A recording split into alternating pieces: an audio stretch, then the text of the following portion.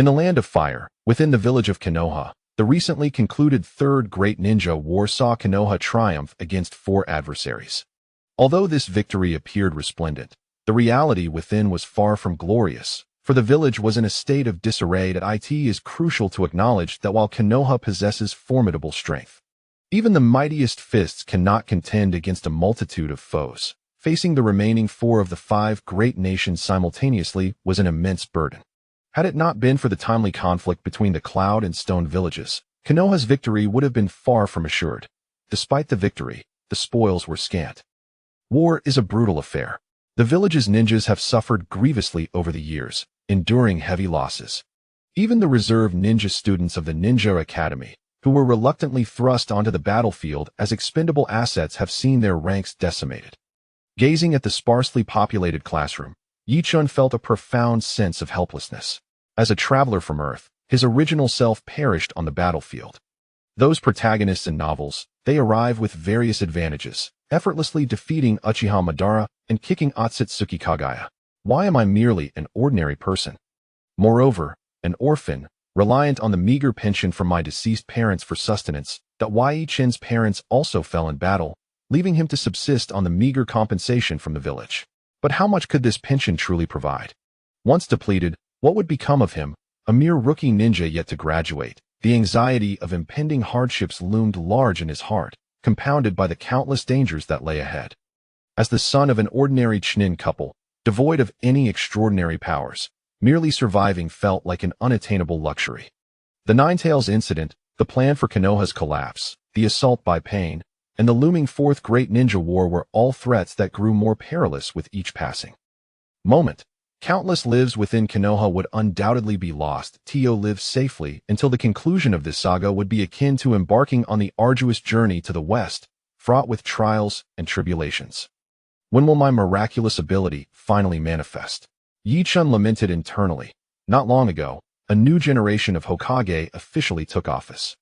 The third Hokage, Sarutobi Hiruzen, retired, passing the mantle to the fourth Hokage, Namikaze Minato, who became the leader of Konoha. For Yi-chun, who possessed knowledge of the unfolding narrative, this event heralded the imminent arrival of the catastrophic Ninetales incident. On the podium, the teacher of the ninja school, dragging his damaged body, earnestly conducted the lesson. The Third Great Ninja War had just ended, leaving Konoha in a state of desolation and a shortage of manpower. Many ninjas, grievously injured and rendered disabled, were nonetheless compelled to return to duty. Yet Yi-chun's mind wandered, consumed by trivial thoughts. Why Yi-chun? Daydreaming during class? Stand up, answer me, what is this seal? Fail to respond correctly, and you shall run 10 laps around the playground. Ueno Shin, who had lost his left hand in the war, was diligently teaching but noticed Yi-chun staring blankly at the blackboard, his eyes devoid of focus. Enraged, he reprimanded the boy. Hey, no need to be upset. Ueno-sensei. Yi-chun stood up, displaying a sheepish smile, as Ueno-sensei had generally treated him kindly. Knowing that he was the orphan of a martyr, Yi-chun received particular care in his daily life. Glancing at the blackboard, he noticed a handprint that felt familiar, lingering on the tip of his tongue, yet he was momentarily at a loss for words. Cold sweat trickled down Yi-chun's brow when a clear voice whispered in his ear, "It is Een." Someone had discreetly passed the answer to him. Filled with elation, Yi-chun responded aloud, "Teacher Ueno, it is the Een print." Nodding in acknowledgement, Ueno Shin admonished him, "Correct, but do not let your mind wander again, understood?" "Yes, teacher," Yi-chun replied, settling down and flashing a smile at Uchiha Itachi, the one who had provided him the answer. Uchiha Itachi, however, displayed no outward emotion, his expression serene as if he had not spoken at all. Yi-chun chuckled. Unperturbed, Uchiha Itachi's demeanor was simply his nature.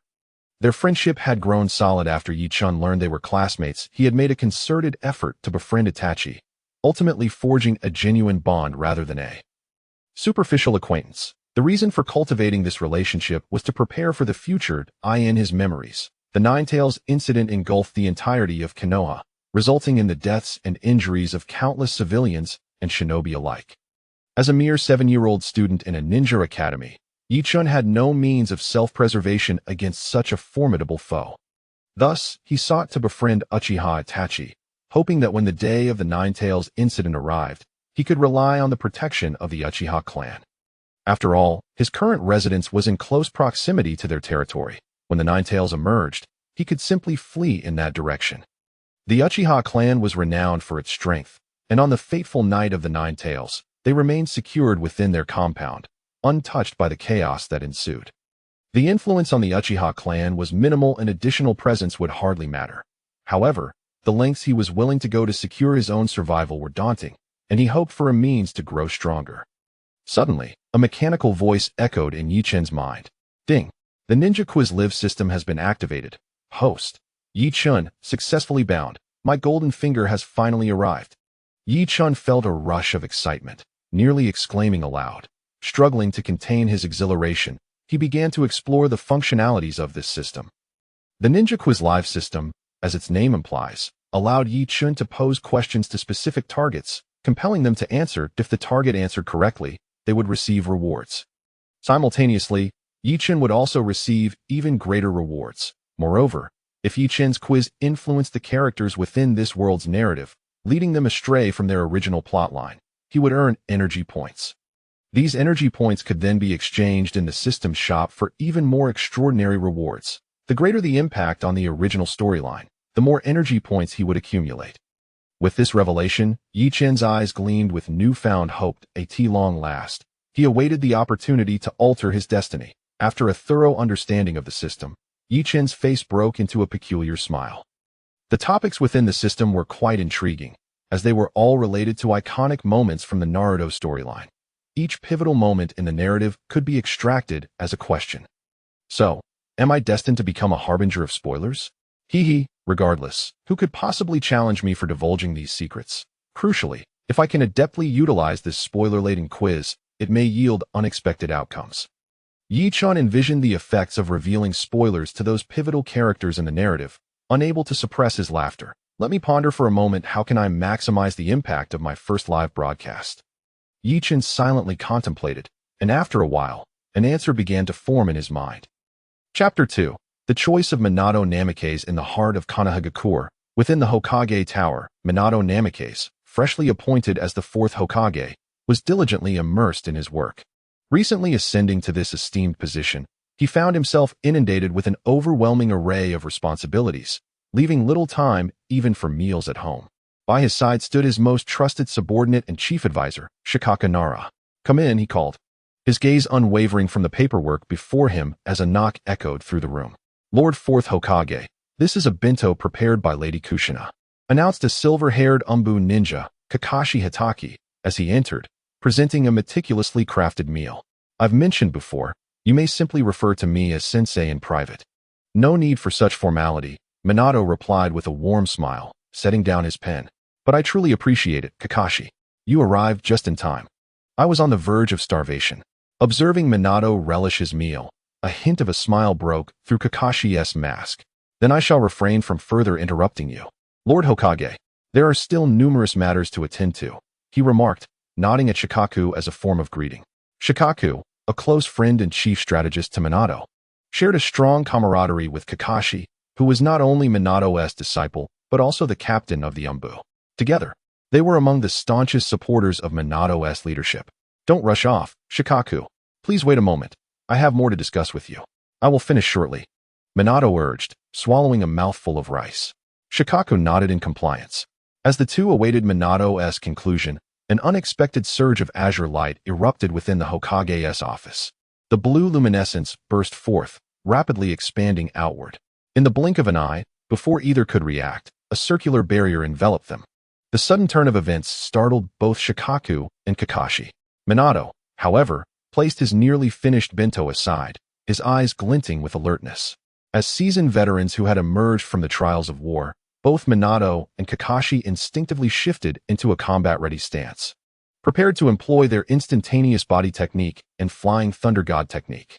Although Shikaku seldom engaged on the front lines, his prowess was firmly established at the elite Jonin level, and his reflexes were equally swift. Yet, the barrier expanded with such rapidity that in mere moments, all three found themselves ensnared within its confines. An eerie, unfathomable force permeated the barrier, thwarting their attempts to escape with the techniques they had just employed. Realizing the gravity of their predicament, Kakashi swiftly positioned himself before Minato, gripping a kunai with unwavering focus, prepared for any imminent danger. Sensei, my instantaneous body technique cannot breach this barrier. It feels as though an invisible wall is obstructing my escape. Kakashi Hatake spoke softly to Minato Namikaze, who nodded in agreement. Having realized the gravity of the situation, my Flying Thunder God technique cannot extricate us from this barrier. It appears we are in considerable trouble. What do you think, Shikaku? A solemn expression adorned Minato's face as he instinctively sought the counsel of his chief strategist. At that moment, Shikaku Nara held a kunai defensively in front of Minato, wary of potential adversaries. After a moment of contemplation in response to Minato's inquiry, he shook his head and remarked, I am uncertain as well. However, the ability to infiltrate Konoha silently and ensnare us within a barrier signifies that our assailant possesses extraordinary power. The best course of action now is to await reinforcements from the village. Upon hearing this, Kakashi nodded in agreement. Indeed, with the Hokage's office ensnared in this barrier, the village will undoubtedly become aware of the situation. Once they coordinate their efforts, this intruder shall surely be apprehended. No one in the entire shinobi world can single-handedly confront the might of Konoha. The three of them held firm confidence in this assertion.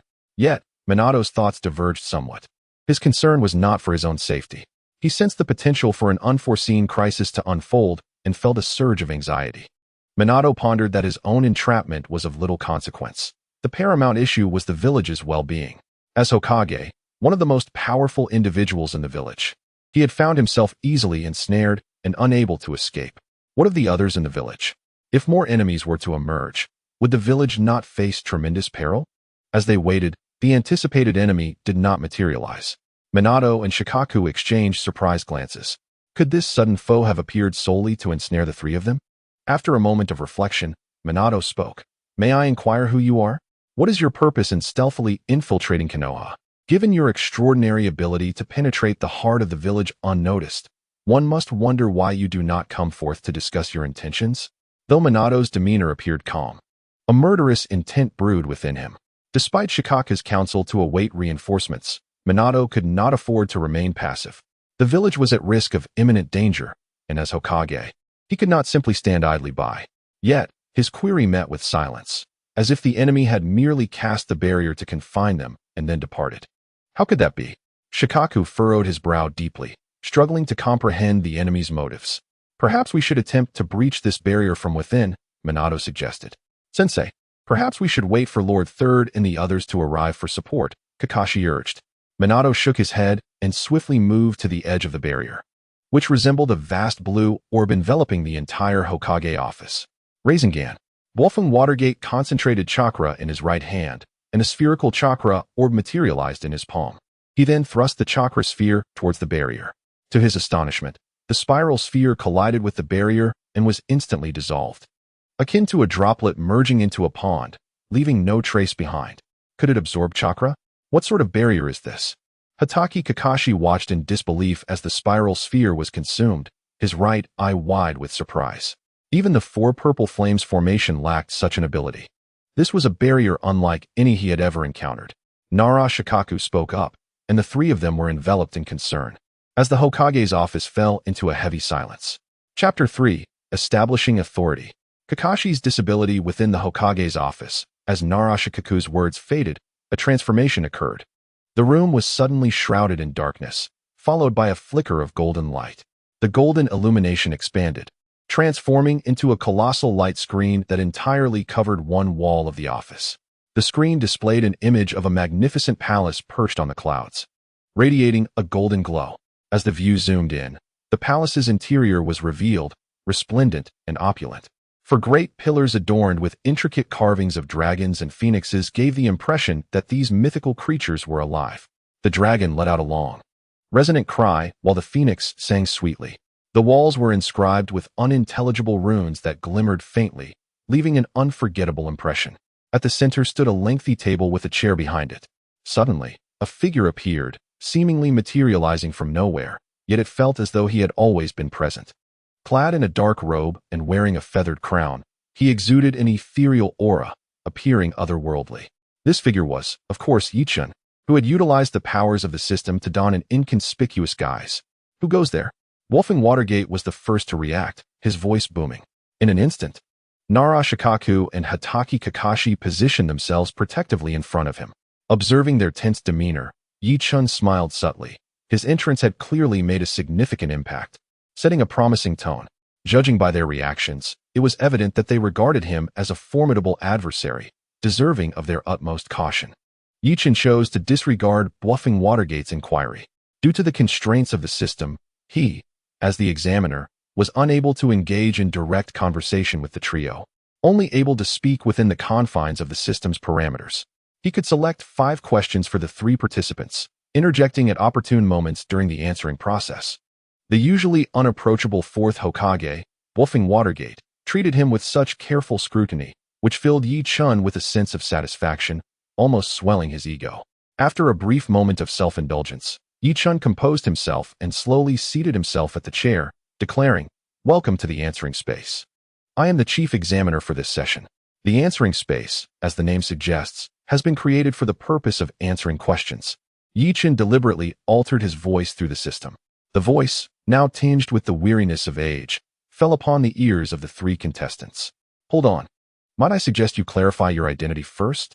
To intrude upon Konoha and ensnare the Hokage within a barrier, what are your intentions?" Nara Shikaku inquired, maintaining his characteristic composure as he deemed it imperative to ascertain Yi Chun's purpose. Conversely, Kakashi Hatake exhibited far less patience. He pulled his forehead protector up to reveal his blood-red Sharingan, exuding an aura of menace as he declared, "Sir, your infiltration of Konoha and your assault on the Fourth Hokage is an unforgivable transgression. Now, dismantle this barrier and surrender. Otherwise, you shall bear the consequences." As the captain of the Fourth Hokage's bodyguard, it was Kakashi's solemn duty to safeguard the Hokage from any threat or harm.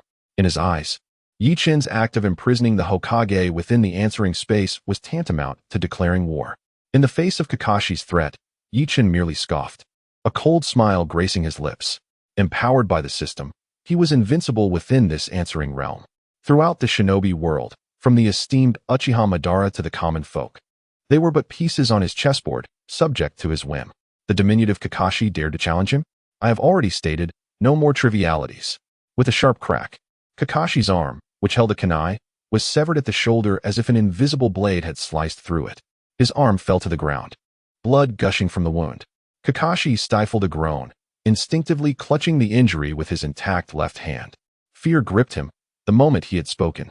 An overwhelming sense of danger coursed through him. In the blink of an eye, without warning or means of evasion, his arm had been cleaved. "Kakashi!"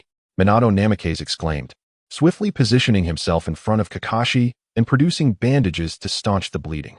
He had witnessed the event unfold with clarity. It was not the enemy employing wind blades or any sharp weaponry. Instead, it seemed as though an invisible knife had severed Kakashi's limb. Regaining his composure, Minato inquired in a grave tone, "Sir, if answering the questions is all that is required, why resort to violence?"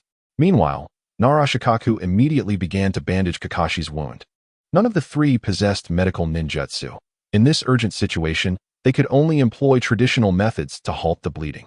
Hearing Minato's irate inquiry, Yi Chun shook his head dismissively, responding with indifference, "I have drawn you into this answering space to present you with an opportunity. Do not be ungrateful. Consider this a mere warning. Should there be a next time, the consequences will be yours to bear. I pose the questions, you provide the answers. Rewards await those who respond correctly. The rules are straightforward, no further idle chatter. Upon completion of the questions, I shall take my leave."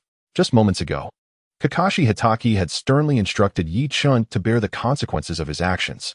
Now, the roles had reversed, and it was Yi Chun's turn to assert the same. A sly smile crept onto Yi Chun's face as he reveled in the exhilarating sensation of being the puppet master. No wonder Obito Uchiha incessantly donned that tattered mask. Projecting an air of superiority, it truly was a captivating experience. Nara Shikaku finally managed to staunch Kakashi's bleeding and solemnly inquired, "Might I ask, what is the nature of this inquiry, and what rewards accompany it?" Naturally, where there are rewards, there must also be repercussions. What might those entail? Yi Chun merely mentioned the rewards, yet Shikaku was far too astute to naively assume that only rewards existed without penalties. Upon hearing the question, Yi Chun chuckled softly and replied, "Considering this is the inaugural inquiry, penalties shall not be enforced this time. They will commence from the next occasion." Another occasion? Minato Namikaze felt a tightening in his chest. He exchanged a glance with Shikaku, both of them enveloped in a sense of foreboding. Yi Chun's sudden appearance and his words contradicted their understanding of reality.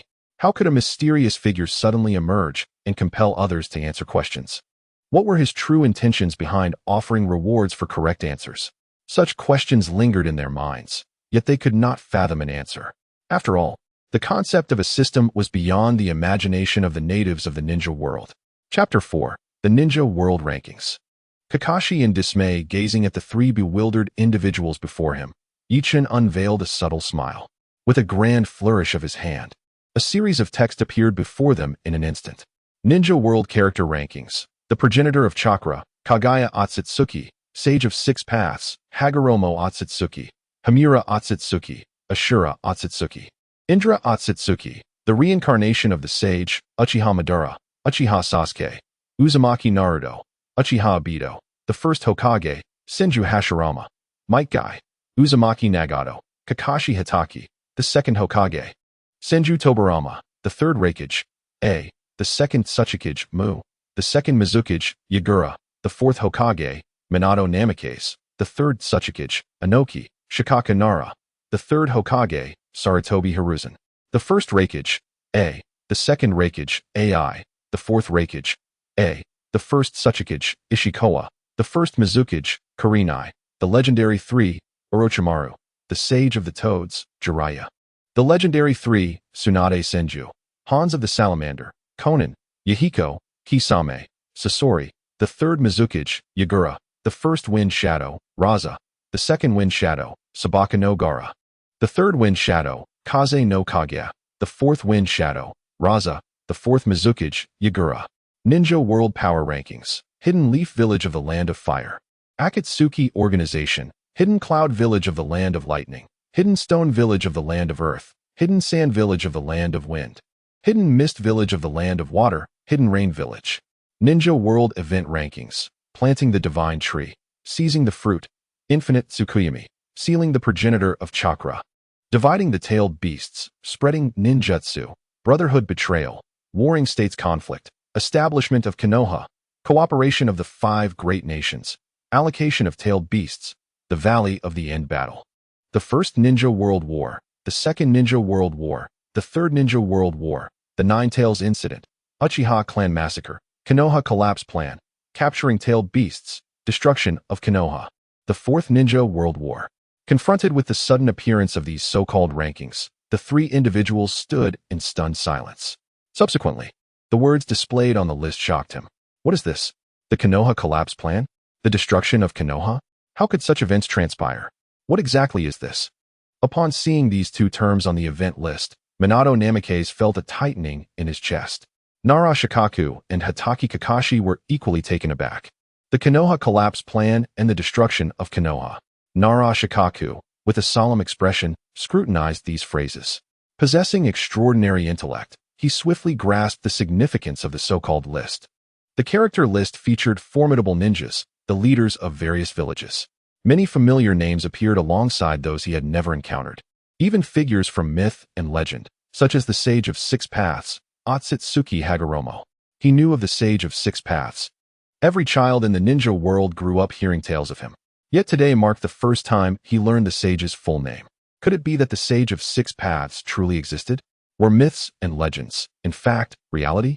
Nara Shikaku pondered further, then turned his attention to the power rankings. The power list was simpler, showcasing various villages and factions, with the Akatsuki organization being the only one unfamiliar to him. However, its presence on this list indicated that it was noteworthy, warranting closer observation in the future. Next was the event list, which seemed to chronicle historical events rooted in myth.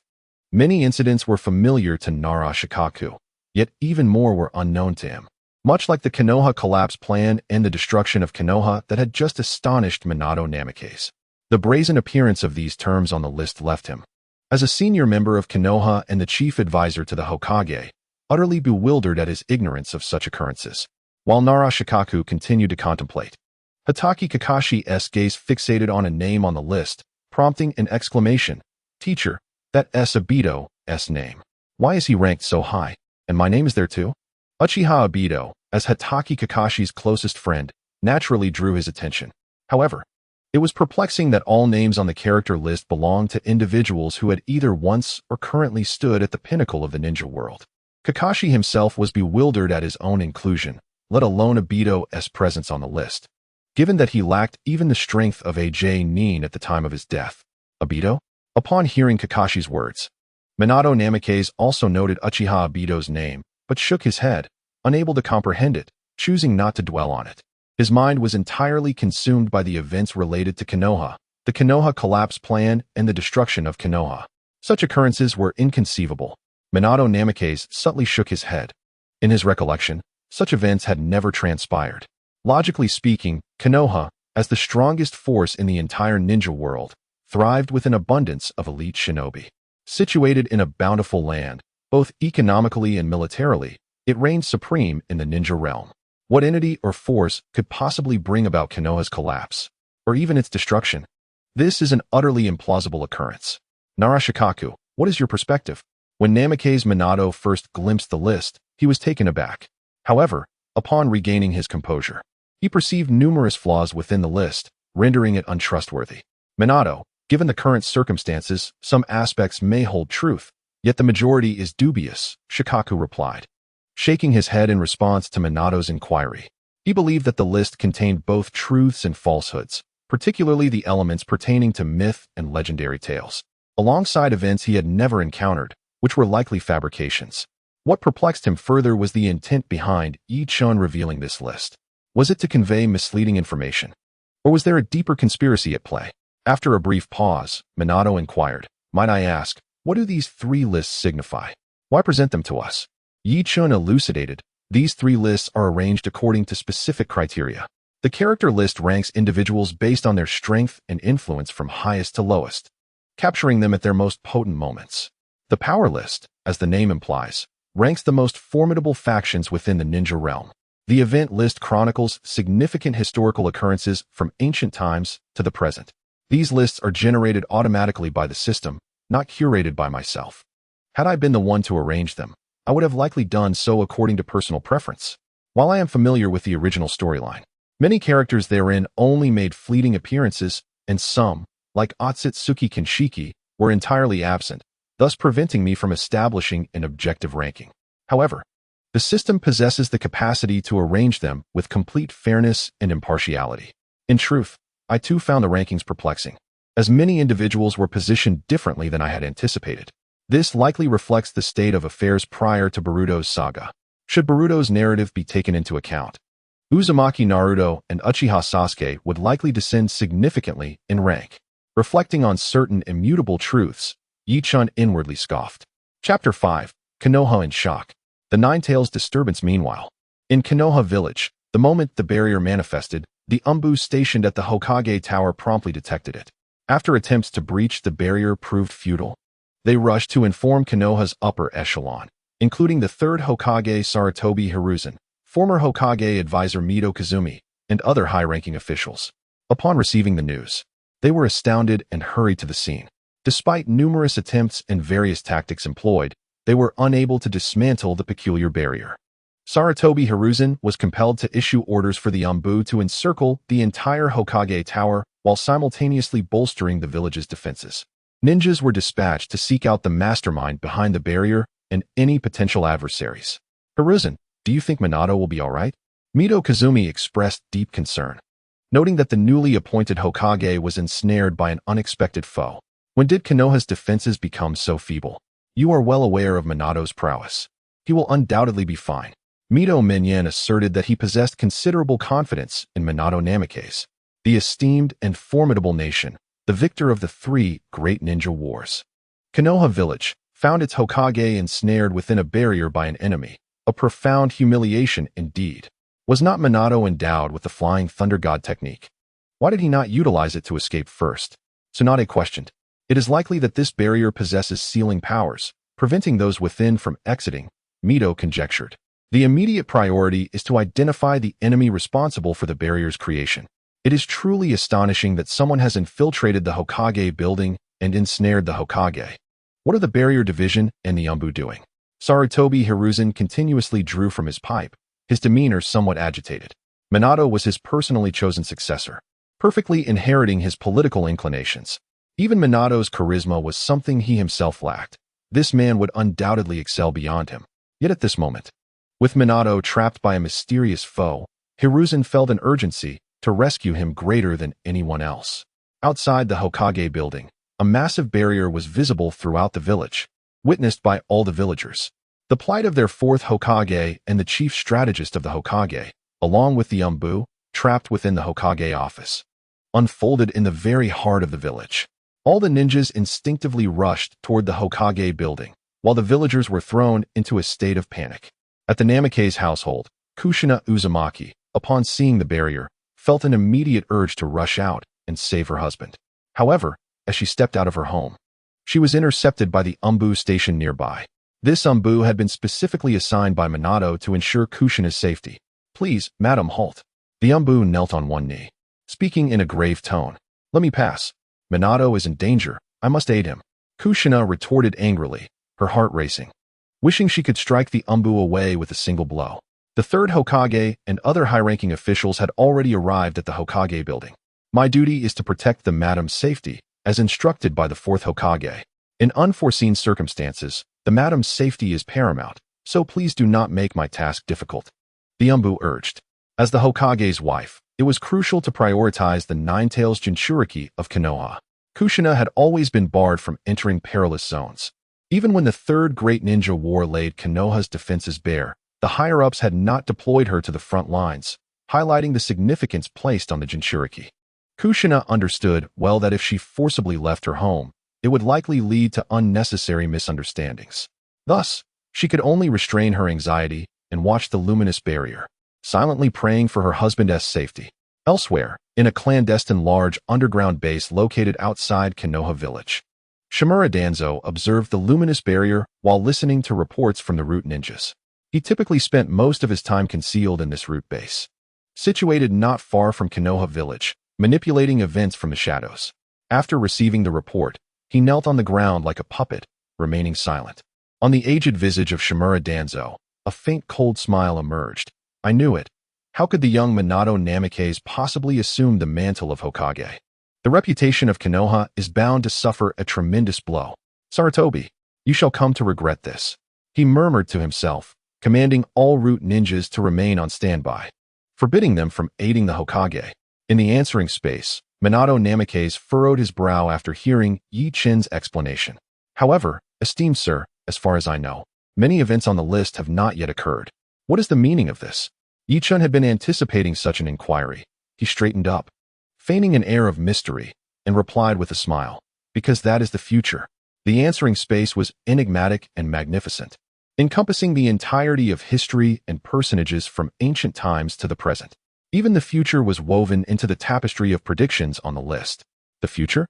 Minato, along with his companions, exchanged glances, each reflecting a profound shock in their eyes. With a serious demeanor, Minato inquired, "If this truly pertains to the future, then according to the sequence on the event list, following the recently concluded Third Great Ninja War, comes the so-called Nine-Tails Chaos? Is this Nine-Tails Chaos indeed an event destined to transpire?" According to Yi Chen's explanation, if accurate, then the Nine-Tails Chaos was a significant event that lay ahead. Yet, the Nine-Tails was firmly sealed within the body of his wife. How could it possibly escape to wreak havoc? "Minato, isn't the Nine-Tails?" Nara Shikaku interjected. One of the informed individuals, aware that the Hokage's wife was indeed the Jinchuriki of the Nine-Tails. Minato nodded, refraining from further comment. Such a secret regarding the Nine-Tails Jinchuriki could not be divulged in front of someone with Yi Chen's ambiguous identity. Kakashi Hitaki, as the leader of the Umbu, was also well aware of the principles of confidentiality. The Nine-Tails Jinchuriki, Kushina Uzumaki, was his mentor's wife, someone he was intimately familiar with. The unspoken exchange of glances among the three was not lost on Yi Chen. Yet he paid it no mind and responded, "The answer to that question lies within the answering space. You may choose to answer the question. If you succeed, you shall obtain the answers you seek. Bound by the rules of the system, Yichin could not directly divulge the future plot to them. The participants had to glean the future narrative through their responses. Should he attempt to reveal the plot directly, his rewards would vanish, and the system would experience a shutdown, rendering it inoperable for an extended period. Thus, he was unable to respond directly to Minato's inquiry. Chapter 6. Custom Wishes. Reviving Obito? Minato, Shikaku, and Kakashi exchanged glances. The decision to answer the question was not one of choice. Once Yi-chun had ensnared the three within the answering space, they found themselves devoid of alternatives. However, Yi-chun's cryptic words left them in a state of hesitation. At that moment, they could hardly believe Yi-chun's account of the future, perceiving him merely as a trickster scheming some malevolent plot. Yet, they were trapped within this barrier, unable to extricate themselves. At first, the anticipated support from the village has yet to materialize. They find themselves with no alternatives. Deep within, a vague curiosity about the future begins to surface. Although I do not believe the tale you narrate, I am inclined to hear it to its conclusion. Such is the essence of my thoughts. Therefore, esteemed one, what sort of questions shall we encounter? Furthermore, what intrigues me is how one distinguishes the authenticity of these questions and our correctness in answering them. Nara Shikaku inquired.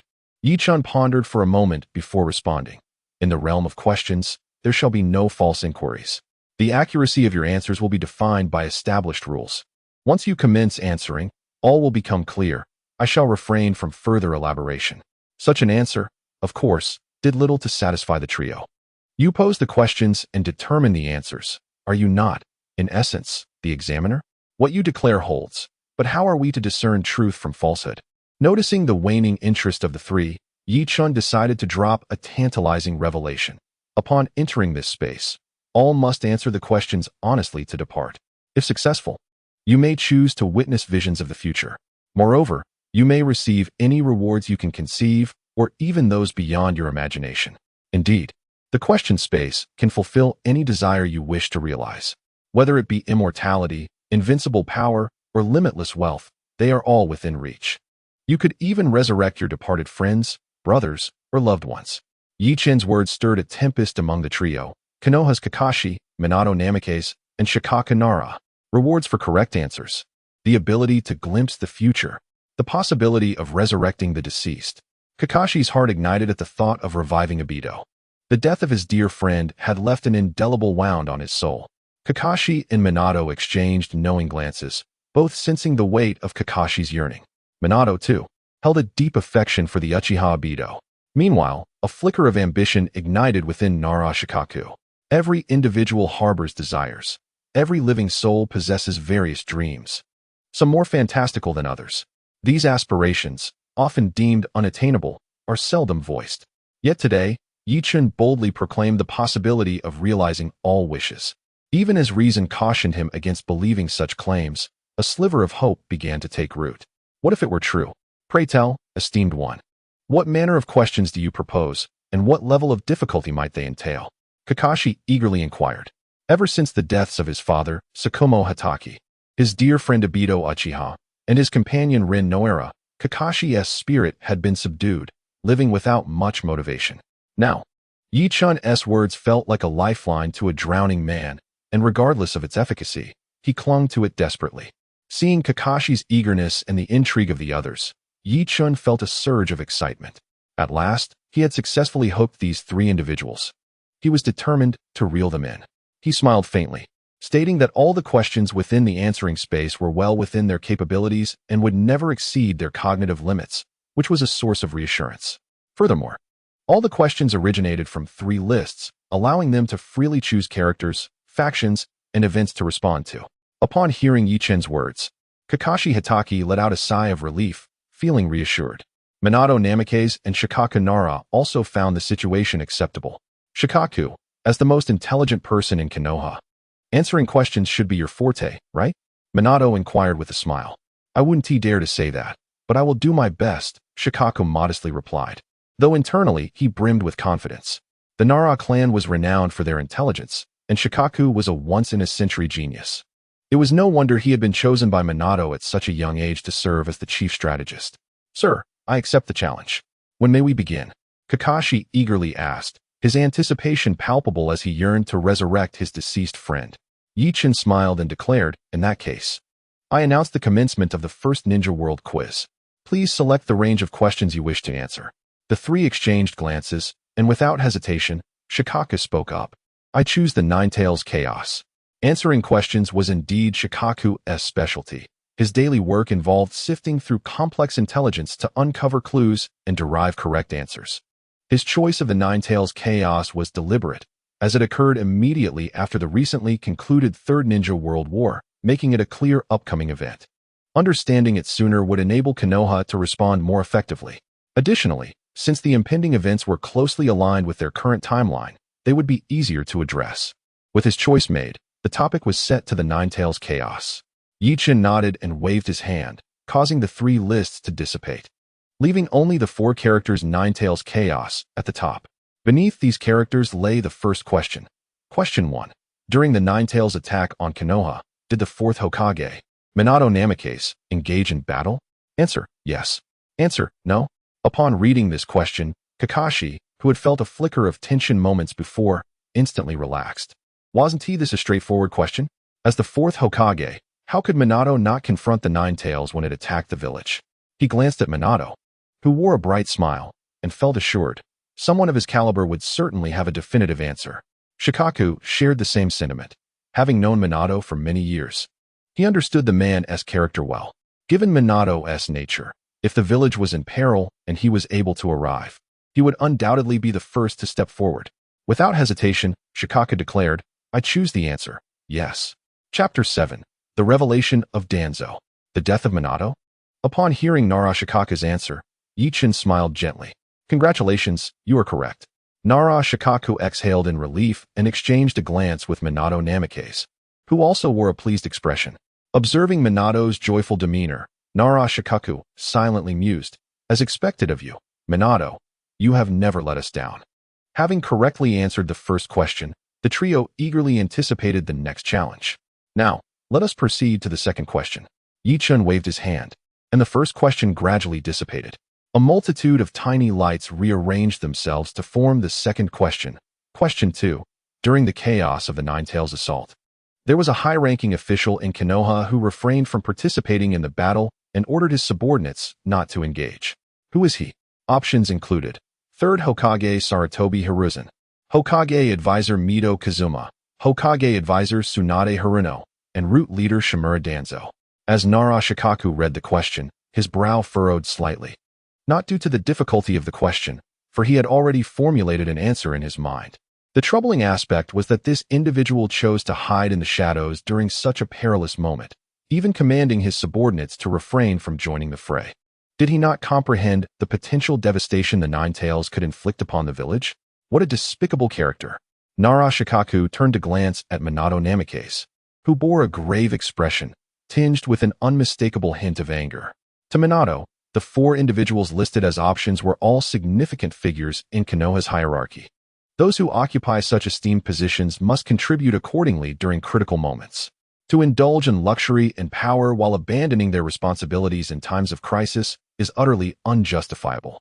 What right do they have to hold such rank simply because of their age? Thus, regardless of which of the four it may be, Minato could not condone such actions. Could it be that person? He thought, refraining from uttering the name in his ire, opting instead to refer to him simply as that guy. Nara Shikaku nodded in affirmation, stating, it must be him without a doubt, even setting aside his motives. The third Hokage, now retired, has entrusted the Umbu to your command, and his subordinates lack direct combat troops. Elder In and Elder Haruno do not possess the authority to mobilize the village's active forces. Only Shimura Danzo, with his root, which answers solely to him, holds the power to issue such an order. Minato nodded, signaling Nara Shikaku to answer the question. Shimura Danzo had persistently interfered with Minato's administration, and his root operated under a command that disregarded Minato's authority. This private army, entirely loyal to Danzo, showed blatant disregard for the Hokage's position. Although Minato was magnanimous, he could not tolerate someone whose actions were tantamount to fracturing the village. However, having recently assumed office, he had yet to find the opportunity to address this situation.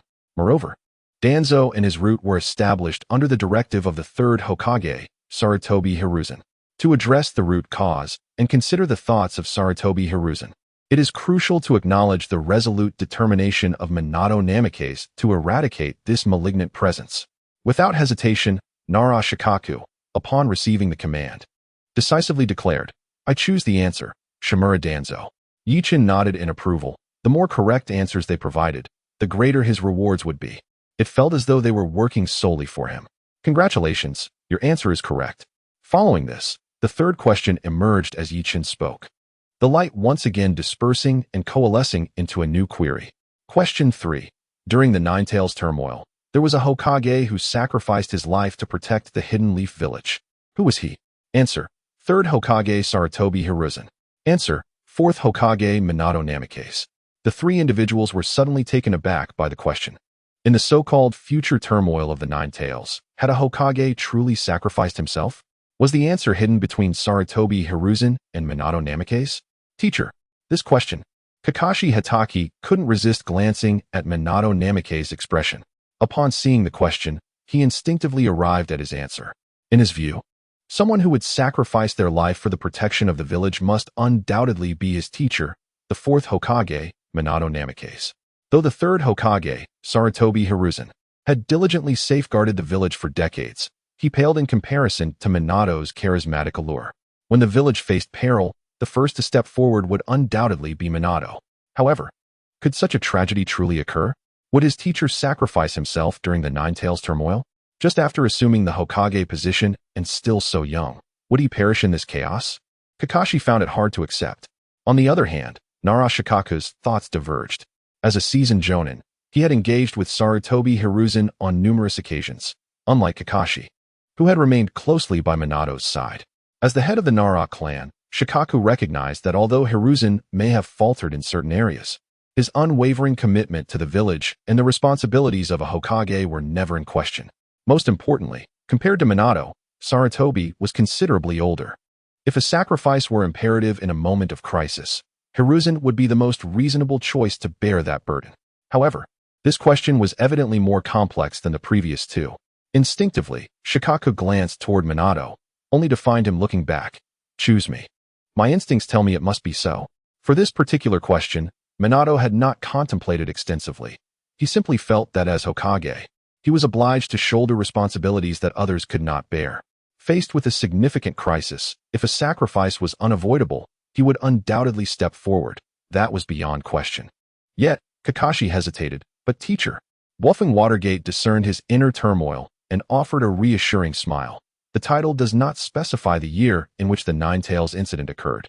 Perhaps it will transpire several decades hence. By then, I shall be of considerable age and may have numerous sons and daughters. To protect them, I would willingly sacrifice myself. To safeguard Konoha, to shield its villagers, and even to protect my own progeny. Such is the resolve of the fourth Hokage, Wolfing Watergate. What is my life in comparison?" Kakashi Hatake lowered his head, murmuring, "But the third Hokage." Wolfing Watergate gazed upon Kakashi's pale visage and cautioned, "Kakashi, do not entertain such perilous thoughts. I am confident that the third Hokage would gladly make the same choice as I, for he was once the Hokage. He would risk his life to protect the village. Yet, how can one measure and compare lives?" Chapter 8. What wishes should one make? Kakashi Hatake bowed his head in silence, lost in thoughts of his father. His father, Tsukumo Hatake, was once among the most esteemed ninjas of Konoha, known as the White Fang. With a ninja blade, he carved a path across the battlefield, earning immense renown during the Second Shinobi World War, a time before the legendary Sannin had emerged. Tsukumo's exploits on the battlefield garnered him respect rivaling that of the Hokage. Many villagers even regarded him as a candidate for the next Hokage. Regrettably, during a mission, the team led by Tsukumo fell into a trap, with many comrades captured by the enemy. To complete the mission, he would have to abandon his companions, yet saving them risked the failure of their objective. In the world of ninjas, missions hold paramount importance, and they are bound by duty to see them through. It was anticipated that Tsukumo would forsake his comrades in favor of the mission, but unexpectedly, he chose to rescue them. As he stormed into the enemy camp to save his comrades, they were ambushed. The enemy had set a trap, lying in wait for his arrival. The squad met with total annihilation, leaving only Tsukumo and a few survivors to escape. In the aftermath, rumors spread through the village, tarnishing Tsukumo's name. He was accused of abandoning the mission and making a grave error that resulted in significant losses. Overcome by his volatile nature, Tsukumo ultimately took his own life at home, casting a shadow over his once glorious existence and leaving behind the unfortunate Kakashi. This incident indelibly marked Kakashi's tender psyche, instilling in him the belief that a ninja's duty is to fulfill missions above all else. He grew cold, detached, and ruthless, viewing his comrades merely as tools. It was only through bluffing Watergate's gradual influence that he found his way back to the path of righteousness. Now, a similar dilemma confronted him: the elderly and lesser-valued Third Hokage versus the youthful and more esteemed Fourth Hokage. Faced with these two options, his instinct urged him to choose the one of greater worth. Yet, bluffing Watergate solemnly reminded him, life cannot be measured against one another. It is evident that Minato Namikaze perceives the situation in this manner. When Nara Shikaku solemnly proclaimed, "I choose the answer, the Fourth Hokage, Minato Namikaze," and Yeching smiled and nodded in affirmation, signaling that the answer was indeed correct, Kakashi Hatake felt as though a small hole had been punctured in his mind. A fresh and fervent idea burrowed into his consciousness and took firm root. It dawned upon him that comrades truly hold greater significance than mere missions. "You are right, father," he silently uttered within his heart, and upon opening his eyes, the world became clear. Minato Namikaze and Nara Shikaku remained unaware of Kakashi's inner transformation as they began to anticipate the fourth question. Yeching noticed Kakashi's slight unease, but did not dwell on it. It was apparent that the spotlight of this question-and-answer session was not on the silver-haired individual. With a wave of his hand, light particles coalesced once more, revealing the fourth question, Question 4. In a moment of crisis, which sealing technique did the Fourth Hokage, Minato Namikaze, employ to seal the Nine Tails? Options: A. 4-symbol seal; B. 8-trigram seal; C. Diamond seal; D. Dead demon consuming seal sealing technique. Was his sacrifice truly due to sealing the Nine Tails? Minato pondered. This made sense, for with his own strength and the Flying Thunder God technique, it was improbable that he could have been slain by the Nine Tails. Thus, in a bid to protect the village, he used a sealing technique to confine the beast, which ultimately led to his demise. Logically, this narrative held water. Consequently, the sealing technique that precipitated his death came to mind, and he realized it could only be that one. Among the four options, he was only unfamiliar with the diamond seal, as it was a secret technique of the Uzumaki clan, requiring the bloodline of the clan for its execution. For those outside the Uzumaki bloodline, mastering it would be exceedingly difficult, and even then, its potency would not match that of a true Uzumaki. His wife, Kushina Uzumaki, was exceptionally skilled in the diamond seal. As for the remaining three techniques, 4-symbol seal, 8-trigram seal, and dead demon consuming seal, Minato was quite adept at all. Of these three, the only technique that would result in the user's death was the dead demon consuming seal. Hence, the answer was unmistakably apparent. Kakashi, however, appeared puzzled. He glanced at Minato and inquired, "Sensei, if you sealed the Nine Tails, why did you still perish?" "Because that technique requires the life of the user as its cost." Minato sighed and explained. The dead demon consuming seal is a secret sealing technique of the Uzumaki clan. It summons the Shinigami from the Pure Land at the cost of the user's life, using the user's body as a vessel to seal the target. It is an exceedingly perilous forbidden technique. Nara Shikaku nodded in understanding. He had not previously heard of this sealing technique, likely reserved for Hokage alone. "I choose the answer, dead demon consuming seal," Nara Shikaku declared. Having answered 3 consecutive questions correctly, Yeching expressed his joy, beaming as he nodded. "Congratulations, your answer is correct. Next comes the 5th question, the final one. Answering this correctly will grant you a wish, a reward where any desire can be fulfilled. You will first be given a moment to contemplate what wish you might want." Yichin smiled at the 3 individuals and posed this inquiry, igniting a spark within their hearts. Previously, during the answering of questions, they had felt detached, maintaining a calm demeanor.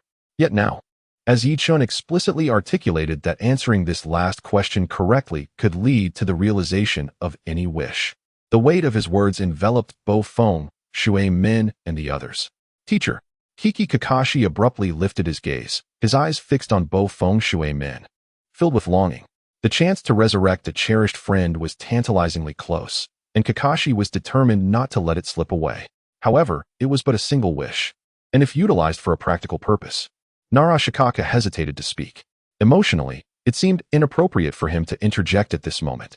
Yet, as the chief strategist of the Hokage, he felt an obligation to provide sound judgment on such significant matters.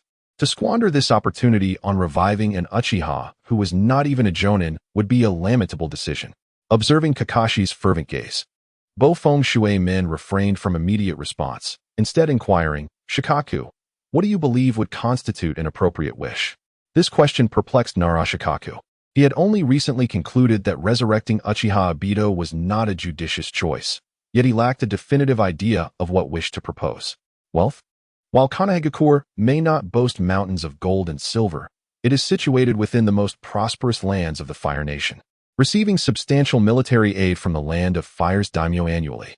The village's economic situation was robust, consistently ranking first among the 5 great nations in task allocation. Could they truly lack for riches? Power? Not to mention that the Fourth Hokage, Bofeng Shui Min, already occupies one of the most esteemed positions within the ninja world. Even Shikaku himself held significant authority in Konoha as the chief advisor. Power merely served as a burden on their shoulders, not an object of pursuit. Beauty? Such a notion seemed too trivial. Both Narashikaku and Bofeng Shui Min were already married, and Kakashi was merely 14 years old, not the type to be easily swayed by physical allure. What remained? Life? The three were still quite young, with life ahead of them, and thus not in a rush. Strength? Bofeng Shui Min had already reached the pinnacle of the ninja world, and his desire for power was not fervent. As a civilian worker, Shikaku did not excel in strength either. Kakashi, a prodigy of his generation, was progressing steadily and would undoubtedly ascend to the heights of the ninja world in the future. So, what wish should they ultimately propose? Chapter 9. It's you. Uchiha Obito. After much contemplation, Narashikaku found himself at a loss for any urgent wishes that needed fulfilling. He couldn't help but look up at Bofeng Shui Min, offering a wry smile. This truly isn't an easy choice. Is it, Watergate? Kakashi, filled with inner urgency, understood that this was not the moment for him to speak. He and Narashikaku merely offered advice and suggestions to Minato Namikaze. Ultimately, the decision lay in the hands of Minato himself. Sensing Kakashi Hitachi's gaze upon him, Minato turned to him with a reassuring look. He then addressed Narashikaku, saying, "Since we lack a solid idea for now, why not complete the questions first? Otherwise, if we spend our time deliberating on our wishes only to fail in answering the questions correctly, it would be a fruitless endeavor." Minato's words served as a reminder to the other two. Indeed, there was still a question left unanswered. They had been so eager to argue over what wish to make. Narashikaku, regaining his composure, scratched his head sheepishly and remarked, "You're right. I was too hasty. Please, reveal the 5th question." Unbeknownst to him, Narashikaku had grown increasingly awed by Yi Chun's mysterious powers. He no longer addressed him as Your Excellency, but instead with a more respectful sir. Yi Chun felt a sense of satisfaction within, maintaining a composed demeanor as he nodded slightly, and said, "In that case, let us proceed to the 5th question." With that, the luminous characters gathered once more, transforming into the 5th question. Question 5. Which of the following answers is not a reason for Uchiha Obito's initiation of the Nine Tails attack? Answer: revenge against the 4th Hokage, Minato Namikaze. Answer: capturing the Nine Tails. Answer: executing the Moon Eye plan. Answer: being manipulated by Black Zetsu. As this question emerged, it detonated like a nuclear bomb, leaving the two present utterly disoriented. Even Narashikaku, who was not well acquainted with Uchiha Obito, was taken aback. The implications contained within those few lines were overwhelming. Minato and the others found it difficult to comprehend. Uchiha Obito. The mastermind behind the Nine Tails attack was none other than Uchiha Obito. Instantly, Kakashi's eyes turned red, and he bit his lip beneath his mask until it bled. Although his left eye had always been red, now his right eye mirrored the color. He could hardly fathom receiving such information so suddenly. Impossible.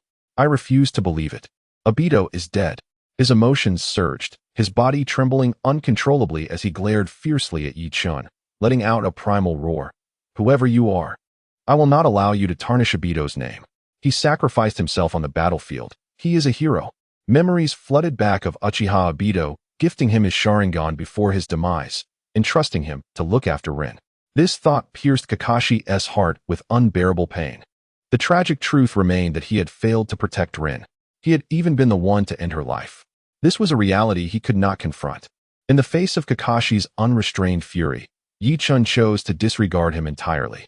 When presenting this question, Yi-chun had anticipated Kakashi's reaction, hence he was unperturbed. Calm down, Kakashi.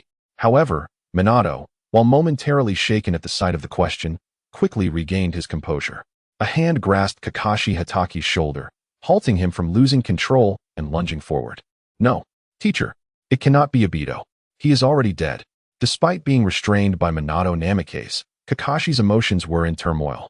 With a heavy sigh, Minato delivered a swift strike to the back of the agitated white-haired youth's neck, rendering him unconscious. After all, Kakashi had already lost a hand for offending Yi-chun, and his current emotional instability posed a significant risk of provoking further actions that could lead to his demise at Yi-chun's hands. Thus, it was prudent to subdue him. My apologies, Your Excellency, Minato said, bowing slightly to Yi-chun as a gesture of contrition on Kakashi's behalf. Yi-chun graciously waved his hand, signaling them to proceed with the questions. With a sigh of relief, Minato redirected his focus to the fifth question. However, upon reading it, he found himself utterly perplexed. The terms Eye of the Moon Plan and Black Zetsu's manipulation eluded his understanding. Among the remaining answers, the option of retaliation against the Fourth Hokage, Minato Namikaze, was the one he most desired to select, for he could not fathom why Obito Uchiha would harbor any animosity towards him. Since taking Obito from the Ninja Academy and mentoring him as his Jonin instructor, Minato believed he had never wronged him. Even if Obito was notorious for being a perennial underachiever, Minato had always devoted himself to teaching him.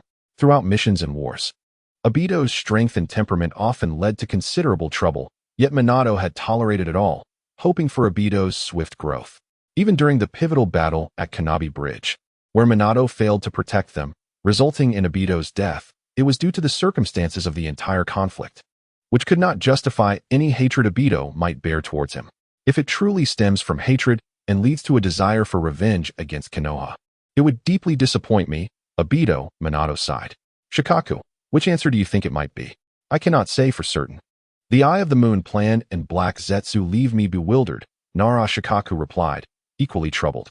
However, I believe I have some insight. Let me share my thoughts with you. Regarding the answer about revenge against you, Minato, I feel it is difficult to assess, so I shall skip it for now. Moreover, the answers seem likely interconnected, as the question states only one of the three options is incorrect. Thus, the remaining three must pertain to Obito's reasons for attacking Konoha. The logic behind capturing the Nine Tails aligns with the execution of the Eye of the Moon Plan. When combined with the answer, it suggests that under the influence of Black Zetsu, Obito executed the Eye of the Moon Plan, culminating in the capture of the Nine Tails. This appears to be the most plausible logic. Upon hearing Nara Shikaku's conjecture, Minato's expression visibly improved. Such reasoning effectively eliminated the possibility that Obito attacked Konoha out of hatred towards him, which led to the Nine Tails rampage. As Nara Shikaku observed, he heaved a sigh of relief upon seeing Minato Namikaze's calm demeanor, and gently reminded him, "This is merely my conjecture. In truth, the answer can indeed be intertwined with other possibilities." Chapter 10. The correct answer. Customized wishes due to the insidious influence of Kagaya's will, the animosity against the Fourth Hokage, Minato Namikaze, culminated in the pursuit of the Nine Tails or the execution of the Moon's Eye Plan. Alternatively, the hatred towards Minato could have driven the execution of the Moon's Eye Plan, ultimately leading to the capture of the Nine Tails. Both lines of reasoning are coherent. Nara Shikaku maintained an extraordinary composure, laying out all conceivable answers. According to the question, 3 out of 4 answers were correct, leaving 1 incorrect. The most plausible answers amounted to 3 in total. After hearing Shikaku's deductions, Minato found himself somewhat troubled. Being an astute individual, one would not attain the position of Hokage without intelligence. However, his acumen was predominantly in the realms of warfare, strategy, and tactics. Deciphering such enigmas was not his forte. Moreover, he was entirely unaware of the implications of the Moon's Eye Plan or who Kagaya was.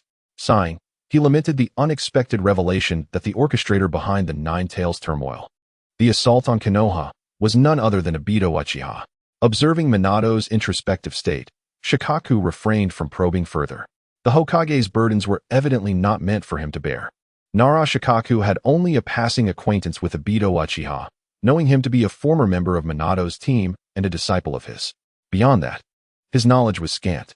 However, based on Minato's character and integrity, Shikaku found it hard to believe that his own disciple would harbor such deep-seated hatred, to the extent of attacking Konoha and unleashing the Nine Tails. Quietly, Shikaku analyzed the situation. The Moon's Eye plan was evidently a sinister scheme, likely connected to the Nine Tails. Otherwise, the Nine Tails turmoil would not have transpired. It was clear that this plot necessitated the unleashing of the Nine Tails and even its capture. He silently vowed to remain vigilant regarding this scheme, ensuring that such a conspiracy would not come to fruition. In his mind, Shikaku recognized that the option of capturing the Nine Tails was almost certainly one of the correct answers. Each coherent logical chain invariably included this choice. Furthermore, the repeated mention of the Nine Tails turmoil since the onset of the inquiry only reinforced this hypothesis. As for the possibility of being influenced by Kagaya's will, it seemed more plausible than the hatred directed at Minato Namikaze. Shikaku could almost envision the scene. During the battle at the Kanabi Bridge, Obito Uchiha sacrificed himself but did not perish. Subsequently, under Kagaya's manipulation, he became entangled in the allure of the Moon's Eye plan, leading to the intention of capturing the Nine Tails. Capturing the Nine Tails was undoubtedly a facet of the Moon's Eye plan, and Kagaya was certainly the mastermind behind this nefarious plot. Nara Shikaku had nearly clarified his thoughts and promptly conveyed his conjecture to Minato Namikaze. Minato, if my deductions are correct, the answer to the fifth question should be what do you think?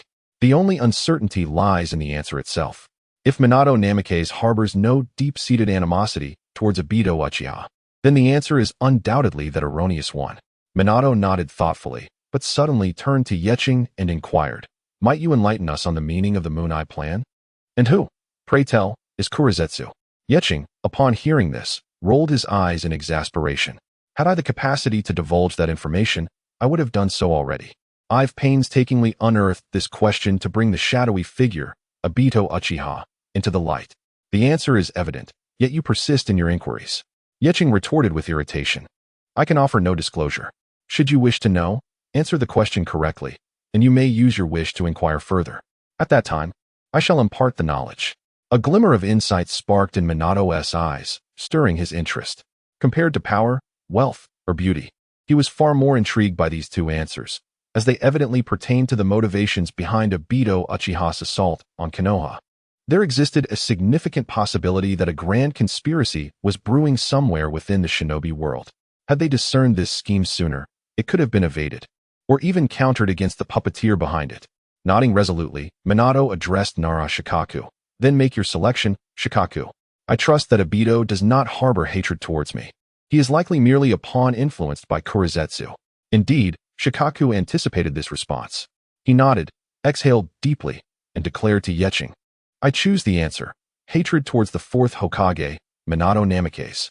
When Nara Shikaku finally made his choice, Yeching was on the verge of ecstatic explosion. Though they had answered 5 questions correctly and could formulate a wish, Yeching would undoubtedly reap far greater rewards. According to the rules of the system, for each question answered correctly, participants would accumulate a reward. Answering 5 questions granted them the opportunity to formulate a wish. However, as the questioner, Yeching was also the host of the system, and thus his rewards would be doubled. This meant that while Minato and Shikaku could make 1 wish, Yeching could make 2.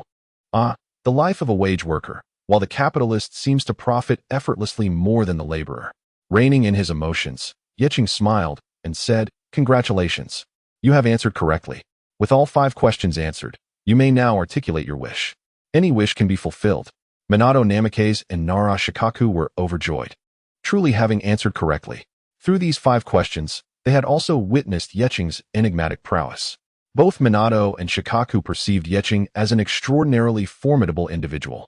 Whether it be through this peculiar spatial barrier or his ability to dispatch Kakashi Hatake in an instant, leaving Minato momentarily bewildered. Regarding the prophecies Yeching had spoken of, both men held a significant degree of belief. Regarding the impending turmoil of the Nine Tails, there is an undeniable sense of urgency. The two exchanged glances, each recognizing the affirmation in the other's eyes. Esteemed one, my wish is to acquire all pertinent information regarding the Nine Tails incident, spoke Minato Namikaze. He astutely refrained from mentioning the Moon's Eye plan and the Black Zetsu, aware that such inquiries might necessitate two separate wishes. Furthermore, it was evident that the Nine-Tails disturbance held undisclosed aspects, making a request for comprehensive knowledge of the event the most advantageous course of action. Yichin smiled, thoroughly pleased with their intellectual acumen. Wasn't his intent merely to unveil the secrets? Revealing the truth could alter the original character's perceptions and divert the narrative from its intended course. This was his ultimate objective. Chapter 11. The Shura of the Ninja World.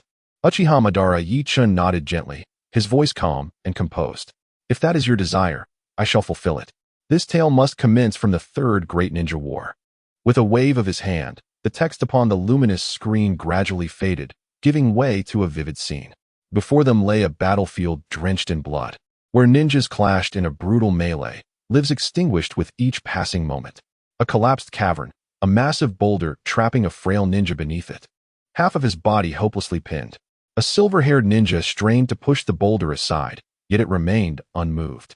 Nearby, a short-haired female ninja wore an expression of disbelief, her gaze vacant.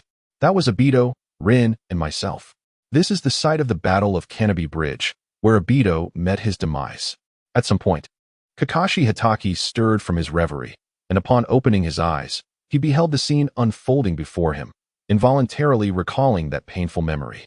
Minato and Shikaku Nara glanced back at him, yet remained silent, merely nodding in acknowledgement. Minato even raised a finger to his lips, signaling Kakashi to remain quiet. With no alternatives, Kakashi complied with a nod. In the scene, just before his death, Uchiha Obito smiled as he entrusted his Sharingan to Kakashi, imploring his dearest friend to take care of Rin. At that moment, though Obito's heart was laden with regret, he bravely faced his fate.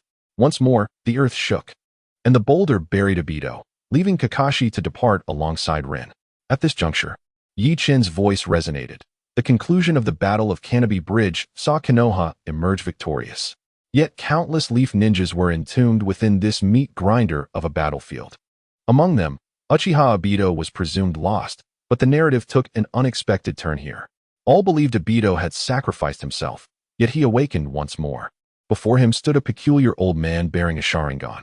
Obito smiled and inquired, "Did you save me, old man?" "Thank you." However, the elder replied, "It is too soon for gratitude. You will repay this debt in due time." Obito did not perish? Who is this elderly figure that saved him? Is he an ancestor from the Uchiha clan? Kakashi Hatake's mind was filled with countless questions, yet he dared not voice them due to the orders of Minato Namikaze. Meanwhile, Minato and Shikaku Nara exchanged glances, each reflecting surprise and confusion in the other's eyes. Who is this elder? Why does he possess the Sharingan? However, the scene continued to unfold, and their inquiries had to be temporarily buried deep within their hearts. Obito, with a troubled expression, stated, "I'm sorry, but I cannot remain here for long. I must return to the village." He gazed at the elder with a look of bewilderment. The Sharingan in the elder's eyes sparked endless curiosity within him. He had no recollection of ever encountering this man. The elder, perceiving Obito's confusion, calmly responded, "I am the spirit of the Uchiha, Uchiha Madara." "Uchiha Madara," Shikaku Nara involuntarily exclaimed. The name of Madara Uchiha, the Shura of the ninja world, once echoed throughout an era, leaving behind numerous harrowing legends. He was a man who had once subdued an age alongside Hashirama Senju, though ultimately defeated by him. However, aside from Hashirama, no one could approach this name with tranquility. Let us continue to observe. Minato Namikaze felt a similar uncertainty, but managed to suppress his astonishment and chose to proceed with the narrative. Obito clearly struggled to believe that this elder was his ancestor. Uchiha Madara, bound in thick bandages, he writhed like a worm, adamantly seeking to escape.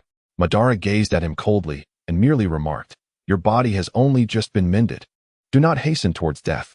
With that, he returned to his slumber. Exhausted from his recent recovery, Obito also succumbed to sleep. When he awoke once more, he found himself confronted by two pale, humanoid beings of peculiar appearance. Subsequently, these two white entities guided Obito towards regaining his health. At this point, Yichin paused, and the scene came to a standstill. Shikaku Nara, perceptive as ever, quickly inquired, "My lord, is that truly Uchiha Madara?" "Ah, I was waiting for you to ask." Yichin thought joyously, nodding nonchalantly as he replied, "Indeed, that is Uchiha Madara." However, the records state that Uchiha Madara was slain during his battle with the First Hokage. Hashirama Senju, right? As Hokage, Minato was certainly aware of such secrets. Yet, he could not fathom how the once-deceased Uchiha Madara had survived and lived until the Third Great Ninja War. This query evidently fell outside the scope of the Nine-Tails incident. Even if Yi Chun desired to answer, he could not. Thus, he could only respond vaguely. This question is beyond your comprehension at present. Let us continue. The scene resumed in the subterranean chamber, where the pale humanoid being suddenly addressed Obito, stating, "I just went outside. And the Rin and Kakashi you mentioned seemed to be surrounded by ninjas from the Mist Village." Without hesitation, Obito sprang to his feet and struck the cave door with his fist. He was determined to rescue Rin and Kakashi immediately.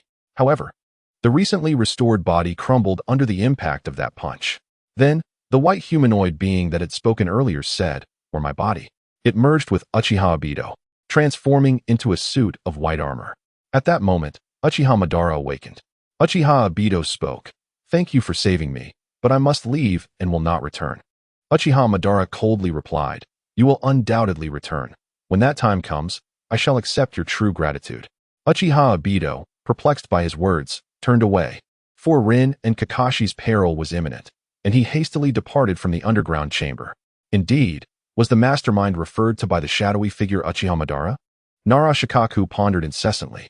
From this perspective, Uchiha Obito's resurrection was evidently orchestrated by Uchiha Madara. From the very beginning, he had unwittingly fallen into Madara's trap. The mention of Rin and Kakashi being surrounded was likely part of Madara's scheme. Synthesizing the information at hand, Nara Shikaku swiftly deduced that this was indeed Uchiha Madara's conspiracy. He leaned in to quietly share his thoughts with the other two. Uchiha Madara. Hatake Kakashi clenched his fists, recalling the incident. In the Land of Water, he and Rin had been ensnared by the ninjas of the Mist Village, ultimately leading to Rin's death at his hands. So it was all a ploy of Uchiha Madara? That despicable scoundrel. Chapter 12. The Death of Rin. Obito descends into hell.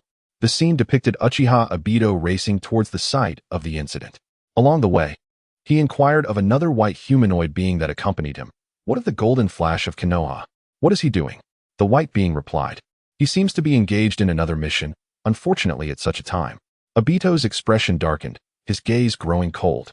Minato Namikaze observed Obito's countenance, a sigh escaping his lips. He could empathize with Obito's current state of mind.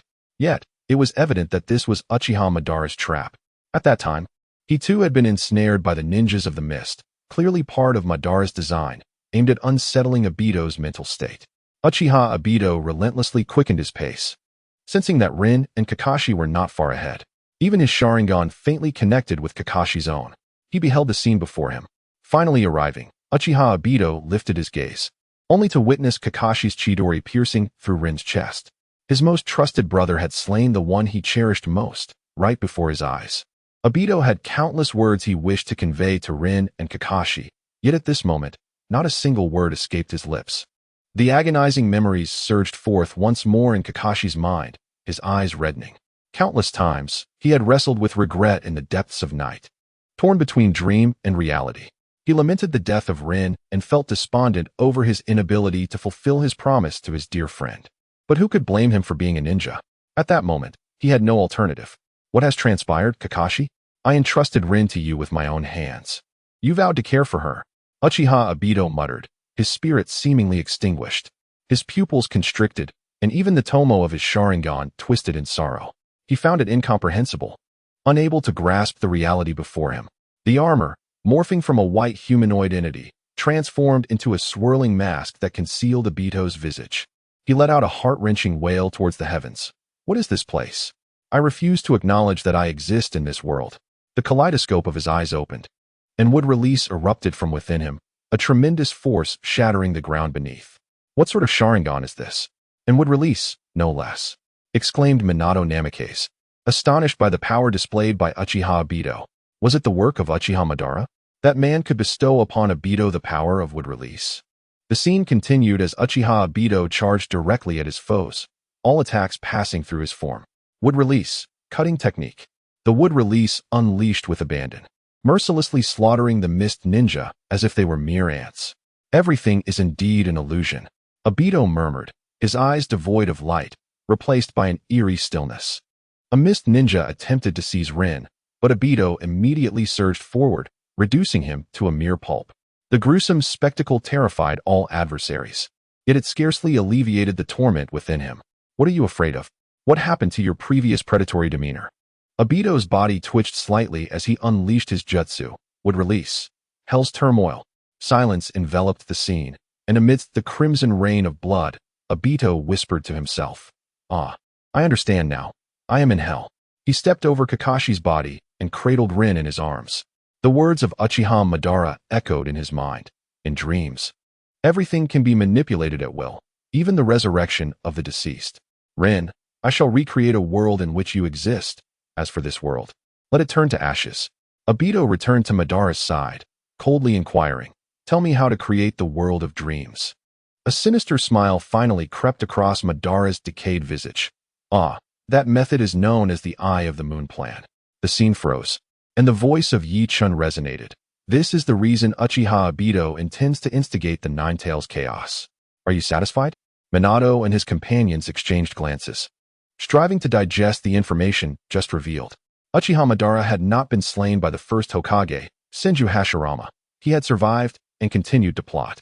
Uchiha Obito did not perish in the battle at the Canopy Bridge. Instead, he was revived by Madara and ensnared in his schemes. He had awakened would release, and his Sharingan had evolved, seemingly becoming something extraordinary. What, pray tell, does the Eye of the Moon plan signify? Kakashi Hitaki asked, breaking the silence. He vaguely sensed that the Moon Eye plan was related to Uchiha Obito's desire to resurrect Rin. However, the specifics remained elusive. Yi Chun, feeling helpless, spoke up. "I cannot divulge any information. This matter involves numerous secrets that are not yet ready to be revealed to you. This system is indeed quite obstinate. It could easily lay everything bare, yet insists on shrouding crucial information in ambiguity." "Shikaku, what are your thoughts? What exactly is the purpose of the Moon Eye plan?" asked Minato Namikaze, convinced that his chief strategist must have his own insights. Nara Shikaku nodded. "I only have some conjectures at this point, but since you've asked, I shall share my thoughts." He cleared his throat, pondering as he spoke. It is evident that the Moon Eye plan is the brainchild of Uchiha Madara, with Obito merely a reluctant participant. The term Moon Eye undoubtedly pertains to the moon. In the realm of dreams, one can manipulate freely, even resurrect the deceased. It sounds akin to Genjutsu or certain enigmatic ninjutsu and barriers. Upon reaching this point, Nara Shikaku appeared to have an epiphany, his expression shifting dramatically as he exclaimed, "Could it be that the moon is utilized to amplify the Genjutsu of the Uchiha Sharingan, creating a dreamlike world? By heavens, if you give someone a hint, they could paint an entire landscape." Yi Chun marveled at Nara Shikaku's reasoning, to deduce such a substantial conclusion from so little evidence. Approaching the truth so closely was indeed commendable. Truly, he is the second intellectual pillar of the Nara clan and the chief strategist of the Hokage. Noticing Yi Chun's approving expression rather than dissent, Minato Namikaze realized that Nara Shikaku's deductions were indeed close to reality. He patted Shikaku on the shoulder, smiling. "Impressive. As expected of you, Shikaku." Simultaneously, he was struck with astonishment at the implications of Shikaku's deductions. To employ the moon to activate Genjutsu and fabricate a dream world. What a grand scheme, truly befitting the infamous Uchiha Madara of the shinobi world.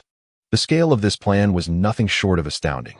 Chapter 13. The Chaos of the Nine Tails. "Obito, you shall perish." Yi Chun felt a wave of satisfaction and clapped his hands. "Next, let us display the complete footage of the Nine Tails chaos. Once you have viewed it, the quiz will conclude, and you shall be free." "Is it about to end?" Minato and the others nodded obediently, each harboring their own thoughts. In the dark of night, within a concealed room in Konoha village, Kushina Uzumaki was in labor, while Sarutobi Hiruzen's wife, accompanied by several medical ninjas, busily assisted in the delivery. Outside the room, Minato Namikaze stood vigilantly, fully focused. Not far away, a shadow emerged, a man clad in a black cloak, with a brown whirlpool mask obscuring his face. This sudden apparition cast a chilling gaze upon Minato, revealing a single eye adorned with the three tomo of the Sharingan. It was Obito. Kakashi Hitaki instantly recognized Uchiha Obito. He found himself in a tumultuous state, torn between the relief that his dear friend had survived and the fury that Obito dared to launch an attack on Konoha, especially during the labor of Kushina Uzumaki. What a heartless act. Do you possess no humanity, Obito? Meanwhile, on another front, the expression on Minato Namikaze's face turned icy upon witnessing the scene. Although he held deep feelings for Uchiha Obito, how could he possibly suppress his murderous intent against the assailant who threatened his wife in labor? In the midst of the chaos, Hiruzen Sarutobi finally cradled the newborn, a baby with golden hair and the markings of the Sage of Six Paths. The infant's cry filled the air, and Minato was overwhelmed with joy as he rushed in, exchanging smiles with Kushina, whose face radiated maternal warmth, only for tears to stream down her cheeks. Suddenly, a dark figure swooped in, freezing Hiruzen's smile and causing him to collapse, lifeless. The child he held was snatched away by the emerging Obito. "Who are you? Release my child!" Minato and Kushina exclaimed in shock. Obito, one arm cradling the infant, brandished a kunai threateningly at Minato. "Fourth Hokage, step away from the Jinchuriki. Otherwise, I will slay this child immediately." Minato shouted in haste, "Wait." But Obito flung the baby into the air and lunged toward the incapacitated Kushina. In an instant, Minato dashed forward, catching the child, only to discover an explosive tag affixed to the infant's back. In a crucial moment, he swiftly removed the baby's wrapping and utilized the body flicker technique to escape the room, just as a tremendous explosion obliterated the space where Kushina had given birth. Both she and Obito vanished without a trace. "Damn that man. How dare he act so ruthlessly?" Shikaku Nara seethed, his eyes ablaze with murderous intent. He held no affection for Obito. Should the man dare to show himself, he would be met with a kunai. Outside the village, near a small pond, a massive cylindrical stone towered ominously. Obito placed Kushina on a slightly lower stone, binding her to the monolith with a sealing technique. "Who are you? And what do you intend to do?" A weak Kushina asked, mustering her strength. "I will extract the nine tails from your body, and then I will annihilate Konoha," Obito declared darkly. The scene shifted back to Minato, who gently laid the infant on the bed, carefully tucking him in. "Naruto, rest here for a moment. Father must go save your mother." "Naruto? My child's name is Naruto." Minato paused in surprise. He had yet to name the child, intending to wait for Master Jiraiya to return to the village to bestow a name, as the legendary Toad Sage was a renowned best-selling author. The thought then drifted to the first name on the recent list of prominent figures. The name Uzumaki Naruto prominently occupies a leading position. Could it be that my child has grown so powerful, far surpassing me? The pride swelled within Namikaze Minato. The scene depicted Uzumaki Kushina ensnared by Uchiha Obito's sealing barrier, her body emanating a crimson glow adorned with eerie runes. Within a gaping wound in her abdomen, a purplish-black orb writhed ominously. Uchiha Obito remained unmoved by the suffering of Uzumaki Kushina, his hands forming seals, the three tomo in his eyes spinning rapidly. "Come forth. Nine tails," he bellowed suddenly. Subsequently, the purplish-black orb erupted from the wound in Uzumaki Kushina's belly, soaring into the sky, rapidly expanding before violently exploding. A colossal fox with nine tails, its fur ablaze with a fiery hue, emerged. The nine tails landed with earth-shattering force, an overwhelming terror descending upon Konoha. "Is this the upheaval of the nine tails?" Nara Shikaku felt a jolt in his heart, as if he could already envision the carnage strewn across Konoha.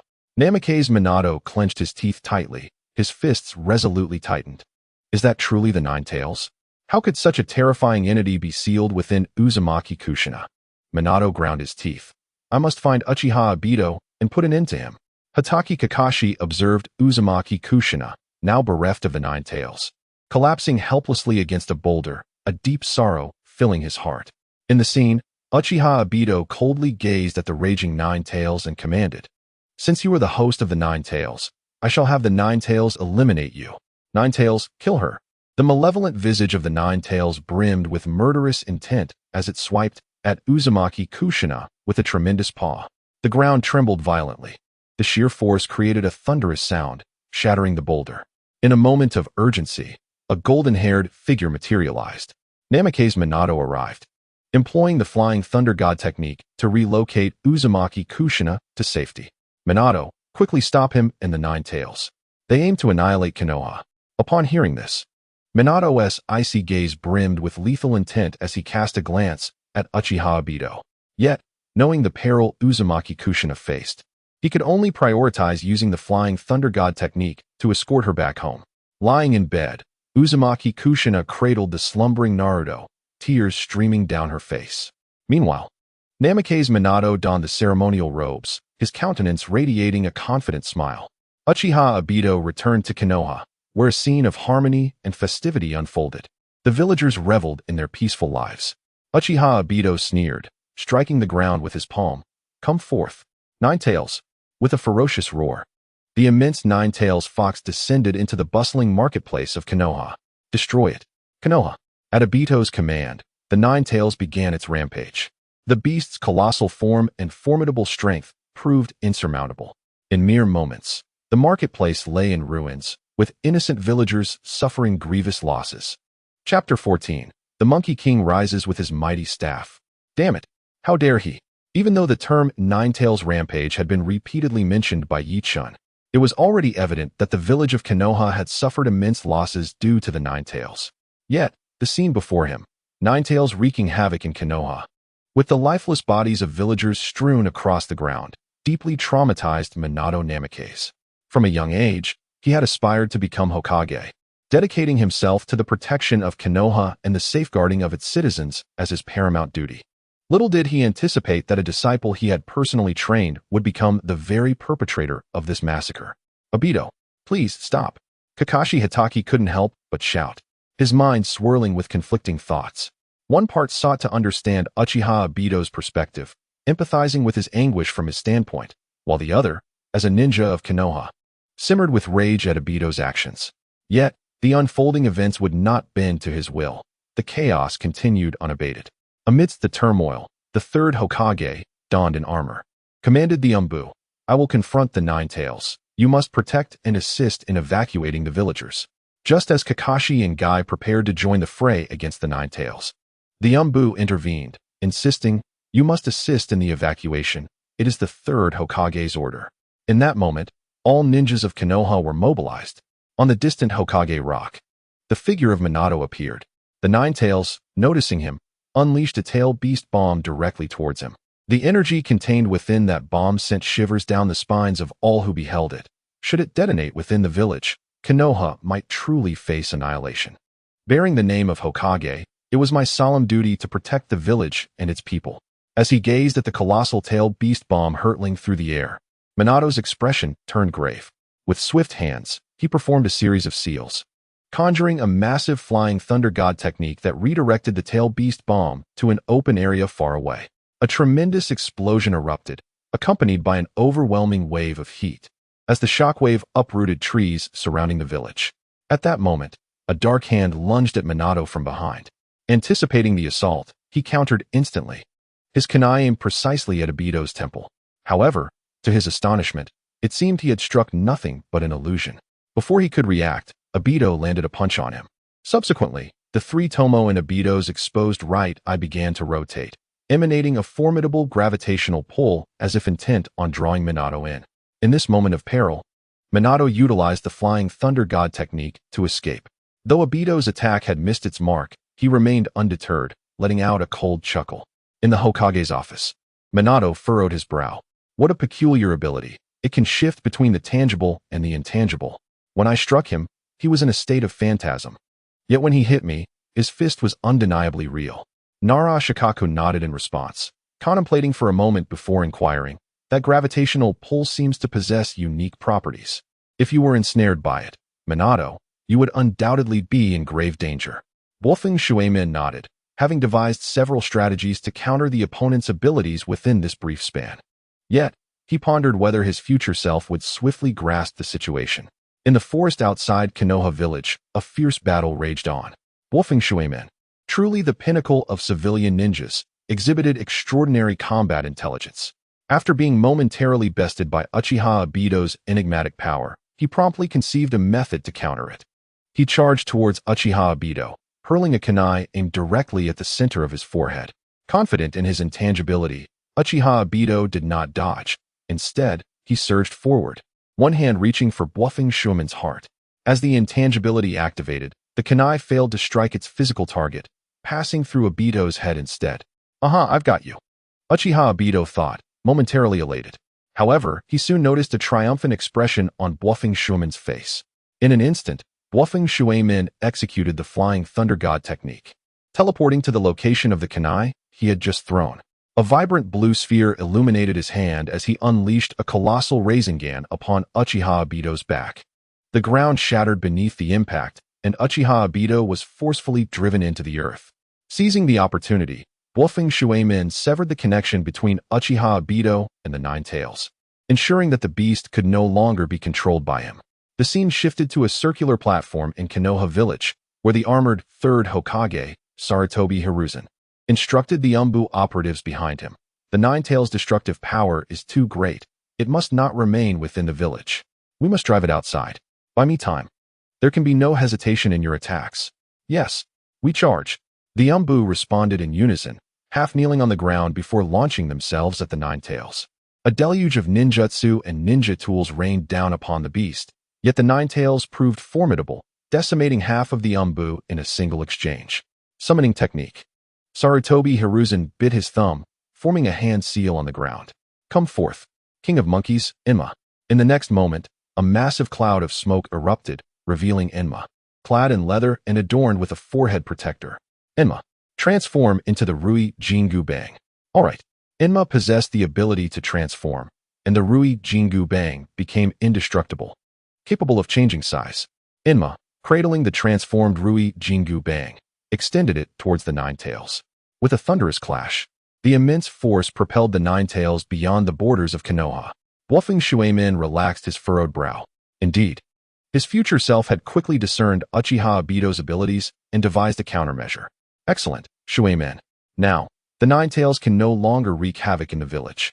Nara Shikaku remarked with a buoyant smile, having witnessed the Nine Tails rampaging through Konoha, his heart heavy with the weight of the carnage. The bodies of villagers strewn about could very well include many from the Nara clan. Next, I believe it will be my turn to seal the Nine Tails. Watch closely, Shikaku. Learning from this lesson, we must adequately prepare for the impending assault by Uchiha Obito, ensuring that he returns from his venture with no chance of survival. Minato Namikaze has truly resolved to eliminate Uchiha Obito, although he is aware that Obito has been ensnared by the manipulations of Uchiha Madara. The tangible harm Obito has inflicted upon the Hidden Leaf Village is utterly intolerable to him. Kakashi Hitaki, upon hearing the murderous intent in Minato's voice, felt a deep sorrow within. Yet, reason forbade him from pleading for Obito's mercy. He deserves to perish. Chapter 15. The birth of Naruto and the passing of Kushina in the scene. Uchiha Obito, knowing he is outmatched by Minato, realizes that continuing the battle would only leave him vulnerable to death at Minato's hands. Thus, he leaves behind some grandiloquent words before utilizing Kimui to escape. Hiruzen Sarutobi, accompanied by elite Umbu, strives with all his might to contain the Nine Tails. However, the situation grows increasingly dire.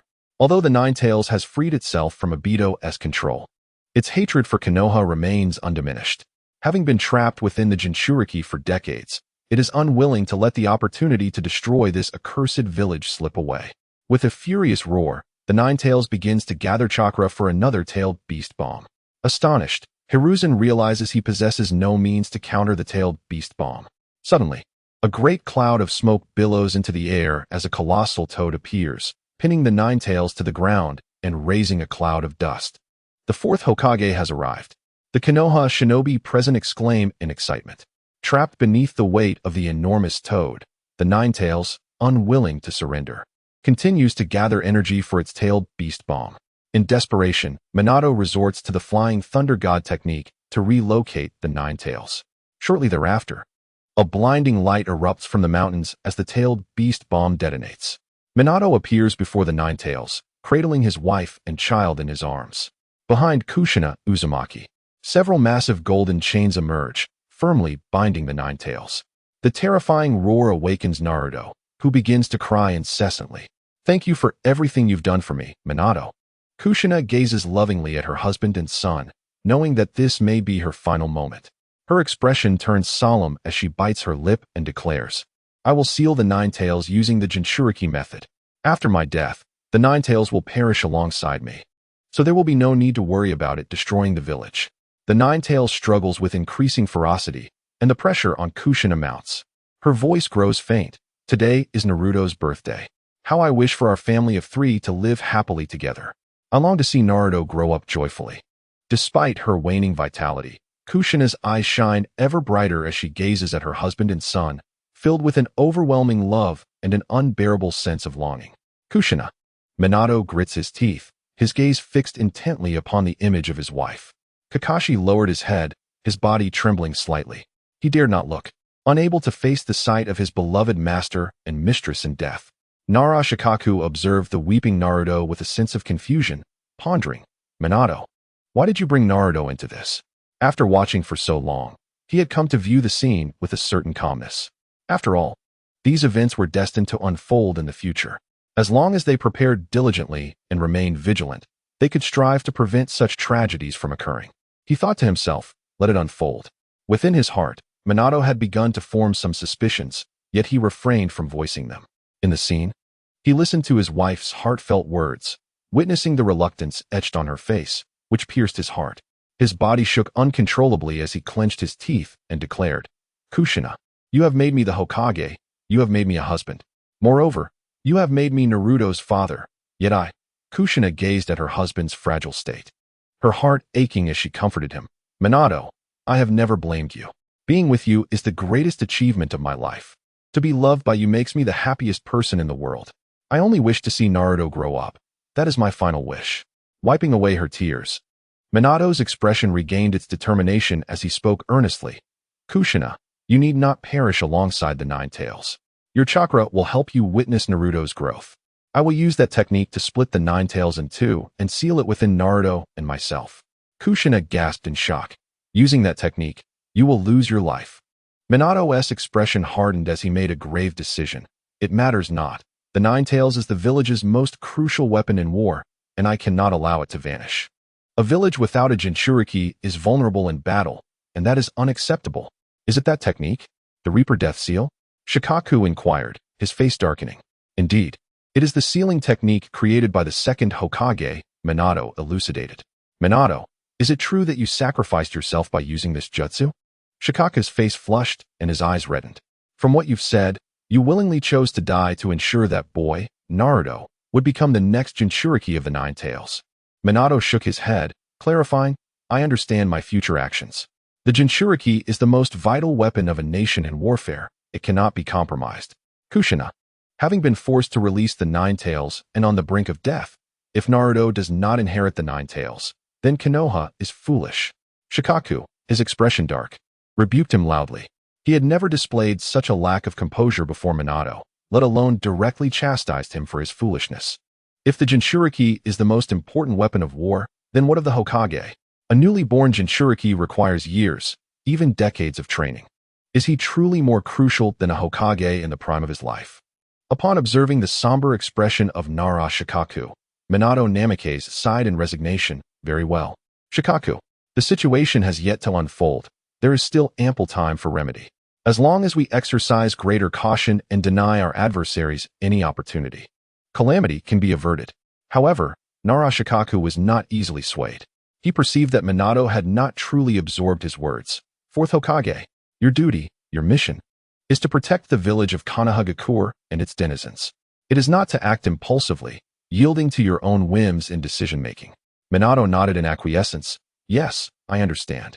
I shall heed your counsel.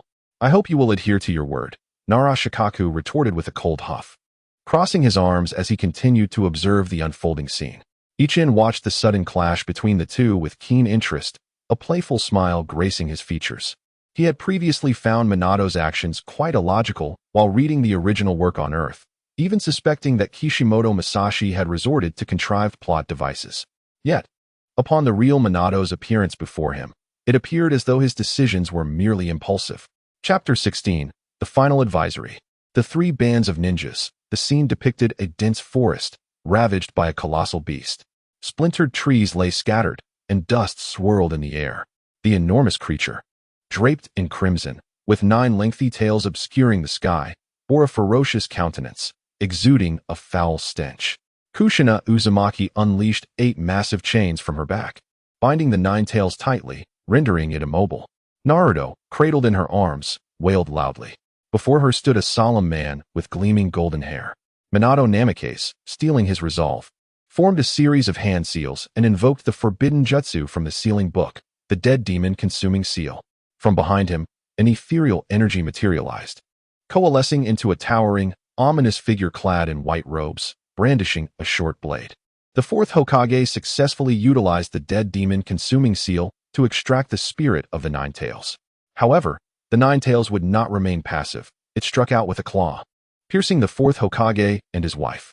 Though a gaping wound marred his abdomen, the Fourth Hokage resolutely divided the Nine Tails, sealing one half within the wailing Naruto and the other within himself. The tumult of the Nine Tails had finally reached its conclusion. The third Hokage, accompanied by the Umbu, rushed to the scene, attempting to intervene, yet they were thwarted by the sealing barrier set by Kushina, forced to remain outside in anxious anticipation. With the sealing complete, the immense Nine Tails, filled with resentment and fury, was once again confined. Both Minato and Kushina had reached the twilight of their lives, yet neither bore any regrets. Kushina gazed affectionately at her young son, her heart brimming with a mother-esque concern. Kushina, time is of the essence. We must initiate the 8 trigram seal. If you have anything to convey to Naruto, now is the moment, Minato urged, summoning Fukusaku to impart the summoning technique to the toad, thereby settling the affairs at hand. Observing his worried wife, he spoke gently. Naruto, do not be a picky eater. You must eat heartily every day and grow strong. Remember to take a warm bath every day. Additionally, refrain from staying up late and ensure you get ample sleep. Moreover, cultivate friendships. It is not the quantity that matters, but the presence of a few trustworthy companions. Although I may not excel in this area, you should diligently practice and master various skills. However, everyone possesses strengths and weaknesses. Even if your learning encounters obstacles, do not lose heart. Show respect to the teachers and seniors at school. One vital piece of advice concerns the 3 prohibitions of a ninja. First and foremost, do not lend or borrow money indiscriminately. Ensure that you save the rewards from your missions wisely. Wait until you are 20 to consume alcohol. Excessive drinking is detrimental to your health and should be done in moderation. As for women, while I cannot claim to fully understand them as a woman myself, know that one day you will find yourself interested in them. Be cautious not to be ensnared by peculiar individuals. Seek out someone as remarkable as your mother. Above all, be wary of Master Jiraiya. As Uzumaki Kushina's voice grew fainter, the emotion she conveyed became ever more intense. Naruto, in the days to come, you will undoubtedly face much hardship and pain. However, the most important thing is your dreams. You must steadfastly pursue them and strive to achieve them. I have so much more to say to you, and I long to share life with you. Tears streamed down Uzumaki Kushina's face. I love you, Naruto.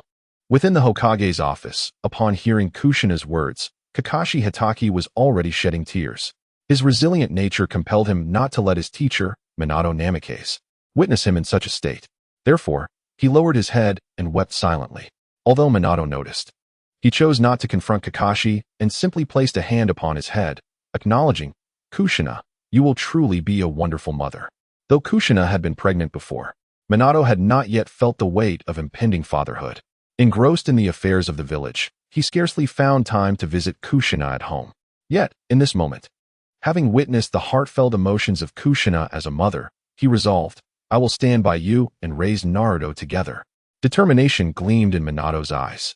As the scenes of the Nine Tails turmoil concluded, the session came to an end, with the next scheduled 3 months hence. Stay tuned. Leaf Dust announced, waving his hand as the screen faded to black. He smiled at Minato and the others, saying, well then, farewell. With those words, he and the luminous barrier enclosing the Hokage's office vanished as if they had merged with the air. The remaining trio, Minato and the others, exchanged glances, not attempting to impede his departure. The mystery and power of Leaf Dust had already left an indelible mark on their minds, quelling any such thoughts. After a moment of contemplation, Minato looked up at Shikaku Nara and said, Shikaku, prepare for a meeting with all the senior officials. You are tasked with summoning those required for the meeting. Nara Shikaku nodded, fully aware that this matter must be communicated appropriately to all senior officials. How to convey this information and the extent of the details shared would depend on the considerations of Namikaze Minato. Observing Nara Shikaku's agreement, Minato turned to Hatake Kakashi and inquired, Kakashi, are you all right? At this moment, Kakashi's wound had ceased bleeding under the care of the bandages. Yet the loss of an arm, particularly his dominant one, could not be brushed off lightly. Minato felt a twinge of frustration. The severed limb was clearly beyond the capabilities of the medical ninjas at Konoha Hospital. Kakashi nodded numbly, resembling a lifeless puppet, as the screen faded following Ye's departure. The ninjas who had been waiting outside surged into the building. Minato soon appeared before Sarutobi Hiruzen alongside Kakashi. Hiruzen, with concern etched on his face, asked Minato, "Is everything all right?" Minato shook his head, glancing at the throng of Konoha ninjas flooding in, and softly replied, "The situation is exceedingly complex. It would be difficult to explain in haste. Let us find a place to discuss it in detail." Mito Gatehan said nothing, merely nodding in acknowledgement. As soon as she spotted Minato, Uzumaki Kushina immediately inquired, "Minato, you finally emerged. Is everything okay?" Minato shook his head, gesturing towards Kakashi, whose severed arm was clutched in his remaining hand. "I'm fine, but Kakashi requires immediate medical attention. Elder Kushina, your medical ninjutsu is exceptional. Could you assist Kakashi in reattaching his arm?" Elder Kushina's expression turned troubled as she hesitated, stating, "My medical abilities are far inferior to Tsunade's. Given the current circumstances, I can only manage a rudimentary reattachment of Kakashi's arm. However, the suturing of nerves is not within my expertise. We must await Tsunade's return for complete healing." Kakashi, upon hearing this, exhibited no emotional response, still engulfed in sorrow over the betrayal of a close friend. Minato, furrowing his brow, addressed Hiruzen, "Lord Third, I kindly request that you send word to Lady Tsunade, urging her to return to the village to treat Kakashi. Elder Kushina, please proceed to attend to Kakashi's arm in the meantime." Elder Kushina nodded in agreement and led Kakashi towards Konoha Hospital. Chapter 17, A Lottery. The existence of such things. In the Hokage's office, Elder Kushina escorted Kakashi to the Konoha Hospital for treatment, leaving behind the third Hokage Sarutobi Hiruzen, the fourth Hokage Namikaze Minato, the Hokage's chief advisor Naruto, and the Hokage's consultant Mito Gatehan. The secrecy surrounding the answer space must not be disclosed to anyone outside the upper echelons, prompting Minato to disperse the ninjas and umbu surrounding the Hokage building, retaining only the four of them to share the recent developments. Hiss! Mito Gatehan inhaled sharply. The revelation shared by Minato left him momentarily unsettled. Uchiha Obito was, astonishingly, still alive. He was clandestinely plotting an astonishing conspiracy from the very inception of Konohagakure. This venerable elder, who had once witnessed the infamous Uchiha Madara, is now filled with trepidation at the thought of that legendary figure in the shinobi world.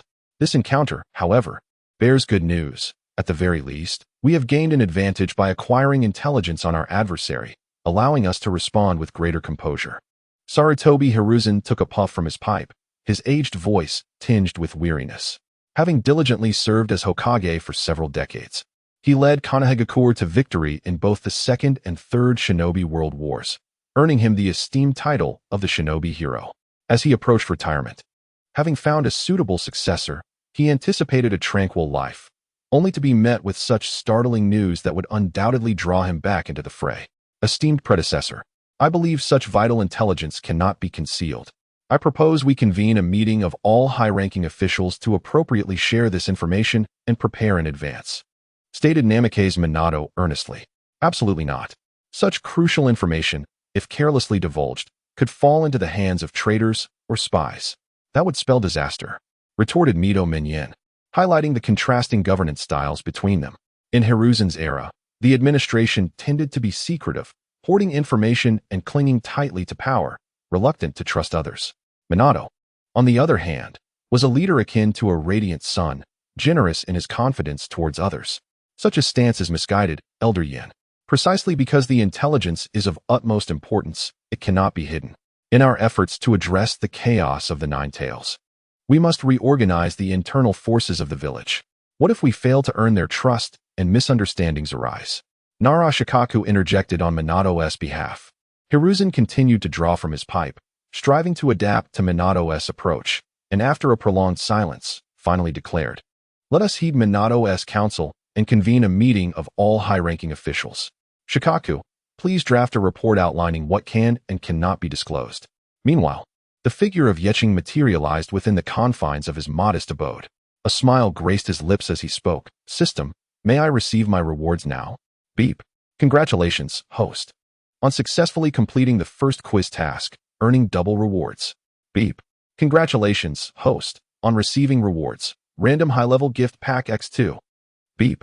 Congratulations, host, on successfully altering the thoughts and actions of original characters, which will provide the host with plot points. Beep. Congratulations, host, on currently accumulating plot points. 459. A series of notifications rang out, filling Yeching with elation. Indeed, his efforts had not been in vain. Goodness, have I struck it rich? A broad smile illuminated Yeching's face, but upon noticing the mere 400 plot points, he inquired, why are the plot points only a little over 400? Beep. This is because the plot has only just begun to change. Subsequent alterations will yield an increasing amount. The system clarified. Ah, I see. Yeching nodded in understanding. He then glanced at the double high-level gift pack he had received. System, why are my rewards different from those given to Minato and the others? Shouldn't my choices be determined by myself? Yichun had already contemplated the rewards he desired to acquire. His first choice was the Rinnegan, followed by the Ten Tails Jinchuriki. With such powers, he would soar to greatness and dominate the ninja world. Beep. The current mechanism allows the host to draw from the rewards pool, which includes the rewards desired by the host. Damn. It seems you are making things difficult for me, Fat Tiger. As a chief of African caliber, you expect me to draw from a lottery? Yi Chen's expression fell instantly, yet he begrudgingly commenced the draw. Let us see what I can obtain. Beep. The lottery begins. The current rewards pool is high tier. Beep. Congratulations, host. You have drawn Shadow Level Chakra. Shadow Level Chakra. While it may not be as formidable as the Rinnegan or the Ten Tails Jinchuriki, Yi Chun was nonetheless elated. He had feared that his luck would yield nothing but an assortment of explosive tags and the like.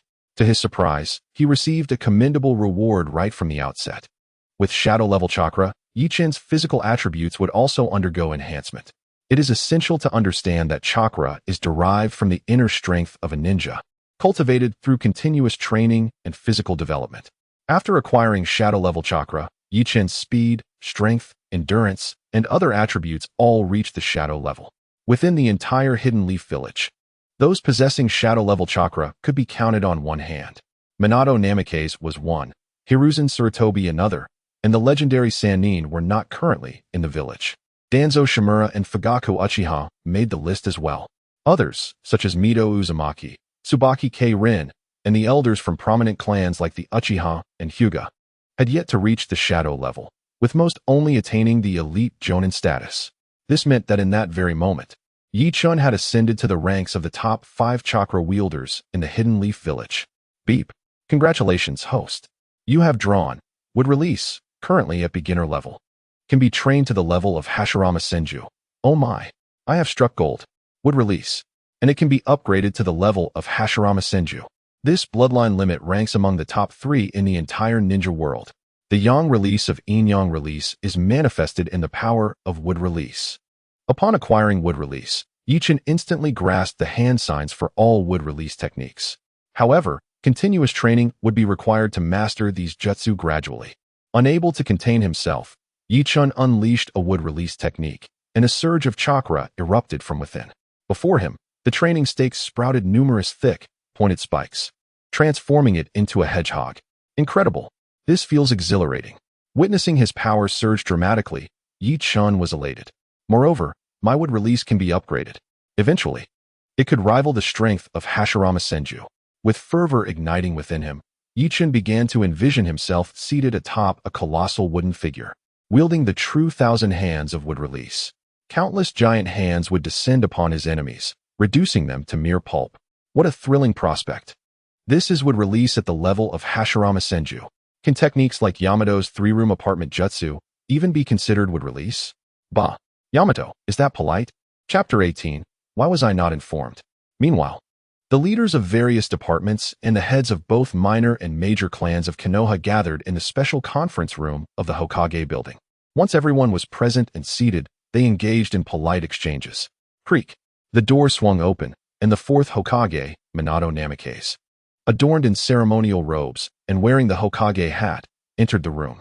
Following him were the third Hokage, Hiruzen Sarutobi, smoking his pipe, along with the Hokage's chief advisor, Shikaka Nara, and the Hokage's consultants, Hamura Mido Kato and Kohor Udatane. Upon seeing the fourth Hokage, The assembled dignitaries rose to pay their respects to both Hokages. Hiruzen waved his hand dismissively and took his seat to the right of the main chair. Hamura, Koharu, and Shikaku also found their places accordingly. Minato smiled and raised his hand in greeting to everyone before approaching the main seat and setting down his hat. However, he did not immediately sit down. Instead, he stood upright and proclaimed loudly, "I have summoned you all today, and I trust you are eager to know the purpose of this assembly. I am not one for unnecessary words, nor do I wish to waste your time. So please, first look at the materials." With that, he gestured towards the corner, and a shadowy figure from Umbu appeared, carrying a large stack of papers. The Umbu distributed the written documents to everyone present before vanishing once more. As the high-ranking officials perused the materials, their expressions shifted to shock. What? There is a mysterious individual planning to attack Konoha? The Nine Tails incident? The enemy intends to unleash the Nine Tails during the childbirth of the Jinchuriki, Kushina Uzumaki, and assault Konoha? Is this true? Where did this information originate? Is it related to the Uchiha clan? Fugaku Uchiha, do you have any remaining clan members unaccounted for? In the conference room, whispers erupted among the attendees as they examined the documents. Each individual found it impossible to remain calm, and a cacophony of voices erupted, with some directly confronting Fugaku Uchiha, the clan leader. The materials provided to them, of course, did not present the complete truth. The names of Uchiha Obito and Uchiha Madara were deliberately omitted, replaced only by the vague reference to a mysterious Uchiha clan member. The circumstances surrounding Minato's death and the Reaper death seal were similarly unmentioned. They merely conveyed that a Konoha spy had overheard information regarding a resentful Uchiha clan member, who planned to exploit the weakness of the Nine-Tail Seal during the childbirth of Kushina Uzumaki to launch an assault on Konoha, aiming to unleash the Nine Tails and obliterate the village. Though the most critical information was concealed, the mere facts laid before them were sufficient to astonish all present. Fugaku Uchiha's expression darkened as he scrutinized the documents, ignoring the inquiries from those around him. Who could this estranged Uchiha clan member be? Given that Minato had convened a meeting of all high-ranking officials, the information presented could not be dismissed as false. At the very first glance at the materials, Fugaku found himself pondering which Uchiha would dare to orchestrate such a significant upheaval. Yet he was utterly at a loss. Ever since he ascended to the position of clan leader, all Uchiha clan members had been recorded in the family tree. The fallen on the battlefield had their bodies returned, and those whose remains could not be recovered had their Sharingan collected. Could it be Uchiha Obito? In his recollections, the only Sharingan that had not been retrieved belonged to Uchiha Obito, one of which resided within Hatake Kakashi, while the other lay interred in a collapsed cave. However, upon further contemplation, Uchiha Fugaku dismissed this notion. As clan leader, he understood well the nature of Uchiha Obito by his word alone. He could never pose a threat to the village. Meanwhile, Uchiha Fugaku found himself deep in thought. While Minato Namikaze observed that the meeting room was on the verge of chaos, he had no choice but to strike the table. Bang! Bang! Everyone, please be quiet. His voice finally subdued the room, and all eyes turned to Minato, eagerly anticipating a satisfactory response from the Hokage. I can assure you of the authenticity of this intelligence. The enemy's assault is imminent, and I hereby request that you all fully cooperate with the village's new defense plan without obstruction. Anyone who impedes will be held accountable for treason against the village. Does anyone have any objections? Earlier, in the Hokage's office, Minato had reached an agreement with Hiruzen Sarutobi to treat the Nine Tails incident as the foremost priority for Konoha, with any non-cooperation to be dealt with decisively. The wills of the two Hokages could not be contested by anyone in the current village. Why was I not summoned to this high-level meeting? Suddenly, the door swung open, revealing a dark-faced elder with his forehead and half his face wrapped in white cloth. His countenance was grim, and his expression was cold and unyielding. Danzo, what brings you here? Hiruzen Sarutobi rose, narrowing his eyes in inquiry. Why should I not come?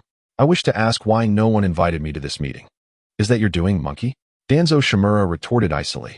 He then turned his gaze toward Minato, his eyes betraying open anger. Minato, however, chose to ignore him and took a seat. Nara Shikaku, understanding the situation, stood and asked, Danzo Shimura, by what authority do you attend this high-level meeting? Such gatherings are for the village's senior leaders. What position do you hold? This question struck a chord. The high-ranking officials present displayed subtle excitement at Danzo's abrupt entrance. eagerly anticipating the unfolding drama. When Nara Shikaku posed his query, realization dawned upon all. Indeed, Danzo Shimura was presently just an ordinary jonin. What qualifications did he possess to attend the meeting? It was well known that Danzo had wielded immense power as an advisor to the Hokage during Hiruzen's tenure. However, following Hiruzen's departure, the position of Hokage advisor had been automatically dissolved. A new ruler brings forth new subjects. Even advisors like Mitarashi Anko and Tsunade Senju had lost their titles. What position did Danzo hold now? The leader of Root? The Root is a clandestine organization shrouded in secrecy, a faction that has emerged from the shadows, akin to a splinter group within the dark forces. On the surface, it possesses no formal structure. Upon hearing this, Shimura Danzo's face grew increasingly rigid, and a glint of murderous intent could be discerned in his gaze directed at Nara Shikaku. Sensing the malice from Danzo, Minato Namikaze resolved firmly within himself. Once he had the opportunity, he would swiftly deal with Danzo. Chapter 19, Monkey. You shall regret this. Shimura Danzo turned his attention to Minato Namikaze and spoke in a low, grave tone.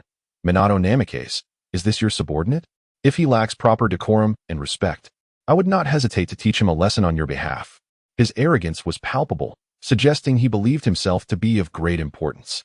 The assembly instinctively recoiled at his presumptuous words. This old man truly harbored a delusion of grandeur, displaying utter disregard for the Hokage. To address the fourth Hokage by name alone, devoid of any respect, was quite audacious. Minato remained silent, but Tsunade stood up to interject. Danzo, show some respect. Do not speak disrespectfully to Lord Hokage. Mito Gates Kurenai also rose to mediate. Indeed, find a seat, Danzo. The meeting has only just commenced. Both had grown up alongside Danzo, and, despite their discomfort at Nara Shikaku's earlier inquiry, felt a twinge of sympathy for Danzo's plight. Since the third Hokage's retirement, they too had lost their advisory privileges, participating in confidential discussions solely due to Sarutobi Hiruzen's influence. However, Nara Shikaku was unwilling to let Danzo off so easily. You dare to speak of teaching me a lesson? What authority do you possess? Do you believe we are still in the era of the third Hokage? Ridiculous. He scoffed. Danzo, as the chief strategist of the Hokage, you are merely an ordinary Jonin. Who granted you the power to reprimand me? To address the Hokage so casually? Who bestowed upon you such audacity, respect, and decorum? It seems you are the one who lacks understanding. With those words, Danzo's expression darkened further. His body tensed. An aura of lethal intent surrounding him, as though he might strike down Nara Shikaku in the next moment. Mito Gates Kurenai and Tsunade were taken aback by how drastically events had escalated. It was as if the mask had been torn away. Tsunade glanced towards Sarutobi Hiruzen, hoping this old comrade would intervene, for among their cohort of second Hokage Senju Tobarama's disciples, only Hiruzen could be relied upon in critical moments. All eyes in the room turned to Sarutobi Hiruzen. Danzo's long-standing arrogance had always been bolstered by Hiruzen's support, an unspoken truth known to all present. Had it not been for Hiruzen's tacit approval, would Danzo have dared to raid the various ninja clans for recruits? Would he have thought himself capable of branding those he abducted, brainwashing them into servitude?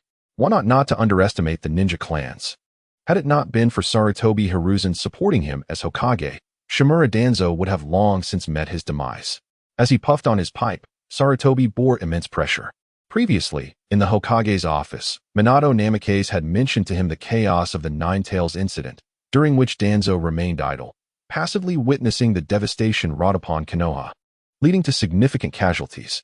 This was intolerable to him. Delegating a portion of the umbu to Danzo was, on one hand, a gesture of trust towards an old comrade.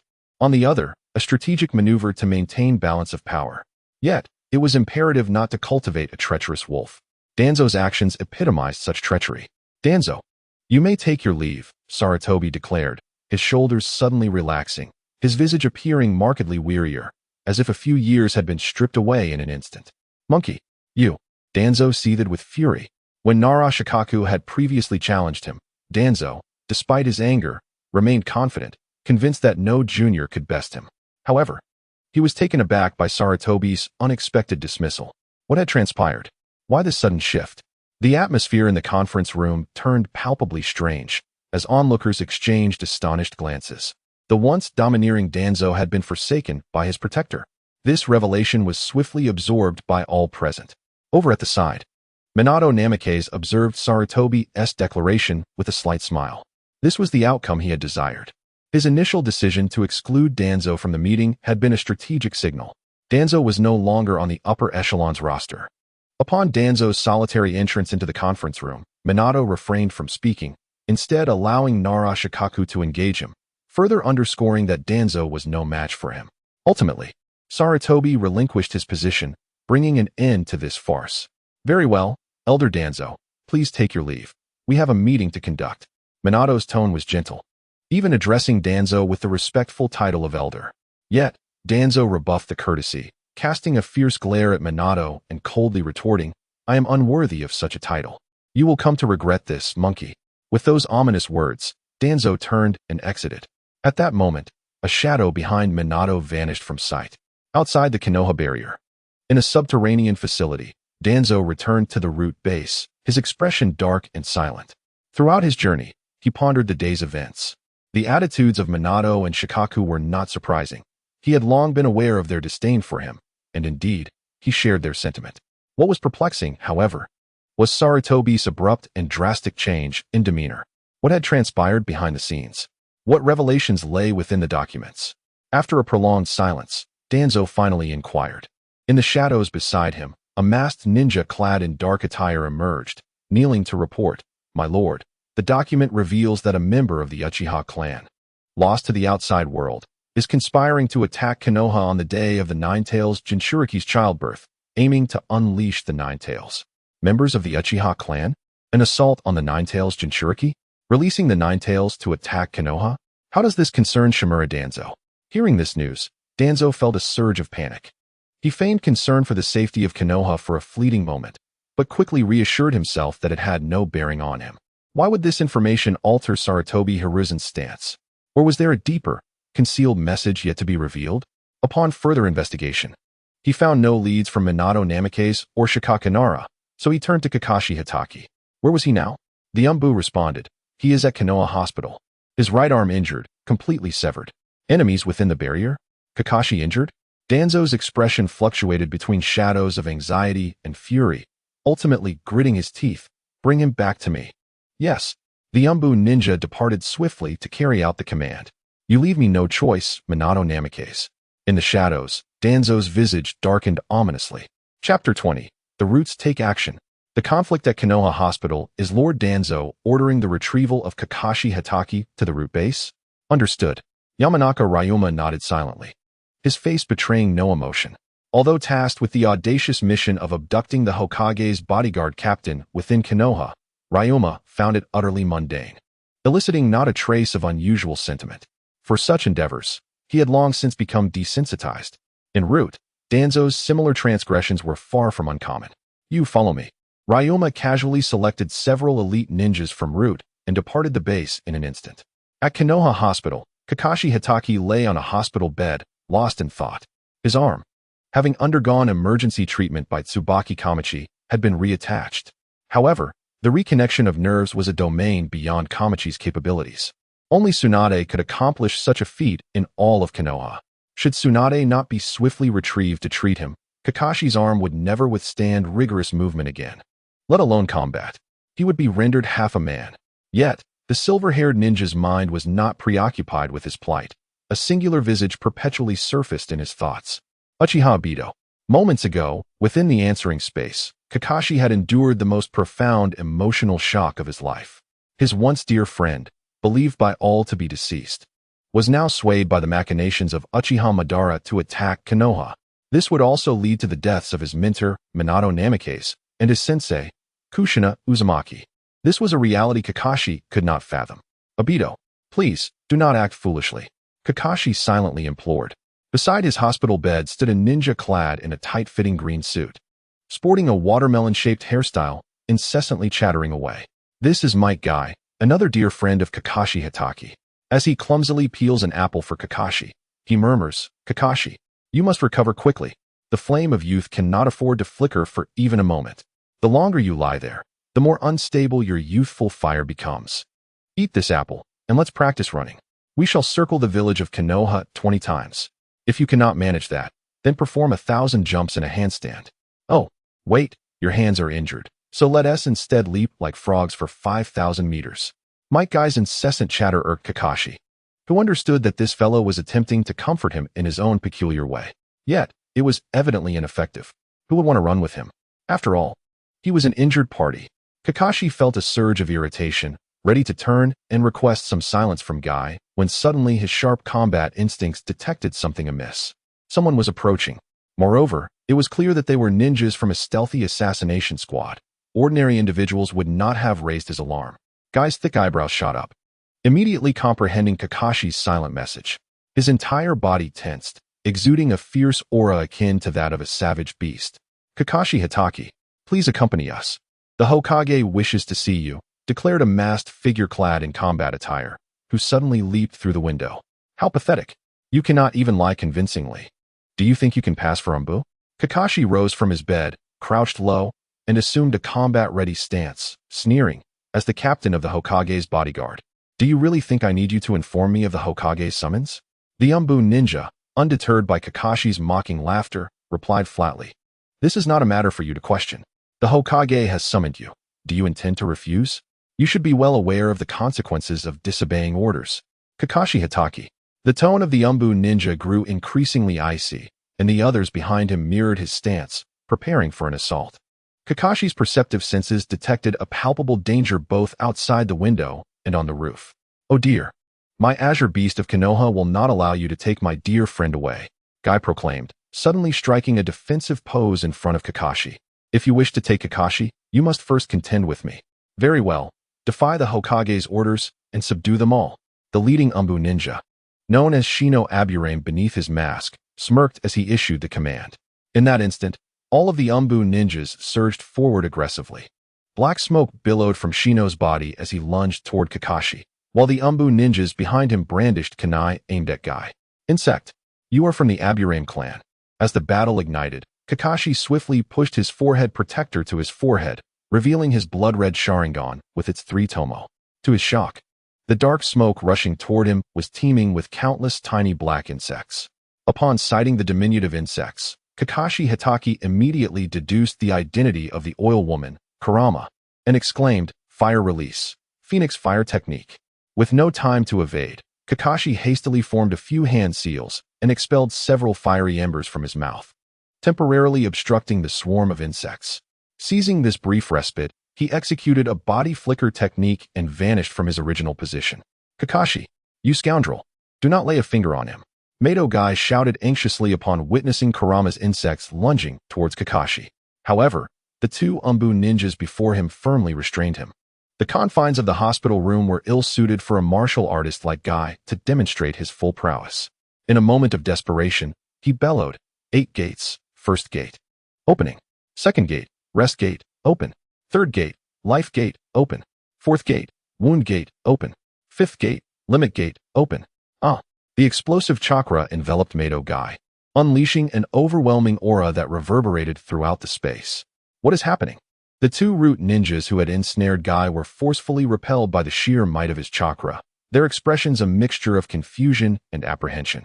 Kakashi exclaimed, having temporarily evaded the insect mist with his body flicker technique. He understood the grave toll that opening the 8 gates would inflict upon Guy, realizing that he had recklessly opened up to the 5th gate in an effort to protect him. At that moment, Guy was entirely shrouded in verdant chakra, his eyes wide with intensity, exuding an aura akin to that of a primordial behemoth. With a fierce roar, he propelled his fist with astonishing speed, the friction against the air igniting a searing flame. Get out of the way, Kurama shouted, attempting to evade with his own body flicker technique. Yet, in a fraction of a second, before he could even blink, Guy closed the distance and struck Kurama squarely in the face. Bang! Chapter 21. Do you dare to take me away without asking? In response, Kurama, an elite J-nin seasoned by numerous battles, despite being momentarily awed by Guy's formidable presence and unable to keep pace with his speed, managed to employ the insect clone technique at the critical moment, narrowly avoiding the blow. Bang! The body struck by Guy transformed into a cloud of black mist, revealing a swarm of minuscule insects. Control him with ninjutsu. The others must capture Kakashi. Kurama's silhouette reemerged as a multitude of insects reconstituted his form. Yes, The remaining root ninjas complied, swiftly beginning their hand seals. Earth Release, Yellow Spring Swamp.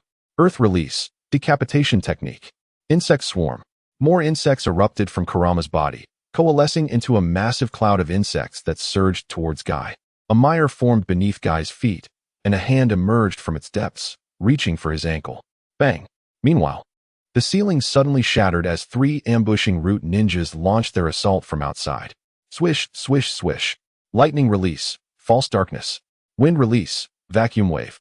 Accompanied by the sound of slicing air, Shuriken hurtled towards Kakashi Hatake. 2 chakra-infused jutsu, one from the left and the other from the right, enveloped the space where Kakashi Hatake sought refuge, rendering escape impossible. His predicament was dire. Kakashi extended his hand to form seals, attempting to erect an earthen wall to shield himself from the impending assault. However, in his fervor, he exerted too much force. As he raised his arm, a searing pain shot through him, causing cold sweat to cascade down his brow. Just as the shuriken and jutsu were poised to strike, Might Guy surged forward, exclaiming, "Get back!" With an incomprehensible speed, he evaded the attacks from the trio led by the oil girl Ryoma, swiftly turning to see Kakashi ensnared in peril. Without hesitation, he charged in, dispersing the shuriken and jutsu with a mere wave of his hand, thus rescuing Kakashi. These bastards. Might Guy's skin had transformed to a deep brown hue due to the overwhelming chakra coursing through him, and the air he exhaled was thick as white smoke. Feel my blow. Morning Peacock. Guy unleashed a flurry of punches, igniting flames upon his fists. The speed of the flames, born from friction, left no respite for the enemy to breathe. The fiery projectiles erupted from his fists, illuminating the surroundings like a sunrise, dazzling as the feathers of a peacock. Bang! Bang! Bang! The searing flames struck the trio descending from the rooftop, the intense heat instantly melting their armor. In an instant, they were vanquished by Might Guy, their bodies marred with horrific burn wounds as they writhed on the ground in agony. What kind of jutsu is this guy using? Ryoma's face, obscured by his mask, turned a shade of deep blue. Having brought 5 root ninjas on this mission, he was astounded to see 3 of them incapacitated in mere moments by Might Guy. Strangely, he was completely unaware of the source of Guy's newfound strength. The records indicated that Might Guy was merely a Nin specializing in taijutsu. But this specialization seemed absurdly formidable. It was no wonder that Ryoma's information was flawed. The 8 Gates technique had not been witnessed in Konoha since Might Guy had employed it against the 7 ninja swordsmen of the mist.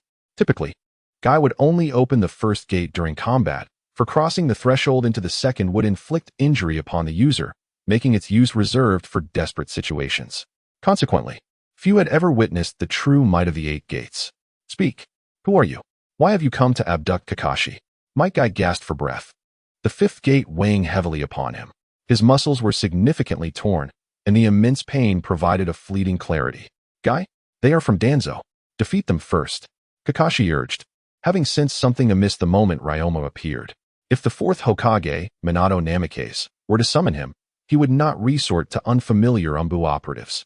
As a ninja with a background in Umbu and the captain of the Hokage's guard, he was acquainted with most of the Umbu members. Yet, this sudden group of so-called Umbu was entirely unfamiliar. Coupled with their reckless willingness to act in the Konoha hospital, it was hard not to draw connections to Shimura Danzo. Only this old fellow would dare to act so recklessly within the confines of Konoha village. Charge, Peacock. Might Guy, urged by his dear friend, immediately resorted to his old tactics, intending to eliminate the remaining 3 with his charge Peacock technique.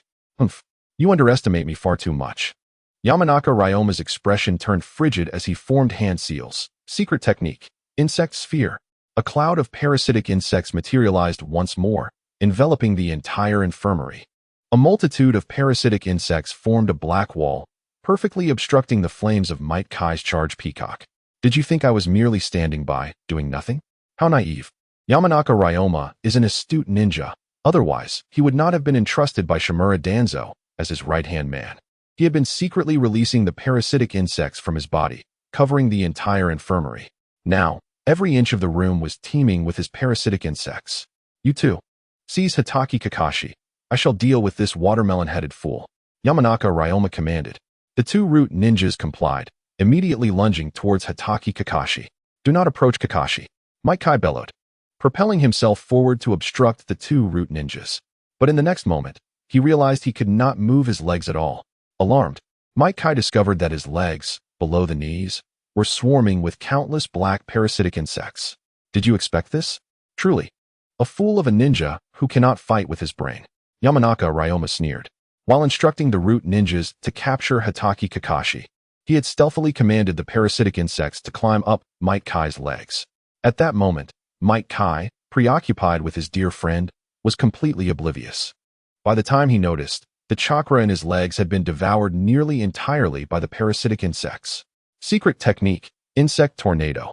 Yamanaka Ryoma formed hand seals, and the parasitic insects in the infirmary once again coalesced into a black tempest, obscuring the heavens. Mission accomplished. Yamanaka Ryoma felt he was but a step away from success. Might Kai watched as the two root ninjas attacked Itachi Kakashi, who, with an injured arm unable to utilize ninjutsu, was struggling to defend himself, his eyes nearly bursting with fury. Kakashi, the 8th gate, the 6th gate. Stop, Kai, you have done enough. Suddenly, a golden figure appeared in the infirmary, unexpectedly kicking away the two root ninjas entangling Itachi Kakashi, then coalescing a colossal sphere of chakra in his hands to disperse the insect tornado. You wish to take away my people? Did you ask for my permission? The newcomer was none other than the Fourth Hokage, Namikaze Minato. Chapter 22. You are commendable. It's a pity to follow Danzo. In Konoha village, within the infirmary, just as Yamanaka Ryoma's secret technique, insect tornado, was about to engulf Might Kai, the Fourth Hokage, Namikaze Minato arrived on the scene just in time to save him. As soon as Minato appeared, he unleashed the Rasengan, shattering the insect tornado and dispersing it. The shockwave from the Rasengan erupted, sweeping through the entire infirmary. Yamanaka Ryoma's expression changed instantly. He had received orders from Shimura Danzo to forcibly take away Itachi Kakashi. Unexpectedly, he encountered the formidable Hokage, Minato Namikaze. Now, not only was the mission doomed to failure, but it would also lead to tremendous trouble. At this moment, surrender was the only option. Otherwise, do not blame me for being ungracious. Minato's gaze fixed sternly upon the oil woman, Ryoma, his voice as frigid as ice. As Hokage, it was utterly unacceptable for his elite Umbu captain to be ambushed within the village. This was not merely a challenge to his authority, but it also diminished his patience towards Danzo Shimura. After dismissing Danzo at the recent meeting, Minato had anticipated some form of retaliation from him. He had not expected it to arrive so swiftly. Had the meeting not proceeded smoothly, he would have used the Flying Thunder God technique to check on Kakashi Itachi immediately after. Perhaps, Ryoma would have absconded with Kakashi. Move. Ryoma understood that with Minato present, the mission could not continue. Acting decisively, he employed the body flicker technique in an attempt to flee with the remaining two root ninjas. But escape was not so simple. With a mere wave of his hand, Minato unleashed several kunai, inscribed with the Flying Thunder God seal from his ninja tool pouch. Whoosh! The kunai sliced through the air, targeting vital points of Ryoma and his companions. Secret technique, insect clone. Ryoma activated his secret technique, transforming his struck body into a swirling black mist of parasitic insects. His true form reassembled a moment later at a distance. The other two root ninjas, however, lacked such swift reflexes and could only twist to evade the kunai. Yet, in that fleeting instant, as the kunai brushed past their bodies, a golden flash illuminated the air. Utilizing the Flying Thunder God seal on the kunai, Minato appeared beside one of the root ninjas. Bang! A simple punch effortlessly knocked him unconscious. In the next heartbeat, Minato reappeared beside the second root ninja, delivering a swift kick that rendered him senseless. His movements flowed like water, swift as lightning, leaving no time for the two root ninjas to react. Was this the unparalleled speed of the ninja world, the power of the Hokage? Might Kai, having released the 8 gates, was racked with pain, leaning against a wall. Yet his eyes remained transfixed on Minato's actions, filled with awe. This is bad. Just as Ryoma finished using the insect clone technique, his two companions fell to Minato. With no time to ponder, he immediately formed hand seals, secret technique, insect division. He conjured 3 clones made of parasitic insects, bringing their total to 4, and scattered in 4 different directions to flee.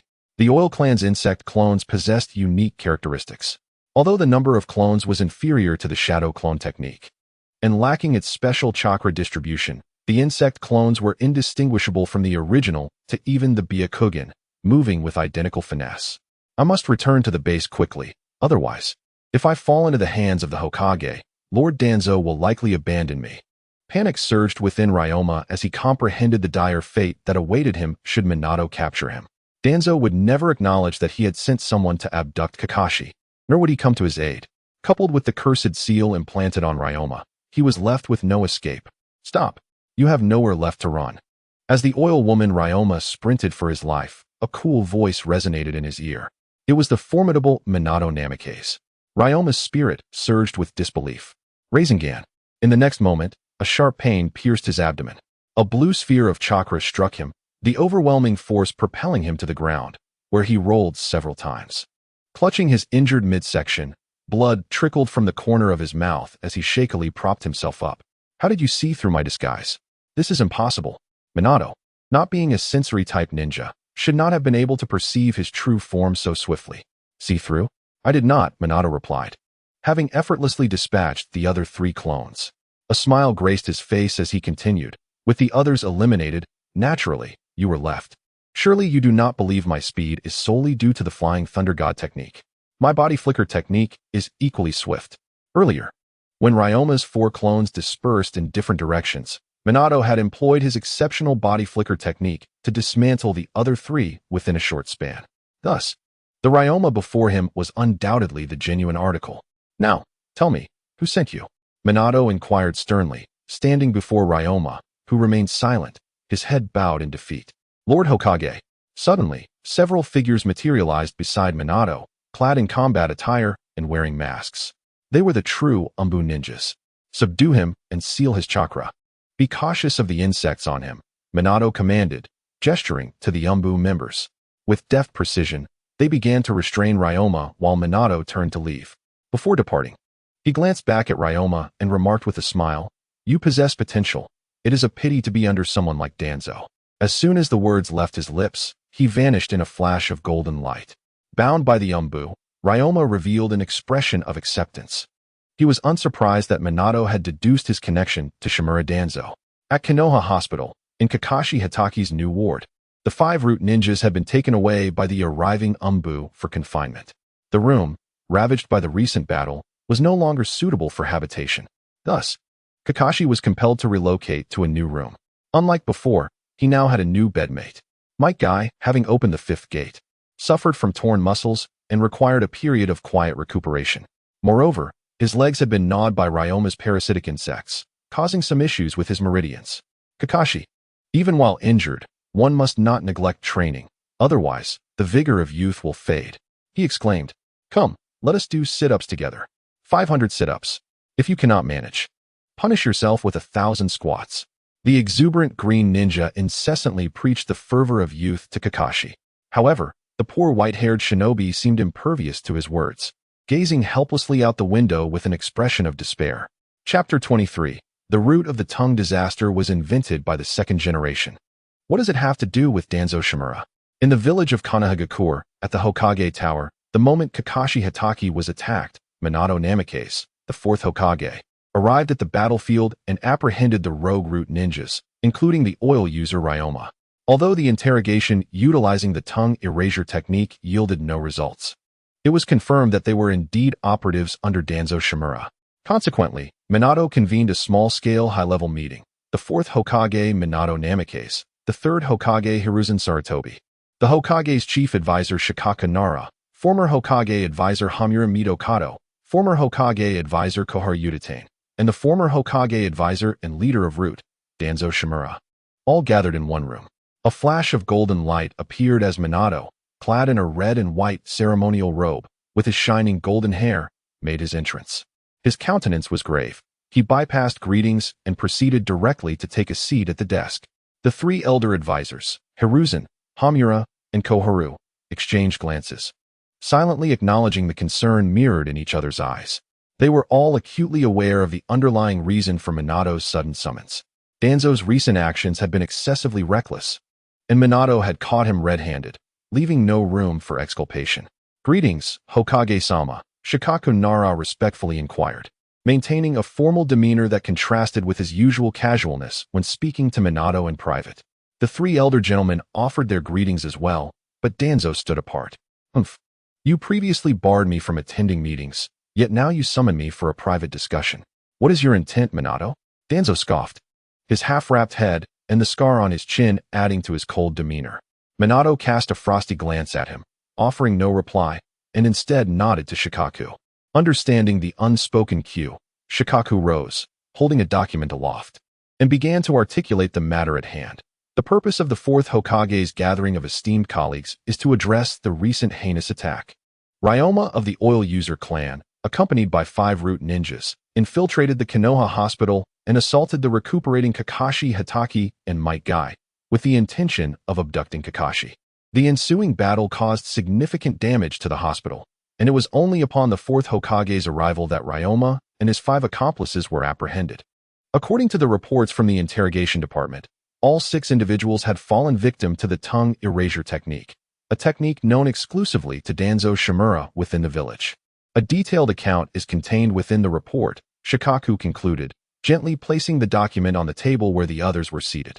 Hiruzen, Hamura, and Koharu furrowed their brows, exchanging worried glances yet remaining silent.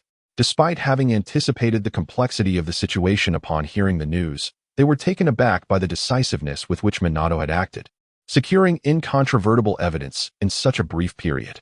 With this evidence in hand, corroborated by the ninjas from the interrogation department, it was clear that Danzo could not escape culpability in this affair. With a slight misstep, the authority wielded by Shimura Danzo could be significantly diminished, and there loomed the possibility of it being entirely uprooted.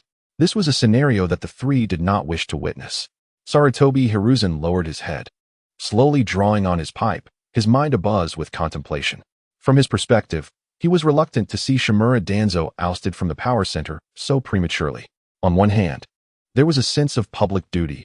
Power necessitates balance, and Danzo's faction served as a counterweight to the influence of Namikaze Minato. While this dynamic might foster certain adverse effects, leading to internal strife and friction, it ultimately restrained Minato's authority, preventing a scenario where he wielded unchallenged power. On the other hand, there lay a personal stake. Danzo's faction had been cultivated by Sarutobi Hiruzen himself. Strictly speaking, it could not even be classified as a legitimate unit, as it lacked an official combat structure. Initially, it was merely composed of a select group of Umbu ninjas handpicked by Danzo. Over the course of Hiruzen's decades-long tenure, it had gradually expanded, even subtly eclipsing the size of the Umbu, evolving into Danzo's independent kingdom. Hiruzen's indulgence of Danzo's factional growth was intended to provide Konoha with an additional option.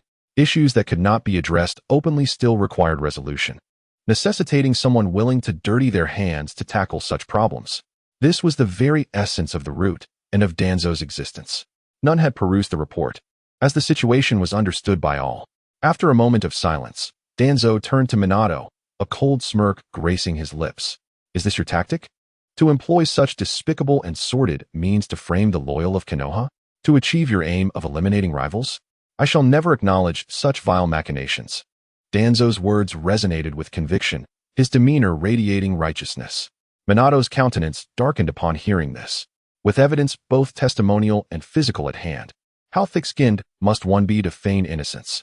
Danzo, your right-hand man, the deputy of Root, led the charge and was captured. Yet you dare to wear a mask of grievance? Is it not true that the captured oil woman Ryoma is one of your most capable subordinates? Is the tongue curse elimination technique not your unique secret art? With evidence firmly established, how can you still spew such baseless accusations?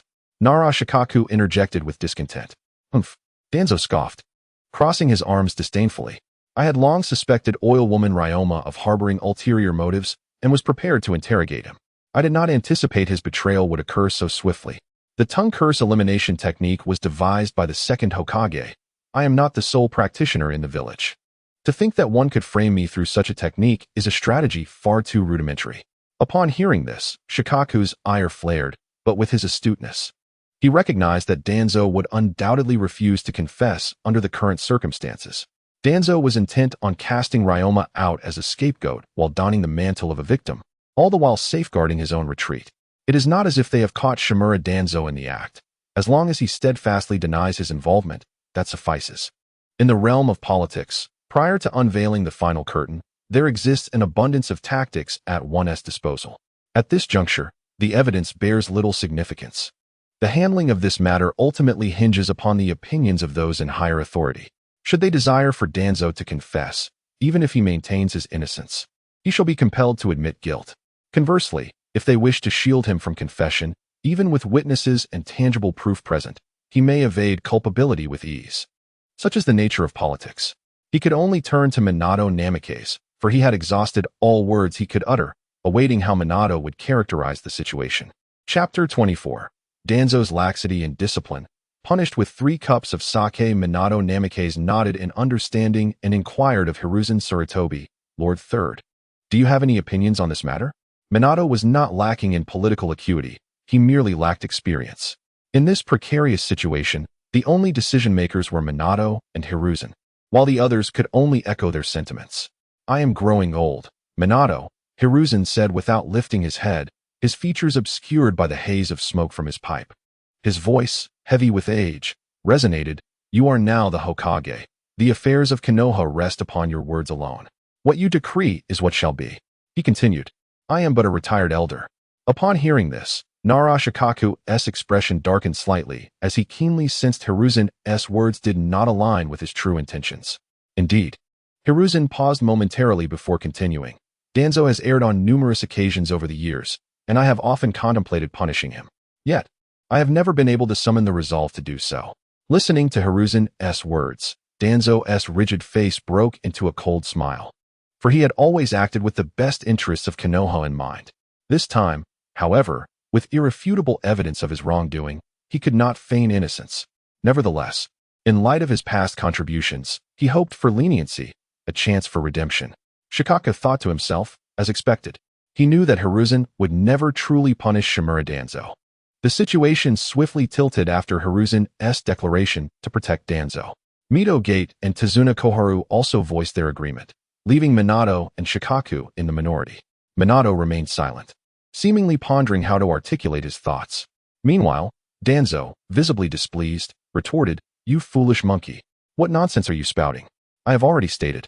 This incident bears no relation to me. It was that fool Yamanaka Ryoma acting independently. I am innocent. Why should I confess? I am not at fault. Why should I expect leniency? Enough. Shikaku slammed the table, taken aback by Danzo's audacity. Nara Shikaku, mind your position. How inappropriate it is to raise your voice in the Hokage's office. Danzo scowled, chastising Shikaku. You are accusing me unjustly, and I am quite vexed. I, who have fought for Konoha for decades, am not someone you can defame. Those 6 from Yamanaka Ryoma, I shall bring back to the root for interrogation. To prevent further fabrication of lies aimed at ensnaring me, the shameless utterances of Shimura Danzo incited Nara Shikaku's ire. This man, having been spared by Sarutobi Hiruzen, was still unsatisfied and sought to retaliate, wishing to reclaim the 6 subordinates he had lost. What audacity! To bring them back to his roots would mean he could do as he pleased. He could easily claim they were subjected to brutal torture leading to their demise, thus enabling their reinvention for his own purposes. After all, the ninjas under his command were all masked. Not to mention, he could potentially fabricate testimonies to turn against them. Danzo, restrain yourself. Witnessing the escalating dispute between Nara Shikaku and Shimura Danzo, Sarutobi Hiruzen felt a flicker of satisfaction. This was the scenario he had anticipated, a subtle equilibrium achieved through the mutual constraints of the Hokage faction and root. Such friction only served to highlight his own significance. As both sides clashed, he remained the arbiter, a manifestation of power in itself. Of course, outwardly, Sarutobi Hiruzen chastised Shimura Danzo, as the current situation dictated a tactical retreat to preserve Danzo's position. It was as though the incident had never transpired. However, Danzo's insatiable ambition was something Sarutobi Hiruzen could not tolerate and required admonishment. What are you arguing about? Is Oinen Ryoma not one of your subordinates? Are those 5 root ninjas not under your command? Your lax oversight has led to a grave disaster. Do you bear no responsibility, Danzo? Silence yourself at once. Sarutobi Hiruzen's thunderous roar resonated with righteousness and authority. Danzo, Hiruzen is correct. You have indeed erred this time. It is time to acknowledge your mistake, Mito Gaiden advised. Indeed, since those 6 root ninjas have already turned traitorous, Returning them serves no purpose. They should be left to the interrogation department for questioning, Naruto added diplomatically. These three old men, through a combination of rebuke and persuasion, effectively pinned Danzo's transgressions on his lax leadership. Naruto felt dizzy from the barrage and cast a worried glance at Namikaze's Minato. Minato, seemingly unfazed, maintained a calm demeanor. Unexpectedly, he nodded gently and stated, "The previous Hokage is correct. We must not neglect those who have served valiantly." He gazed directly into Danzo's eyes, ignoring the sneer and disdain that marred the latter's expression, and continued, "Therefore, regarding Shimura Danzo's negligence leading to the betrayal of his subordinates in the incident at the Konoha hospital involving the abduction of the Hokage's bodyguard captain, I propose a punishment of 6 months of seclusion for Danzo and a year's salary forfeiture. As for the 6 rogue root ninjas, after interrogation, they shall face the death penalty. How does that sound, esteemed predecessor?" Minato's words were delivered with such nonchalance, as if he regarded the matter as trivial. Sarutobi Hiruzen instinctively glanced at Namikaze's Minato. The latter's gaze was tranquil, like a still pond. Yet, he keenly sensed the boundless fury lurking beneath that calm facade. This could prove troublesome. Felt a twinge of regret. Although he had just assisted in alleviating culpability, he had also prepared himself to curtail authority. Yet, to his astonishment, had merely raised his hand in acquiescence. This was evidently not the outcome desired, but he chose to compromise. What would unfold next? He hoped there would be no complications. With a soft sigh within his heart, turned and departed from the Hokage building. Once the 4 elder statesmen had exited, only and remained in the office. You simply accepted that? Gazed incredulously at. Based on his understanding of, this individual appeared harmless and radiated a sunny disposition. Yet, beneath that facade lay a resolute character. One who would not easily yield on matters he deemed significant. The situation earlier had left no room for further escalation. Gently shook his head, a complex expression gracing his features. Even if I wished to apprehend now, the previous Hokage would not consent. Taking a deep breath, he turned toward the window, his gaze drifting to the scenic views of Konoha, and remarked, "I am slowly beginning to comprehend that endeavors are never accomplished in a single stroke. We must patiently await our opportunity. It shall come to us. And when it does, I will ensure his demise." Chapter 25, Versus. The following day, attended his classes at the Ninja Academy as usual. The internal strife among Konoha's upper echelons was evidently not reaching the ears of ordinary villagers. Only whispers of violent clashes emanating from the Konoha hospital were circulating within small circles. Naturally, remained indifferent to these rumors, having received ample notifications from the system that kept him well informed. Notification: the Fourth Hokage, publicly rebuked, rewarding destiny points, 365. Notification: ordered his subordinates to assault, rewarding destiny points, 2785. Notification: and a host of root ninjas were apprehended by, rewarding destiny points, 1421. Notification: confronted, leading to a rift, rewarding destiny points, 1854. Notification: ants favor with, and diminished, rewarding destiny points, 3565. Notification: was ordered to reflect in seclusion for 6 months and fined 1 year's salary, rewarding destiny points, 688. Notification: was executed, rewarding destiny points, 4141. Throughout the previous day, the system's notifications echoed continuously, providing with nearly 20,000 destiny points. The outbreak of internal conflict within Konoha's higher ranks would undoubtedly have profound ramifications on the ensuing narrative. These repercussions would gradually translate into destiny point rewards for. The future appeared resplendent. Standing at the crossroads, gazed at the system panel with a grin, when a chilling voice suddenly interrupted his reverie. "What are you contemplating?" Startled, turned to find clad in a dark blue short-sleeved outfit, standing nearby. The young lad wore a poker face, yet his small eyes sparkled with curiosity as he gazed at Yi-chan. "It's nothing. Let us be off. I've waited for you long enough." In response to Yi-chan's attempts at camaraderie, Uchiha Itachi retorted coolly. Yet, if he truly did not care, why would he pause to rouse Yi-chan from his reverie? Clearly, he was a tsundere child, reluctant to voice his sentiments aloud. Yi-chan, unfazed by Uchiha Itachi's aloof demeanor, led the little poker-faced boy on a brisk run towards the Ninja Academy. Along the way, they encountered numerous familiar classmates, who greeted Yi-chan warmly. His social standing was quite commendable. Previously, Knowing he possessed no bloodline limit and lacked a powerful backing, being an orphan, he had taken the initiative to engage with the various ninja clan's children at the academy for self-preservation. Every classmate could be addressed by name, and he could easily share a few jovial words upon meeting them. Behind him, Uchiha Itachi observed Yi Chun as he ran and exchanged cheerful greetings, a tinge of envy creeping into his heart. Though he possessed a gentle disposition and was friendly towards friends and classmates alike, his expressionless face had dissuaded many who wished to befriend him.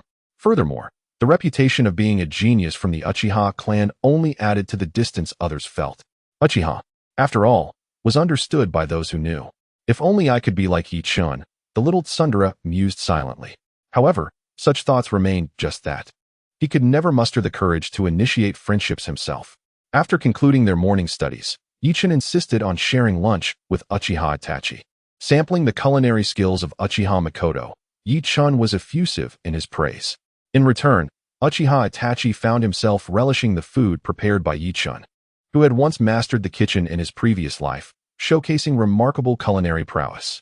After their meal and a brief respite, they prepared for the afternoon practical lessons. In the Ninja Academy, practical lessons meant showcasing the knowledge acquired. Through repetitive hands-on practice, they could cultivate muscle memory, enabling swift and accurate responses in battle. Now, let us commence today's combat practice. Who wishes to go first? In charge of Yi Chun's class, Teacher Ueno Shin led the little ones to the grassy field of the academy, holding a roster in hand. The sparring sessions and practical lessons were often the most anticipated segments among the students. The youthful exuberance was almost instinctual, particularly for those wielding the extraordinary power of chakra. Although they were but youngsters, each possessed strength surpassing that of ordinary civilians devoid of chakra. I'll go. Teacher Ueno, I'm first. Me. Teacher, pick me. Everyone, step aside. I shall be the first. A crowd of little ones, not yet reaching the height of Teacher Ueno's navel, clamored eagerly, leaving him somewhat exasperated. It was always this way. Their desire for attention proved quite overwhelming. Silence. I will call names from the roster. Step forward when your name is announced. Yajima Aikir versus Yusuji no Butsugu. Upon hearing their names, the excited little ones eagerly prepared for a spirited bout. However, the newly enrolled students at the ninja school displayed a rather disheartening performance that left Yi Chun appalled.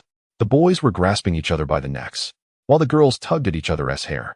Their fighting style bore an uncanny resemblance to the brawls Yi Chun witnessed during his elementary school days in his previous life.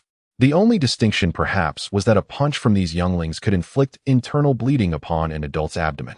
Finally, Ueno Shin called out Yi Chun's name. Yi Chun. Face off against Uchiha Itachi. Yi Chun's eyes sparkled with excitement. Ever since he received a reward from the system the previous day, he had eagerly anticipated a bout with the little tsundere. To his surprise, the moment had indeed arrived. On the other hand, Uchiha Itachi wore a look of hesitation.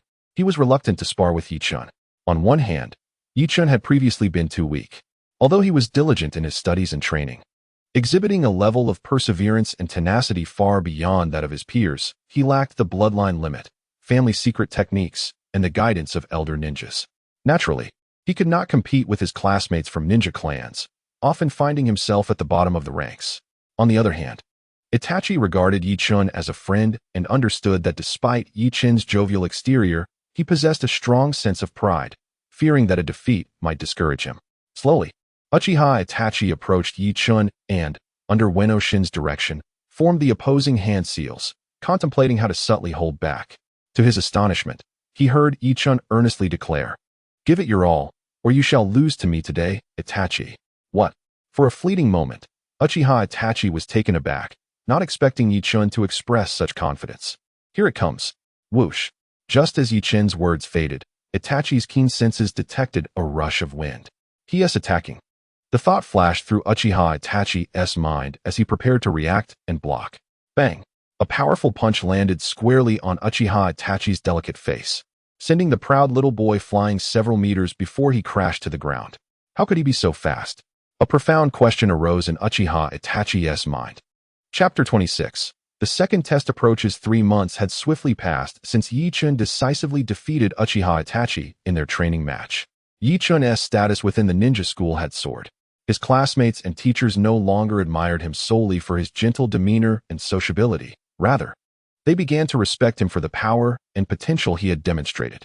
Even Uchiha Fugaku, Itachi's father, had secretly visited the ninja school out of concern after witnessing his elder son's humiliating defeat at Yi Chen's hands. Despite the external attention, Yi Chen remained unfazed. He understood that as long as the system existed, he would continue to grow stronger, far beyond their imaginations. Even in the face of danger, he could retreat into the answering space. Within that realm, Yi Chen was an invincible entity. Meanwhile, Uchiha Itachi grappled with confusion over his easy defeat at the hands of Yi Chen, burdened by guilt from the disappointed gaze of his father, Uchiha Fugaku. Yet, this did not alter their attitude towards Yi Chen. Rather, they began to willingly train alongside him. The prodigious talent of the Uchiha clan possessed an indomitable spirit of a warrior, coupled with the wisdom to remain unjealous of others' strengths. In the Hokage office, the Fourth Hokage, Minato Namikaze, was accompanied by Nara Shikaku, Hatake Kakashi, the Third Hokage, Hiruzen Sarutobi, Mito Kamen, and the returning Jiraiya and Tsunade, all awaiting the unfolding events.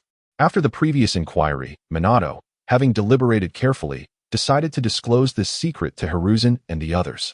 In his correspondence to Jiraiya and Tsunade, he urged them to return to the village promptly, so that upon their arrival in Konoha, they could lay everything bare.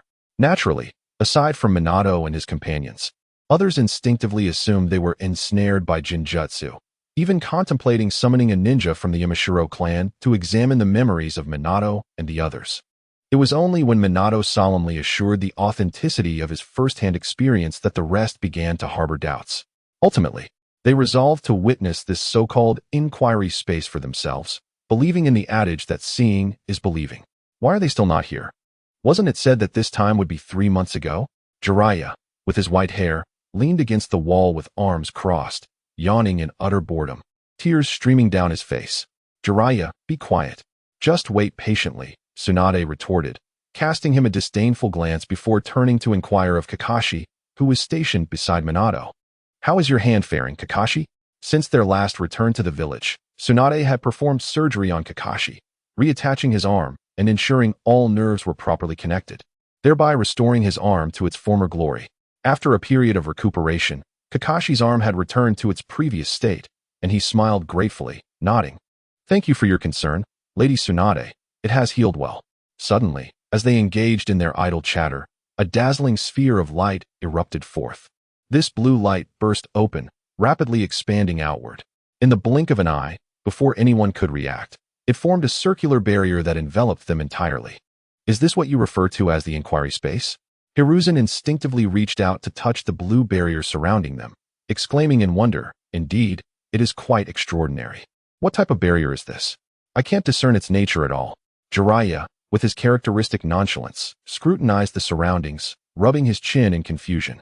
Of course, you wouldn't understand anything, you fool, Tsunade remarked, unable to suppress her sharp comment at Jiraiya's obliviousness. He scratched his head, refraining from retorting, and offered an awkward smile.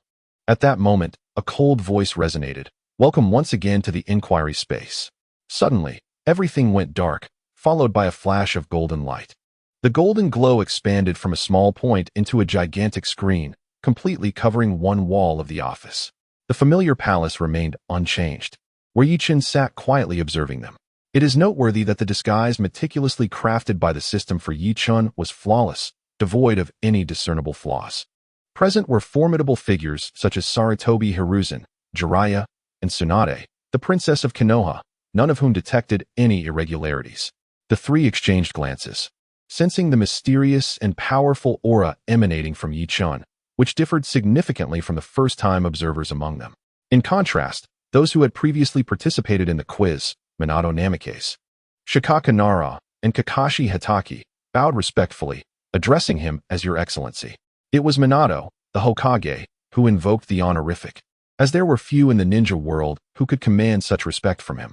Shikaku and Kakashi instinctively regarded Yi Chen as an extraordinarily powerful senior ninja, naturally adopting a very respectful demeanor. Witnessing the proactive salutation from the three, the others, Hiruzen, Jiraiya, and others, could only nod in acknowledgement, greeting Yi Chen in kind. While the surface remained calm, a sense of satisfaction welled up within Yi Chen, reveling in the successful display of superiority. Look at this. The third Hokage, the Hokage advisor, the sage of the toads, the princess of Konoha, all must bow before me. Regarding Minato's decision to bring Hiruzen and the other 5, who had not participated in the first quiz, into the answering space, Ichin made no objections, which relieved everyone. After all, the more participants there were, the more pronounced the potential changes to the storyline. Since the system had not opposed it, Ichin also chose to remain silent. With a slight smile, he waved his hand and stated, "No need for such formality. As it is our second meeting, I shall refrain from excessive explanations. Should you have any questions, feel free to inquire with them," gesturing towards Minato and the others who had previously experienced the quiz.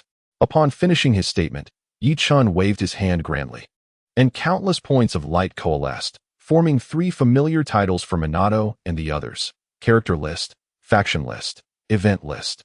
As per our usual practice, select one from the 3 lists, either a character, a faction, or an event for the quiz, Yi-chun declared calmly. Minato nodded slightly, scrutinizing the 3 lists carefully. Previously, he had been too astonished to examine them closely, but now the authenticity of the quiz space had been established, rendering the significance of these lists even more pronounced. The first encounter with the 3 lists left Sarutobi Hiruzen, Mito Kamizuki, Konohamaru, Jiraiya, and Tsunade wide-eyed, marveling at the lists. Although they had heard about them from Minato and the others, witnessing them in person was nothing short of extraordinary. These 3 simple lists encompassed the entirety of the ninja world. In Chapter 27, the event titled Uchiha Clan Extinction was introduced. "Jiraiya, your ranking is quite low. Why are there so many ahead of you?" Tsunade remarked, glancing at the character list and teasingly chiding Jiraiya. There, Jiraiya felt no shame. Instead, he threw his head back in laughter, exclaiming, "Ha! I am utterly satisfied to be listed alongside so many illustrious and formidable predecessors of the ninja world. Tsunade, you are still behind me. How can you possibly mock me?" Such reckless words, of course, provoked Tsunade's ire, and she delivered a swift punch to Jiraiya's abdomen. He nearly regurgitated his last meal, his face turning a shade of green. The names inscribed on the rankings represented the pinnacle of power within the ninja realm, naturally excluding both Karui and Mito. Although these 2 were students of the second Hokage, Tobirama Senju, just like Sarutobi Hiruzen, they fell several tiers short of his prowess.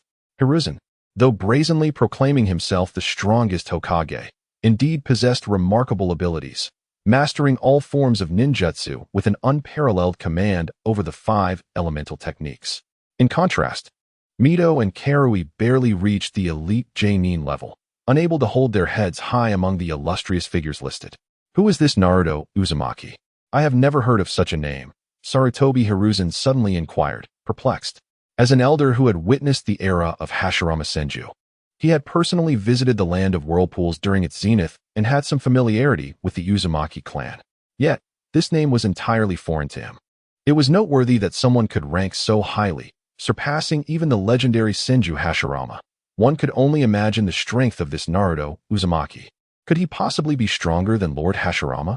And what of Sasuke Uchiha? Is he perhaps a descendant of Madara Uchiha? Mito asked, following suit. As a disciple of Tobirama Senju, one was particularly sensitive to the Uchiha surname. Upon hearing this question, Minato Namikaze instinctively chuckled and glanced at Jiraiya. His sudden mirth left Jiraiya bewildered, prompting him to ask, "Why are you laughing at me, Minato? What connection do I have with this Naruto Uzumaki?" Once uttered, this question drew the attention of the others towards Minato. "Ha ha ha. Indeed, there is a connection, and a significant one at that," Minato replied with a smile. Then turned to Hiruzen, saying, "I do not know who Sasuke Uchiha is, but as for Naruto Uzumaki, he is my soon-to-be-born child." This revelation left everyone astounded. Would the child of Kushina Uzumaki become an even more powerful ninja than Lord Hashirama? Mito murmured in disbelief. "Is this information something you acquired in the question space? Why has it not been mentioned before?"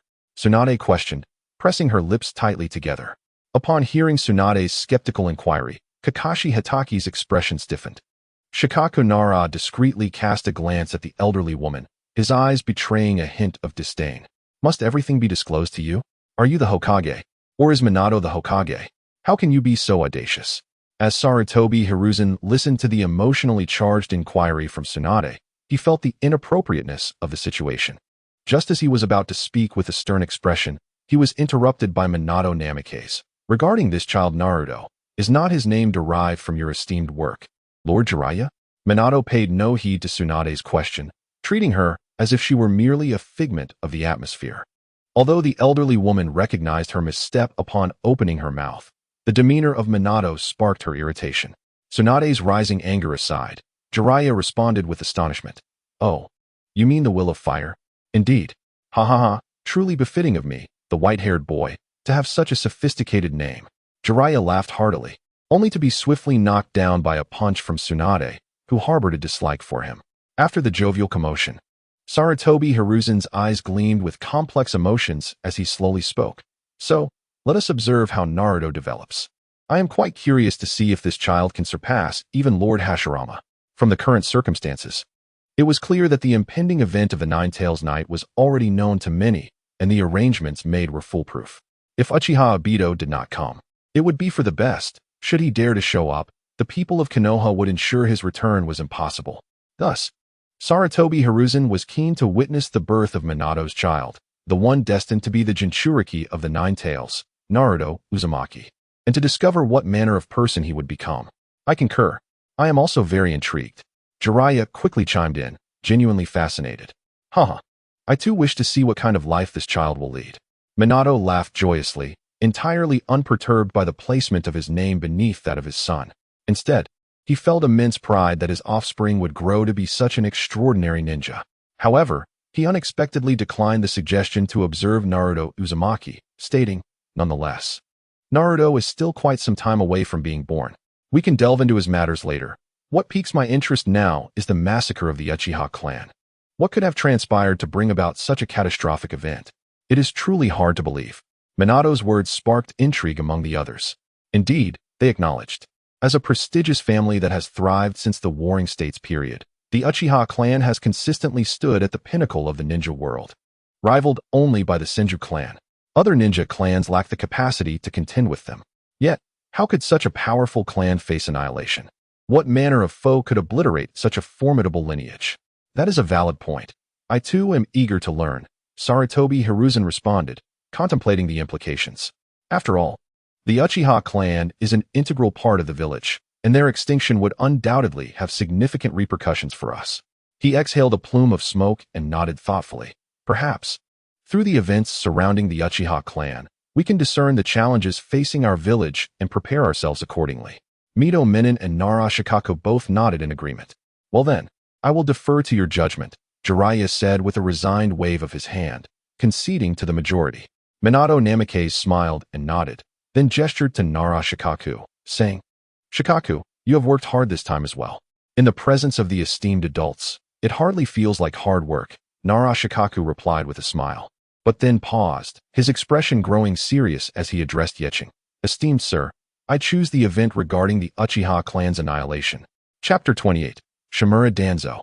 The eternal scapegoat from the very beginning, Yeching remained silent, akin to a statue, observing the reactions of Konoha's high-ranking officials.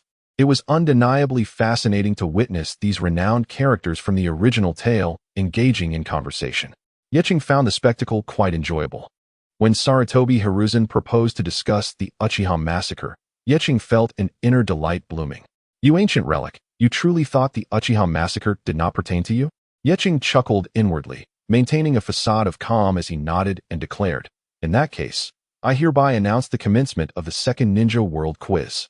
A special reminder, this is the second quiz, differing from the first in that the privileges granted to participants have been revoked. This time, penalties will be enforced. For each incorrect answer, one randomly selected individual within the quiz space will lose one of their abilities, which may include, but is not limited to ninjutsu, taijutsu, jinjutsu, and bloodline limits. Are you prepared? Upon hearing this, the high-ranking officials of Konoha in the Hokage's office displayed no surprise. Instead, they exhaled in relief. It turned out that during the first quiz, Nara Shikaku had already gleaned information indicating that penalties would be introduced in the second round. Upon learning this, the group initially feared the penalties would be severe, only to find that they were rather mild. The loss of ninjutsu, taijutsu, or jinjutsu could be remedied through training.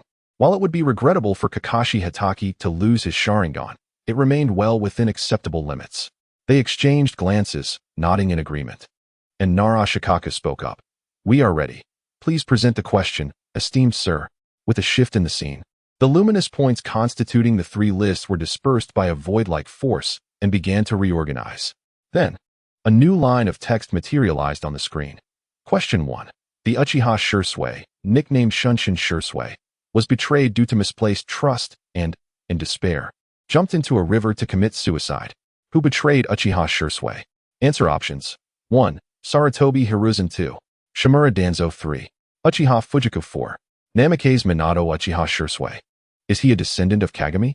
Upon seeing Shursui's name, Sarutobi Hiruzen envisioned a youthful face. He was a distinct member of the Uchiha clan, remarkably similar in character to his ancestor, Uchiha Kagami. A proponent of peace, he genuinely embraced the will of fire.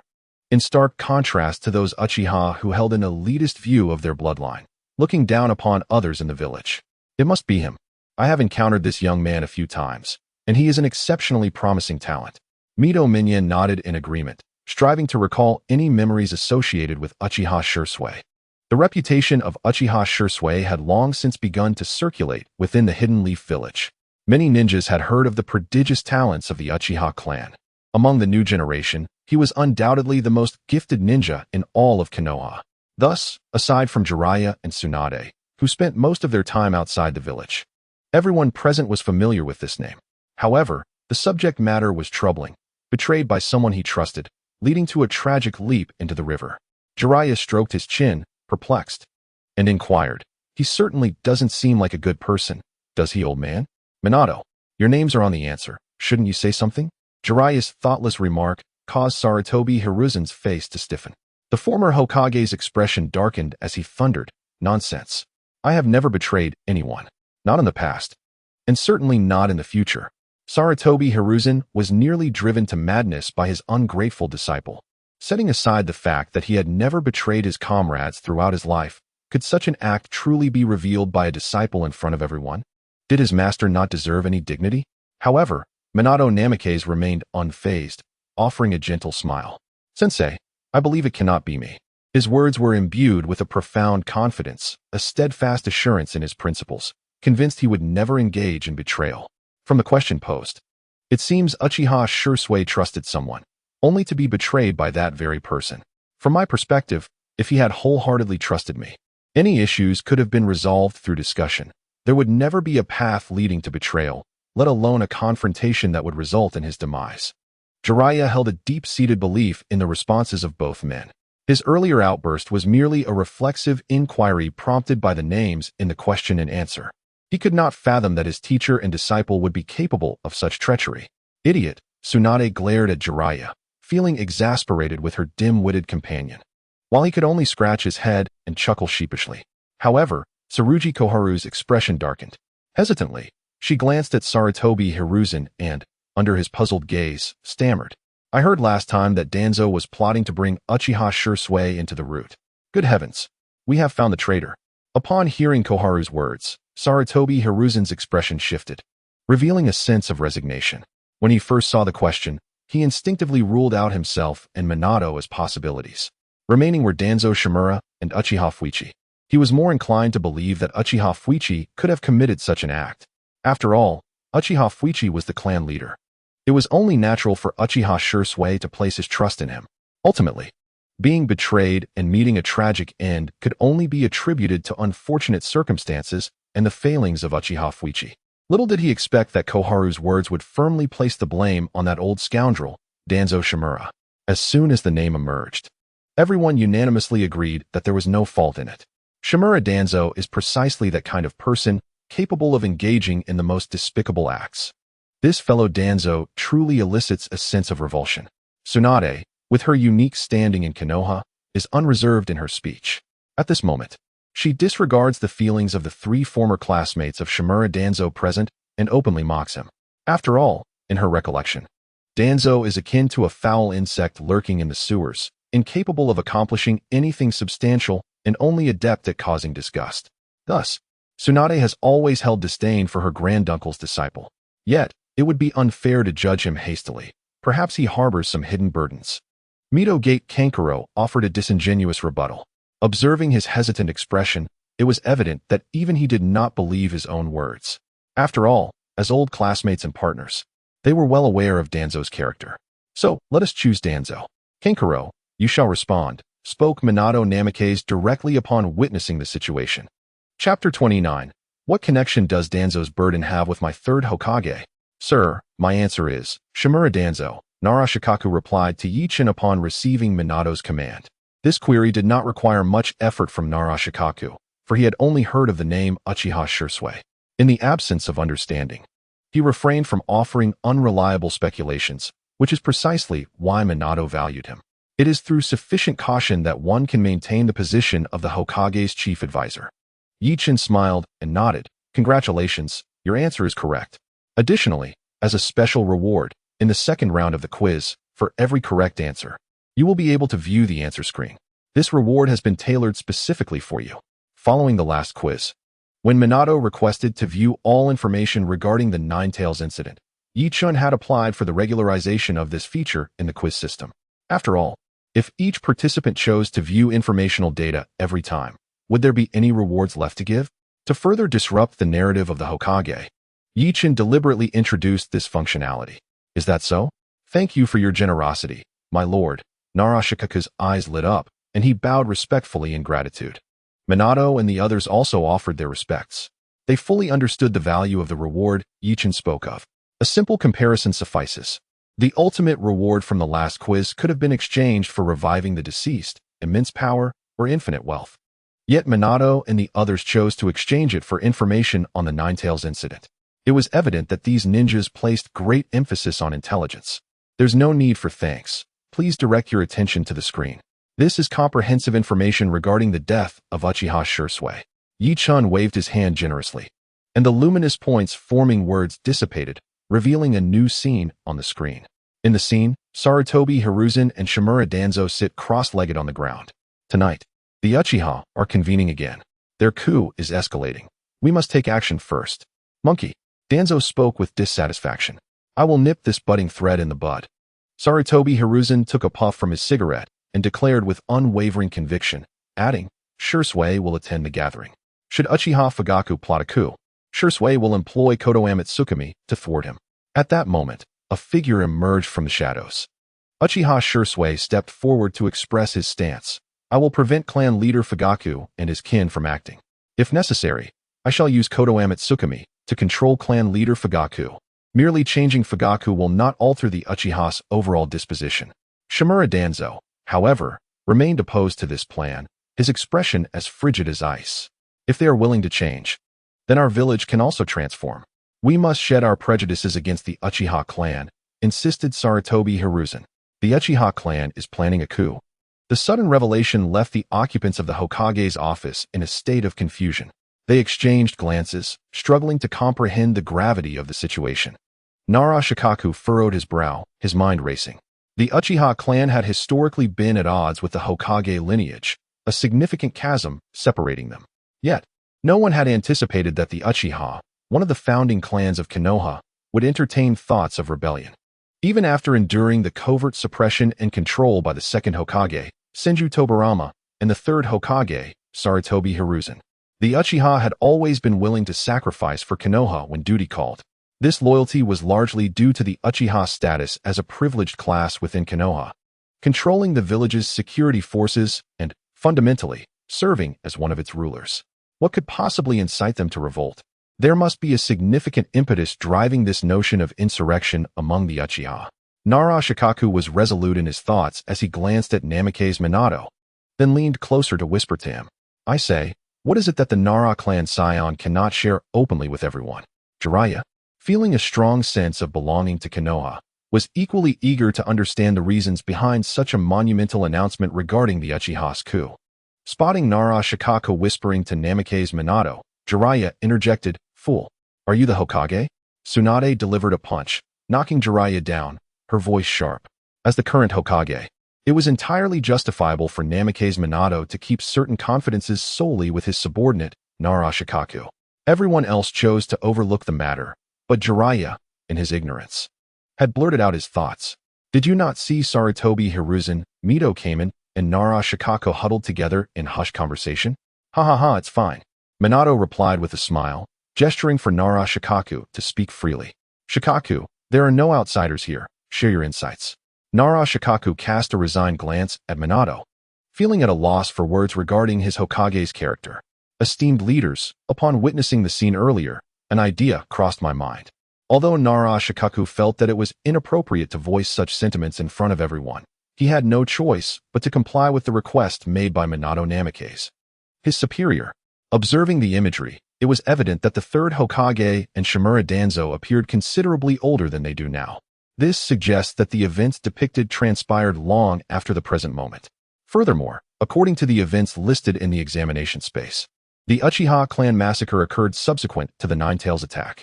Therefore, it can be concluded that by the time of the Uchiha massacre, the fourth Hokage had already sacrificed himself. At this juncture, everyone instinctively glanced towards Minato, who, with a carefree demeanor and a radiant smile, appeared utterly unconcerned, much to the chagrin of the onlookers. Continuing, Nara Shikaku remarked, from the visuals presented, it can be inferred that after the fourth Hokage's demise, the village did not appoint a fifth Hokage. He then glanced at Jiraiya and Tsunade, both of whom seemed to understand the implication, one turning his head and the other gazing skyward, deliberately ignoring the comment. The third Hokage resumed his position as Hokage. The blame for the Uchiha massacre seemed to rest heavily upon the third Hokage himself, which provoked discontent among the two Hokage advisors. You must be accountable for your words. Did you not see that Danzo was urging Hiruzen to take action, while Hiruzen was intent on protecting the Uchiha clan? Retorted Mito Gate Kn. Indeed, Hiruzen served as Hokage for decades, during which the Uchiha clan faced no incidents. How can you hold him responsible? Chimed in TGK Haru, eager to defend Sarutobi Hiruzen. Their positions were closely intertwined with Hiruzen's, which compelled them to fervently advocate for him. In the face of their inquiries, Nara Shikaku remained unflustered, articulating his thoughts with poise. What I imply is that the third Hokage's indulgence towards Shimura Danzo is at fault. The visuals reveal that Danzo adhered to the prejudices instilled by the second Hokage against the Uchiha clan, persistently targeting them and even inciting civil strife within the village. The third Hokage's failure to curtail Danzo's actions allowed this individual to repeatedly engage in acts detrimental to the village's welfare. Shikaku's words pierced Sarutobi Hiruzen's heart like a sharp blade, rendering the aging monkey speechless. The indulgence towards Danzo was arguably Hiruzen's most significant blemish. Those who held a certain status and influence within the village were acutely aware of this situation. Danzo's misdeeds were egregious, splitting the Umbu, orchestrating his own underground empire, forcibly recruiting members from various clans, brainwashing them, and employing cursed seals to ensure their loyalty for unsavory tasks. His manipulations and political machinations created innumerable enemies for the village. With a singular ambition to become Hokage, he swayed public opinion to eliminate the most promising candidate for the fourth Hokage, Kakashi Hatake. Were these not all part of Danzo's dark history? And despite committing such a multitude of crimes, he managed to evade justice and maintain his underground kingdom. Whom did Danzo rely on for his continued freedom? Was it not the third Hokage, Sarutobi Hiruzen? On the day Sarutobi Hiruzen met his demise, should anyone take the lead, Shimura Danzo would undoubtedly be torn to shreds by the various ninja clans. This is my conclusion. The coup d'etat of the Uchiha clan, and even the annihilation of the Uchiha, must be inextricably linked to Shimura Danzo. The root cause of these events lies with you, the esteemed third Hokage. Nara Shikaku seems to have resolved to stake everything. With the support of the fourth Hokage, Minato Namikaze, he dares to bring this speculation to light, exposing the ugliness buried beneath the surface to the glaring sun. What does he have to fear? Even if the heavens were to collapse, Minato would stand firm. Would he not? Danzo, meanwhile, elicited a deep frown from Jiraiya. Though he had little interaction with Shimura Danzo, he harbored a profound disdain for the man. Hiruzen remained silent, seemingly acquiescing to Shikaku's assertions, further igniting Jiraiya's discontent. "Old man, be quiet," Jiraiya exclaimed, only to be interrupted by Tsunade. The princess of the Senju clan maintained a calm demeanor, not even casting a glance at Hiruzen. The scene shifts to a clandestine underground base not far from Konoha, where two figures stand. One is Uchiha Shursui, and the other is none other than Shimura Danzo. "Lord Danzo, the meeting time is approaching. If you have anything to discuss, let's save it for after this matter concludes," Shursui said, a hint of urgency in his tone. "What would you do if, After casting a Jinjutsu on Uchiha Fugaku, the Uchiha clan still insisted on proceeding with the coup? Danzo asked coldly. Rest assured, Lord Danzo, I am prepared, Shisui replied firmly, his expression resolute. If anyone persists in such foolish actions, I shall bring them to an end. But even if you eliminate a faction of those seeking to rebel, there will still be many more Uchiha lurking in the shadows, dissatisfied with the village. What do you propose we do about them? Danzo inquired, his face darkening. Shisui found himself at a loss for words. As long as the Uchiha exist, the village will remain wary of them. Do you believe you can change that? Danzo's icy voice pierced through the air. The Hokage assured me that change will come, Shisui replied, his conviction unyielding. And if it does not? Will you then employ the Kodoame Tsukumi against me? Just as Shisui found himself ensnared by Danzo's challenging demeanor, Danzo suddenly reached for Shisui's right eye. A triumphant smile spreading across his withered face. I shall claim your Sharingan.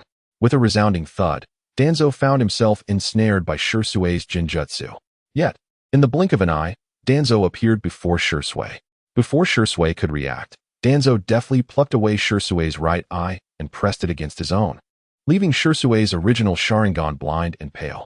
Now, give me the other one, Danzo greedily demanded. This man, how dare he lay hands on a ninja within the village? Jiraiya was left utterly astonished. The betrayal spoken of in the title was not what he had anticipated. During discussions, one might disrupt the conversation with words and, taking advantage of the opponent's moment of contemplation, suddenly resort to an eye poke. Truly, one cannot help but admire you, Shimura Danzo. That scoundrel. It was indeed he who orchestrated this mischief. The long-absent Kakashi Hatake uttered with bitterness. Although he was unable to contest the earlier incident where Danzo sent his men to abduct him from the Konoha hospital due to the prevailing circumstances in a gag order, who would remain magnanimous in the face of a threat to their life, Kakashi certainly harbored a grudge against Danzo. Witnessing Danzo once again take action against his comrades within the village, and doing so personally, stirred Kakashi's sense of unity against a common foe. Danzo, sighed Hiruzen Sarutobi, who no longer wished to indulge in smoke, lowering his head with an expression of indescribable complexity on his face. Indeed, many of Danzo's actions had been tacitly approved by Hiruzen. Danzo's rise to prominence as the leader of Root, the hidden power within Konoha, was inextricably linked to Hiruzen's indulgence. However, Hiruzen had never consented to Danzo's aggression against the village's allies. Numerous acts were conducted by Danzo in secrecy, only to later shift the blame onto Hiruzen, leading everyone to believe that it was Hiruzen who had sanctioned his actions. Unbeknownst to many, Hiruzen often found himself bewildered by the unfolding events. Yet he could only bear the burden of blame in silence. Now, faced with the stark reality before him, Hiruzen was compelled to reassess his stance towards Danzo, questioning whether there was truly a flaw in his judgment. Inma, Koharu, Hiruzen suddenly spoke in a hushed tone, audible only to Inma and Koharu beside him. Have I truly erred? His aged voice bore a hint of sorrow. Inma and Koharu exchanged glances, unsure of how to respond. Surely you have erred. How splendid it would be to entrust power to us. We promised we would not commit such foolish acts. Even a dog could perform better than Danzo, as the head of Root. The two silently cursed within, yet outwardly remained at a loss for words, feigning ignorance. Chapter 31. The Causes of the Uchiha Clan's Coup. Setting aside Hiruzen's self-doubt and the ulterior motives of the two Hokage advisors, at this moment, Minato Namikaze had already issued a lethal decree against Danzo. For Minato, who had aspired to become Hokage since childhood, wholeheartedly dedicated to protecting the village of Konoha, Danzo's actions were a blatant challenge to his principles. Having made up his mind, Minato addressed Shikaku Nara. Shikaku, let us move on to the next question. Understood. Shikaku nodded. Turning to Ye. Sir, please present the next question. Very well, let us proceed to the second question. Ye gestured, dispersing the glowing points that formed the scene, which reassembled to reveal the second inquiry. Question 2. Which of the following options is not a cause of the Uchiha clan's coup? The animosity of the villagers, the suppression by the Hokage lineage, the rumors disseminated by Shimura Danzo, and the instigation from other ninja villages. These elements seem to intertwine. Even though I harbor no fondness for the Uchiha clan, it is indeed inconceivable that they would conspire with outsiders. Upon seeing the topic, Jiraiya instinctively voiced his judgment. From his perspective, despite the prideful Uchiha clan's lack of unity with the village, they have never betrayed it. It is unthinkable that they would collude with other ninja villages to incite a coup against Konoha. It is impossible to associate such treachery with the Uchiha clan, who are one of the founding clans of Konoha, who would conspire with outsiders to destroy their own home. In the instant he finished speaking, Jiraiya felt a twinge of regret and furtively glanced at Tsunade, bracing himself for a reprimand. Strangely, Tsunade did not counter his statement, but instead lowered her head in silence. I too believe this is the case. The imagery from the first question clearly indicates that the village's higher-ups are pressuring the Uchiha clan for a coup. Kakashi Hitaki interjected. Impudent brat. Are you implying that the Hokage is suppressing the Uchiha clan? Within the Hokage's office, while others dared not retort, Kakashi's boldness was met with caution. Nonetheless, his words tacitly acknowledged the veracity of the rumors spread by Danzo and the villagers' animosity. I have never suppressed the Uchiha clan. I treat all clans within the village equally. Sarutobi Hiruzen mustered the energy to defend himself. I beg to differ, Lord Third Hokage. Nara Shikaku voiced his dissent. What is your opinion, Shikaku? Your clan, the Inuzuka, and the Akamichi have always been favored by the village, have you not? Mito Gatiki and Tisen Kamachi chimed in immediately. This is merely a matter of discussion. Shikaku calmly shook his head, disregarding the displeased expressions of the three elders. The village's suppression of the Uchiha clan has persisted for a long time, at least since the administration of the second Hokage, Senju Tobirama. His statement provoked discontent among the three disciples of Tobirama present. Silence. How dare you slander the second Hokage? Shikaku, be mindful of your words. Tobirama acted with integrity. How could he possibly suppress his comrades in the village? The three elders glared in indignation. In stark contrast, Tsunade Senju, the granddaughter of Senju Tobirama, remained silent, offering no rebuttal. Let Shikaku finish speaking, Minato Namikaze interjected, providing support for his subordinate. I am merely recounting what I know. I asked the three esteemed elders to remain patient, Shikaku reassured, emboldened by Minato's backing. Long ago, the first Hokage faced Uchiha Madara in a decisive battle at the Valley of the End. Before departing, Madara sought to lead the Uchiha clan away from Konoha, only to be rejected by them. Betrayed, Madara was ultimately defeated and met his demise at the hands of the first Hokage. Certainly, during our initial inquiry, we uncovered intelligence revealing that Uchiha Madara had not perished as believed, but rather had survived in a state of lingering existence for decades, orchestrating new schemes. Nara Shikaku spoke with candor. Subsequently, the first Hokage passed away a few years later, and the second Hokage ascended to the position. From that moment forth, a policy of suppression against the Uchiha clan was instituted. Initially, the Leaf Village's police force was entrusted to the Uchiha clan, positioning them as grassroots enforcers, forcing them into direct conflict with the villagers and subjecting them to the villagers' disdain. Thereafter, the Uchiha clan was systematically excluded from positions of higher authority. Even Uchiha Kagami, a disciple of the second Hokage, found himself devoid of any power within the Hokage building.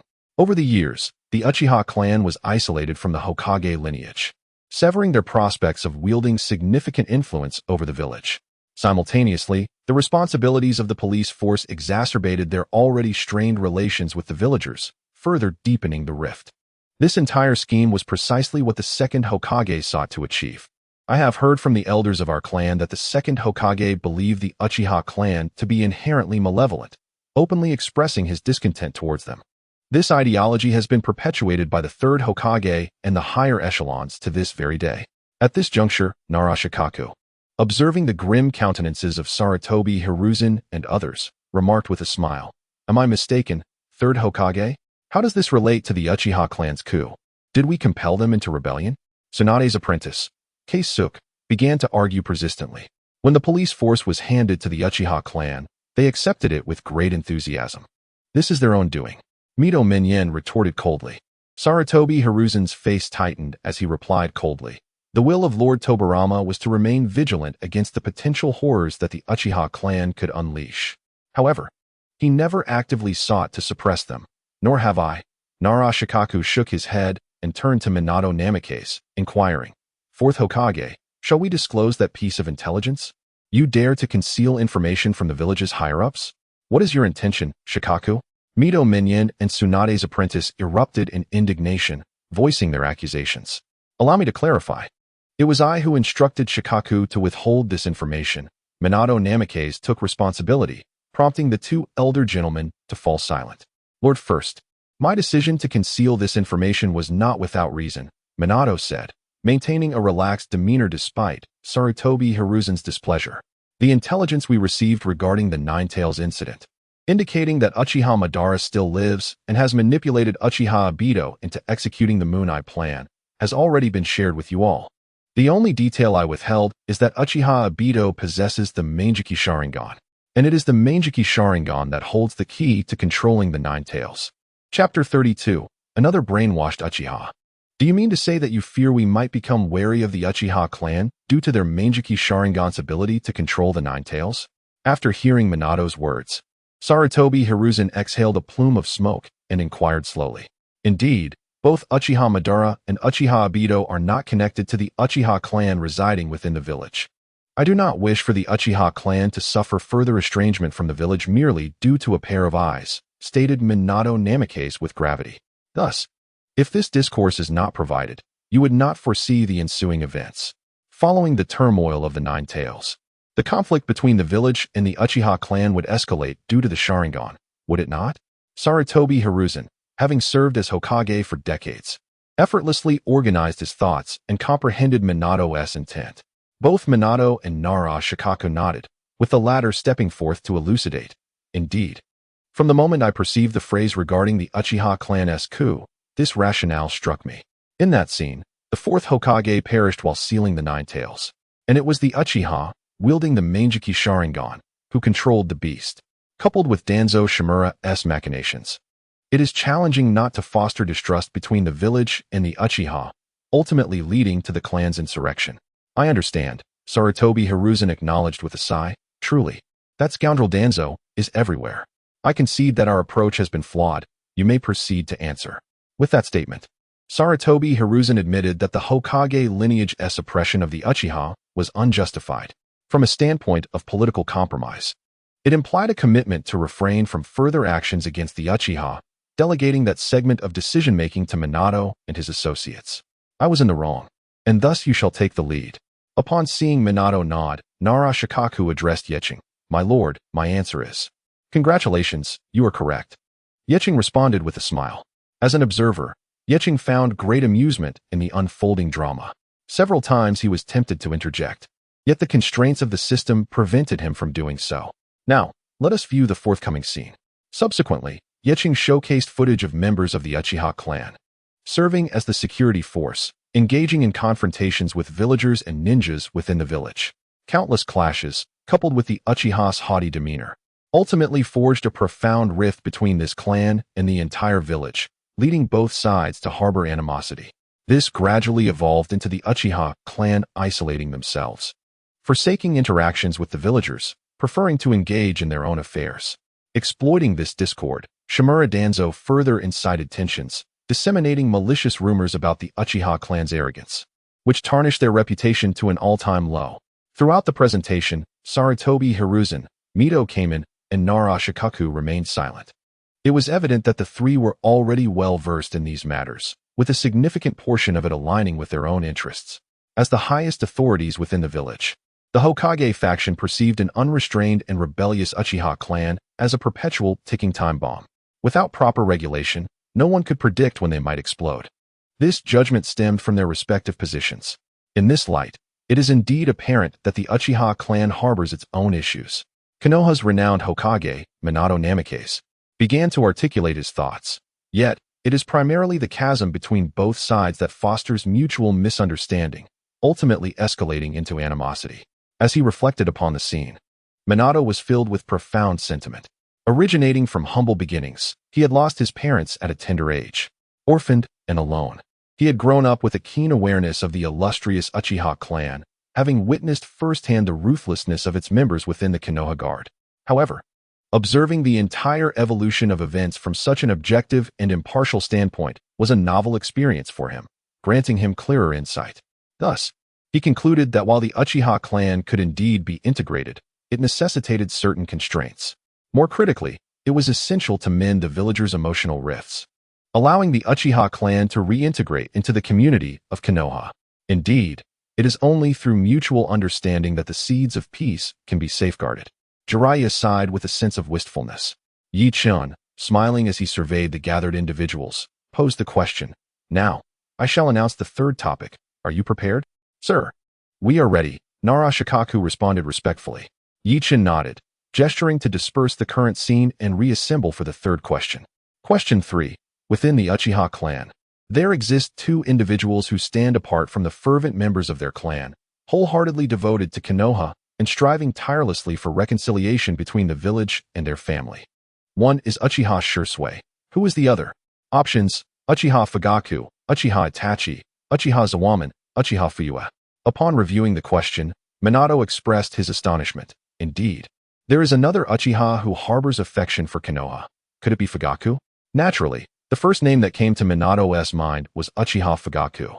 If one were to consider who among the Uchiha had the closest ties with the Hokage, disregarding the young Uchiha Shursui, Fugaku would undoubtedly be the foremost.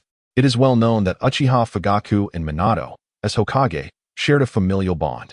Their families were intimately acquainted, frequently dining and conversing together. Moreover, Fugaku's presence was a pivotal reason why Minato believed the Uchiha clan could be brought under his aegis. Why do you say that? Jiraiya inquired, perplexed. As he recalled his limited time in Konoha and his last close encounter with Uchiha Fugaku on the battlefield during the Third Great Ninja War, where the clan leader's formidable prowess and cold demeanor left a lasting impression on him. In response to his mentor's query, Minato smiled and replied, in truth, Fugaku is a remarkably gentle person. Our families often meet, and both he and his wife, as well as their eldest son, Uchiha Itachi, are quite agreeable individuals. As he envisioned the cool demeanor of Uchiha Itachi, Minato couldn't help but chuckle softly. Especially regarding Itachi, though he appears aloof, he possesses a remarkably gentle heart. I sincerely hope that my Naruto will grow up to be like Itachi. Upon hearing this from Minato, Yeching nearly burst into laughter. Uchiha Itachi gentle? You wish for Naruto Uzumaki to become a person akin to Uchiha Itachi? Aren't you concerned that Naruto might also annihilate his entire clan? Well, the Uzumaki clan has long been extinguished, so perhaps that is not a worry. Chapter 33. Could Fukiyu be the one aligned with Konoha? Ah, if that is the case, then indeed, Uchiha Fukiyu is quite a commendable choice. Jiraiya nodded in sudden realization. But why not the one named Uchiha Itachi? Tsunade, who had been silent for a long while, suddenly spoke, her tone consistently assertive, reflective of her unique style. According to your words, Minato, isn't Uchiha Itachi also a very gentle child? Ah, this. Minato scratched his head, revealing an embarrassed smile. I hadn't considered that. But Itachi indeed seems a likely candidate. Thus, both Uchiha Fukiyu and Uchiha Itachi have become strong possibilities. Minato found himself unable to discern which possibility held more weight. Have Uchiha In and Uchiha Zoman been ruled out? Mito Min In suddenly interjected. Unfortunately, the trio of Jiraiya, Tsunade, and Minato, who had been engrossed in conversation moments ago, paid him no mind. The old man, whose beard had turned white, felt nearly stricken by the indifference shown in this gathering. Fortunately, a comrade in the same trench alleviated the awkwardness. Tsubaki Koharu promptly added, Uchiha And is a hawkish elder of the Uchiha clan, while Uchiha Zoman is the head of the security force. Both of them are staunch hawks. If we are discussing candidates for a coup, it is these two who are most likely. In Koharu's memory, both Uchiha In and Uchiha Zoman were utterly detestable, one constantly dwelling within the Uchiha territory, extolling the glory of the Uchiha clan and advocating for glorious independence, while the other led a security force that had become a tyrant in Konoha, perpetually instigating trouble and creating friction. To suggest that these two hardened individuals, while past 50, would suddenly shift their allegiance to Konoha is less believable than the notion of Shimura Danzo experiencing a profound change of heart. Lord Hokage, I personally believe that the likelihood of Fukiyu being the leader is minimal. As everyone pondered, Nara Shikaku suddenly spoke up. Oh, why is that? Shikaku's words drew the attention of all present, as he calmly elucidated. Lord Hokage, if we follow the timeline of events, after the Kyuubi incident, you sacrificed yourself. Would Uchiha Fukiyu still approach the Hokage building? His statement enlightened everyone, except for Jiraiya, who found himself bewildered as he observed the other's expressions of sudden understanding while he remained oblivious to the meaning.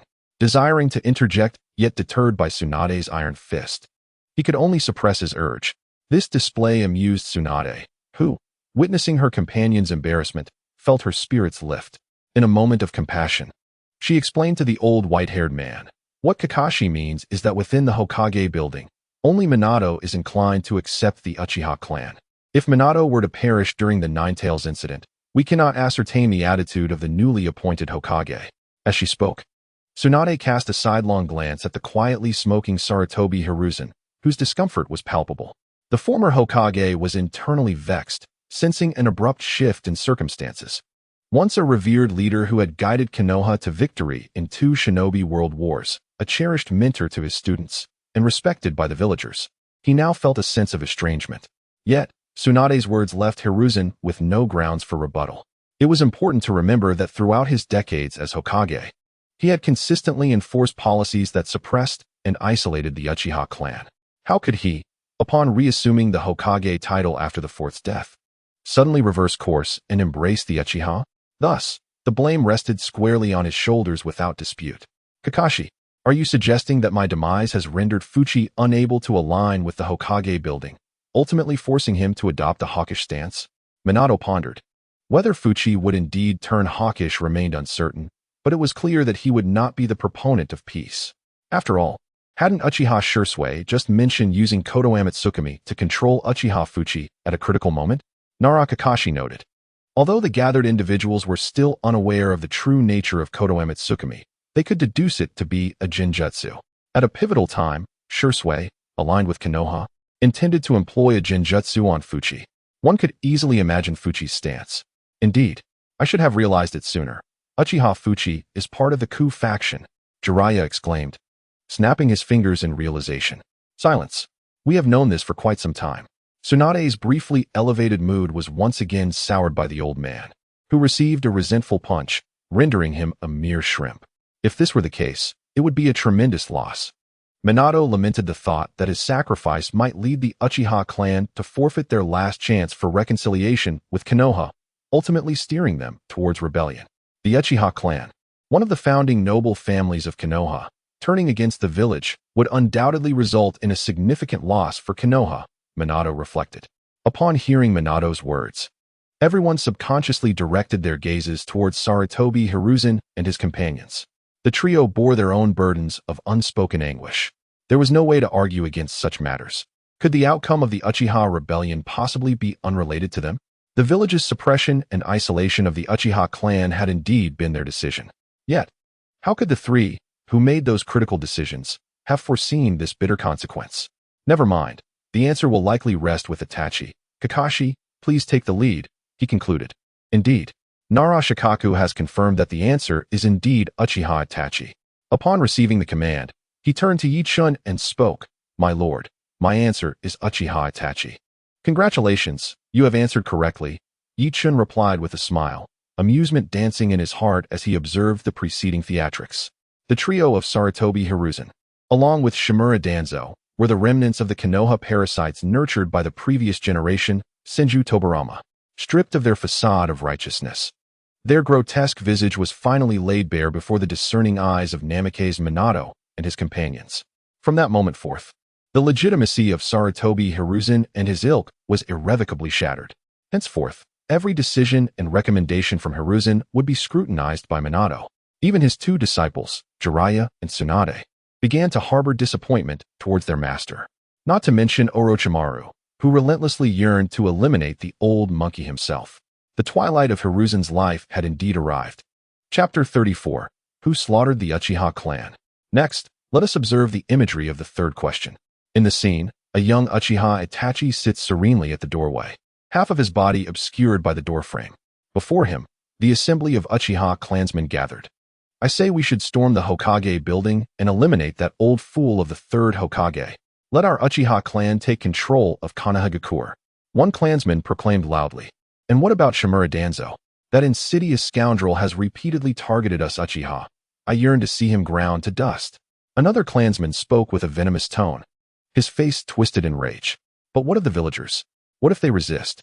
A voice of concern arose, questioning the acceptance of Uchiha rule following the extermination of the Hokage lineage. "Then we shall annihilate them. Those who refuse to embrace the glorious Uchiha shall descend into hell."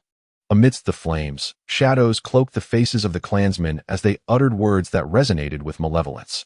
The young Uchiha Itachi remained expressionless, yet his fists clenched tightly.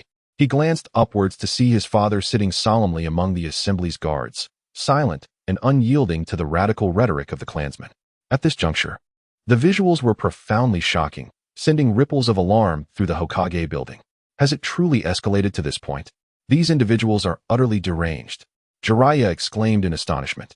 Those arrogant fools deserve a thorough lesson. Regardless of the circumstances, the Senju clan was one of the founders of Konoha, and Tsunade harbored deep affections for the village. Witnessing the Uchiha's fervent declarations to slay the villagers incited her ire. See, the Uchiha clan is indeed a malevolent lineage, a pack of lunatics. The Uchiha's frenzied rhetoric rekindled a flicker of confidence in Mido Kazuma, who began to admonish them vehemently. Lord Tobarama's judgment is undeniably correct. The Uchiha clan must be strictly controlled, echoed Nara Shikaku with righteous conviction. Meanwhile, Sarutobi Hiruzen had learned to remain silent, quietly smoking his pipe. As the gathering dispersed, the clan members departed in different directions. Uchiha Fugaku, the father, retreated to a small dwelling to confer with the elders about forthcoming preparations, while Uchiha Itachi, the sole heir, walked along the path leading home from the South-He Shrine. "Ah, is that you, Itachi? Why are you out so late?" A figure emerged in the moonlight, revealing Uchiha Shisui, clad in the attire of the Umbu, just returning from duty. "Shisui," Itachi exclaimed, a torrent of thoughts flooding his mind, suddenly finding a confidant. The clan members, in that moment, found themselves at a loss for words. Tears welled in Itachi's eyes as he choked back his emotions. Observing this, Shisui's expression turned grave. Did another meeting just conclude? Those individuals must have uttered a plethora of nonsensical remarks. It was evident that the atmosphere within the Uchiha clan was peculiar, akin to a powder keg that could ignite at the slightest spark. Shisui understood this all too well. "Do not concern yourself with them, Itachi," he said, bending down to pat Itachi on the shoulder, offering a warm smile. "The third Hokage and the others will find a solution. As long as there remains a glimmer of hope, we shall strive for it. Reconciliation between the village and the clan is my aspiration." Was it Shisui who guided Itachi? What a gentle soul he is, thought Minato Namikaze, increasingly fond of Uchiha Shisui. The Uchiha clan, with hearts inclined towards Konoha, still possesses such warmth. "The descendant of Kagami truly reminds me of that fellow," reminisced Mido Menka. Indeed, it is strikingly similar. Kagami also wore such a warm smile. Tsubaki Koharu recalled the days when they served under Senju Tobarama together. On the precipice of the South-He River, two figures stood, one, Uchiha Shisui, who had lost his right eye, and the other, Uchiha Itachi. "Itachi, the Uchiha coup is now unavoidable. Should a civil war erupt in Konoha, other villages will undoubtedly seize the opportunity. I had intended to use Kotoame Tsukumi to avert the coup, but Shimura Danzo seized my right eye. He believes he can protect the village in his own way. To prevent him from acquiring my left eye, I entrust it to you. I must rely on you, my dear friend, to safeguard both the village and the Uchiha name." With that, Shisui removed his left eye and extended it to Itachi. "What are your plans now?" Itachi inquired. "If I perish, the situation should change. I have already penned my farewell letter." Shisui took measured steps backward. "Wait, Shisui." Itachi reached out in alarm, attempting to grasp him. "Do not stop me, Itachi." In the next moment, with a smile, Shisui leapt from the cliff, concluding his tumultuous existence. Was this scene a continuation of the previous one? That scoundrel Danzo, truly incapable of doing any good. Nara Shikaku mused inwardly, immediately correlating the two segments. Alas, it is all because of Shimura Danzo. This wretched old man has dismantled Konoha's future. A Uchiha, endowed with the kaleidoscopic Sharingan, holds far greater significance to the village of Konoha than 1,000 Shimura Danzo bound together. As Namikaze Minato observed the unfolding scene, his brow furrowed in apprehension, sensing that the forthcoming events might herald a momentous upheaval. At this juncture, Sarutobi Hiruzen had grown taciturn, his expression devoid of emotion as he gazed at the screen, drawing in deep puffs of smoke. Hatake Kakashi lowered his head in silence, reflecting on the liberated smile of Uchiha Shisui before he leaped into the river, and could not help but recall Uchiha Obito, who lay trapped beneath a massive boulder, entrusting the care of Noara Rintam. The two former advisors beside him remained equally mute. noticing the inhabitants of the Hokage building ensnared in yet another bout of contemplation. Yeching clapped his hands to rouse them. All right, the visuals for the third question have concluded. Now, please direct your attention to the fourth question. With a wave of his hand, the fourth inquiry materialized. Question 4. In the 54th year of Konoha, the once mighty Uchiha clan, which had flourished since the Warring States period, faced annihilation, leaving only 2 clan members alive. Who executed this act? Third Hokage Sarutobi Hiruzen, root leader Shimura Danzo, Uchiha Itachi, Uchiha Obito. How could his name appear? Kakashi exclaimed, breaking his silence, for he had encountered the most familiar of names. Obito? Driven by hatred for the village. Did he choose to obliterate his own lineage? Or did he perceive the Uchiha clan as an impediment to the execution of the Munai plan? Narashikaku pondered inwardly. No, compared to the first 2 names, Obito's likelihood seemed rather slim, he concluded. The hidden Obito could have exploited the chaos of the Nine-Tails incident to strike Konoha, but that did not imply that the village, now aware of his existence and prepared for him, would allow him to infiltrate once more and massacre the entire Uchiha clan. After all, this was the Uchiha clan. How could it be eradicated by a single individual? Even if all the ninjas of the village united, it would demand a tremendous price. Chapter 35. The strongest Hokage, do you deserve it? As the fourth question emerged, it captivated the attention of everyone within the Hokage building. The illustrious Uchiha clan, a prestigious lineage that had traversed generations since the Warring States, ultimately faced ruin. According to the question, only 2 clan members remained, including Obito. That would amount to merely 3. A millennia of heritage severed in an instant. Sarutobi Hiruzen's gaze flickered uncertainly as he sensed the scrutiny of others upon him. Yet, he found himself in a predicament. He did not believe he had personally orchestrated the extermination of the Uchiha clan. However, the information provided by this question placed him in opposition to the Uchiha, casting a shadow of doubt upon him. This left him with no avenue for defense, for he had indeed implemented policies and measures targeting the Uchiha clan. Nevertheless, as long as Sarutobi Hiruzen remained present, others were obliged to extend their respect to this third Hokage. There was no discussion of his possibilities in person. Namikaze Minato crossed his arms, gazing at the 4 answers before him. A cursory glance revealed that, apart from Uchiha Itachi, the other 3 candidates seemed quite plausible. It was rather challenging. He turned his gaze to his companion, Narashikaku, and smiled. Shikaku, this question is entrusted to you. I truly have no inkling.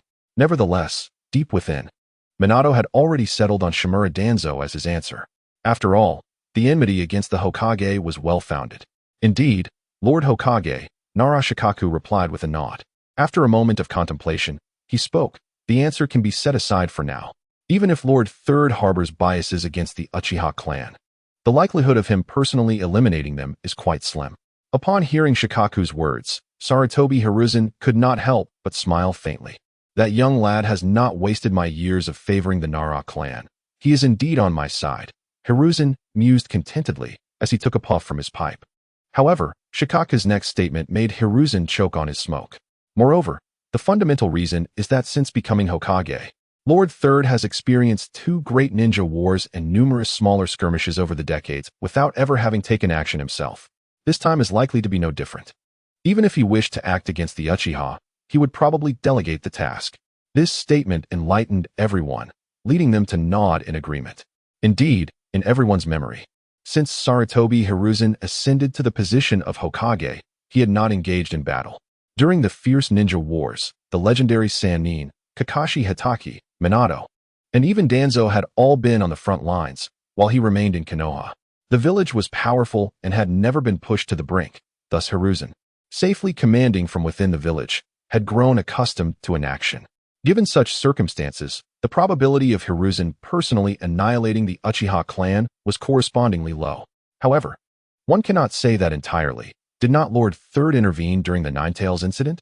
Minato interjected with a smile, attempting to alleviate Hiruzen's discomfort. Yet, his overly joyful demeanor made Hiruzen suspect that Minato was mocking him. He merely summoned a summoning beast with a golden staff to expel the Nine-Tails from Konoha. Kakashi suddenly chimed in. Had Lord Third joined my teacher in confronting the Nine-Tails back then, perhaps my teacher would not have perished. After all, Lord Third was the strongest Hokage in history, Kakashi lamented. He genuinely felt that Minato's demise during the Nine-Tails incident was a grave injustice. Based on his calculations, had the second Hokage joined forces, they would undoubtedly have been able to manage the Nine-Tails. Even if they could not kill or reseal it, they could have driven it away, allowing the village to regroup with the Sannin who were away. Thus, his teacher would not have had to make the ultimate sacrifice. While Kakashi was lost in his thoughts, he suddenly felt an unsettling sensation. As Kakashi opened his eyes, he found himself the object of scrutiny from those around him. Their gazes unsettling. What is going on? He stammered, feeling an inexplicable unease as he trembled. You speak of the strongest Hokage in history? Tsunade's expression twisted, veins throbbing on her forehead. Ha ha ha, is that old man really the strongest Hokage ever? Surely, you jest, Jiraiya laughed heartily. Mito Minion and TK Rin exchanged glances, lowering their heads in feigned ignorance. Kakashi, where did you hear such a thing? Minato Namikaze inquired with a chuckle. It must be from the Ninja Academy's textbooks. I've heard the young ones in my clan mention it. The textbooks state that the third Hokage is the strongest in history, Narashikaku remarked lightly. Ahem. Hiruzen Sarutobi coughed as smoke entered his throat, bending over in a fit that rendered him speechless. However, Tsunade was not one to let the matter rest. She pressed. Old man, you authored those textbooks, did you not? Are you not the principal of the ninja school? To use textbooks to promote yourself as the strongest Hokage to the new generation of young ninjas. How could you stoop so low? Her words dripped with sarcasm. This was inevitable, for the title of the so-called strongest Hokage was a direct affront to her, a princess of the Senju clan. You claim to be the strongest Hokage. But what of Hashirama Senju? The god of shinobi, the one who ended the Warring States period, the founder of the village system, the master of the nine-tailed beasts. After the death of the first Hokage, the illustrious Hashirama, is this how you, his successor, conduct yourself? Ahem, I assure you, this is not the doing of my hands. I swear. Hiruzen Sarutobi, recognizing Tsunade's relentless inquiry, braced himself, knowing he could not evade this confrontation today. In truth, he had not authored the textbooks. He simply provided some subtle hints to the actual author. It better not be you. If your granduncle or second uncle were to discover such an act, they would surely be enraged, Tsunade sneered. Should the second Hokage, Tobirama Senju, who was Hiruzen's master, learn that his disciple shamelessly claimed to be the strongest Hokage, he might very well rise from the afterlife in indignation. Now, Tsunade, grant the old man some grace. He is of considerable age, Jiraiya interjected. Observing Hiruzen nearly bowing to the ground, he sought to mediate the situation. Let us first determine whom to select. I believe it must surely be Danzo. Jiraiya redirected the conversation to the matter of utmost concern, successfully allowing Hiruzen to escape a predicament. Chapter 36. I shall never lay a hand on the Uchiha. After much deliberation, the group ultimately decided to choose Shimura Danzo. Leaf Dust watched anxiously as they approached the brink of selecting the wrong answer. However, bound by the constraints of the system, he found himself powerless to intervene or discreetly indicate the correct choice. Narashikaku could only gaze at himself respectfully and stated, My lord, I choose the answer, Shimura Danzo. Narashikaku. Oh Narashikaku, are you not the chief strategist of the Hokage? Where has your intellect vanished? You have truly disappointed me. Leaf Dust sighed inwardly, but could only shake his head and say, Incorrect. The correct answer is Uchiha Itachi. The revelation of this answer astonished everyone. From the outset, when the four options were presented, no one had doubted Uchiha Itachi. All eyes were fixed on Sarutobi Hiruzen and Shimura Danzo. Only Kakashi Hitaki had a fleeting suspicion regarding Obito Uchiha, but it was merely a passing thought. Could it be that little brat? He possesses such formidable strength? Jiraiya exclaimed in astonishment. The Uchiha clan harbors a terrifying power, and as one of Konoha's elite forces, Jiraiya was acutely aware of it. During the Second Shinobi World War, Jiraiya did not participate and could only glean information from battle reports.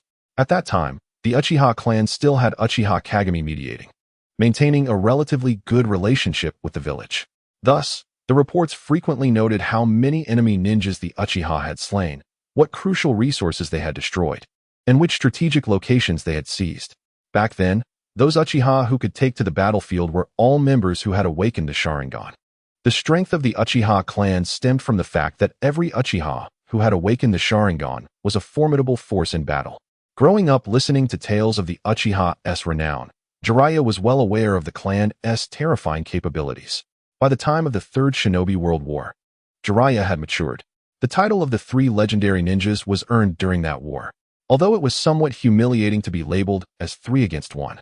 Trampled by Hanzo of the Salamander, it ultimately transformed into a term of respect due to their remarkable feats on the battlefield. In the latter part of the Third War, Jiraiya served as the commander of the Eastern Front, leading many ninjas from the Uchiha clan. Regarding these Uchiha, Jiraiya could only remark, they are incredibly useful. Little did he expect that such a powerful Uchiha clan would be slaughtered by their own kin. Although I cannot fully comprehend this, I am profoundly shocked. Minato, are you not well acquainted with the Uchiha family? Is that Uchiha Itachi truly so strong? Jiraiya could not help but inquire of Minato Namikaze. Well, Minato chuckled awkwardly. He suddenly recalled that he had earlier expressed a hope that Naruto Uzumaki would grow up to be a gentle person like Uchiha Itachi. Yet little did he know that this so-called gentle person could ruthlessly annihilate his entire clan. Goodness gracious, what a revelation. Perhaps it is better for Naruto to remain true to himself. Minato thought to himself, while saying, Itachi is only 5 years old, although he appears quite intelligent. It is indeed impossible to discern such immense power from him at this moment. Although the young Uchiha Itachi appeared remarkably composed, exuding the aura of a prodigy. Who could have foreseen that this small figure, barely reaching waist height, would later commit such heinous acts? After some contemplation, Minato Namikaze found it utterly inconceivable that Itachi single-handedly annihilated the Uchiha clan. He mused that it would be implausible for such a monumental event to have occurred without the involvement of others. While the narrative states that Itachi took action, it does not assert that he did so alone. If Itachi had operated alongside a formidable force capable of countering the Uchiha, such a scenario would be entirely plausible. Of course, if one were to consider who harbored the most fervent desire to eradicate the Uchiha clan, Itachi would not rank highly. Many others were far more eager for the clan's demise. At that moment, a cold smirk emerged from Tsunade, who stood with her arms crossed, displaying a demeanor of disdain. Tsunade's emotions were deeply conflicted. By all rights, she should not have spoken in such a manner, as defending the Uchiha was never her inclination. Furthermore, her words were pointedly aimed at the older generation of Konoha, led by Hiruzen Sarutobi, infused with a palpable resentment that puzzled onlookers. Was her ire directed towards the Senju clan due to the Uchiha's downfall? Hiruzen, with his head bowed, quietly inhaled his cigarette, choosing to ignore Tsunade's derision. He understood that she was merely harboring pent-up frustration, not seeking to sever ties with him. Thus, he allowed her to voice her grievances, knowing it would not cost him anything. Besides, Hiruzen himself bore some responsibility for the Senju clan's decline, and a few harsh words were hardly unwarranted. Years ago, the second Hokage, Tobirama Senju, had ventured to the Land of Lightning to forge an alliance with the Cloud Village. During his journey, he was ambushed by the rebel forces led by the likes of Kinemon and Jinemon. In his effort to secure the safety of his companions, he ultimately sacrificed his life. After Tobirama's demise, the Senju clan lacked any formidable warriors to champion their cause. Their strength was grossly disproportionate to their status. With a sumptuous feast laid out before them, those eager to partake naturally flocked to the table. The Senju clan represented that delectable dish, rich with resources coveted by many, including the first and second Hokages. In the absence of a powerful protector, they found themselves vulnerable to the ravenous wolves that circled. The elders of the Senju could only helplessly propose the dissolution of their clan name, urging their kin to fully integrate into Konoha. They framed this as a commitment to the will of fire, though it was born out of desperation. During this tumultuous period, the newly appointed third Hokage, Hiruzen Sarutobi, a disciple of Tobirama, adopted a passive stance, allowing the Senju clan to fade into the annals of history. Consequently, the rightful heir of the Senju, now, and the princess, Tsunade, bore no clan name. At the time of these events, Tsunade was merely a child, completely powerless to effect change. When she eventually matured and gained strength, it was too late to alter the course of history, for the Senju had already become a mere shadow of its former self. Ignoring the bitterness emanating from Tsunade, Hiruzen Sarutobi stated emphatically, I would never harm my comrades within the village. If there are those who conspire with Uchiha Itachi against the Uchiha clan, it certainly would not be me. Chapter 37. The Demise of the Senju Clan, A Dark History. Upon hearing Hiruzen's declaration, Tsurugi Koharu promptly stepped forward to lend her support, asserting, "Indeed, Sarutobi has served as Hokage for decades without ever causing harm to the village. I can attest to that." Mito Kazuhaya also chimed in. "We are all aware of Sarutobi's character. There is truly no need to doubt him." This sentiment, indeed, held merit. Since ascending to the position of Hokage, Hiruzen had conducted himself with utmost diligence, never embroiling himself in any significant scandals. Tsunade scoffed, turning her gaze away in silence. As Hiruzen's disciple, she was well aware of her mentor's virtues. Such actions were beyond his capacity. Had he possessed the resolve to act decisively, the Uchiha clan would have been eradicated long ago, much like the now extinct Senju clan. Reflecting on the Senju clan filled Tsunade with a surge of anger and helplessness. The atmosphere grew tense, with no one daring to speak. Eager to alleviate the discomfort, Tsurugi Koharu awkwardly suggested, "Uchiha Itachi holds a strong allegiance to Konoha. He is certainly worth nurturing. Watergate, why not recruit him into your umbu? Provide him with proper guidance." Surprised, Minato Namikaze found merit in her suggestion. The Hokage, or the leader of any village, has his own umbu, ostensibly for protection.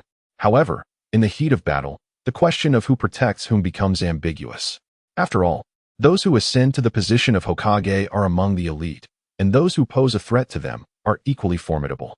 Can the umbu truly contend with such individuals? If one possesses that level of power, why serve in the umbu at all?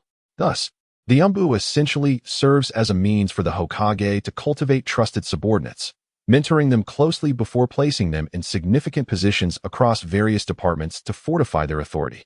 Uchiha Itachi's circumstances clearly align with the criteria for joining the umbu. He possesses potential and value. After bringing him into the Hokage's umbu, Minato could guide him in the desired direction, ultimately utilizing him as a mediator to exert influence over the Uchiha clan. However, after some contemplation, Minato shook his head. Itachi is indeed exceptional, but he is too young, perhaps in a few years. Tsunade suddenly interjected, her tone dripping with sarcasm. A person who would turn against his own family can hardly be considered good. Minato furrowed his brows, perceiving Tsunade's stance as somewhat extreme. He attempted to clarify, but Itachi was left with no choice. At that time, the village was at odds with the Uchiha. So he had to choose the village, didn't he? Does that mean his clan deserved to vanish?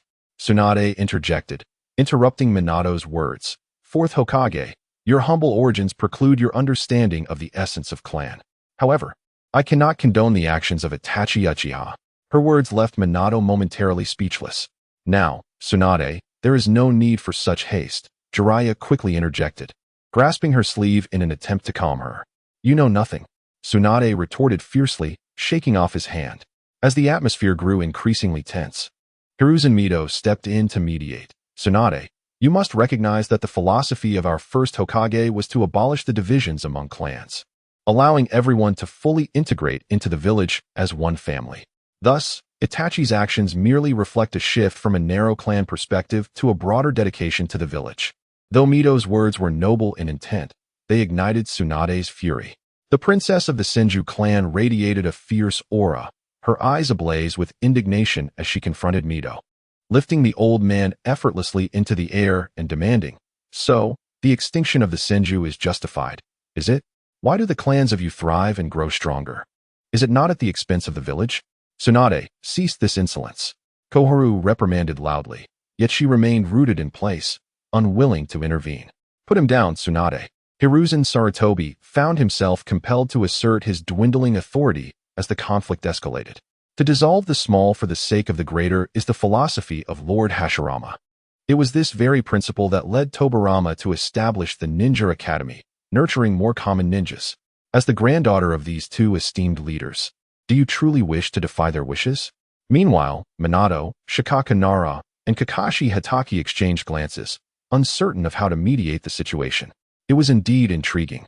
Ever since the questioning began, the 8 individuals within the Hokage building had divided into 3 distinct factions. Minato and his comrades formed one group. Hiruzen with the 2 former advisors formed another, while Tsunade and Jiraiya constituted the last. This alignment symbolically represented the 3 most powerful forces within Konohagakure at present, the 3rd Hokage's faction, the 4th Hokage's faction, and the influential yet detached duo among the legendary Sannin. Currently, Tsunade and Hiruzen's faction were at odds. From a purely political standpoint, Minato should have rallied in support of Tsunade, seizing this rare opportunity to decisively undermine the Third Hokage's faction and, with Tsunade's backing, swiftly usurp the power held by Hiruzen. However, he chose to remain an observer, refraining from interference. This decision reflected his inherent sense of justice and contributed to his eventual role as a puppet Hokage. But let us set aside the machinations of those within the Hokage building. Yeching, witnessing the unfolding drama, felt a surge of delight. Tsunade was boldly confronting Hiruzen, a direct clash that had never transpired in the entirety of the Naruto series. After all, when Tsunade made her appearance, Hiruzen Sarutobi had already perished during the Chunin exams. Furthermore, their dispute revolved around the extinction of the Senju clan, a narrative element in the Naruto series that remains difficult to justify. According to the information Yeching received, the original concept of Naruto was not intended to be an extensive saga. Masashi Kishimoto originally planned to conclude the story around the Chunin exams. In that conception, Hiruzen Sarutobi was portrayed as the greatest Hokage, a title he rightfully deserved. However, as the serialization of Naruto progressed through the Chunin exams, its popularity skyrocketed. Shueisha promptly instructed Kishimoto to alter his plans and extend the narrative. To extend the story necessitated changes to the established lore, thereby rendering previous elements inconsistent. Consequently, this led to contradictions such as the Third Hokage being the strongest and the inexplicable absence of any surviving members of the Senju clan. In Chapter 38, Question 5, where did the Uchiha's Sharingan go? Ultimately, Tsunade still afforded Hiruzen a modicum of dignity, releasing Mito Gate Tan. However, upon witnessing Tsunade's frigid gaze, Hiruzen comprehended the reality. The rift between him and his once beloved pupil could never be bridged again. Contemplating this realization, Hiruzen suddenly felt a profound weariness, as if he had been struck by the weight of his own impotence. It became evident that human beings could age in an instant. Hiruzen sighed inwardly. Although he had grown older, he had never truly felt aged. The stubborn old man still believed he possessed the strength to care for the village for a few more years. Despite having retired, he longed to guide the new Hokage onto the right path. It was true that he did not wish to relinquish power so swiftly, but his love for the village was equally genuine. Yet, in this moment, Hiruzen acutely felt the inexorable passage of time, which never bends to human desires. Setting aside the internal conflict within Hiruzen, the examination must continue. Yeching felt a tinge of disappointment as the crowd returned to a state of calm. Moments ago, he had wished for a confrontation among Tsunade, Hiruzen, and the others, ideally leading to the demise of one or two. Such an outcome would have provided him with a substantial influx of points. Alas, Tsunade managed to quell the tension. With the excitement dissipated, Yeching no longer wished to squander time, and thus he spoke. Since the fourth question was answered incorrectly, we will not display the detailed information for the fourth question. Please turn your attention to the fifth question. With a wave of his hand, the text on the screen reconfigured, revealing the new content. Question 5. After the Uchiha clan's annihilation, what became of the deceased Uchiha clan member's Sharingan? Left on the deceased, buried in the Uchiha cemetery. Destroyed on the spot. Taken by Danzo Shimura and implanted in himself. Taken by Itachi Uchiha for future use. Upon encountering this question, the expressions of those present shifted dramatically. This inquiry pierced the darkest of truths. What becomes of the bloodline of a great clan like the Uchiha after its destruction? Had the Uchiha clan still existed, matters would undoubtedly have been resolved internally, whether through destruction or concealment, as it was solely within their purview to decide. However, with the clan's annihilation, only Itachi Uchiha and the young Sasuke Uchiha remain. In light of such an opportunity, who could remain unaffected? It is imperative to acknowledge that the Uchiha clan's bloodline limit, the Sharingan, is renowned throughout the ninja world. The legendary figure Uchiha Madara wielded the Sharingan with unparalleled prowess, rivaled only by the wood release of the former god of shinobi, Senju Hashirama. To safeguard their bloodline from dilution, the Uchiha clan refrained from intermarriage with outsiders. Whenever a clan member perished, their eyes were destroyed, particularly on the battlefield. Over the years, numerous wars have claimed many Uchiha lives. Yet, there has never been a report of an enemy ninja successfully obtaining a Sharingan by slaying an Uchiha. The only non-Uchiha to possess a Sharingan is Hatake Kakashi, a gift from Uchiha Obito. Any other ninja attempting to lay claim to the Sharingan would face relentless pursuit from the Uchiha clan until the enemy was vanquished, and the Sharingan either reclaimed or destroyed. Initially, the Uchiha clan sought to eliminate Kakashi's Sharingan, but it was spared by the Fourth Hokage, Minato Namikaze, under justifiable circumstances. Thus, when the Uchiha clan fell, and no one remained to hold anyone accountable, who could resist the allure of the Sharingan? Minato Namikaze almost instantaneously deduced that Shimura Danzo was the one responsible, leaving little room for alternative considerations. Unlike previous inquiries, this fifth question was met with silence from all. Tsunade wore a stern expression, her arms crossed, accentuating her ample bosom. She did not even glance at the question, appearing utterly disinterested as her thoughts wandered elsewhere. Jiraiya, noticing Tsunade's discontent, contemplated offering her some words of comfort.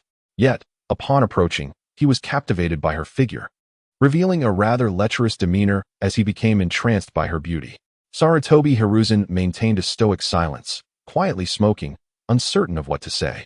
Mito Gate-in and Uzumaki Koharu appeared anxious, sensing a shift in Hiruzen's demeanor following the earlier discord. For the two of them, who relied on Hiruzen, this was exceedingly perilous. If Hiruzen sought to seize power, they, as his closest allies, would have the chance to partake in it. Should Hiruzen decide to relinquish his ambitions, what basis would they have to grasp authority? In that case, Minato would undoubtedly elevate his loyal confidants, leaving them to be forgotten. Kakashi stood quietly behind Minato, fulfilling his duties as a shadow guard.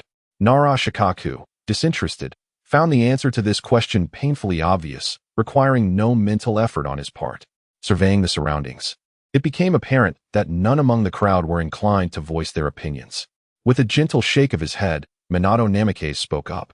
"Allow me to answer the final question. My choice is, it was Shimura Danzo who took it for his own use." "Congratulations, your answer is correct," Ichin smiled, acknowledging Minato's success in answering. Thus, this round of questioning concluded, with 4 correct answers out of 5, a rather commendable performance. However, due to an error on the 4th question, the total score remained at 4 correct answers, which precluded any rewards. Furthermore, a penalty was to be imposed for the mistake made on that 4th question. Yichun surveyed the group once more and announced, "The penalty will randomly involve one of the following skills: ninjutsu, genjutsu, taijutsu, or bloodline limits. You may choose for one individual to accept the penalty, or it may be randomly assigned among you all." "Let me take it." Minato Namikaze stepped forward resolutely. "Allow me, Sensei." Kakashi Hatake interjected eagerly, positioning himself in front of Minato. "How could we allow the Hokage to bear the penalty?" "I will take it." Nara Shikaku echoed the sentiment. "No," Minato replied sternly, turning to explain to both. "You two possess critical abilities, one with the Sharingan and the other with your family's secret ninjutsu. It is too risky for you to take this chance." Kakashi's Sharingan and Shikaku's family's shadow techniques were indeed invaluable. "Yet your flying thunder god technique is equally irreplaceable," exclaimed Sarutobi Hiruzen with determination etched upon his aged face.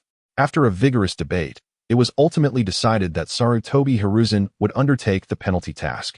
It was crucial to safeguard the essential abilities of Kakashi, Shikaku, and Minato, as losing any of those might drastically impair their individual strengths. For instance, if Minato were to lose his flying thunder god technique, could he still be the yellow flash of Konoha? The absence of such a skill would severely diminish Minato's prowess. In contrast, should Hiruzen take the penalty himself, the risk would be considerably lessened. On one hand, he possessed an extensive repertoire of ninjutsu, being well-versed in all 5 elemental styles, earning him the title of ninjutsu doctor. While Minato and the others might excel in merely dozens or hundreds of techniques, Hiruzen's mastery encompassed thousands. On the other hand, Minato and his peers were still young, serving as vital assets to the village, whereas Hiruzen, having aged, had already retreated from the front line. It was foreseeable that he would only return to duty in the face of grave danger to Konoha. Taking all into account, it was prudent to have Hiruzen face the penalty. "Now that we have selected our candidate, I shall proceed," Ichin declared. At these words, Hiruzen nodded and closed his eyes. In his anticipation, he expected a painful experience, yet he was taken aback when, upon closing his eyes, he heard Ichin's voice. "All done, the fire release. Dragon fire technique has been erased." "Is that all?" Sarutobi Hiruzen blinked in surprise, opening his eyes with a look of confusion. "Former lord, how do you feel?" asked Minato Namikaze with concern. I feel nothing, Sarutobi Hiruzen replied, bewildered that the punishment was completed in the blink of an eye. Was this a bit trivial? As if sensing Hiruzen's puzzlement, Yi-Chin smiled. You may try to see if you can still perform the dragon fire technique. All right. Sarutobi Hiruzen nodded, clapping his hands together, instinctively preparing to form the seals. Wait, how do you form the seals for the dragon fire technique? What exactly is the dragon fire technique? Is it fire release? Suddenly, he felt as though he had forgotten something crucial, and despite racking his brain, he could not recall it. Former lord, what's wrong? Seeing Sarutobi Hiruzen clap his hands and fall into a daze, Minato Namikaze inquired. The dragon fire technique seems to have vanished from my mind. I have forgotten how to use it, Sarutobi Hiruzen replied, shock coursing through him. So this is what the so-called erasure ability looks like. It directly wipes relevant memories from a person's mind? What? Mito Kanzuya exclaimed in astonishment. It directly made you lose your memory of the dragon fire technique? Such power is truly unfathomable. Narashikako marveled internally. The two elders glanced at Yi-Chun with newfound trepidation. Incredible. To delete memories from one's mind in the blink of an eye. How does one achieve such a feat? If he wished, could he not erase all of my memories in an instant? Would that not render me an infant or a fool? The two elders dared not contemplate further, feeling that Yi-Chin's smile held an inscrutable depth, and they both lowered their heads. Realizing that these speculations had run their course, Yi-Chin ceased his explanations. Thus far, all questions for the second round had been answered. Everyone in the Hokage office had answered 4 of the 5 questions correctly, save for the 4th. Now, it was time to display the 5th question and distribute rewards before departing. Well, the time is nearly up. Do you wish to see the 5th question? Seeing the astonishment among the crowd, Yi-Chun voiced his impatience. After all, what he most desired was to hurry home and draw his rewards.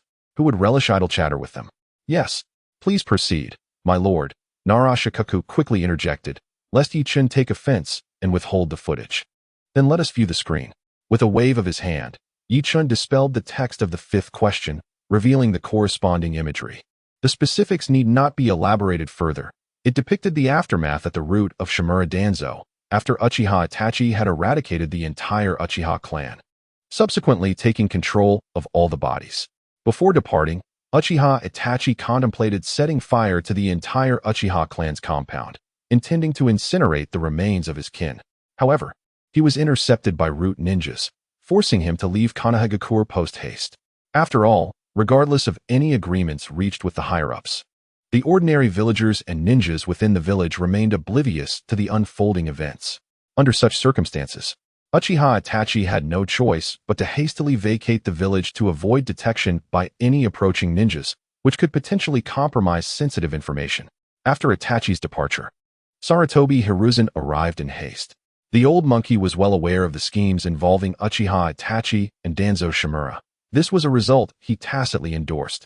As the Hokage, Sarutobi could not possibly accept the ramifications of a civil war within the village. It was far better to preemptively eliminate the malignant tumor than to wait for the Uchiha clan to prepare for a betrayal. The crux of the matter lay in the knowledge that while he anticipated the Uchiha's demise, he was unaware of the precise timing. The initiation of such actions was a matter agreed upon between Danzo and Itachi. To inquire about the timing would implicate him in the conspiracy. It is essential to understand Sarutobi's motives for allowing Danzo to orchestrate chaos. His aim was to extricate himself from the mess, portraying himself as an untainted Hokage, with all unsavory deeds attributed to Danzo, leaving him blameless and pristine. By the time Uchiha Itachi had executed the massacre of his clan and awaited Uchiha Sasuke's return to enact the classic lament of, "Oh, how foolish I am. Hate me if you must," the news finally reached Sarutobi's office. By the time the old monkey donned his armor and rushed in with the umbu, Itachi had already fled. Every last body within the Uchiha compound had been obliterated, leaving only a comatose Uchiha Sasuke behind. Sarutobi understood that the bodies had been taken by Danzo, yet he could not reveal his awareness. Faced with the root ninjas dismissively stating that Itachi had destroyed all the remains, Sarutobi could only feign belief. As for Danzo's motives in removing the bodies, he was fully cognizant. The scene concluded with everyone in the Hokage's office wearing grim expressions, their faces cold and unyielding. Chapter 40, A Lottery. The Fire Goddess Sword. Jonin Chakra. With the recording concluded, it was time to distribute rewards. Observing the expressions of those present, Yichen discerned that they had much to express. However, Yichen had lost interest in the spectacle and was eager to return home and indulge in the lottery. Thus, he promptly spoke to capture their attention. You have collectively answered 4 questions correctly and 1 incorrectly. According to the rules, you are ineligible for the specified wish reward and may only opt for the lottery. You may draw 4 times, with each reward being randomly determined, with the possibility of any item appearing. Yichen extended his hand, retrieving a large box from his inner space, a square, red box adorned with inscriptions, featuring a white button in the center. Do you see this box? This is a special treasure chest designated for a lottery. Simply pressing the white button will allow you to draw. You have a total of 4 chances to draw, and you may choose to have one person draw multiple times or allow several individuals to each take a turn. However, many of the items that can be drawn are intangible and cannot be transferred or traded. Think carefully about who should draw. Since not all answers were correct this time, the prize pool for the lottery consists solely of lower-tier rewards, which is a significant downgrade from the previous high-tier prize pool. The last high-tier pool undoubtedly contained the rewards most coveted by the participants.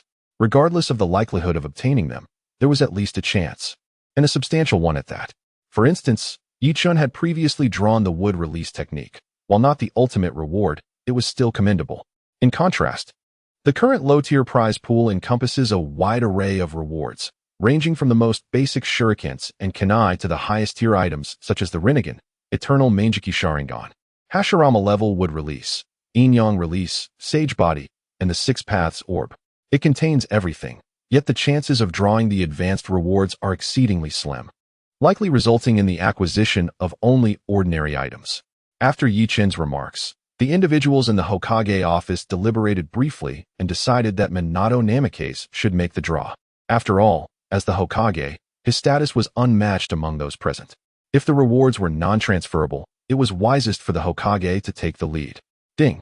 Minato gently pressed the white button. Instantly, characters began to whirl rapidly above the button, which even his keen eyesight could not decipher. After 3 seconds, the spinning ceased, revealing 3 characters: Fire God Sword. Yichen remarked with a faint smile, "Not bad, you've drawn a sword of exceptional quality." He then reached into the treasure chest and retrieved a vibrant red longsword. Extending his hand, he presented the fiery blade to Minato. Buzz! Upon receiving it, Minato examined the sword, which measured approximately 1 meter in length, felt hefty in his grip, and emitted a faint crimson glow. This blade, named the Fire God Sword, was forged from a special mineral. Unlike ordinary chakra-infused stones, while both can enhance power through chakra infusion, the Fire God Sword possesses the unique ability to release sword energy when infused with chakra, rendering it exceptionally sharp and lethal. Yichen elaborated with a smile. Minato scrutinized the Fire God Sword for a moment, nodding in approval. The name of this sword bore resemblance to the Raijin sword wielded by the second Hokage, Tobirama Senju. However, since Tobirama's demise in battle, the Raijin sword had vanished, making it impossible to compare the 2 swords in terms of damage. The more Minato looked at the Fire God Sword, the more he appreciated it, as it seemed particularly suited to his combat style. His approach heavily relied on the unparalleled speed of the Flying Thunder God technique to close the distance to his foes, swiftly finishing battles with the Rasengan or kunai. This method was both efficient and devastating, having once instantaneously eliminated 50 elite shinobi. However, while this combat style is remarkably swift, it regrettably lacks the requisite lethality. When confronted by opponents of equal caliber, particularly those as resilient as the Fourth Hokage, mere reliance on techniques such as the Rasengan or kunai proves insufficient to inflict meaningful damage upon such formidable shinobi. In the previous Third Shinobi World War, when Minato Namikaze encountered the then-not-yet Hokage and the Eight Tails Jinchuriki, he faced considerable hardship. Although he did not suffer defeat, Minato fought tirelessly, akin to a mere scraping of skin, ultimately failing to deliver any substantial harm to A and the Eight Tails Jinchuriki. A exclaimed, "Master Minato, cease your scraping." Now, equipped with the Sword of Fire God, should he encounter these 2 adversaries again, he could teleport with Flying Thunder God, strike with a swift slash. And regardless of their toughened resilience, could they truly evade injury? Minato attempted to channel chakra into the Sword of Fire God and swung it, unleashing a vivid crimson blade of energy that struck against a nearby barrier. Although the barrier absorbed the attack without inflicting damage, the sharpness of that energy left Minato with a profound sense of peril. I am exceptionally grateful, my lord. I am quite fond of this sword. Minato entrusted the Sword of Fire God to Kakashi Hatake for safekeeping, then turned to Yi Chun with a deep bow, his demeanor imbued with respect and gratitude. There is no need for such formality. Please, continue your draw, Yi Chun replied in a calm tone. Nearby, the assembled onlookers gazed enviously at the treasure Minato had drawn. Kakashi, holding the Sword of Fire God, compared it in his mind to his father's white fang blade, ultimately concluding that the Sword of Fire God surpassed it. In terms of sheer sharpness, they were comparable. However, the Sword of Fire God possessed the additional capability for ranged attacks, whereas the white fang blade was merely a conventional weapon, thus rendering the comparison moot. The others also fixated on the Sword of Fire God, their expressions brimming with anticipation. Having drawn such an exceptional item on his first attempt, what might follow? There were still 3 more draws to come. Minato pressed the white button once more. The text upon the treasure chest began to rotate anew, halting 3 seconds later to reveal 6 characters. J-Nin level chakra. Yi Chun felt a jolt of surprise. He had not anticipated that Minato would obtain such a remarkable prize, although he himself had drawn a similar reward during his last attempt, which was an even higher tier shadow level chakra. This was merely from the beginner's prize pool. Minato had drawn 2 exceptional items in succession. What extraordinary fortune! Akin to that of a European, no wonder he possesses such fair skin and golden hair. J-Nin level chakra? What does this signify? Minato found himself momentarily perplexed by the true significance of these 6 characters. It was not surprising, given that their chakra had been cultivated through personal training, lacking the direct infusion afforded by a system. As the name implies, one had drawn a portion of chakra that could be directly infused into one's body, becoming one's own chakra. Yi Chun felt a twinge of envy, but upon recalling that he had drawn an even superior shadow-level chakra, he quickly reconciled his feelings. What? Such a phenomenon exists. Yi Chun's exclamation left the crowd utterly astonished. Chapter 41. The Draw the 8 Gates Technique. My lord, is this truly the case? It is simply wondrous. Although Minato Namikaze was well versed in various matters, he still failed to recognize the situation and inquired with astonishment etched upon his face. In the Hokage's office, once Yi Chun finished his explanation, everyone present gasped in shock, for the revelations transcended their understanding. Why not experience it for yourself? Yi Chun remarked with a faint smile as he waved his hand, sending the chakra sphere into Minato's body. Ah! Minato exclaimed in surprise, feeling a warm sensation enveloping him, akin to soaking in a hot spring, albeit with a hint of intense heat, reminiscent of water at a slightly elevated temperature. Minato, are you all right? Jiraiya asked, concerned upon witnessing Minato's startled reaction. Yet, with Yi Chun standing right there, he hesitated to approach too closely, aware that Yi Chun was perceived as an enigmatic and formidable figure whose temperament was utterly inscrutable. He feared that encroaching upon Yi Chun's space might provoke his displeasure, especially with Kakashi's prior misfortunes still fresh in their minds. Although Tsunade had successfully reattached Kakashi's hand, the psychological scars lingered. I feel as though my chakra has expanded by a third, Minato exclaimed in delight after meticulously sensing the changes within his body. A third? Yi Chun pondered, realizing that Minato's chakra still fell short of the average threshold for a Kage. The chakra he had acquired from his previous lottery was nearly 5 times that of the J-Nin level chakra he had just administered. This indicated that the average J-Nin's chakra was but 1/5 of that possessed by a Kage-level ninja. Consequently, Minato, whose chakra was merely thrice that of the J-Nin average, remained below the Kage standard. It was no wonder that during the battle against Obito Uchiha on the Night of the Nine Tails, Minato had exhausted his use of the Flying Thunder God technique so quickly. The legendary duo of master and apprentice were indeed not well endowed in terms of chakra. You two truly share a lineage. Yi Chun mused, glancing between Minato and Kakashi. I'm perfectly fine. In fact, I feel remarkably well, better than ever, Minato declared, clenching his fists with a grin. That's good to hear, Jiraiya replied, nodding in relief and marveling. It is truly extraordinary that your abilities can directly transfer chakra to another, much like a tailed beast. Tsunade interjected, refuting Jiraiya's comparison. It's not the same as a tailed beast, you fool. The power of a tailed beast is borrowed, not an inherent strength of the Jinchuriki. After a moment of silence, Tsunade finally broke her composure. unable to resist countering Jiraiya's foolish remarks.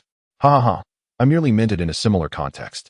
Jiraiya scratched his head sheepishly, smiling awkwardly while secretly reveling in Tsunade's return to her previous state of mind. Lady Tsunade is correct. I can feel this chakra as if it were cultivated by my own efforts, Minato echoed Tsunade's sentiments. As the crowd resumed their lively chatter, Ichin swiftly interjected, urging, "Let us continue with the lottery. There are still 2 draws remaining." He could no longer restrain his desire to depart. In the subsequent 2 draws, Kakashi Hatake did not enjoy the extraordinary fortune of the previous rounds, only acquiring 2 ordinary prizes, 100,000 taels of silver and 10,000 explosive tags. Although these items were modest in comparison, Kakashi felt quite content with the spoils from earlier. "Thank you, esteemed sir," he remarked, passing the acquired items to Nara Shikaku for safekeeping and graciously bowing to Yi-chun with a smile. "Well then, the lottery has concluded, and this session of questioning has come to an end. Our next gathering will be in 3 months' time at the same location. Until we meet again, everyone." Yi-chun hastily gestured as he retracted the questioning space, vanishing from the Hokage's office in an instant. As the shimmering barrier enveloping the office dissipated, Yi-chun suddenly disappeared from sight. While the onlookers in the Hokage's office reacted, let us focus on Yi-chun, who, utilizing the system's spatial abilities, instantaneously returned to his own room. "System, hurry, I wish to draw." Upon arriving home, Yi-chun exclaimed joyfully, having felt stifled from pretending to be a sage for so long in the questioning space. Ding! The lottery commences. The prize pool consists of low-tier items, with a total of 8 draws. Ding!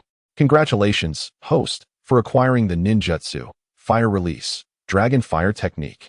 Ding! Congratulations, host, for acquiring the illusion technique, dark walking technique. Ding! Congratulations, host, for acquiring the ninjutsu, water release, great waterfall technique. Ding! Congratulations, host, for acquiring currency, 2 million taels and silver notes. Ding! Congratulations, host, for acquiring a Konoha J-Nin green vest. Ding! Congratulations, host, for acquiring a ninja tool, 1 exquisite kunai. Ding! Congratulations, host, for acquiring the ninjutsu, wind release, great wind blows. Ding! Congratulations, host, for acquiring the taijutsu, 8 gates technique. A cascade of rewarding sounds rang in Yi-chun's ears, akin to celestial music. This is exhilarating. Exactly the sensation I yearned for. He promptly examined the list of rewards obtained, and his face broke into a radiant smile. What were the J-Nin vest and exquisite kunai but mere nuisances in his home? He would toss them aside shortly. The 2 million taels and silver notes, however, were a valuable asset, exactly what he needed. The water release, great waterfall technique, fire release, dragon fire technique, and wind release, great wind blows. These 3 ninjutsu were indeed commendable and quite applicable. For Yi-chun, they were a timely boon. After all, he was merely a student at a ninja academy, currently grappling with mastering the body flicker technique and basic taijutsu. Typically, such an academy would not impart any ninjutsu. Lacking the lineage of a prominent clan or the mentorship of a senior ninja, Yi-chun had no means to learn these techniques. This predicament rendered him somewhat constrained in battle. During his previous duel with Itachi Uchiha, he had to rely solely on his physical prowess to secure victory. While he could indeed utilize wood release, would he dare employ it in a one-on-one spar at the academy? Would that not provoke a seismic upheaval in Konoha? After all, wood release had vanished from Konoha for decades. Since the passing of the legendary Hashirama Senju, no one in Konoha has been able to wield the wood release technique. The likes of Yamato had yet to be created. Should Yeching dare to publicly use wood release, the root organization, led by Shimura Danzo, would be swift to intervene. Although Yeching is unafraid, with the system space at his disposal, he could retreat into the answering space if trouble arises, ensuring that anyone who dared to confront him would face retribution. Nevertheless, it remains a troublesome situation. Hence, having acquired 3 ninjutsu techniques, he now possesses options to utilize in battle. Even if questioned about their origin, he could attribute them to the relics of his deceased parents, claiming they were inherited ninjutsu. Just ordinary techniques, nothing particularly remarkable. Konoha would hardly pursue the matter with fervor. Chapter 42, The Fifth Gate. The opening of the door. Beyond these 6 rewards, the next 2 are of paramount importance. The Genjutsu, Dark Illusion Technique. Catalogued in the Forbidden Scroll, This Jinjutsu was developed by the second Hokage, Tobirama Senju, a master of forbidden techniques. Among the Jinjutsu repertoire, aside from the Uchiha clan's Sharingan illusions, this technique ranks highly in potency. It is undoubtedly an excellent reward. And lastly, the Pi Seed or Assistance, the 8 Gates release technique. Its origins are somewhat obscure. Some claim it was developed by the forbidden technique enthusiast Tobirama Senju, yet there is no evidence of him employing it in the original narrative. Others suggest it was the brainchild of Might Guy's father, Might Dai, yet that seems dubious as well. Given Might Dai's demeanor, he hardly appears to be the type to innovate ninjutsu. Thus, setting aside its origins, this taijutsu can be considered the ultimate limit achievable by an ordinary ninja without the use of external enhancements. Might Dai wielded this technique as a mere genin, single-handedly defeating the infamous 7 ninja swordsmen of the mist. Casualties were severe. Rock Lee employed this taijutsu to challenge the one-tailed Jinchuriki and even faced off against Kimimaro, achieving 1 victory and 1 defeat. However, the most astonishing feat belongs to Might Guy, who utilized the 8 Gates to decisively overpower Kisame Hoshigaki, rendering him speechless. In the climactic battle, Guy unleashed the 8th Gate, delivering a blow that shattered the ribs of Uchiha Madara, the Ten-Tails Jinchuriki, nearly culminating in a definitive conclusion. Such power is undeniably terrifying. I must give it a try? Yicheng felt a surge of excitement. After claiming all rewards, he discarded the cumbersome green vest and kunai, securely pocketing the money. He then opened the system space and stepped inside. The system space serves as Yicheng's personal domain, accessible at any time. Now transformed into his training ground. Fire release, Dragon Fire Technique. Water release, Great Waterfall Technique. Wind release, Great Wind Technique. He practiced all 3 newly acquired ninjutsu, quickly exhausting 1/5 of his chakra. The most chakra-consuming was undoubtedly the Great Waterfall Technique, a signature move of the tailless Jinchuriki, Kisame. Most individuals would struggle to master such a technique. Only with his shadow-level chakra could Yicheng manage to employ it 5 times. However, the effectiveness of the ninjutsu is remarkable, and the rewards bestowed by the system have already rendered him quite proficient. Now, let us test the 8 Gates release technique. First gate, the opening of the gate, open. As Yicheng opened the first gate, he felt a formidable surge of chakra emanating from his dantian, radiating throughout his entire being. After a meticulous assessment of his physique, a satisfied nod escaped his lips. Indeed, unlocking the first gate had granted him an additional quarter of chakra, a testament to the profound nature of the 8 Gates of Duinjia. While a quarter may seem modest, it is essential to recognize that Yicheng's chakra was of the caliber befitting a shadow level. The fact that merely the first gate could augment a quarter of shadow-level chakra left Yicheng quite content.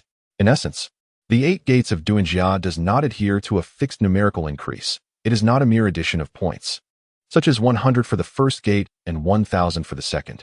Instead, it varies based on individual constitution and mastery of the technique. It is evident that the chakra enhancement received by Kai and Li upon opening the first gate would differ significantly, as would Yicheng's own physique, which had been honed to remarkable precision after acquiring shadow-level chakra. Upon unlocking the first gate, he merely felt a slight tightness in his muscles, devoid of any pain. He proceeded to the second gate, Rest Gate.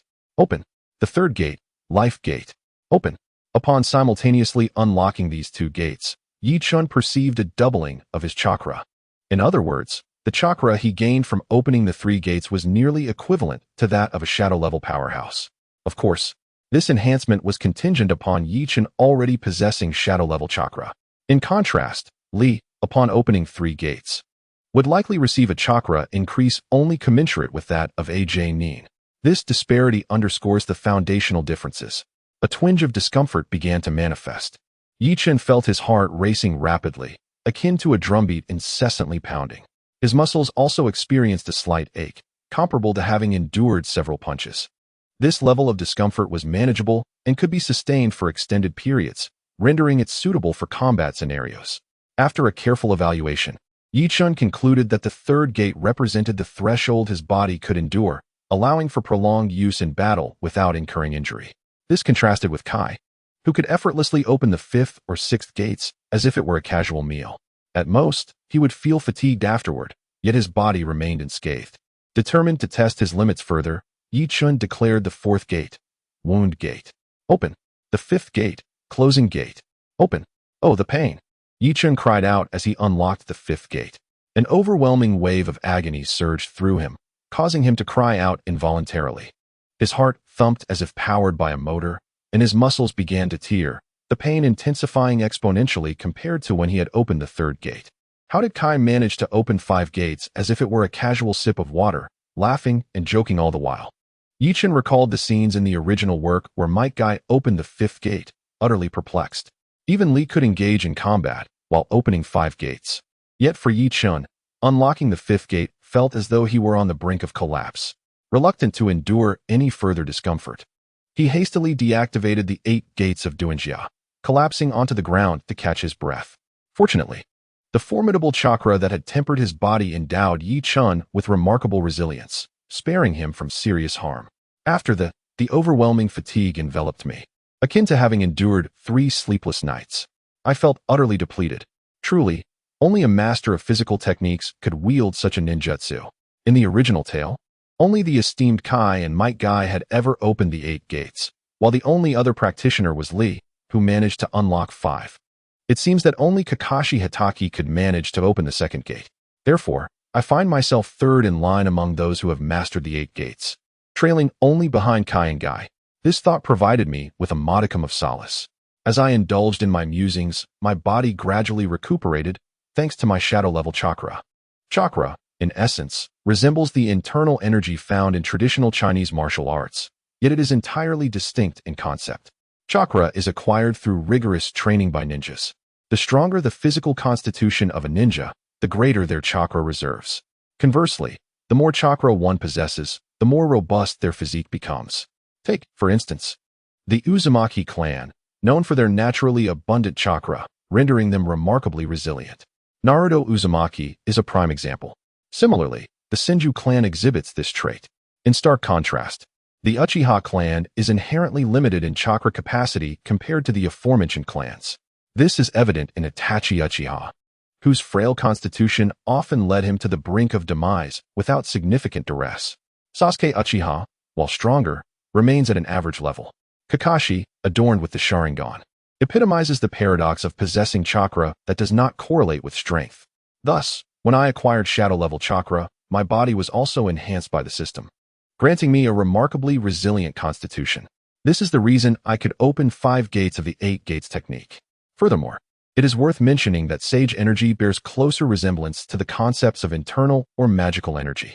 Whether through meditation to absorb the natural energies permeating the air or through the understanding of nature akin to the way cultivators sense the world around them, it is a notion deeply rooted in spiritual practice. Chapter 43. The Perfect Sage Body. Eternal Sharingan after a brief respite, bolstered by my formidable physique. I swiftly regained my vigor. Now, it was time to experiment with the shadow walking technique. I rose, infused with energy, and performed the necessary seals to invoke the technique. However, it proved to be utterly ineffective. Illusions target specific entities, and casting it into thin air yielded no results. According to the description of the shadow walking technique, any foes ensnared by it would lose their sight, resembling a blinding effect. It seemed akin to the blindness caused by smoke bombs, quite different from the blinding effect that merely hampers ordinary attacks. How foolish of me. Realizing my blunder, I felt a twinge of embarrassment. With my experiments nearly concluded, I exited the system space. The earlier outburst had calmed my excited spirit. Now, I lay upon my modest bed, contemplating my forthcoming plans. After these 2 rounds of questioning, Yi-chun has indeed made some alterations to the original storyline. Firstly, he involved Minato Namikaze, Kakashi Hatake, and Shikaka Nara in the first round of inquiries, informing them of the impending Nine Tails catastrophe, thereby providing Konoha with crucial intelligence. Simultaneously, he unveiled the sinister plots of Uchiha Madara and Obito Uchiha, 2 pivotal figures in the original narrative concerning the Eye of the Moon plan. To be candid, when juxtaposed with the formidable Kaguya Otsutsuki, who possesses immense power yet lacks tactical acumen, Madara and Obito truly embody the archetype of grand antagonists. One is outrageously powerful and seemingly devoid of humanity, while the other is genuinely ruthless. Had it not been for the contrived plot twist that saw Black Zetsu eliminate Madara to summon Kaguya, The duo of the prince and the second pillar would never have stood a chance against the sage-empowered Madara, who wields the power of the Ten Tails. They would have been thoroughly outmatched. In revealing these two, Ichin also indirectly notified Minato and the others of the lurking menace within Konoha, namely Danzo Shimura. This character is essentially a construct by Masashi Kishimoto to serve as a scapegoat in the narrative. He is perpetually burdened with blame for various calamities, including the Uchiha massacre, the death of White Fang, and the animosity of Nagato. By exposing Danzo early on, Ichin aimed to cultivate a sense of aversion in Minato, thereby accelerating the progression of the storyline. In the second round of questioning, which has just concluded, the revelation of the Uchiha massacre was one aspect, but more significantly, it firmly placed Danzo under Minato's scrutiny, prompting our little son to eliminate him swiftly. Furthermore, it unveiled the duplicitous nature of the third Hokage, Hiruzen Sarutobi, which would expedite Minato's rise to power. True to Minato's character, he would not be overly eager to seize authority. He remains indifferent to the power held by Hiruzen. Only through Yichin's inquiries did the urgency of the situation become apparent to Minato, thereby hastening this process and allowing Yichin to achieve his goal of altering the original plotline. Now, the question remains whether Minato will take action against Danzo. Should he do so, Yichin will shift his focus in the next round of questioning. Conversely, if he refrains from taking action, Yichin will intensify his approach in the subsequent inquiry. Having contemplated this, Yichin is convinced of the necessity of Danzo's demise. Whether sooner or later, death is inevitable. Oh, let me check how many reward points I have accrued. Ding. Due to Tsunade developing aversion towards Hiruzen, their mentor-student bond has fractured. Reward points, 2,454. Ding. Due to Jiraiya's disappointment in Hiruzen, their relationship has waned. Reward points, 566. Ding. Due to Minato's disillusionment with Hiruzen, his prestige has diminished. Reward points, 7,884. Ding. Due to Nara Shikaku's disappointment in Sarutobi Hiruzen, the latter's prestige has significantly diminished, resulting in a reward of 587 plot points. Additionally, Kakashi Hitaki's disillusionment with Sarutobi Hiruzen has further decreased his standing, granting 2,451 plot points. Meanwhile, Sarutobi Hiruzen's feelings of regret have expedited Namikaze Minato's acquisition of power, earning 3,454 plot points. The nefarious actions of Shimura Danzo have been thoroughly exposed, leading Minato to resolve to eliminate him, which has garnered 12,141 plot points. Furthermore, Jiraiya has developed a distaste for Danzo's despicable conduct, resulting in 1,548 plot points, while Sarutobi Hiruzen contemplates abandoning Danzo, yielding 7,848 plot points. This series of notifications elucidates the impact that the recent second round of questioning has had on the higher echelons of Konoha. Sarutobi Hiruzen's declining reputation has left both of his disciples disenchanted with him. The revelations of Shimura Danzo's misdeeds have compelled Namikaze Minato to take decisive action against him. Even former Hokage advisors Mito Kazumi and Uzumaki Kushina have been left weary by this upheaval. The results have been remarkable. Yichin's plot points have amassed to nearly 100,000. According to the system's regulations, these points can be exchanged for goods in the system's shop or utilized for lottery draws. A small draw costs 10,000 points, drawing from a low-tier prize pool, while a large draw requires 100,000 points, offering rewards from a high-tier pool. There is even an option for 10 consecutive draws, accompanied by a bonus. The mechanics of this system resemble those of mobile game lotteries, leading Yichin to suspect its origins with Tencent. Having just drawn a series of prizes, Yichin felt a sense of satisfaction and opted not to continue. To have extracted the 8 gates of Duanjia from the low-tier pool was a stroke of fortune. Continuing to invest might lead to a considerable loss, prompting Yichin to decisively abandon further attempts. Upon revisiting the system's shop, Yichin was astounded by the array of offerings. The perfect sage body required 100 million plot points. The Ten Tails Jinchuriki demanded 80 million. The Seeking Dao Jade necessitated 60 million. The Inyang release called for 50 million. The Hashirama level wood release techniques required 20 million. The Rinnegan and the Eternal Sharingan each demanded 20 million and 15 million plot points, respectively. Such exorbitant prices left Yichin in despair. After toiling through 2 rounds of questions to amass a mere 100,000 plot points, he found the cost of the Eternal Sharingan utterly preposterous. How many more rounds would he need to endure to afford such luxuries? The system felt excessively exploitative. Glancing at his meager plot points, Yichun could only grit his teeth and close the shop interface. He then retreated to his bed, covering his head with a blanket, succumbing to a state of melancholy. Chapter 44. The Tumor of Konoha. I cannot tolerate this. Meanwhile, in the office of the Hokage building, Yichun had withdrawn, and the barrier had dissipated. Yet the others had no immediate intention of departing. Before entering the answering space, Sarutobi Hiruzen, the leader of the Umbu, had already commanded the guards to ensure that the Umbu ninjas remained in their designated areas, while also obstructing any curious leaf ninjas, particularly those from Root. Consequently, within the Hokage building, a few individuals remained undisturbed. Their reluctance to depart stemmed from the astonishing abilities recently displayed by Yichun. He had effortlessly erased Sarutobi Hiruzen's memories and stripped him of his Dragonfire technique. Despite being a formidable shadow-level ninja, renowned as a paragon of strength and shamelessly touted as the strongest Hokage of all time, Sarutobi Hiruzen had been completely oblivious to the event. By the time he regained his senses, he had forgotten how to perform the hand seals for the Dragonfire technique. Furthermore, during a lottery, Namikaze Minato had drawn a J-level chakra, which Yichun astonishingly bestowed directly upon him. Minato accepted this gift with remarkable ease, exhibiting no signs of discomfort whatsoever. This was far superior to any tailed beast or Jinchuriki.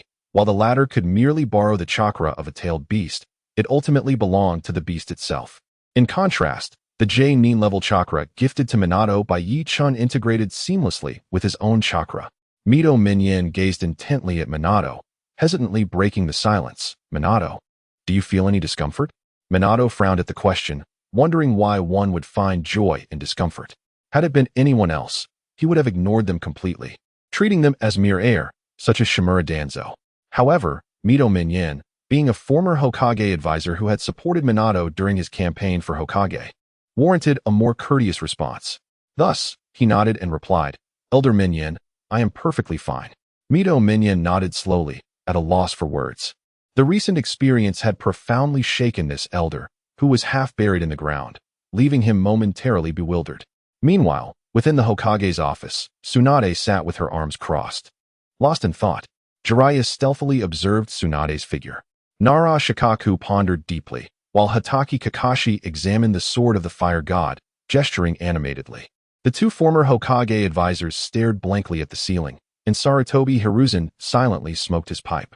Though silence enveloped the room, everyone understood that something needed to be said. The Uchiha clan faced annihilation, instigated by none other than Shimura Danzo, who had been tacitly supported by Sarutobi Hiruzen. With such a grave matter laid bare, how could they simply disperse as if nothing had transpired? It was inconceivable. Namikaze Minato was the first to voice his dissent. After a moment of contemplation, he scanned the room, resolved to shatter the silence. Everyone, as witnessed in the recent questioning, the current Konoha village harbors a malignant tumor that relentlessly harms our comrades. As the Hokage, I bear the solemn duty of safeguarding our village and protecting its denizens. I cannot allow this malignant tumor to continue to fester. With each of its actions, countless innocent lives are lost. I cannot abide by this. The resolute declarations of Minato Namikaze drew the attention of all present in this moment. His eyes sparkled with a fierce determination. Minato harbors a profound love for Konoha and every individual within its confines.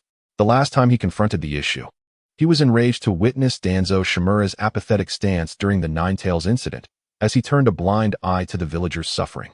Subsequently, the audacity of Danzo to openly command the Root ninjas to abduct the captain of his own bodyguard team, his very own disciple, was a direct affront to Minato's principles. Though he temporarily endured this transgression due to Hiruzen Sarutobi's protection, he had already privately condemned Danzo to a fate worse than death. This time, Minato bore witness to Danzo's atrocities against the Uchiha clan, the most prominent family in Konoha. He also observed Danzo's betrayal of the Uchiha Shursui, who had placed his trust in him and longed for peace. Ultimately, he witnessed Danzo inciting Itachi Uchiha to slaughter his own kin, resulting in the annihilation of an entire lineage. What a grotesque act of inhumanity. What a horrific scene. Is this the kind of deed one would expect from an elder of Konoha? Not only should this be beneath the dignity of a village elder, but even a common villager, possessing a shred of moral integrity, could scarcely commit such an atrocity. Thus, Minato could no longer tolerate this situation and resolved to confront it head-on. Danzo must perish. At the very least, he should be stripped of all power and imprisoned, forced to live out the remainder of his days in confinement. Upon finishing his proclamation, the gravity of Minato's resolve resonated with those present. Everyone in attendance began to react. Tsunade exchanged a glance with Minato, offering a smile but remaining silent. Jiraiya, with a worried glance at Hiruzen, bore a complex expression before finally speaking. I support Minato's stance. I too cannot tolerate such a character stirring chaos in Konoha. Jiraiya, a fervent lover of the village, could not condone Danzo's actions either. Torn between his role as mentor and his duty as a teacher, Jiraiya ultimately made his choice. Following Jiraiya's endorsement, Hiruzen's expression darkened. As one of the legendary three, Jiraiya held a unique position in Konoha. Although he refrained from engaging in specific affairs and held no formal position within the village, how could those in power overlook the sentiments of such a formidable figure? Furthermore, Jiraiya's reputation in Konoha was far from insignificant. I support the Hokage. I also stand by my teacher, declared Nara Shikaku and Hatake Kakashi in unison. Their declarations, while seemingly modest, carried significant weight. It was not merely the influence of a bodyguard captain and the Hokage's chief advisor. These two were steadfast supporters of Minato, ready to back his every decision. Minato, Tsunade, despite his numerous contributions to Konoha over the years, surely does not deserve such a fate in his twilight years. Mito Gate hesitated for a moment, yet ultimately decided to speak on behalf of Shimura Danzo, motivated solely by the camaraderie they once shared on the battlefield. Hiruzen, do say something, Tsunade urged, turning to the elderly Sarutobi Hiruzen for a response. In this Hokage office, the only one capable of saving Danzo was this aged man before them. Chapter 45. I am ready to retire completely far from Konoha, within the root space. Shimura Danzo remained oblivious to the final judgment being rendered upon his life within the Hokage building. This is the essence of power. I shall obliterate you. And your opinion is of no consequence. Does Minato intend to eliminate Danzo while seeking his consent? Certainly not. Once a decision is reached in this office, the only path awaiting Danzo is one leading to death. For decades, Danzo, who had stirred storms in Konoha and established his own independent dominion, found his fate resting solely in the hands of this hunched old man. After a prolonged silence, Hiruzen drew in a puff of smoke, the haze enveloping his face. Just as everyone presumed he had acquiesced, the old man finally spoke. Minato, entrust that fellow Danzo to me. I assure you he shall not have another opportunity to cause trouble, and the roots will be under your command, as will the Umbu. I am prepared to retire completely, alongside Danzo, never to emerge again. As for you, Mito and Tsunade, we shall depart entirely. The future is now in your hands. With those final words, Hiruzen's voice grew more somber, and he seemed to shrink slightly, aging before their eyes. Hiruzen, what are you doing? I cannot agree. Mito and Tsunade were taken aback by Hiruzen's declaration. What a jest. Your retirement is your affair. Why drag me into it? I still have a duty to Konoha. Be silent. Hiruzen's sudden roar silenced them. I have made my decision. You shall comply. After all these years, are you not weary? Mito and Tsunade felt Hiruzen's resolve and, despite their helplessness, dared not voice their dissent. This was their reality. Their power and status stemmed from this old man, and once he resolved upon a course, they could not refuse. Old man, what are you? Jiraiya furrowed his brow, intending to interject, but was interrupted by Hiruzen. Jiraiya, enough. I have made up my mind. The old man's gaze towards Jiraiya bore a hint of pleading, rendering Jiraiya speechless. When had his mentor ever resorted to seeking help? This was a sight he had never witnessed before, and it struck Jiraiya with the stark realization that his teacher had indeed grown old. Jiraiya's expression was intricate. He silently shook his head and sighed, choosing not to speak further. Observing this situation, Minato Namikaze understood that this was the best outcome they could hope for. At this juncture, any further advancements would incite opposition from both Jiraiya and Tsunade, once these two joined forces in dissent. Alongside the unassailable decisions made by the former Hokage Hiruzen Sarutobi, no one in Konoha could contest their authority. I comprehend your stance, yet I shall have the Sharingan eradicated. Minato acknowledged with a nod, then added. Hiruzen, without uttering a word, waved his hand dismissively and turned to exit the room. They had already decided to place Danzo Shimura under house arrest, the fate of his Sharingan was of little consequence now. Preserving Danzo was the utmost limit of what Hiruzen could achieve. Danzo, I hope you two can come to terms with this, Hiruzen thought melancholically as he departed. With Hiruzen gone, Mito Kazumi and Tika Shinkai exchanged glances, resignedly departing as well. The Hokage office was left with only Minato, Jiraiya, and Tsunade. Let us go? Tsunade instructed Jiraiya, turning to leave. Aren't we supposed to discuss how to deal with Danzo? Why are you leaving? Jiraiya asked, bewildered. None of your business. Hurry up, Tsunade exclaimed, delivering a punch to Jiraiya's head, sending the old white-haired sage reeling. She then grasped him by the collar and dragged him out like a lifeless body. This was, after all, the essence of the matter. To confront Danzo Shimura was a task manageable with Hiruzen's tacit approval. Minato was more than capable of handling it. The moment Hiruzen departed, the authority over the Umbu had effectively transferred to Minato. Thus, with control over the Umbu and the moral high ground of being Hokage, how could an elder like Danzo dare to oppose him? Could he even muster the courage to resist? Once everyone had left, only Minato and the two others remained in the office. From that moment onward, these three individuals firmly secured the top three positions within Konoha's hierarchy: one Hokage, one chief strategist, and one leader of the bodyguards. Subsequently, after Hiruzen fully relinquished his power, Shikaku Nara naturally ascended to the role of advisor. Meanwhile, Kakashi Hatake, as the Hokage's disciple, was assigned to oversee the Umbu, amalgamating it with Root, thereby becoming the most authoritative minister of the Umbu since the Hiruzen era.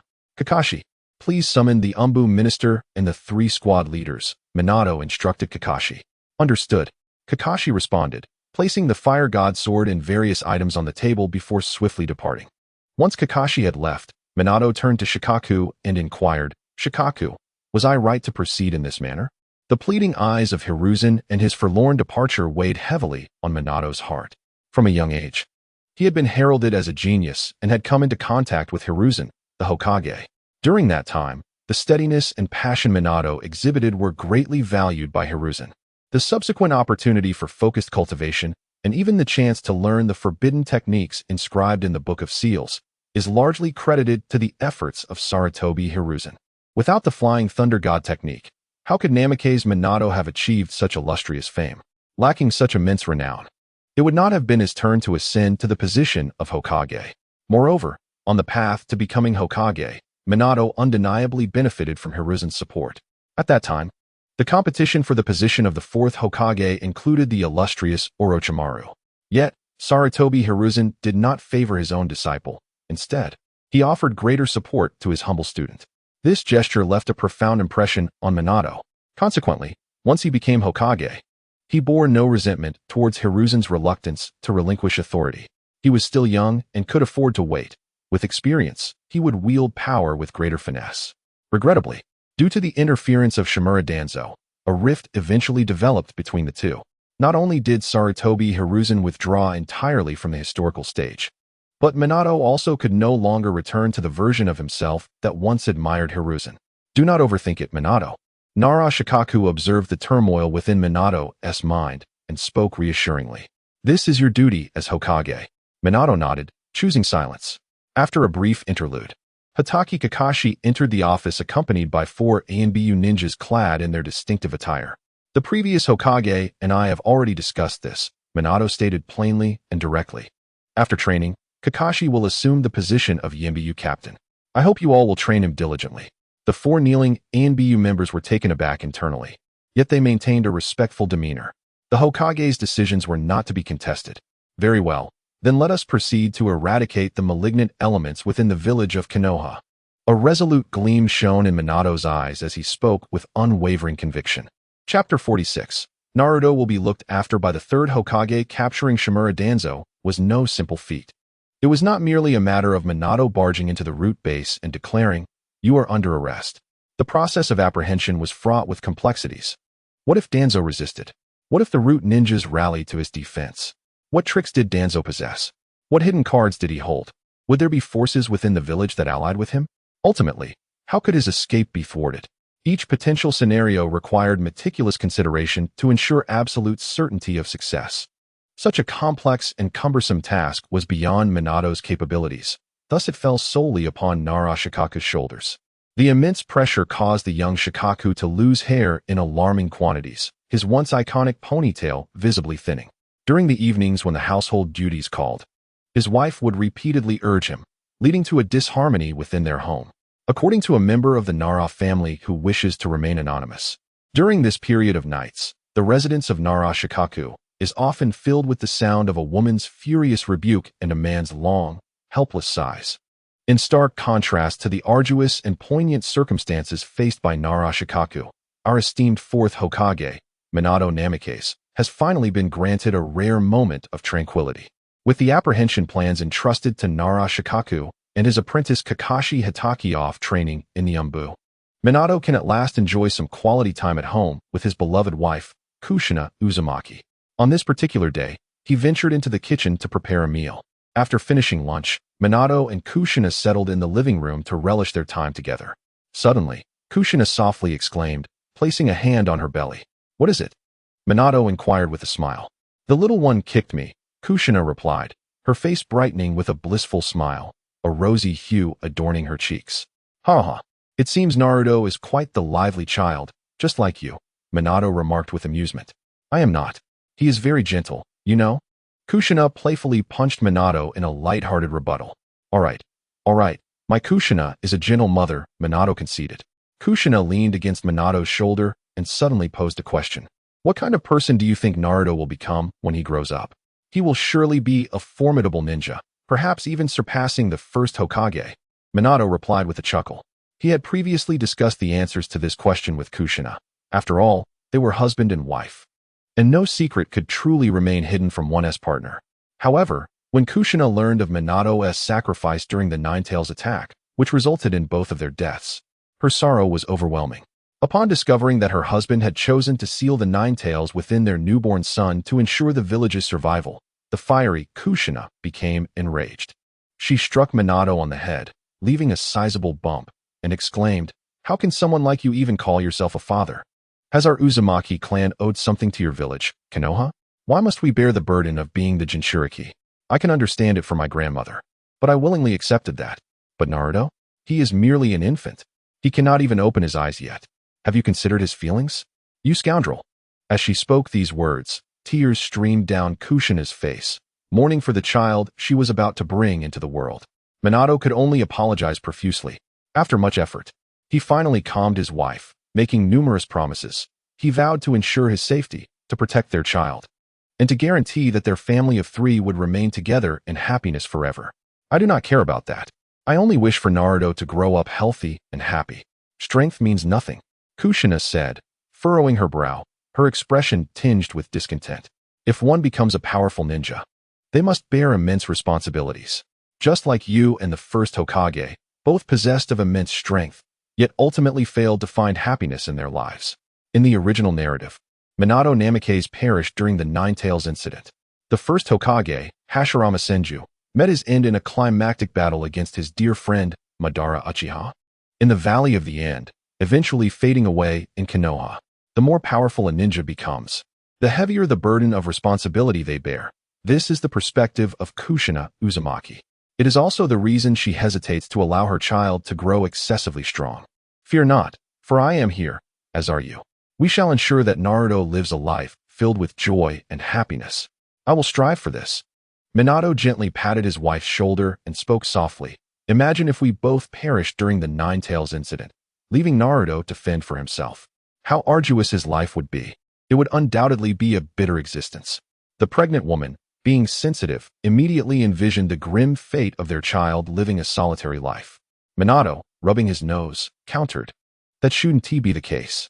There's the third Hokage, as well as Jiraiya-sensei and Kakashi. They will look after Naruto, even in our absence. He will be loved and cared for by many." Minato pondered the scenario of their deaths, yet he believed there would still be figures like Hiruzen Sarutobi, Jiraiya, and Kakashi to support their child. Surely, he thought, his child would not be left to face the world as an orphan. Unfortunately, he had a rather optimistic view of humanity. He could not foresee that after their demise, the child they bore, Naruto Uzumaki, would grow up under dire circumstances. From birth, he would be regarded as a monster by the villagers, ostracized and bullied by his peers, and treated as a mere tool by the third Hokage. The very mentor he relied on, Jiraiya, would often be absent from the village, neglecting this child. His beloved student, Kakashi, could only gaze from afar at the son of his master. No one would act as he had envisioned. The care provided by others could never match that of a parent. Kushina cast a disapproving glance at Minato, feeling exasperated with her utterly unreliable husband. You must live well to care for us both. Do you understand? Faced with his assertive wife, the fourth Hokage of Konoha could only nod with a smile. I understand. I will. After saying this, Minato leaned down and placed a gentle kiss on his wife's flawless forehead. Instantly, her cheeks flushed a vibrant red. She then turned and nestled deeply into Minato's embrace, a satisfied smile gracing her lips. Chapter 47. Danzo Shimura, will undoubtedly become Hokage. Recently, Danzo Shimura sensed something amiss. It had been 3.5 months since he had dispatched the oil woman, Ryoma, and others to kidnap Kakashi Hatake. Initially, everything unfolded according to his plan. In the face of Minato's reproach, Hiruzen Sarutobi had intervened on Kakashi's behalf, leaving Minato at a loss. Everything seemed as it always had been. However, in the past fortnight, Shimura Danzo sensed an unusual atmosphere. Firstly, Sarutobi Hiruzen, that old man, had vanished from the public eye, retreating into his old residence.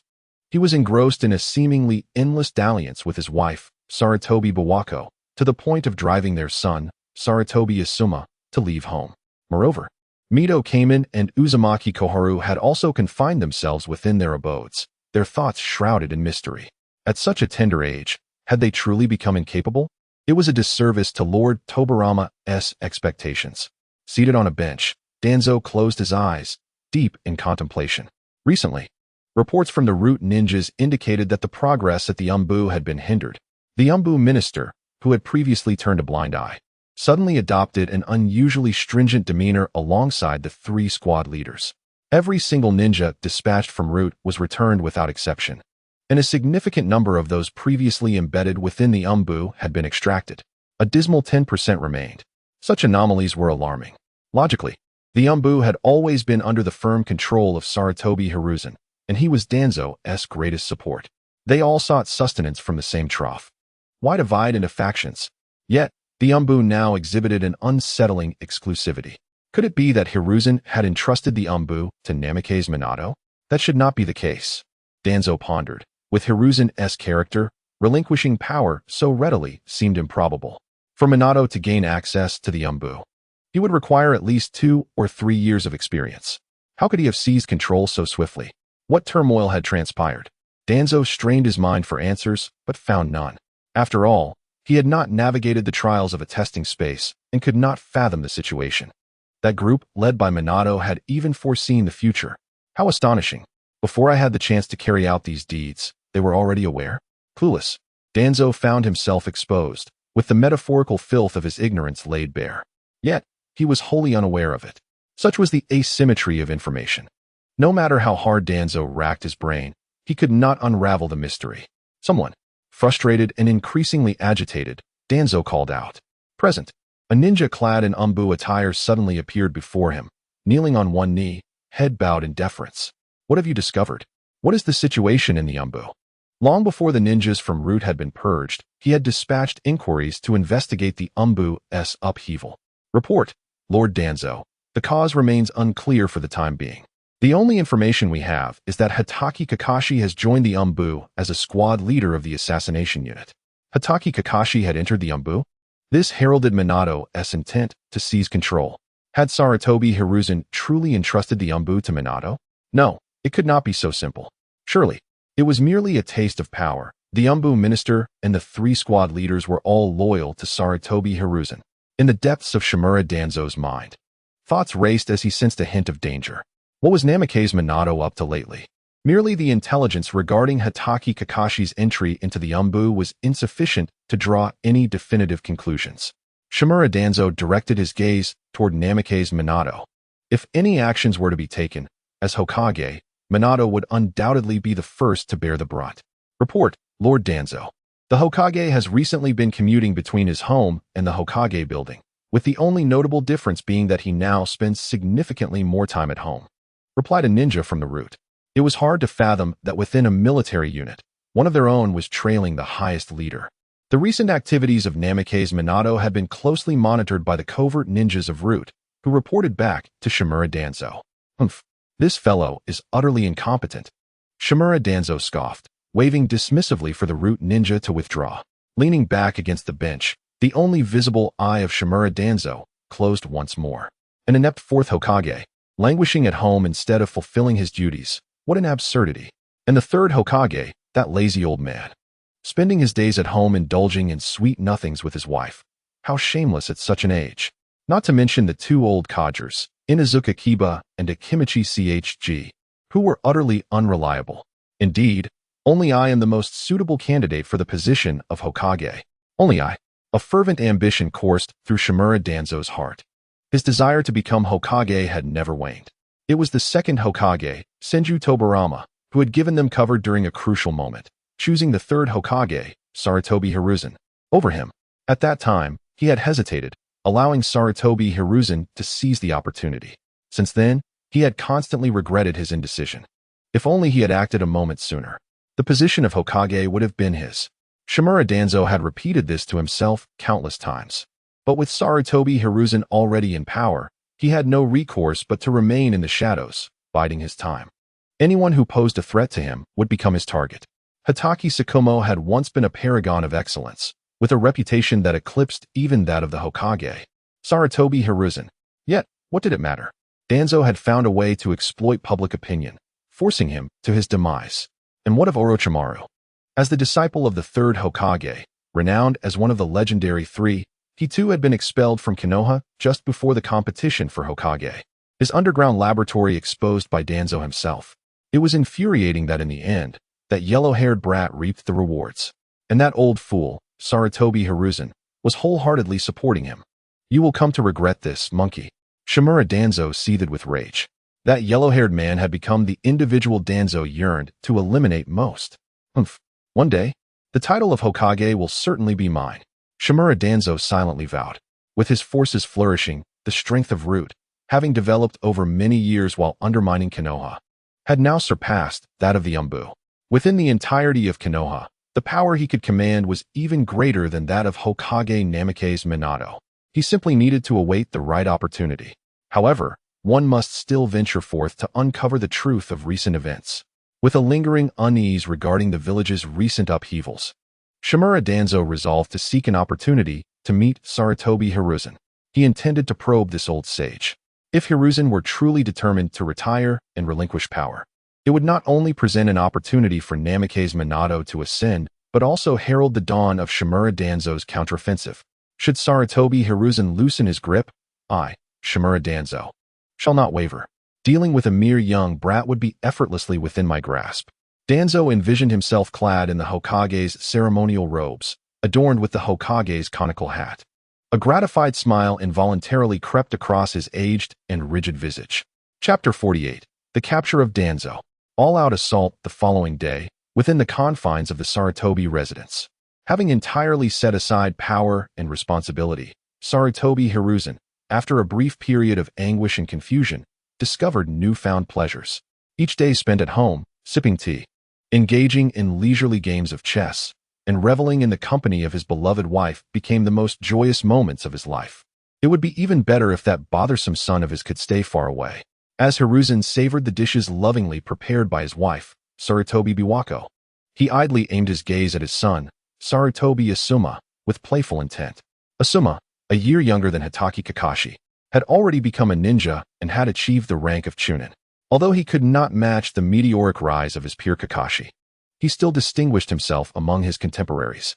In the past, when Hiruzen had devoted himself to the affairs of Konoha, Asuma had been a source of pride for him. Even though this son often exhibited disdain and rebelliousness, Hiruzen had managed to endure it. Unfortunately, circumstances had shifted with the relinquishing of authority. Hiruzen found himself with an abundance of leisure time at home. This impudent brat, who disrupted the tender moments with his wife and wore a perpetual scowl, had become the chief culprit in disturbing his peaceful retirement. Asuma, don't you have missions to attend to? Unable to contain himself, Hiruzen swallowed the dumpling that Biwako had fed him and questioned his son, who was rolling his eyes nearby. TCH. There haven't been any significant missions lately. Only trivial tasks like finding lost cats and dogs, which I can't be bothered to undertake, Asuma replied nonchalantly. A toothpick dangling from his mouth as he sprawled on the floor, his left leg bent and resting atop his right knee, exuding an air of carefree indifference. Seeing his son in such a state caused Hiruzen's blood pressure to rise. If you have nothing to do, why not head to the training grounds and practice your ninjutsu? Spending all day at home is unacceptable.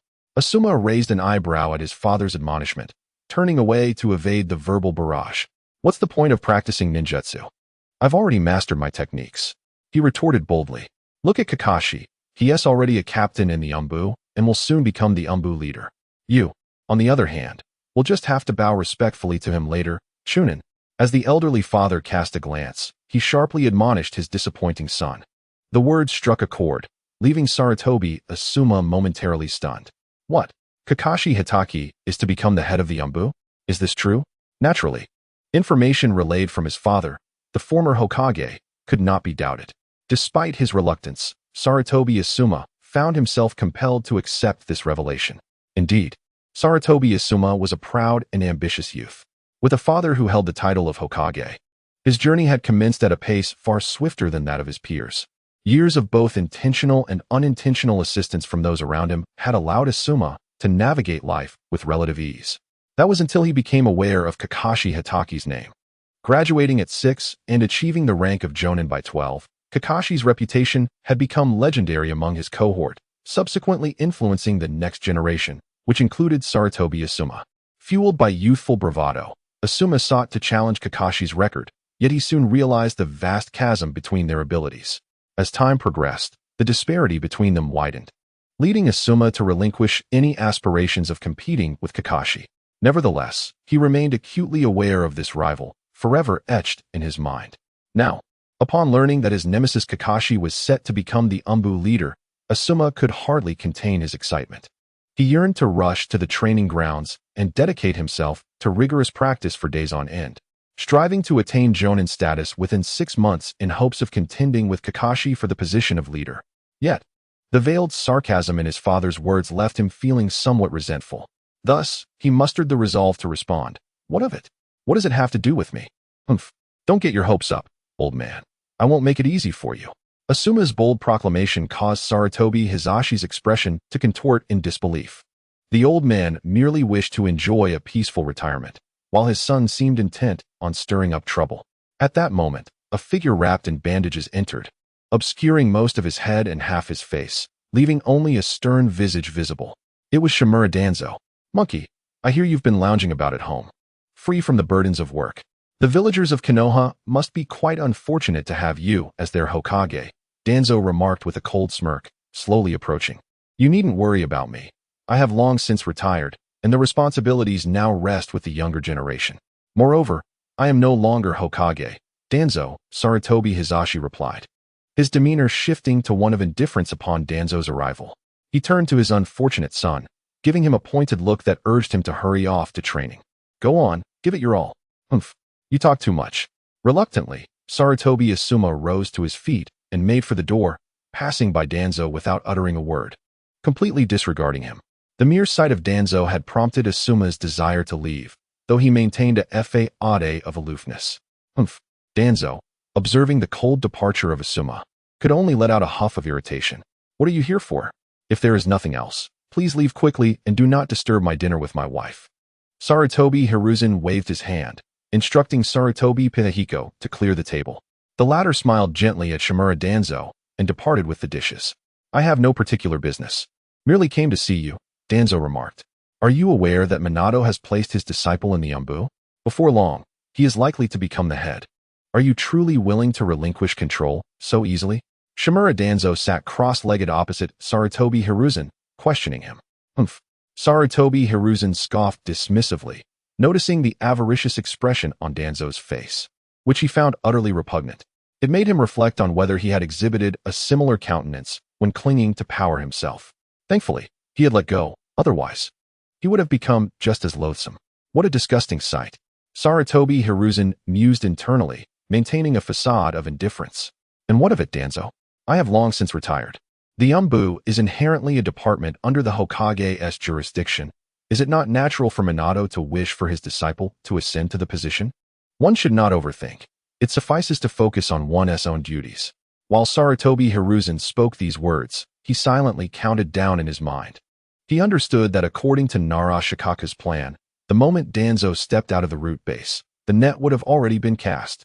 It was likely that Minato had already brought people along. Such easy words. Lord Tobarama entrusted the village to us. We must be responsible for it. This is our duty and obligation. Danzo retorted with a cold smile, speaking with righteous fervor. In the next instant, a brilliant golden figure appeared at the entrance of the Sarutobi residence. With a flurry of motion, numerous ninjas clad in umbu attire executed body flicker techniques to materialize behind the golden figure. Elder Danzo, it has been a while. Chapter 49. I am the true successor of Tobarama will. You are all traitors. The newcomer was none other than the fourth Hokage, Minato Namikaze, who had arrived at the scene using the Flying Thunder God technique, accompanied by a vast array of umbu ninjas.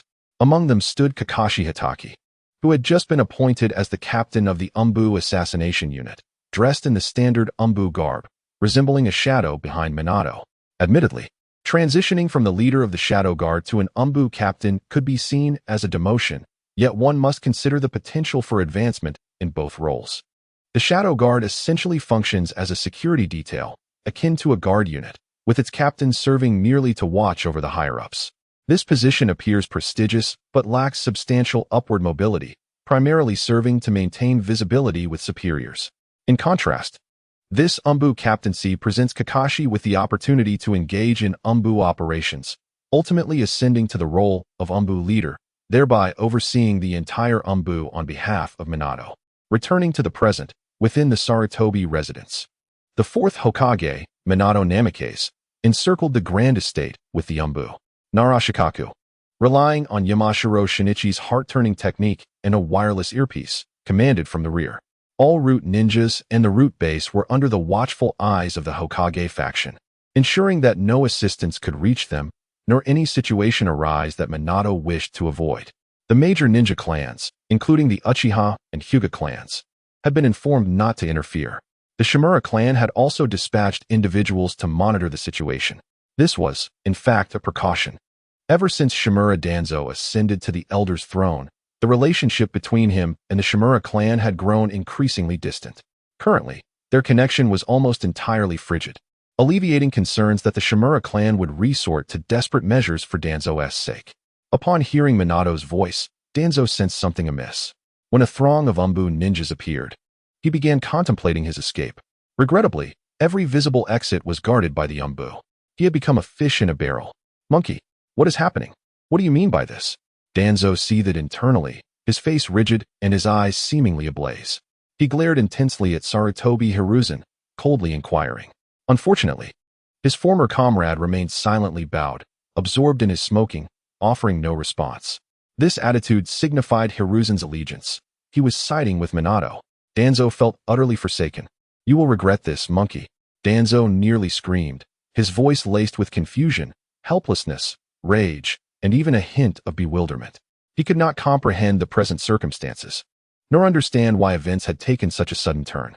Just recently, in a meeting, Hiruzen had staunchly defended him, and he had publicly humiliated Minato.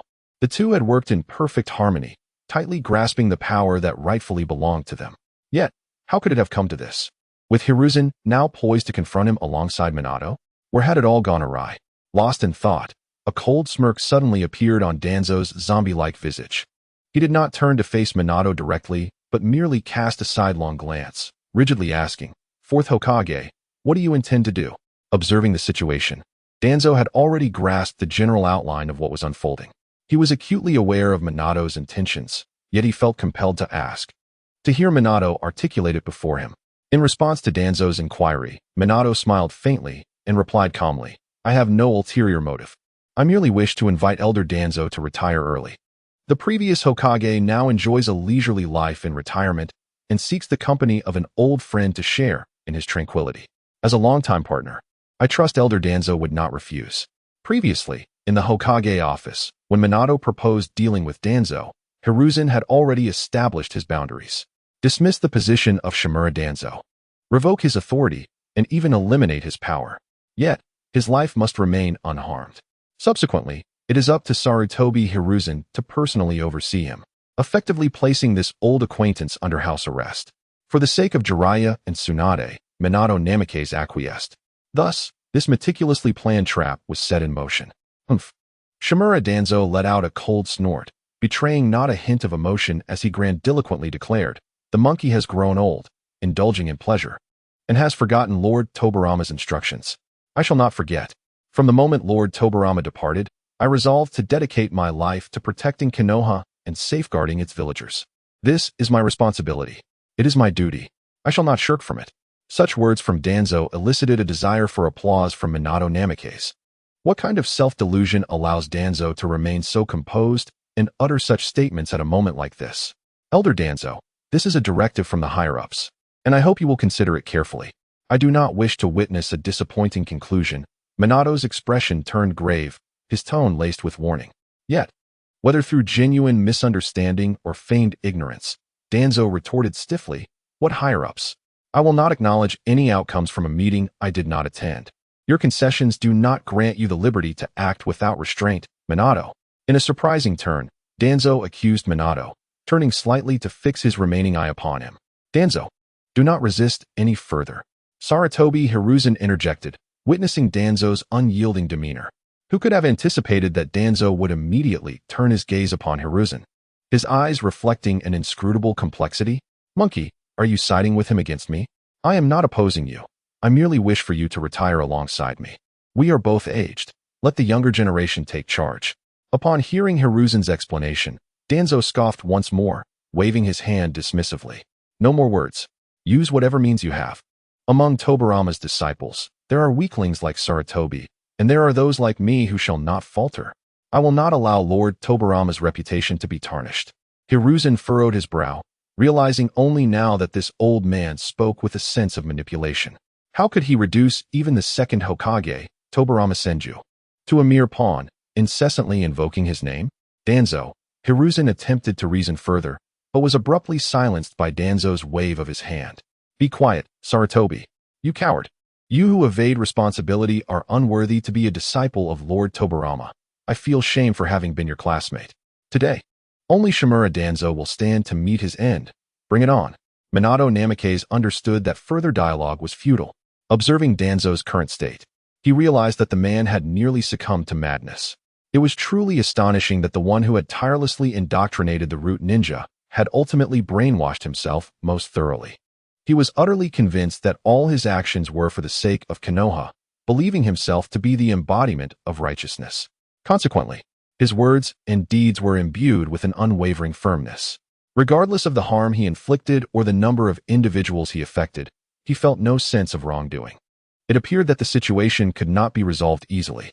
Namikaze Minato sighed, although he had contemplated that it would be best if Shimura Danzo violently resisted arrest, providing him with ample justification to eliminate this malignant presence entrenched deep within Konoha. Witnessing the helplessness on Sarutobi Hiruzen's face stirred a sense of compassion within him. It seemed that the elder's final wish before relinquishing power would remain unfulfilled. "Esteemed predecessor, please take your leave for now. I will handle this matter appropriately. However, I may need to tidy up your residence afterward." With a gentle wave of his hand, four figures emerged from the shadows surrounding him, each positioned at the cardinal points around Shimura Danzo's location. They were forming a formation to prevent any potential escape should conflict arise. The intention was to ensnare him within a barrier. "Ah, Danzo, consider your actions wisely." Sarutobi Hiruzen truly felt weary, since stepping down as Hokage. Nothing had proceeded according to his desires, whether it was the conflict with Namikaze Minato or the rifts with his two apprentices. Even his final wish to protect his old comrade Shimura Danzo was met with obstinacy, leading him down a path of destruction. It was evident that he had aged. No longer the proud and ambitious shinobi he once was. With a sigh, he propped his weary body and slowly turned to depart, gradually fading from the sight of the gathered crowd. He needed to retreat with his elderly wife from this impending battlefield. Behind him, Shimura Danzo watched Hiruzen's retreating figure, his eyes flickering with thoughts. For a fleeting moment, the notion of taking the initiative crossed his mind. If he could seize Hiruzen, perhaps he could carve out a chance for escape. Otherwise, facing the illustrious Fourth Hokage and a multitude of elite Umbu shinobi, Even someone as proud as Shimura Danzo felt the weight of inevitable doom. He bore no psychological burden about taking action against an old friend. In his mind, Hiruzen's actions had betrayed him, psychologically severing their bond. Furthermore, he regarded Hiruzen as an enemy. What psychological burden could one have against an adversary? Yet, Hiruzen still possessed considerable combat prowess. In a one-on-one confrontation, Danzo doubted his ability to prevail. With formidable foes before him, provoking a Hokage would only hasten his demise. Have you truly made up your mind, Namikaze Minato? Are you really prepared to turn against your fellow villagers in Konoha?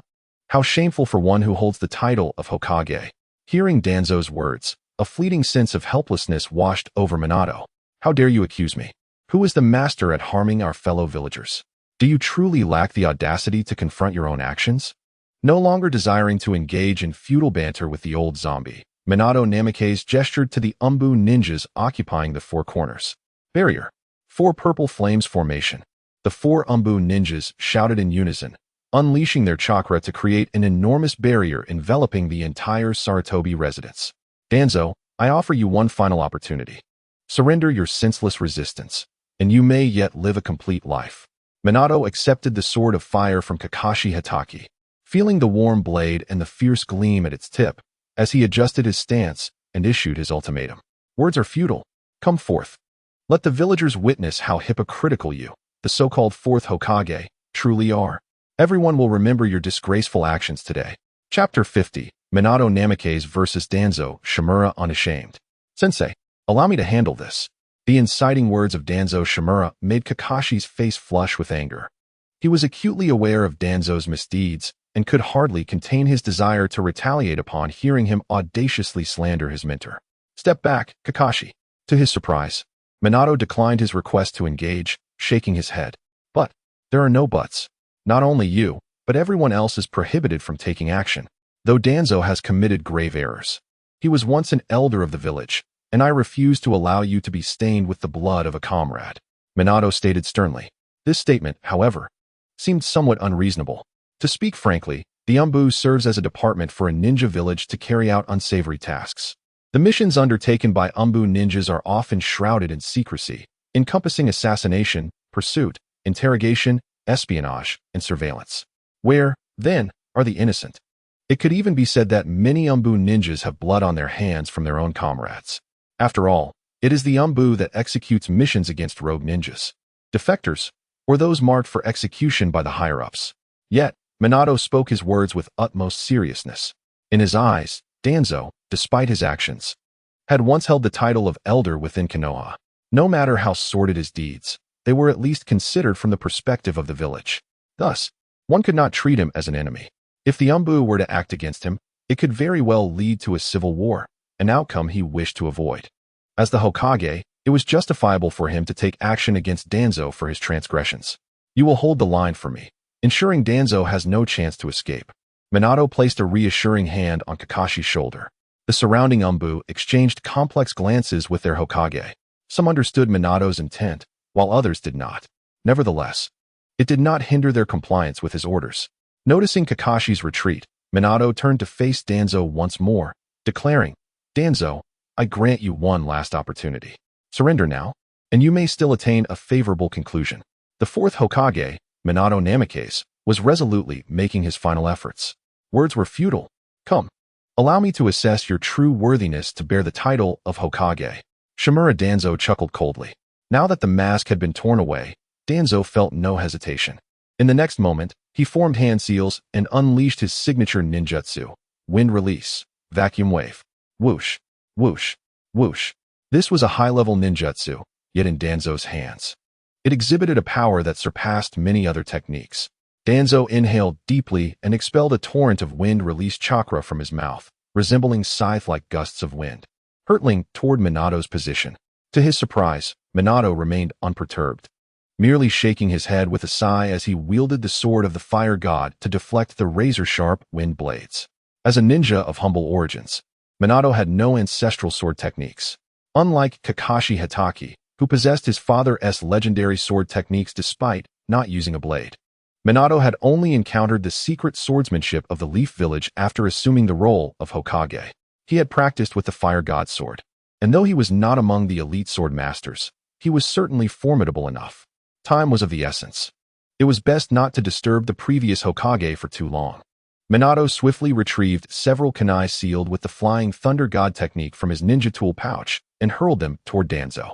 Whoosh, whoosh, whoosh. The sound of kunai slicing through the air echoed, but Danzo nimbly sidestepped them. However, dodging the kunai heightened Danzo's alertness.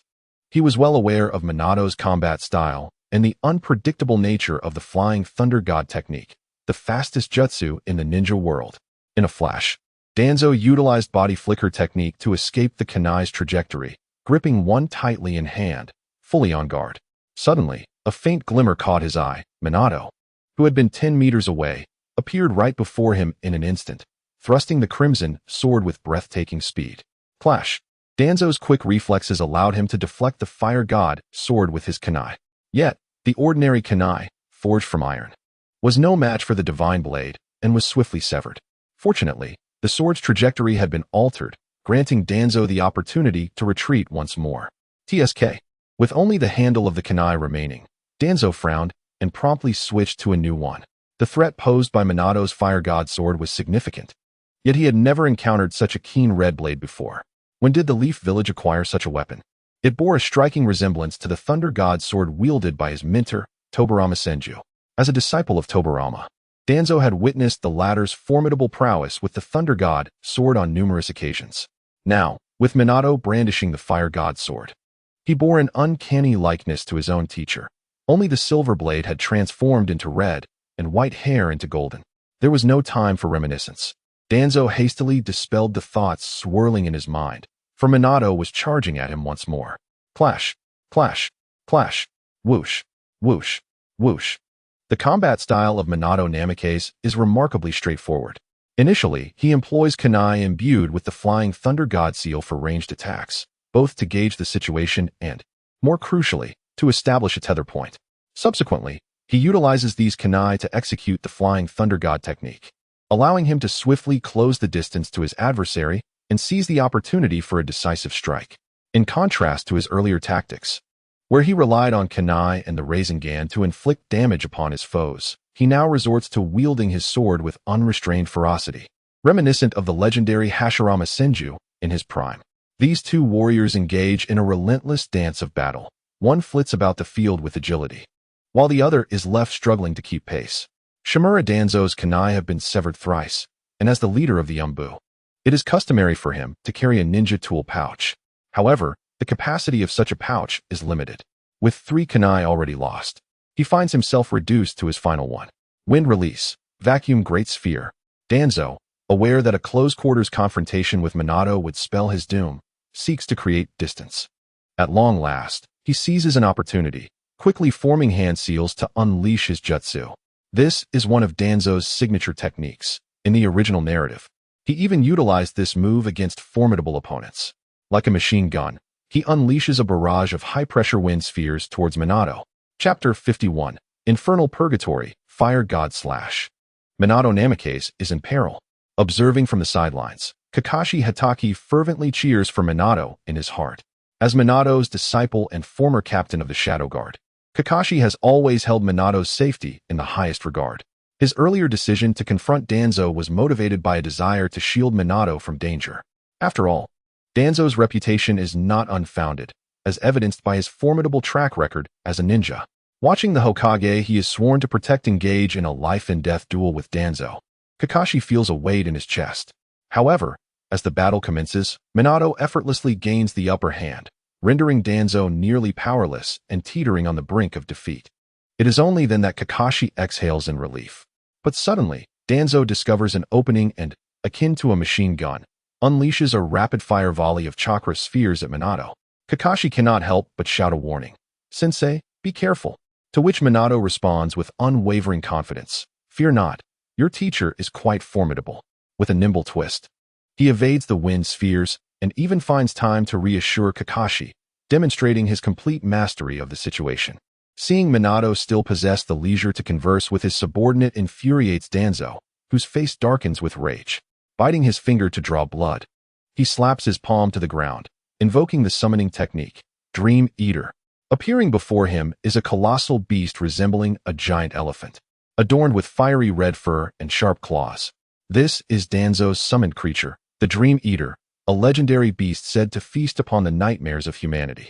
The Dream Beast, a creature of distinctive appearance, resembled its master, with a white cloth wrapped around its head and eyes that exuded a fierce intensity.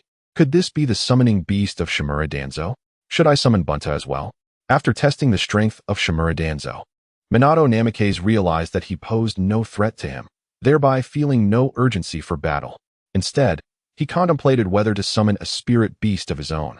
However, considering that the toad Bunta was quite large, summoning it would likely result in the destruction of the Sarutobi residence, necessitating its reconstruction. Thus, he dismissed the idea.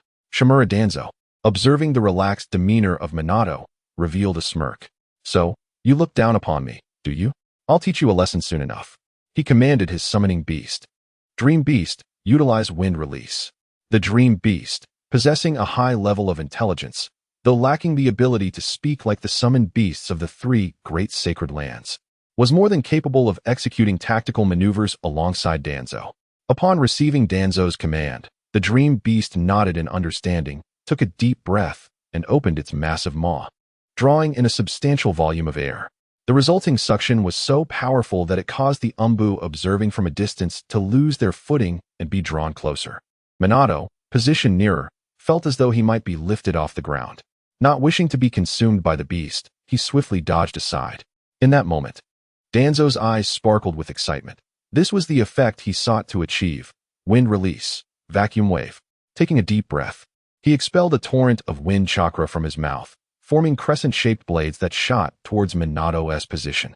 Simultaneously, the Dream Beast closed its mouth and released a thick white mist from its elongated snout, enveloping any possible escape routes for Minato.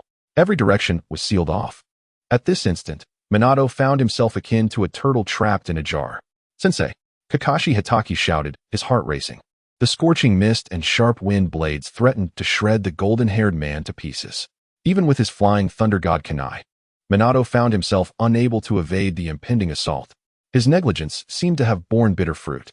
Yet, in the next moment, a piercing sound akin to a sword's cry resonated, accompanied by Minato's voice emerging from the white mist.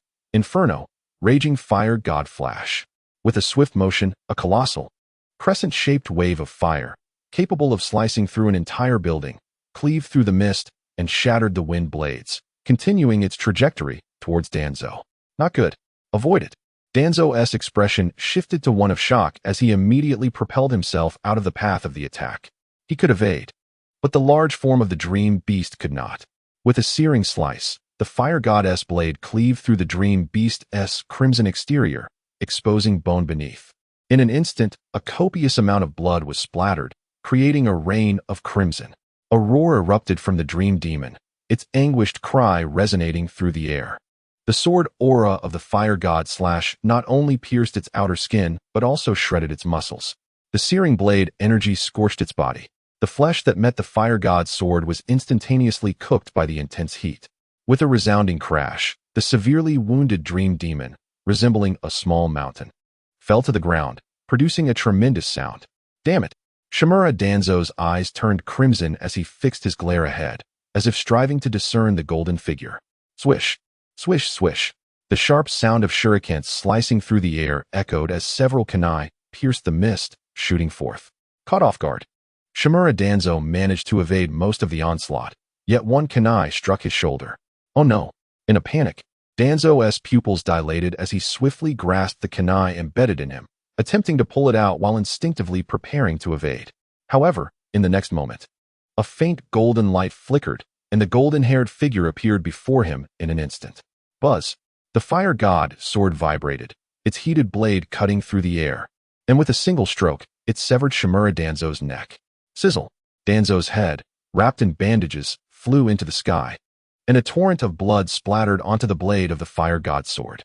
The headless body collapsed to the ground, while the decapitated head spun twice in the air before falling, rolling to reveal Danzo's wide-open eyes, a look of shock frozen upon his visage. The once formidable shadow of the ninja had met its end in such a manner. A tremendous roar erupted from the Dream Demon, lying not far away. a sound filled with both sorrow and fury. Why must it come to this, Danzo? Minato Namikaze instinctively attempted to shake the blood from the fire god's sword, only to find that the intense heat had already evaporated the blood. He cast a complex glance at Danzo's lifeless head, shook his head, and sighed. Minato was a gentle soul, deeply devoted to his village and every individual within it.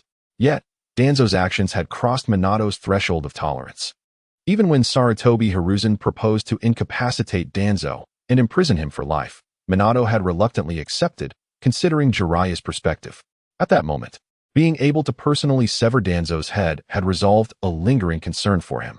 Turning away, Minato prepared to depart, but as he turned his head, he saw Kakashi Hatake racing towards him, an expression of urgency etched on his face, shouting, "Sensei, be careful." Chapter 52. Kakashi Hatake is a coward. What I, Danzo, have stated. Puff. The sound of a sharp weapon piercing flesh echoed. Minato felt a chilling gleam rushing toward his head. The instincts honed through years of warfare compelled him to raise his hand in defense, but his arm was pierced by a sharp kunai, halted only by the bone beneath. Ugh! A searing pain surged into Minato's brain, leaving him no time to react as he immediately activated the Flying Thunder God technique. Swish! In a flash of golden light, Minato appeared beside the kunai that had initially been thrown at Shimura Danzo. Raising his head, what Minato beheld left him utterly astonished. The lifeless head that had just moments ago languished in oblivion returned to the body, seemingly whole and unscathed. Shimura Danzo wore a rigid smirk on his face, exuding an air of triumph. How had he not perished? How had he come back to life? Countless questions swirled in the mind of Minato Namikaze. Yet this was not the time for contemplation, for Danzo's ninjutsu was once again hurtling towards him. Wind release, vacuum great sphere. A barrage of wind balls erupted from Danzo, relentless as a machine gun. Enduring the pain in his arm, Minato could only form hand seals with one hand, employing a body flicker technique to dash towards Kakashi, who was rushing to assist him. Bang! Bang! Bang! Kakashi Hatake, wielding shuriken, sliced through the incoming wind spheres, shielding Minato behind him. Are you alright, sensei? Kakashi inquired with concern. I'm fine. It was my oversight, Minato replied, furrowing his brow as he retrieved bandages from his ninja pouch to tend to the wound on his forearm. Indeed, he had been careless, resulting in a mistake. In battles where enemy ninjas feigned death only to launch surprise attacks, Minato had encountered such tactics numerous times during the Third Great Ninja War. Yet, in those instances, his vigilance had never faltered, allowing him to survive the harrowing battlefield unscathed. Just moments ago, his keen reflexes had alerted him to Danzo's ambush. However, he had not anticipated that Danzo might possess hidden cards, resulting in a hasty response. Furthermore, the Sword of the Fire God was still a recent acquisition. He had failed to block the thrust of the shuriken with the blade and had to resort to using his arm for defense. Fortunately, Minato had not been the Hokage for long, and his strength and sharp awareness remained intact. Otherwise, that moment could have been his last. On the other side, Danzo's frustration was palpable. From the onset of the battle, he had meticulously orchestrated this trap, gradually lulling Minato into complacency, continuously exposing vulnerabilities, all for this final, unexpected strike. Yet, he had only managed to wound Minato's arm, inadvertently revealing his own hidden card. This was a testament to the disparity in their combat experience. Danzo, having long been away from the battlefield, had conceptualized his ambush well, yet he underestimated Minato's reaction time, resulting in the shuriken merely grazed Minato's arm instead of striking true. Now, with his trump card exposed, Danzo would not receive a second chance. Moreover, it appeared that Kakashi and all the Umbu would not grant him another opportunity either. You scoundrel! How dare you harm Lord Hokage? Kakashi roared, his expression akin to that of an enraged lion, as if he wished to devour Danzo whole. You shall pay for this, Danzo. Lord Hokage, are you unharmed? Kakashi continued, indignant. Danzo, how could you commit such an act? The Umbu swarmed around, save for the four maintaining the barrier formation, all rushing to Minato's side. The earlier incident had nearly sent them into a panic. The thought of the Hokage being ambushed and slain right before their eyes was unfathomable. The members of the Umbu no longer deserve the title of ninja. They must be held accountable for their crimes. How can one call themselves a ninja when they allowed the Hokage to be slain right before their eyes? It would be far better for them to return home and tend to their pigs. The palpable anger emanating from the Umbu was directed towards Shimura Danzo, whose presence was met with glares that seemed to pierce through flesh. Humph. Shimura Danzo realized that he could no longer take advantage of the situation. He first summoned the severely injured Dream Demon through a summoning technique. Then, with a sneer, he addressed Minato Namikaze. Are you planning to have them all attack me at once? The esteemed Fourth Hokage resorting to such tactics? Danzo paid no heed to the fury and accusations from Kakashi Hatake and the other Umbu. Instead, he questioned Minato's integrity. Furrowing his brow, Minato was about to respond when he was interrupted by Kakashi. Lord Hokage, do not be so stubborn. Danzo has overstepped his bounds. How dare he harm the Hokage? Should we, the Umbu, simply stand by idly? Kakashi's visage was solemn as he fixed his gaze upon Minato's eyes. Upon hearing Kakashi's words, the other Umbu nodded in agreement. It was absurd. The Hokage had nearly been killed, and they were expected to be mere spectators? The thought of Danzo escaping unscathed was intolerable. He deserved to be punished severely. After all, he was the antagonist, and there was no need to adhere to any code of honor with someone of his ilk. They should all unite and put an end to him. Minato hesitated momentarily. Despite the peril he had just faced, he did not perceive Danzo as an insurmountable challenge. Having discerned Danzo's trump cards, he felt confident that with heightened caution, Danzo posed no threat to him. However, upon witnessing Kakashi's expression, he understood that if he were to intervene now, it would only serve to dishearten his subordinates. Very well. After all, Danzo had already inflicted harm upon the Hokage. From any perspective, his actions warranted punishment. Allowing the Umbu to act in this instance was both justified and honorable. Exercise caution and avoid injury.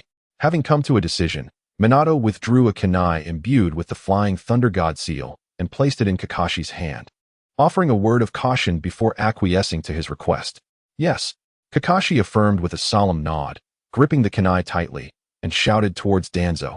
Danzo, you shall die here today. I swear it by the name of my father, the Leaf's White Fang. In that moment, Kakashi radiated an aura of sharp intensity, akin to a sword unsheathed. The other Umbu, in unison, drew their weapons, directing them at Danzo. Humph. Shimura Danzo regarded Tsukumo Hatake as a sinner, a coward. His son was merely a disrespectful upstart, lacking in decorum. Did he truly believe he could claim my life? My life is here. Come and take it if you can. In truth, Danzo held a deep contempt for Tsukumo Hatake, despite the latter's once great reputation, which had nearly rivaled that of the third Hokage.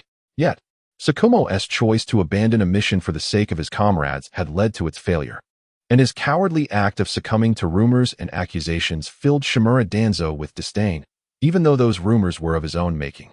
Chapter 53. The Passing of the Shadow, the Awakening of Konoha. Shimura Danzo has met his demise, falling victim to an assault led by Kakashi Hatake and his Umbu ninjas. Despite his fervent attempts to escape and cling to life, none of those present offered him an opportunity. Even his longtime companion, Sarutobi Hiruzen, chose to remain hidden, unable to bear witness to the death of an old friend. Surprisingly, this ambush, long in the making, turned out to be rather straightforward. Nara Shikaku had meticulously devised a retention strategy over the course of 2 weeks, along with various countermeasures, none of which were employed. The sole reason for this was Danzo's inherent weakness, which led Shikaku to apply grand strategies against him, only to shatter them upon first contact. Danzo's frailty lay in his psyche and thought processes. Since the Second Shinobi World War, he had not set foot on the battlefield, remaining hidden within the village, stirring up trouble or inciting chaos with the members of Root. This resulted in a rapid decline in his combat experience. In a one-on-one confrontation with Minato Namikaze, he could still harness the power of his transplanted Sharingan to employ Izanagi against the Fourth Hokage. However, once his trump card was revealed, he found himself utterly powerless against the ferocious Umbu ninjas. Had it been during his prime, he might have had a glimmer of hope. Mentally, having occupied a high position for an extended period and controlled the vast entity that is Root, Danzo had evolved beyond a mere ninja, existing more as a ruler within Konoha. Regardless of his desires, others acted on his behalf. More crucially, accustomed to orchestrating schemes from the shadows, he had completely lost the sharp instincts of a ninja when faced with danger, believing himself invulnerable within the confines of Konoha. This complacency allowed Nara Shikaku's simple design to ensnare him. Before seizing the multitude of Sharingan from the Uchiha clan, the few Sharingan in his possession were scant, with only a handful discreetly retained during wartime. This meager stock had to be shared with Orochimaru for experimentation. Ultimately, he was left with but a single Sharingan in his eye, which, after the use of his Anaji, rendered him incapacitated and at the mercy of others. Regardless of the circumstances, Shimura Danzo is dead, and Konoha embarks on a new chapter. The repercussions of Danzo's death can be categorized into three primary impacts. Firstly, there is a shift in power among Konoha's upper echelons. Unbeknownst to the villagers, control of the village has seamlessly transitioned from the faction of the Third Hokage to that of the Fourth Hokage, Minato Namikaze. Initially, Mito Kazuma and Tsunade Haruno were somewhat reluctant to retire so swiftly. However, once the root base established outside Konoha was uncovered, revealing its documents and various laboratories, it silenced their dissent completely. The items unearthed from the root base encompass a myriad of unethical human experimentation and forbidden ninjutsu studies conducted over the years. This includes, but is not limited to, assorted experiments involving the cells of Senju Hashirama, various trials related to the Uchiha clan Sharingan, and examinations of the bloodline limits and secret techniques of numerous ninja clans within Konohagakure. Cloning, bloodline limit transplantation, bloodline fusion, and organ modifications are among the many unsettling findings. Should these revelations come to light, one can only fathom the seismic upheaval that would befall the village. A rebellion would undoubtedly arise among all clans. From the Uchiha and Hyuga to the Inuzuka, Nara, and Akimichi, the bloodline limits and family secret ninjutsu are the very foundations of their existence, and any threat to them would invoke an unrelenting conflict. Upon receiving this information, Minato Namikaze was momentarily taken aback. Ultimately, in the presence of Nara Shikaku, Sarutobi Hizashi, and others, he incinerated all documents in the laboratory, obliterating every trace left by Shimura Danzo in the ninja world. Subsequently, the village transformed into a notably harmonious place. On the day before launching an offensive against Danzo, Minato discreetly alerted all the clans in the village. While he did not explicitly state his intentions to exact revenge on Danzo, he made it clear that something significant was about to unfold, leading to widespread speculation regarding Danzo's downfall. Although the villagers were uncertain about his fate, the mere prospect of Danzo's removal brought them immense joy. The Uchiha clan, in particular, had endured considerable disdain from the higher echelons of Konoha, including Danzo and Sarutobi. The news of Danzo's fall, along with the retirement of Sarutobi and others, sent the Uchiha into a state of jubilation. Even the members of the Uchiha police force, usually stoic, patrolled the streets with newfound smiles, resulting in a sudden decrease in village disputes. Clans such as the Hyuga, Inuzuka, Akimichi, and Yamanaka celebrated as well, for Danzo had long exploited these families, forcibly recruiting their members to serve as root ninjas, often subjecting them to brainwashing and cursed seals. Who could tolerate such indignities? Their previous restraint was largely attributed to Sarutobi's backing of Danzo.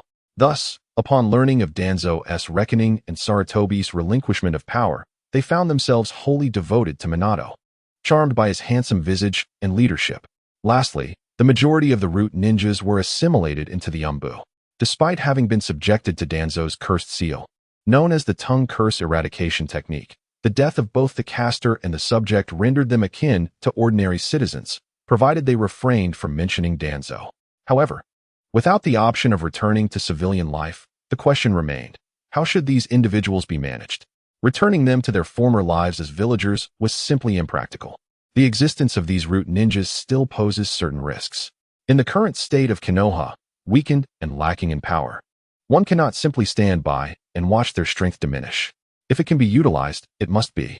Aside from those who have been absorbed, there remains a small faction of devoted followers of Shimura Danzo, unwavering in their loyalty and willing to sacrifice everything for him, even after Danzo's demise.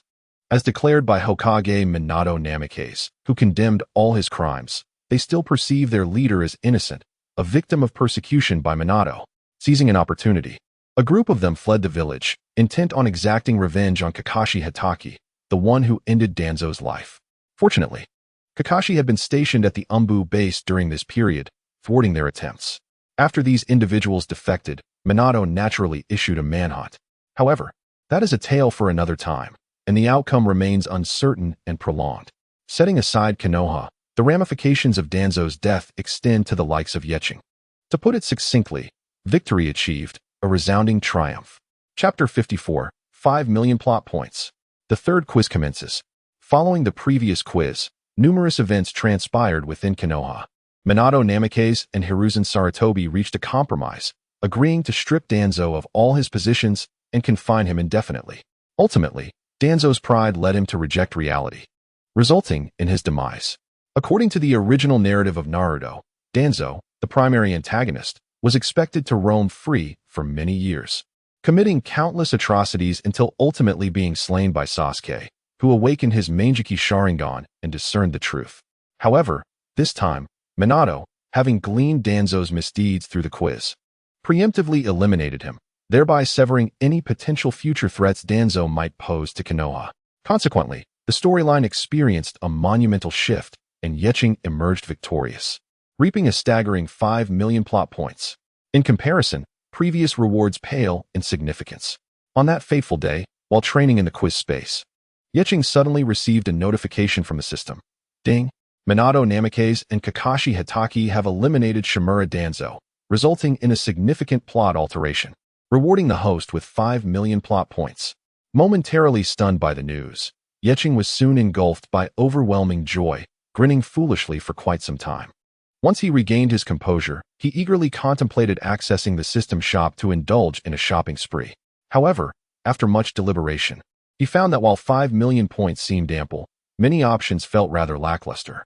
The good items were beyond his means, while the mediocre ones could be purchased in abundance. Yet, what was the merit in acquiring subpar items when he had already drawn powerful techniques like the shadow-level chakra and would release?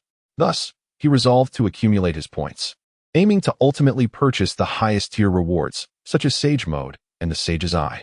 Itachi envisioned himself with a mane of white hair, adorned in a snow-white haori, surrounded by 6 orbs of Taoist jade, his left eye bearing the eternal kaleidoscope Sharingan, and his right eye possessing the Rinnegan.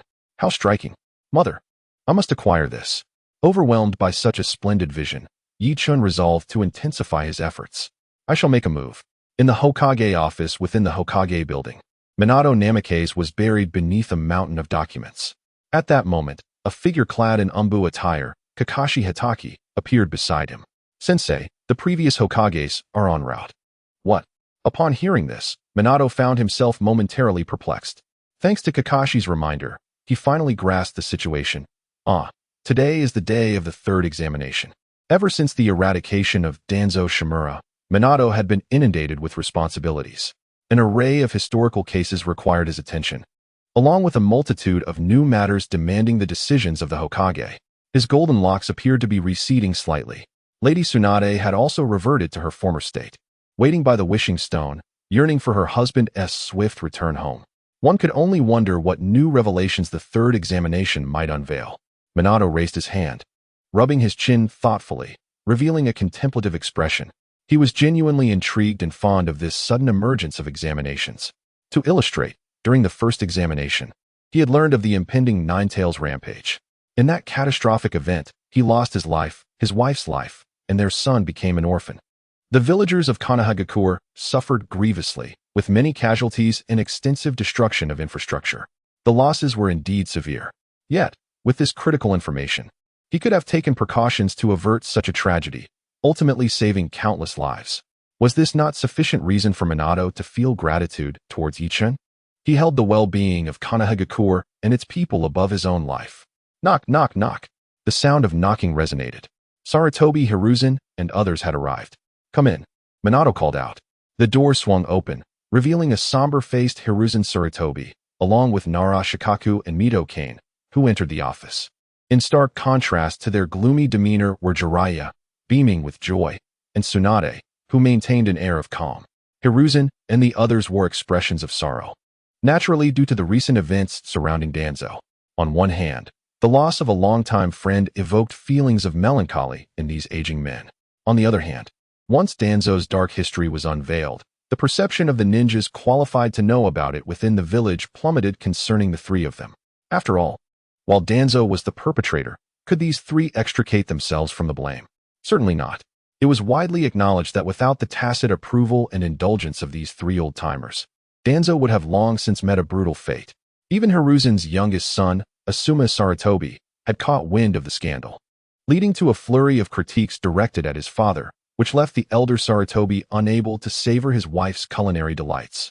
On the other side, Jiraiya and Tsunade, after the conclusion of the second round of questioning, departed from the village in their own directions. One set off to gather insights and intelligence, particularly concerning his dear friend Orochimaru, while the other naturally sought to indulge in gambling. They timed their return perfectly to participate in the third round of the examination. However, upon their return, they were struck by the palpable change in the village's atmosphere. While the villagers' daily lives may have remained unchanged, there was an undeniable shift in their collective spirit, a subtle yet noticeable improvement. Curious about this transformation, the two inquired and discovered the cause: the demise of Shimura Danzo. With Danzo's passing, the various ninja clans, long oppressed by his tyranny, breathed a sigh of relief, their daily lives now imbued with greater ease, and consequently, a newfound calmness pervaded their interactions. This tranquility fostered a spirit of kindness among the villagers, contributing to the rejuvenation of the hidden leaf. The two were delighted to learn of this uplifting news. Though they had been away from the village for an extended period, their affection for it had not waned. With the village now on a path of recovery and improvement, both felt a sense of joy. Without further ado, in the Hokage's office, all those who were meant to be there had arrived, along with some who were not, such as Midogate and T. Kashikamaru. These two had relinquished their positions as advisors to the Hokage, and their roles in the economic and medical departments had also been abolished. Logically, they should not have been privy to the secrets of the village, particularly the examination, yet they insisted on attending, and given Minato's demeanor, he could not bring himself to dismiss them. Thus, the previous assembly remained intact, now awaiting the arrival of the esteemed guest. Chapter 55. The Legendary Three Ninjas of Konoha. Suddenly, a sphere of blue light materialized in the Hokage's office. In an instant, this luminous orb erupted, radiating outward and forming a circular barrier that enveloped all present. It had arrived. Minato felt a jolt of recognition.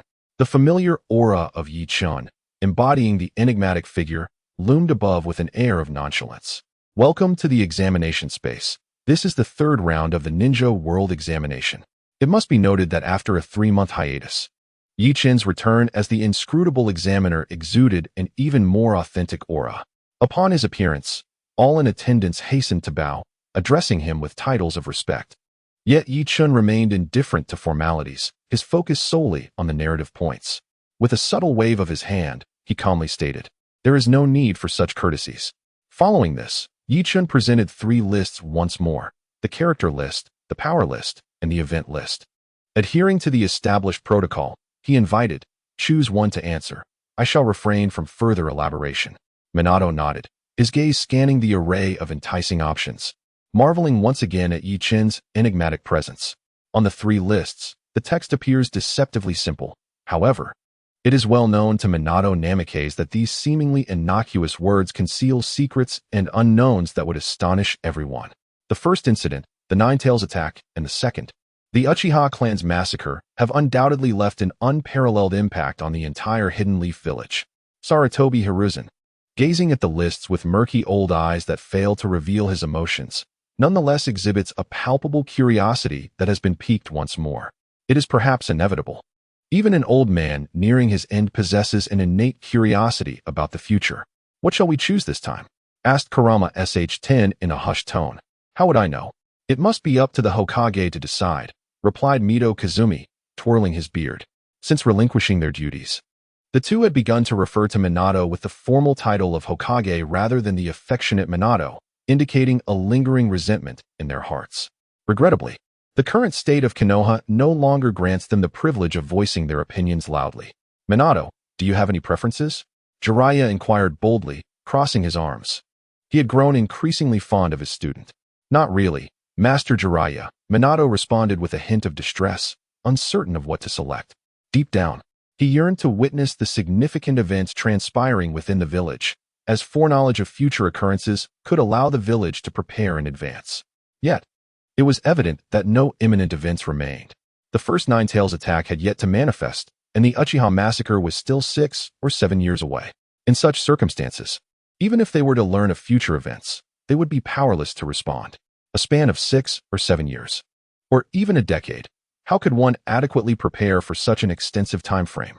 This left Minato feeling quite troubled. Then allow me to choose, Jiraiya suddenly proposed after some contemplation. Jiraiya. Tsunade shot him an exasperated glance, her dissatisfaction evident. Their roles were somewhat awkward. In terms of status, they occupied the most central power echelon in Konoha, and none present could disregard them. Participating in such high-level confidential matters was not uncommon for them. However, both had distanced themselves from the village's daily affairs, rendering them unable to make demands of the village. It was not that they were incapable, but rather that they were unwilling. One must invest in order to reap rewards. With neither contributing to the village, on what grounds could they request anything? While it was true that the village would not refuse any reasonable request, both understood the unspoken balance and typically refrained from doing so. Yet, at this moment, Jiraiya brazenly addressed the Hokage, which naturally irked Tsunade. She felt that he was compromising their unspoken understanding with the village. It's no trouble. Please, Master Jiraiya, feel free to speak, Minato replied with a smile, clearly unperturbed. I am particularly interested in the circumstances surrounding that individual. I have pursued him for so many years, only to be eluded each time, leaving me with an undeniable sense of dissatisfaction. Jiraiya rubbed his nose, his voice no longer resounding as it once did. He felt a flicker of guilt. Upon hearing Jiraiya's words, Hiruzen Sarutobi turned his head, his murky old eyes gleaming with a spark of insight. As soon as Jiraiya spoke, he understood whom Jiraiya wished to discuss. Hiruzen harbored a profoundly intricate array of emotions towards this individual. Are you referring to Orochimaru? Tsunade inquired, her expression mirroring a similar complexity. Indeed, Orochimaru, the man akin to a serpent. In their youth, the three of them had entered Hiruzen's tutelage together, becoming comrades. They formed a team, training, learning, and maturing side by side, their bonds deepening with each passing day. Even though Jiraiya often declared his intention to expel Orochimaru, he genuinely valued him as a companion. Tsunade felt the same.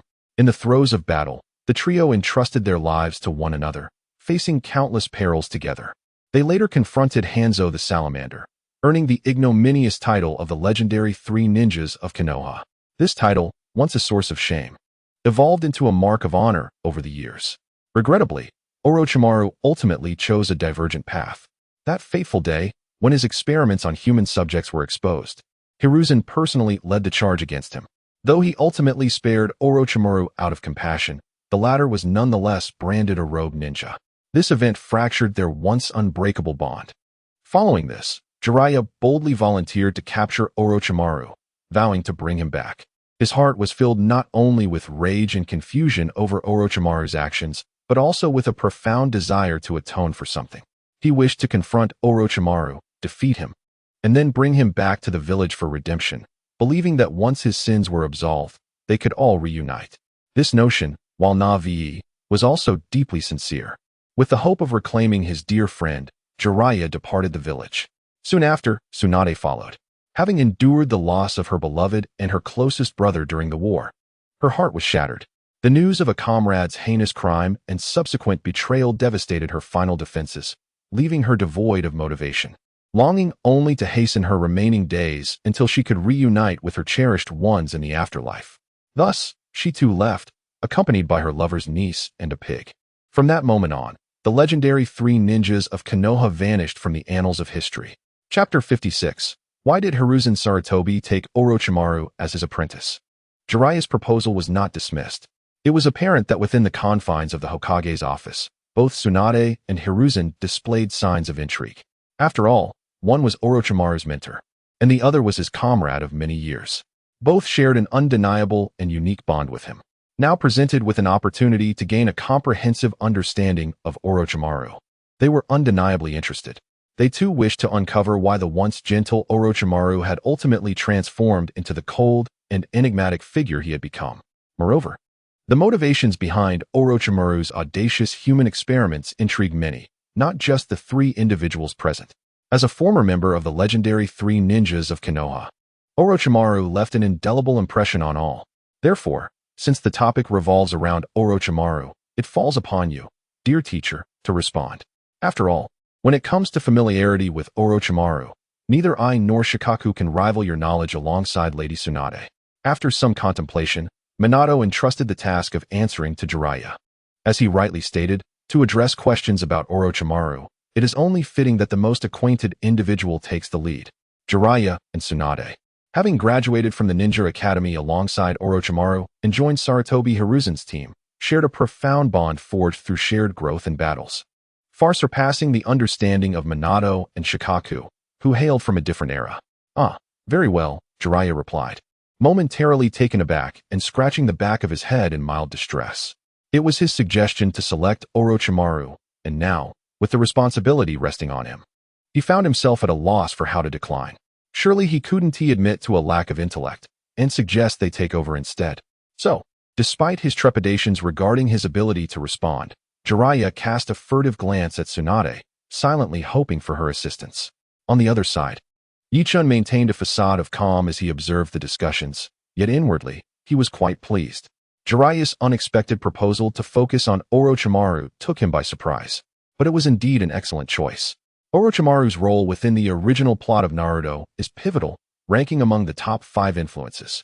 As a principal antagonist in the early chapters, he significantly shaped the storyline. During the Ch-Nin exams, Orochimaru allied with Tsunade to assault Konoha, publicly assassinating the third Hokage, Sarutobi Hiruzen, thereby catalyzing the growth of the young ninjas of Konoha. He later enticed Sasuke Uchiha and became a temporary overlord, diligently training him for 3 years, only to ultimately attempt to seize his body, leading to a reversal that greatly accelerated Sasuke's development. Most importantly, there is the reanimation jutsu. Although originally conceived by the second Hokage, Tobirama Senju, it was Orochimaru's enhancements that transformed it into a technique capable of influencing the entire landscape of the ninja world. Midway through the Fourth Great Ninja War, had Orochimaru not brought Sasuke Uchiha to the Uzumaki clan's shrine to summon the past Hokages from the Shinigami mask, Madara Uchiha would have decimated the allied shinobi forces without mercy. Even though eventually, Kagaya Tsutsuki would resort to underhanded means to empower Naruto Uzumaki and Sasuke Uchiha, countless lives would have been lost in the process. From these events, it is evident that Orochimaru plays a crucial role in the overarching narrative. Thus, if this round of questioning were to alter the course of events, whether it leads Minato and others to eradicate Orochimaru as a potential threat or prompts them to recognize his worth and bring him back to Konoha at any cost, the implications could be profound. The entire narrative will undergo a profound transformation. At that time, the potential narrative points to be gained may well surpass those of Shimura Danzo, I suspect. Yichun pondered for a moment and then began to sift through the system's question bank. He was preparing to expose Orochimaru in a most splendid manner. Perhaps the title could be In Pursuit of Immortality, exposed by the Ninja World Rankings. Yichun mused mischievously, delighting in the thought. "Your Excellency, I choose the character Orochimaru," Jiraiya said, mimicking the manner of speaking that Nara Shikaku had used last time. "Very well, let the third Ninja World quiz commence. Please observe the first question." Yichun was not one to indulge in idle chatter. In his view, the characters from the original work in the Hokage office were merely his subordinates. These subordinates dutifully contributed narrative points, and as the capitalist Yichun, he was, of course, quite pleased. With a wave of his hand, the content of the first question appeared on the screen. Question 1. Who is Orochimaru, one of the legendary 3 of Konoha? A disciple of? Upon seeing this question, everyone broke into smiles. This was an easy question.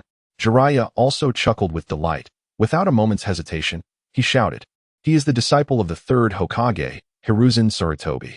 Correct. A promising start. Having answered the first question correctly, Jiraiya gained some confidence and eagerly turned to look at Tsunade. However, he found her disdainfully turning her head away, leaving him to gaze at her prominent features instead. What the heck? Jiraiya was momentarily taken aback. Let us move on to the second question. Yichun did not mention recording the footage. After all, such a simple question would merely inflate the word count, wouldn't it? The luminous points of text on the screen rearranged to form the second question. Question 2. Why did Hiruzen Sarutobi take Orochimaru as his disciple? Answers: profound background, exceptional talent, offered benefits, random selection. Seeing this question, everyone's gaze turned to Hiruzen Sarutobi. Clearly, this question was inquiring why Sarutobi would take Orochimaru as a disciple. Who could be more knowledgeable about that than the old monkey himself? The venerable Sarutobi, puffing on his pipe, was suddenly surrounded by everyone, momentarily taken aback. revealing a look of bewilderment. However, he quickly gathered himself, coughed lightly twice, and uttered a single word, talent. Everyone understood. Indeed, it aligned with their thoughts. Although those present may not have been well acquainted with Orochimaru, the other answers to this question were common knowledge. As a representative of common ninja, a profound background was certainly not applicable. Could a common ninja possess a profound background? Offering benefits was out of the question as well. Orochimaru's parents were merely ordinary villagers, not even ninjas, so where would they procure funds for gifts? Thus, the answer must lie between the two options, whether it was due to exceptional talent or random selection. Only Hiruzen Sarutobi could clarify. However, it was universally acknowledged that Orochimaru was indeed exceptionally gifted. Otherwise, it would be unfathomable how a common ninja could rise to become one of the legendary three of Konoha, standing at the pinnacle of the ninja world. Ah, old man, you certainly did not say this to us at the outset. When you evaluated us, did you not declare that none of us were remotely qualified? You merely took us on as apprentices to alleviate your boredom, Jiraiya jested, pointing at Sarutobi Hiruzen. Chapter 57. Will Orochimaru attack the Hidden Leaf Village? I must have been blind to have accepted such a wretch as you. Sarutobi Hiruzen thought fiercely in response to Jiraiya's unabashed ridicule. Since being publicly humiliated before his two disciples, the venerable monkey felt his authority as a teacher utterly diminished. Now that the wretched toad dared to mock him in front of so many, he mused that he should have expelled him from the ninja academy at the outset. You little rascal. Humph. Sarutobi Hiruzen resolutely closed his eyes, withdrew into himself, and began to smoke his pipe, letting out a faint grunt before lapsing into silence. Jiraiya, feeling disheartened, turned his attention back to the questions. Your Excellency, I choose exceptional talent. Congratulations, that answer is correct. The first two questions had been carefully selected by Yi Chun from the system's question bank, making incorrect responses nearly impossible. However, the next three questions were automatically drawn by the system, leaving Yi Chun with little recourse. If all 5 questions had been of his own design, he could have simply divulged the answers outright. Now, let us examine the third question. Yi Chun waved his hand, causing the light of the second question to dissipate under an inexplicable force, only to reassemble into a new query. Question 3. Which of the following answers is not a reason for Orochimaru's descent into the path of human experimentation? The death of parents and loved ones, a lamentation of the fragility of life, the pursuit of immortality, a bloodthirsty disposition, and a penchant for the enjoyment of dissection. Goodness, this question starkly laid bare Orochimaru's inner world. The expressions of those present in the Hokage office turned somber. These individuals, though all ninjas who asserted their value through force, had each taken lives in the course of past wars and battles. Their hands were stained with blood. Yet this did not imply that they were psychopathic killers. In a strict sense, the other countries within the 5 great nations, constrained by resource scarcity, were compelled to expand through military might and plunder, which often led to an imbalanced mindset among their ninjas. The ninjas of the Land of Lightning's Cloud Village were aggressive, each one a battle fanatic. The ninjas of the Land of Water's Mist Village were bloodthirsty, with their graduation exams resembling a fight for survival. However, due to the excessive brutality of Momochi Zabuza during his chicken dinner exploits, the Mist Village had since tempered its approach. Although the Land of Earth's Stone Village boasted vast territories, the arable land was exceedingly scarce, necessitating imports from abroad, which engendered an abnormal obsession among its ninjas for fertile land, making them the first to leap into battle during wars. As for the Land of Wind's Sand Village, it was evident that most of the nation was comprised of deserts and wastelands, leaving resources in short supply.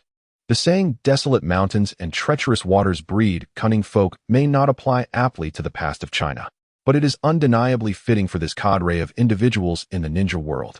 In regions where resources are scarce, the inhabitants often exhibit more extreme personalities.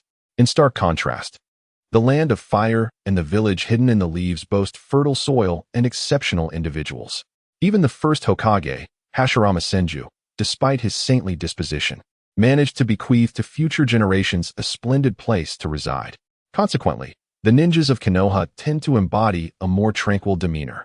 Orochimaru's unique worldview was undoubtedly shaped by the unending wars he experienced. As Minato Namikaze and others contemplated the 4 options before them, thoughts began to crystallize in their minds. However, It must be acknowledged that anyone envisioning Orochimaru's persona would find it challenging not to associate him with deviations from the norm. Certainly not. Jiraiya suddenly interjected, his expression grave and earnest, as if he were not merely persuading the others, but also attempting to convince himself. Although Orochimaru has committed many heinous acts, I comprehend his character. His bloodlust and penchant for dissection are not the correct answers.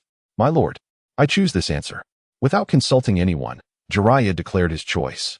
The decisive manner in which he acted caused Mito Menyen and TKSH Rin to exchange glances, preparing to rebuke him. Yet, Sarutobi Hisashi, standing beside them, raised his hand in a gesture of restraint, shaking his head. The two were compelled to relent. The others harbored no objections, especially upon witnessing Jiraiya's rare display of seriousness. Congratulations. You have answered correctly. With a sigh of relief, Jiraiya felt the tension in his body dissipate. Ha ha ha. I am indeed a genius. With a sense of triumph, he gestured towards Tsunade, who merely rolled her eyes in response. Yechin chuckled softly, feeling quite satisfied himself. Having already answered 3 questions correctly, he needed only 2 more to qualify for a high-level reward. Go for it, Jiraiya. Now, let us see the 4th question. The light coalesced into the 4th query. Question 4. Will Orochimaru attack the village hidden in the leaves? Options: yes, no. Oh, splendid. At the moment he saw the question, Yechin felt a surge of excitement. Since the 3rd question, the prompts had been randomly selected by the system, not authored by him. This question was perfectly timed, a veritable bombshell. Upon reading it, the expressions of everyone present shifted in unison. Indeed, it was a weighty inquiry. Like a deep-sea explosive, it left all in a state of disarray. Orochimaru's betrayal and subsequent flight from the village had occurred long ago. During this period, aside from Jiraiya's relentless pursuit and Sarutobi Hisashi occasionally reminiscing about his former pupil, others had largely forgotten about this erstwhile member of the legendary 3 ninjas, who had been but a step away from the position of 4th Hokage. Little did they expect to encounter such a question now. Would Orochimaru attack Konoha? The first thought that arose in everyone's minds was a resounding no. Setting aside whether Orochimaru harbored intentions to assault Konoha, the crucial question remained. Did he possess the strength to do so? How could he, alone, possibly mount an attack on Konoha? Was he seeking his own demise? It is essential to acknowledge that Orochimaru is at most a formidable shadow-level ninja. Although the current state of Konohagakure may appear somewhat disheartened, the 3rd Hokage, Hiruzen Sarutobi, still possesses the strength to fight. The 4th Hokage, Minato Namikaze, has just reached the pinnacle of his life and will only grow stronger from here. Jiraiya and Tsunade are both undeniably of shadow-level prowess. Moreover, within the village, there are powerful ninjas such as Fugaku Uchiha, Hisashi Hyuga, Mito Menyen, Konan Shokuho, and Akimichi Torif, who are either on the verge of shadow level or have already crossed into that realm. With such individuals, even a full-scale ninja war would be manageable. As long as they do not confront multiple major ninja villages simultaneously, Konohagakure possesses the capability to engage in battle. What right does Orochimaru have to assault such a robust village? Could it be that, like Obito Uchiha, he possesses the Manjiki Sharingan to control the 9 tails and restrain the ninjas of Konohagakure? Does he also have some mysterious space ninjutsu for escape? Such doubts linger in everyone's mind, as this situation seems utterly irrational. Chapter 58. Even if it costs me my life, I will prevent him. Orochimaru attacking the village? Jiraiya found himself bewildered. He could not fathom his former dear friend breaking through the gates of Konohagakure and slaughtering its inhabitants. Such a scene was beyond his imagination. Could he have allied with other ninja villages? Nara Shikaku suddenly interjected, capturing everyone's attention. Indeed, Orochimaru alone may lack sufficient strength. But if he were to collaborate with other ninja villages, he would undoubtedly possess the capability to do so. Which village could it be? Kumogakure? Iwagakure? The crazed ninjas of Kumogakure have been eyeing Konohagakure ever since their defeat, sending spies into the village repeatedly. That old man Noki has not ceased his covetous gaze upon the land of the Fire Country. If anyone were to unite with Orochimaru to attack Konohagakure, it would undoubtedly be one of these 2 individuals. Mito Menyen furrowed his brow, meticulously analyzing the situation. At this moment, the assembly had ceased to ponder whether Orochimaru would indeed attack Konohagakure. Instead, their thoughts were consumed with speculating whom Orochimaru might ally with. Which village's scoundrel is most likely to join forces with him? How should they defend themselves to minimize risk? Should they take the initiative and crush that ungrateful scoundrel? After all, Konoha is of utmost importance, and no one wishes for even the slightest danger to befall it. As the discussions swirled among them, Hiruzen Sarutobi suddenly interjected, "Enough. Let us refrain from further noise. We can discuss our thoughts in detail during the upcoming meeting. Our immediate priority is to answer the questions at hand. Furthermore, did we not say that answering all 5 questions correctly grants a wish? We could simply wish to uncover Orochimaru's intentions, could we not?" Sarutobi's words illuminated the minds of the assembly, prompting a collective realization. However, how should they respond? Kakashi Hatake posed the question, leading everyone back into contemplation. Would Orochimaru truly attack Konoha? I believe not. Orochimaru is not that kind of person, Jiraiya stated once more. Though this time his tone lacked the conviction of his previous assertion, his face bore an expression of hesitation, and he reluctantly spoke merely to comfort himself. "Esteemed lords, please allow me to speak." In this critical moment, Nara Shikaku finally stepped forward. This sage, recognized as the most intelligent ninja in the village of Konoha, articulated, "Based on the experiences from the 3 previous questions, I believe that the questions posed are never without purpose. When presented with a binary choice, there must be potential for both outcomes for the question to exist. Questions that are definitively one way or the other have never been encountered. Therefore, it can be inferred that Orochimaru indeed poses a threat to Konoha. As for the reasoning behind this notion, I hope the 3 individuals most familiar with Orochimaru, Lord First, Lord Jiraiya, and Lady Tsunade, can share their insights." Upon concluding his statement, Nara Shikaku turned his gaze toward the aforementioned trio. Hiruzen Sarutobi's face was obscured by smoke, rendering it indistinguishable. Jiraiya wore a complex expression. Tsunade, however, appeared to recall something, revealing a cold smile. "No, I cannot conceive of any reason for Orochimaru to attack the village." Jiraiya shook his head. "Humph, do not deceive yourself, Jiraiya," Tsunade suddenly interjected with a sneer. "Are you not aware that Orochimaru has harbored resentment toward the village? Back when he was a strong contender for the position of the Fourth Hokage, he was quite popular, was he not? Ultimately, at a critical juncture, he was reported for conducting human experiments, which prompted the old man to lead a team to apprehend him. Although he escaped, his aspirations of becoming Hokage were shattered, and he was branded as a rogue ninja. Is that not reason enough?" As Tsunade finished speaking, all eyes turned to Hiruzen Sarutobi. The old monkey's face bore a bitter expression as memories of the past flooded back.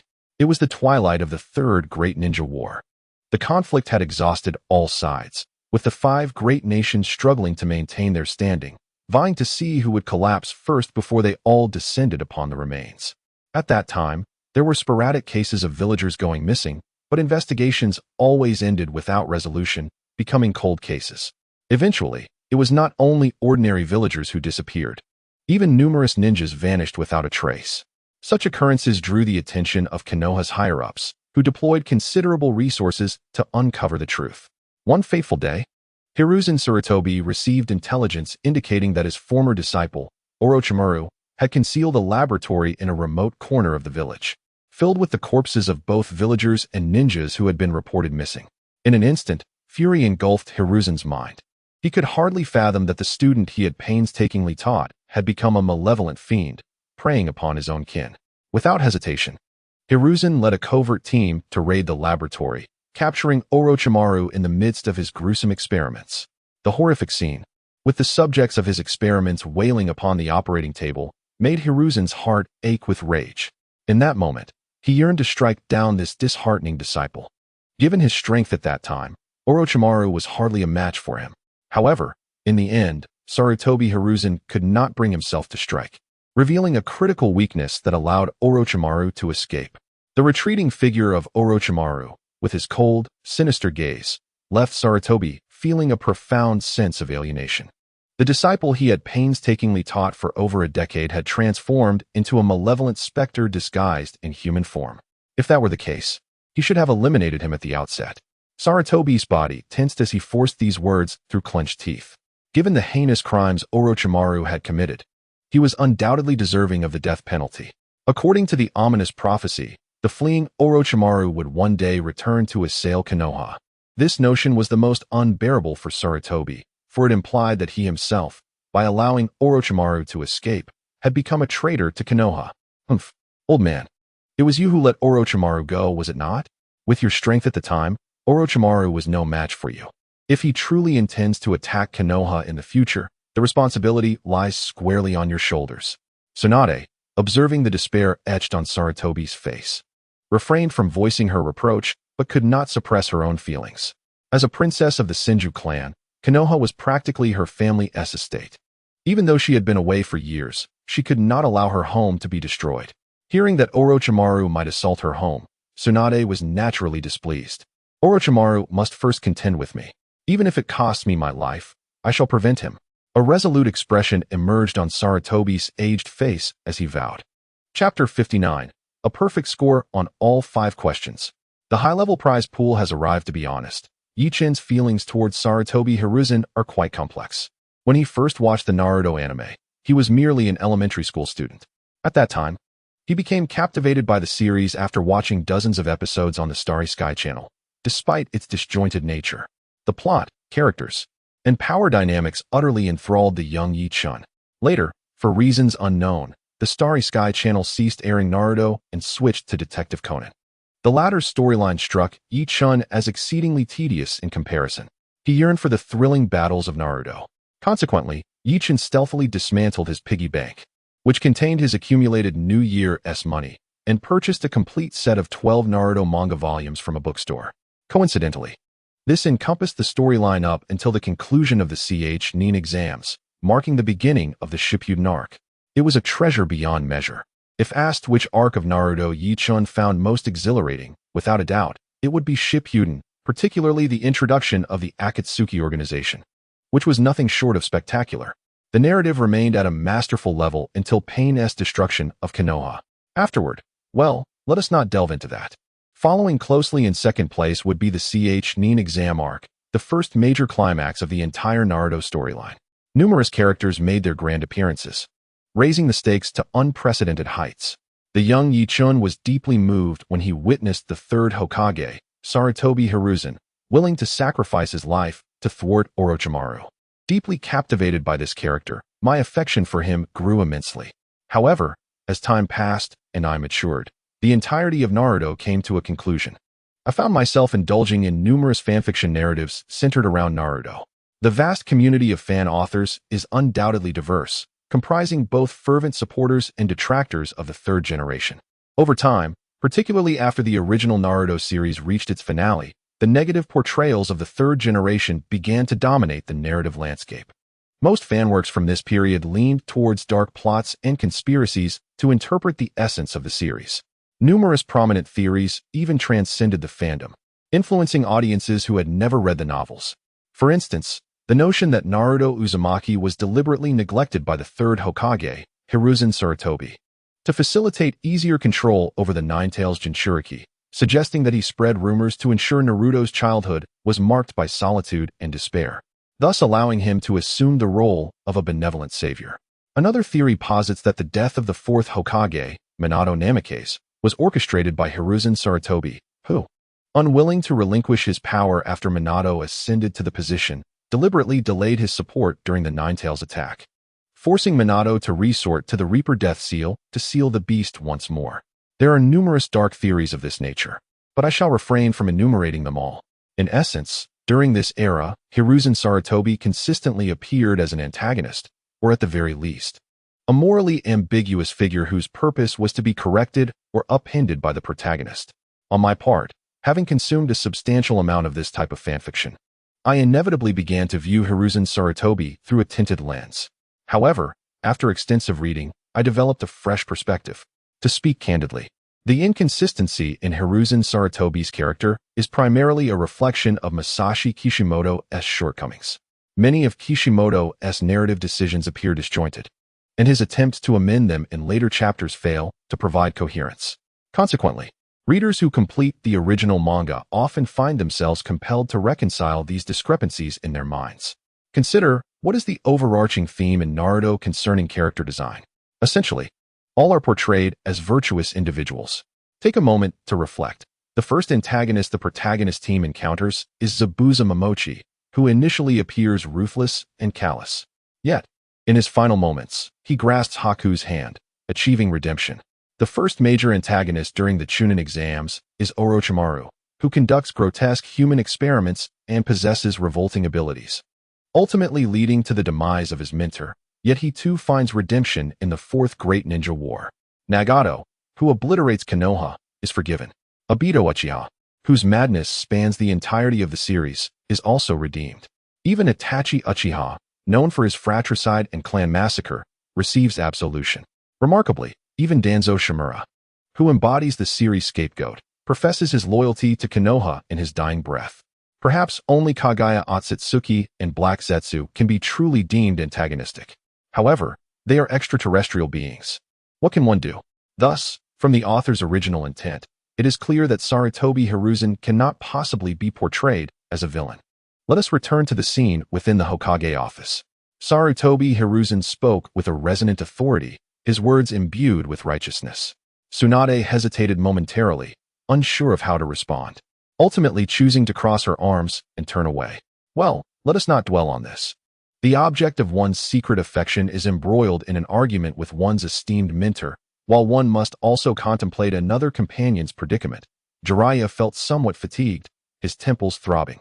He chose to disregard the exchange of barbs between the two and turned to Nara Shikaku, inquiring, "Shikaku, which option should we choose? I truly do not know how to decide."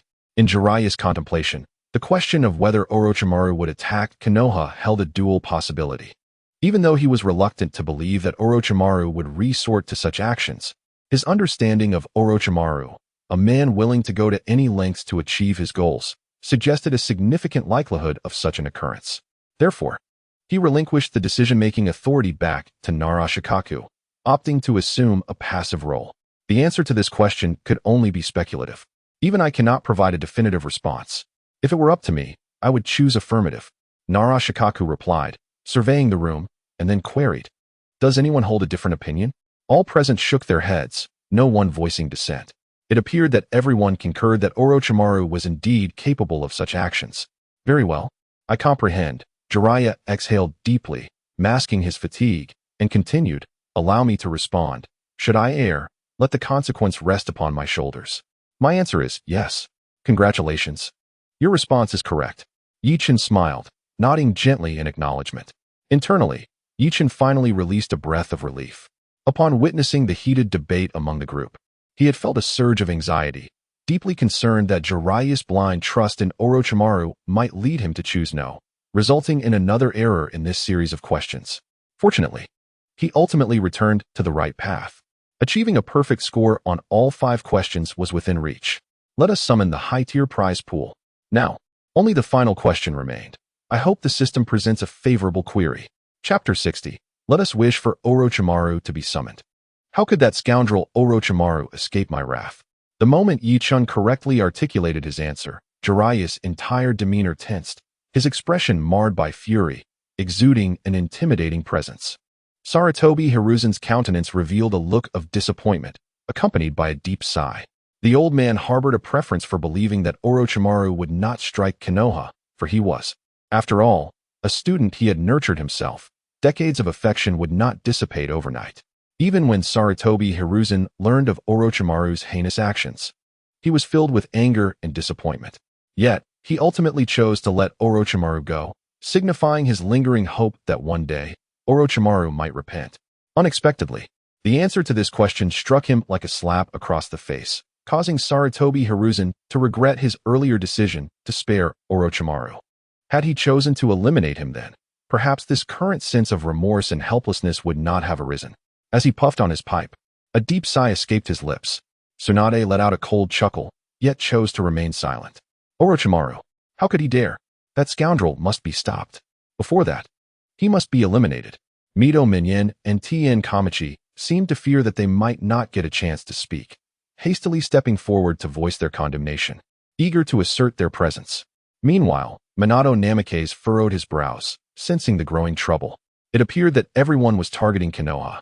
First it was Obito, and now it was Orochimaru, both of whom hailed from Konoha. Minato recalled the Uchiha Obito from the initial assessment, who also harbored intentions to attack Konoha. The similarities between the two were striking. One was the disciple of the Third Hokage, Sarutobi Hiruzen, and a companion of Tsunade. while the other was the student of the Fourth Hokage, Minato Namikaze, and a peer of Kakashi Hatake. What a predicament! Were the Hokage's disciples destined to bring ruin to Konoha? Rakuj, do we have any data on Orochimaru in the intelligence department? Minato inquired, shaking his head to dispel irrelevant thoughts. Narashikaku, serving as the strategic advisor-in-chief of the Konoha ninja forces, held a wealth of knowledge, with access to intelligence that was second only to Minato's. He had reviewed most of the information gathered in the village. Occasionally, Jiraiya would send updates regarding Orochimaru, but the last report had come 6 months ago, leaving uncertainty about its relevance. Responding swiftly, Shikaku assured, "All the intelligence is stored in my mind. I can provide you with the details immediately."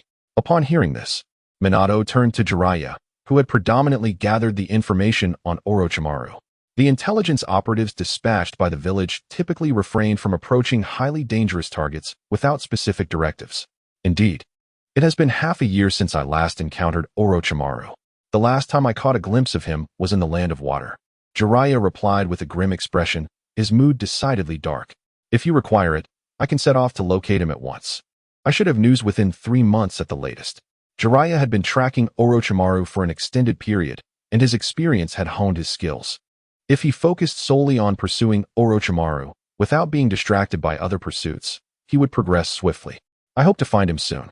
Regardless of how we handle the situation, we cannot allow him to pose a threat to Konoha," Minato stated, nodding in agreement. A potential danger, especially one as familiar with Konoha and formidable as Orochimaru, could not be taken lightly. As the Hokage of the village, Minato was tasked with ensuring Konoha's safety. Eliminate all threats in their infancy. However, it may be prudent to postpone such actions for the time being. After all, Kushina Uzumaki is but a month away from giving birth.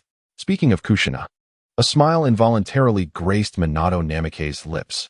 "Are you referring to Uchiha Obito and the Ninetales turmoil?" Jiraiya quickly grasped Minato's implication and nodded in understanding. To summarize, 6 months have elapsed since the initial assessment, and we are now upon the third. Kushina's pregnancy has progressed to over 8 months, with merely a month remaining until her delivery.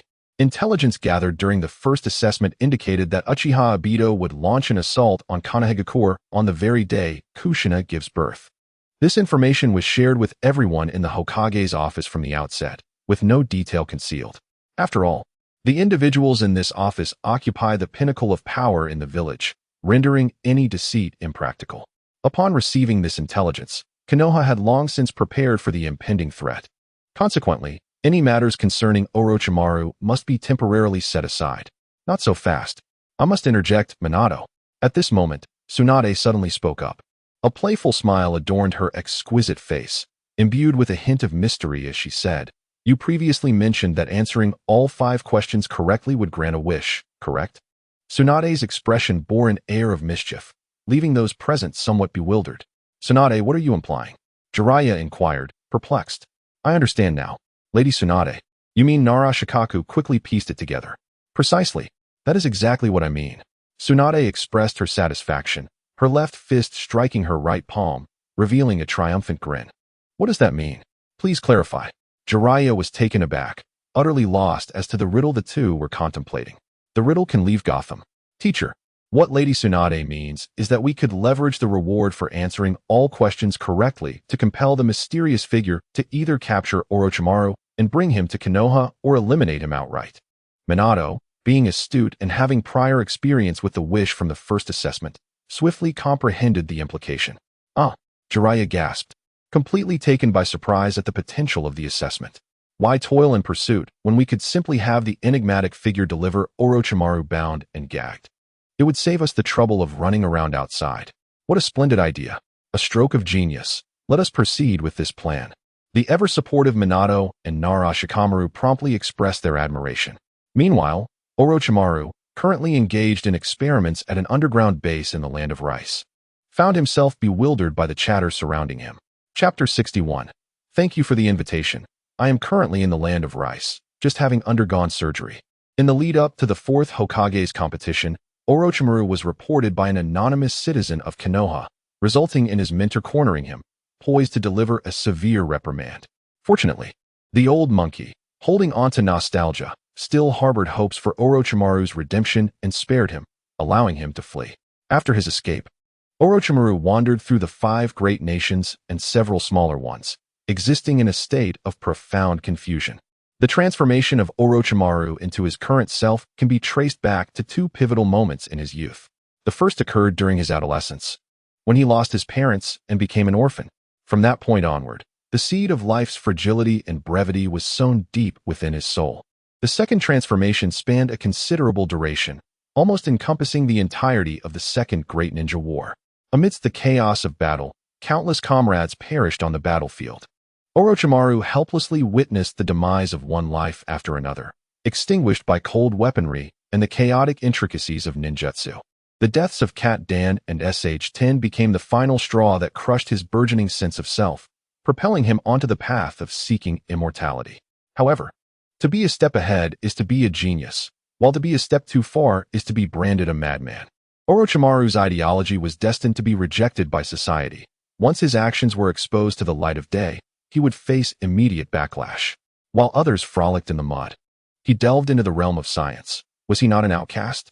Thus, Orochimaru could only nurture his scientific spirit in the shadows, ultimately leading to his downfall and subsequent escape from the village. Over a year has passed since then, and at this juncture, Orochimaru has yet to fully integrate his thoughts, unable to formulate the philosophical doctrines that would later captivate hearts. This has resulted in a lack of the peculiar charisma he would eventually possess. Throughout his wandering in the ninja world, he may have encountered promising individuals. Yet, as a stray dog bereft of its home and pursued relentlessly by Jiraiya, time was not on his side. Furthermore, at this stage, Orochimaru lacked the ability to effortlessly inspire loyalty in others. Consider that when he defected, he could not even take his own apprentice, Mitarashi Anko, with him. Consequently, he was surrounded only by the dregs of society, barely scraping together a semblance of support. In the land of Rice, where he had recently arrived, he had yet to conceive the idea of establishing a ninja village, opting instead to bide his time for development. He conducted numerous experiments in his lab, far more liberally than he could have in the village, and in the land of Rice, materials were plentiful.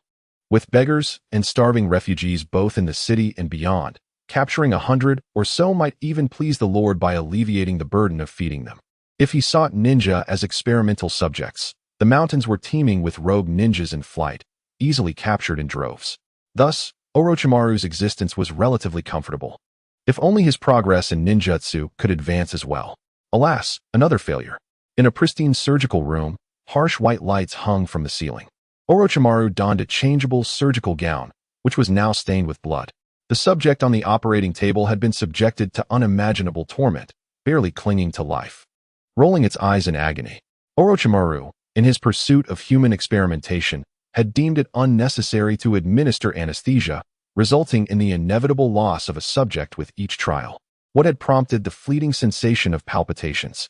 Midway through the procedure, Orochimaru had suddenly experienced a bout of anxiety, causing his steady hand to falter momentarily, leading him to sever the subject's carotid artery, blood splattering across his attire. How intriguing! It seemed that a significant event was about to unfold. Suddenly, a manic grin spread across Orochimaru's face, his slippery tongue darting out to lick the crimson droplets adorning his visage. Yet, in stark contrast to his expression, his serpentine, slit-like pupils were filled with the cold-blooded intent of a predator. "Come in," he called out, and promptly, a knock echoed at the door. "Lord Orochimaru, how may I serve you?" The visitor, an ordinary lower-ranking ninja, had been left behind during Orochimaru's extermination of a band of thieves. Characteristically timid, yet cunning, he had been relegated to menial tasks under Orochimaru's command. It is noteworthy that the figure lying on the operating table was once his companion in crime. "Have there been any reports?" Orochimaru inquired nonchalantly, methodically shedding his surgical attire and gloves. "Report, my lord. No information has been received thus far." The visitor dared to lift his gaze, catching a glimpse of his former comrade's half-lifeless form on the table, sending his heart racing with panic. He quickly averted his eyes, striving to maintain his composure as he responded. The so-called intelligence pertained to the numerous informants Orochimaru had deployed throughout the land of Rice, some being ninjas, others mere civilians, all tasked with gathering the latest news from across the land of Rice and the greater shinobi world. Among them, Jiraiya, who clung to Orochimaru like a stubborn leech, was undoubtedly of paramount importance. "Is that so?" Orochimaru mused, turning to fixate on his subordinate, a peculiar smile gracing his pale face. "Are you afraid, Yamashita-kun?" With his keen perception, Orochimaru could discern that despite the facade of calmness, the man's accelerated heartbeat, breath, and even the flow of blood betrayed his state of terror. The individual before him was engulfed in sheer panic. "And no, of course not," Yamashita-kun stammered, nearly paralyzed with fear as he beheld his former ally, laid bare upon the table. Entrails exposed for all to see, a gruesome display of crimson and glistening viscera. The air was tainted with a faintly sweet scent, further amplifying the horror of the scene. How could someone as cowardly as Yamashita-kun not be terrified? Yet, faced with Orochimaru, he dared not voice his fear. A soft chuckle escaped Orochimaru's lips, just as Yamashita-kun felt his heart nearly cease its frantic rhythm. "Enough, you may leave now." The embodiment of a malevolent specter simply turned and strode toward the changing room, dismissively waving him away. "Why yes, thank you, Lord Orochimaru." Yamashita-kun's relief was palpable as tears streamed down his face, prostrating himself on the ground, his forehead striking the floor in gratitude. He had narrowly escaped a dreadful fate. Turning away, Orochimaru's face returned to its customary icy demeanor. A mere ant, easily crushed in his grasp, would typically merit no regard from him. The intelligence station operated as usual. It was entirely normal not to receive new information for weeks. Ordinarily, he would have no desire to intimidate a subordinate. Yet, at this moment, his serpentine instincts stirred an inexplicable sense of unease. This sensation mirrored the way swallows fly low before a storm or how creatures of the earth scurry before an earthquake, an instinctual awareness of impending peril. Who could it be? What could it signify? Standing before the mirror in the changing room, Orochimaru gazed at his reflection and smiled, anticipation dancing in his eyes. Chapter 62. The Death of Sarutobi Hiruzen? The Collapse Plan of Konoha. In the Hokage's office within Konoha village. The words of Tsunade sparked a torrent of ideas among the gathered individuals, as if they had stepped into a new realm. Suggestions flowed like a river, binding Orochimaru tightly and delivering him, sealing his chakra and confining it within a cage, or rendering him a fool before transport. A myriad of plans was proposed. However, before deliberating on how to handle Orochimaru, they must first correctly answer the fifth question. Let us not rejoice too soon. We should first ascertain what the fifth question entails. As the crowd, particularly the elderly figures of Mito Iman and Tsukinai Kosuka, grew increasingly animated, Sarutobi Hiruzen could not suppress a couple of coughs to regain control. After all, Orochimaru was his disciple. What was with their exuberance? At his words, the two elders exchanged glances and quieted down. "Then let this esteemed gentleman pose the question," Jiraiya suggested with a smile, turning to Yeching. The answer to the fourth question had initially been a considerable blow to Jiraiya. Yet, upon Tsunade's suggestion, a new vigor surged within him, dispelling the gloom. It was not that he was particularly pleased about capturing Orochimaru. Rather, the earlier brainstorming had ignited a thought. If they could wish for Yeching to erase Orochimaru's dangerous aspirations, might he not return to his former self? If so, could Orochimaru be reinstated within the village? Reflecting on the last question, where Yeching had effortlessly erased Sarutobi Hiruzen's memories of the Dragonfire technique, Jiraiya felt a rush of excitement. If he could propose that, upon correctly answering the fifth question, they have Yeching eliminate Orochimaru's troubling memories, perhaps he could revert to the youth he once was. A version of Orochimaru devoid of perilous thoughts. Could he not then reclaim his place as a ninja of Konoha? Jiraiya's sudden enthusiasm did not go unnoticed by Tsunade and Minato Namikaze, both sensing the shift. Yet, neither anticipated the unexpected surge of creativity from Jiraiya, leaving them somewhat puzzled but pleased to see him rebound from his earlier despondence.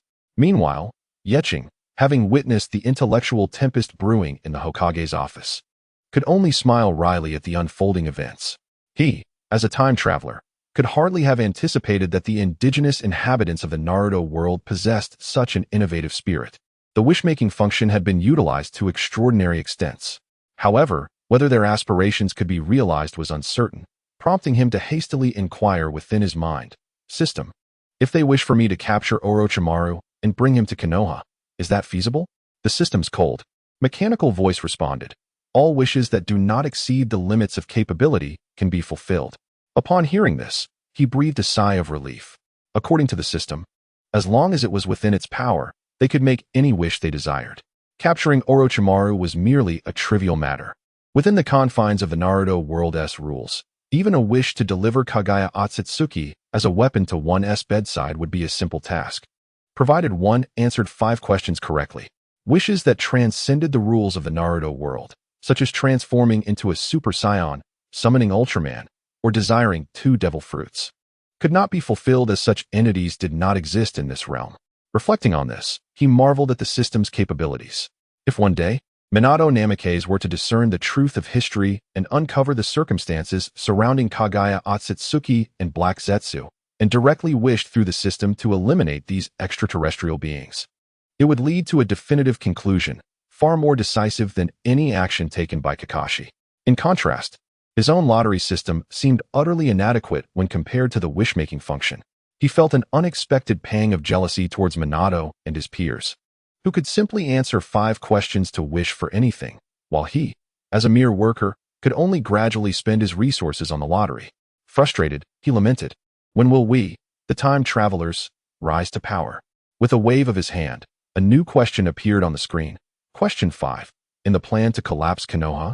Why did Orochimaru seek to kill his mentor, Hiruzen Sarutobi? The answers included harboring resentment for being expelled from Konoha, holding a grudge for not being assisted in inheriting the title of Fourth Hokage, and wishing to prove himself as the most outstanding individual. The final answer was all of the above. As soon as the question appeared, the Hokage's office fell into a profound silence. A sharp clatter echoed as Hiruzen's pipe dropped to the ground. The old monkey's face turned pale, his expression a complex tapestry of resentment, confusion, bewilderment, and fury. His brow furrowed deeply, reflecting his agony. "Sensei," Jiraiya could not help but exclaim. Even though his admiration and respect for Hiruzen had been significantly diminished by the truth revealed through the question, Hiruzen remained one of the most esteemed figures in Jiraiya's heart. Witnessing his mentor displaying such an expression was unbearable for him. Yet, upon reflection, it was Orochimaru who had inflicted such a blow upon Hiruzen. "Orochimaru, you scoundrel!" Gritting his teeth, Jiraiya resolved to erase Orochimaru's ideology from existence. That bastard! How could he act in such a manner? As the gentle spring approached, a sharp voice cried out, revealing a hint of distress. I had foreseen this. I had previously warned Ritsuka about Orochimaru, who clearly seemed untrustworthy. To my dismay, he turned out to be a treacherous wolf in sheep's clothing. Mito Minya coughed repeatedly. While over there, Minato Namikaze exchanged a glance with Nara Shikaku, both sensing the mutual confusion reflected in each other's eyes.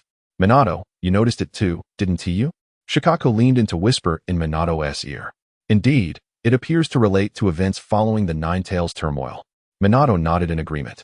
It became evident that these two individuals, upon encountering the topic, sought to maintain a semblance of rationality amidst the chaos.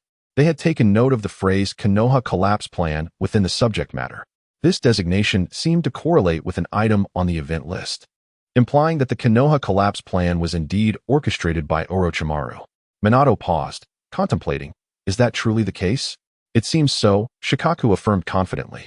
Their hushed conversation caught Tsunade's attention, prompting her to interject impatiently. "Minato, Shikaku, what are you two murmuring about? If you've made a discovery, please share it promptly." "Yes." Upon receiving a nod from Minato, Shikaku proceeded, "Just now, we noticed that the Konoha collapse plan mentioned in the topic aligns with that in the event list." Chapter 63.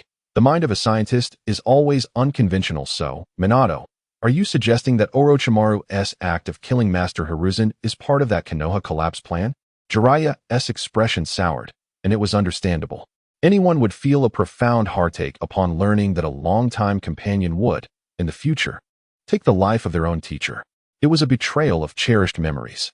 Hiruzen Sarutobi's face darkened as he glanced over the 4 responses, feeling a sense of uncertainty with each one. Was it resentment from being cast out of the village?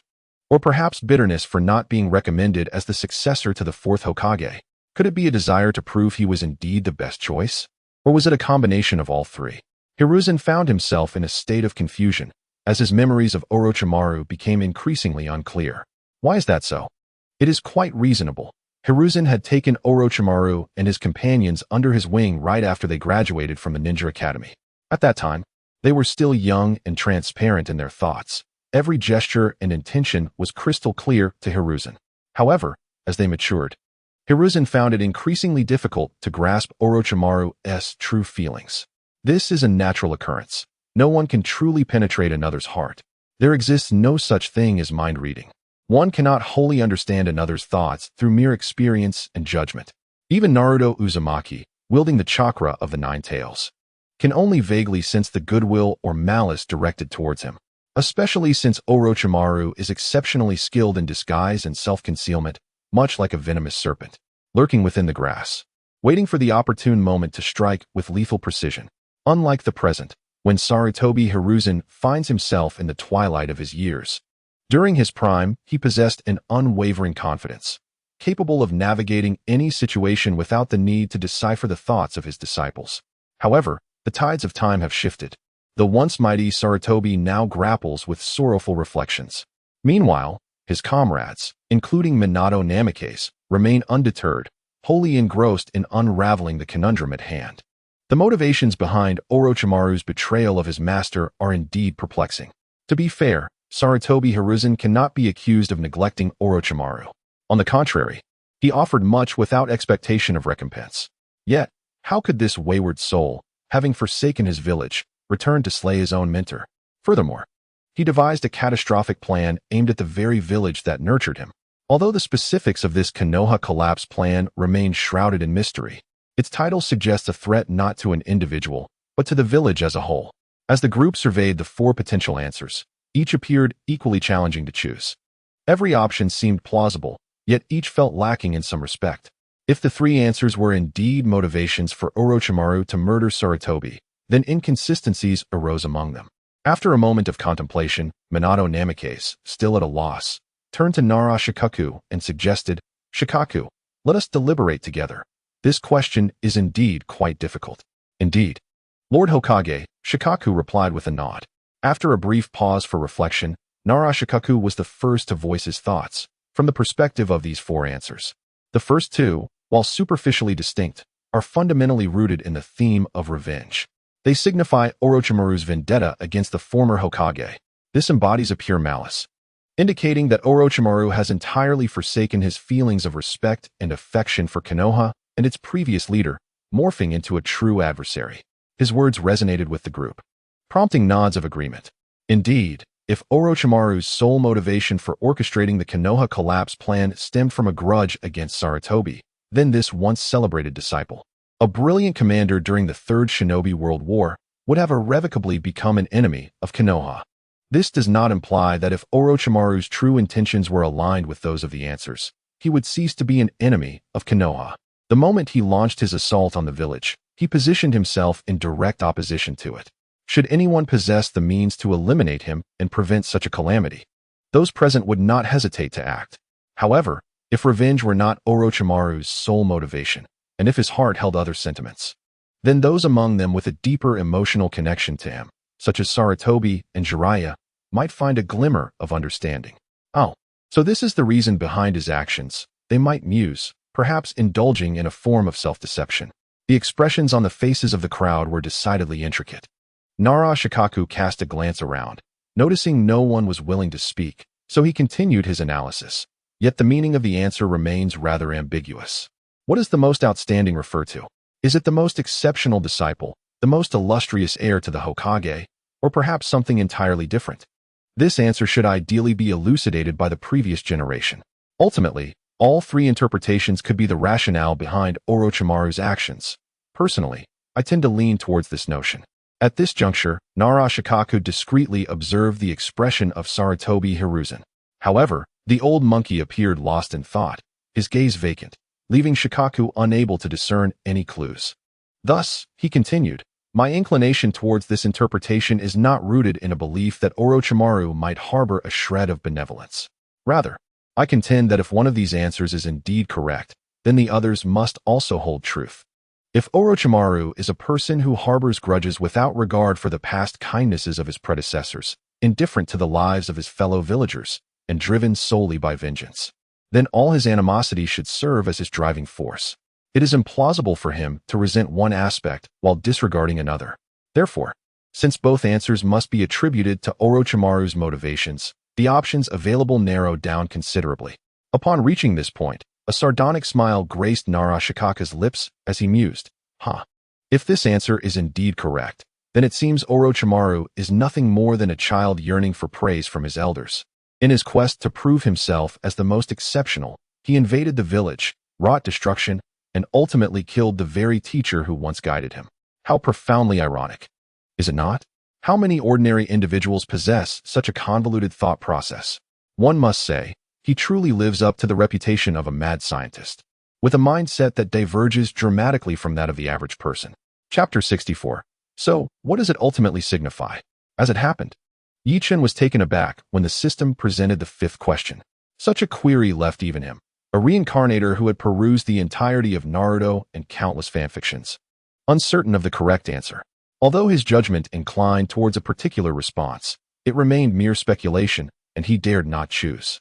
Unexpectedly, Narashikage's thorough analysis offered a semblance of clarity. It is truly commendable that he embodies the intellectual prowess of Konoha, isn't it? Speaking of the complexity of the fifth question posed by the system, it was indeed intricate, but the complexity did not stem from the question itself, rather from the enigmatic figure of Orochimaru. In the world of Naruto, Orochimaru is an extraordinarily peculiar character. Even readers who have traversed the entirety of the Naruto manga, witnessing the conclusion, find it challenging to categorize Orochimaru as either a hero or a villain. Consequently, in subsequent fan creations, Orochimaru's characterization remains fluid and elusive. Some portray him as a hero, often assuming the role of a mentor to the civilian ninja protagonists, leading teams of elite shinobi, while allowing the main character to benefit from his expertise, simultaneously serving as a tool for scientific endeavors. There exists a plethora of works within this genre, yet their representation remains rather scant in the realm of fan fiction. Some portray him as a villain, with protagonists predominantly aligned with the Leaf Village. Moreover, most of these narratives date back to the earlier days of fan fiction, showcasing a number of exquisite pieces that are remarkably well-crafted. Unfortunately, they were all undermined by Masashi Kishimoto's narrative decisions. During the Fourth Great Ninja War, when Orochimaru returned to the Leaf's side, these fan works were inevitably relegated to the annals of history. The final category tends to depict Orochimaru as a pure scientist, devoid of moral dichotomy, existing in a gray area. His role primarily serves to facilitate the protagonist, often involving transactions of information or resources from their past life to propel the plot forward. Such portrayals are still relatively prevalent. Ultimately, the character of Orochimaru is inherently shrouded in enigma, whether it be his unconventional mindset, his repulsive and slippery ninja techniques, or his propensity to abduct youths with tragic backgrounds. Yet, I find it difficult to harbor any fondness for this character. His elongated tongue is simply revolting. Leaf Dust internally scoffed, consolidating his thoughts as he prepared to await the responses of others. Following Narashikage's analysis, the assembled crowd appeared somewhat bewildered. Although I could not fully comprehend, I was profoundly taken aback. Shikaku, your analysis is rather peculiar. Is Orochimaru's psyche truly that intricate? On one hand, he seeks revenge against his predecessor, while on the other, he yearns to prove himself to them. I find this perplexing, reflected Namikaze Minato, furrowing his brow in confusion. Indeed, who would resort to killing their own teacher in a bid for self-validation? Hatake Kakashi interjected, unable to suppress his thoughts, having remained silent for numerous chapters. Since joining the Umbu, Kakashi's demeanor had seemingly grown colder, thoroughly immersing himself in the atmosphere of the dark organization. He could only exhibit emotional fluctuations in the presence of Minato and Uzumaki Kushina. Before others, he presented himself as an archetype of a professional Umbu operative. This transformation left Minato regretting his decision to enlist Kakashi into the Umbu, as he had once fought alongside him, devoid of such emotionality. It seemed he was reverting to his former self, much to Minato's chagrin. You two are still quite young, lacking an understanding of the complexities of human nature. I, on the other hand, possess a better grasp. Orochimaru is simply that kind of person, spoke Mito Kannon.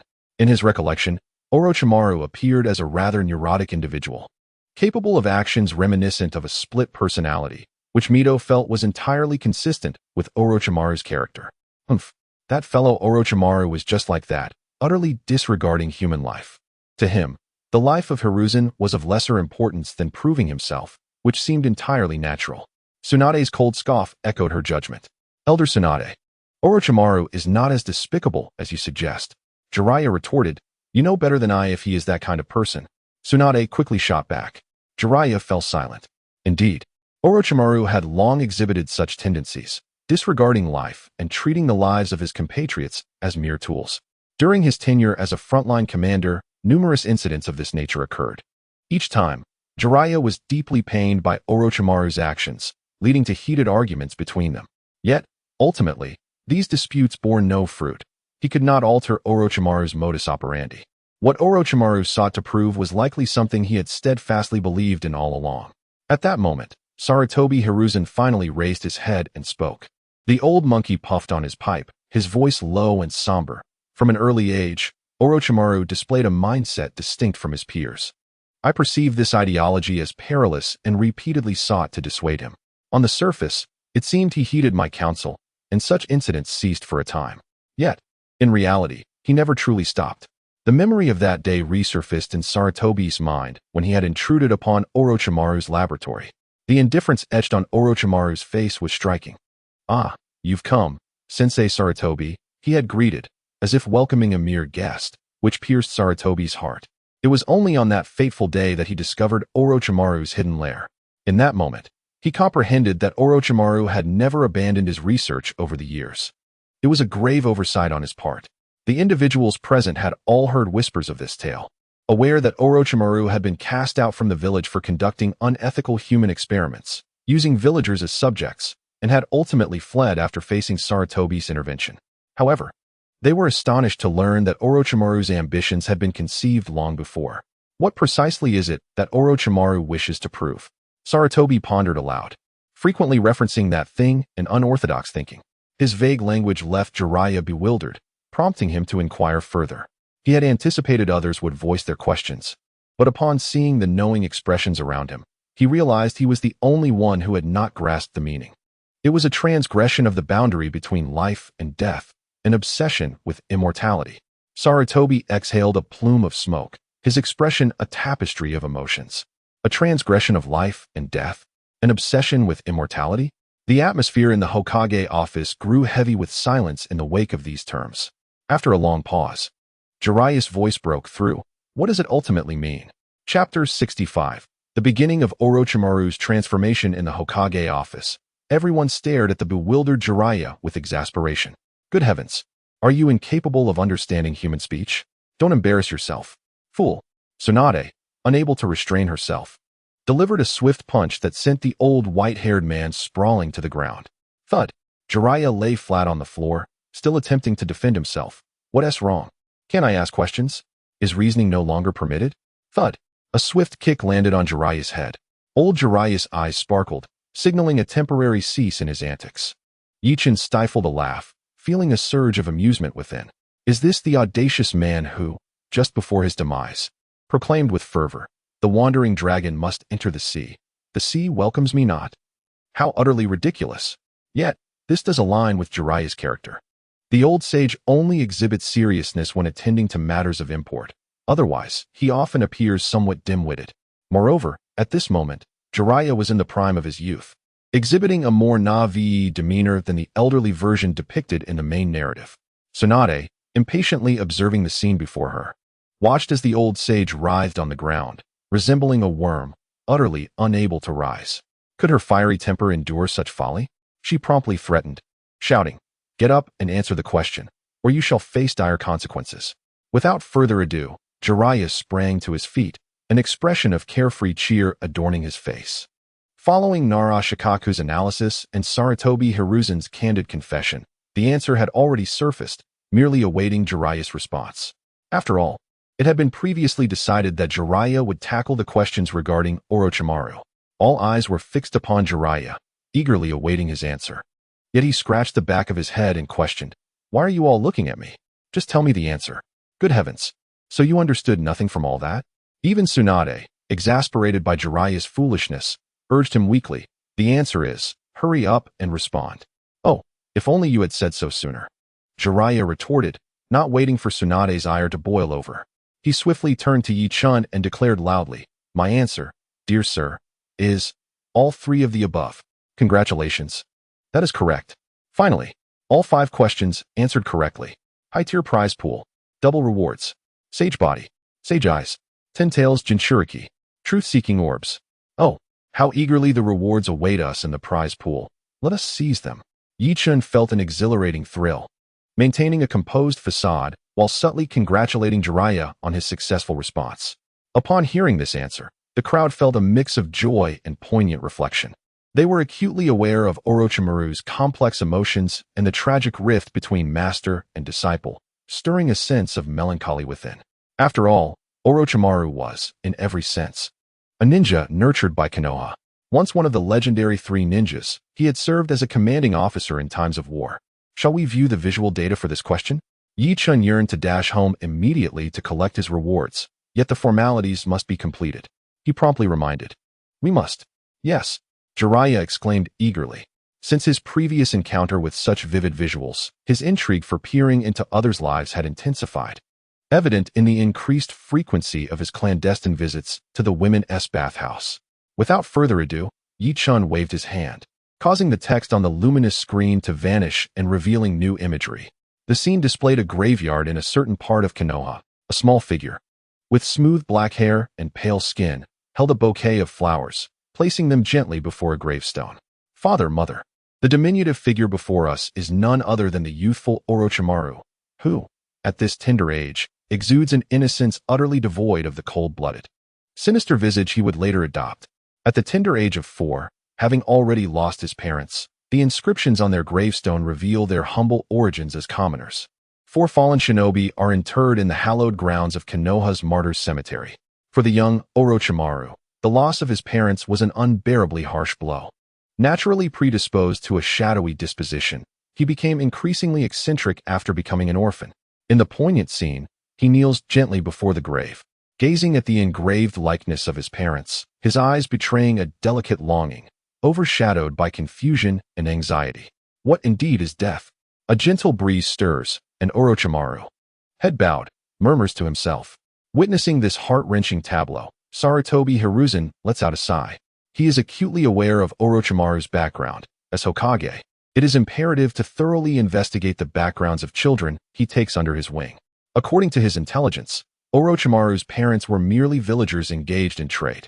During the First Shinobi World War, they were conscripted by the village to transport supplies to the front lines, ultimately perishing at the hands of the shinobi from the land of Earth. Had Orochimaru's parents survived, perhaps he would not have become the person he is destined to be. Sarutobi muses, while it is conceivable that absent such a calamity, Orochimaru might never have found an opportunity to become a shinobi, instead following in his parents' footsteps in commerce, thereby inheriting their business. This would have precluded his becoming Sarutobi's disciple. After all, the Ninja Academy had only recently been established, and due to the resistance from various ninja clans, it admitted only a select few from shinobi families. Only orphans with no living parents could gain entry. Such an outcome would undoubtedly have been preferable to the current state of affairs that has transformed Orochimaru into a figure reviled by many. Sarutobi reflects that even a life as a merchant would have been a more favorable fate. As time progresses, the narrative unfolds. Orochimaru graduates from the Ninja Academy, joining Jiraiya and Tsunade as a disciple of Sarutobi Hiruzen, deepening their bonds through shared learning and missions. Gradually, Orochimaru's inherently shadowy nature is tempered, allowing him to embrace a more human essence and comprehend the significance of companionship. However, during the tumultuous Second Shinobi World War, as he engages in fierce battles, the gruesome reality of his comrades falling around him, bodies marred and distorted, magnifies the doubts he harbored in his youth. The scene reveals a forest akin to an ocean, littered with the remains of both Konoha and enemy shinobi across the battlefield. Bearing wounds, Orochimaru approaches a Konoha shinobi with whom he shared a cordial rapport, gently crouching to close the man's eyes. The battlefield, viewed from a distance, resembles a colossal meat grinder, with both Konoha and Iwagakure thrusting countless vibrant lives into its maw, only to be mercilessly ground into a slurry of blood and remnants, accompanied by the horrific grinding sounds of the machine. Is this what life is? Suddenly, Orochimaru murmured to himself, emitting an inscrutable laugh. Chapter 66. the catalyst for pursuing immortality, it seems that Orochimaru's character began to shift from this moment on. Mito Uminoya observed Orochimaru's peculiar expression on the screen with a serious demeanor. Indeed, the brutality of the battlefield has profoundly impacted him, he remarked. Konan Koharu sighed in agreement.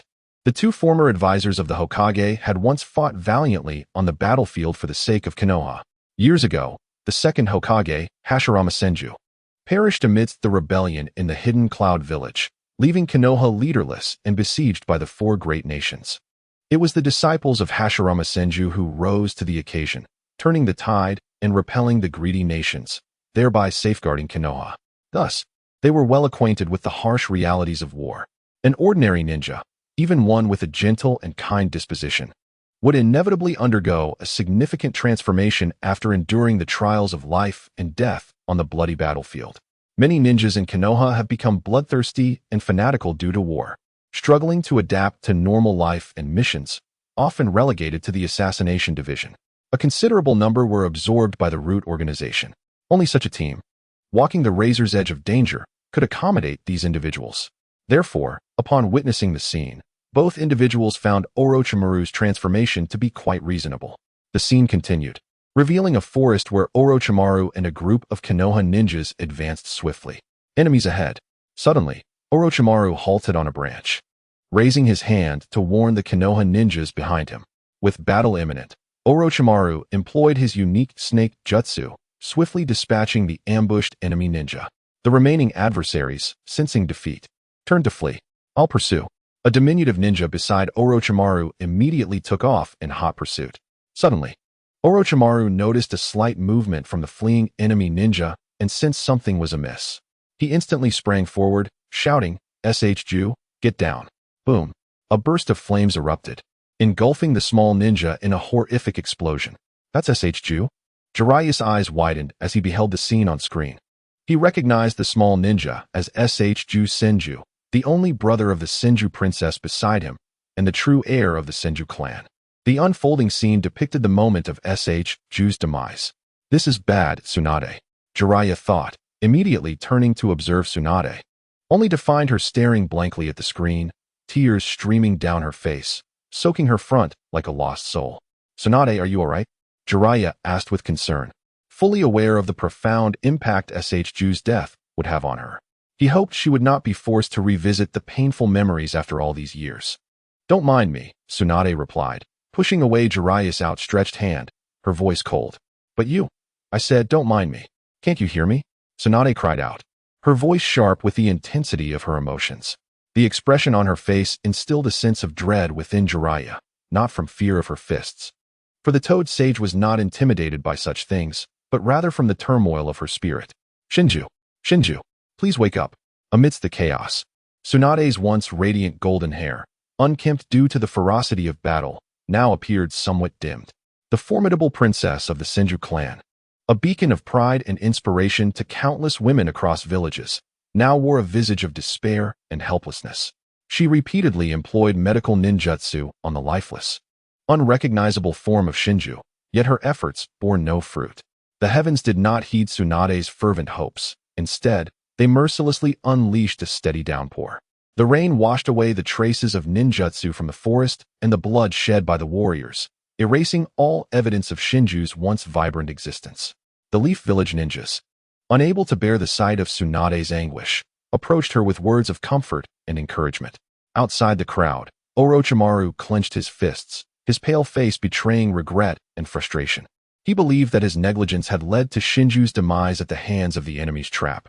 That night, sleep eluded Orochimaru as he stepped out into the heavy darkness, standing motionless for 2 hours, gazing into the distance.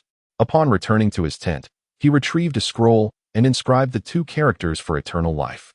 Was this the catalyst for Orochimaru's pursuit of immortality?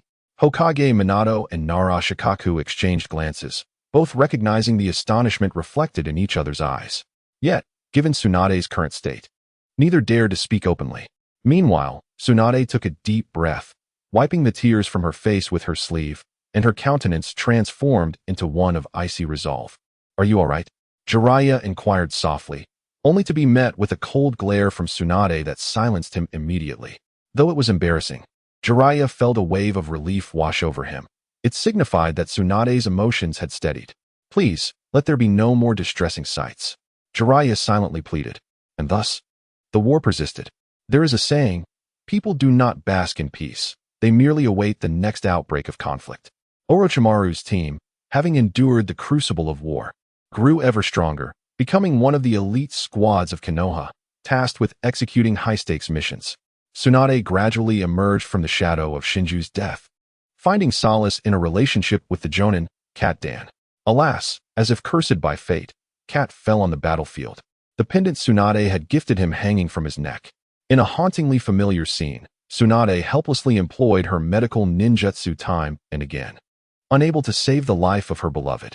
The profound trauma even led her to develop a phobia of blood, an ingrained terror. Meanwhile, on a fateful night, Orochimaru took the lifeless body of an enemy ninja into the hastily constructed underground laboratory he had established. In a grim environment, equipped with inadequate surgical apparatus, the lifeless body lay rigid, accompanied by the fervently expressive Orochimaru, all under the dim light, creating a peculiar tableau. It was from this moment that Sarutobi Hiruzen's expression grew complex as he gazed at the unfamiliar visage of Orochimaru. Jiraiya, fixated on Tsunade since the moment he witnessed Kato's demise, noticed that aside from her tightly clenched fists and gritted teeth, she managed to maintain her composure. Observing Tsunade's restraint, the others felt reassured enough to engage in discussion. It seemed that Orochimaru's actions had a rationale behind them, commented Mito Gate Flame. The statement from Mito Gate Flame elicited Jiraiya's discontent. While he appeared frivolous and carefree, indulging in peeping at women's baths, he possessed a strong moral compass when faced with significant issues. His bond with Orochimaru was undeniable. However, his aversion to Orochimaru's deeds was equally profound. Hearing Mito's insinuation of understanding Orochimaru's perspective, he immediately retorted, "Wrongdoing is wrongdoing. There is no justification for it. Even if circumstances exist, such actions are unequivocally erroneous." Mito Gate Flame, taken aback by Jiraiya's rebuttal, responded with irritation. "When I say Orochimaru's actions can be understood, I am referring to the context of his experiments on enemy corpses. Experimenting on one's comrades is, of course, unacceptable and criminal. But what of using the bodies of enemies? They are the transgressors who invaded our land of fire." Mito's words incited Jiraiya's fury. With his fingers extended like a sword, he pointed at Mito and exclaimed, "You scoundrel! Even if they are enemies, one should never desecrate their remains. That is the most fundamental principle. How can you utter such words?" Mito, offended by Jiraiya's accusations, disregarded the advice of T-Sun Shinobi to seek peace and ignored Sarutobi's admonishing gaze, defiantly countered, "Humph. You know nothing. An enemy is an enemy. Every foe that dares to invade the land of fire deserves no pity. Utilizing their corpses to develop jutsu that benefits the village is the greatest contribution these adversaries can offer to Konoha." As he spoke, Mito's expression turned disdainful. Since the era of the second Hokage, Konoha has operated in this manner. What right do you have to criticize? Do not forget that you owe your ability to become a ninja and learn jutsu to the second Hokage's contributions. Everything you eat, wear, and use is a result of his endeavors. Do not be ungrateful. Jiraiya was thoroughly enraged by Mito's remarks, his white hair bristling in fury. He stepped forward, seizing Mito by the collar, glaring fiercely, "Do not use the second Hokage to intimidate me. His contributions are indeed significant, but what do they have to do with you? You are merely a parasitic worm clinging to the very essence of Konoha. You lack the merit to represent the village." Mito Gate N, when it comes to strength, cannot possibly match the peak prowess of Jiraiya, and finds himself unable to escape Jiraiya's firm grasp. With a flushed face and defiant neck, he exclaims, "If I am a worm, then you are nothing but a mere wind. I have toiled for decades for Konoha, and you? You were nurtured by Konoha, raised within its embrace. Yet, upon gaining strength, you fled beyond the village without a word. You would rather believe a band of frogs proclaiming you the child of destiny than contribute to Konoha. Konoha has nurtured you. Hiruzen has educated you. What have you given back? All you do is sneak back to Konoha to spy on the women's bathhouse. What gives you the audacity to criticize me?" Mito Gate Un's words sliced through the air, leaving those present in stunned silence. Stop. Calm down." Tsunade, observing Jiraiya's stormy countenance, felt a pang of fear and hastily urged him to relax. Jiraiya, please, let us remain composed. Hiruzen Sarutobi, though troubled, felt compelled to intervene. Am I wrong in what I say? Is there a single word in my statement that is incorrect? Mito Gaeton, fueled by anger, stood his ground. In contrast, Jiraiya, though seething with fury, loosened his grip on Mito Gaeton's collar. The once boisterous sage slumped, his face darkened, and he turned away, softly murmuring, I understand. It is my fault. The words of Mito Gaeton had pierced Jiraiya's heart deeply. Such words strike at the very soul. But can one argue that Mito Gaeton was mistaken? Alas, he was undeniably right. Jiraiya's actions were indeed as Mito Gaeton described. However, it must be acknowledged that this portrayal is somewhat skewed. During the Second and Third Great Ninja Wars, Jiraiya had risked his life for Konoha and earned considerable merit. In terms of high-ranking missions, Jiraiya ranked among the top, second only to Orochimaru. With Orochimaru having defected from the village, Jiraiya stands as the most formidable among those who remain. How could one claim that Jiraiya made no contributions? Yet, deep within, Jiraiya always felt a sense of guilt for abandoning the village. Thus, when confronted by Mito Gaeton, he chose not to defend himself or argue. The atmosphere plummeted to a freezing point. Once released by Jiraiya, Mito Gaeton regained his senses, realizing the peril of his earlier actions. Not only could he have been crushed by the wrathful Jiraiya, but he had also laid bare the discord between the village and Jiraiya. Ultimately, a wandering shadow-level ninja is still a cornerstone of Konoha, capable of providing assistance when needed. If his words were to irrevocably alienate Jiraiya, who would fill the void left by the absence of such a powerful ally? Realizing this, Mito Gaeton felt an overwhelming sense of regret. I believe Elder NS words are indeed somewhat biased. At this moment, Minato Namikaze stepped forward to speak. Silence was not an option. As the disciple of the one being criticized, he felt compelled to defend his teacher. The achievements of Jiraiya during the Second and Third Great Ninja Wars are still verifiable to this day. Let us not forget the multitude of high-level missions completed by Jiraiya, a feat that remains unsurpassed to this day. Indeed, just to illustrate, Minato Namikaze extended his thumb towards Jiraiya, smiling as he remarked, Jiraiya-sensei has guided and nurtured me to become Hokage. Is it not enough for me to protect Konoha in his stead? Truly, he is deserving of the title of a warm-hearted sunbeam. This heartfelt sentiment from Minato momentarily plunged Jiraiya into self-doubt, yet soon a smile returned to his face. Indeed, I, the sage of the toads, may not boast of many things, but I can confidently say I excelled in teaching my disciples. The Fourth Hokage is my pupil. Who can diminish my contributions? With his spirits lifted, Jiraiya reciprocated Minato's gesture with a thumbs up, reveling in the joy. Absolutely, indeed, chimed in Konohamaru, eager to agree. Yes, Minato's growth into a great ninja is largely attributed to you, Jiraiya. Hiruzen Sarutobi let out a sigh of relief. Hee, indeed, added Mito Kazan, his expression stiff. Reluctantly conceding, I misspoke, Minato has a point.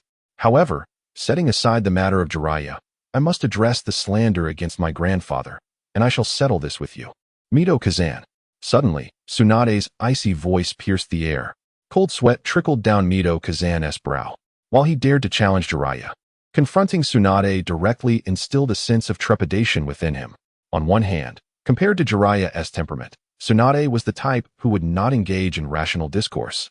When provoked, her fists, as large as sandbags, would come crashing down. Who could withstand that? Certainly, Mito Kazan, who considered himself a seasoned veteran, would be no match. Furthermore, Tsunade was the princess of the Senju clan. Although the Senju clan had perished, the name still resonated profoundly within Konoha. Should word spread of Mito Kazan clashing with the princess, whom would the villagers support? Not to mention, Tsunade was the granddaughter of the second Hokage, Tobirama Senju. How could Mito Kazan, a disciple of Tobirama, dare to bully the granddaughter of his master? Thus, he promptly capitulated. Even as Tsunade pointed an accusatory finger at him, he merely bowed his head in silence, appearing entirely submissive. Observing this, Tsunade, unable to release her pent-up frustration, chose to relent. Meanwhile, Yi-chun was eager to return home to participate in a lottery and open blind boxes, having little desire to linger among this group. Noticing Tsunade's retreat, he promptly resumed the playback of the recording. The content of the recording is best left unmentioned to avoid complaints about verbosity. In essence, it depicted Orochimaru's relentless pursuit of immortality through a series of increasingly audacious experiments. from trials on animals to human subjects, transitioning from deceased cadavers to the living, culminating in the covert abduction of ninjas from the village for live experimentation. This truly highlighted his reckless audacity. Such developments were also facilitated by his collaboration with Danzo Shimura, which granted him unprecedented opportunities. Without Danzo's involvement, the pace of Orochimaru's experiments would not have accelerated to such an extent. As the video concluded, the occupants of the Hokage office exchanged glances, uncertain of what to say. When Shimura Danzo appeared on the screen, they remained remarkably calm, devoid of any surprise. This was due to the prior elimination of Danzo and the destruction of the base of Root, which had rendered all of his actions well documented. The collaboration with Orochimaru and a plethora of experimental records were all archived within the Root base. The assembled individuals had, to varying degrees, perused this information, thus mentally preparing themselves for the revelation. Once the video ended, Yichan observed the heavy expressions on everyone's faces and remarked with a smile, "Well, you have now viewed the intelligence, and it is time to select your rewards. You have two options. The first is the wish reward for answering all 5 questions correctly on your first attempt, allowing you to make a wish that falls within the realm of what this world can accommodate. Alternatively, you may opt for the reward from the second round of questioning, which will be doubled. So, I ask you to share your choice."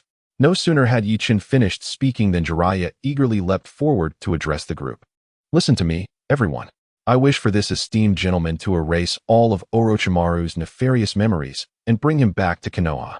In doing so, Orochimaru would no longer err and could once again become a ninja of Konoha. What do you think?" Jiraiya's earnest gaze was filled with hope as he looked at the others. Minato Namikaze was momentarily taken aback, surprised by Jiraiya's sudden proposition. Initially, when they began discussing wishes, the consensus had been to imprison Orochimaru and return him to Konoha, with no one suggesting the possibility of reintegrating him as a ninja. The notion was unthinkable, as Orochimaru had committed unforgivable crimes against the villagers and ninjas of Konoha. During Orochimaru's defection, Konoha had relentlessly dispatched Anbu to pursue him, exhibiting an unwavering resolve. This was a political statement. Despite the Anbu's strength, it was uncertain whether they could even catch up to Orochimaru. Even if they did, they would not recklessly confront him, often merely observing from a distance and reporting back to Jiraiya. Such posturing was essential to maintain credibility in the eyes of the villagers. Consider the atrocities Orochimaru committed within the village, where he abducted individuals for inhumane experiments until he was discovered and fled. How many lives were lost at his surgical table? 10, 100, 1,000. The remains of those unfortunate souls were never recovered. Could the families of the victims simply move on? Among the deceased were ninjas. How could Sarutobi Hiruzen, as a mentor, allow the one who so cruelly ended the lives of his family to escape in silence? Could this be brushed aside? From the moment Hiruzen permitted Orochimaru's flight, the villagers' resentment coalesced around him, compelling him to declare Orochimaru a rogue ninja and send Anbu to hunt him down. Suddenly proposing the return of Orochimaru to Konoha, or even reinstating him as a shinobi, would undoubtedly cause an uproar among the villagers if they were to learn of it.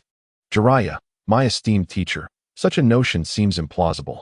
After a moment of contemplation, Minato Namikaze advised, given the numerous transgressions committed by Orochimaru, it would be utterly unacceptable to simply pardon him.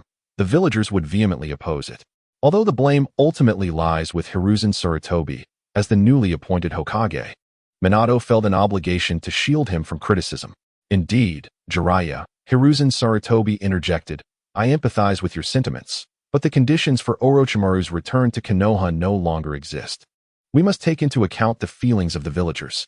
Jiraiya waved his hand dismissively, shaking his head. "That is not my intention. I envision a scenario where Orochimaru's memories are entirely erased, allowing him to return to Konoha. However, this does not imply he should be absolved of his crimes as if nothing had transpired. Instead, he must atone for his misdeeds throughout the remainder of his life, whether that entails imprisonment or being sent to the battlefield. Simply executing him would yield no benefit. The villagers he has harmed are beyond revival. So why not have Orochimaru, burdened with their memories, dedicate himself to safeguarding Konoha and its citizens? From the outset, Jiraiya had pondered this deeply. He believed that Orochimaru's actions were reprehensible and unforgivable, yet he was reluctant to simply execute him. On one hand, he harbored feelings for Orochimaru. On the other, He wished for him to atone for his transgressions with his remaining days. The deceased cannot be resurrected, so it would be more fitting to have Orochimaru protect Konoha on behalf of those who have perished. Orochimaru. Chapter 69. Let us transform Orochimaru into a virtuous being. You are overly simplistic in your thinking, Jiraiya, Mito Minion interjected. A person like Orochimaru, even if his memories were erased, would soon revert to his former self. He is inherently a malevolent entity, devoid of humanity. Mito's disdainful tone suggested that he found Jiraiya's optimism to be naively amusing. Erasing a wolf's memories does not negate its nature, does it? Indeed. Even if memories can be altered, a person's essence remains immutable. Jiraiya, I urge you to reconsider your stance. Kurenai Yuhi also offered her counsel. Faced with repeated rejection, Jiraiya felt his composure falter. The words of these two seasoned individuals, while difficult to accept, held a certain validity. Nevertheless, Jiraiya directed his gaze toward Hiruzen Sarutobi, hoping his mentor would lend his support. Sensing Jiraiya's gaze, Hiruzen sighed. Yet, instead of immediately providing an answer, he brought up a different matter. Do you all recall the last time we faced a question? And I was punished by having my memories of the dragon fire technique erased? Hiruzen's sudden reference to this incident left the assembly momentarily stunned. However, everyone nodded in agreement. For nearly 3 months had elapsed, and the experience from that time had left an indelible impression. It was not something that could be easily forgotten. After that incident, I returned home and reopened my ninjutsu manual, embarking on the study of the dragon fire technique. In just half an hour, I had once again mastered this art. As I spoke, Sarutobi Hiruzen's eyes gleamed with complexity as he surveyed the crowd. I mention this not to boast about how swiftly I acquired this ninjutsu, but to convey that although my memories of the dragon fire technique have been erased, I had already learned it long ago, making the process of relearning it remarkably effortless. Much like Orochimaru, while one may erase his past memories, should he choose to tread that path again, the recurrence will be swifter and more profound. Do you understand, Jiraiya? Concerned that Jiraiya might not grasp the gravity of his words, Sarutobi Hiruzen deliberately articulated his thoughts with utmost clarity. Upon hearing this, Jiraiya lowered his head in silence, his expression one of despondency. The act of Sarutobi Hiruzen relearning a ninjutsu and Orochimaru returning to the path of research may appear different on the surface, yet their essence remains the same. The erasure of memories is not a permanent state. As long as the desire exists, one can relearn. This notion troubled Sarutobi Hiruzen. Given Orochimaru's nature, even if his memories were expunged, who could predict when he might resume his inhumane experiments? Jiraiya-sensei, observing Jiraiya's despondent demeanor, felt a pang of sympathy. In his recollection, Jiraiya had always been an optimist, often grinning, seemingly carefree. Yet this instance unveiled a different facet of Jiraiya, exposing his vulnerability. He yearned to stand beside Jiraiya as he had moments ago, but the weight of his responsibilities as Hokage compelled him to remain silent. Aware that Orochimaru was akin to a ticking time bomb, how could he possibly permit his return to the village as a ninja? Suddenly, Nara Shikaku, who had been quietly listening, interjected, addressing Tsunade. Lady Tsunade, I have a question to pose. Speak, Tsunade replied, crossing her arms, valiantly resisting the urge to glance at Jiraiya. She understood that should she behold his woeful countenance, she might impulsively lend her support. Is it possible to erase a person's memory? Nara Shikaku inquired. Quite difficult. I have not conducted similar experiments before. Most often, I encounter patients who have lost their memories due to specific incidents.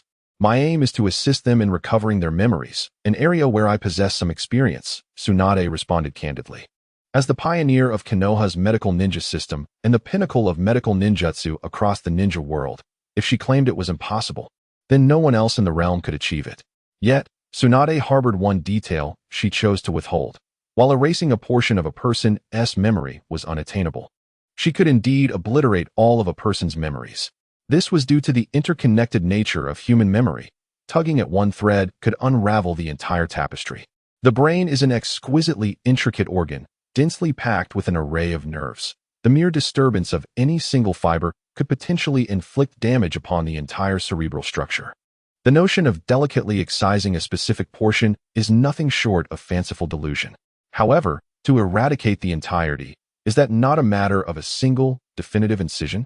A swift and decisive removal of the entire brain would undoubtedly obliterate all memories.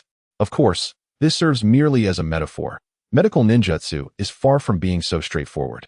Nara Shikahisa's inquiry to Tsunade was merely a preamble, not an earnest expectation for her to act. Within his mind, he harbored other intentions. "Tsunade, I comprehend."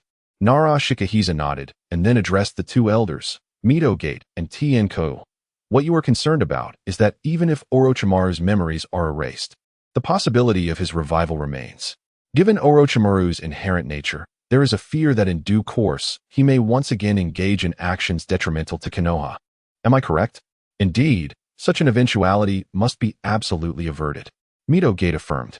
"Then, what if we simply transform this individual, altering Orochimaru's very essence, instilling within him a love for Konoha and a willingness to sacrifice for the village?" Nara Shikahisa proposed. In such a scenario, Orochimaru would no longer pursue immortality, and the results of his experiments over the years could be utilized for the benefit of the village. Would that not serve as the most fitting tribute to those who have perished? As soon as the words were spoken, astonishment filled the room. "Goodness, what an extraordinary line of thought you possess," Jiraiya exclaimed, excitement illuminating his face as he clapped his hands vigorously. "Indeed, how did I not consider that? If we were to transform Orochimaru into an unequivocally good person, he would cease all malevolent actions? Truly remarkable, Shikahisa." Jiraiya gave a thumbs up to Nara Shikahisa. Mito Gate and Tenko exchanged incredulous glances, rendered momentarily speechless. Although they yearned to retort, it seemed as though his argument possessed considerable merit. Ahem. Sarutobi Hiruzen felt a surge of exhilaration, unable to suppress a couple of coughs as he hoarsely inquired, "Is such a transformation genuinely feasible? Why not pose this question directly to the esteemed lord?" Nara Shikahisa turned to YCHN, asking, "Esteemed lord, if I were to wish for Orochimaru's personality to be altered, transforming him into a wholly virtuous individual, dedicated to atoning for his transgressions and safeguarding Konoha for the remainder of his life, is that within the realm of possibility?" Chapter 70. If the personality is modified, is he still Orochimaru? In response to Nara Shikahisa's inquiry, YCHN mentally exclaimed, "What an intriguing proposition you present. To reshape Orochimaru's character and forge a kind-hearted persona devoted to Konoha. This is reminiscent of the Uchiha clan's Mangeki Sharingan's Jinjutsu, Kodoeme Tsukumi, renowned as the most potent illusion in the Naruto world. Yet, at this juncture, Uchiha Shursui had yet to reveal his true potential, and the Mangeki Sharingan was surely still dormant. According to the lore of Naruto, the Uchiha clan's bloodline limit, the Sharingan, requires relentless practice to ascend through its stages. The prodigious Uchiha clan could awaken and enhance their Sharingan through the tumult of various emotions, such as the tragic demise of parents, the brutal death of friends, or even the betrayal of a beloved. This phenomenon arises because the Sharingan is a manifestation of the spiritual essence, in release, representing the mental fortitude of an individual. In stark contrast, yang release embodies one's physical strength. The evolution of the Sharingan relies on the Uchiha's emotional upheaval, which causes an exponential surge in their spiritual power, facilitating the advancement of the Sharingan. A poignant illustration of this is when Sasuke witnessed his elder brother, Itachi Uchiha, annihilate their entire clan, even murdering their parents. Following his harrowing experiences in the Tsukuyomi, he immediately awakened the Two-Tomo Sharingan. Similarly, the Mangeki Sharingan is activated through such emotional turmoil. Yet the threshold for its awakening is considerably higher. Most Uchiha, despite facing the loss of their fathers at 3, mothers at 5, or the incineration of their families at 10, would likely never attain the Mangeki Sharingan. Interestingly, the Sharingan is often referred to as the eye that reflects the soul. Each Uchiha possessing the Mangeki Sharingan has a unique ocular technique that embodies their deepest desire at the moment of awakening. For instance, Obito Uchiha's distinctive Mangeki technique, Kimi, creates a personal space for evading adversaries. This technique emerged from his moment of despair upon witnessing Rin's death at the hands of Kakashi Hitachi's Chidori. In that instant, Obito's foremost yearning was to escape the world and deny the harsh reality of Rin's demise. Thus, he forged a small realm, severing ties with reality. Another Uchiha genius, Shursui Uchiha, possessed the Mangeki technique known as Kodoeme Tsukumi. This was conceived during a period of escalating tensions between the Uchiha clan and the higher echelons of Konoha. As the desire for war grew increasingly potent, Shursui's intention was to utilize Kodoeme Tsukumi to influence those eager to incite conflict. steering them towards his vision of peace. However, at that juncture, the timing was not ripe. Minato Namikaze was actively seeking to ameliorate relations with the Uchiha, rendering the likelihood of Shursui awakening his Mangekyou quite slim. Even if he were to awaken it, it would likely manifest as an entirely different ocular technique. Contemplating this, Yichen silently inquired of the system. System, is this feasible? Of course, such a task is quite simple, came the reply. Indeed, if Shursui's Kodoame Tsukumi could achieve such ends, the system would surely be capable. Yichen exhaled in relief. A light smile gracing his lips as he responded to Nara Shikaku. Certainly, it is quite simple. Excellent. Jiraiya exclaimed, fists clenched in excitement, while Sarutobi Hiruzen also revealed a long-forgotten smile. Regardless of the circumstances, the old monkey had nurtured Orochimaru for decades, taking him as a disciple when the latter barely reached his waist. After such an extended period of companionship, even a dog would feel akin to family. Moreover, Orochimaru's exceptional talent and intellect genuinely pleased Sarutobi Hiruzen, who had invested considerable effort into his development. The joy between the two was palpable, and others felt a sense of relief. Had they not been able to thoroughly reprogram Orochimaru's mind, they would undoubtedly have rejected Jiraiya's request.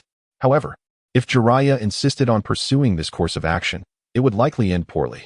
Observing the delight of the two, Yichen abruptly doused them with cold water. However, I must first caution you. Unlike mere memory alteration, if you wish for me to modify Orochimaru's personality, the version of him that emerges may not resemble the Orochimaru you remember. Are you certain you wish to proceed?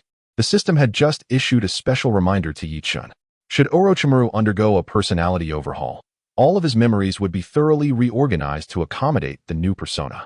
Thus, would a reformed Orochimaru, with altered memories, still be the same Orochimaru? Yichen recalled a deeply philosophical question from his previous life. A ship, aging and worn, is gradually restored with new materials by its crew. Over time, every part of the ship is replaced. Is it still the same vessel it once was? Likewise, a person is a vessel of memories.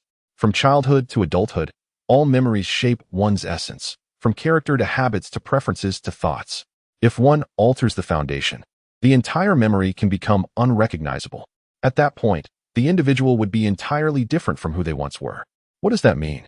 Upon hearing Yichen's words, Jiraiya felt an uneasy stirring. Could Orochimaru truly become another person? Jiraiya momentarily struggled to grasp the concept.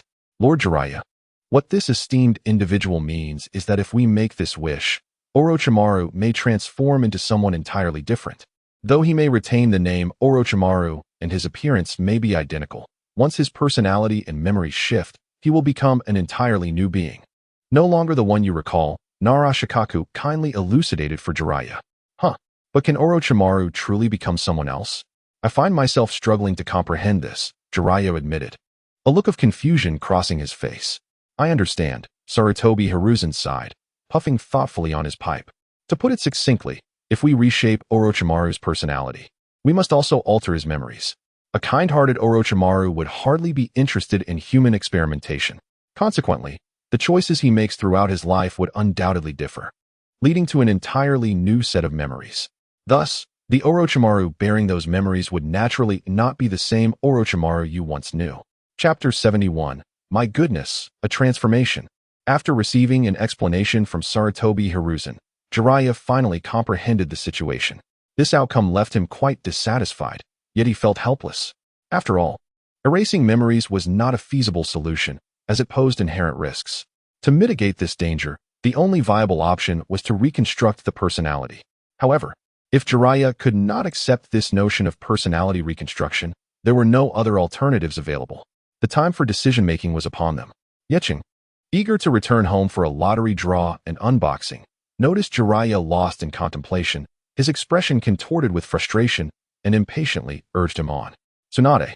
Reluctantly, Jiraiya turned his gaze towards Tsunade. He was unsure of what to do next, so he instinctively relinquished the decision-making authority to her. This had become a long-standing dependency on Tsunade since their days in the three-man team, where Orochimaru often played the strategist, while Jiraiya merely charged into battle as a soldier. Tsunade was always the one who ultimately made the decisions among the trio. What are you staring at? Fool. Tsunade shot Jiraiya a disapproving glare and scolded him. Help me think this through. I am at a loss regarding my choice, Jiraiya admitted, his expression a mixture of conflict and indecision. On one hand, he did not want to miss this opportunity, yet on the other, the prospect of a completely different Orochimaru did not sit well with him. Fool. Since this is a brand new Orochimaru, you might as well consider it as getting to know him anew, Tsunade remarked, crossing her arms in front of her chest, her ample bosom quivering slightly. After all, the previous Orochimaru was a despicable creature, just treated as if he has perished. Yet, Jiraiya remained visibly conflicted. Hurry up. If you do not exchange the reward soon, I shall take my leave, Yeching urged impatiently. Understood, my lord, Nara Shikako nodded in response, prompting Jiraiya-sama, do not dwell on this too much. This is already the best outcome. Would you rather maintain the current situation, allowing Orochimaru to continue his relentless destruction of innocent lives? According to the intelligence you previously sent, Orochimaru has been abducting countless innocent civilians for his experiments. These are lives at stake. Konoha's fourth Hokage, Minato Namikaze, added his voice of reason. Indeed, Jiraiya-sensei. Should Orochimaru persist in his reckless behavior, there will be no turning back. Sarutobi Hiruzen tapped the ash off his pipe and urged, Come now, Jiraiya. To save Orochimaru's life and grant him a fresh start. This is already an outcome we would have never dared to imagine. Yes. Quickly now, Jiraiya. Mito Gate S. Inazuma and T. Nakakoha joined in the encouragement. Everyone in the Hokage's office was imploring him, except for Kakashi Hatake, who had grown increasingly taciturn since joining the Umbu, loyally standing by Minato. With the pressure of his companions bearing down upon him, Jiraiya ultimately resolved to make a decision. He turned his head towards Yi-chun and gritted his teeth, saying, My dear sir, let us proceed as such. May the wish be fulfilled. Yi-chun nodded slightly, closed his eyes, and assumed an expression that was both enigmatic and exalted.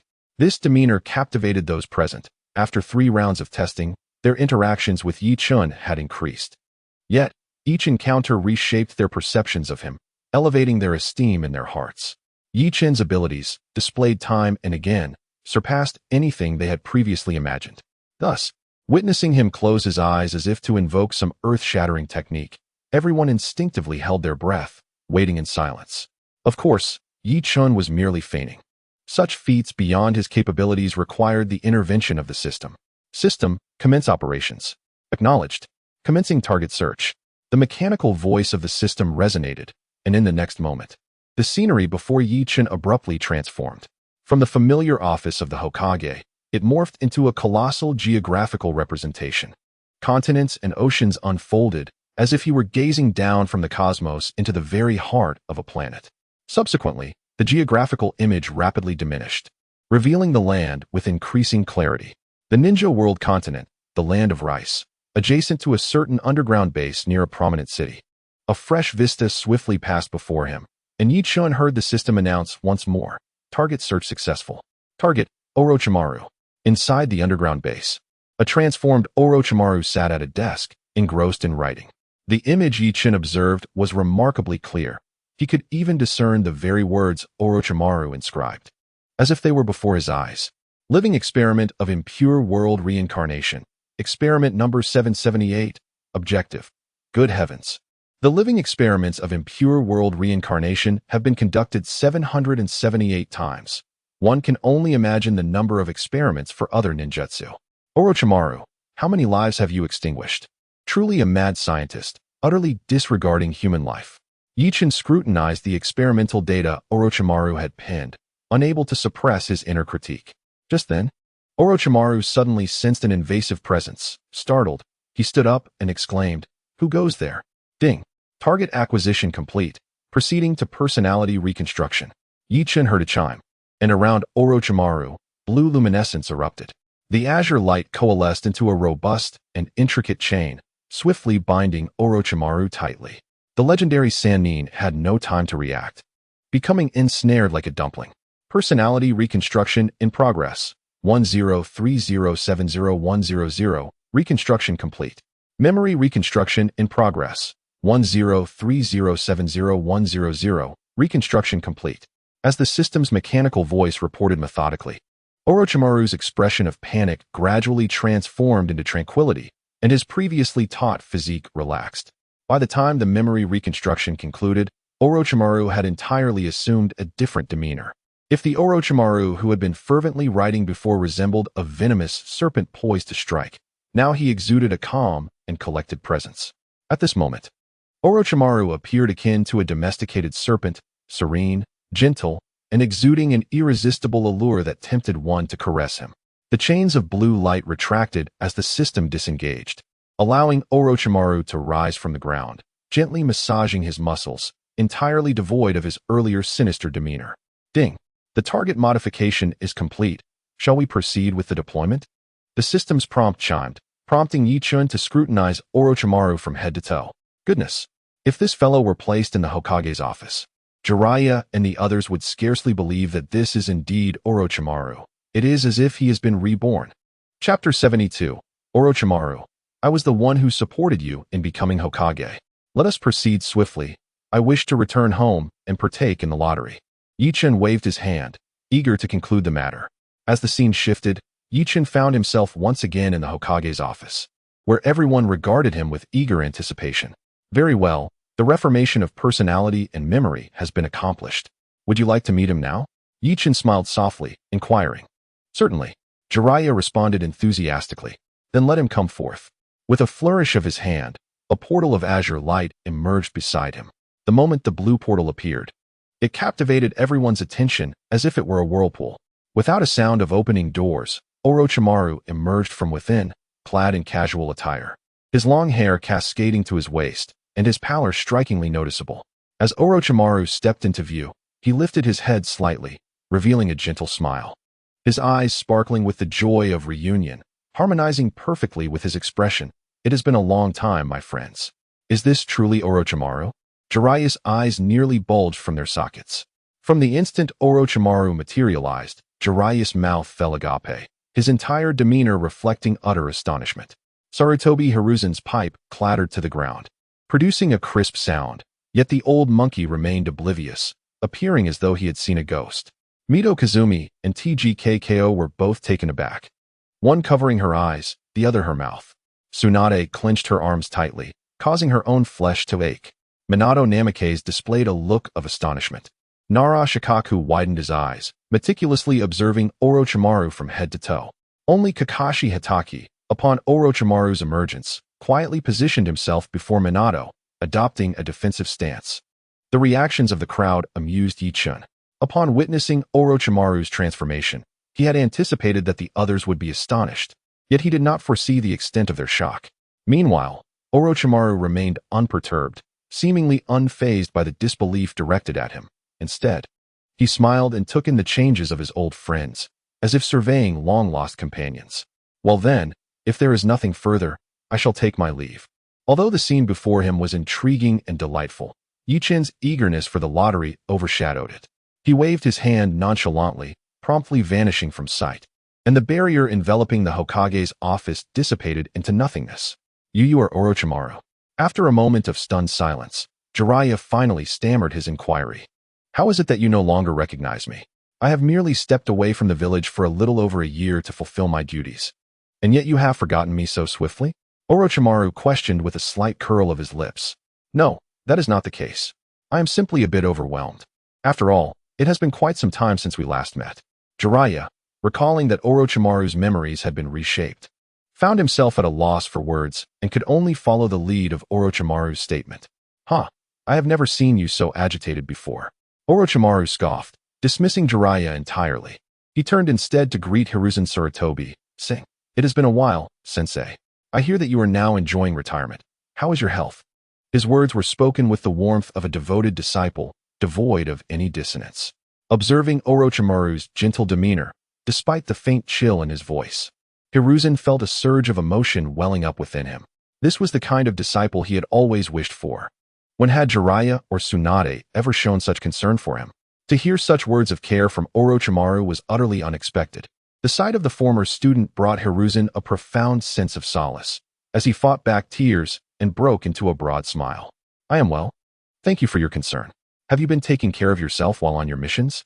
You appear to have lost weight. The elder spoke as if he were a concerned guardian, leaving Jiraiya and Tsunade utterly astonished. Goodness, this old fellow is capable of such compassion, they thought. Oh dear. You've lost weight. It was astonishing to hear such words from the elder's lips. For the sake of the village, what is a little hardship? I am still young. It is my duty as a disciple to share in some of the responsibilities. Orochimaru replied with a light chuckle, his previously cold serpent-like gaze softening. Is this truly Orochimaru? Mito Minyan gazed in disbelief. When had they ever encountered such a version of him? The concepts of responsibility and duty seemed foreign to the infamous figure. The sheer magnitude of his transformation left them bewildered. Kushina, recalling how merely closing his eyes for a few moments had allowed Yechin to locate and rehabilitate Orochimaru from the shadows of the ninja world, marveled at the overwhelming power at play, far beyond her comprehension. Can you discern any underlying issues, Kakashi? Minato observed Orochimaru's every move, yet found nothing amiss. This incarnation of Orochimaru was entirely devoted to the village, embodying the spirit of a selfless ninja, with no hint of flaw. No, surprisingly harmonious. Nara Shikaku murmured softly into Minato's ear. The method of reshaping personality and altering memories had been proposed by Nara Shikaku himself. Yet he had never anticipated such an extraordinary outcome. In his initial expectations, even though his personality and memories had been altered, Orochimaru's body and soul remained unchanged. Thus, remnants of his former self would undoubtedly linger. The traces of the past and the newly forged identity would require a period of adjustment. During this transitional phase, it was certain that inconsistencies in Orochimaru would become apparent. Yet, the Orochimaru before them now exuded a harmonious essence, entirely devoid of any discrepancies.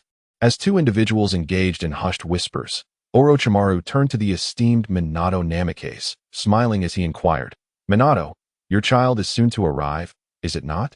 What could this imply? Instinctively, Minato's mind raced to the notion that Orochimaru might harbor some sinister intent towards him, particularly concerning his wife and unborn child. However, upon catching sight of Orochimaru's gentle smile, his apprehension dissipated. Yes, the due date is indeed approaching, Minato replied, scratching his head in a moment of nervousness, revealing his signature sunny smile. Is that so? That is splendid news. Orochimaru nodded lightly, a reminiscent expression washing over him. Time flies. It has been quite a while since I supported your ascension to Hokage. Now, your child is on the verge of being born. Chapter 73. You killed Danzo? Excellent work. The revelation that Orochimaru had supported Minato's rise to Hokage left the occupants of the Hokage office in utter disbelief. They quickly averted their gazes, fearful of revealing their astonishment to Orochimaru. How could this be?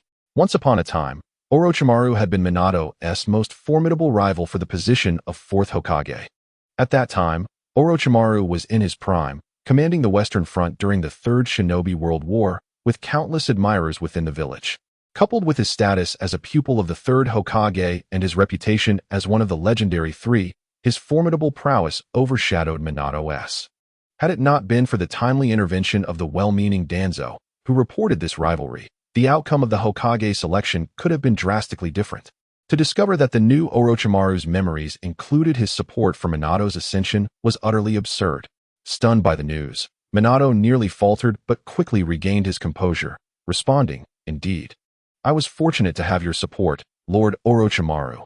Otherwise, the outcome may have been quite different. Unexpectedly, Orochimaru shook his head and uttered words that left everyone astounded. That is not the case. Even without my support, Minato, you would have undoubtedly become Hokage. There was no one in the village capable of competing with you.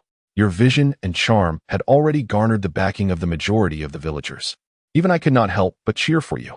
At this juncture, Orochimaru bestowed a look of satisfaction upon Minato, akin to that of a mentor admiring a promising protege. Ahem. Sarutobi Hiruzen could no longer suppress his cough, which erupted violently. Jiraiya, displaying a rare moment of wisdom, hurriedly approached to support Hiruzen, vigorously patting his back while stifling a laugh, inquiring with feigned concern, Are you all right, old man? Don't choke to death. I've told you countless times to smoke less, yet you never listen. Seizing the moment created by his actions and words, Jiraiya finally managed to temper his expression. Arriving slightly later, Mito Kazuma and Tizune Kamaru could only position themselves beside Hiruzen, turning their bodies to conceal their amusement from Orochimaru. You fool!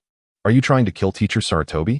Orochimaru, witnessing Jiraiya's vigorous attempts, angrily stepped forward to pull him away, admonishing, You imbecilic toad! At your age, You should know better. Step aside. Afterward, Orochimaru cautiously assisted Hiruzen to ease his breathing, gently asking, "Are you all right, Teacher Sarutobi? Do you feel any better?" "Yes, much improved," Hiruzen replied, his eyes glistening with moisture, a rare vulnerability for one who had endured so much over the years. However, to Orochimaru, it appeared as though Hiruzen's intense coughing had brought him to tears. Casting a fierce glare at Jiraiya, Orochimaru continued his attentive care for Hiruzen, while Jiraiya stood awkwardly by, forced to offer an embarrassed smile. After a moment, once Hiruzen had regained his composure, he felt it inappropriate to continue relying on Orochimaru's assistance. So he quickly initiated a new topic. Orochimaru, how long do you plan to rest upon your return?" "Rest? Why should I rest?"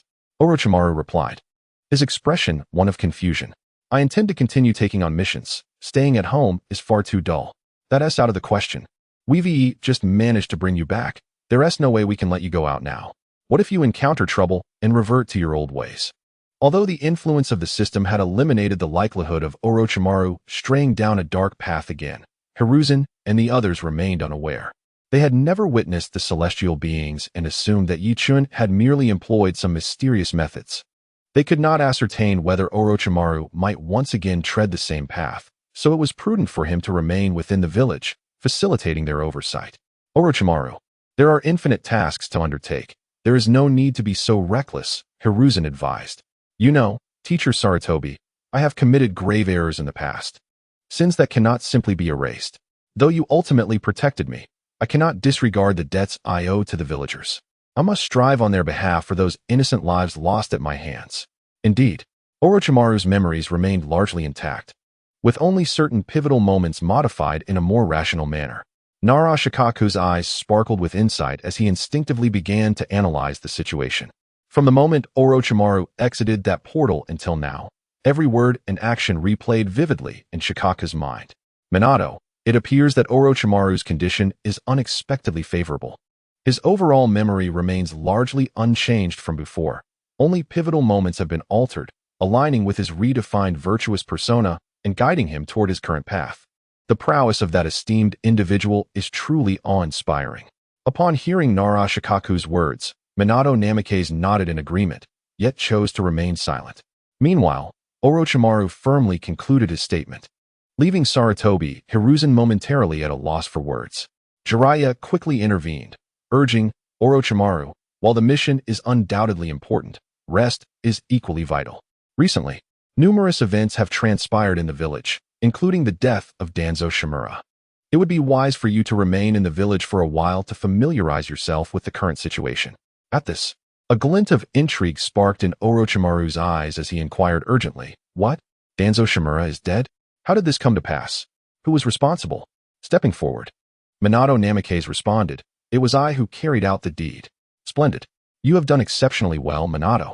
Upon hearing Orochimaru's inquiry regarding Danzo's demise, Minato initially assumed he was facing an accusation, given Orochimaru's long-standing collaboration with Danzo. However, to his surprise, Orochimaru displayed an exuberant expression, exclaiming in admiration, "I have long wished to eliminate that wretch. He has acted with impunity, arrogance, and despicable methods. Over the years, Danzo has perpetrated countless heinous acts, instilling fear within the village. Had it not been for Master Sarutobi's protection, he would have met his end at my hands a decade ago. Now, thanks to you, Minato, you have removed this malignant tumor from the village. Truly, you are deserving of my support as Hokage." Minato Namikaze found himself momentarily speechless, nodding helplessly as he absorbed Orochimaru's praise. Chapter 74. Has Konoha come under attack? I, Orochimaru, shall never consent to that. The transformed Orochimaru left those in the Hokage's office momentarily bewildered. Jiraiya stood frozen, his expression a blend of joy and conflict, while Sarutobi Hiruzen's eyes crinkled with satisfaction. Under Orochimaru's probing, Minato recounted the events leading to Danzo Shimura's demise in broad strokes. Orochimaru's eyes sparkled with interest as he listened, particularly when Minato divulged the horrifying records of human experimentation and the brainwashing of root ninjas at Danzo's base. Orochimaru unexpectedly erupted in fury, exclaiming, "I knew that scoundrel Danzo would never abandon such vile pursuits. He gritted his teeth in ire. When Danzo lured me into assisting with his experiments, I sensed his treachery. Alas, I fell into his trap, my hands stained with blood. Turning to Sarutobi Hiruzen, he scoffed. I warned you back then that Danzo would not simply relent. Yet, Master Sarutobi, you placed your trust in him. Sarutobi Hiruzen momentarily faltered, at a loss for how to articulate his response. All is well now, Lord Orochimaru, spoke Minato Namikaze with a reassuring smile.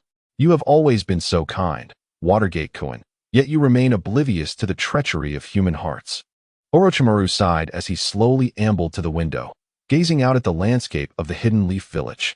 With a somber tone, he remarked, During my years spent outside the village, I have witnessed an abundance of malevolence and sin. I have come to realize that apart from the 5 great shinobi villages and the capitals of the 5 great nations, where order still prevails, the smaller nations and towns have devolved into veritable hells on earth. Ordinary people struggle within these infernos, generation after generation, eternally unable to attain liberation. As he spoke, Orochimaru emitted a long, melancholic sigh, laden with his dissatisfaction and resentment towards the current state of the shinobi world. I have extended my hand to assist them countless times, yet to no avail. The strength of a single individual, no matter how formidable, cannot fundamentally alter the world. Just as the first Hokage, revered as the god of shinobi, established the rules of peace, his demise led to their overthrow by the greedy, plunging everything back into chaos. Listening to Orochimaru's lamentations, the others exchanged glances, uncertain of how to respond. However, Orochimaru paid them no heed, intent solely on expressing his thoughts. Thus, I believe that even if I cannot change the entire shinobi world, I am willing to exhaust my efforts to save those I can. In the land of rice, I have established a small village, populated by the refugees I rescued during my travels through the shinobi world, granting them a chance at survival. I shall not linger upon my return, for there are those who await my assistance. Orochimaru's words left Mito Menyen and Tsunade in shock. After all the trouble we took to bring you back, you wish to leave immediately? No, you cannot go. Mito Menyen replied anxiously. Why not? Orochimaru turned to face Mito Menyen, a frown creasing his brow. Mito meant to convey that the village still required his help and could not afford to lose him just yet. Tsunade quickly interjected to clarify. What matters could possibly arise? With Minato, Sarutobi-sensei, Jiraiya, and Tsunade present, we have the strength of 4 formidable leaders and countless elite Genin at our disposal. What situation could possibly be insurmountable? Orochimaru questioned, puzzled. Oh well. Tsunade faltered, casting a desperate glance towards Sarutobi Hiruzen. The old monkey sighed inwardly. Having already discerned from their earlier encounter that Orochimaru had indeed transformed profoundly. Even should he be released, he would pose no threat. Yet, he could not ignore Tsunade's plea for assistance, and so he finally spoke. It is this, Orochimaru. We have received intelligence that a formidable enemy intends to attack Konoha on the day of Kushina's childbirth, unleashing the Nine-Tails Fox upon the village. In order to put an end to this matter and better protect the village, I specifically summoned Jiraiya and Tsunade back. Since you have returned to the village at this time, your assistance would be most timely. Reluctantly, Sarutobi Hiruzen revealed the news of Uchiha Obito's impending attack on Konoha. Such a highly classified matter should not have been disclosed to Orochimaru, as the only individuals privy to the truth were those present in the Hokage's office. The clan leaders of the ninja clans were merely aware that an assault on Konoha was imminent. Oh, who would dare be so bold? Orochimaru inquired with raised eyebrows, intrigued. In his view, only the Hidden Cloud Village and the Hidden Stone Village possessed the strength to contend with Konoha, the other 2 of the 5 great nations. The Hidden Sand Village had diminished significantly since the 3rd Great Ninja War, having exhausted its vital forces.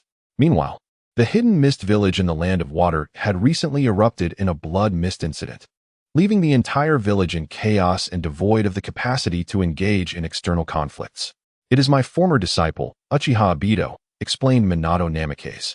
He possesses the Mangekyou Sharingan and has the ability to control the Nine Tails, making him a formidable threat.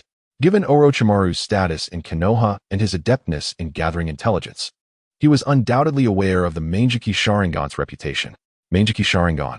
Did not your disciple Uchiha Obito perish at the Kanabi Bridge? After pondering, Orochimaru recalled information regarding the Mangekyou Sharingan and found the situation rather troublesome. In his memory, Uchiha Obito had been a mediocre ninja. How could he possibly possess such power? Yes, At the time, we all believed he was dead. However, according to reports, Uchiha Obito was rescued by an enigmatic schemer who brainwashed him, instilling a deep-seated hatred for Konoha. Thus, he plans to strike during Kushina's childbirth when the seal on the Nine Tails is unstable. Minato succinctly outlined the sequence of events, deliberately omitting any mention of Uchiha Madara. After all, Madara's existence remained one of the village's most guarded secrets and could not be disclosed to Orochimaru at this juncture. Is that so? Then I comprehend the situation. Orochimaru nodded thoughtfully. Very well, I shall remain in the village for the time being until we navigate through this crisis. With a smile, he added to Minato, I can also take the opportunity to see if your child has inherited your talents and disposition. In the Hokage office, Orochimaru's agreement to stay in the village brought a collective sigh of relief from everyone present. Thus, the third round of the quiz test concluded successfully. The group understood the urgency of digesting the intelligence they had obtained and Orochimaru's change of heart, and they dispersed, agreeing to convene for a small meeting the following day. Orochimaru was also invited by Jiraiya to Sarutobi Hiruzen's home for a meal, further fostering their camaraderie. Meanwhile, Ichin returned to his home, eagerly rubbing his hands together. Hee. System, let us see what rewards await me this time. Beep. Congratulations, host, on successfully completing the third quiz task, earning double rewards. Congratulations to the host for receiving a reward, a random high-level gift package. The transformation of the original character Orochimaru has resulted in immeasurable consequences, generating a substantial amount of plot points. Congratulations, host. You have currently accumulated a total of 145,627 plot points. A series of notifications chimed, filling Yichin's heart with joy. Indeed, his efforts had not been in vain. The reformation of Orochimaru's personality and memory had begun to yield significant narrative changes. Within this brief span, Yichun had already acquired over 40,000 plot points. As news spread and Orochimaru's transformed behavior became apparent, even more points were expected to follow. Excellent. Let us commence the lottery. Yichun nodded in satisfaction, eagerly proclaiming. The lottery began, with the current prize pool being high-level rewards. Congratulations, host. You have won all water release jutsu. In the next moment, an overwhelming influx of information flooded Yichin's mind. From the most basic water clone technique to the unique water dragon bullet and water severing wave of the second Hokage, Tobirama Senju, everything was included. However, the sheer volume of these techniques nearly caused Yichin's mind to short-circuit. Phew, I have finally come to my senses. Is the system attempting to murder me? After a moment, Yichin managed to digest all the memories, only to erupt in exasperation. The system's mechanical voice responded coldly, after calculations. There will be no negative impact on the host, so please rest assured. Though it was reassuring, Yichin retorted, that was quite painful, you know. Yet, the system remained unresponsive. Previously, when he had acquired all the wood release techniques, he had not experienced such an overwhelming sensation. This time, the water release techniques almost left him feeling utterly dazed. This was due to the sheer number of water release techniques, vastly exceeding those of wood release. After all, only Hashirama Senju possessed wood release, and all techniques were created by him. Figures like Yamato, Uchiha Obito, and Uchiha Madara could only utilize wood release through the implantation of Hashirama's cells. But to expect them to create entirely new wood release techniques would be as absurd as wishing for the impossible. Conversely, countless ninjas across the ninja world could wield water release techniques. While the power of these techniques was vastly inferior to wood release, their quantity was overwhelming. How many techniques could Hashirama create in his lifetime? Furthermore, he would not fabricate low-level techniques. All were high-cost, high-power jutsu, with none below the A-rank tier. This reward seems rather mediocre, bordering on trivial. Yichin mused, contemplating that even if he mastered all water release techniques, they might prove of little use. Against weaker opponents, the techniques he had previously drawn sufficed, and if worse came to worst, he could simply resort to the 8 gates technique to overpower them. However, when facing true masters, his greatest reliance would still be on wood release. Thus, the water release techniques felt somewhat lackluster, akin to a superfluous addition. It is essential to recognize that a powerful ninja, regardless of the multitude of techniques they possess, can only rely on a select few that they have mastered thoroughly to achieve victory over their foes. The formidable ninja, Rinchion, has mastered the art of flight and can effortlessly traverse the 5 elemental realms. earning the title of the Encyclopedia of Ninjutsu. Meanwhile, the illustrious Minato Namikaze wields the Flying Thunder God technique and the Rasengan, dominating the world with his unparalleled prowess. One might ponder, who among these two is truly superior? Quality over quantity, after all.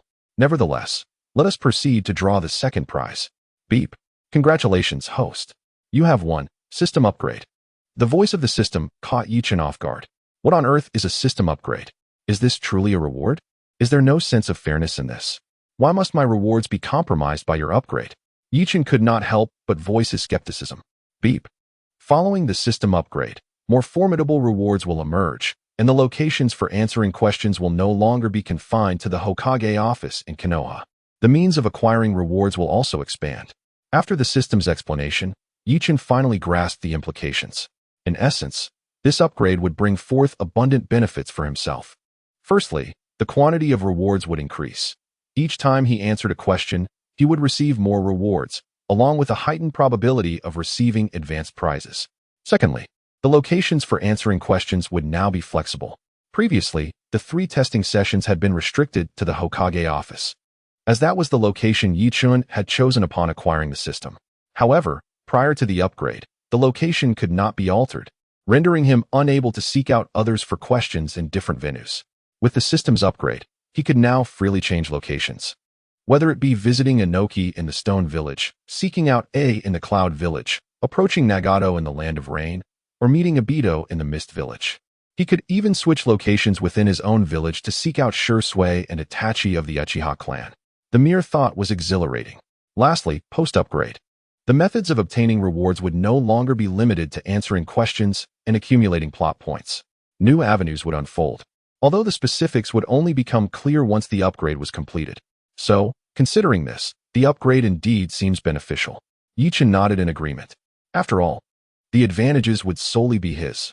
Why would he dissent? Beep. System upgrade commencing. Estimated duration, 1 year.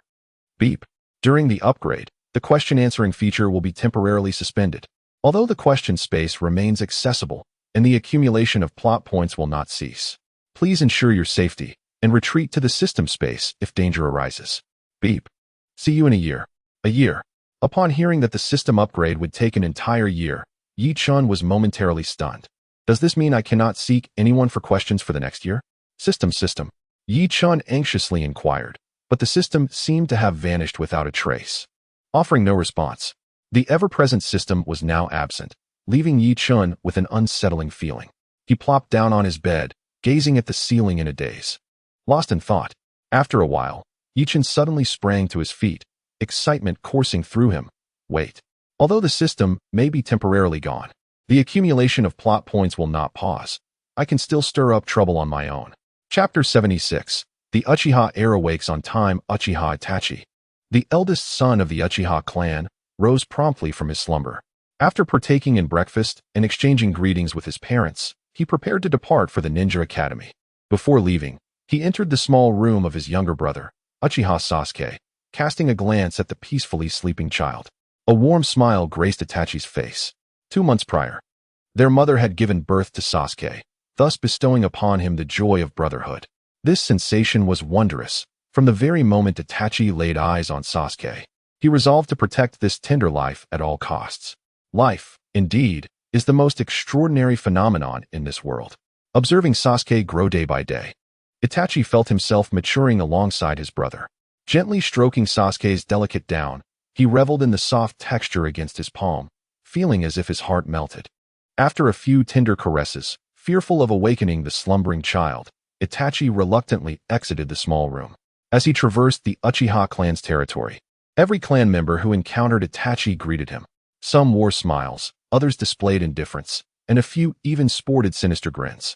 Indeed, the Uchiha clan harbored its share of eccentricities. With many members accustomed to the brutality of the battlefield, their laughter long since extinguished. Upon encountering the clan leader's son, the so-called prodigy, the forced smiles of some members appeared grotesque. Nevertheless, Itachi remained unfazed. It is worth noting that previously, the atmosphere within the clan had been fraught with tension. The members were perpetually on edge, scarcely capable of mirth. To encounter a semblance of normalcy was a rarity. However, the current climate within the Uchiha clan had softened. shedding its former rigidity. This transformation could be credited to the Fourth Hokage. Since his ascendance, the village's leadership had altered its approach toward the Uchiha clan. Although Itachi was still young and lacked comprehensive understanding of many clan matters, he remained perceptive to the shifting tides of sentiment. For instance, prior to the Fourth Hokage's tenure, Itachi occasionally found himself the target of hateful and wrathful gazes while navigating the village, only to discover that these stares came from ordinary villagers, not even shinobi. Itachi understood that this animosity stemmed from the actions of the police force. The Uchiha clan, under extreme duress, had developed a pervasive sense of paranoia, convinced that the village conspired against them, ostracizing them. This mindset led to the police force's members often acting without empathy, exhibiting an exaggerated sense of superiority, which resulted in significant friction with the villagers. Yet, how could the villagers withstand the Uchiha clan's infamous reputation? Thus, they bore the brunt of their grievances in silence. Over time, the villagers' resentment grew, and unable to retaliate against the police force, they could only cast hateful glances toward the Uchiha children. However, such occurrences had diminished considerably of late. "Oh, Itachi, up so early. Would you care for a freshly steamed bun?" The voice of the vendor suddenly broke through Itachi's thoughts. Turning to face her, he saw the cheerful, plump woman standing beside a steaming basket, which she opened to reveal a collection of large, fluffy buns. She smiled warmly at him, beckoning him closer. "Thank you for your kind offer, but I have already eaten at home," Itachi replied politely, giving a slight bow of gratitude before continuing on his way to school. This has changed. The clan members felt the benevolence emanating from the Fourth Hokage, which prompted them to temper their actions. Recently, the police force had seldom clashed with the villagers. The villagers, in turn, recognized this shift and, relieved, began to extend goodwill towards the young members of the Uchiha clan. This is a virtuous cycle. Of course, the most significant reason behind this transformation was the fall of Danzo Shimura. Occasionally, as Itachi passed by his father Fugaku's study, he could overhear conversations between his father and the clan members, and often heard Danzo's name mentioned. He was a malevolent figure targeting the Uchiha clan, a high-ranking official in Konoha. Under Danzo's deliberate exclusion and oppression, the Uchiha had been akin to a bloodthirsty beast confined within a cage. Yet, the nature of the beast could not be extinguished. The more it was imprisoned, the more frenzied it became. One day, it would break free, and that would be the moment of its ferocity unleashed. Now that Danzo was gone, Minato Namikaze had liberated the bloodthirsty beast known as Uchiha and set it loose in the forest. Without shackles, the beast's inherent savagery was subdued by the instinct for survival, leading to a cooperative demeanor. Truly, the Fourth Hokage is a man of profound wisdom. As Itachi reflected upon the entire transformation of the Uchiha clan, he could not help but marvel at Minato's sagacity. The former Hokage had only known to suppress the Uchiha, while Minato understood that mere oppression would not suffice and chose a more astute approach. "What are you pondering, little genius of the Uchiha?" Just then, a familiar voice broke through Itachi's reverie. "Nothing. Let us go," he replied, recognizing it as the voice of Ichin. Every day on their way to school, Ichin would wait for him at this intersection, and they would walk together, a routine to which Itachi had grown accustomed. "Are you thinking about your adorable little brother?" "Huh. I never expected you, Itachi, to be such a doting brother," Ichin remarked, unfazed by Itachi's typically aloof demeanor. Knowing well that Itachi reserved his tenderness and affection for one person, his younger brother, Sasuke. "Enough of this. Let us hurry," Itachi responded, indifferent to Ichin's teasing. Striding towards the school. "Hey, don't be so cold. Do you remember those weighted training tools I asked you to make last time?" Ichin hurriedly caught up, continuing the conversation. This burden was specifically sought by Ichin from Uchiha Itachi, who assisted him in finding skilled craftsmen within the Uchiha clan to forge it. It resembled the weights that Rock Lee strapped to his legs in the original story. "In about a week, I shall present it to you." "That sounds splendid. Thank you, Itachi," Ichin replied with a reassuring smile. The reason for enlisting Uchiha Itachi's help was twofold. Firstly, he aimed to conserve his funds, knowing that having Itachi approach the clan members would undoubtedly be more economical than his own attempts at customization. Secondly, in comparison to the ordinary blacksmiths in the village, the smithing prowess of the Uchiha clan was far superior. "It matters not," Itachi remarked, shaking his head as he cast a glance at Ichin, a hint of complexity flickering across his expression. This companion of his had, since half a year ago, transformed dramatically, exhibiting a rapid growth in strength. Previously just an average ninja, barely trailing behind in class, Yi Chun had shocked Itachi during their last sparring session, sending him flying with a single punch, leaving him astonished for an entire day. Despite Itachi's heightened vigilance and utmost effort in subsequent matches, he repeatedly found himself defeated by Yi Chun. It was a mystery how this individual had suddenly become so formidable. Chapter 77. The official duel, Yi Chun versus Itachi. Soon, the two arrived at the academy.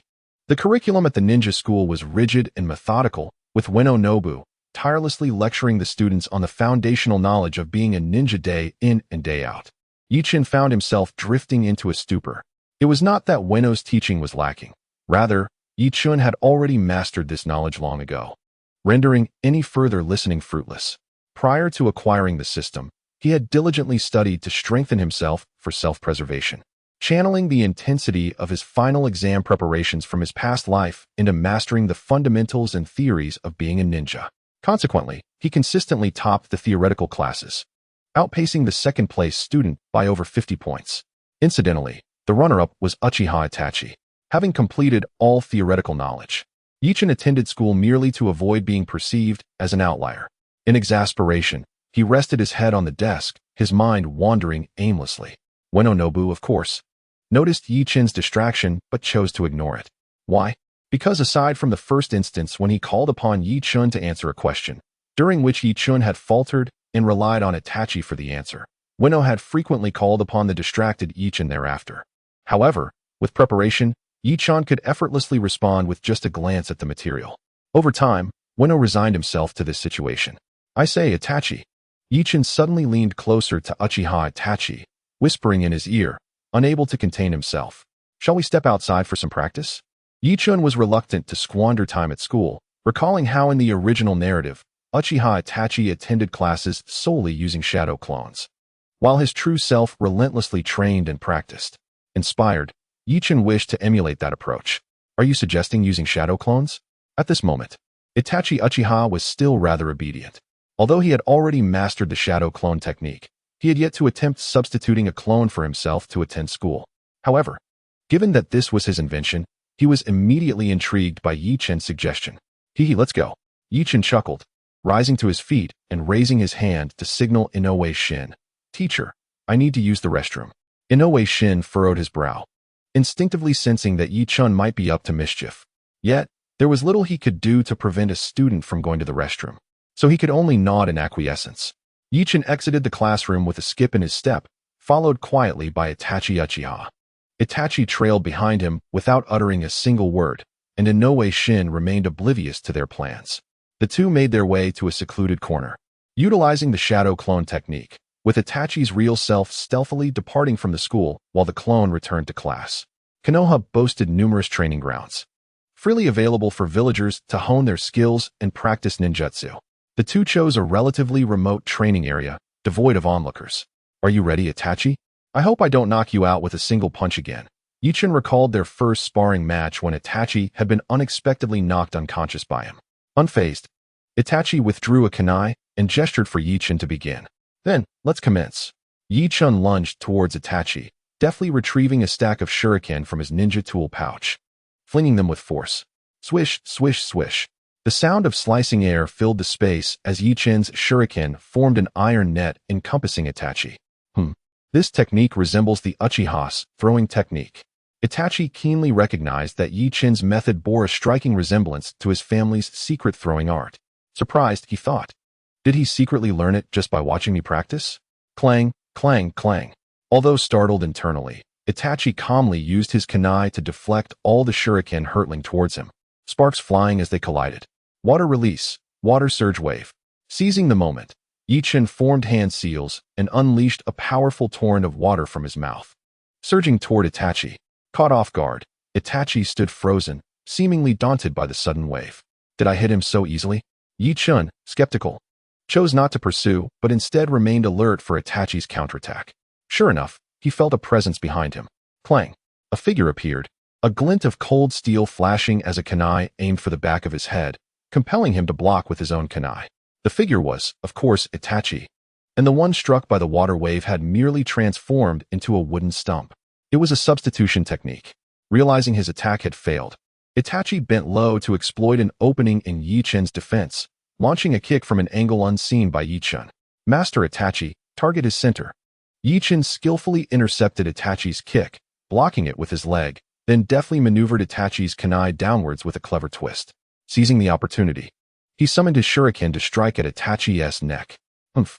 Uchiha Itachi let out a cold snort, capturing Yi Chen's attention. However, as Yi Chen raised his hand, he noticed Itachi's serious expression, his Sharingan already activated, with two swirling tomo akin to tadpoles. Blast!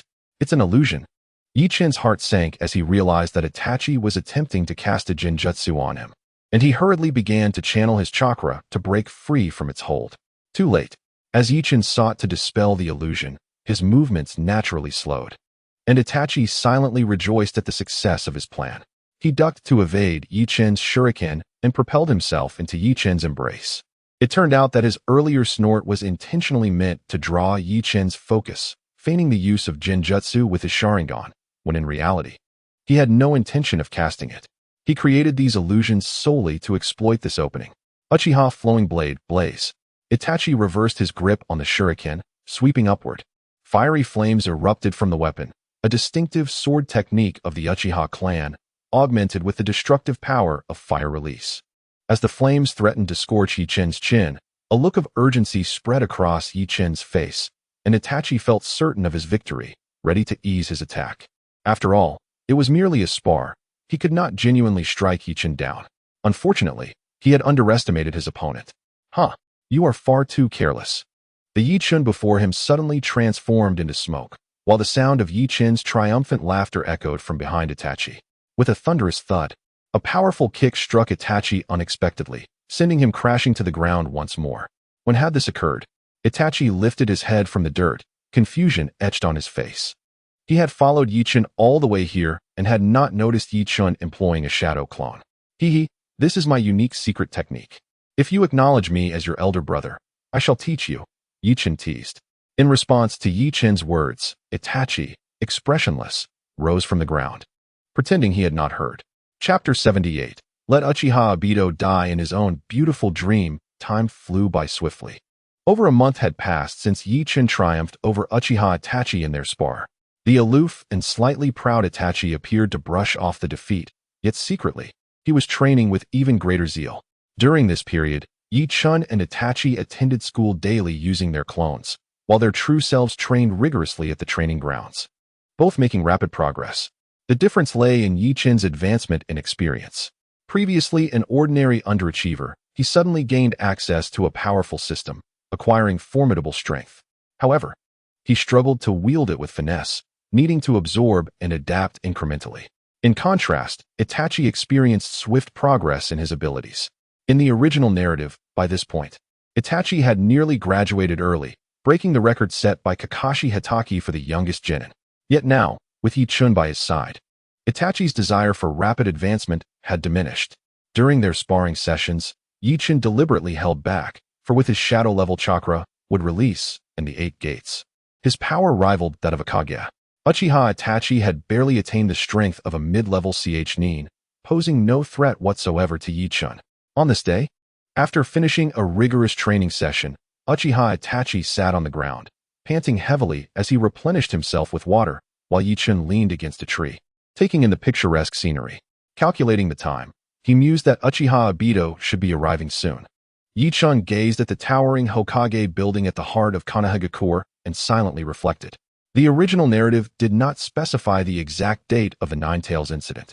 Yet Yi Chen surmised that it would likely occur within this time frame, thereby anticipating each passing day with fervor. It is important to note that due to the initial test, Minato Namikaze and his companions had been privy to the information regarding Uchiha Obito's impending attack on Konoha, thanks to Yi Chen's revelations. With the likes of Minato, Hiruzen Sarutobi, Jiraiya, and Tsunade, all bolstered by the enhanced version of the legendary Orochimaru, how could Uchiha Obito create any significant turmoil? Furthermore, given Minato's esteemed reputation, he could summon members of the Uchiha clan to assist at any moment. Could Uchiha Obito really escape from a siege of such formidable strength? Chuckling to himself, Yi Chen found the thought amusing. Imagining the moment when Uchiha Obito first set foot in Konoha, only to be immediately encircled by 5 elite shinobi. Filled Yi Chun with uncontainable excitement. Ultimately, Yi Chun harbored a deep-seated disdain for Uchiha Obito. He was utterly devoid of humanity. Driven to madness by the death of his unrequited love, he sought to obliterate the world. He had orchestrated the demise of his own master and mistress, manipulating schemes from the shadows that led to the downfall of his own clan. Such a character, astonishingly, managed to redeem himself in the end. In Yi Chun's previous life, whenever he witnessed Uchiha Obito's self-indulgent declarations of Lin, "I shall create a world with Lin," he felt a wave of nausea wash over him. Did he ever consider that Lin would not possibly reciprocate his feelings? Those familiar with the original story knew full well that Noara Rin's affections were reserved for Kakashi Hatake. How could he wallow in self-pity over a one-sided love? It was no wonder he yearned to initiate the infinite Tsukuyomi. It was merely an endeavor to self-hypnotize. One can only surmise that Uchiha Obito was acutely aware that Rin did not hold any affection for him. Even if Rin were alive, she would not choose to be with him. If that were not the case, why wouldn't he simply use the rebirth technique to resurrect her? Even without that, there were other methods of resurrection available. Why resort to the infinite Tsukuyomi? Uchiha Madara had already articulated the nature of the infinite Tsukuyomi. It was merely a grand illusion, designed to ensnare the entire shinobi world within a dream, thus eradicating war and achieving everlasting peace. It was akin to being a brain in a vat. Even if Uchiha Obito succeeded in executing his plan, he would only be dozing within his own fabricated dream. How ironic that Lin Yiyuan met his demise, despite the circumstances. Is your action of any assistance to him? Certainly not. Ultimately, Uchiha Obito merely seeks to hypnotize himself, akin to the awakening of his Manjiki Sharingan's Kimui. He yearns to fabricate a world of his own, retreating into a realm of self-deception. Such a person as Uchiha Obito deserves nothing but death. He is utterly devoid of value. Yi Chun scoffed inwardly. Even if he were not to be directly slain, ensnaring him in an illusion to perish within his own dream would be the utmost act of mercy. Yi Chun contemplated. Ding. The host's thoughts have been detected, and a task has been issued. Let Uchiha Obito die in his own dream. Task completion reward, 500,000 plot points. High-tier lottery draw opportunities, 5 times. What? The system has revived? Yi Chun sat up abruptly, mentally inquiring. System, have you completed your upgrade? Ding. Not yet. The system's core is undergoing an upgrade. This is a test program. The mechanical voice of the system elucidated. Upon understanding, Yi Chun realized that while the system core slumbered in the upgrade, it had created a small program. This program could automatically accumulate Yi Chun's plot points while also testing the new functionalities of the task system post-upgrade. At present, the system had detected Yi Chun's thoughts and issued a task. Realizing this, Yi Chun gazed at the rewards in the prompt, his heart aflame. Goodness. 500,000 plot points. 5 high-tier draws. I am destined for a night of wealth. After 3 rounds of quiz tests, Yi Chun had amassed merely around 200,000 plot points and 4 high-tier draws. Now, the reward from a single task exceeds the total from 3 quiz tests. This system upgrade is indeed splendid. However, I lack proficiency in illusion techniques. How am I to accomplish this? Yi Chun noted the task's requirement, to ensure Uchiha Obito perished in his dream. Clearly, it necessitates ensnaring Obito in an illusion before delivering the fatal blow, or employing a lethal illusion outright. Yet, these skills elude him. He had only mastered the technique of the darkness walking. What to do? Under the curious gaze of Uchiha Itachi, Yi Chun rose and began to slowly pace around the trunk of the large tree he had previously leaned against, circling it repeatedly. What are you doing? Finally, as Yi Chun completed his 20th lap, Uchiha Itachi could no longer restrain himself from asking. I am contemplating. You may continue your practice. Yi Chun waved dismissively at Uchiha Itachi. After some time, as Uchiha Itachi resumed his rest following a brief training session, Yi Chun clenched his right fist and struck it into his left palm, a serious expression adorning his face. Very well. This shall be my course of action. Chapter 79. Today, let us settle the score, Sensei Minato. In the forest outside Konoha village, atop a lofty ancient tree, stood a man clad in a black robe, his visage concealed behind a swirling mask. He stood silently, his gaze seemingly piercing through the forest, reaching towards the distant Konoha village. Beside him, a peculiar figure reminiscent of a pitcher plant emerged from the ancient tree's trunk. To say it emerged is quite literal. Half of its body protruded while the other half remained ensnared within the bark. These two figures were none other than Uchiha Obito and Kagaya's manifestation, Black Zetsu. Their purpose for arriving outside the Hidden Leaf Village was, of course, to execute the Moon Eye plan and seize the Nine Tails. From a long time ago, Uchiha Obito had devised this plan. Information possessed by Black Zetsu indicated that the seal on a female Jinchuriki was weakest during childbirth. It was precisely during this moment that Uchiha Obito could easily unravel the seal and release the Nine Tails. Under normal circumstances, the seal on a Jinchuriki was quite formidable, particularly for Uzumaki Kushina, the orphan of the clan renowned for its sealing techniques. In ordinary times, even if Uzumaki Kushina stood before Uchiha Obito, he would be incapable of breaking the seal on the Nine Tails. Have you gathered the necessary intelligence? Uchiha Obito's cold voice echoed from beneath his mask. Yes, the defenses of the leaf have contracted, with a significant number of forces amassed near a certain residence. That is likely where the Jinchuriki is to give birth. Black Zetsu replied. Indeed, Black Zetsu's reconnaissance abilities were perhaps the most formidable in the ninja world. Swiftly traversing between land and trees, he could effortlessly circumvent the defenses and barriers of the Leaf Village, boldly infiltrating it to gather information. Just moments ago, he had scouted the specific location of Uzumaki Kushina's childbirth to facilitate Uchiha Obito's assault. Ordinary ninjas pose no threat whatsoever, Uchiha Obito retorted disdainfully. He dismissed the notion of the substantial defensive forces surrounding the location of Uzumaki Kushina's childbirth. It was, after all, rather peculiar that the illustrious Nine-Tails Jinchuriki of the Leaf Village would not have adequate security during such a critical moment. However, for Uchiha Obito, who possessed the eternal Mangeki Sharingan, even a multitude of ordinary ninjas could not pose a threat. His Mangeki technique, Kimyui, could evade all harm. And combined with Black Zetsu's stealth capabilities, no amount of defensive forces could hinder him. Where are Jiraiya and Tsunade? Uchiha Obito suddenly recalled something, furrowing his brow as he inquired. They left the leaf last month. They might be wandering somewhere in the ninja world now, Black Zetsu responded. He had been monitoring the area around the leaf for some time. The last time Jiraiya and Tsunade returned to the leaf, he felt a pang of concern. After all, unlike the ordinary ninjas of the leaf, their shadow-level prowess could indeed threaten Uchiha Obito and obstruct the completion of his mission. Fortunately, last month, Black Zetsu witnessed these two individuals departing from Konoha village and dispatched White Zetsu to discreetly follow them. To this day, one is busy peering into the women's bathhouse, while the other is engrossed in gambling, completely disregarding the impending birth of the village's Jinchuriki. Arrogant Konoha shall inevitably pay the price. Uchiha Obito let out a cold snort, revealing a profound disdain. As a native of Konoha himself, he was acutely aware of the mindset of its inhabitants, proud, conceited, and convinced that no adversary could rival them in the shinobi world. They believed Konoha to be the safest haven, impervious to any invasion, shielded by a multitude of formidable warriors. This was the prevailing sentiment among the villagers. Indeed, one could argue that their confidence is justified.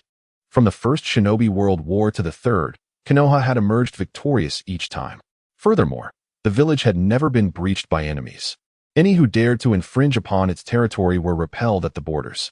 This was the foundation of Konoha's pride. Alas, these accomplishments were relics of Konoha's golden age. The present Konoha, however, is a shadow of its former self, bereft of its white fang, with the legendary three having departed and its core forces now decimated. It is no longer the Konoha of yore. Let us proceed. It is time for Konoha to awaken to reality. One must recognize that the world we inhabit is akin to hell. Uchiha Obito's voice dripped with a bloodthirsty madness, as a formidable force emanated from the right eye visible through his mask, warping the very fabric of space and pulling him within. TCH, you insolent brat. I trust you will execute the plan flawlessly. After Obito's departure, Black Zetsu emitted a derisive laugh before slipping into the tree trunks, vanishing from sight. In the stillness of night within Konoha village, in a concealed chamber, Uzumaki Kushina was in the throes of labor. Assisted by Sarutobi Hiruzen's wife and several medical ninjas bustling about to aid in the delivery.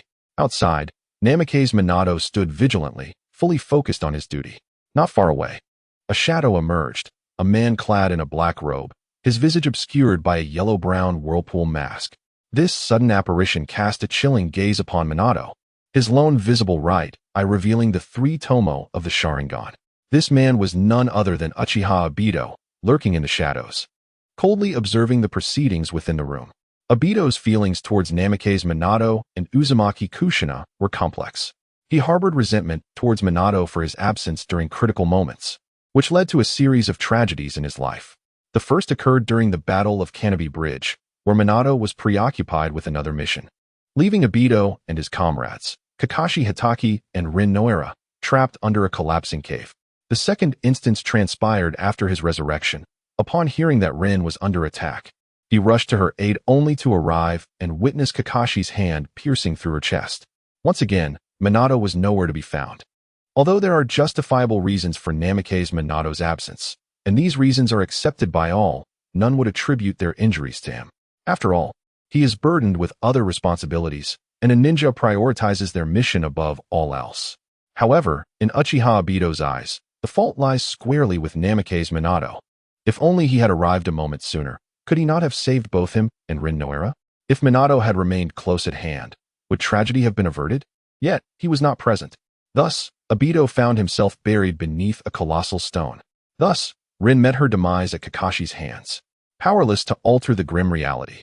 Uchiha Obito could only unleash his fury upon the seemingly culpable Namikaze Minato, revealing the frailty and cowardice within his heart. Today, let us settle this score, Minato-sensei. Chapter 80. A surprising reunion for Uchiha Obito. Tsurutobi Buwako finally cradled the newborn child, a baby with golden hair and a face adorned with the markings of the Sage of Six Paths, who let out a resounding wail. Namikaze Minato was overjoyed, rushing in to share a smile with Kushina Uzumaki.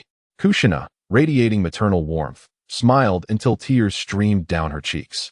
Suddenly, a shadow flickered by. Buwako's smile faltered, and she collapsed, her body going limp. The child she held was snatched away by the sudden appearance of Uchiha Obito. "Who are you? Release my child!" Minato and Kushina exclaimed in shock. Uchiha Obito, cradling the infant in one arm, brandished a kunai menacingly towards Minato. "Fourth Hokage, step away from the Jinchuriki. Otherwise, I shall end this child's life at once." Minato shouted urgently. Wait. What Obito failed to notice was that, as those words escaped Minato's lips, a glimmer of amusement flickered in his eyes. Reacting instinctively to Minato's shout, Obito tightened his grip on the child, bracing himself for an imminent assault.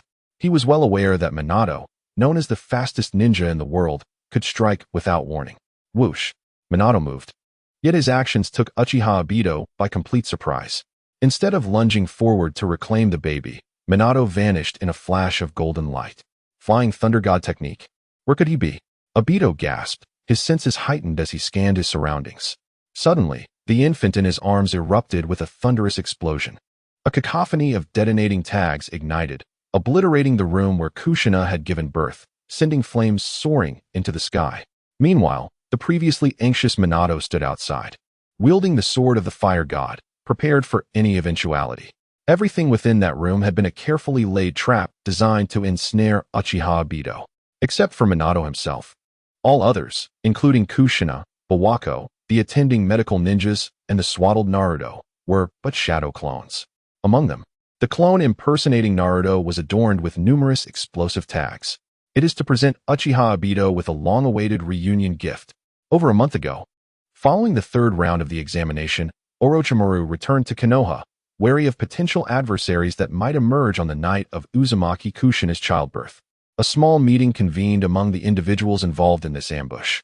The attendees included the Fourth Hokage, Minato Namikaze, the Third Hokage, Hiruzen Sarutobi, Jiraiya, Tsunade, Orochimaru, Mito Minyin, and Tenten. Nara Shikaku and Hatake Kakashi were also present. Among these figures, only Minato and the legendary Sannin were the direct executors of the plan. After all, these four were among the few elite shinobi in Konoha, still at their zenith. The elderly Hiruzen, due to his frail condition, refrained from direct involvement and remained behind to support. The others were merely present to demonstrate solidarity, conveying the significance of the impending events and requesting their cooperation in the village's affairs. Among them, Nara Shikaku held a particularly unique position as the chief strategist for this operation. Since Uchiha Obito's objective is to attack the Jinchuriki during her childbirth and unleash the Nine Tails, we shall exploit this point and set a trap Shikaku calmly articulated, standing before a large whiteboard, armed with a black marker. Given that Obito's intentions were clear, there would be no alternative course of action.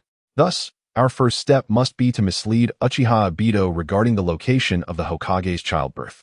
Shikaku inscribed 9 tails on the board, encircled it, and then wrote Obito's name, connecting the two with a black line. But how can we actively divulge information to Uchiha Obito? Jiraiya interjected, his dissatisfaction evident. Before he could continue, Tsunade delivered a swift blow to his head, admonishing him to remain silent and listen. Unperturbed by the interruption, Shikaku smiled as he clarified, Jiraiya-sama, that is not my intent. What I mean by informing Uchiha Obito is, of course, to provide him with false information. The true location of the Hokage's childbirth shall remain undisclosed. Rubbing the bump on his head, Jiraiya grimaced but stubbornly inquired, then how do you intend to inform him? Are we to post a notice declaring that the Hokage's wife will give birth here? Indeed, Jiraiya-sama, if you were to guard the Hokage's wife during her childbirth, what would be your first course of action? Shikaku countered. Naturally, I would amass a heavy guard and establish multiple layers of defense to ensure her safety, Jiraiya began. But as he spoke, he grasped Shikaku's intent. You mean to say we should deploy a significant force to protect that false location, thereby luring Uchiha Obito into our trap? Shikaku nodded in satisfaction, relieved that Jiraiya had finally grasped the concept. Thus, we must create a fade, leading Uchiha Obito to believe that the Hokage's wife will give birth at that designated spot, compelling him to reveal himself. He then turned back to the whiteboard and wrote down 3 names, Jiraiya, Orochimaru, and Tsunade, the 3 esteemed figures of the Sannin. With the exception of Lord Orochimaru's return to the village remaining undisclosed, have not concealed the whereabouts of Lord Jiraiya and Lady Tsunade. Given that Uchiha Obito dares to strike at Konoha, he would undoubtedly conduct prior reconnaissance on the village's condition. Once he becomes aware that both Lord Jiraiya and Lady Tsunade are present within the village, he will exercise greater caution, leading to a modification of his strategies. Our greatest advantage lies in our foreknowledge of Uchiha Obito's operational plans. We must not relinquish this edge lightly. Therefore, I implore both esteemed individuals to temporarily conceal themselves, while I arrange for the Umbu ninjas to transform into the likenesses of the two and depart the village, creating a diversion. Nara Shikaku's words were straightforward, and Jiraiya understood immediately, nodding earnestly in agreement. Tsunade, being equally invested in the major affairs of the village, nodded in concurrence. When should we make our appearance? Inquired Orochimaru, intrigued by Nara Shikaku's plan and appreciating the intellect of such a brilliant strategist. Well, the more unexpected the location, the better, Nara Shikaku replied, a glint of cunning flashing in his eyes as he resumed writing on the whiteboard. Chapter 81. The Second Trap, enticing the guest into the jar within Konoha village. A violent explosion sent plumes of dust and debris soaring into the air. Minato Namikaze shielded his eyes with one hand, intently observing the conflagration engulfing the wooden structure before him. The explosion undoubtedly captured the attention of the surrounding Konoha ninjas. Several unaware ninjas, not summoned for this defensive detail, rushed towards the scene, only to be intercepted and driven away by the Umbu lurking in the shadows. This area had been thoroughly encircled by Konoha's defensive forces. Perched in the shade of a large tree, a Konoha Umbu lay concealed, as still as a corpse. His skills in stealth were remarkably advanced, rendering him nearly undetectable to those lacking keen eyesight. Alas, a sharp kunai sliced through the air, swiftly piercing the throat of the hidden Umbu. His eyes widened in shock, but he uttered not a word before succumbing to death. At that moment, the assailant revealed himself from the swirling air. A disheveled Uchiha Obito emerged from the vortex. Damn it! How could Konoha possibly be prepared? Furthermore, that shadow clone disguised as an infant attempted to affix the flying thunder god seal onto me. If I had been struck by that seal, the consequences would have been dire, Obito seethed, his expression twisted with malice, reminiscent of a beast poised to devour its prey. Just moments ago, he had believed he would secure a swift victory and capture the Nine-Tails Jinchuriki. Yet, he could not fathom that the birthing chamber of the Jinchuriki was, in fact, a trap. Aside from Minato Namikaze, who was genuine, all others were mere shadow clones. The vortex of Kushina was a ruse. The one facilitating the delivery was Sarutobi Bawako, and the one in his grasp was Uzumaki Naruto. Several medical ninjas from Konoha are present, but they are mere imposters. Just as Uchiha Obito had captured Naruto Uzumaki, he had no time to negotiate terms with Minato Namikaze. The infant in his grasp transformed into a human bomb. How audacious! Such treachery defies the very essence of martial honor.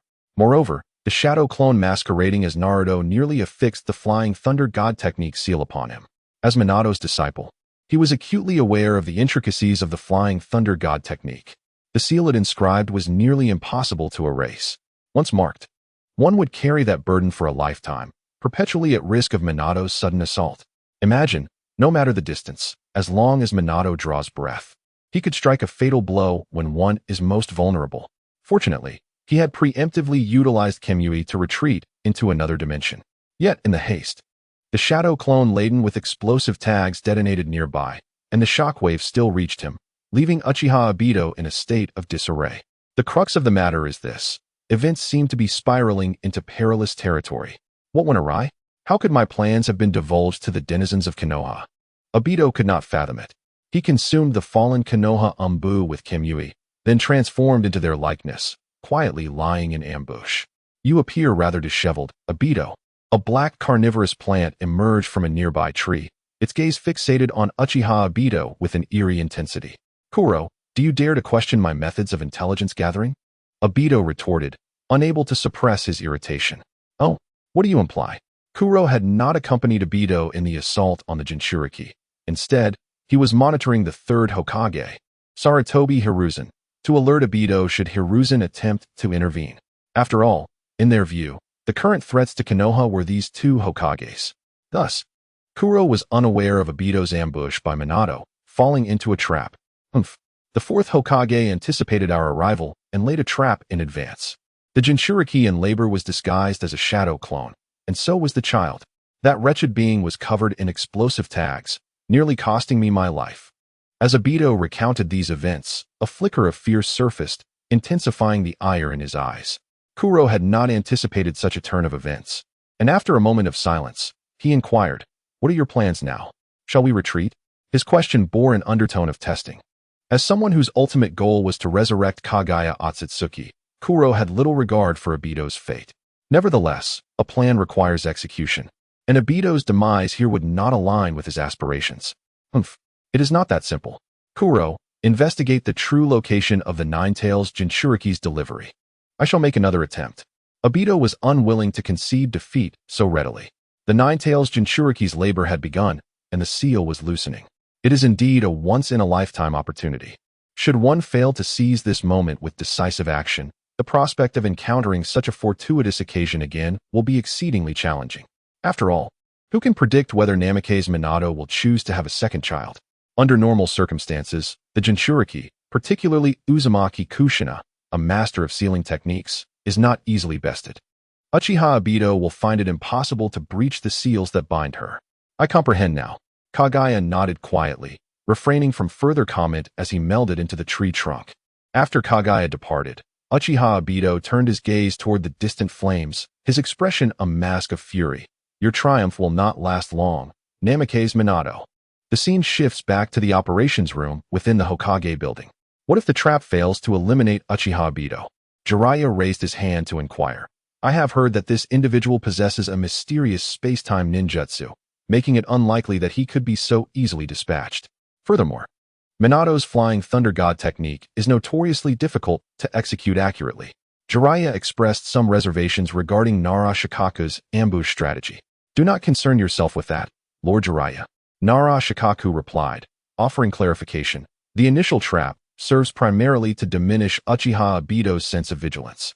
Given his audacity to strike at Konoha, he will undoubtedly approach with utmost caution. Thus, my intention for the first ambush is not to eliminate him outright. The crux lies in the subsequent arrangements. Nara Shikaku gestured toward the diagram on the whiteboard, explaining, Uchiha Obito, having meticulously planned this assault, will not withdraw after a single failure. Once he realizes that the heavily guarded birthing location is a ruse, a trap, he will undoubtedly seek the true site of the birth, intent on capturing the Jinchuriki. When he discovers the genuine location, his guard will naturally drop, and therein lies our true opportunity. Nara Shikaku's words elicited nods of agreement from the assembly. It stands to reason that if the first location is a deception, the second must indeed be genuine. With that in mind, who shall be tasked with safeguarding Kushina's actual birthing place?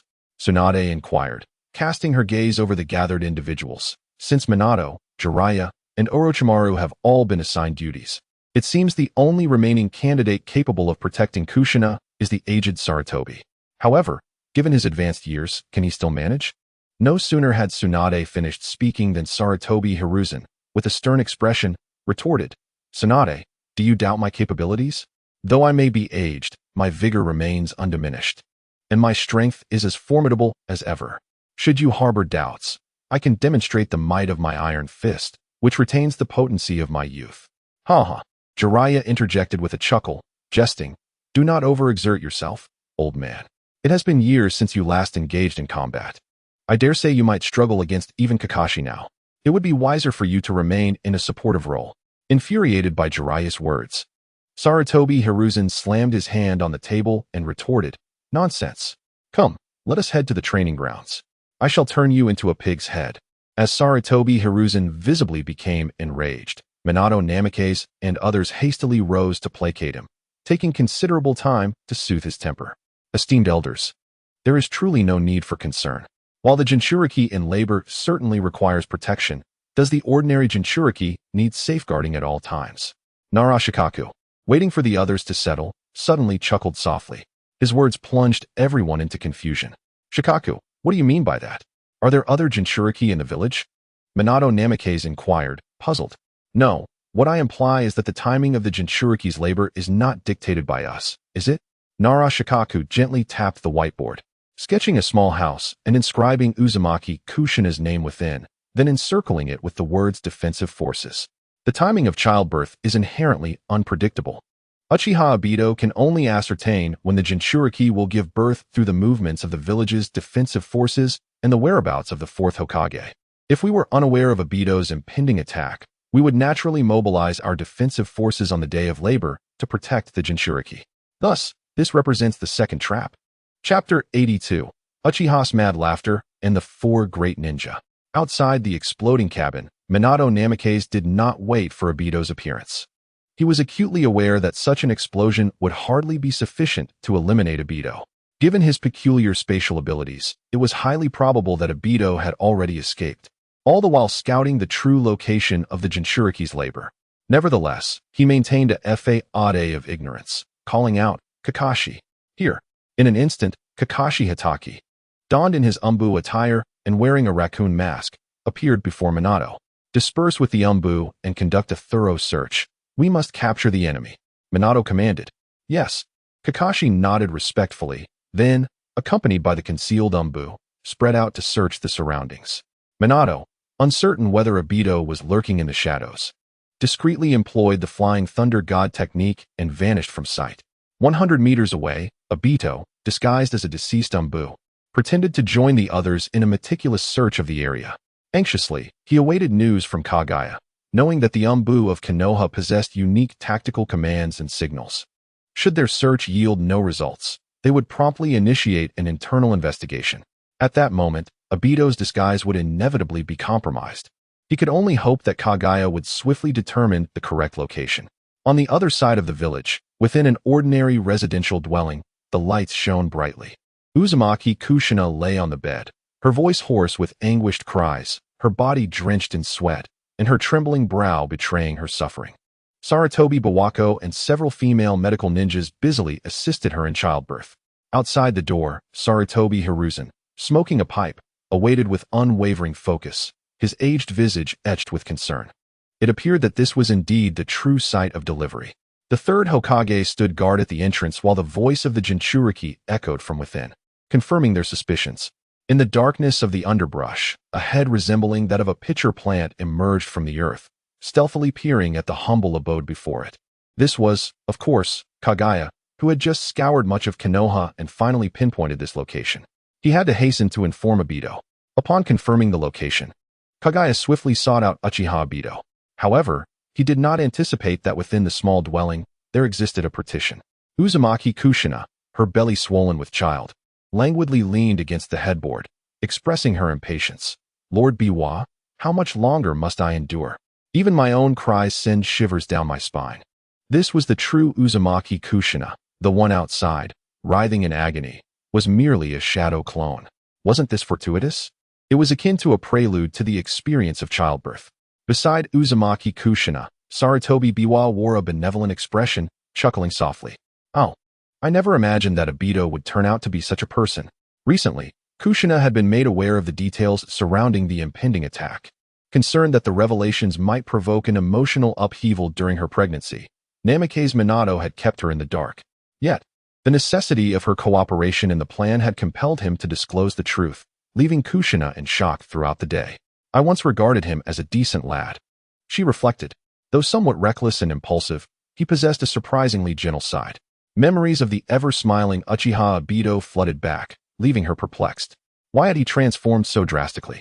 Was it true that he intended to assault Konoha to capture her and unleash the nine tails sealed within her?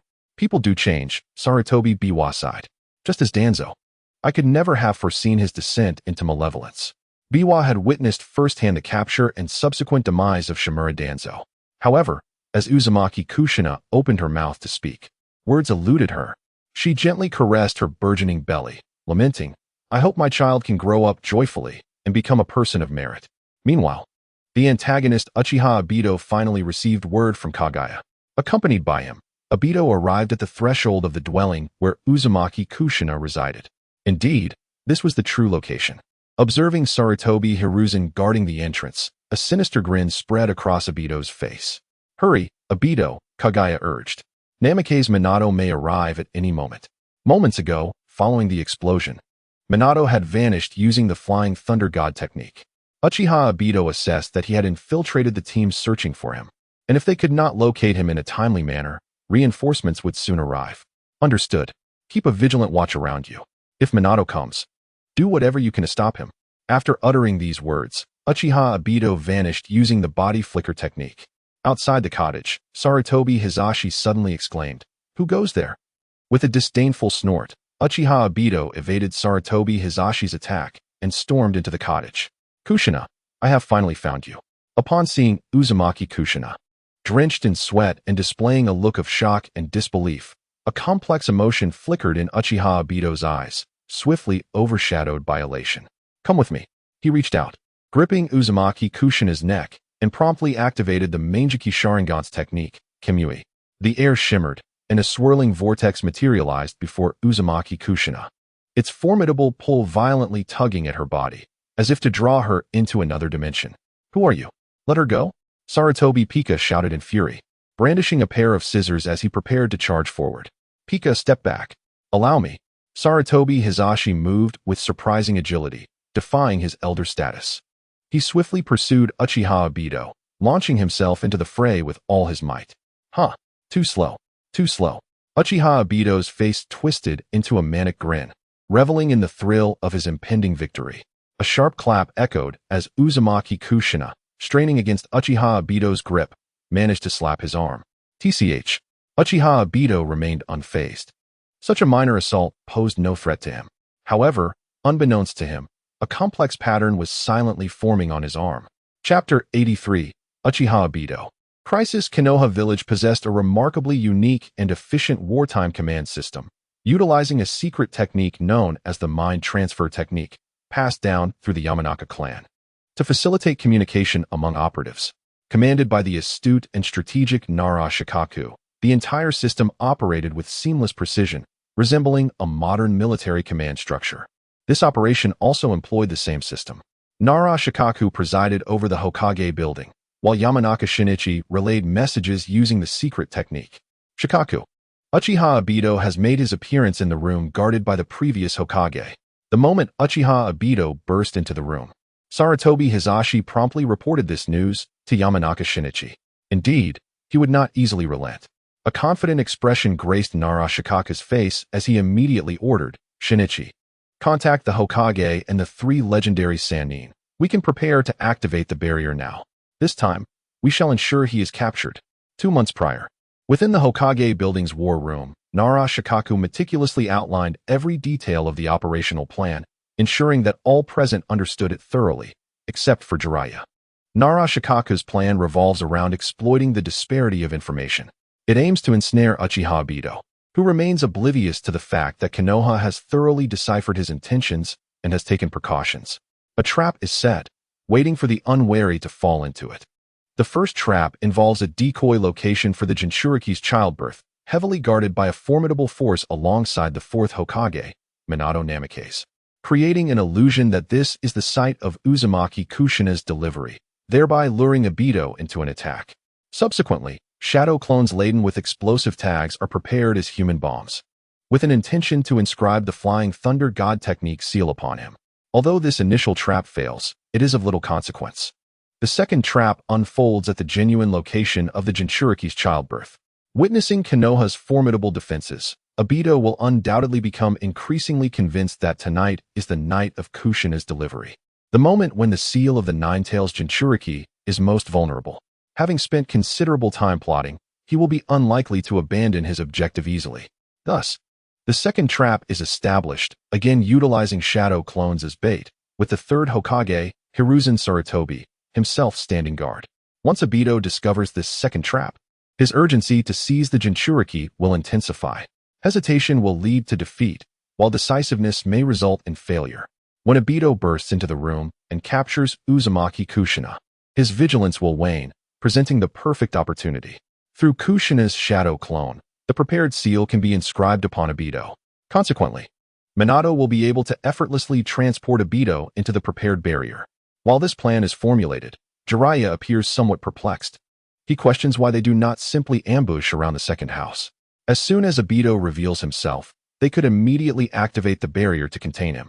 Narashikaku responds, stating that the chakra fluctuations of the three esteemed individuals are so potent that Obito would sense them upon approaching, making it easy for him to discern the trap.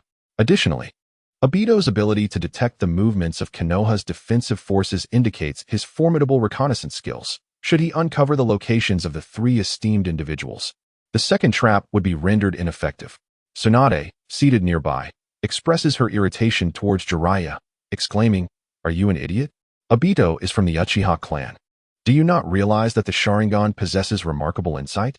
With our chakra levels so substantial, he would sense our presence the moment he draws near, making ambushes pointless."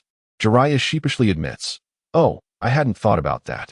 Tsunade retorts, "Well, it's clear Jiraiya isn't the sharpest tool in the shed.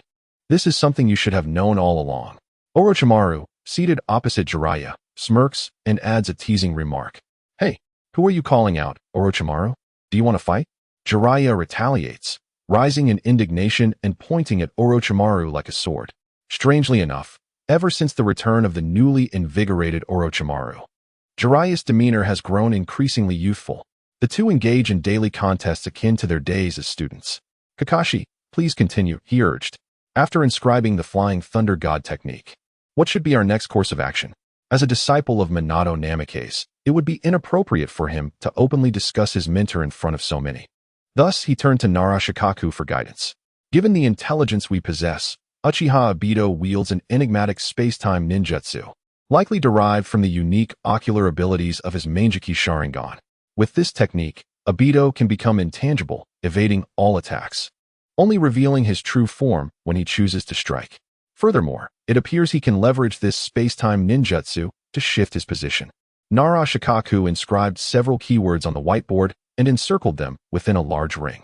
In terms of direct combat capability, Uchiha Obito cannot match the Hokage. During the assessment, the Hokage, unaware of Obito's abilities, effortlessly defeated him. Now, with knowledge of his powers and secrets, our focus must shift not to defeating him, but rather to preventing his escape. Shikaku scanned the room and directed his gaze toward the legendary three. This mission must be undertaken by the esteemed Sannin. Uchiha Obito was engulfed in ecstasy, having finally captured the Nine-Tails Jinchuriki. The immediate priority was to transfer Kushina Uzumaki into the Kamui dimension, while he himself sought refuge. Intending to unleash the Nine-Tails once secured, the gravitational pull of Kamui intensified, rendering Kushina's struggles increasingly futile. Just as the furious Hiruzen Sarutobi prepared to charge forward, kunai in hand, Obito steeled himself, willing to endure a wound in order to pull Kushina inside. "Let her go?" Sarutobi bellowed as his kunai lunged toward Obito's chest, only to be intercepted by Obito's arm, embedding itself into his flesh. Bang! In the moment of sacrifice, Kushina Uzumaki, held tightly by Obito, suddenly transformed into a plume of white smoke, dissipating into the air, leaving Obito bewildered. It was a shadow clone. In an instant, a figure with golden hair materialized behind Obito, one hand grasping him and the other seizing Sarutobi. In a blink, they vanished once again. Chapter 84. May your soul rest in the pure land. The moment Minato Namikaze appeared, Obito sensed impending doom. Cursed be it, yet another trap. Within a brief span, he had unwittingly fallen into two meticulously crafted snares, leaving Obito with no outlet for his frustrations. He realized that he had just been marked by Kushina's shadow clone with the Flying Thunder God technique, and Minato's sudden entrance signaled the looming threat of great peril. Run. Without a second thought, Obito's mind was consumed by the singular urge to flee. Or rather, it should be termed a strategic retreat. Unlike the Kimui of Obito Uchiha, the instantaneous movement of the Flying Thunder God technique brings about a moment of disorientation. Kimui, striving to maintain his lucidity the instant he lands. Obito Uchiha intends to activate Kimui to escape. However, his movements cannot possibly outpace the prepared leaf shinobi who lay in ambush.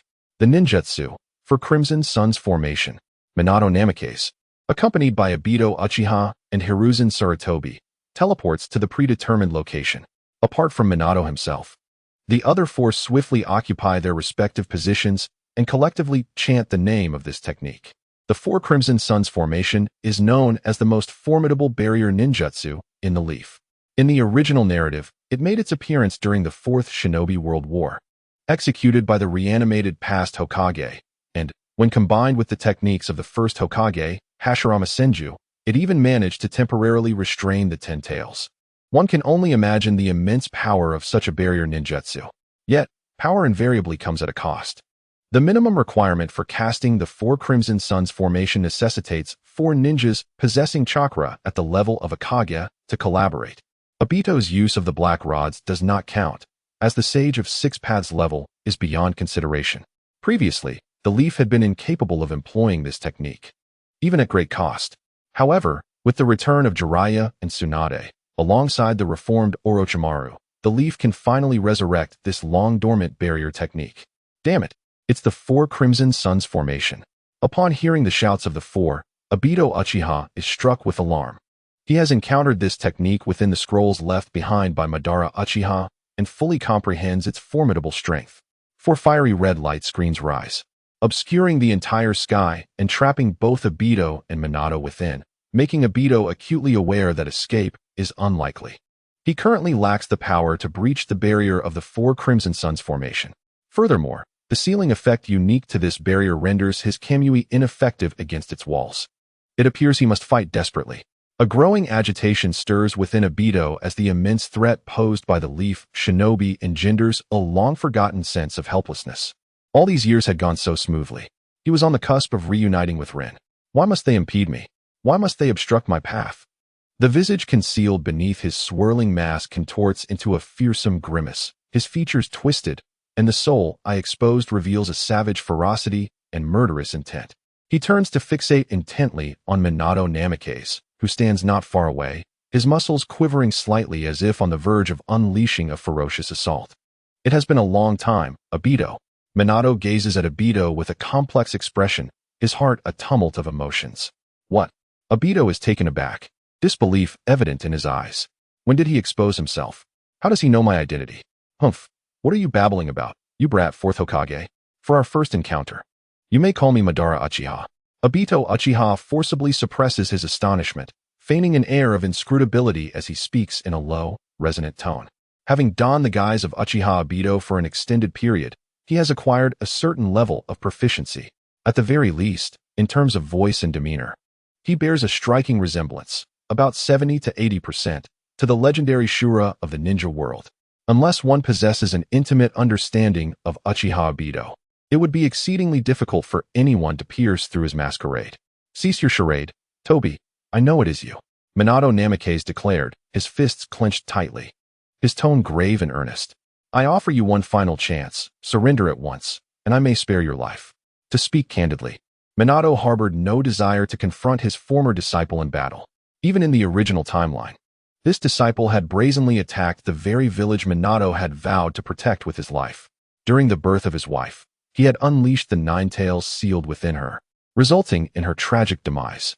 Yet, as long as the events had not yet transpired, there remained an opportunity for redemption. Otherwise, what purpose would foresight serve? On the other side, Uchiha Obito, though unaware of how Minato had discerned his true identity, reached a point where Minato's unwavering conviction compelled him to abandon his pretense. Ha ha, ha ha ha. Uchiha Obito erupted into a fit of manic laughter. He grasped the swirling mask on his face and forcefully tore it away, revealing a visage both grotesque and horrifying. One half of his face remained relatively unscathed, while the other bore the scars of a prior crushing by a massive rock. Though he had been rescued, the disfigurement remained. Unless he sought surgical correction. Spare my life. Your tone remains as arrogant as ever, Sensei Minato. Obito's face was contorted into a maniacal grin. The corners of his mouth stretched high. A dangerous glint flickered in his eyes as he questioned, "Do you truly believe you can easily defeat me? Or do you still perceive me as that Leaf Village genin you could easily dispatch? How disappointing. I had hoped that after ascending to the position of Hokage, your insufferable demeanor might have softened, yet I find you even more haughty." Obito's words left Minato at a loss for words. He could scarcely comprehend how his former disciple's perception of him had devolved into such a distorted image. Pressing his lips together, Minato suddenly found himself reluctant to continue the conversation. Upon first encountering Obito, he had harbored hopes of redeeming his former student. However, witnessing the latter's frenzied state, he realized with clarity that this individual had become entirely transformed. The disciple he once knew had perished at the Kanabi Bridge, leaving behind only a mad specter that had usurped Uchiha Obito's form. "Hey, Minato, stop wasting time with him and finish him off," Jiraiya urged from the sidelines, maintaining the four red suns formation. Infuriated by Obito's words, he could no longer restrain himself. Let him go to the Pure Land to repent. A creature like him has no reason to exist in this world. Sarutobi Hiruzen also chimed in. "I understand." Konoha's illustrious Hokage, Minato Namikaze, nodded gently as he unsheathed the fiery red longsword, the sword of the fire god, procured from a fortuitous draw. "Very well, allow me, your teacher, to accompany you on your final journey, Obito. May your soul find peace in the Pure Land." Chapter 85, You Have Lost. Obito Minato Namikaze is arguably one of the most intricately designed characters in the original Naruto series. A natural-born ninja, he traversed the battlefield like a harbinger of death, reaping countless lives. Yet, he was also a benevolent beacon of warmth, radiating his unique light and kindness to friends and family. Furthermore, he was a romantic soul, unable to bear the thought of his beloved wife dying alone, willing to sacrifice his life to fulfill her last wishes. Minato embodies both a chilling demeanor and a fervent spirit, reminiscent of the protagonist from the popular anime Demon Slayer, Tanjiro Kamado. He could empathize completely with the demons, shedding tears for their tragic fates, while simultaneously wielding his blade without hesitation to end their suffering. Ultimately, he could even pray sincerely for a demon that had consumed countless lives, wishing for its rebirth into enlightenment. This duality is akin to the notion of a ruler wielding both compassion and wrath. In the midst of the four red yang formation, Minato resolved to cast aside all superfluous emotions, entering a state of battle readiness. Upon witnessing the transformation in Minato's aura, Uchiha Obito felt an immediate chill of trepidation. In an instant, Obito perceived a fleeting blur as Minato vanished from sight, only to reappear with the sword of the fire god gleaming fiercely before him. That radiant blade, imbued with searing heat, seemed to cleave the very heavens, overwhelming Obito's vision in an instant. Kamui. Obito swiftly activated his intangibility, narrowly evading the lethal strike. With a missed opportunity, he retreated immediately. Minato, witnessing Obito's escape from death, exhibited no surprise. Instead, he activated the body flicker technique, creating distance between them. Futile. Before my eyes, all your tactics are but a mere exercise in futility. Although Obito's heart raced in the aftermath of his narrow escape, it did not deter him from maintaining an air of bravado. This is the power of the Uchiha. This, too, served as a psychological strategy, a secret technique passed down through the Uchiha lineage. In the original text, every Uchiha character inevitably uttered the phrase, and Obito was no exception. He sought to cultivate an aura of enigma around his Sharingan, misleading Minato's judgment to seize the advantage. Had Minato been unaware of Obito's true capabilities, he might have fallen prey to the ruse. Unfortunately for Obito, Minato had conducted his research thoroughly, now fully immersed in battle mode. Minato had no intention of engaging in idle chatter with Obito. He retrieved several shuriken from his ninja tool pouch and hurled them towards Obito with precision. These kunai, all crafted by the illustrious Minato Namikaze, bear the distinctive mark of his flying thunder god technique. Whoosh! 3 kunai shot forth in a formation, aimed directly at Obito Uchiha. Attempting this trick again, are we? I have observed you employ it far too many times to fall for it now. Obito Uchiha swiftly utilized the body flicker technique, evading the kunai's reach with ease. He understood well that Minato could instantaneously close the distance to his enemy using the kunai marked with the flying thunder god seal.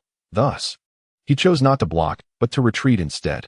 Furthermore, he was acutely aware that he bore a flying thunder god seal on his arm, allowing Minato the opportunity to materialize beside him at any moment. Would release Hell's Chaos. Anticipating Minato's imminent arrival, Obito clapped his hands together. Boom!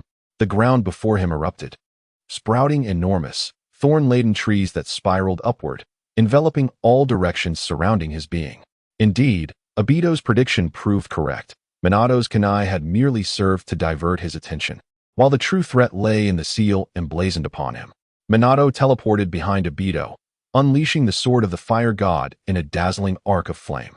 Yet the thorny trees emerged too swiftly, and Obito seized the initiative. Before the fiery blade could reach him, it was obstructed by the formidable trees. Though they appeared fragile, these colossal trunks were surprisingly resilient, rendering the sword of the fire god unable to cleave through, trapping its blade within the wood. Minato struggled to withdraw his sword, but to no avail. An opportunity. Elated, Obito lunged toward Minato's heart.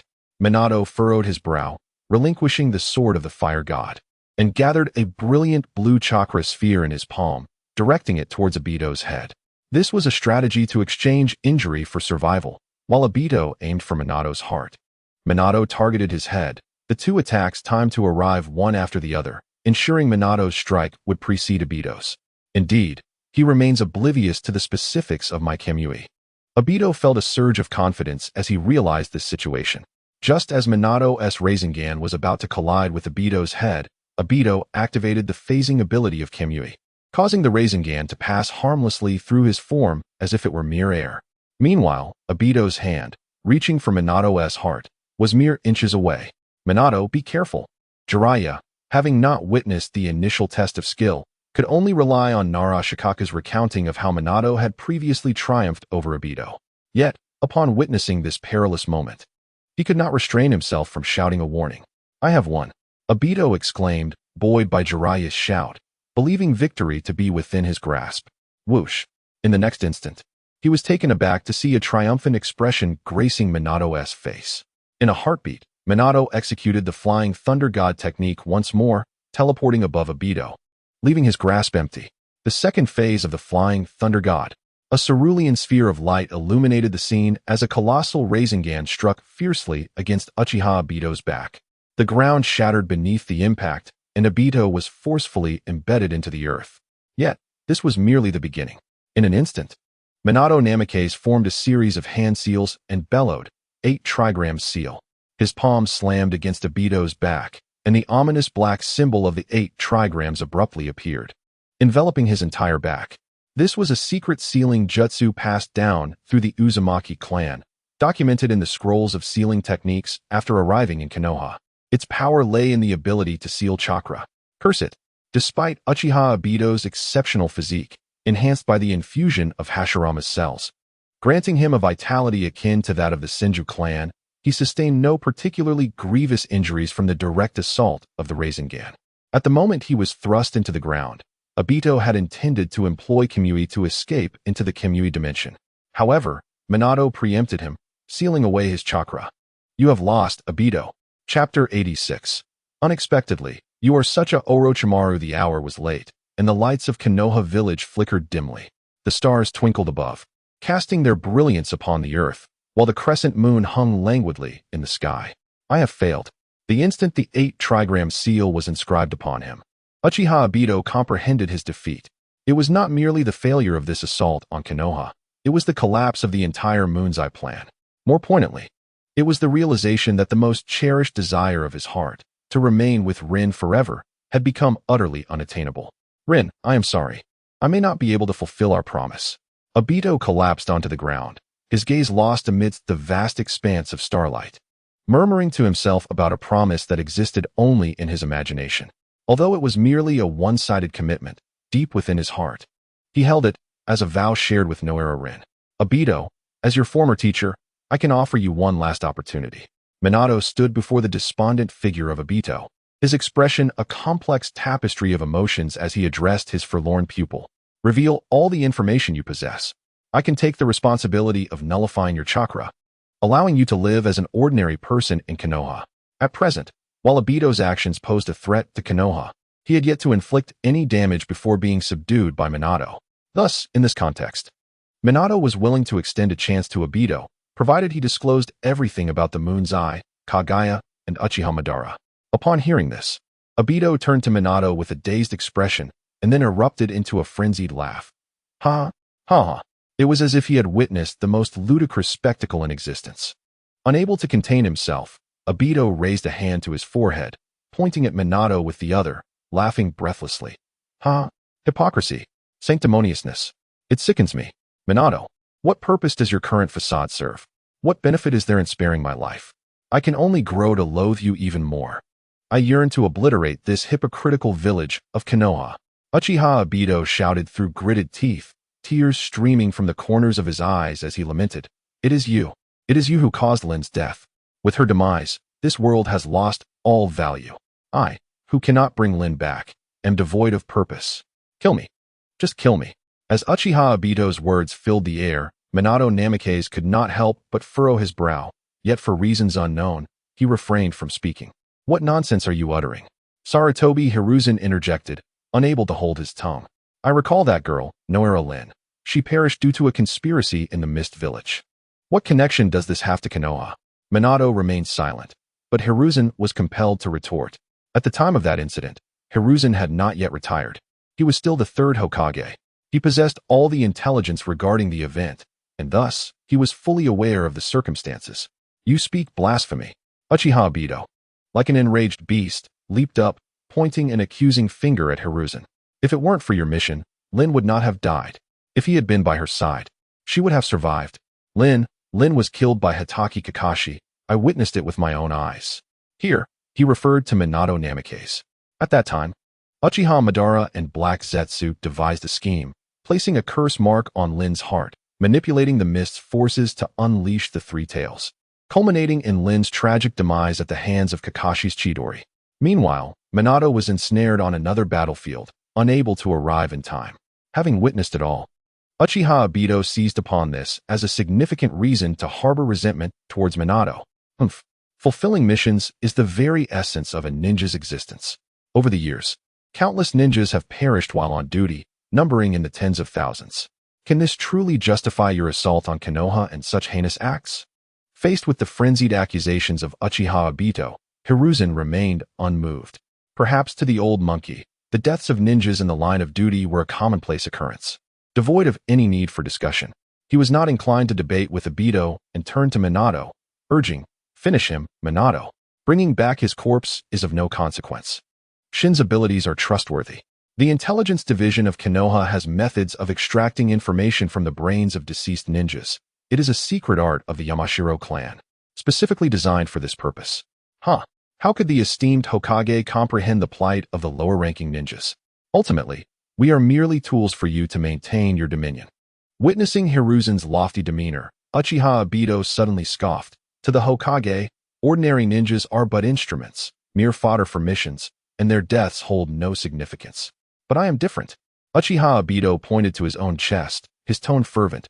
For me, missions are worthless. Lin's life is infinitely more precious than any meaningless task. Not just the mission, but Lin's very existence. To you, to all the denizens of Konoha, to every soul within the entire shinobi realm, I proclaim that my devotion surpasses them all. For Rin, I am prepared to sacrifice everything, even if the cost entails the annihilation of this world. Uchiha Obito grew increasingly agitated, acutely aware that this time, he had no chance of survival. Even if such a chance existed, he would never yield to Minato Namikaze. Clinging to a resolute determination of impending doom, he yearned to express and liberate every sentiment dwelling within his heart. Suddenly, Uchiha Obito's emotions spiraled out of control. He cradled his head in his hands, tears cascading down his cheeks, and with weakened knees, he sank to the ground. Ah, how foolish. At this moment, a cold voice pierced the air. It was Orochimaru. Maintaining the barrier of the four red suns, Orochimaru regarded Uchiha Obito with a face replete with scorn and derision, disdainfully uttering, "Even in the presence of such a magnificent ninja as Minato, have you failed to glean even a modicum of insight?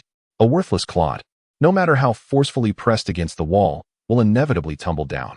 The essence of life lies in cherishing the memories of the departed and striving to transform this world. If you harbor resentment towards the lofty rulers, then pull them down. If you empathize with the precarious plight of ordinary souls, then wield your strength to protect them.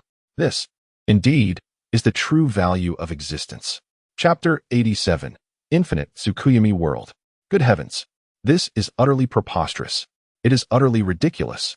Although witnessing the transformation of Orochimaru's persona and the alteration of his memories during their last encounter, coupled with over a month of interaction, left everyone astounded, they still struggled to comprehend how such lofty ideals could emanate from Orochimaru himself. Gazing upon Orochimaru's impassive visage, the assembly felt as though they were bathed in divine light. Even those within Konoha, who had acclimated over the past month, were taken aback, let alone Uchiha Obito. Previously enveloped in sorrow and anguish, Uchiha Obito stared at Orochimaru, his expression contorted in disbelief. Is this truly Orochimaru? Could this possibly be a Konoha shinobi masquerading as him? Regardless of his limited understanding of Orochimaru, Uchiha Obito was acutely aware that Orochimaru was not the man he appeared to be. Moreover, the rumors he had heard during his time in Konoha, along with his extensive espionage as Uchiha Madara's successor, clearly painted Orochimaru as a deeply malevolent being. How could he now audaciously utter such words? "Who are you?" After a prolonged, incredulous stare at Orochimaru, Uchiha Obito managed to utter this single line, utterly at a loss for words. "Please, I am performing a tragic monologue. How could you suddenly present me with a tale of steel-s forging? Forget it. Just kill him, Minato." Orochimaru sighed, his enthusiasm waning. This was prompted by his keen observation of Uchiha Obito's reaction, revealing that he was merely a selfish individual, one who would unhesitatingly harm others for his own feelings, devoid of any sense of remorse. Such a person, Orochimaru felt, was not worth continuing a conversation with. Indeed, let us conclude this swiftly, Minato. My chakra is nearly depleted. Jiraiya, equally disgusted, cast a disdainful glance at Uchiha Obito and urged him to hasten the matter. In truth, the chakra consumption required to maintain the four red suns formation was not so substantial. He merely sought a pretext. "Wait, Teacher Minato." At that moment, a shadow leaped down from the treetops nearby. Wearing an umbu mask, a portion of silver hair was visible. It was Itachi Kakashi. "Kakashi, what brings you here? Did I not instruct you to stay away?" Upon seeing Kakashi's arrival, Minato frowned. During the planning stages, Minato had specifically tasked Kakashi with safeguarding the village's safety rather than confronting Uchiha Obito directly. Furthermore, considering Kakashi's complex emotions towards Obito, Minato wished to avoid any unforeseen encounters between the two. "Teacher Minato," Itachi Kakashi faltered, uncertain of how to articulate his thoughts. As the trusted aide of the Hokage and the future leader of the Umbu, he was well aware of the operation's details. Thus, when he observed the village's tranquility, he understood that Uchiha Obito had indeed fallen into the trap set by Konoha, as predicted by Narashikaku. His sole motive for coming was the desire to confront Obito, who had been on his mind. "Address me as Hokage," Minato stated sternly. Upon hearing this, Kakashi's expression soured, recognizing this as a sign of his teacher's displeasure. Typically, Minato allowed Kakashi to call him teacher, but now he insisted on the formal title. "Kakashi, return at once." "We are sufficient here," Sarutobi Hiruzen added, addressing Kakashi as well. "Ha ha ha, what a profound bond between teacher and disciple." Uchiha Obito suddenly interjected with a cold laugh, his gaze fixed maliciously on Kakashi, particularly at the Sharingan he revealed. "Had I known, I would have eliminated you first to reclaim my eyes. With a complete Sharingan, victory today would have been mine." The power of a single Sharingan, when contrasted with a pair, does not merely reflect a ratio of 1 to 2. From the original narrative, it is evident that when Obito regained his eyes, the potency of the Mangekyou Sharingan was not merely elevated by a single tear. The animosity and murderous intent in Obito's voice struck Kakashi like a thunderclap. He stared blankly at Obito, unable to fathom that such words had escaped his lips. "What are you looking at, you murderer? You are the one who killed Rin. I would gladly take your life to honor her memory." Obito's complex gaze towards Kakashi inexplicably unsettled him. He could not articulate the emotions swirling within, leaving him to feign a brutal demeanor. Kakashi paused, raising his hand as if to express something. "Enough. Just leave. Upon seeing you, I am reminded of the moment you took Rin's life. Begone." Uchiha Obito bellowed, his facade of bravado concealing his inner turmoil. "I am truly sorry. It is my fault. The act of killing Rin is the most agonizing experience of my life." Hatake Kakashi, overwhelmed with sorrow, wrestled with the haunting reality of having slain his own comrade, a scar he wished to keep buried. Yet, this does not absolve you of your transgressions. Assaulting Konoha, attacking Lady Tsunade. If Rin were to know of your actions, it would undoubtedly bring her great sorrow. She would never wish for you to embark on such a path, Obito, Kakashi asserted with unwavering conviction. "Even if he is my closest friend, a wrongdoing remains a wrongdoing, and I believe that if Noera Rin were alive to witness this scene, she too would experience profound pain and heartbreak." "You speak nonsense. You understand nothing." The mention of Noera Rin struck a nerve in Uchiha Obito, inciting a furious outburst. "This is the only way. Only through this can I reunite with Rin. Only through this can we forge a true and peaceful world. If the Eye of the Moon plan succeeds, everyone will live together in eternal happiness, whether it be Rin, you, or even Minato-sensei and Kushina-sensei. It matters not if they are dead, for they shall all be resurrected in the infinite Tsukuyomi. That will be the true essence of joy and freedom." The revelations shared by Uchiha Obito left everyone momentarily stunned. The weight of his words overwhelmed their minds, presenting a vague understanding. Yet the truth of the matter required further information to be fully grasped. "Hey, kid, what exactly is this infinite Tsukuyomi you speak of?" Jiraiya interjected, curiosity piqued by Obito's mention of living in the world of the infinite Tsukuyomi. "Humph, do you think I would divulge that?" Uchiha Obito, realizing his slip of the tongue, was reluctant to continue. Chapter 88, Kaguya, the Peril of Namikaze Minato. To elaborate, the so-called infinite Tsukuyomi, which purports to achieve ultimate peace, is in itself a deception. The infinite Tsukuyomi was conceived in ancient times. The extraterrestrial beings, Kaguya Otsutsuki and Ishiki Otsutsuki, were dispatched to the ninja world to cultivate the divine tree. During this time, Kaguya ambushed and eliminated Ishiki, subsequently falling in love with the ruler of the land of ancestors, giving birth to twin sons. These sons would later become the Sage of Six Paths, Hagoromo Otsutsuki, and his brother, Hamura Otsutsuki. However, Kaguya, enraptured by love, faced betrayal. In a desperate bid to protect her unborn children, she consumed the fruit of the divine tree, acquiring the power of the bloodline limit. In her quest for vengeance against the humanity that betrayed her, Kaguya utilized the realm of the afterlife as a conduit to initiate the infinite Tsukuyomi, transforming all of humanity into white Zetsu. This is the grim truth behind the infinite Tsukuyomi. Yet, Uchiha Madara, whether due to age or some form of mental decline, chose to believe the altered information propagated by Black Zetsu in pursuit of his own vision of peace, embracing the activation of the infinite Tsukuyomi as his guiding principle. Poor Madara, who in his youth was deceived by his dear friend Hashirama into becoming the laborer for the unification of the ninja realm, gained nothing but ultimately faced betrayal from all sides. Not only was he abandoned by the entire Uchiha clan upon his furious departure from Konoha, but he also found himself in a tumultuous love-hate relationship with his closest companion, which forced him into a feigned death. In his later years, he was further duped by the wretched Black Zetsu, left bewildered and confused. The information regarding the infinite Tsukuyomi that Obito Uchiha obtained was also a fabrication orchestrated by Black Zetsu. He remained oblivious to the fact that the very ambition he tirelessly pursued and cherished was merely a trap laid by Black Zetsu to resurrect his mother. At this moment, Obito Uchiha was clearly reluctant to disclose this information to the people of Konoha, fearing that their knowledge would jeopardize the Eye of the Moon plan. Despite the pressing inquiries from the villagers, Obito stubbornly remained silent, appearing utterly uncooperative. In light of this, it seemed justifiable to eliminate him. Bringing his head back for further interrogation could clarify the situation. Sarutobi Hiruzen, filled with frustration, issued a final ultimatum. Wait, Lord Third, Kakashi Hatake interjected. Isn't it better to bring back Obito alive? Extracting information would be much easier that way. Kakashi, I understand your thoughts. But I urge you to adhere to the principles of a Konoha ninja. Obito Uchiha is a criminal, having attempted to attack the Jinchuriki of Konoha, and his sins are unforgivable. Moreover, he possesses peculiar space-time ninjutsu. Should he manage to escape, who would bear the responsibility? More critically, he is not alone. His accomplices lurk in the shadows.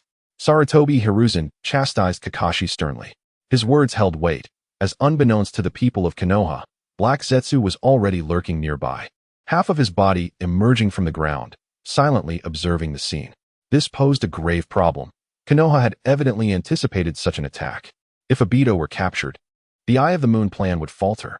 Black Zetsu, feeling a surge of anxiety, could not comprehend why their meticulously prepared assault had been foreseen by Konoha, who had set a trap waiting for Obito to spring into action. Now that Obito was apprehended, he would undoubtedly face execution, or at best, life imprisonment. Konoha would surely devise ways to extract information from him, inevitably exposing the Eye of the Moon plan and Black Zetsu's existence. Such a revelation would be disastrous. While it was unlikely that the forces of Konoha could eliminate Black Zetsu, they could hinder the resurrection of Kagaya Tsutsuki, a prospect Black Zetsu could not tolerate. He resolved to retrieve Obito, and if necessary, eliminate him to secure his head.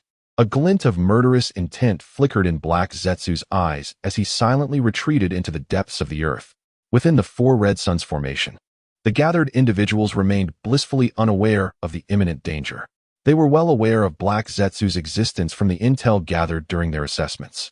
In that segment of intelligence, Kurizetsu remained concealed, while only Shirazetsu made his presence known. Do not waste any more time. Act swiftly, Minato, Sarutobi Hizashi urged, turning to face Minato Namikaze. No, sensei. Kakashi Hatake exclaimed. Enough with the noise. If you are to strike, do so without delay. Uchiha Obito impatiently interjected. Minato's expression grew complex, and after a heavy sigh, he brandished the sword of Fire God, pointing its tip at Obito's throat. The searing blade heated Obito's neck, yet he remained silent, closing his eyes in resignation. Rest in peace, Obito, Minato declared before suddenly exerting force, plunging the sword of Fire God downward. At that moment, an unexpected change occurred. A large hole had mysteriously appeared in the towering crimson barrier of the Four Red Yang formation, and a shadowy figure surged through the opening. Jiraiya, with keen eyes, quickly alerted the others. Minato was taken aback as his sword of Fire God was intercepted and deflected by a long black rod. The overwhelming force caused him to nearly lose his grip on the sword. Go. The newcomer was, of course, Kurizetsu, who first shattered the Four Red Yang formation with a rod fashioned from the material of the God Tree, and then blocked the sword of Fire God, rescuing Obito. In a flash, he seized Obito and darted toward the gaping hole. Minato would not allow such an easy escape for the two. Swish! The Flying Thunder God technique activated, and Minato instantaneously appeared beside them, the sword of Fire God radiating intense heat as he swung it down with force. I've been waiting for you. A glint of sharpness flashed in Kurizetsu's eyes.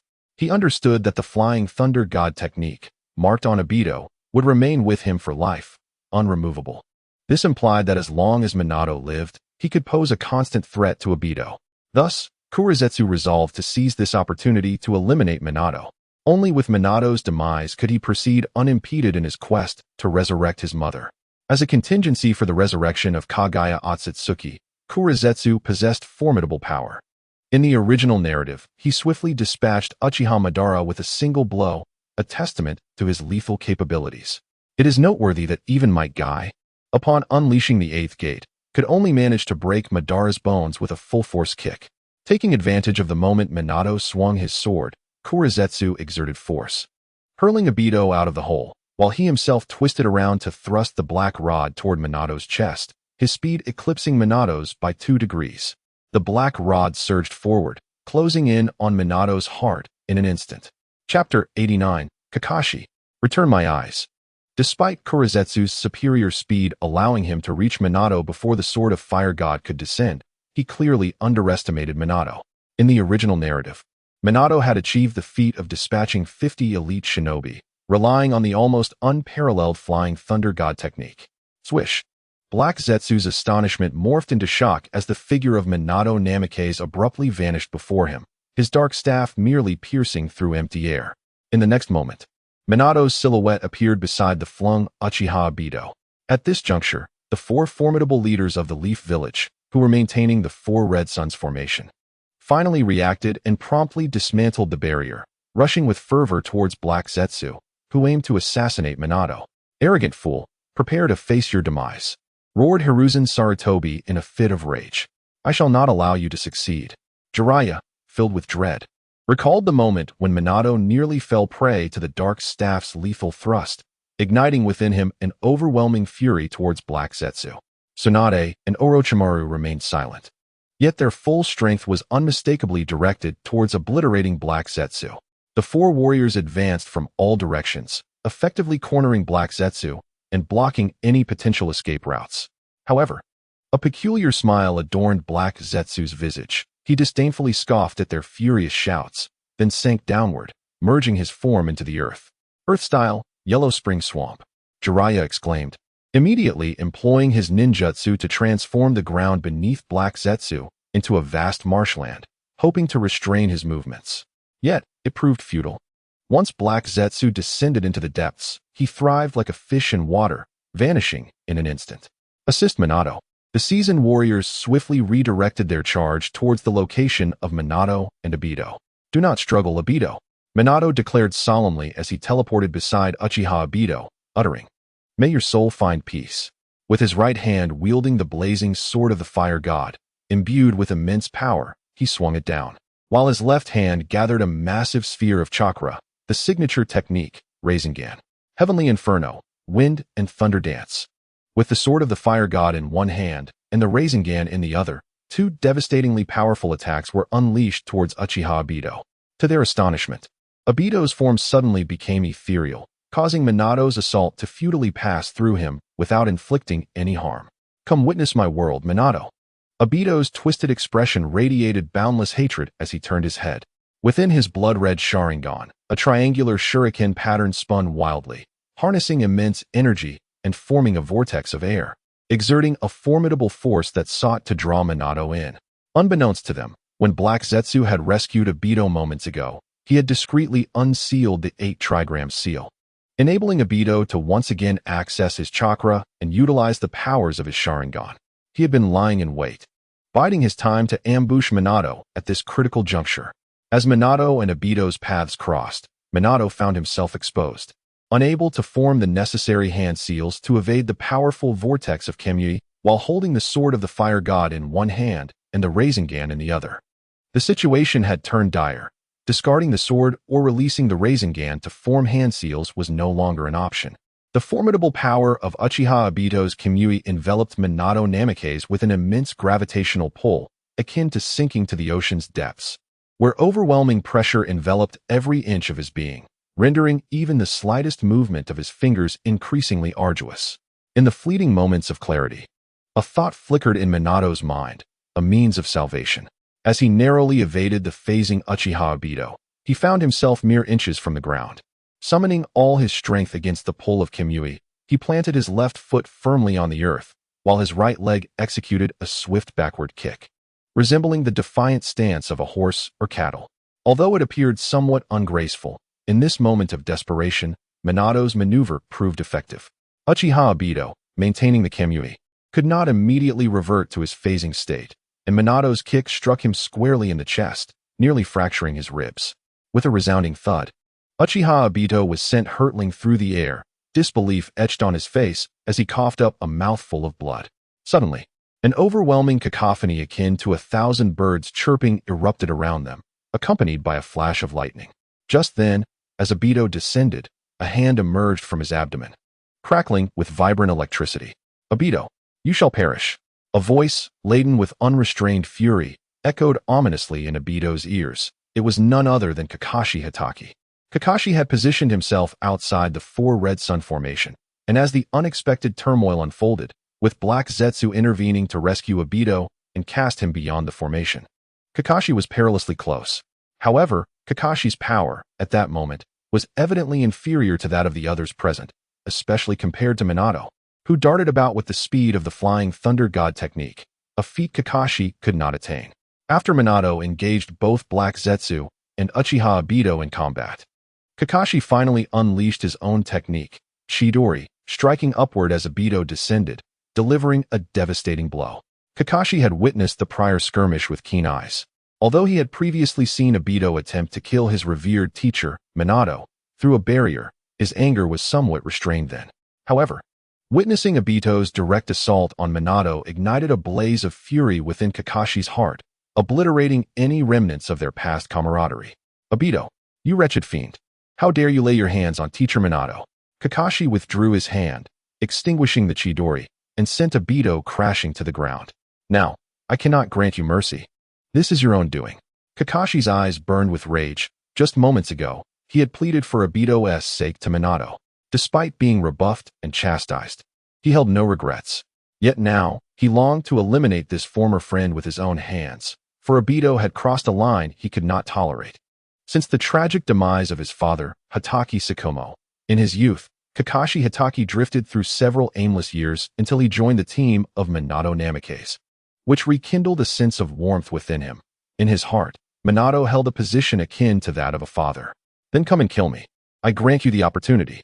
Otherwise, return my eyes to me. Uchiha Obito, with a gaping wound in his abdomen, bled profusely, his visage marred by crimson, rendering him a veritable specter of wrath. He shouted in fury as his Sharingan spun once more, unleashing Kimui, an immense gravitational force enveloping Kakashi Hatake.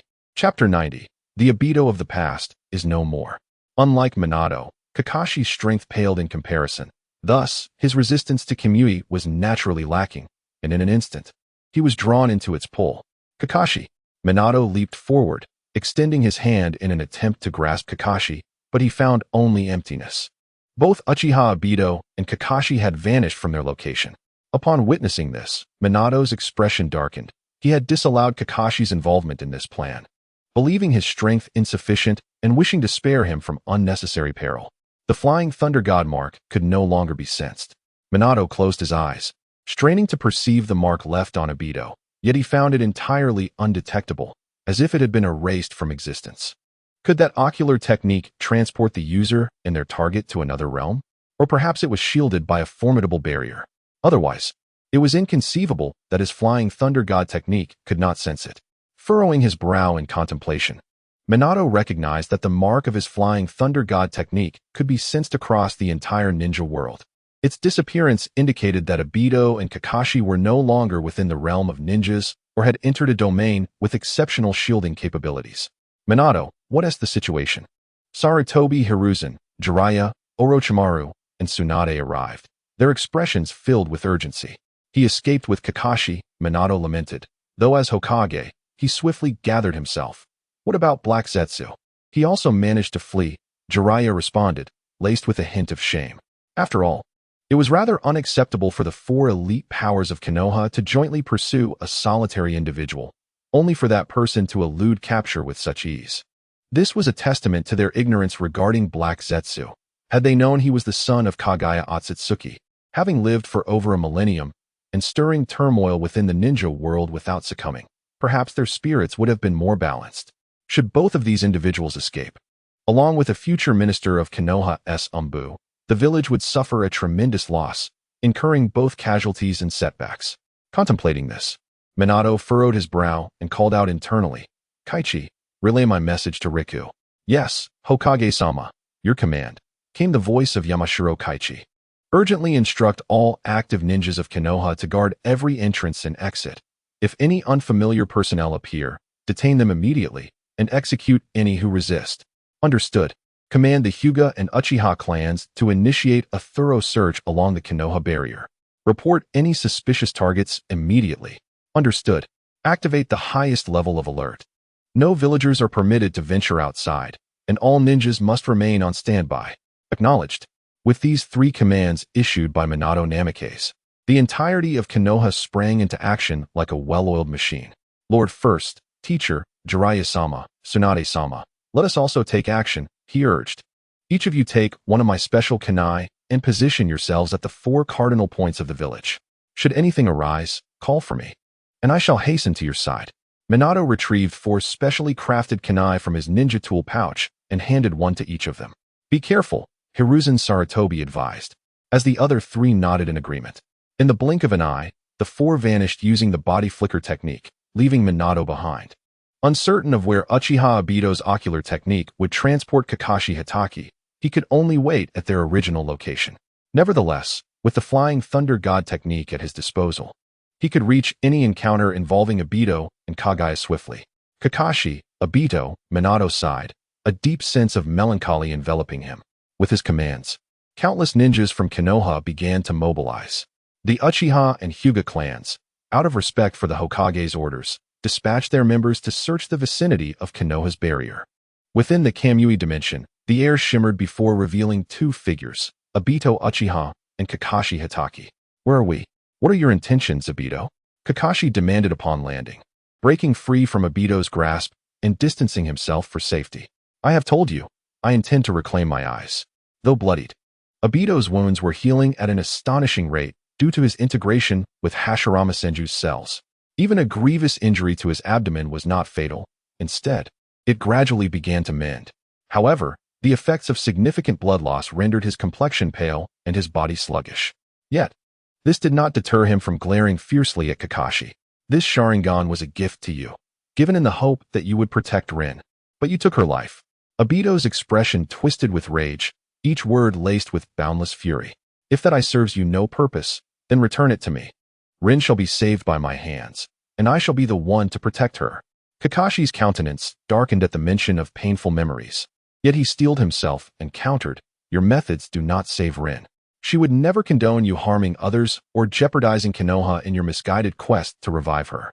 Repent. Obito. Oh, gentle Rin. If you were to learn that you were the cause of harm to your teacher and his wife, would you accept it? Would you be at peace with being resurrected by me? Certainly not. Rin would never accept such a thing.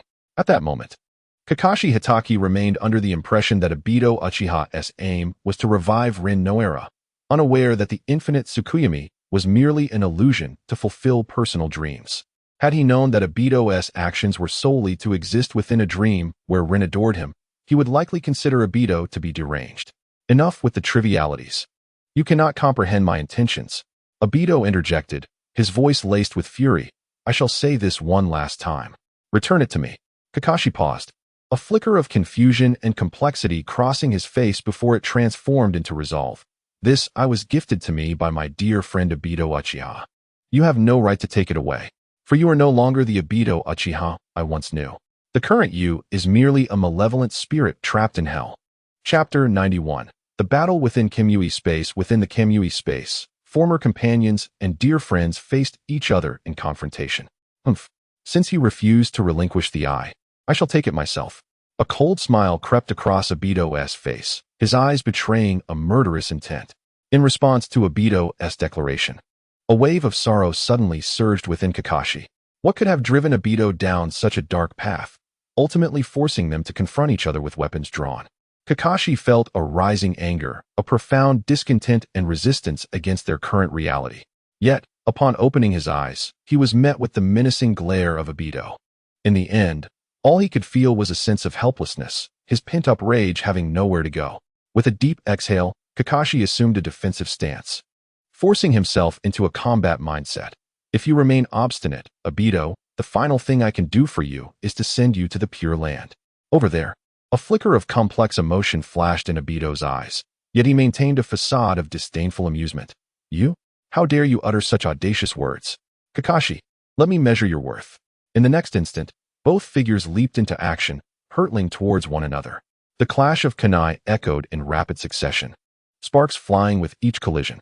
In terms of raw power, Obito, with his Manjiki Sharingan and the integration of Hashirama Senju's cells, had the upper hand. However, Kakashi's previous attack had pierced Obito's abdomen, forcing him to expend a portion of his chakra to mend the wound. With injuries sustained, Obito's physical prowess was compromised, as any significant movement would exacerbate his injuries. Thus, the battle raged on, evenly matched and fiercely contested. Kakashi Hatake executed his techniques with great flair and agility, launching a rapid onslaught from various angles against Obito Uchiha, searching for an opening. In stark contrast to his earlier brash demeanor, Obito approached the situation with utmost caution, adopting a more conservative stance. However, Kakashi, eager for swift victory, failed to find a flaw in Obito's defenses and inadvertently exposed his own vulnerabilities. Seizing the moment, Obito struck Kakashi's chest with a powerful kick, sending him flying. Swiftly forming hand seals, Obito's chest swelled dramatically. Fire release, great fireball technique.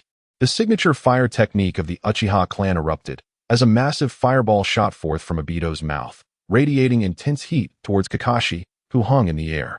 The great fireball surged forward with an undeniable might, uprooting the ground and creating tumultuous waves of air. Realizing the danger, Kakashi quickly stabilized his body and formed seals to counter. Earth release, earth wall. As his hands struck the ground, a colossal earthen wall rose to meet the fireball, barely managing to intercept it. Nevertheless, the wall crumbled under the impact of the fireball, engulfing the area in flames and smoke, obscuring Kakashi's vision and momentarily concealing Obito's position. This is dire. A heightened sense of alertness surged within Kakashi as a sharp, whistling sound pierced the air. Whoosh! A shuriken sliced through the smoke, hurtling towards Kakashi. He hastily sidestepped, only to find the ground beneath him cracking open, revealing a hand reaching out. Earth release. Inner decapitation technique. It was Obito, who seized Kakashi's ankle, channeling chakra to inject spores of wood release into his leg. All this transpired in the blink of an eye.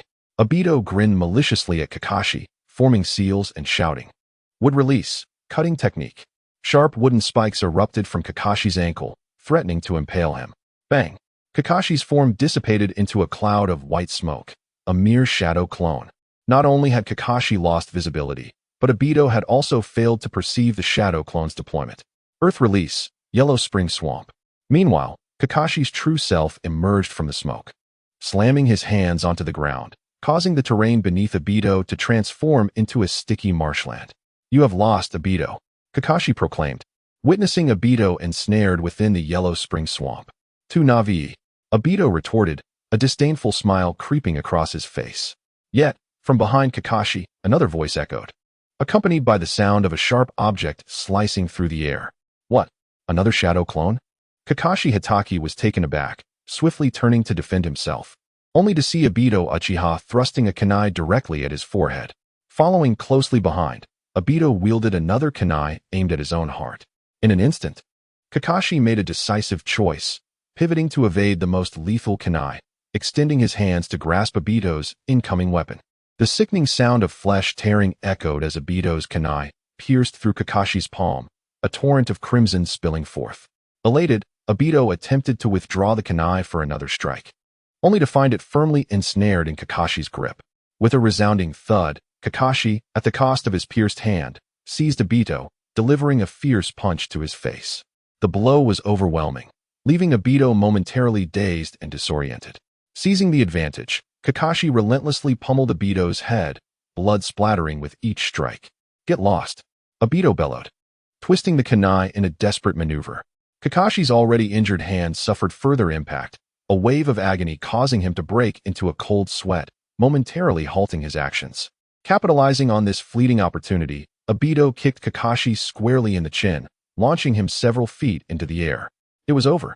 Obito gripped the kunai tightly, angrily aiming for Kakashi's chest. Despite the brutal assault, Kakashi's face bore a hint of struggle as he bit down on his tongue, forcing his foggy mind back to clarity. With his right hand rendered useless, a gaping hole in his palm severed the nerves, making even the slightest finger movement impossible. Ultimately, Kakashi could only laboriously raise his left hand, gathering a sphere of blue light in his palm. Chapter 92. Let us make a deal. Mr. Fugaku meanwhile, outside, Konoha was on high alert. All exits from the village were heavily guarded. The Hyuga and Uchiha clans, both renowned for their ocular jutsu, dispatched numerous clan members, forming several teams to scour the perimeter of Konoha's barrier. Sarutobi Hiruzen, Jiraiya, Orochimaru, and Tsunade each took command at 4 strategic positions, ensuring no detail was overlooked. In the shadows lurked Kurizetsu, one of the architects of this upheaval, concealed in a dark corner, observing coldly, unfazed by Konoha's heavy defenses and thorough searches. He was confident that no one in the ninja world could detain him when he chose to escape. Having stirred chaos in the ninja realm for a millennium, Kurizetsu had encountered countless dangers. The current situation in Konoha was hardly daunting. Yet, the question lingered, what of Obito Uchiha? To be fair, Obito's significance to the Eye of the Moon plan was undeniably profound. After all, it is exceedingly rare to find someone who wholeheartedly endorses the infinite Tsukuyomi, willing to go to any lengths to realize it, and possesses formidable strength. Black Zetsu has been striving for over a millennium to resurrect Kagaya Otsutsuki.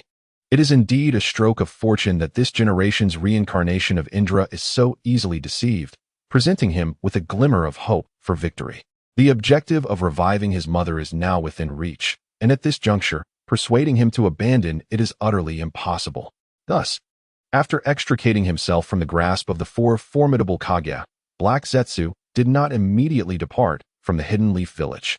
Instead, he concealed himself on the spot, biding his time, preparing to leave with Obito Uchiha. After all, Obito's Kimui is not as conveniently mobile as Minato Namikaze's Flying Thunder God technique. The reason Minato's Flying Thunder God is so extraordinary, instilling fear in the hearts of enemy ninjas, is due to its rarity and its ability to transcend distance. As long as a target marked by the Flying Thunder God exists within the ninja world, Minato can sense the coordinates of the mark and instantly teleport to its vicinity. The frequency and range of his teleportation depend on the amount of chakra he possesses. In contrast, Obito's Kimui requires him to first enter the Kimui dimension before he can shift his position to a pre-established coordinate. The drawback of Kimui lies in its necessity to enter the Kimui space before transferring to the desired location. Moreover, Minato's Flying Thunder God marks are virtually limitless. He could cover the entire ninja world with them if he wished. Obito's Kimui coordinates, however, are limited in number, and each use consumes a significant amount of ocular power and chakra, rendering them impractical for repeated use. Most critically, Obito's Kimui coordinates can be easily obstructed by barriers. For instance, the protective barriers of the Hidden Leaf Village, as well as those of other major ninja villages, can sever the chakra signals established by such spatial ninjutsu. Barriers inherently possess this function.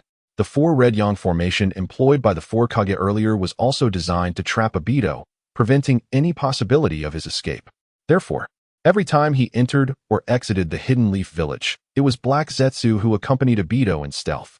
Now, as Obito enters the Kimui space with Kakashi Hatake, regardless of the outcome, without Black Zetsu's assistance, he will undoubtedly be unable to exit the Hidden Leaf Village. Regarding the mechanics of Kimui's spatial movement, this is purely the author's perspective, as the original work lacks detailed specifications on this aspect. One can only infer its ability to shift positions from the instance after Itachi's demise when Obito appeared beside him. Clearly, the mobility afforded by Kimui is not as convenient, which is why it is used sparingly in the original narrative, indicating a disparity with the Fourth's Flying Thunder God. If there are any issues with this interpretation, please feel free to comment. This evening, many are awaiting the outcome of the battle within the Kimui space. Black Zetsu hides in the shadows, anticipating Obito's emergence, ready to depart with him from the Hidden Leaf. Minato stands at the location where the two vanished, hoping fervently that Kakashi remains unharmed. Meanwhile, our protagonist, Yi-chun, is also present at this very spot, closely situated beside Minato. In the proximity of each other, Minato Namikaze was oblivious to the presence of Yi-chun, who was concealed within the answering space. It had been previously mentioned that the answering space was bound to Yi-chun himself. Apart from the initial answering point set by the system, the Hokage building, the answering space could only be anchored beside Yi-chun. This significantly enhanced Yi-chun's safety. After all, carrying a space with him meant that when confronted by formidable foes, he could simply retreat into that space. Should anyone dare to intrude, no matter their strength, they would ultimately have to kneel before Yi-chun. At this moment, Yi-chun was anxiously awaiting the outcome of the battle in the Kimui space. However, his sentiments differed from those of Minato. While Minato hoped for Kakashi Hatake's well-being, Yi-chun wished for Uchiha Obito's safety. After all, if Obito were to perish, Yi-chun's mission would be deemed a failure. Yi-chun's task was to ensure that Uchiha Obito met his demise within a splendid illusion. If Obito were to die prematurely at the hands of Kakashi, how could he possibly continue the mission? It would be absurd to cast an illusion on a lifeless body. Not to mention, Yi Chun lacked the necessary skills to create such a fatal illusion that would ensnare the target in delightful fantasies. Thus, upon receiving the mission that fateful day, Yi Chun's mind turned towards the Uchiha clan. One day, after concluding their daily training, Uchiha Itachi bid farewell to Yi Chun and set off for home. Unbeknownst to him, the one he had been communicating with was merely Yi Chun's shadow clone. The true Yi Chun had transformed into a kunai, concealed within Itachi's ninja tool pouch. Oblivious to this, the Uchiha heir walked with a light step, his heart brimming with joy, as he returned to the Uchiha clan's territory. Upon entering his home, he first rushed to the nursery to check on the adorable little Odo. Enjoying the softness of Odo's delicate fur, a rare smile graced the usually stoic face of the Uchiha heir. Not wanting to disturb Odo's slumber, he gently caressed for a moment before turning to leave. Acknowledging the call of his mother, Uchiha Makoto, he merely nodded in response before stepping into his father's study. "I am home, father." Uchiha Fugaku, the clan leader, knelt at his desk, attending to various clan affairs. Upon hearing his son's voice, he simply nodded in acknowledgement. What began as an ordinary day took a turn with Yi Chun's arrival. A single thought, and the answering space enveloped Uchiha Fugaku's study. A blue barrier materializing to seal the doors and windows, isolating the interior from the outside world. "Greetings for our first encounter, Mr. Uchiha Fugaku. Let us engage in a transaction." Chapter 93, The Bargaining Chip, the Manjiki Sharingan. Within the Uchiha clan's territory, in the study of the clan leader Uchiha Fugaku, Yi Chun's sudden appearance startled both occupants of the room. Furthermore, with Yi Chun's arrival, the blue light barrier enveloped the entire study. Although Uchiha Fugaku was unaware of the specific functions of this barrier, he sensed that the visitor bore ill intent.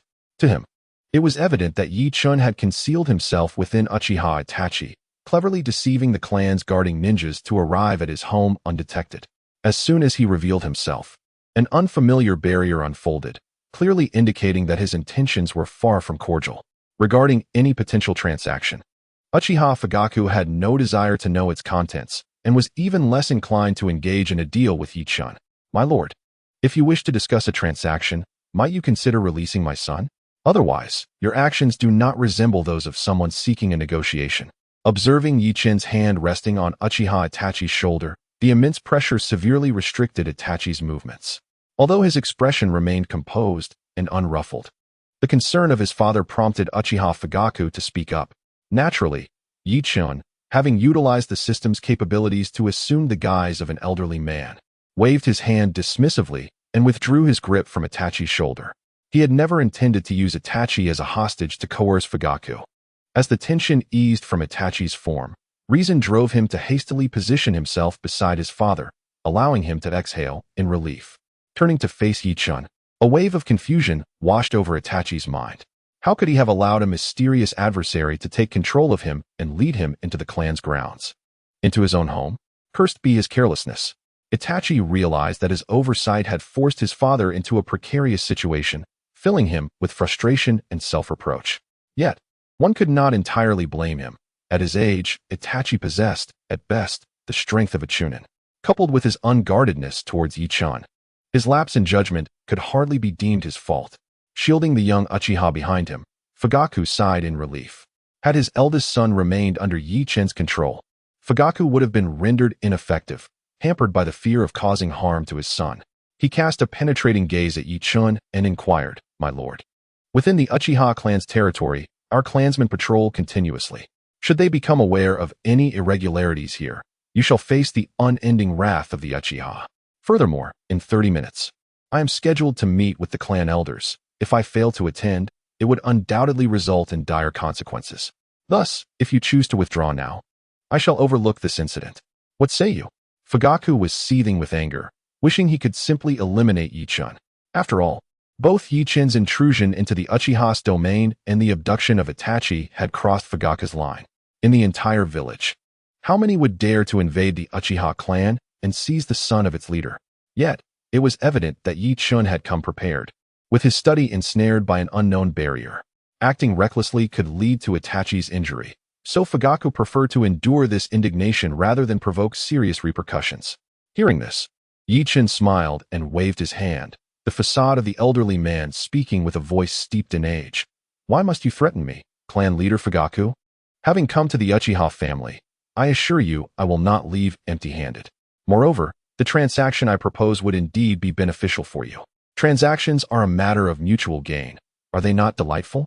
Uchiha Fugaku furrowed his brows, deeply reluctant to engage in conversation with Yi-chun, particularly as Yi-chun wore an expression that suggested he was merely looking out for Fugaku's best interests, which ignited a fiery indignation within him. Straining to suppress his anger, Fugaku brusquely waved his hand, exclaiming, I am disinterested in your so-called transaction. I kindly ask you to depart. Yi-chun, with a smile that seemed to radiate charm, replied, Oh, clan leader Fugaku, at least allow me to finish. I believe my proposition will pique your interest. Is this ever going to end? Fugaku's rage flared as he recognized Yi-chun's relentless determination. Understanding that a confrontation was imminent, he adjusted his expression, feigning curiosity as he inquired, Oh, there are many things in the ninja world that captivate my attention, yet most have already found their owners. Pray tell, what do you possess that merits a trade with me? Moreover, what is the content of your proposed exchange? Upon hearing Fugaku's words, Yi-chun mistakenly assumed he had stirred Fugaku's interest and lifted his gaze to meet Fugaku's eyes, cheerfully stating, Of course, just look into my eyes. Before Yi-chun could finish, he was abruptly interrupted by Fugaku's thunderous command, instinctively glancing into Fugaku's eyes. To his astonishment, he beheld Fugaku's irises transformed into two blood-red Sharingan, each eye adorned with 3 swirling black tomo, spinning rapidly. It was an illusion. Infuriated by Yi-chun's persistent harassment, Fugaku was concerned that a clash between them could endanger Uchiha Itachi. Initially, he intended to de-escalate the situation by allowing Yi-chun to leave. However, Yi-chun's unwavering insistence forced Fugaku's hand. Feigning interest in Yi-chun's words, he sought to divert Yi-chun's attention. With a resounding shout, he interrupted Yi-chun's thoughts, compelling him to confront the illusion cast by his Sharingan. This technique had proven effective among the Uchiha clan time and again. Regrettably for Fugaku, he was up against Yi-chun. The moment Yi-chun appeared, he had unleashed the space of the system. The blue lines forming a barrier on the study's walls depicted the manifestation of the answering space. Within this realm, Yi-chun was invincible. Not only was Fugaku's illusion ineffective, but even the likes of Uchiha Shirsue's Kodoame Tsukumi, Uchiha Itachi's Tsukuyami, and even the infinite Tsukuyami unleashed by Uchiha Madara himself held no sway over Yi-chun. Thus, when Yi-chun heard Fugaku's shout, he merely paused for a moment. Realizing it was an illusion, he responded with a nonchalant, Oh, it's just an illusion. And then what? With a playful blink, Yi-chun's lips curled into a slight smile as he remarked, Clan leader Fugaku, I approach others with sincerity. Why then this hostility? If my arrival has inadvertently offended you, I offer my sincerest apologies. As he spoke, Yi-chun's eyes narrowed slightly, revealing a mysterious smile, his voice purposefully lowered. However, if you refuse to even listen to the content of my proposed exchange and the value of my offerings, is that not rather unwise? For you see, the worth of my proposition. However, the Kaleidoscope Sharingan. Chapter 94. Our Uchiha clan does not possess the illusion you seek. Upon hearing the words uttered by Yi-chun, Uchiha Fugaku could no longer maintain his composure, his face betraying a look of astonishment. It is no surprise that his composure faltered. The Kaleidoscope Sharingan is a closely guarded secret of the Uchiha clan. Only the clan leader and the elders of each generation are privy to such information. Even his son, Uchiha Itachi, is unaware of it. How could this enigmatic stranger have come to know? Who exactly are you? How could you possibly be aware of our Uchiha clan's confidential information? I implore you to clarify. For otherwise, we Uchiha shall not rest until we seek retribution. After a brief moment of shock, Uchiha Fugaku regained his wits, his countenance darkening as he bellowed. The leakage of classified family information is a significant blow to him as the clan leader. This sensation is akin to the commander of an eagle nation suddenly being informed that someone possesses comprehensive knowledge of their nuclear facilities. Uchiha Fugaku began to ponder internally how the adversary had acquired knowledge of the Kaleidoscope Sharingan. Could it be that an insider within the clan had divulged the information? Or perhaps the opponent had stolen classified scrolls from the clan's archives? Damn it! Regardless of who it is, I shall ensure they meet a gruesome end. Countless thoughts raced through Uchiha Fugaku's mind as his expression darkened. Yi-chun smiled faintly and spoke. There is no need for such agitation, clan leader Fugaku. I happened upon this information by chance, and it seems your esteemed clan is not fully aware of it. Are you suggesting that you possess greater knowledge of the Uchiha Sharingan than we do? Uchiha Fugaku nearly laughed aloud, irritation evident in his voice as he retorted, My lord, do not deceive yourself. You must relinquish all your information and disclose who informed you of this intelligence. Only then might you have a glimmer of hope. Otherwise, the wrath of the Uchiha shall be upon you. Just as Uchiha Fugaku continued his tirade, Ichin suddenly waved his hand, and an invisible blade of wind swiftly cleaved through Uchiha Fugaku's left arm, severing it completely. Father! The previously composed Uchiha Itachi exclaimed in shock, his youthful face marred by fear. What is happening? We were conversing so amicably, and suddenly violence erupted. Moreover, he had not even perceived how the opponent accomplished this. It was as if a gust of wind had swept through, and Uchiha Fugaku's arm was severed. Blood gushed forth profusely, splattering a wide area, with some even staining Uchiha Itachi's clothing and face, rendering him utterly disheveled. Clan leader Fugaku, may we converse civilly now? Ichin inquired, shaking his head in exasperation as he took a couple of steps forward, slightly bending down to ask softly.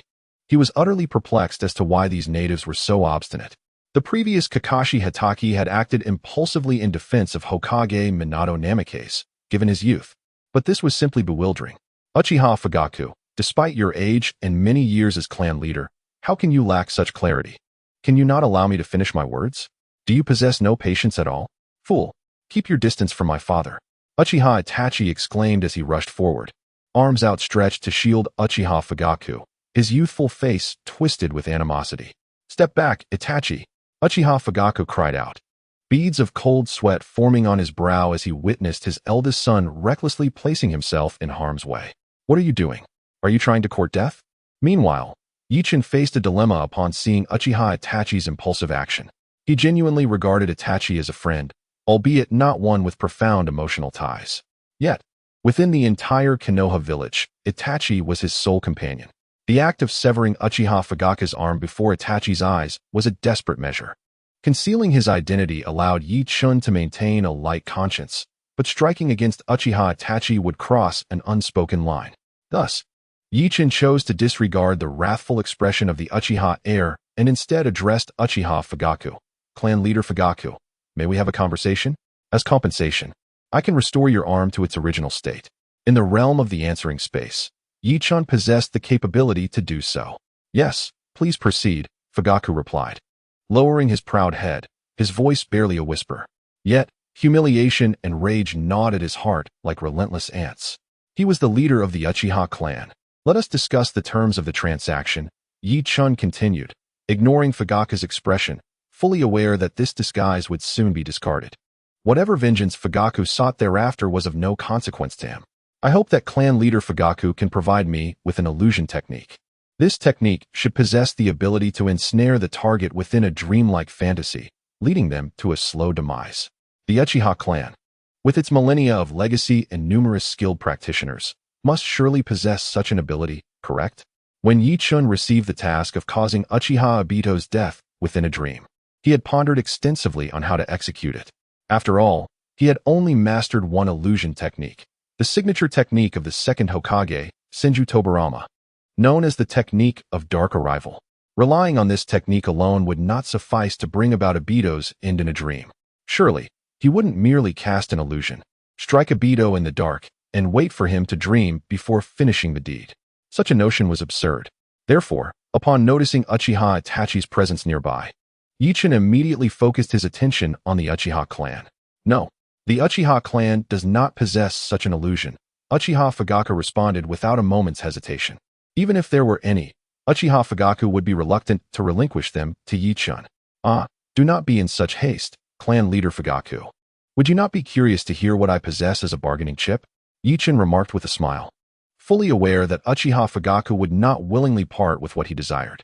Regardless of your bargaining chip, our Uchiha clan does not possess such genjutsu, Fugaku asserted firmly. Then, might the method of evolving the Manjiki Sharingan be exchanged? Yi Chun's seemingly casual words instantly caused Uchiha Fugaku to raise his head in shock, staring blankly at him. Chapter 95. Uchiha Obito's realization reflecting upon the members of the Uchiha clan who have awakened the Manjiki Sharingan.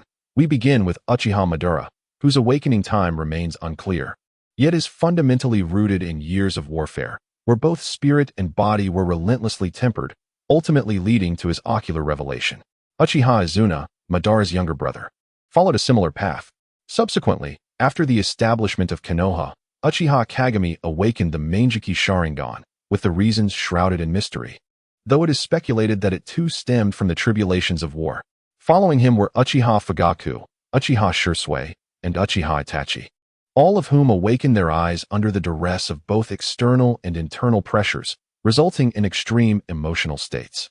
For Uchiha Obito, the catalyst for his awakening was witnessing his dear friend Kakashi Hatake take the life of his beloved Rin Noara. Similarly, Uchiha Sasuke awakened his eyes under the immense pressure of both his brother Itachi's death and the revelations presented by Uchiha Obito. In summation, the Uchiha clan's capacity to awaken the Mangekyou Sharingan hinges upon sufficient emotional turmoil, whether derived from the horrors of war, the loss of a beloved, or the harshness of reality. These external pressures serve as the spark igniting the Uchiha spirit. The flames, fierce and unyielding, ultimately give birth to a pair of eyes embodying the extremes of malevolence and profound love, a contradiction woven into their very essence. For the Uchiha, such profound love inevitably breeds profound evil. This is the intrinsic nature of the Uchiha clan. It must be candidly acknowledged that this approach is exceedingly extreme. Whether it be the death of a cherished one or the relentless onslaught of war, these experiences are burdens too heavy for a normal individual to bear. For the deeply loving Uchihas, given a choice, the majority would prefer not to exchange the loss of a beloved for the gift of the Mangekyou Sharingan. Much like Uchiha Fugaku, after concluding the transaction, Yichun departed without a word, leaving Uchiha Fugaku and Uchiha Itachi in a silent stare, each lost in their thoughts. Father, that person. After a prolonged silence, Uchiha Itachi broke the stillness, his youthful face adorned with a complex expression. Previously unaware of what the Mangekyou Sharingan entailed, Itachi now felt a sense of unease regarding his father's potential missteps due to the information divulged by Yichun. For Uchiha Itachi himself, his current life was already immensely fulfilling. The relationship between the clan and the village has gradually become harmonious, and his strength has been steadily improving, accompanied by the delightful addition of a younger brother. Therefore, he dismisses with disdain the notion proposed by Yichun that one must sacrifice a beloved in exchange for the awakening of the Kaleidoscope Sharingan, showing no interest whatsoever, even feeling a strong aversion. Such a method sounds inherently sinister, lacking the semblance of a legitimate approach. Today, Itachi, do not speak of this to anyone, understand? Uchiha Fugaku urged Itachi with a serious expression. Yes, Itachi replied obediently, fully aware of the gravity of the situation. Uchiha Fugaku nodded, his rough hand gently ruffling Itachi's hair, choosing not to say anything further. The news received tonight was far too shocking. He needed time to digest it. Moreover, what Yichun claimed may not necessarily be true. He must consult someone for a thorough discussion. Returning to the present moment within the Kamui space, the last fierce clash between the two had inflicted severe injuries upon each other. Kakashi Hatake was pierced in the chest by a kunai wielded by Obito Uchiha. Despite his efforts to turn aside, it narrowly missed his heart, resulting in significant blood loss. Now, he lay on the ground, struggling to breathe, with blood gushing from the wound and pooling beneath him. On the other side, Obito, having taken a direct hit from Kakashi's Rasengan to the face, found himself in a dire state, his visage rendered nearly unrecognizable, even with the remarkable regenerative abilities conferred by the cells of Hashirama Senju. Such damage from a Rasengan was enough to leave him motionless on the ground, face down, resembling a corpse. Ninjas, after all, are characterized by high offense and low defense. Even with Hashirama cells, one cannot become excessively resilient. As time ticked by, Kakashi, losing blood excessively, appeared frightfully pale, his vision shimmering with stars. He was acutely aware that this was the consequence of his blood loss. If he did not staunch the bleeding and receive treatment soon, he would likely not survive much longer. With a focused thought, Kakashi managed to lift his left hand, pressing it against his wound. Drawing upon the scant chakra that remained, he summoned a surge of electricity in his left hand, crackling and pulsating. The intense heat of the electrical discharge cauterized the wound, halting the bleeding, and the subsequent electrical shock dulled the pain considerably. Having accomplished this, Kakashi regained a modicum of strength, struggling to prop himself up as he glanced at Obito. At that moment, Obito, who had lain still for an eternity, finally spoke. Kakashi, what do you think? The ninja world truly is. Obito's sudden inquiry startled Kakashi, drawing him into deep contemplation. What kind of place is the ninja world? What does this question imply? Kakashi, in his state of severe injury and blood loss, compounded by the numbing shock from the electricity, found it difficult to think clearly. After considerable effort, he could only respond vaguely. The ninja world is a place where everyone lives. Indeed, the ninja world is a place where everyone lives, Obito affirmed, curiously validating Kakashi's response. At this moment, Uchiha Obito lay face down, his voice muffled as he inquired, if that is the case, then why does war exist? If the ninja world belongs to everyone, why are there so many nations? Great nations, small nations. Large ninja villages, small ninja villages. Powerful countries exploit and plunder the weaker ones. Strong individuals oppress and take advantage of the feeble. Disease, suffering, hunger, death, endless. Since the Warring States period, for a millennium, humanity has been embroiled in ceaseless slaughter and conflict. Senju Hashirama and Uchiha Madara established the ninja villages and delineated the 5 great nations, achieving a fleeting peace. Yet, after Hashirama's death, war returned as anticipated, once, twice, thrice. It is foreseeable that there will be a 4th, a 5th, a 6th, an unending cycle. The insatiable greed of mankind will never be sated. War will merely serve as a means to fulfill their desires. The people of Awagakure buried me beneath a massive rock, while the denizens of Kirigakure sealed the 3 tails within Rin's body, and you killed Rin. I yearn for vengeance, a thirst for retribution. I eradicated every visible Kirigakure ninja, and then sought to exact my revenge upon Konohagakure. I imagined killing you and reclaiming your eyes. However, no matter what I do, I cannot bring Rin back. The moment Rin perished, Chapter 96, I lost my sanity. Do you know, Kakashi? I loved Rin. Very, very, very deeply.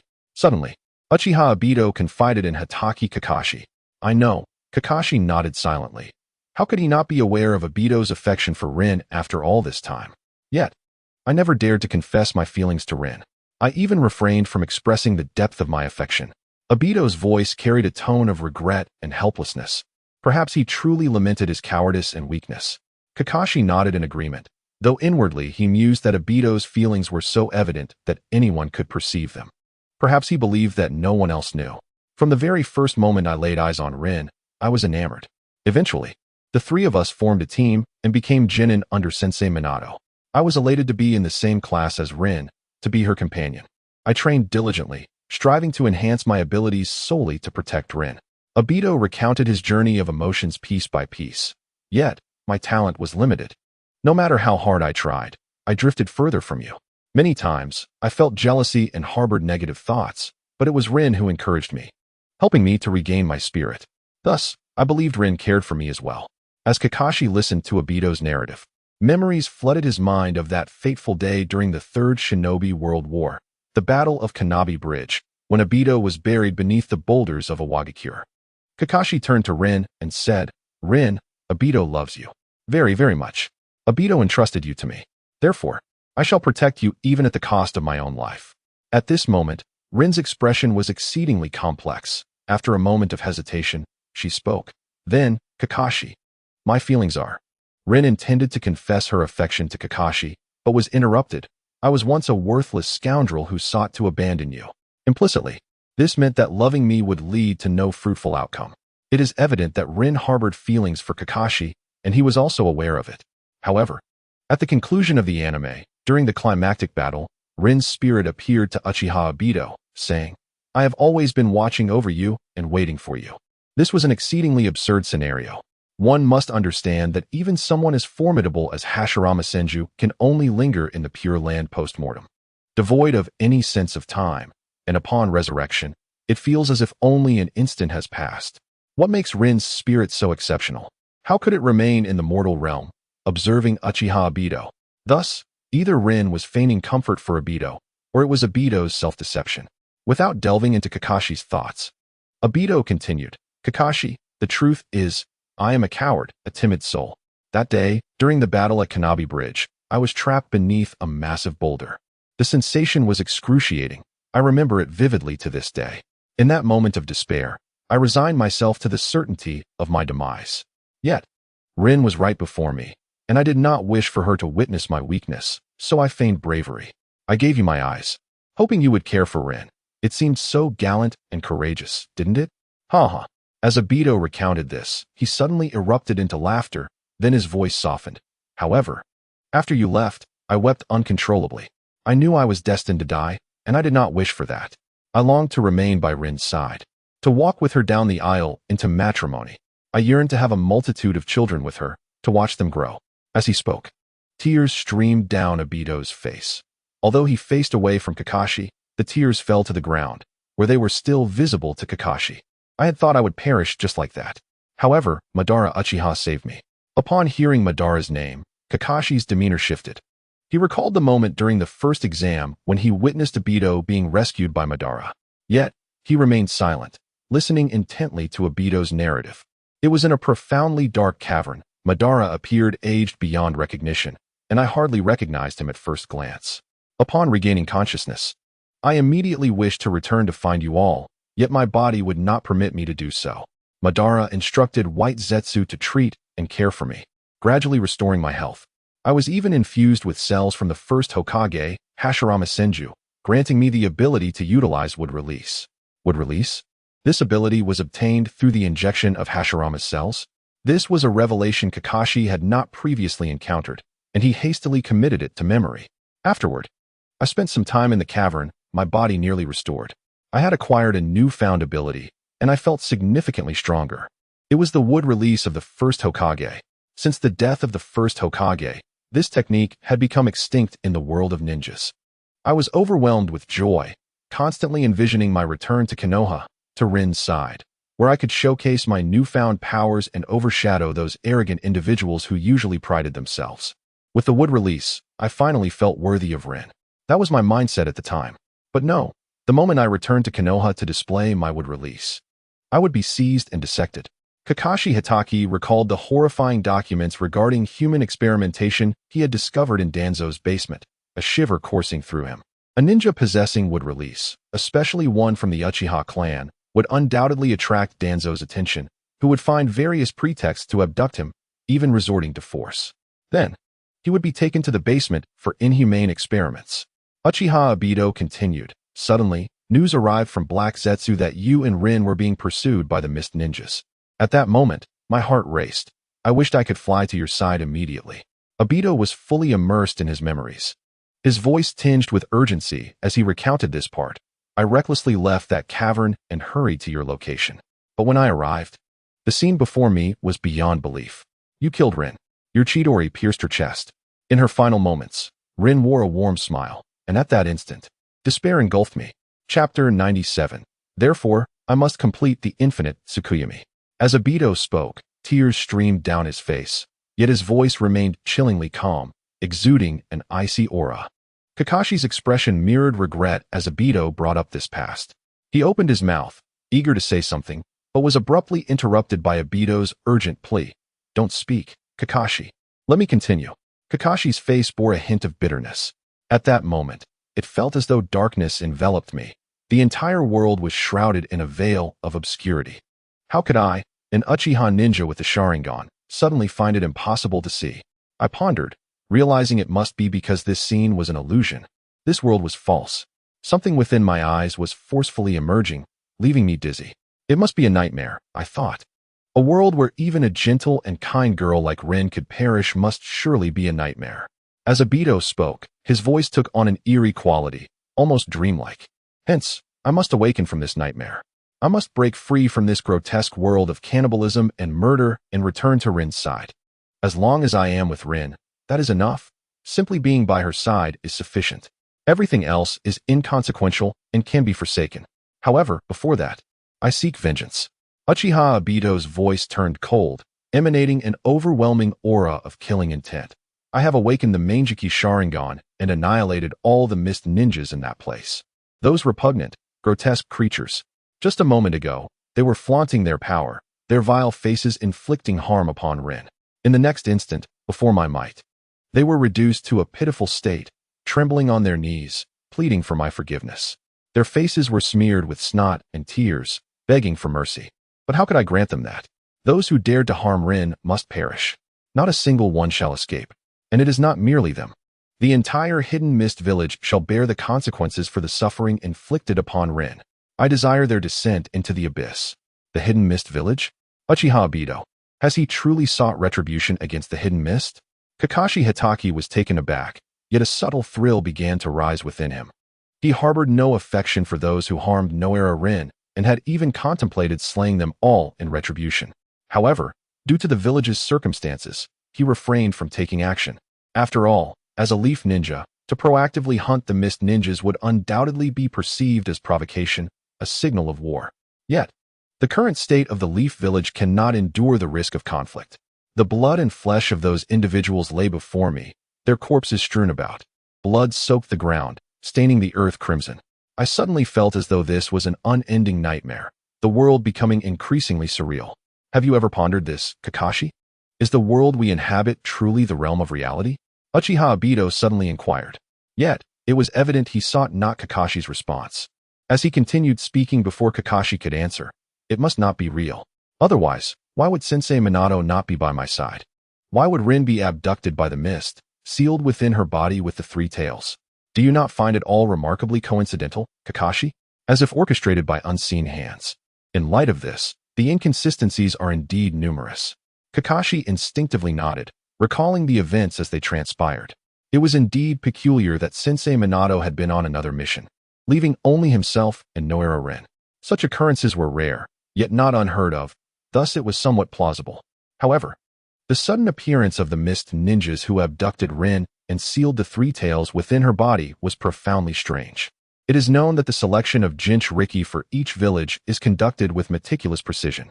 Typically, the next Jinchuriki is chosen while the current one still lives, undergoing gradual training until the previous host ages and the tailed beast is transferred to the new vessel. Furthermore, the physical constitution required for a Jinchuriki is exceedingly rare, one among thousands. Noara Rin, being neither a ninja of the mist, renders the mist's choice of her as a Jinchuriki utterly unfathomable. Noara Rin, a ninja from the Hidden Leaf. What rationale did the Hidden Mist possess to appoint her as the Jinchuriki? Furthermore, not only did the Hidden Mist seal the three tails within Noara Rin, but they also compelled her to flee towards the Leaf Village. It is evident that their intent was to unleash the tailed beast upon the leaf, thereby wreaking havoc. At first glance, this notion appears quite plausible, employing the tailed beast to assault the leaf. However, upon further contemplation, it is fraught with inconsistencies. Firstly, Rin was hastily sealed with the three tails. Whether she could survive long enough to reach the leaf remains a question. Secondly, while it is true that the destructive power of the tailed beasts is immense, why would one send their ultimate weapon into the enemy's lair? Is this not akin to delivering it as a gift?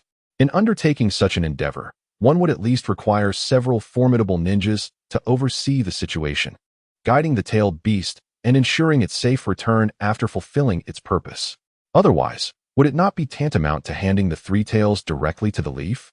Whether the three tails were sealed by the leaf or killed would be an unacceptable price for the Hidden Mist. How could they possibly dispatch only a few Umbu to execute such a hellishly difficult task? Are the leaders of the Hidden Mist devoid of reason? Kakashi Hatake found himself increasingly troubled by these thoughts, sensing a thick fog of mystery surrounding the situation. Meanwhile, Uchiha Obito recounted his experiences upon returning to the cave. Kakashi, from the moment Rin died, I too ceased to exist. What remains in this world is merely a shell. The purpose of this existence is to bring me closer to Rin. Uchiha Obito spoke with a somber tone. Thus, upon returning to the cave, I accepted Uchiha Madara's mission. I am determined to realize the plan of the infinite Tsukuyomi, regardless of the cost. For it is only through the infinite Tsukuyomi that I can reunite with Rin. Only the infinite Tsukuyomi can eradicate this wretched world, allowing all to attain peace. This is not only Madara's aspiration, but also my own, Uchiha Obito's. The infinite Tsukuyomi? Kakashi exclaimed in astonishment, momentarily setting aside his concerns regarding Rin and the Hidden Mist. His eyes widened in surprise as he gazed at Uchiha Obito. Chapter 98. Kakashi, are you truly deceiving me? As if sensing Kakashi's astonishment, Uchiha Obito scoffed derisively. Humph. You wouldn't understand. The infinite Tsukuyomi is an extraordinary plan. At this juncture, Obito seemed to have forgotten his previous reluctance to divulge the details of the infinite Tsukuyomi. In this moment, he was overwhelmed with emotions he wished to express, especially in the presence of his friend, Kakashi, who remained one of his few remaining connections in this world. Even though they now stood on opposing sides, transformed into adversaries fighting for their lives, the infinite Tsukuyomi represents a genuine plan capable of bringing peace to the entire world. Human greed and desire are insatiable and cannot be suppressed. For countless years, how many have perished due to these vices, yet no one has ever paused to reflect. Senju Hashirama sought to curb desire through balance, but upon his death, that balance was irrevocably shattered. Thus, this equilibrium is merely an ephemeral reflection upon water, fragile to the extreme. At this juncture, Uchiha Obito's countenance revealed a longing expression, yet, infinite Tsukuyomi is different. Do you know why I targeted Kushina, Kakashi? Uchiha Obito suddenly inquired. Was it for the Nine Tails? Hatake Kakashi responded. Precisely, it was for the Nine Tails. Moreover, it is not solely about the Nine Tails. All-tailed beasts are integral to the infinite Tsukuyomi plan. We aim to gather all-tailed beasts, amalgamate them, and uncover the power once possessed by the Sage of Six Paths. Then, with the aid of the moon, we shall ensnare every individual in the ninja world within the vast illusion of infinite Tsukuyomi. In this illusion, each person can manifest their desires. Everyone can possess all that they yearn for. In infinite Tsukuyomi, the homeless can reside in opulent palaces, the starving can feast daily on delicacies, the lonely can reunite with their families. Even the bloodthirsty warriors can indulge in their murderous fantasies. The avaricious nobles can bask in mountains of gold and silver. The foolish feudal lords can enjoy eternal glory, and the ninjas can lead lives of their choosing. You could resurrect your father, Tsukumo Hatake, and I could bring Rin back to life. Even if Kushina were to perish, she could awaken within Minato-sensei's dream. Everyone's wishes would be fulfilled, every heart's desire realized.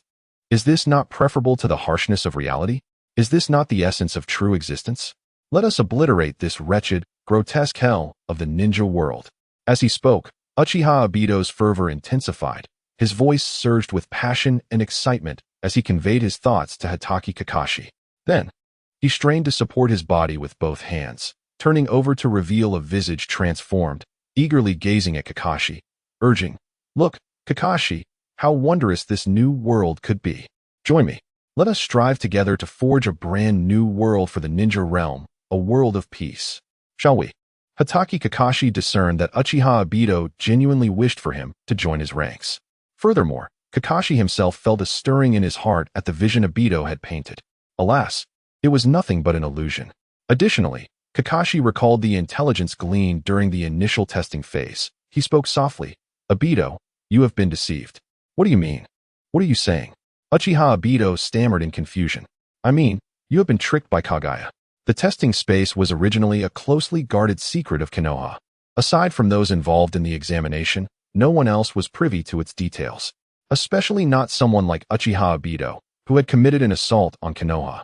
Yet, Kakashi noted how Obito had laid bare the entirety of the infinite Tsukuyomi plan without reservation, and judging by his demeanor, he was utterly entranced by that illusory dream. At this moment, if Kakashi did not divulge the matters of the testing space, it would be utterly impossible to sway Uchiha Obito. Kakashi Hatake hesitated for a moment before speaking. "Listen to me, Obito. Approximately 8 months ago, I, along with Lord Minato and Mr. Kaku, encountered a mysterious individual in the Hokage's office. He revealed numerous insights regarding the future through a series of questions. Among these revelations was the foreboding of your impending assault on Konoha, as well as the truth that you have been deceived by Kaguya." Upon hearing Kakashi's words, Obito Uchiha wore a perplexed expression. "You sincerely invite me to join you, yet you perceive me as a mere pawn? What are you talking about, Kakashi? If you are unwilling, there is no need to deceive me with such a feeble fabrication." Obito felt a surge of anger, convinced that Kakashi was dismissing him entirely. "Allow me to finish, Obito," Kakashi interjected, gesturing for Obito to let him continue.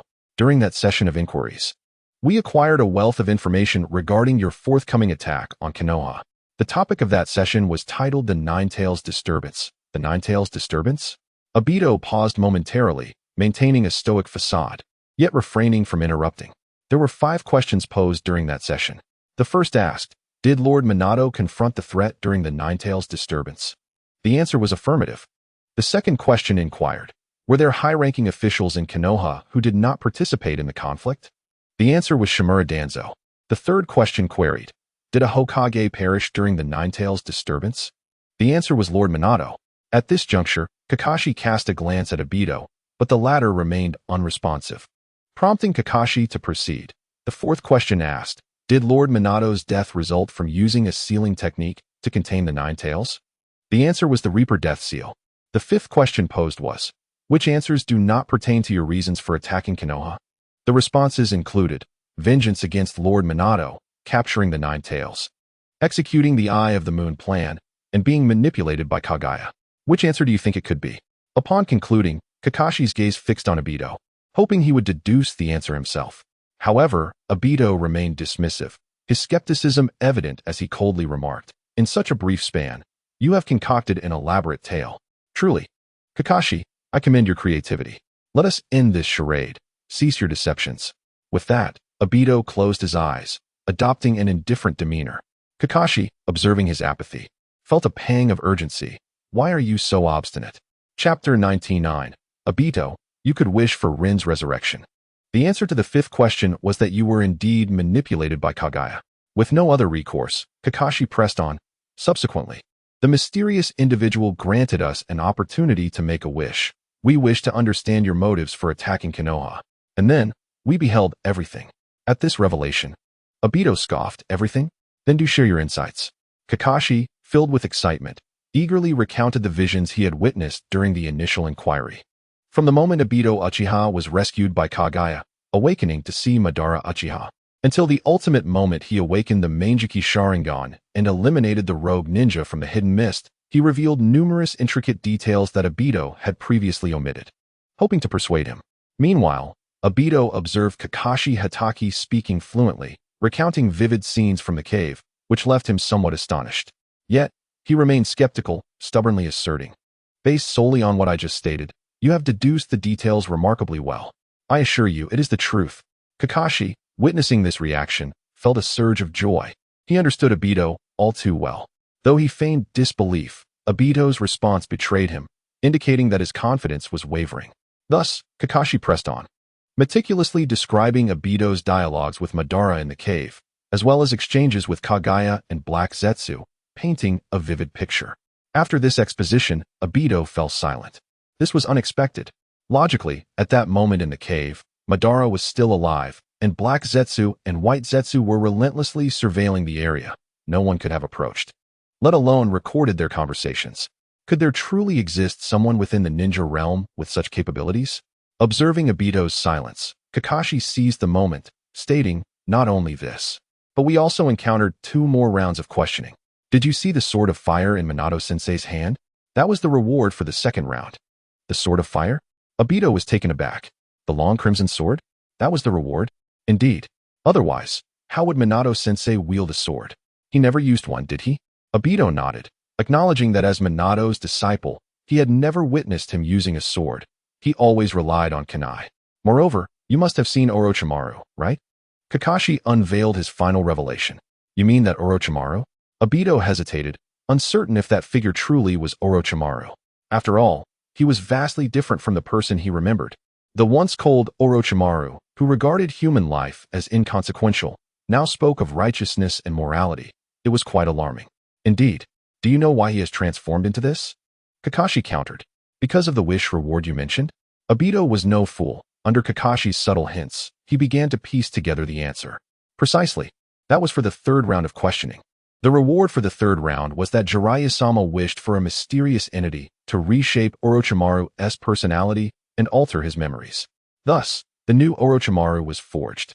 The intelligence divulged by one who possesses such incredible power must be genuine. Kakashi gazed intently at Obito, urging, wake up, Obito. That Black Zetsu is deceiving you. He harbors ulterior motives. Do not place your trust in him any longer. Inside Uchiha Obito, a fierce internal struggle raged. Rationally, he found it hard to believe what Kakashi Hatake was asserting. After all, it was quite absurd to think that a mysterious individual could suddenly appear in Konoha and divulge prophetic information. Furthermore, The claim that Kaguya had deceived him was perplexing. Kaguya was merely the manifestation of Uchiha Madara's consciousness. If deception had occurred, it was Madara who had misled him, not Kaguya. Yet, emotionally, witnessing Kakashi's serious demeanor sparked a deep intuition within Obito, convincing him that Kakashi spoke from the heart, delivering nothing but the truth. This left him bewildered. Could such extraordinary events truly transpire? However, Kakashi, you may be unaware that Kaguya embodies Madara's will. If I have been misled, it is Madara who has deceived me, not Kaguya. This is the crux of the matter. I cannot place my trust in you. After a moment of contemplation, Obito shook his head at Kakashi. Kakashi's hopeful expression shifted to disappointment, though he understood the gravity of the situation. Indeed, if he had not experienced such bizarre occurrences himself, he too would be skeptical if someone approached him with tales of a mysterious figure revealing the future. A heavy silence enveloped the two in the Kimui dimension, each lost in their thoughts. Suddenly, Kakashi's face lit up with excitement as he exclaimed, "Obito, do you believe in me?" "What do you mean?" Obito replied, taken aback. "What I mean is, if you believe me, I can guarantee with my life that you can partake in a test of answering questions. In that moment, the truth will be laid bare before you." The more Kakashi considered this proposal, the more feasible it seemed. What grandiose claims you make. The moment I step out of this Kimui space, I will be immediately slain by the people of Konoha. You do realize how much the Third Hokage and Jiraiya wished to eliminate me just moments ago. Minato-sensei feels the same. The recollection of Minato's resolute gaze and merciless actions filled Obito with despair. "I am here. As long as you sincerely repent, Minato-sensei will grant you a chance," Kakashi asserted firmly. "You know Minato-sensei, he is not a cruel man. If he had a choice, he wouldn't wish to kill you." Obito shook his head, still unwilling to confront Minato. "Enough, Kakashi. To speak of such things feels utterly absurd. You can resurrect Rin," Kakashi suddenly shouted. "As long as you answer all the questions correctly, you can wish to bring Rin back. Wouldn't that be wonderful?" Obito froze, momentarily stunned by Kakashi's words. "Resurrection, Rin. Is it truly possible to bring Rin back?" Chapter 100. I shall use this blade to send you to hell within the realm of divine might. Upon uttering the words of resurrecting Rin, Uchiha Obito fell into a profound silence. Resurrecting Rin? He lingered on the phrase, as though it possessed an immense, enchanting power that captivated him. "Obito, Rin has come to fetch you," called a gray-haired grandmother from inside a quaint dwelling in Konoha village. "My apologies. I shall be there shortly," Obito responded hurriedly while slipping on his shoes, a sense of urgency in his voice. "I long to meet my great-grandson soon, Obito," the grandmother said with a gentle gaze filled with yearning. "Grandmother, I am merely 5 years old. Isn't this a bit premature?" Obito replied, looking up with a hint of resignation. Hurry.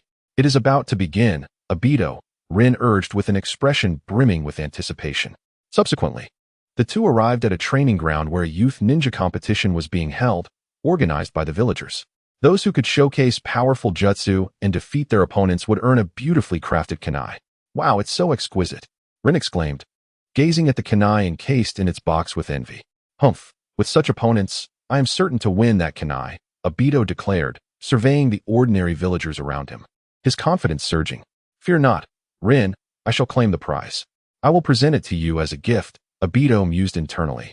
"Do your best, Obito." Rin cheered from the sidelines, her excitement igniting a wave of fervor within him. Just watch me," Obito proclaimed. "Fire style, fireball jutsu." He formed the hand seals, inhaled deeply, and then exhaled several small flames. Wow! The villagers displayed expressions of disappointment, yet Rin clapped enthusiastically for him, providing a great source of comfort. Although Obito's fireball jutsu was only a partial success among the common villagers, it still placed him in the lead.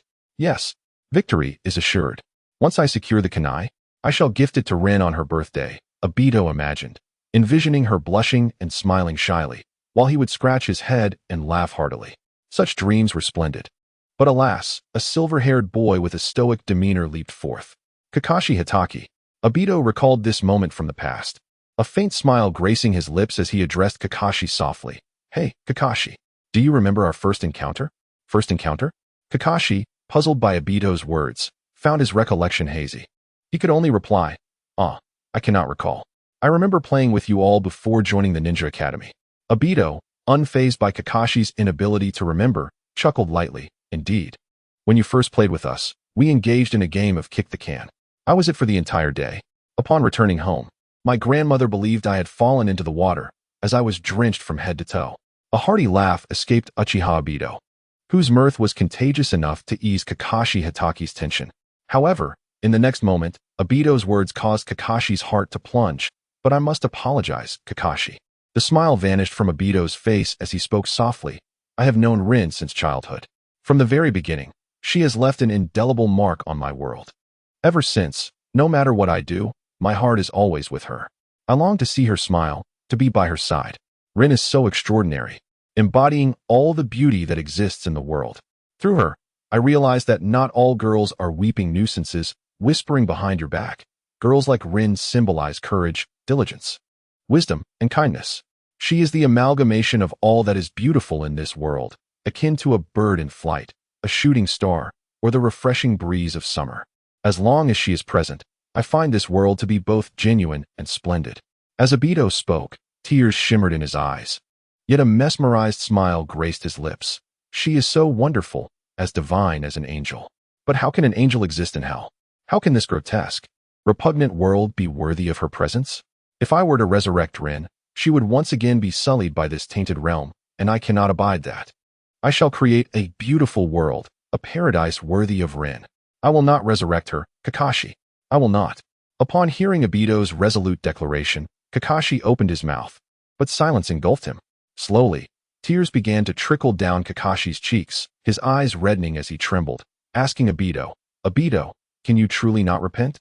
I have told you that you have been deceived, yet you remain unwilling to turn back. Tell me, Obito. Please, tell me. Obito clenched his lips tightly, eyes shut, remaining silent, though his stance was unmistakably clear. Kakashi's heart was heavy with bitterness, emotions surging violently within him, threatening to erupt. Unbeknownst to him, the Sharingan in his left eye spun rapidly, transforming into the shape of a triangular shuriken. His kaleidoscope Sharingan had awakened. Then let us bring this to a conclusion. As a ninja of Konoha, the head of the Umbu, the captain of the Hokage's bodyguard, and a member of Minato Namikaze's team, I hereby issue my final ultimatum. I shall pierce your heart with this blade, a treasured heirloom passed down from my father. Rest in peace, Obito. Kakashi drew the short blade from his back. One of the few legacies left by his father, Tsukumo Hatake. After obtaining the Fire God's sword, Minato Namikaze ignited an interest within Kakashi Hatake, prompting him to dedicate time to mastering the White Fang technique, elevating his prowess to unprecedented heights. Uchiha Obito opened his eyes, fixating intently on Kakashi Hatake, silence enveloping him as he gripped his kunai tightly. Whoosh! Thud! In a flash, the two figures surged towards one another, colliding with force. Obito! The blade of the White Fang pierced through Obito's chest. Yet, the shuriken in his hand fell to the ground. In his final moments, he had held back. Chapter 101. The Death of Uchiha Obito? Obito, you. Kakashi Hatake's eyes brimmed with anguish, tears streaming down his face as he cried out in despair. Obito, I'm sorry, Kakashi. Uchiha Obito paid no heed to the blade lodged in his chest. Instead, he embraced Kakashi tightly, tears of sorrow and regret staining his expression. I know you speak the truth. I am aware of the veracity of your words. Black Zetsu is indeed a threat. I had realized it long ago. Yet I cannot return. Kakashi, I cannot go back. Obito rested his chin on Kakashi's shoulder, his tears and snot dampening Kakashi's attire. From the moment I contemplated harming my teacher and his wife, I knew I was no longer the Obito of old. In pursuit of my goals, I have utterly transformed into another being, cold-blooded, ruthless, and unscrupulous. Would Rin ever love someone like me? Even if I were to resurrect her, she would surely despise me. I cannot bear the thought of Rin regarding me with disdain. In truth, when Kakashi spoke of reviving Rin, Obito's heart stirred. However, upon reflection, he realized the monstrosity he had become. If Rin Noera were truly resurrected, would she love the man he had become? The Rin who cherished her village, adored her fellow villagers, and revered Minato-sensei, and Kushina-sensei would undoubtedly be enraged and bewildered by his actions. Kakashi, I am sorry. Tears flowed from Obito's eyes freely, his hands gripping Kakashi's back so tightly that his knuckles turned white. I loathe you for having killed Rin, even though I understand that you were left with no choice, and that you too have suffered. Yet now, I have compelled you to take my life. This must be profoundly unfair to you, Kakashi. Do not speak, Obito. Do not say another word. Kakashi Hitaki trembled, his words faltering. Do you remember when I asked you about our first meeting? That day, Rin and I participated in the Young Ninja Tournament, and I believed I could secure first place to present that kunai to Rin. But you appeared and snatched away my victory. From that moment on, you defeated me time and again, and I never once triumphed over you. I was quite envious of you, Kakashi. Uchiha Obito forced a smile, yet it was more grotesque than his tears. However, this time, I have emerged victorious, Kakashi. I must first seek out Rin. You should simply continue to live well. After Rin and I have spent 100 or so years together below, you may come to find us. By then, who knows, we may already be surrounded by descendants, and you will only be a guest. Uchiha Obito spoke, blood spilling from his mouth, staining Kakashi Hitaki's shoulder and soaking his attire in crimson. Obito, enough, Kakashi exclaimed, his face etched with anguish, his heart torn and utterly lost as to what to do. Listen well, Kakashi, I will share this intelligence with you only once. Uchiha Madara possesses the fabled eyes of the sage, the Rinnegan, which hold unfathomable power. Currently, they reside within a man from the land of rain, known as Nagato. This is Madara's contingency plan for resurrection. One day, when the time is ripe, that Nagato will unleash a jutsu called the Rinne Tensei, to bring Madara back and fulfill the infinite Tsukuyomi.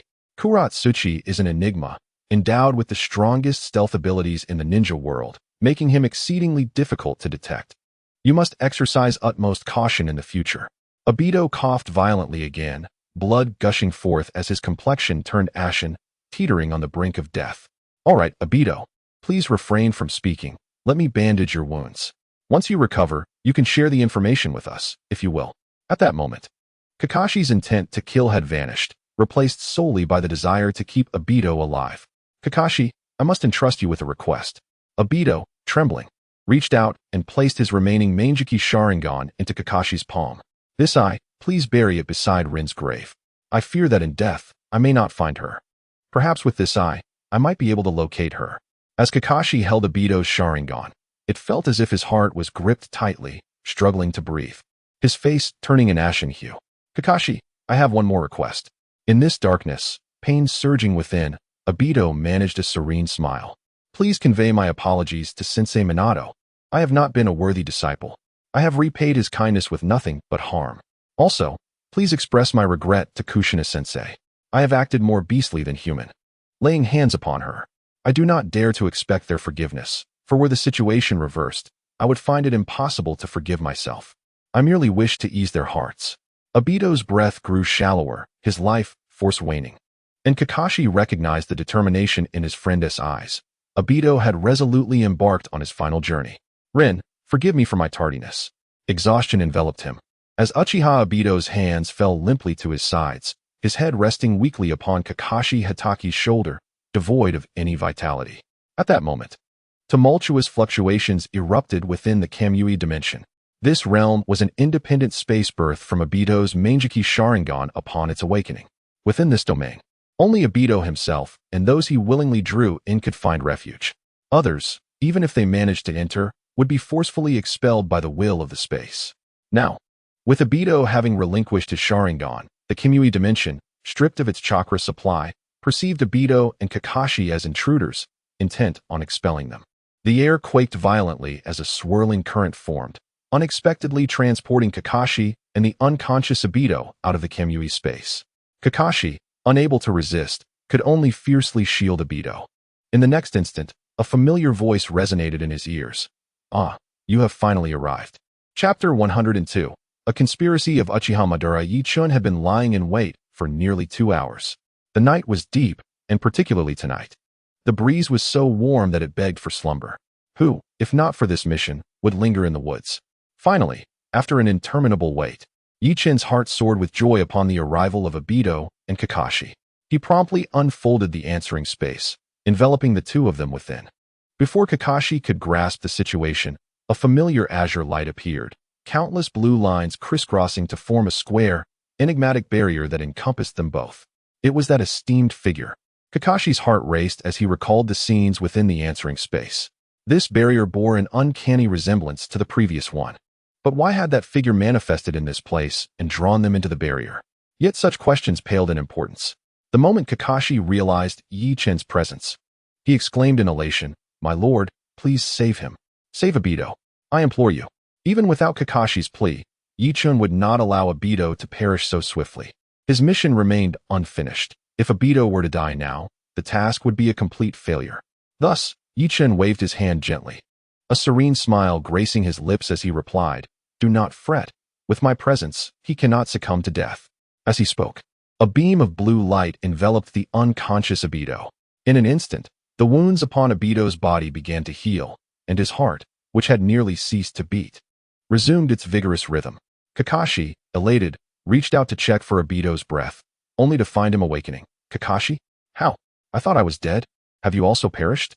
The ninja world is a peculiar place, inhabited by sages of 6 paths, while Pain 2 has a persona named after the 6 paths of reincarnation. The realms of heavenly beings, hungry ghosts, animals, asuras, hell, and humans exist within the cycle of reincarnation, as per Chinese mythology, serving the purpose of allowing souls to be reborn and maintaining balance in the mortal realm. However, within the Naruto universe, all souls converge in the Pure Land. The moment a person passes away, their consciousness halts and remains forever suspended. In the original narrative, when Senju Hashirama and Senju Tobirama are summoned through Edo Tensei, their awareness is evidently trapped in the moment of their demise, devoid of any recollection from the Pure Land. Thus, the so-called Sage of 6 Paths is merely a hybrid of an extraterrestrial being and a shinobi, merely a title cloaking a more powerful entity. The notions of immortals and the 6 Paths are but mere appellations, lacking any substantial essence. "Obito, you are not dead. This esteemed individual has saved you," exclaimed Kakashi Hatake in surprise, addressing Uchiha Obito. "I'm not dead. Why deny me death? Why save me?" Uchiha Obito retorted with dissatisfaction, having resolved to embrace death. "Because you have been chosen, young man," Yi Chen replied with a light laugh, clapping his hands. "This time, it is not a formal examination. There are only 2 questions. Thus there will be no reward for answering 5 questions. However, should you answer these 2 correctly, I can grant you a small reward. I have no interest." Uchiha Obito stated, having concluded his life's affairs in Kimui and feeling no attachment to life, only wishing to reach the Pure Land to reunite with Rin Noara, thus appearing disinterested. "Let us first see the questions, Obito," Kakashi encouraged him, then turned respectfully to Yi Chen, saying, "Esteemed sir, we are willing to participate in the questioning. Then let us begin. This round of questioning is rather simple. Just listen to my words. Question 1. Who is the mastermind behind Rin Nohara's death? Answers: Uchiha Madara.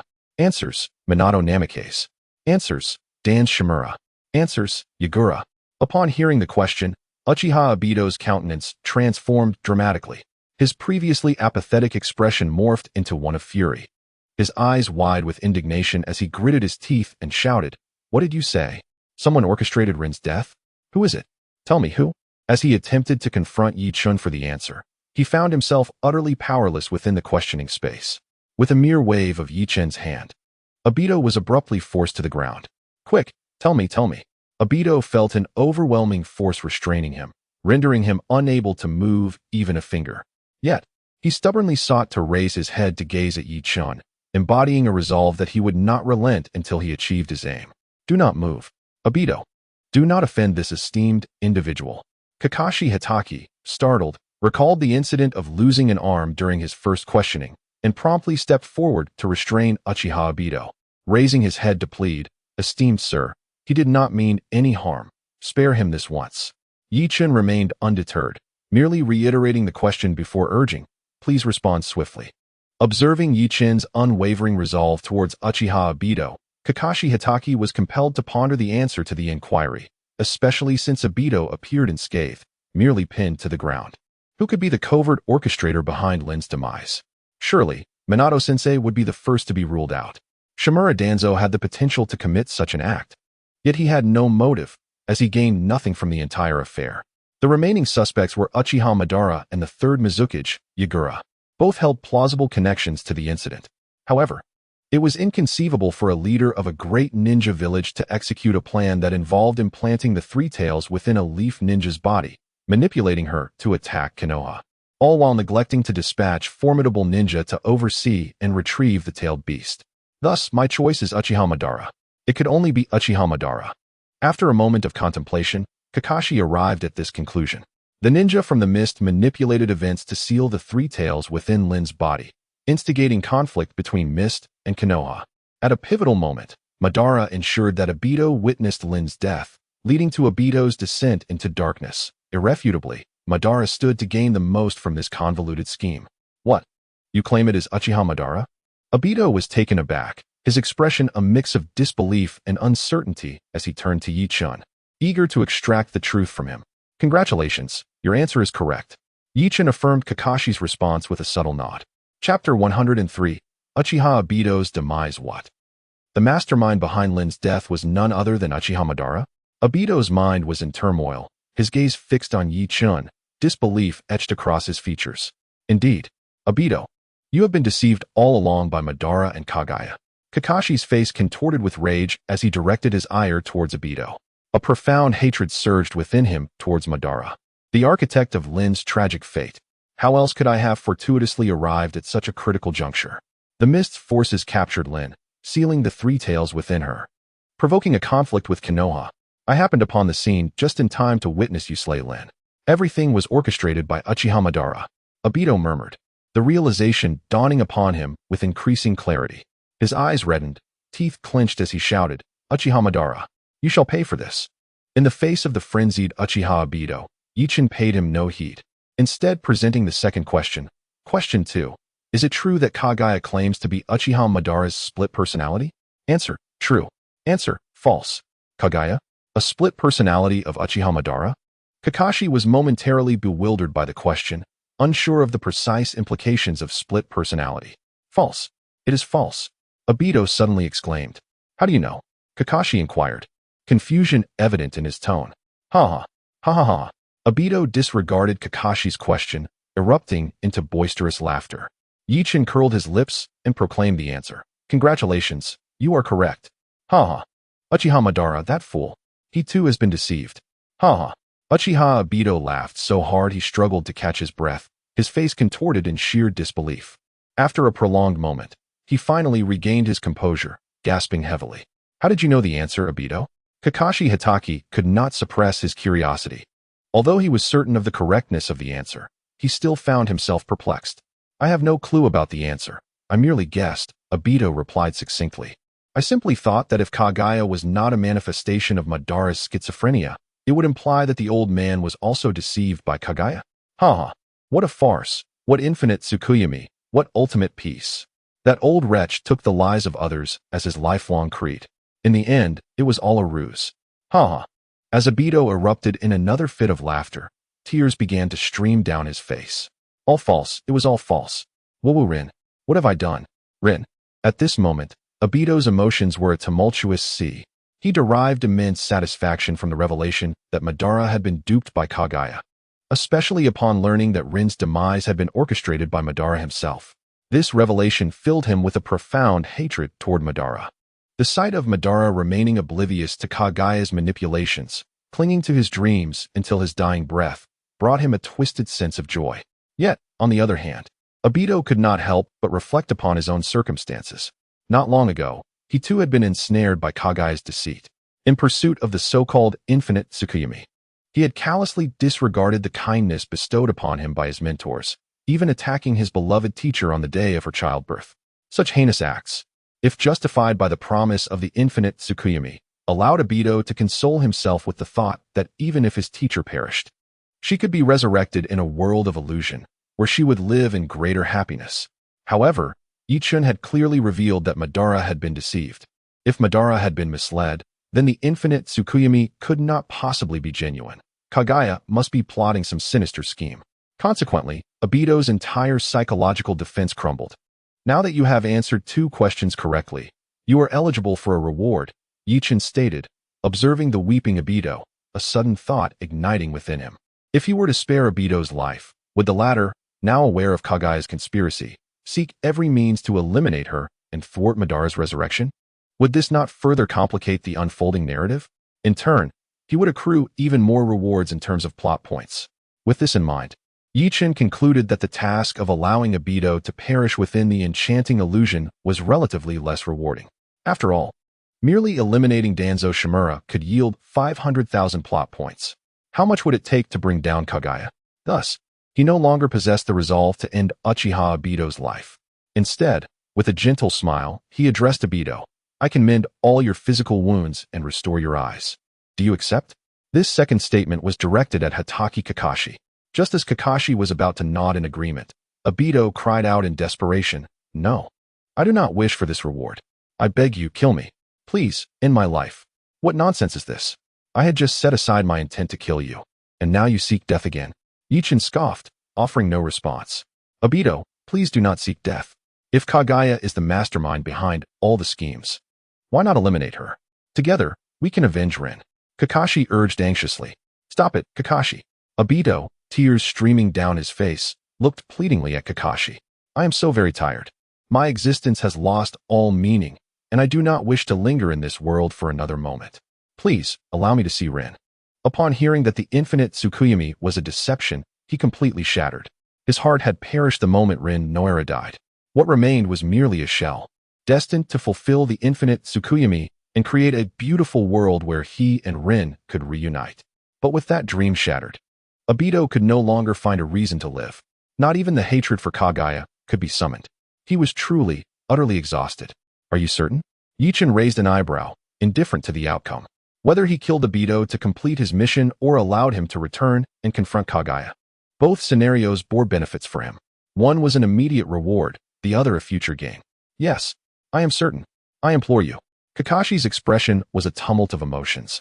He felt Obito's grim determination to embrace death, yet he could not bear to watch his dear friend walk towards demise. Do not agree to his plea, my lord. If he desires death, what reason have I to deny him? Yichin shook his head, retrieving a scroll acquired through a transaction with Uchiha Fugaku, which contained the Uchiha clan's Jinjutsu. Illusion, fleeting life.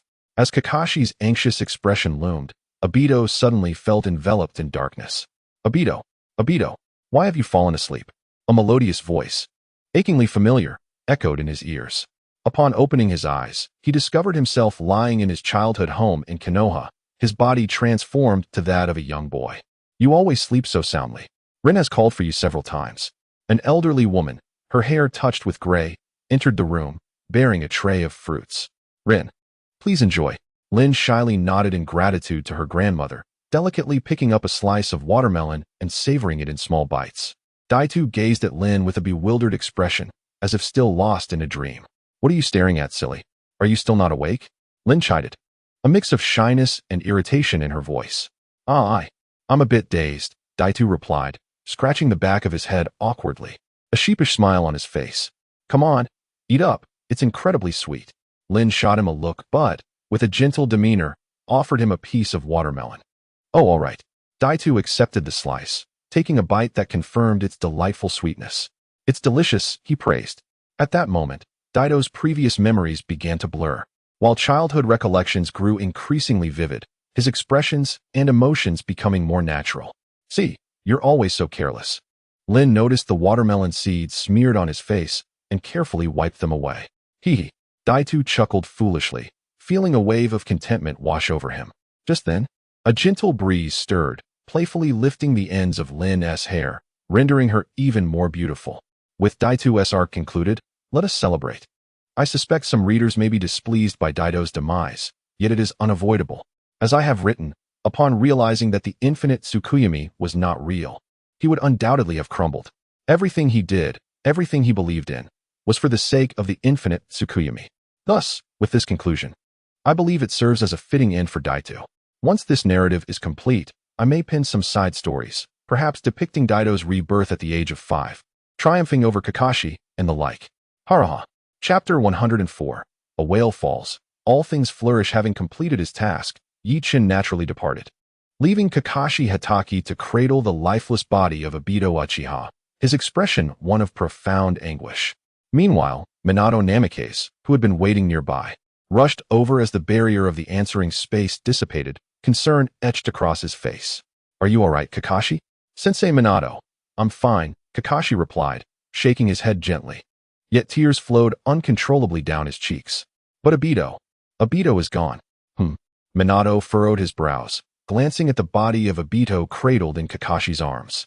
Though all of Obito's wounds had been healed by Yi Chun, remnants of blood and marks from his battle with Kakashi remained, his clothing tattered. Oddly, however, Obito's face appeared serene, even bearing a slight smile, as if he were gently laughing. Please, tell me what happened. Did that esteemed figure appear? I saw that familiar barrier. When the answering space manifested, Yi Chun had the option to conceal it or leave it visible. Since maintaining invisibility required constant mental effort, he preferred not to use the hidden mode except for the night he infiltrated the Uchiha residence. Thus, when the answering space revealed itself earlier, it was seen by Minato. Yes, Kakashi Hatake found himself embroiled in a fragmented sequence of events, commencing with his entrapment in the Kimui dimension by Obito Uchiha. The two engaged in a fierce confrontation, culminating in Obito deliberately restraining himself, desiring to meet his demise at Kakashi's hands. Subsequently, they exited the Kimui realm and entered the realm of inquiries, where Kakashi imparted an overwhelming abundance of information to Minato Namikaze, including intelligence regarding Uchiha Madara and Kage's essence. The sheer volume of information left Minato momentarily stunned, necessitating a pause for comprehension. After regaining his composure, he spoke. I never anticipated the truth would unfold in this manner. Kakashi, I must convene with the previous Hokage and the legendary three. We must disseminate this intelligence. Please hold for a moment.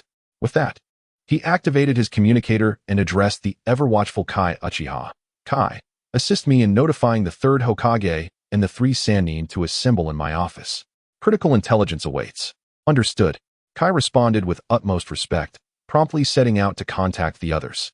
Meanwhile, Minato, accompanied by Kakashi and the lifeless form of Obito cradled in Kakashi's arms, utilized the Flying Thunder God technique to teleport to his office.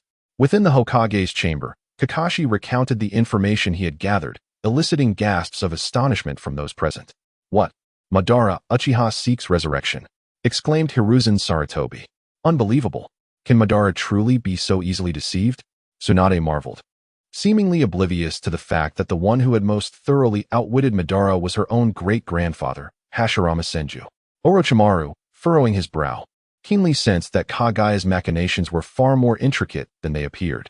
Nagato, the Rinnegan he possesses was bestowed upon him by Madara?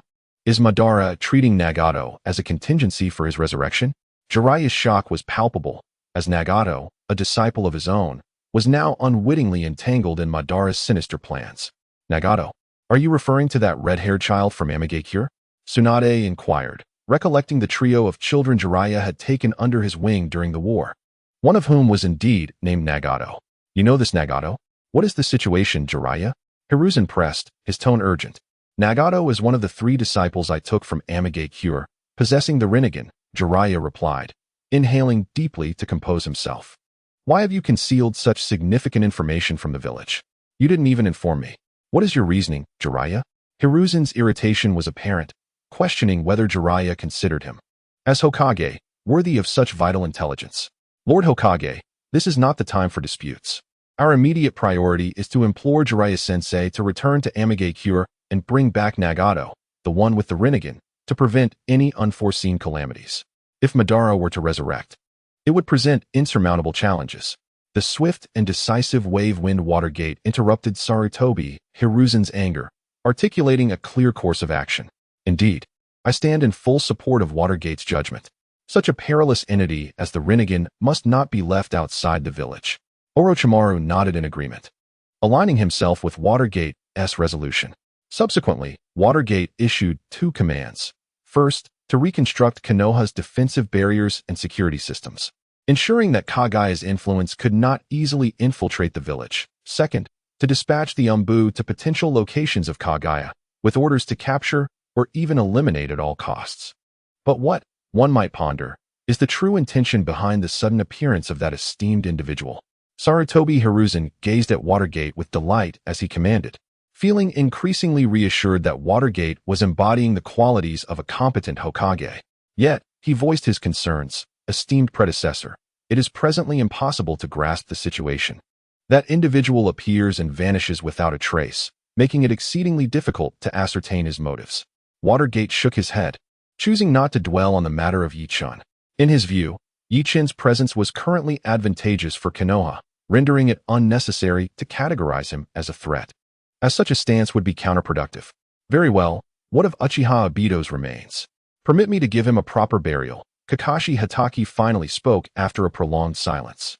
Sarutobi Hiruzen turned his gaze toward Watergate, knowing that only this Hokage could render a decision. After a moment's hesitation, Watergate resolutely declared, Obito's body shall be entrusted to the Intelligence Division.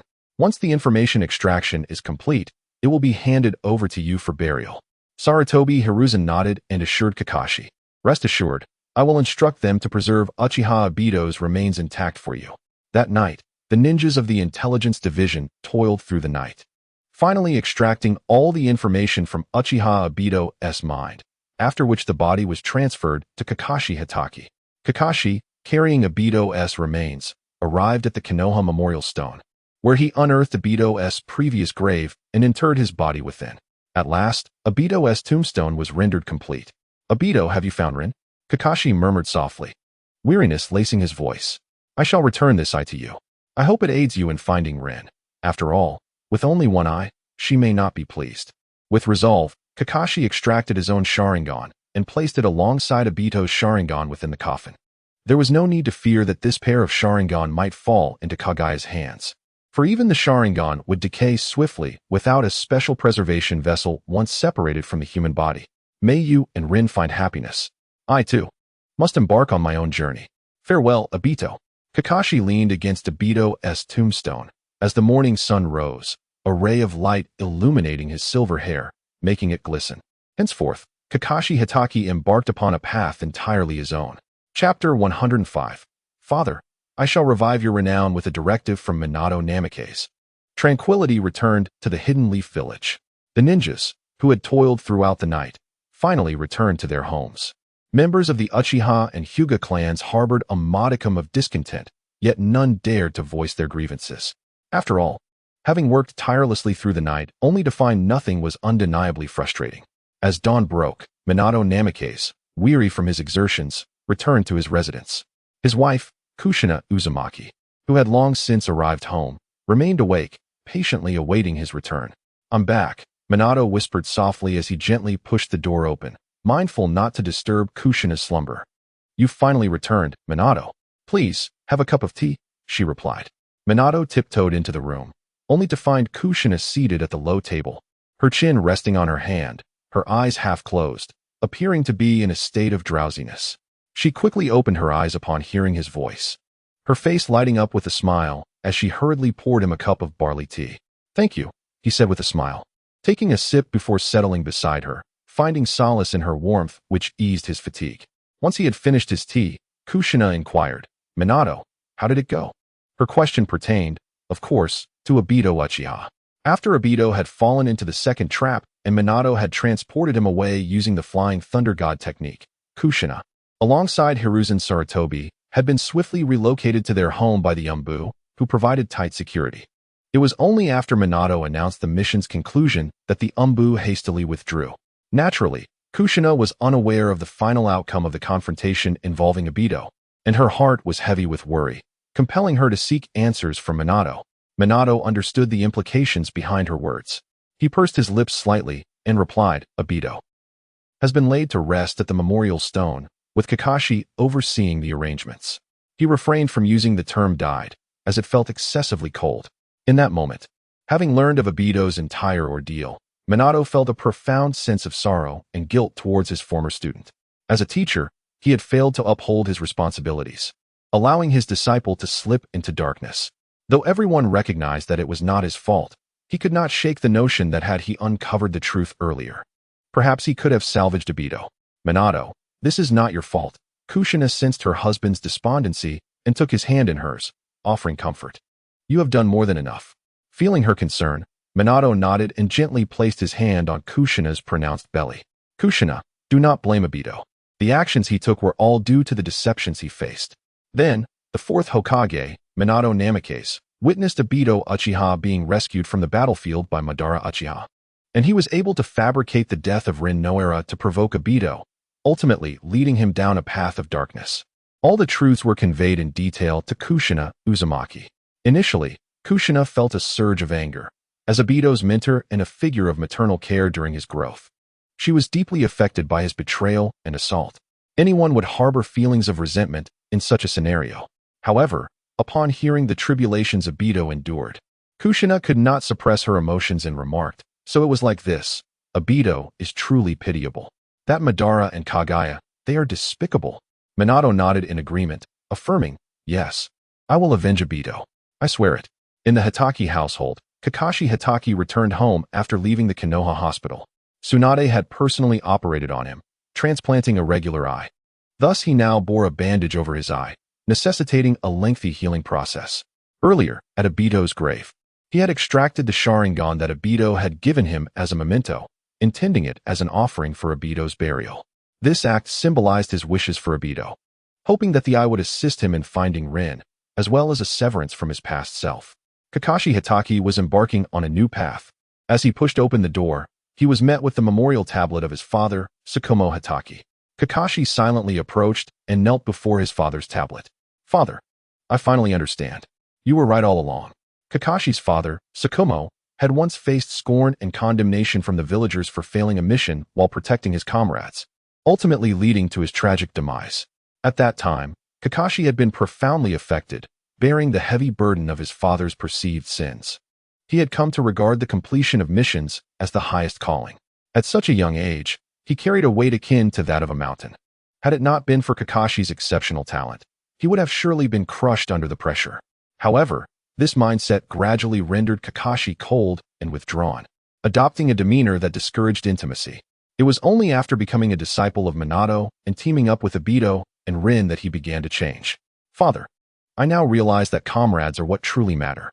I finally understand your words. Please bless me in the afterlife. I will strive to uphold your will."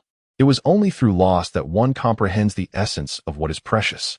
In that moment when Obito perished, Kakashi experienced a profound awakening and grasped his father's convictions. He drew the short blade he had carried at his back and placed it before Tsukumo's memorial tablet.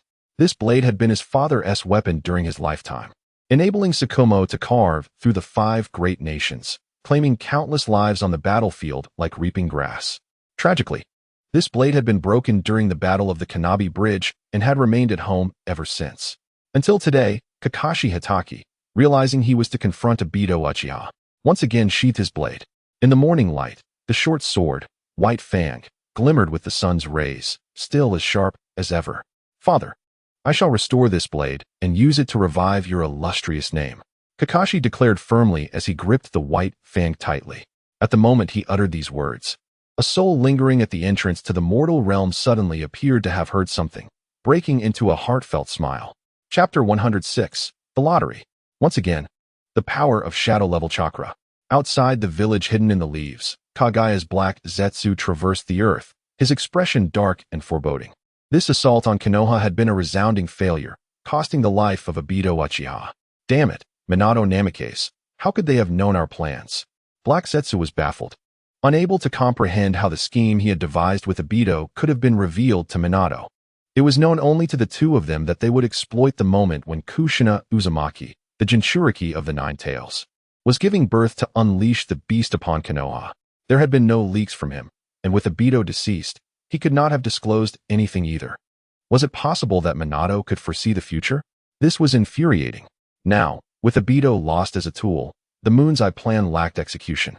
Obito had been a carefully cultivated pawn by Madara Uchiha and Black Zetsu, his sole purpose to facilitate the completion of this plan. With Obito dead in Konoha, where could Black Zetsu find another individual of equal strength, fervently devoted to the Moon's Eye? Although Black Zetsu possessed cells from Hashirama Senju, he could theoretically acquire Obito's Manjiki Sharingan and, at a cost, fabricate another capable pawn. Previously, after Obito's death, Black Zetsu had followed Kakashi and witnessed him bury Obito, even removing his Sharingan to place in the coffin. Black Zetsu had nearly seized the opportunity to claim those eyes. Yet a keen sense of danger had prompted him to retreat upon noticing Minato, Hiruzen Sarutobi, the legendary 3 Sannin, and several elite Konoha shinobi lurking nearby, waiting for him to reveal himself. The clever ploy had been to bait him with Obito's remains. Fortunately, He had sensed the trap and escaped Konoha, leaving Minato and the others disappointed in their failure to lure him. With no other options, he resolved to visit Nagato. With Obito's demise, the only contingency Madara had left was Nagato. Black Zetsu intended to persuade Nagato to become another tool. In Konoha, at the home of the Yechin family. Hooray! Yechin listened to the system assistant's announcement as if it were divine music. Ding! Congratulations, host, for completing the task. Reward: 500,000 plot points and 5 chances to draw from the advanced prize pool. Ding! Due to the pivotal character Uchiha Obito's demise, the narrative is poised for a significant transformation, awarding a staggering 10 million plot points. Furthermore, as a result of the passing of his dear friend, Kakashi Hitachi's convictions have shifted, leading to another monumental alteration in the storyline, thus granting an additional 2 million points. Additionally, the early knowledge possessed by Minato Namikaze and others regarding Uchiha Madara's schemes will also precipitate a substantial change in the plot, resulting in a further 1 million points. A series of system notifications caused Yi Chen's grin to widen. Do not stop. More, please. Oh, I am on the verge of ecstasy. Yi Chen gazed at the plot points displayed on the system interface, overwhelmed with delight. When tallied, the points arranged from highest to lowest were as follows: 10 million for Obito's demise, 5 million for Shimura Danzo's death, 2 million for Kakashi's transformation, and 1 million for Minato's foresight regarding Madara's plans. Altogether, these points surpassed a total of 18 million. With additional minor rewards, Yi Chen's plot points had now exceeded 20 million, reaching an impressive total of 584 points. Such an abundance of plot points was sufficient to exchange for a wood release of Hashirama's caliber. Just imagine, Yi Chen clapped his hands. The wood release, flowering tree realm descends. Wood release, wooden golem technique. First, he would establish a forested terrain to gain the upper hand, followed by summoning a wooden figure. Then he would unleash the wood release, wood dragon technique. Riding atop a towering figure, the thrill would be unparalleled. However, he pondered whether exchanging for Hashirama-level wood release might be somewhat wasteful, considering he already possessed wood release. Would there be discounts for upgrades? Reflecting on his previous lottery winnings of wood release, Yi Chen felt that spending another 20 million to acquire Hashirama-level wood release seemed a tad unwise. This fellow, frugal when it was unwarranted and stingy when it was appropriate. Beep. The system is undergoing an upgrade. Discounts are unavailable at this time. Ugh, you are utterly useless. Yi Chen remarked in exasperation. He longed to make a purchase, but simultaneously felt it would be a regrettable expenditure. Gazing longingly at the Hashirama-level wood release in the system shop, Yi Chen ultimately decided, let us try the lottery first. Beep. Congratulations, host. You have received the reward, all fire release techniques. Beep. Congratulations, host. You have received the reward, shadow level chakra. Beep. Congratulations, host. You have received the reward, an infinite supply of ninja tools. Beep. Congratulations, host. You have received the reward, disguise masks. Beep. Congratulations, host. You have received the reward, memory enhancement. What a bountiful harvest. Yi Chen marveled at this wave of rewards, feeling as though he had struck gold. The complete compendium of fire release techniques. He had mastered all known fire release techniques in the ninja world, except for those that required unique bloodlines. He could utilize all the rest. Even those he could not currently employ were now part of his knowledge, enabling him to use them once conditions permitted. Shadow level chakra is self-explanatory. It is a tremendous boon. Having previously acquired shadow level chakra, he now possessed double the amount, making him the foremost in Konoha. An infinite supply of ninja tools. Having felt the enhancement of his body, Yi Chen turned his gaze towards the 2 items he had acquired. Ding! An inexhaustible ninja tool pouch. As long as the host carries it, they can continuously extract ninja tools from it, including kunai, shurikens, explosive tags, sealing scrolls, and more. Wow! A mobile armory. Yi Chen examined the pouch, noting that its exterior bore no distinguishing features. Could it be said, then, that I could endlessly extract explosive tags and sell them for profit, thus becoming wealthy? Yi Chen suddenly contemplated this and inquired with delight. Ding! Not quite. The generation of ninja tools within the pouch relies on the host chakra. Once the host chakra is depleted, the pouch will cease to produce tools. My chakra? Yi Chen questioned, then reached out to test it, thinking of extracting an explosive tag, and indeed, a tag materialized in his hand. It appears to have consumed about 1,000th of my chakra. Yi-Chin attentively gauged his chakra and reached a conclusion. This seems a bit underwhelming. It should be noted that Yi-Chin's current chakra capacity was equivalent to that of 2 Kage-level ninjas. The consumption of 1,000th for a single explosive tag was significant. Typically, an explosive tag is priced at 300 Ryo each in the market, meaning he could extract 1,000 tags only after exhausting all his chakra, yielding a mere 300,000 Ryo. However, for a ninja of Yi-Chin's caliber, whether undertaking missions for the village or exchanging at the gold exchange, he would earn at least 1,000,000 Ryo per task, underscoring the pouch's lack of profitability. Well, it's better than nothing. Yi-Chin casually secured the pouch to his waist and then picked up the disguise mask. How does one use this? Ding. The disguise mask, when worn on the face, can simulate a visage and body according to the host's desires, with results indistinguishable from a real person, flawless in every aspect. Incredible. This is undoubtedly a must-have tool for any mastermind. Yi-Chin chuckled at the mask in his hand. Previously, he had relied on the capabilities of the question-and-answer space for disguise. Now, with the mask, there was no need to continuously activate that ability. Lastly, he tested the memory amplification. The effect was astonishing. Good heavens, I can even recall the lines from the fairy tale books I read in my childhood. The knowledge from university has also resurfaced. Yi-Chan exclaimed in delight, feeling as though he had developed hyperthymesia, with all memories from his past life vividly recalled, devoid of any obscurity. With this newfound clarity, my methods for causing mischief have increased manifold. Chapter 107, Redemption. Eternal Mangeki Sharingan. This round was a bountiful harvest.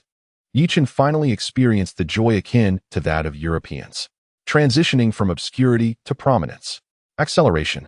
With the disguise mask, I can leave the village without revealing my identity. However, I still need to maintain my identity as a resident of Konoha for the time being. Hence, I must acquire that item. After a moment of contemplation, Yi-Chin made his decision. As the system was set to hibernate for an entire year, Yi-Chin felt compelled to venture forth and engage in activities, regardless of the dangers that lay beyond the village. Previously, he had restrained his impulses to avoid exposing his identity and incurring unnecessary troubles. After all, maintaining a transformation technique could easily lead to complications. However, with the acquisition of a disguise mask, he was now free from the worry of being recognized. System. I wish to exchange for the Flying Thunder God technique. He mused. Having obtained the disguise mask, Yi-Chin realized he would still need to keep an eye on the village while engaging in his escapades. The Uchiha clan's young master insisted on training with him daily. Relying solely on a shadow clone would quickly deplete his chakra, necessitating a return for recharging, which would be counterproductive. Thus, he opted to purchase the Flying Thunder God technique. Now, with a shadow clone armed with a Flying Thunder God kunai, he could effortlessly return to the village at any moment. An unparalleled convenience. Ding. Does the host confirm the exchange for the Flying Thunder God technique? Required storyline points, 500,000. The Flying Thunder God technique. The cornerstone of Minato Namikaze's undefeated legacy in the ninja world demanded a staggering 500,000 storyline points. Yet, truth be told, it was well worth the investment. Mastery of this jutsu could elevate an ordinary ninja to extraordinary heights. Furthermore, possessing this technique would enable one to evade danger with ease, provided the enemy did not unleash apocalyptic-level attacks. Confirm the exchange, Yi-Chin declared, gritting his teeth in determination. Following this, a surge of information flooded his mind, allowing him to immediately grasp all the skills and nuances of the Flying Thunder God technique. But he was not finished yet. I also wish to exchange for the Eternal Mangeki Sharingan. With 20 million storyline points in hand, and after the exchange for the Flying Thunder God technique, he still had over 15 million remaining. He resolutely decided to expend the entirety for the Eternal Mangeki Sharingan. This would undoubtedly enhance his prowess. During the time frame between the deaths of Uchiha Madara and Senju Tobarama, he would find himself unmatched in the ninja world, excluding the formidable Might Guy, of course. Ding. Confirm the exchange for the Eternal Mangeki Sharingan. Required storyline points, 15 million. Confirmed. Ding. Please select the ocular technique to accompany your Eternal Mangeki Sharingan. Available options include Uchiha Madara, Uchiha Itachi, Uchiha Obito, Uchiha Sasuke, Uchiha Shisui. The system presented a plethora of names of Uchiha clan members who possessed the Mangeki Sharingan for Yi-Chin to choose from. Can I not customize my ocular technique? Yi-chun had hoped to tailor a unique ability, as his mind brimmed with creative ideas. In his previous life, many authors of fanfiction regarding Naruto had designed intriguing and powerful manjiki techniques, and he was eager to replicate some of them. Ding. Customization by the host requires an additional fee of 500,000 storyline points. Ding. Insufficient storyline points detected. Customization service cannot be provided. Damn. Is this a case of discrimination against the impoverished? Yi-chun lamented, tears of frustration welling in his eyes. However, there was little to be done. Poverty begets poverty. Yi-chun had no choice but to sift through the limited templates provided by the system. He ultimately settled on the second pillar, being the main character, capable of continuous evolution and possessing immense potential. In the end, Yi-chun chose the Manjiki Sharingan of Uchiha Sasuke. The left eye wielded Amaterasu, while the right eye commanded Kagetsuchi. The form of Susanoo was adorned with a bow and arrows, and after absorbing the chakra of tailed beasts, it could evolve to unleash the greater power of Indra's arrow. The high probability of Uchiha Sasuke's Manjiki Sharingan being able to utilize Indra's arrow stemmed from his possession of Indra's reincarnated chakra. Although Yi-chun lacked Indra's chakra, the system's impeccable craftsmanship resolved the issue, allowing his Manjiki Sharingan to evolve just like that of the second pillar. In an instant, he found himself utterly impoverished. The 20 million plot points vanished in a heartbeat, leaving him with a mere paltry sum of several 100,000. It was time to test the power of his new abilities. Eagerly, Yi-chun opened the system space and began experimenting with his newly acquired skills one by one. Eternal Manjiki Sharingan. Yi-chun's eyes had been fully transformed by the system, and upon opening them, two blood-red six-pointed stars were imprinted within, resembling Uchiha Sasuke's appearance. Amaterasu. Yi-chun whispered, and a surge of black flames erupted at the point of his gaze. Though Amaterasu appeared rather lackluster in the original tale, lacking any semblance of grandeur, it remains the pinnacle of fire techniques, an unquenchable hellfire, undeniably powerful. Kagetsuchi. Yi-chun manipulated the black flames born from Amaterasu, shaping them into a black shield that stood before him. The ability of Kagetsuchi lies in controlling the transformation of the black flames, as well as extinguishing the flames of Amaterasu. Susanoo. With a low exclamation, a vast chakra energy enveloped him, gradually morphing into a structure reminiscent of human ribs, encasing Yi-chun within. As Yi-chun increased his ocular power output, the form of Susanoo transformed once more, evolving from ribcage to torso, sprouting a head, arms, and legs, ultimately manifesting as a towering warrior clad in armor, wielding a longbow. What a sensation it was to pilot this formidable being. Yi-chun controlled his body, hovering at the position of the complete Susanoo's head, witnessing a view unlike any other. Subsequently, Yi-chun experimented with the complete Susanoo combined with the black flames of Kagetsuchi, achieving a heightened level of power. Alas, the consumption was indeed substantial. Had it not been for the eternal Manjiki Sharingan, excessive use would have rendered his eyes useless. Yi-chun deactivated the complete Susanoo, feeling a wave of sharp pain in his eyes. The only remaining technique he wished to try was the one that lingered in his mind. The image of Uchiha Madara, just resurrected, flashed through Yi-chun's mind, and he swiftly formed the hand signs mimicking Madara: fire release, great fire annihilation. Yi-chun sensed a tremendous chakra mobilizing within him, gathering at his throat, before he expelled a torrent of flames akin to a deluge. How extravagant! This technique! Ha ha ha, what a thrill! Yi-chun chuckled heartily at the massive conflagration he unleashed, unable to contain his joy.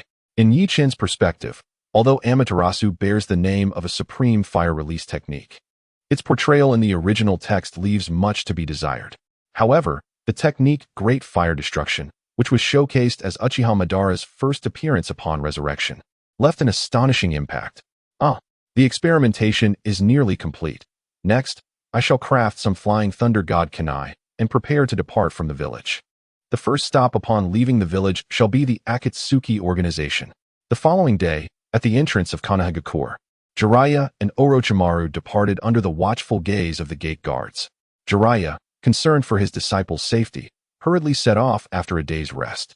In contrast, Orochimaru had long yearned to leave, as he had a multitude of matters awaiting him at his base in the land of rice. It remains uncertain how the personnel at the base would react upon seeing Orochimaru. Orochimaru, I entrust this to you. Next time, I shall treat you to a sumptuous meal. Jiraiya's destination this time is the Land of Rain, a territory under the influence of Hanzo, whose name as a demigod resonates profoundly. Consequently, in consideration of Jiraiya's safety, Namikaze Minato requested Orochimaru to accompany him. Once Jiraiya successfully returns with Nagato, Orochimaru may then attend to his own affairs. It's nothing. I too am eager to witness your disciples. I have heard that their Akatsuki organization is thriving splendidly, and I find their ideology quite intriguing. Chapter 108. The Rain Shinobi's Assault. Jiraiya arrives at the Land of Rain, Rain Shinobi Village. Holding the title of demigod and commanding respect across the ninja world, Hanzo, the leader of Rain Shinobi Village, now gazes at the documents in his hand with a headache. The contents pertain to intelligence regarding the Akatsuki organization. Why does this damned Akatsuki always emerge to cause disruption? Hanzo, filled with fury, slammed the documents onto the table, his eyes ablaze with murderous intent. Several years prior, the sudden emergence of an organization known as Akatsuki had gone unnoticed by Hanzo and Rain Shinobi Village. Initially, both Hanzo and the village paid little heed to Akatsuki's presence, as they were accustomed to a plethora of small-scale organizations, ranging from formidable rogue ninja alliances to wandering bandits possessing only a few ninjutsu techniques. New organizations sprang up daily, while older ones faded away. On average, the lifespan of a nascent organization was merely 3 months. Such an organization like Akatsuki could hardly capture Hanzo's attention.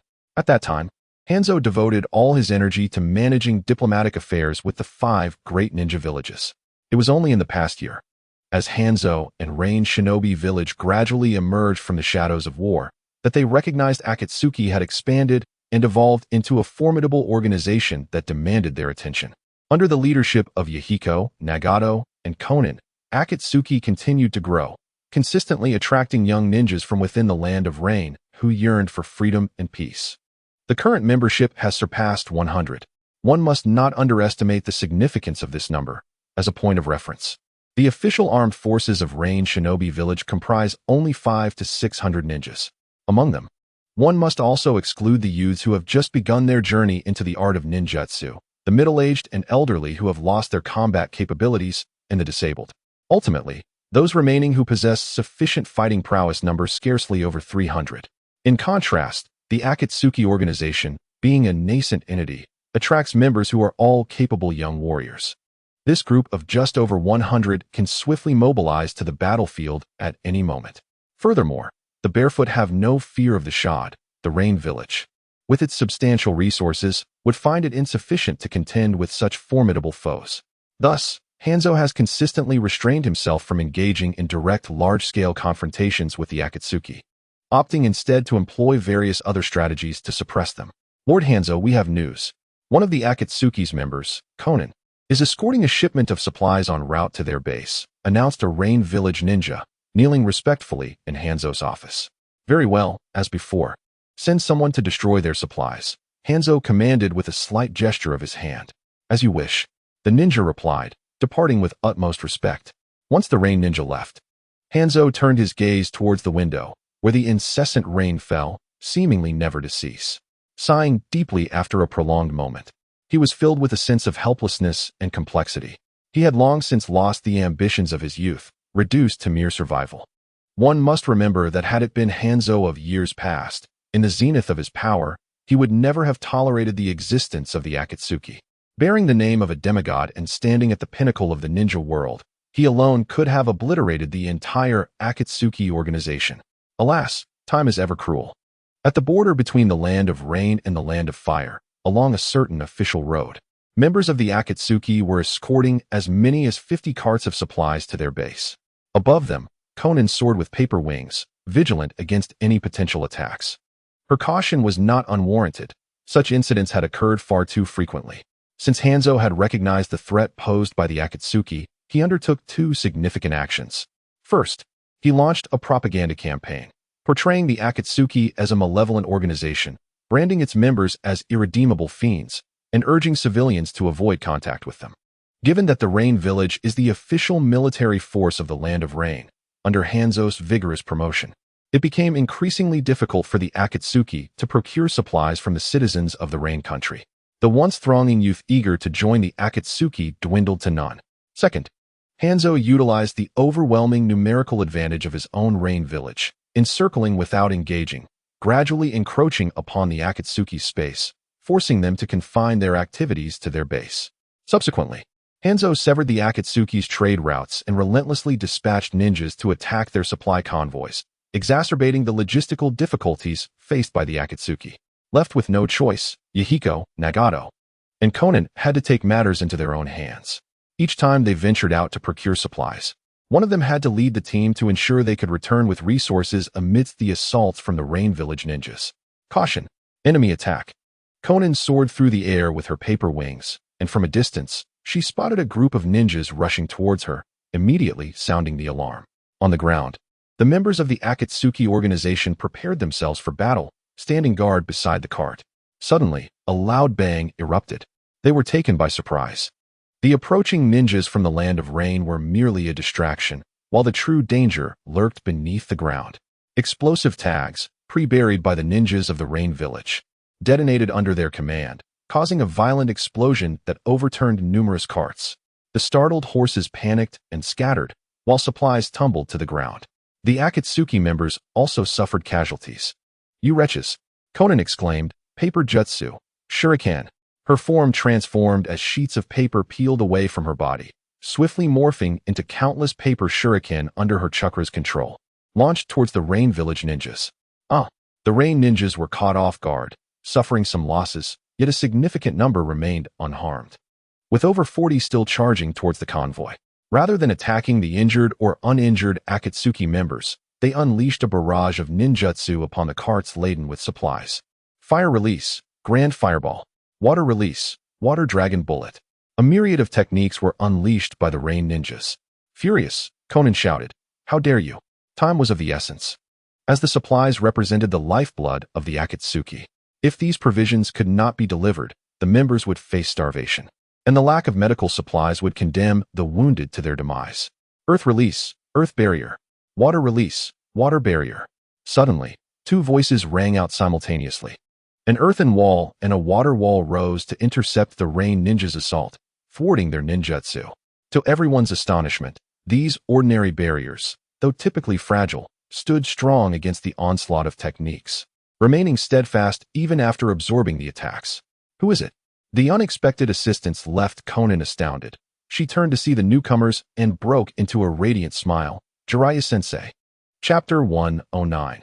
The Akatsuki. The two unexpected allies, Jiraiya and Orochimaru, had arrived to aid the Akatsuki in fending off the Rain ninjas. "Well, it's been a while, Konan," Jiraiya said with a bright smile upon hearing her greeting.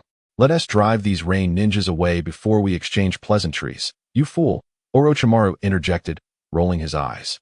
Both Jiraiya and Orochimaru were formidable forces at the level of Kage.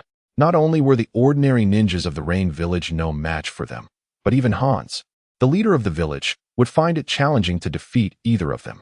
After all, Hans had aged, while the three ninjas he once deemed the legendary Sannin had reached the pinnacle of their power. They swiftly dispatched the Rain ninjas, sending them fleeing in disarray. The two individuals ceased their pursuit and instead approached to aid the injured members of the Akatsuki. "Jiraiya-sensei, what brings you here?" Konan inquired after tending to the fallen comrades. "I came specifically to seek you out," Jiraiya replied with a nod. "Oh, then please accompany me back to our base. Yahiko and Nagato are there as well, and they will be delighted to see you." Konan refrained from probing into Jiraiya's intentions, directly inviting him to the Akatsuki's stronghold. It was not that she lacked caution, rather, Jiraiya held a unique significance for the three of them. Had it been anyone else, she would have first inquired about their purpose before assessing any potential threat. However, with Jiraiya, such concerns were unfounded, for at that time, the Akatsuki was still under Yahiko's leadership. Following Yahiko's demise, the Akatsuki, now led by Nagato, became a fortress to outsiders. "By the way, who is this?" Konan asked, glancing at Orochimaru, who stood beside Jiraiya, feeling a flicker of recognition. They had encountered Orochimaru in their youth, but so many years had passed since then. Moreover, Orochimaru's aura had dramatically transformed, making it unsurprising that Konan could not immediately identify him. "This is Orochimaru, my companion," Jiraiya introduced with a dismissive gesture. "Orochimaru?" Konan suddenly recalled the sinister figure from her past, a man whose very presence had evoked discomfort. But did he not defect from the village? How could he be your companion, Jiraiya-sensei? Hasn't he betrayed Konoha as well? A multitude of questions surged through her mind as she regarded Orochimaru with a gaze filled with uncertainty. Under her scrutiny, Orochimaru displayed a courteous smile, exuding an air of warmth and friendliness that seemed incongruous with her memories of him. Throughout their years leading the Akatsuki, Konan and her companions had never ceased their intelligence-gathering efforts about the outside world.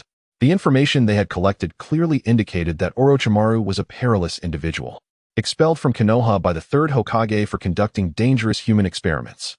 Even after leaving the village, he had become notorious for his countless murders while wandering the shinobi world. Welcome to the land of rain, Orochimaru greeted. Yet, since Jiraiya had so openly introduced him, Konan chose to trust that Orochimaru posed no threat to her. Suppressing her astonishment, she offered a slight nod in acknowledgement. Yes, you must be Konan, the paper angel of the Akatsuki, Orochimaru commented with a gentle smile. I have received much information about you during my time in the land of rice. I greatly admire your organization's philosophy. Such ideals are rare in today's shinobi world. I had considered joining you, but I lacked the proper opportunity. Upon this visit, one motive was to safeguard this fool, while another was to gain insight into the current state of your Akatsuki organization. Orochimaru spoke eloquently, his visage adorned with a hint of excitement and anticipation. Jiraiya, accustomed to this new iteration of Orochimaru, paid little heed to the latter's expressed sentiments, instead fixating on the term fool, retorting defiantly, "Who are you calling a fool? Do you seek a confrontation?" Meanwhile, Konan stood in astonishment, staring blankly at Orochimaru, rendered momentarily speechless. Ignoring Jiraiya's display of aggression, Orochimaru inquired of Konan, "Is there anything inconvenient?" No. Konan regained her composure, hastily gesturing. "You are a companion of Jiraiya-sensei, and thus, you are a friend of our Akatsuki organization. There is nothing inconvenient about that. In that case, please follow me. It is not far ahead." To mask the astonishment she could not conceal, Konan promptly turned to lead the way. The members of Akatsuki busied themselves with arranging their injured comrades onto a cart, pulling it forward, as their horses had fled in fright. After a brief distance, they arrived at a rather modest base. Yahiko, with his golden hair, and Nagato, with his crimson locks, led a contingent of Akatsuki members, standing at the entrance to greet them. Konan had already sent word to Yahiko ahead of time. "Jiraiya-sensei, welcome," Yahiko exclaimed, stepping forward with enthusiasm to greet Jiraiya. Then turning to Konan with a smile, "Thank you for your efforts, Konan. There were no unforeseen incidents, I hope?" This golden-haired individual seemed to possess an unusual charm. The previously disheartened members of Akatsuki, having suffered an attack and injuries among their ranks, regained their spirits. Indeed, it was quite perilous. We nearly lost our supplies to those range shinobi. Thankfully, Jiraiya-sensei arrived just in time, along with Mr. Orochimaru's assistance, enabling us to bring these resources back intact. Konan succinctly recounted their recent ordeal to Yahiko, emphasizing the contributions of Jiraiya and Orochimaru. "Thanks to you, Jiraiya-sensei," Yahiko expressed with palpable excitement, then turned to Orochimaru. "And my gratitude extends to you as well, Mr. Orochimaru. Your help is greatly appreciated." Both Jiraiya and Orochimaru dismissed the accolades with a simple wave of their hands. "Humph, that scoundrel Hanzo. This marks the third time this month. It seems he wishes to annihilate us." At this moment, Nagato interjected, his voice laced with indignation. "Let us not dwell on that, Nagato. It is a rare occasion for Jiraiya-sensei to visit. Our supplies have returned safely, so let us celebrate with a banquet today." Yahiko comforted Nagato with a pat on the shoulder. Chapter 110. Does Hanzo wish for your demise, and do you acquiesce? Yahiko, what exactly is happening? Were the range shinobi who attacked the convoy dispatched by Hanzo? Although Yahiko was reluctant to discuss the matter, Jiraiya was determined not to let it pass without inquiry. After all, the three individuals are his disciples. How could a teacher remain indifferent when his students are in distress? It's merely a trifling matter, Master Jiraiya. Please, Master Jiraiya and Mr. Orochimaru, do enter and rest. I shall ensure the members prepare a grand banquet. Yahiko waved his hand, evidently wishing to keep Jiraiya uninvolved. Regardless, Jiraiya is a member of Konoha, and the conflict between the Akatsuki and the Rain Village is a matter pertaining to the Land of Rain itself. Should Jiraiya, as a representative of Konoha, be entangled in this affair, the complexity of the situation would escalate significantly. Internal strife within a small nation inviting the intervention of larger powers. Could there be a favorable outcome? Understanding that Yahiko preferred silence, Orochimaru gently restrained the inquisitive Jiraiya, shaking his head slightly. Although Jiraiya was puzzled, he had always deferred to Orochimaru's judgment regarding their trio, and habitually chose not to press further. The resources gathered this time were quite abundant, allowing the Akatsuki to host a remarkably splendid banquet. However, after a few rounds of drinks, the inevitable transpired. That scoundrel Hanzo, one member of the Akatsuki, under the influence, vociferously cursed Hanzo. Indeed, that damned fellow has caused the demise of so many of our comrades. I demand his life. Another member, recalling their fallen friends, felt tears welling in his eyes. Let us kill Hanzo. Let us wage war against the Rain Village. War, death, men, particularly those who tread the perilous path of shinobi, when intoxicated, are akin to wielding a blade. A cacophony of anguished cries erupted from the Akatsuki members. Pleas for restraint from the sober were utterly futile. Yahiko, what on earth is happening? Can you not even share this with me? Although Jiraiya often appeared carefree and reluctant to engage in deep contemplation, he was by no means foolish. Hearing the words of the Akatsuki members, he began to piece together the situation. What he hadn't anticipated was just how dire their predicament had become. It's merely that I wish to spare my teacher from worry, Yahiko replied, shaking his head in resignation as he briefly recounted Hanzo's blockade and vilification of the Akatsuki over the past year. That scoundrel Hanzo. Upon hearing this, Jiraiya's anger surged, and instinctively, he found himself siding with Yahiko and the others. He intended to speak further, but Orochimaru swiftly nudged him, prompting Jiraiya to regain his composure. Sigh. Jiraiya, acknowledging his own position, could only exhale in resignation. As one of Konoha's legendary Sannin, every action he took represented the village's stance. Though Yahiko and his companions were his disciples, should he involve himself in the conflict between the Akatsuki and the Rain Village? Would Hanzo truly believe he was acting as an individual?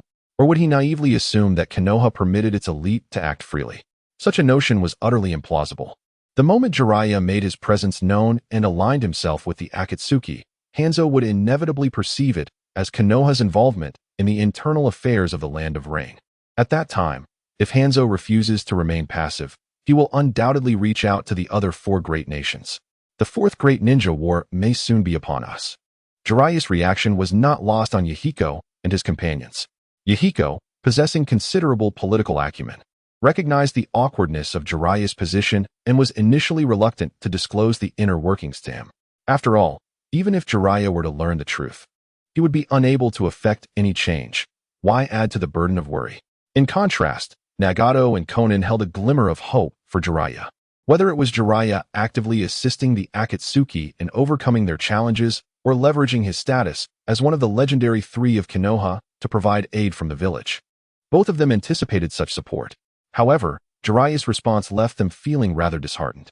The expressions of his three disciples were evident to Jiraiya, and he could not help but feel a sense of helplessness and confusion at the disappointment that Nagato and Konan could not conceal. The weight he carried was too great, preventing him from acting freely and according to his desires. Yahiko, are the members of your Akatsuki organization only those present here? At that moment, Orochimaru suddenly broke the silence. There are others scattered around the base on guard duty. Is there something you wish to inquire about, Mr. Orochimaru? Yahiko replied calmly, narrowing his eyes. Had Orochimaru not been brought by Jiraiya himself, his actions of probing into the Akatsuki status would have landed him on Yahiko's list of enemies. Are all of them combat personnel? Orochimaru pressed further. Indeed. Is there a problem? Yahiko questioned. Orochimaru shook his head, rising to his feet and gesturing towards a nearby expanse of wasteland. You lack resources and must trade with neighboring countries periodically. Yet, during the transport of goods, you are constantly ambushed by Hanzo's subordinates, making your situation increasingly dire. Why not cultivate the land yourselves? With such a vast area of barren land, surely the harvested grain could suffice? Yahiko furrowed his brow at Orochimaru's suggestion and earnestly explained, as I mentioned earlier, we have insufficient manpower, around 100 individuals. If we allocate some to farming, our ability to fight and defend will be severely compromised. Then why not enlist ordinary villagers to farm? Orochimaru countered. While ordinary people may lack the efficiency of ninjas, their resource consumption is significantly lower. With the area of barren land surrounding your base, 100 people could easily cultivate it, yielding enough food for your needs. Wouldn't this be far more convenient and safer than trading externally? Yahiko observed Orochimaru's expression and realized he was genuinely offering a suggestion, so he responded thoughtfully. As I mentioned earlier, Hanzo has dispatched many individuals to spread the word that our Akatsuki is an evil organization, which has made it impossible for us to recruit even able-bodied young people, let alone ordinary citizens. Upon seeing our attire, they turn and flee, leaving us with no opportunity whatsoever. Upon uttering these words, Yahiko felt a bitter pang in his heart. He perceived that over the past year, he and the Akatsuki organization were ensnared tightly in the web of Hanzo, akin to prey caught by a colossal spider. With no escape in sight, destined to be devoured by Hanzo in due course. He tarnished your reputation, and you merely acquiesced? Would you also consent if he commanded your demise? Chapter 111. The Alliance of Hanzo and Kagaya in the Land of Rain, within the office of Hanzo, the leader of the Rain Shinobi. My lord Hanzo, the individuals we dispatched have returned, reported a Rain Shinobi who entered, his expression grim and hesitant. Speak swiftly, Hanzo bellowed, unable to contain his fury at the shinobi's reluctance. Yes, we sent out 60 men, yet fewer than 40 have returned. According to their accounts, the legendary Sannin of Konoha, Jiraiya and Orochimaru, have appeared. They aided the members of Akatsuki and ruthlessly slaughtered our ninjas. Due to the vast disparity in strength, our forces were compelled to retreat, suffering considerable casualties. As the Rain Shinobi recounted the events, he discreetly studied Hanzo's countenance, which darkened upon hearing the names of Jiraiya and Orochimaru, revealing a flicker of trepidation. Leave, Hanzo commanded, suppressing his rage and dismissing the shinobi. Once alone, he slammed his hand against the table with a thunderous crash, exclaiming, Damn Jiraiya, damn Konoha, what is Konoha plotting? Unbeknownst to Hanzo, Jiraiya was the mentor of Yahiko and his companions. Hanzo had only recently become aware of a few notable figures within the Land of Rain, and he was oblivious to the history of Yahiko and the others. Moreover, Jiraiya had severed contact with them in recent years, rendering Hanzo unaware of their connection. Thus, Hanzo interpreted the appearance of Jiraiya and Orochimaru as Konoha's intent to extend its influence over the Land of Rain. How could Orochimaru have returned? Has he rejoined Konoha? Hanzo pondered, confused by the revelation of Orochimaru accompanying Jiraiya to the Land of Rain. Regardless, this aggression from Konoha leaves me with no choice. Perceiving Konoha's overt provocation as a grave threat, Hanzo immediately called for assistance. Summon someone. Present. An Umbu from the Rain appeared before Hanzo. Go and inform the Raikage.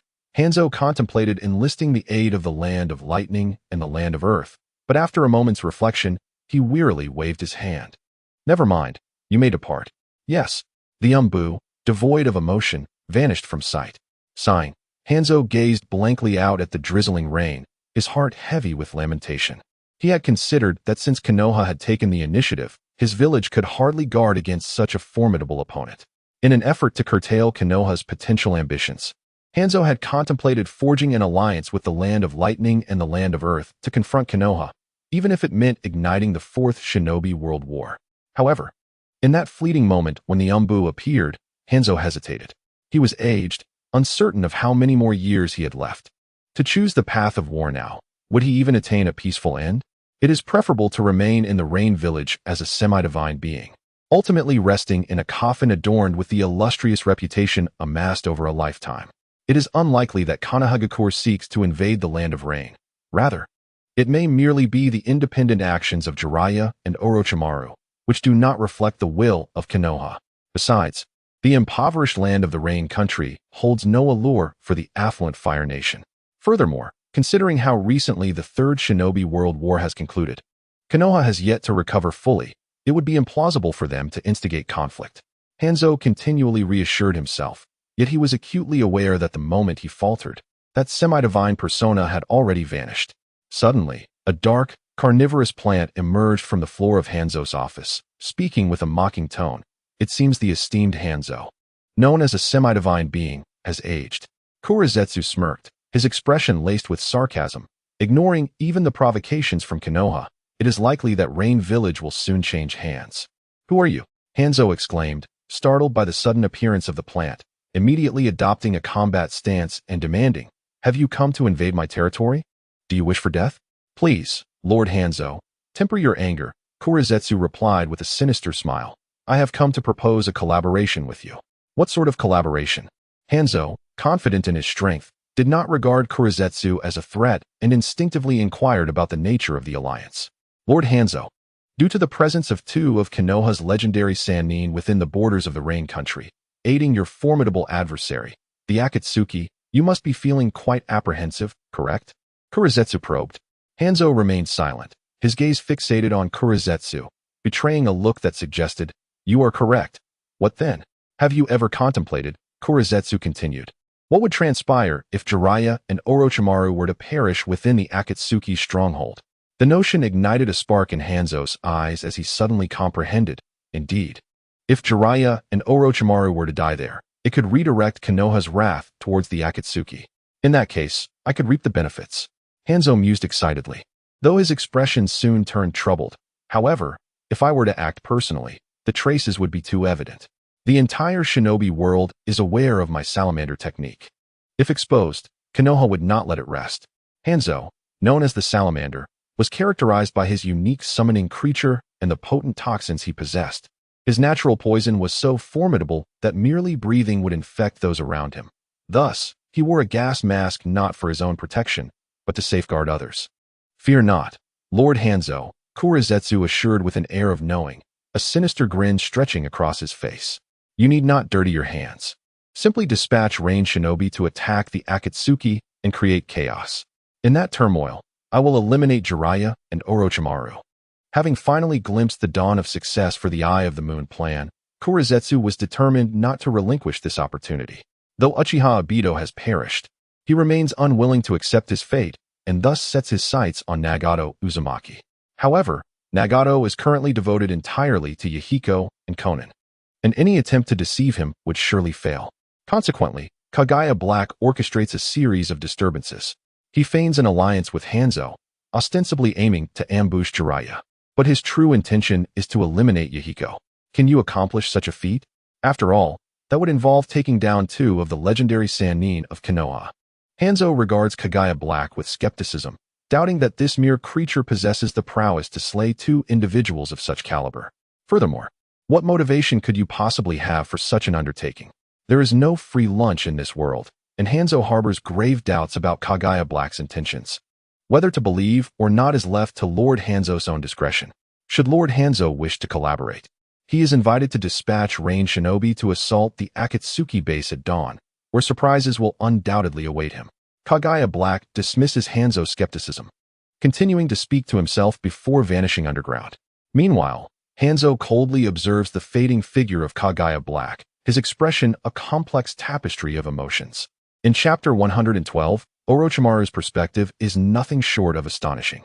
At this moment, within the Akatsuki's stronghold, Yahiko finds himself momentarily bewildered by Orochimaru's words, at a loss for how to retort, and falls into silence. However, Nagato cannot contain his fury any longer. He steps forward and vehemently rebukes Orochimaru. What do you understand? I could easily utter grandiose statements like yours. But does the reality permit us such indulgence? A formidable foe lurks nearby. Hanzo and his Rain Shinobi village are ever watchful, perpetually conjuring crises. Those villagers have succumbed to Hanzo's insidious tales, perceiving us as feral beasts, fleeing at the mere sight of us. As Nagato's passion escalates, he forgets to conceal his Rinnegan. He gazes up at Orochimaru, his face aflame with indignation. They are utterly ignorant. Even if we were to reach out to them, offering them sustenance, they would still regard us as adversaries. The last time, it was precisely this way. We lost Mookie because those wretched individuals betrayed us, leading to an ambush by the Rain Shinobi, resulting in his sacrifice. What right do such people have to demand our lives? Observing this, Konan gently restrains the agitated Nagato, offering him quiet solace. Meanwhile, Orochimaru scoffs dismissively, sneering, I had expected that as the leader of the Akatsuki, you would impart profound insights in such a setting. Yet, I am taken aback by the utter foolishness and short-sightedness of your words. As Jiraiya observes the escalating conflict between Orochimaru and Nagato, he hastens to intervene, attempting to mediate. However, Orochimaru pays him no mind, continuing his discourse. I have long been aware of your Akatsuki's reputation, seemingly striving for true peace. Yet today, I realize that your so-called peace is merely a fade for your own desires. Orochimaru turns, fixing a cold gaze upon Yahiko and Nagato, and remarks with a chilling smirk. In your eyes, there is no consideration for the ordinary people. How do you perceive them? Individuals like you are, in my view. No different from Hanzo. Even someone like Hanzo protected the land of rain during the war. Yet you, even if you were to miraculously overthrow Hanzo, would likely fare even worse than he did. At most, you would merely become a new Hanzo. The so-called ordinary people you speak of continue to endure the same fate they have faced for millennia. Nothing can be altered. Orochimaru's words incited a fierce anger in Nagato, who glared at him and retorted, "You speak with such authority. Why don't you take action yourself? Anyone can spout grand philosophies, but is it truly that simple to implement them?" Enough. Yahiko interjected, placing a hand on Nagato. He addressed Orochimaru earnestly, saying, "Mr. Orochimaru, your criticisms are valid, and I feel a deep sense of shame. However, given the circumstances, the Akatsuki lacks the resources to address further matters. Our most pressing goal at present is simply to survive." Yahiko's expression was sincere, and his words came from the heart. If the purpose of change is not to create a better world, then why pursue change at all? Orochimaru asked, sighing in apparent disappointment. Since you claim your current issue is survival, then it is simple. Disband the Akatsuki. His words stunned everyone. No one anticipated Orochimaru would propose such a thing. Disband the Akatsuki? After years of hard work and countless sacrifices, how could that even be considered? Yahiko looked at Orochimaru in confusion, only to hear him continue. The reason Hanzo targets and suppresses you is that your strength has become a threat to him. If you disband the organization, your power would no longer pose any danger to Hanzo. In such a scenario, Hanzo's first action would be to eradicate you completely to prevent any resurgence. However, if you were to humbly surrender and join the Rain Village, Hanzo's character would likely allow your acceptance. Would that not ensure your safety?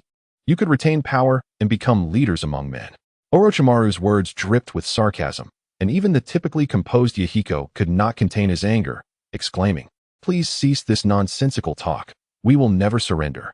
Nagato waved his hand, stating, "For us to join the Rain Village, Hanzo would have to come to us with his own head. But if he were without his head, he would be dead, making that scenario utterly impossible." Upon hearing their responses, Orochimaru's disdain only deepened, and he scoffed, "Indeed, you are solely concerned with your own interests. The so-called peace is merely a facade you have constructed. Your true aim is not peace itself, but a peace crafted by you alone, even at the cost of countless lives of your own members." "You lie," Nagato retorted, his face flushed with anger. "Whether it is true or not, you know it in your hearts," Orochimaru replied with a cold smirk. "I have established a base in the land of rice, providing refuge for many displaced and starving individuals. Those who are displaced often find contentment in merely having a roof over their heads. Those who are ravenous will often display a smile of satisfaction upon receiving a hearty meal. They are entirely oblivious to the concept of peace, nor do they require it. For even in the absence of war, their lives are destined to be short-lived. Hunger, disease, the biting cold, sweltering heat, wild beasts, and mountain bandits. This perilous world relentlessly erodes their existence, and among 10, it is rare to find even one who grows up in good health." Since Orochimaru underwent a transformation of character through the system, he developed a unique worldview accompanied by a corresponding set of memories. Therefore, his understanding was not flawed. You speak incessantly of peace, yet fail to comprehend their plight. Under such circumstances, even if you achieve your goals and overthrow Hanzo, what relevance does your peace hold for them? You may succeed in usurping Hanzo's position, perhaps even replacing the Rain Village to become the sovereign of the Land of Rain. And what of them? Whether you succeed or fail, their situation remains unchanged. They continue to face hunger, sleepless nights, and the constant anxiety of how to survive another day. Is this truly your aspiration? I assert that your notion of peace is merely peace for yourselves. Is that erroneous? Orochimaru's words rendered all members of the Akatsuki silent, leaving them in a state of bewilderment, unsure of how to respond. At that moment, a voice, weathered with age, suddenly resounded. "Ha! Well said." Chapter 113. The renowned thinker Orochimaru who goes there? The unexpected voice startled Yahiko and the others, prompting him to instinctively shield Nagato and Konan behind him while he demanded loudly, I apologize for my abrupt intrusion. I hope you will not take offense. An elderly man, clad in a dark feathered cloak, with hair as white as snow yet a visage youthful and ethereal, stepped forward with measured grace. This man was, of course, Yi Chun, who had stealthily infiltrated the Akatsuki's base while its members were engrossed in revelry, and while Yahiko, Nagato, and Orochimaru were engaged in heated debate. Upon hearing Orochimaru's thunderous oration, Yi Chun could not help but applaud vocally. What a remarkable transformation! The system has thoroughly reformed him. How has it turned Orochimaru into a philosopher? When Yi Chun had exchanged wishes for Jiraiya, he had simply requested that the system make Orochimaru a good person. Who could have foreseen that the system would interpret this request with such profound depth? This speech left Yi Chun, a transmigrator from Earth, astonished. As if he were witnessing some revolutionary discourse. May I inquire who you are, and why you have breached our Akatsuki base? Please disclose your intentions, otherwise, we shall be compelled to treat you as an adversary. Yahiko glared coldly at Yi Chun, while Nagato and Konan adopted defensive stances. The other members of the Akatsuki, now alert, gathered around, encircling Yi Chun. Are you not the esteemed individual from the quiz? Jiraiya recognized Yi Chun, astonished. Ah, it is a pleasure to meet you again. Yi Chun replied with a light smile, nodding in acknowledgement. But may I ask how you came to be here? Jiraiya questioned, his curiosity piqued. In truth, the higher-ups of Konoha, including Jiraiya himself, had never ceased their inquiry into the identity and intentions of Yi Chun. Despite Yi Chun's 3 appearances in Konoha, each bringing considerable benefits, the village, being a strictly organized and militarized entity, naturally harbored suspicions towards outsiders. The sudden emergence of Yi Chun compelled Konoha to ascertain his motives and identity. After all, who could fathom the rationale behind a stranger continuously providing intelligence and advantages? Is there truly such a thing as a free lunch in this world? The leaders of Konoha were certainly not naive enough to believe in such generosity without ulterior motives. They remained convinced that Yi Chun had his reasons, though they remained unaware of them. Nevertheless, given Yi Chun's enigmatic powers, the inhabitants of Konoha were hesitant to act recklessly. For provoking him could lead to the loss of benefits. Not to mention, his formidable barrier techniques were beyond comprehension. In response to Jiraiya's inquiry, Yi Chun was not about to reveal that he had come to stir trouble. Instead, he donned an air of mystery and replied, I originally sought solitude in a tranquil realm, but upon hearing the resounding proclamations of this place, I could not resist the urge to witness it for myself. I hope you will not take offense. Yi Chun's persona, crafted under the guise of a reclusive sage, aimed for an air of lofty grandeur. Jiraiya, though somewhat skeptical, refrained from engaging in a direct argument with Yi Chun, hesitating to voice his doubts. Is this gentleman the one who transported me from the land of rice to Konoha? Orochimaru recalled vividly how Yi Chun, wielding an uncanny power, had traversed vast distances to deliver him to the Hokage's tower, leaving a lasting impression. Does this gentleman share my perspective? In contrast to Yi Chun's identity and abilities, Orochimaru was more invested in Yi Chun's views. Indeed, your words have profoundly astonished me. It is truly remarkable that this world can give rise to individuals such as yourself, Yi Chun exclaimed, gazing at Orochimaru with admiration. The pinnacle of the ninja hierarchy. He found it astonishing that such a figure could express concern for the plight of the common people. Orochimaru, basking in Yi Chun's praise, displayed a faint smile, clearly pleased. Meanwhile, Nagato voiced his disdain. He merely speaks, standing idly by does not entail suffering. Without confronting those challenges and troubles firsthand, one cannot comprehend their difficulty. Can mere words resolve issues? The members of the Akatsuki, including Nagato and Yahiko, were indeed momentarily taken aback by Orochimaru's remarks. However, as they regained their composure, they felt compelled to counter him. They understood that conceding to Orochimaru's assertions would render their organization in a precarious position. Would they truly confess to the Akatsuki members that their sole aim was to overthrow Hanzo's regime, with no strategy for governing the Rain Village?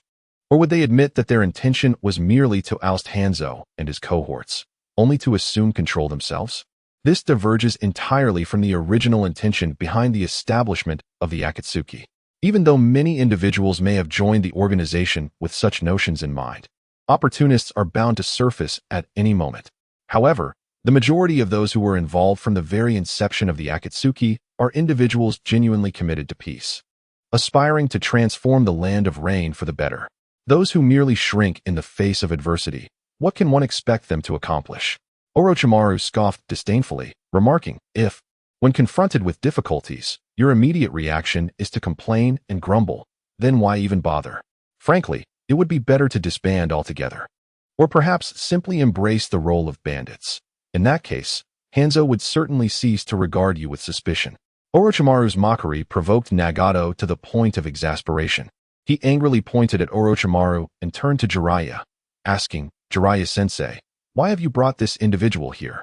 Was it solely to ridicule and condemn us?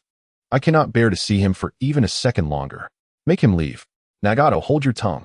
Do not be disrespectful to Jiraiya-sensei.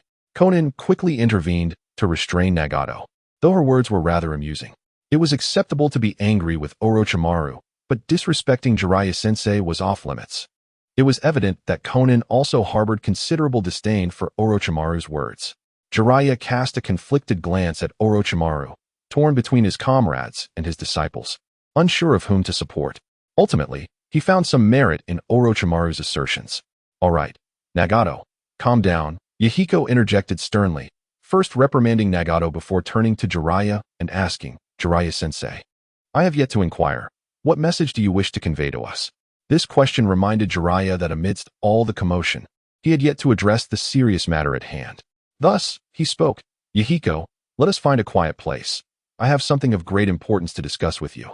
Chapter 114, Nagato, return to Konoha with me. Seeing the seriousness on Jiraiya's face, Yahiko nodded and led everyone into the conference room within the base. Of course, Yichin followed along as if nothing were amiss. Yahiko furrowed his brow upon noticing him, but Jiraiya did not refuse Yichin's presence, so he bore with it. Furthermore, Jiraiya acknowledged that the intelligence he had acquired was also due to Yichin, so it mattered little if Yichin was informed. In fact, he presumed that Yichin had been aware of this information all along. Once they entered the conference room, Yahiko, Nagato, and Konan turned their attention to Jiraiya. Yahiko, Nagato. Konan, do not be frightened by what I am about to say. We are trained warriors. Fear is not in our nature, Yahiko replied. Recently, I received highly classified intelligence. Jiraiya would certainly not disclose to Yahiko and the others the matter of Uchiha Obito's attack on Konoha. On one hand, that was highly confidential. On the other, Uchiha Obito's identity had been sealed by the higher-ups of Konoha, prohibiting any external revelation. Secondly, although Yahiko and the others are his disciples, they are not from Konoha. Thus, information regarding Konoha cannot be divulged to them, as that would equate to betraying the village. Subsequently, Jiraiya succinctly shared the intelligence he had obtained from Uchiha Obito with the trio. What? Nagato's eyes were actually bestowed upon him by Uchiha Madara? Yahiko was utterly astonished. Having heard of the legends surrounding Uchiha Madara, a man whose reputation loomed large over the ninja world, leaving a profound impression on him. What should they do? If that were the case, wouldn't Nagato be in grave danger? Konan immediately became concerned for Nagato's safety. To her, a figure like Uchiha Madara was synonymous with invincibility. Since Nagato had attracted the attention of Madara, peril was undoubtedly imminent. My Rinnegan does not belong to me. Nagato was taken aback by Jiraiya's revelation, his hand instinctively reaching for his eye sockets, disbelief etched across his face. In Nagato's memories, the Rinnegan was his own, originally a descendant of the Uzumaki clan. He had lived in the Hidden Rain village since childhood. One fateful day, two Konoha ninjas mistakenly invaded his home and killed his parents, believing them to be enemies. In a state of sheer panic, Nagato awakened the Rinnegan and eliminated the two Konoha ninjas. From that moment onward, the Rinnegan had been his constant companion. Yet, after all these years, it was shocking to suddenly be informed by Jiraiya that the true owner of his eyes was another individual, the once dreaded Shura of the ninja world, Uchiha Madara. Deep down, Nagato found it hard to believe, yet this information came from his highly esteemed mentor, Jiraiya. A conflict brewed within him. Indeed, although Uchiha Madara was deceased, the entity known as Kagaya still lurked in the shadows. Jiraiya solemnly advised, this situation is exceedingly perilous. Kagaya may strike at any moment. For your safety, I wish to take you back to Konoha. Return to Konoha? What about Akatsuki? This question immediately surfaced in the minds of Yahiko and the others, leading them to instinctively reject the notion. However, Nagato's safety was paramount, prompting both to turn their gazes towards him. I refuse. I will never set foot in Konoha. Even if it means death, I shall not tread upon that land. Jiraiya's words seemed to have triggered Nagato, causing him to shout in fervent agitation. One cannot fault Nagato for his outburst. Recalling his memories had resurfaced the horrific scene of his parents' demise. It was Konoha's ninjas who had taken his parents from him. Due to the brutality of his childhood, Nagato had harbored profound hatred towards Konoha ninjas. It was only after Jiraiya's arrival that he began to release that hatred. Yet, the mere suggestion of returning to such a place ignited a fierce aversion within him. Despite having attempted to let go of his resentment, the memories lingered, and the hatred he felt for Konoha remained deeply embedded in his heart. Nagato, have you not yet relinquished that hatred? Jiraiya, fully aware of Nagato's internal struggles, inquired with a complex expression. Of course. How could I possibly let it go? Nagato shouted excitedly, his face flushed. Those are my parents. The ninjas of Konohagakure killed my parents. How could I possibly go to Konoha? If I did, how would I have the face to pay respects to my parents? Nagato's words left Jiraiya in silence, momentarily at a loss for how to persuade him further. At that moment, Yahiko stepped forward, patting Nagato on the shoulder. Addressing Jiraiya, Teacher Jiraiya, since Nagato is unwilling to go, please do not press him. Although we may not possess your strength, we will do everything in our power to protect Nagato. Konan also stepped forward, saying, I apologize, Teacher Jiraiya. We respect Nagato's wishes. If he does not wish to go to the village hidden in the leaves, then we shall not go either. It is worth mentioning that Yahiko, Nagato, and Konan are all orphans from the village hidden in the rain. They lost their families during the war, reduced to a state of cruel despair. The three of them depend on one another, sharing an extraordinary bond. When one makes a decision, the other two respect that choice. Sighing softly, Jiraiya lowered his head in silence. He was concerned for Nagato's safety, yet the latter's attitude left him in a difficult position. Jiraiya, being a good teacher and elder, could not bring himself to force his disciples to comply with his wishes. Orochimaru, indifferent to Nagato's safety, leaned against the wall with his arms crossed, eyes closed, refusing to speak. In the midst of the silence, Ichin suddenly spoke with a smile. In my humble opinion, young Nagato should indeed accompany Jiraiya to Konoha. Otherwise, Yahiko may find himself in a precarious situation. Yahiko in danger? What do you mean by that? Yichin's words puzzled Nagato and his companions, prompting Nagato to retort, what nonsense are you spouting? What does this have to do with Yahiko? Simply put, if Uchiha Madara wishes to resurrect himself, he will require your willing use of the Rinnegan's powers, young Nagato. If Yahiko were to remain alive, he would undoubtedly try to prevent you. Therefore, if I were Kagaya, I would first eliminate Yahiko and then seek to persuade you to use that technique. Wouldn't you agree? Yichin's words caused Nagato's expression to change drastically. Instinctively turning to look at Yahiko, Yahiko waved his hand and stepped forward, stating, what this gentleman has said is merely a hypothesis. Setting aside whether Kagaya could kill me, even if he did, it would not succeed. Nagato would never be deceived by him. Yichin chuckled, that may not be the case. Chapter 115. Title, The Arms Severer in My Idle Moments. I often explore future events through the river of time. In one such instance, I witnessed the circumstances of Mr. Yahiko's demise. You speak nonsense. Nagato immediately rebuked. Upon first encountering Yichin, he had felt animosity towards him. Now, hearing Yichin claim that Yahiko would die only intensified Nagato's discontent. Ah, young Nagato, there is no need to be agitated. Yichin rolled his eyes inwardly. Perceiving that at this juncture, Nagato bore an unmistakable resemblance to a rough-hewn youth, utterly devoid of the composure and tranquility he would later embody. Clearly, Yahiko's demise had wrought a profound transformation within Nagato. My ability to foresee the future has already been witnessed by Jiraiya-sensei. You may inquire with him. Although Jiraiya did not participate in the initial round of questions, the outcome of that session has since been validated. Uchiha Obito indeed seized the moment of Uzumaki Kushina's childbirth to launch an assault on Konoha, mirroring Yichin's prophecy precisely. Indeed, this esteemed individual possesses the gift of foresight. Jiraiya nodded gravely and addressed Yahiko and the others, stating, the intelligence regarding Uchiha Madara that we have acquired is also attributed to this individual's prophecy. Thanks to Yichin, we were forewarned of Obito's impending attack on Konoha, which allowed us to subsequently glean information regarding Madara's plans from Obito himself. Yahiko and his companions widened their eyes in astonishment, exchanging glances, unsure of how to respond. Despite the words of their revered teacher Jiraiya, they found the notion of prophetic abilities utterly bewildering. Let us proceed. You will soon understand, Jiraiya encouraged, leading Yahiko and the others to consent to a test of questions. Orochimaru, witnessing this for the first time, watched Yi-chun with keen interest. Once everyone was prepared, Yi-chun gently waved his hand, conjuring the space for the questioning.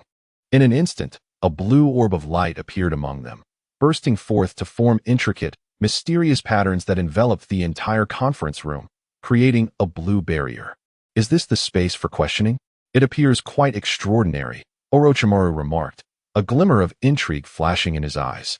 Without further ado, let us commence. Yi-chun said with a smile. As this is not an official test, we shall keep it simple. 2 questions, without any specific visual aids to reference. However, should you answer both correctly, I shall grant you a special reward. A special reward? Yahiko and his companions exchanged skeptical glances, somewhat dismissive. They now perceived Yi-chun as merely indulging in theatrics, lacking genuine belief in his prophetic abilities. They had reluctantly agreed to the questioning solely due to Jiraiya's persuasion. The first question was posed. At whose hands did Yahiko ultimately perish? The options were Hans, Kaguya, or Nagato. Please provide your answers. With the system in slumber mode for an upgrade, Yi-chun could only articulate the questions, rendering the experience rather rudimentary. Oh, you intend to suggest that either Hans or Kaguya was responsible for Yahiko's demise. How ludicrous. Do you truly believe such a ruse could deceive Jiraiya-sensei? Nagato scoffed, displaying a complete lack of faith.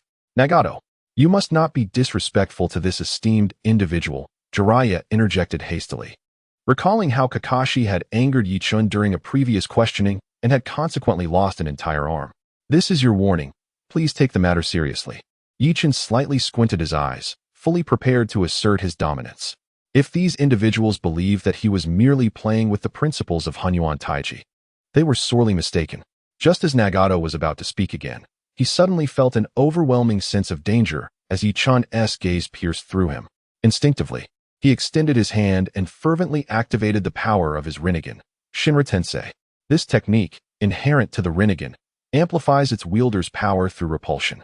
However, the ensuing events left everyone present in utter shock. With Nagato's shout, an immense force of repulsion was poised to explode within the confines of the small conference room, and everyone sensed the impending peril. Yet, with a mere flick of his hand, Yi-chun dissipated the repulsion effortlessly, in the blink of an eye. While no one could grasp what transpired, Nagato's outstretched arm, which had been intended for Shinra Tensei, fell to the ground, a gory spray erupting from his shoulder. Remarkable. I am nearly achieving the title of arm severer. In prior encounters, Yi-chun had consistently utilized the method of severing an opponent's arm to establish his authority.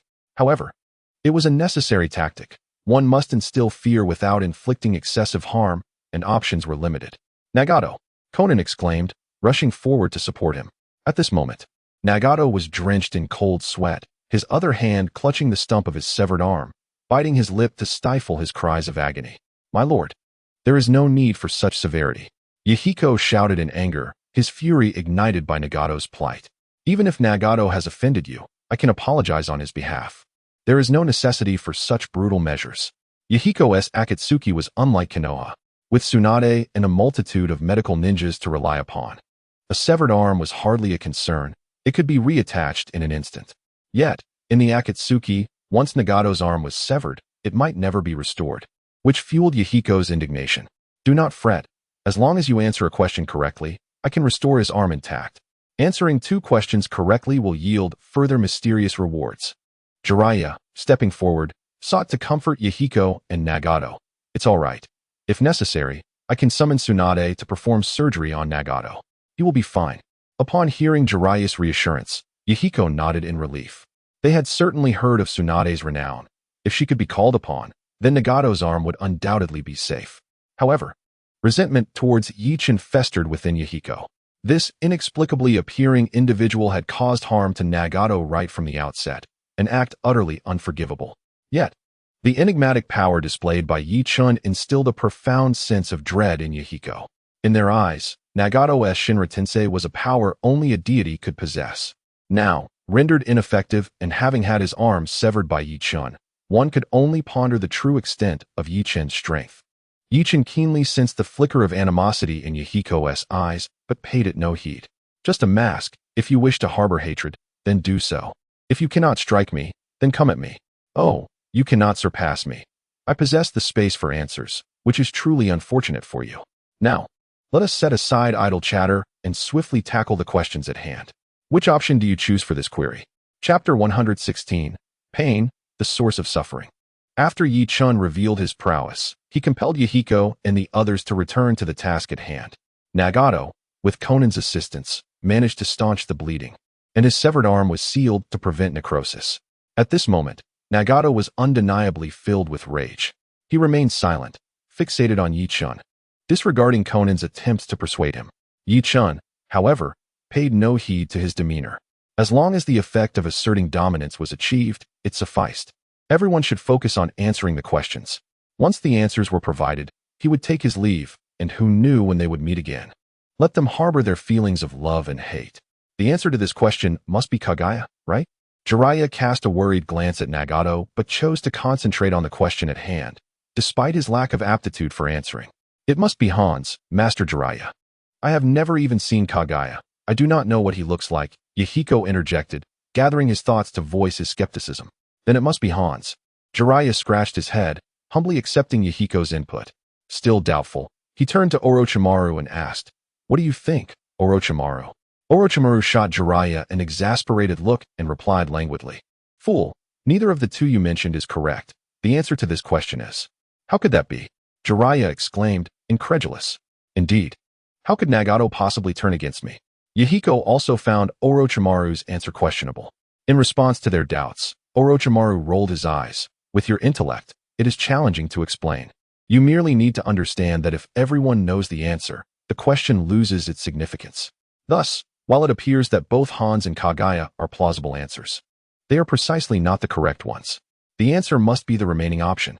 Orochimaru's theory struck a familiar chord with Yi Chun, who silently chuckled to himself. It resembled the thoughts he held while studying on Earth prior to his transmigration. Everyone seemed to know the meaning, yet he remained oblivious, leading to the inevitable conclusion.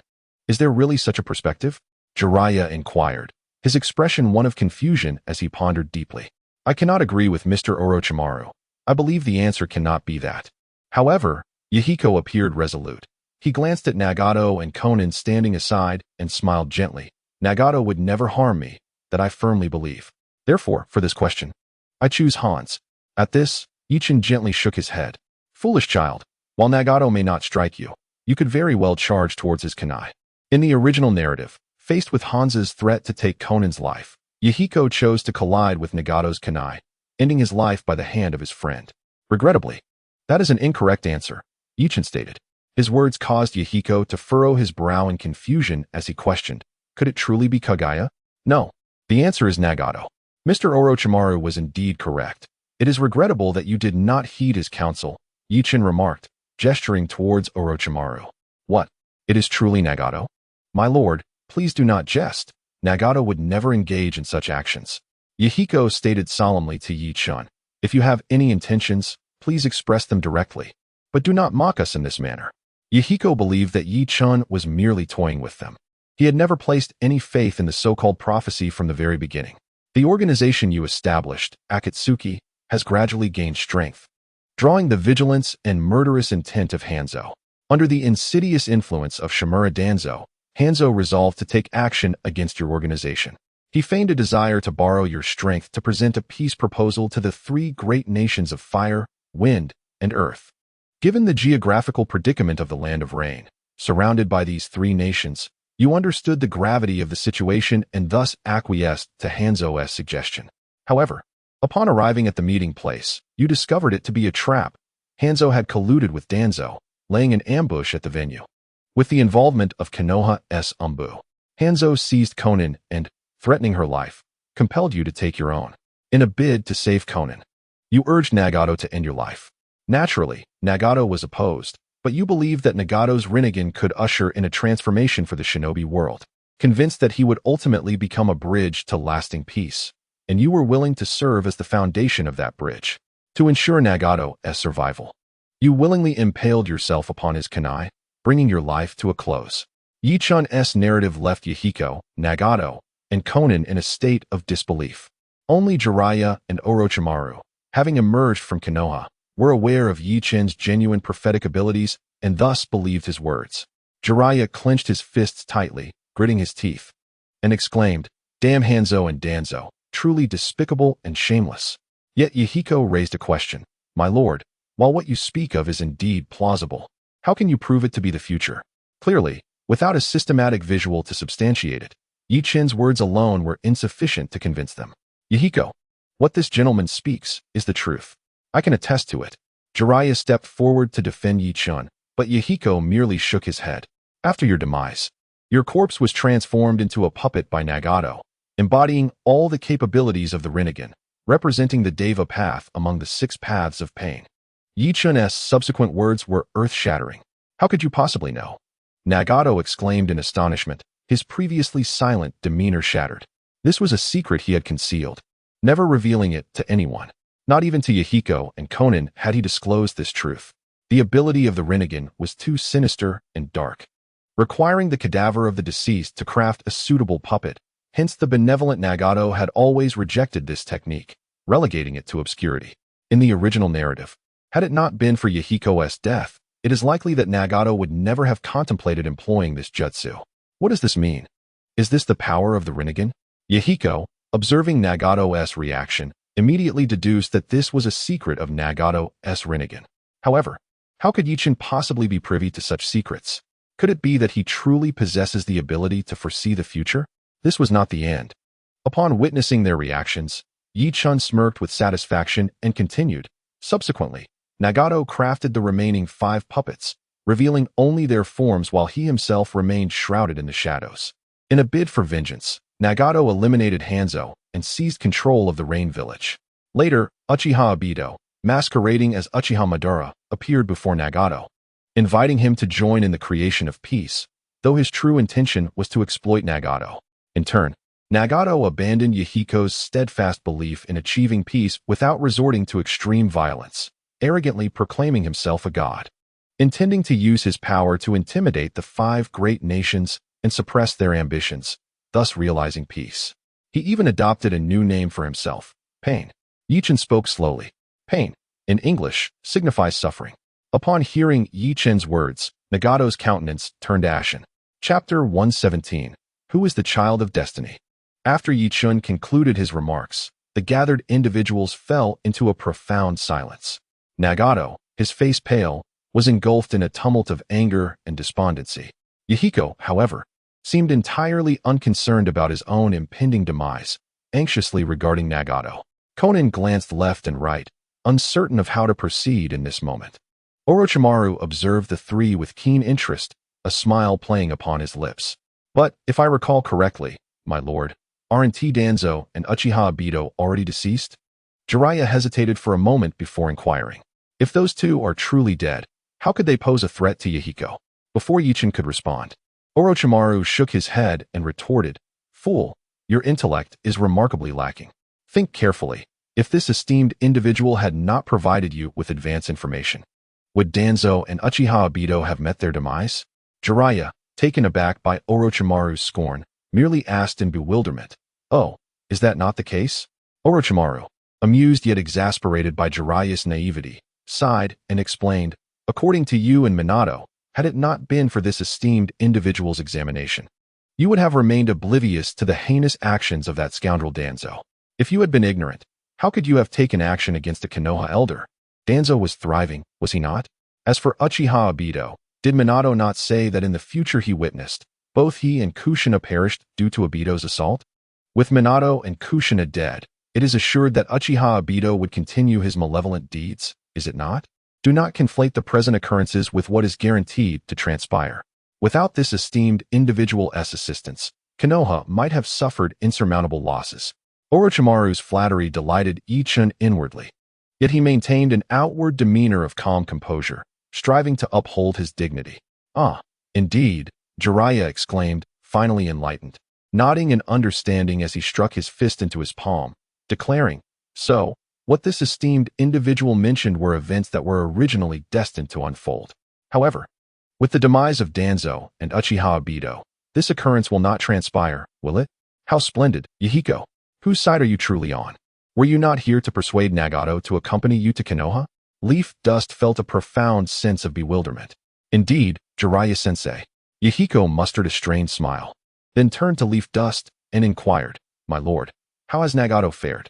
Bearing such a heavy burden while confronting the 5 great nations, he must be safe, right?" Evidently. Compared to his own concerns, Yahiko's immediate instinct was to ascertain Nagato's well-being. After all, in Leaf Dust's prophecy, Nagato had inherited his will and steadfastly pursued peace. Furthermore, Nagato had grown increasingly radical, employing violence to intimidate the 5 great nations, a notion that felt perilous upon reflection. The outcome, of course, was death. Leaf Dust gently shook his head, opting not to delve further into the topic, instead addressing Jiraiya.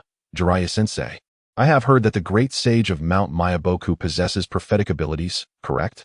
Moreover, he informed you that the ninja world would face an unprecedented crisis, urging you to seek the destined child who would save the world, which prompted your departure from Konoha. Am I not mistaken?" This prophecy from the great sage had remained undisclosed by Jiraiya, even to those closest to him, such as Orochimaru, Tsunade, Sarutobi Hiruzen, and Minato Namikaze. The secret, long concealed in his heart, was unveiled by Leaf Dust, causing Jiraiya's expression to shift momentarily before he broke into a relieved smile. "Indeed, it seems nothing escapes your notice. I have not disclosed this to anyone." Jiraiya appeared somewhat apprehensive about the revelation of this secret, yet it was not surprising that someone like Leaf Dust, with a far more potent prophetic ability, was aware. "Thus, you regarded Nagato, who possesses the Rinnegan, as that destined child, only to later conclude that Minato Namikaze was the true fated one. Am I correct?" Leaf Dust continued. "Precisely," Jiraiya replied, glancing at Nagato, his gaze flickering. "Jiraiya-sensei." Nagato's expression was a mix of emotions. It was the first time he had heard of this matter. The notion of being regarded as a candidate for the destined child brought him a modicum of joy, as it was a validation of his worth.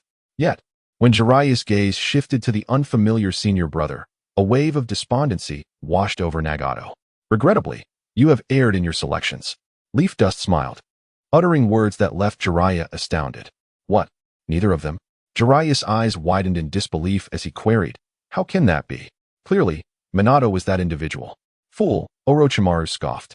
"Without this lord's examination, Minato would have perished on the very night of Uchiha Obito's assault. So how could he be the destined child?" Jiraiya found himself momentarily speechless by Orochimaru's assertion. It did indeed seem that a deceased person could hardly be deemed a destined child. "Thus, I am also not that so-called destined child, for this lord has also proclaimed that I shall meet my end," Nagato pondered silently. "Then, could you?" Jiraiya suddenly lifted his head and hesitantly inquired of Yeching.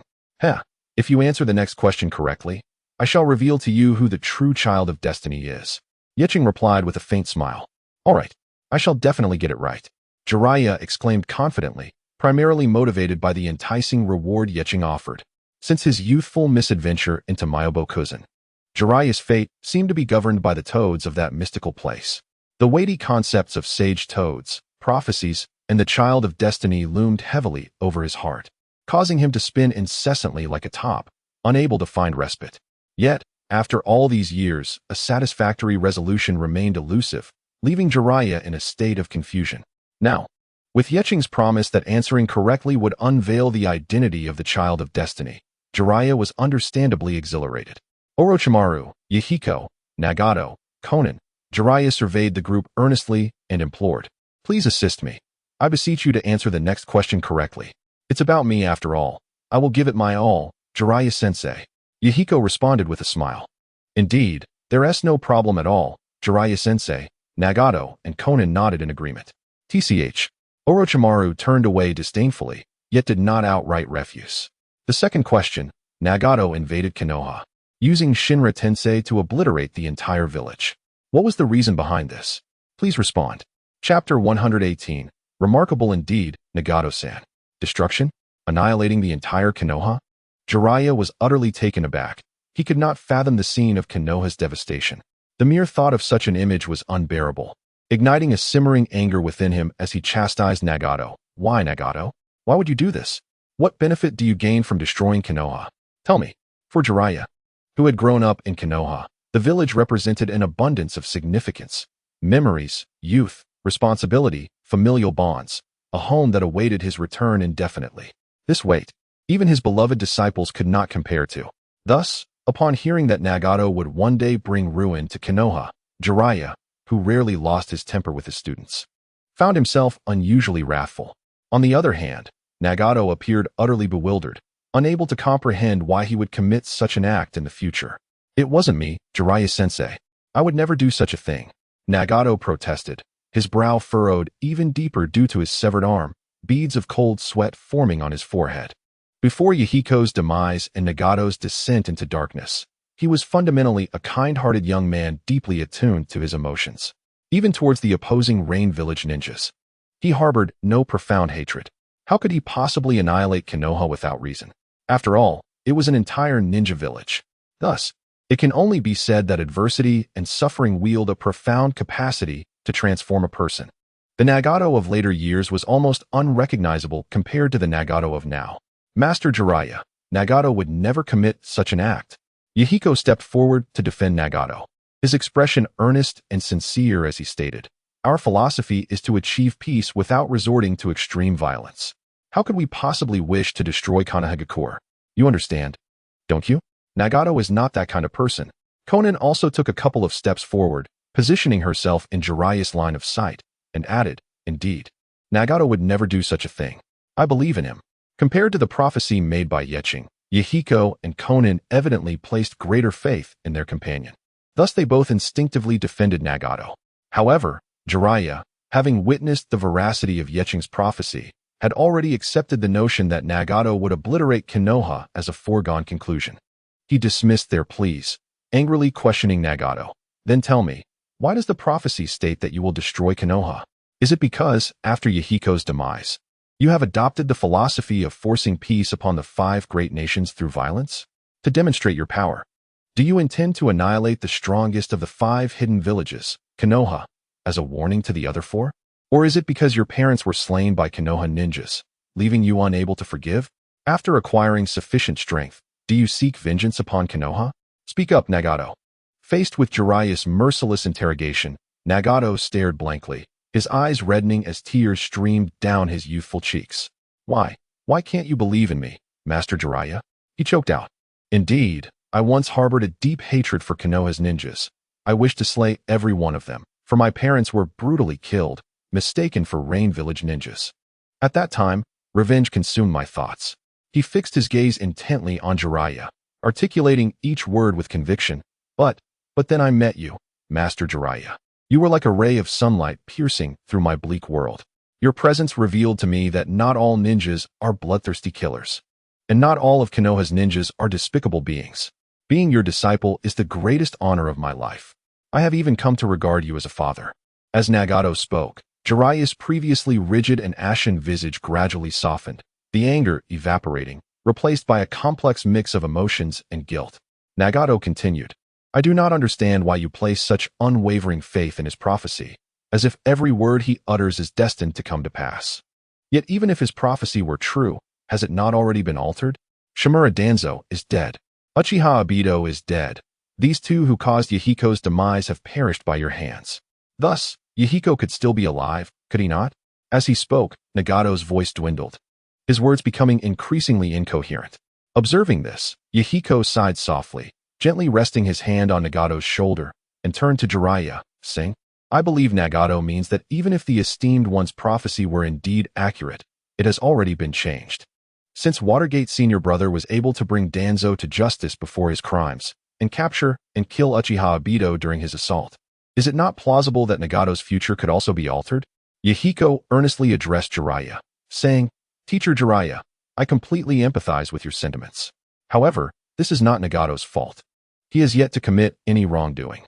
Please trust me, even if he were to develop dangerous thoughts in the future, I would exhaust all means to prevent him from acting upon them. This is my solemn promise." "And I too." Konan stepped to Nagato's side, expressing her solidarity. "I understand now. I was too hasty," Jiraiya replied slowly, acknowledging his own impatience. How could one condemn a disciple for misdeeds that have yet to transpire? Feeling remorseful about his own actions, Jiraiya gazed silently at Nagato and suddenly bowed deeply, saying, "I apologize, Nagato. It was my impulsiveness that led to this. Nagato, still immersed in feelings of grievance and bitterness, was taken aback by Jiraiya's gesture and hurriedly returned the bow, assuring him, "Please, do not apologize like that, Teacher Jiraiya. I am fine." This display of deep teacher-student affection made Orochimaru feel somewhat uncomfortable, prompting him to interject and shift the topic. All right, let us quickly consider the answer to this question. Both Nagato and Jiraiya, still emotionally charged, were momentarily distracted from the task at hand. Observing this, Yahiko stepped forward and speculated, is it related to what was mentioned in the first question? Nagato, in his pursuit of peace, resorted to using force to intimidate the 5 great nations, leading him to the destruction of Konoha? Truly remarkable, Nagato-san. Yahiko, Nagato admonished him, feeling a mix of embarrassment and irritation. Ha ha ha, my apologies. Yahiko's jest was intended to lighten the mood and divert Nagato's emotions. Seeing Nagato's reaction, he felt reassured and, with a nonchalant touch to his nose, continued without a trace of remorse. In Chapter 119, Investigations and Analyses of Various Social Classes in the Land of Rain, their light-hearted exchange did not escape Orochimaru's notice. Cold and contemplative, he furrowed his brow and questioned. Merely this point may not suffice to justify his annihilation of Konoha. He then posed another inquiry. Do you recall what this gentleman mentioned earlier? What? Yahiko played along, prompting for clarification. After your suicide, Uchiha Obito transformed into Uchiha Madara to manipulate Nagato. I believe Obito's aim was to use Nagato as a pawn to fulfill his own plans, Orochimaru stated matter-of-factly. Orochimaru, are you suggesting that Nagato's attack on Konoha was instigated by Uchiha Obito? Jiraiya inquired. Indeed. Do you remember the purpose behind Uchiha Obito's assault on Konoha? Orochimaru countered. I do, and if that is the case, it all makes sense now. Jiraiya nodded, his expression one of sudden realization. The two spoke in a cryptic manner, leaving Yahiko feeling anxious as he observed their exchange.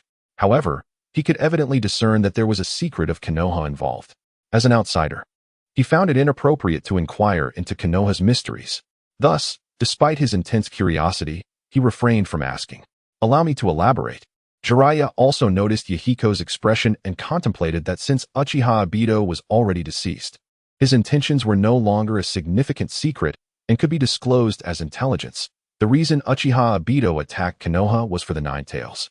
Jiraiya's statement startled Yahiko and the others, prompting them to exclaim in unison, the Nine Tails? The Jinchuriki? The Nine Tails Jinchuriki of Konoha was renowned throughout the ninja world. Although the current Jinchuriki had never left Konoha and the battlefield had not witnessed the presence of Kushina Uzumaki, the name of the Nine Tails was well known among capable shinobi who understood its immense power. After Yahiko established the Akatsuki organization, he created a dedicated intelligence unit. Thus, he was well aware of the significance represented by the Nine Tails Jinchuriki. Moreover, he knew that Konoha's Nine Tails Jinchuriki was the wife of his long-unmet senior brother, which connected him to the matter, albeit distantly. Indeed, that wretched fellow, manipulated by Kaguya, launched an assault on Konoha without any knowledge of the true circumstances. Jiraiya nodded in affirmation. Therefore, this must be the answer. Obito must have instilled his intentions into Nagato. Everyone contemplated this and agreed that this conclusion was indeed correct. Your Excellency, my answer is, to capture the Nine Tails. Yahiko responded to Yichun. Congratulations, your answer is correct. Yichun replied with a gentle smile and a nod. Splendid. Please hurry and assist Nagato in his recovery. Yahiko exclaimed joyfully, urging him on. Previously, Yichun had mentioned that if one answered a question correctly, he could restore Nagato's arm intact. Hence, Yahiko was fervently focused on answering correctly for this very purpose. Very well, as intended, Yichun said, waving his hand lightly. Before Konan could retrieve Nagato's arm from the sealing scroll, a brand new arm suddenly sprouted from Nagato's shoulder, perfectly formed and entirely natural. The three of them were astonished. They had expected Yichun to merely reattach Nagato's arm, but to their surprise, with a mere wave of his hand, he conjured an entirely new arm. Ha ha ha. Truly remarkable are your abilities. Each time I witness them, I am left in awe. Jiraiya exclaimed joyously upon seeing Nagato's restoration, giving a thumbs up to Yichun in admiration. Too kind. Merely a trivial skill, Yichun replied nonchalantly. Is it not a trivial skill? It is merely the capability of the answer space, not his own prowess. What a pity. Only one question was answered correctly. Jiraiya lamented. If only 2 questions had been answered correctly. You mentioned a mysterious reward. Alas, we shall not see it this time. Having experienced 2 rounds of questioning, Jiraiya was well aware of the wonders that had previously unfolded, whether it was the 2nd round's Jonin-level chakra, the Fire God's sword, or the 3rd round's substantial reward of a brand new Orochimaru, all of which had left him utterly astounded. This time, a reward was promised for answering 2 questions correctly, and he was rather looking forward to it. But ultimately, he only managed to answer 1 question right, leaving him with a tinge of regret. In truth, you indeed answered only 1 question correctly. Yi Chun nodded gently, yet his thoughts diverged from this sentiment. His departure from Konoha was intentional. Having followed the 2 into the Akatsuki's base in the Land of Rain, what was his purpose if not to stir up trouble? Do not claim you have only answered 1 question. Even if you had gotten both answers wrong, I would still find a reason to bestow upon you what is due. After all, who else would muddle the waters for me? Yi Chun's source of narrative points stemmed from diverting the entire shinobi world from its original storyline. The more absurd the deviation, the greater the rewards he would receive. Thus, he would not miss any opportunity that could serve his ends.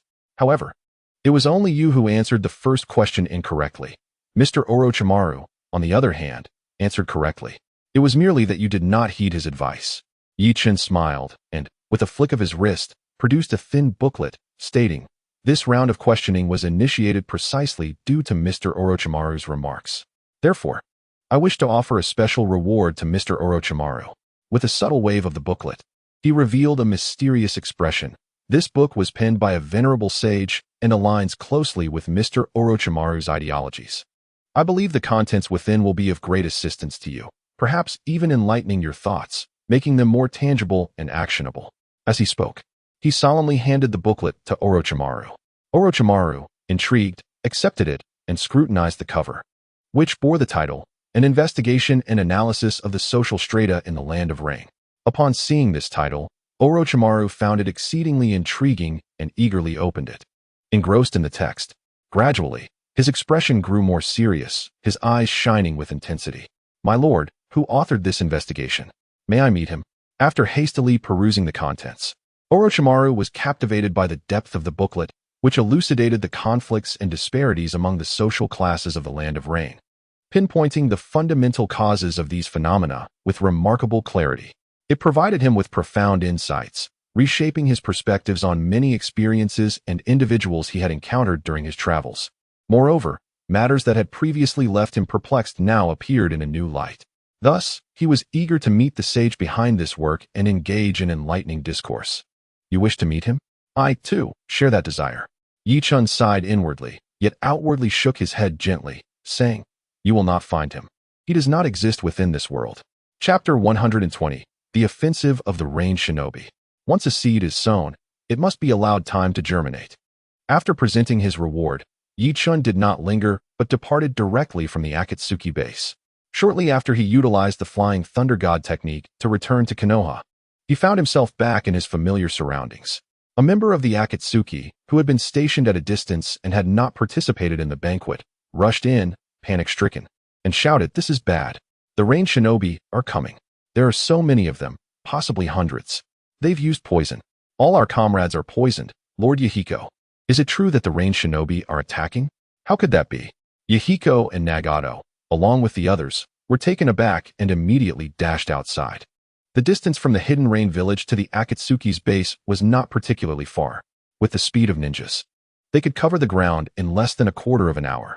Hanzo of the Salamander, under the influence of Kagaya's machinations, led most of the available forces from the Hidden Rain village to mount an assault. He could no longer bear to watch the Akatsuki grow stronger. Now, it was time to obliterate them completely. Report to Lord Hanzo, the Akatsuki's Yahiko, Nagato, Konan, along with Jiraiya and Orochimaru from Konoha, and a multitude of Akatsuki members are at the base ahead. Due to the banquet, the Akatsuki's guards were less vigilant than usual, allowing the Rain Shinobi's Umbu to ascertain their situation. "Understood," Hanzo replied, satisfied, as he gestured to the reporting Rain Shinobi Umbu. "Humph, how careless the Akatsuki members are. Do they think I, Hanzo, do not exist? Everyone, put on your masks and prepare for action." "Yes." The Rain Shinobi promptly retrieved specially crafted gas masks from their ninja tool pouches and donned them. "Hanzo, however, removed his own gas mask, revealing a pale, shadowy face. It had been previously mentioned that Hanzo's body harbored deadly poison, capable of spreading through mere inhalation, which was why he typically wore a mask, not for his own protection, but for the safety of others. Now, as they were on the brink of war with the Akatsuki, Hanzo instructed the ninjas of the Hidden Rain village to wear their gas masks. This was, of course, to unleash his most terrifying toxins. Summoning technique. Salamander. Once the rain shinobi were prepared, Hanzo bit his thumb, drew blood, and forcefully slapped it onto the ground. With a low growl, numerous strange symbols spread from his palm, forming a giant summoning array. Roar. A massive white cloud of smoke erupted, accompanied by a chilling roar.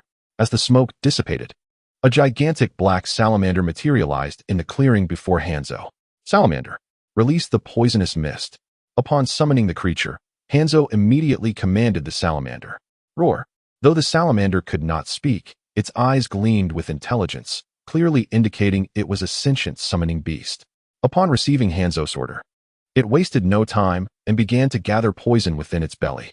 The salamander's poisonous mist attack required charging, which took approximately 5 minutes, a fact tested with their lives by the ninjas of the Hidden Sand Village. Release the poisonous mist. In the blink of an eye, 5 minutes had passed. The pufferfish, having accumulated toxic gas within, abruptly expelled a noxious mist teeming with potent neurotoxins, cascading forth like a flood towards the base of the Akatsuki organization.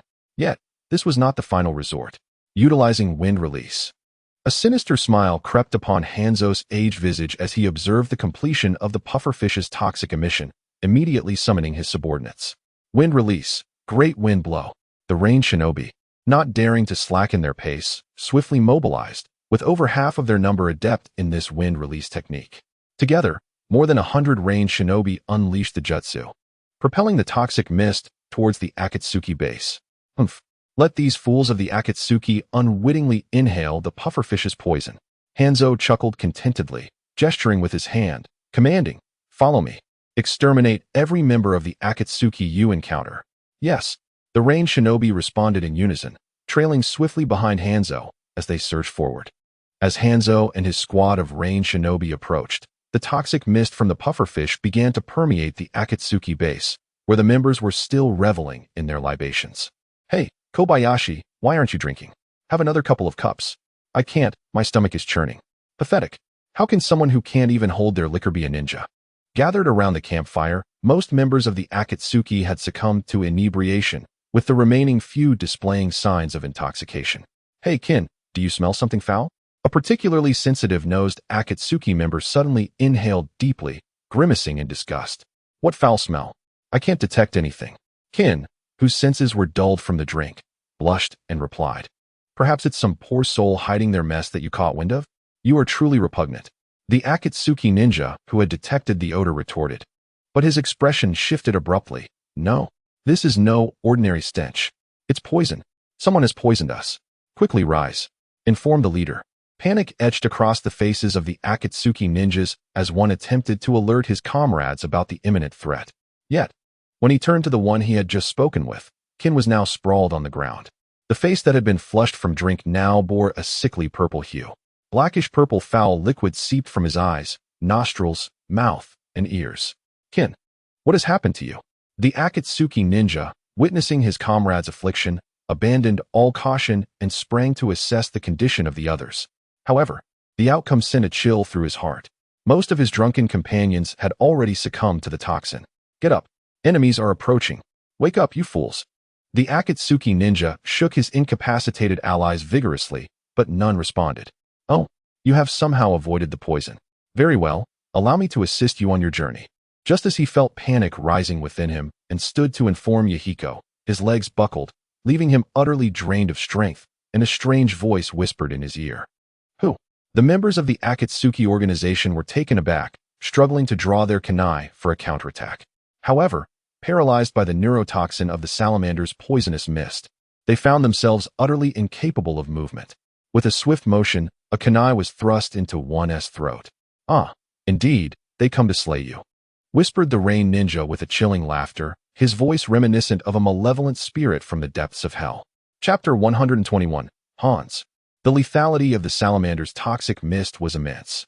Ordinary ninjas exposed to the mist would quickly succumb to the neurotoxin, leading to organ failure and ultimately a gruesome demise marked by bleeding from every orifice.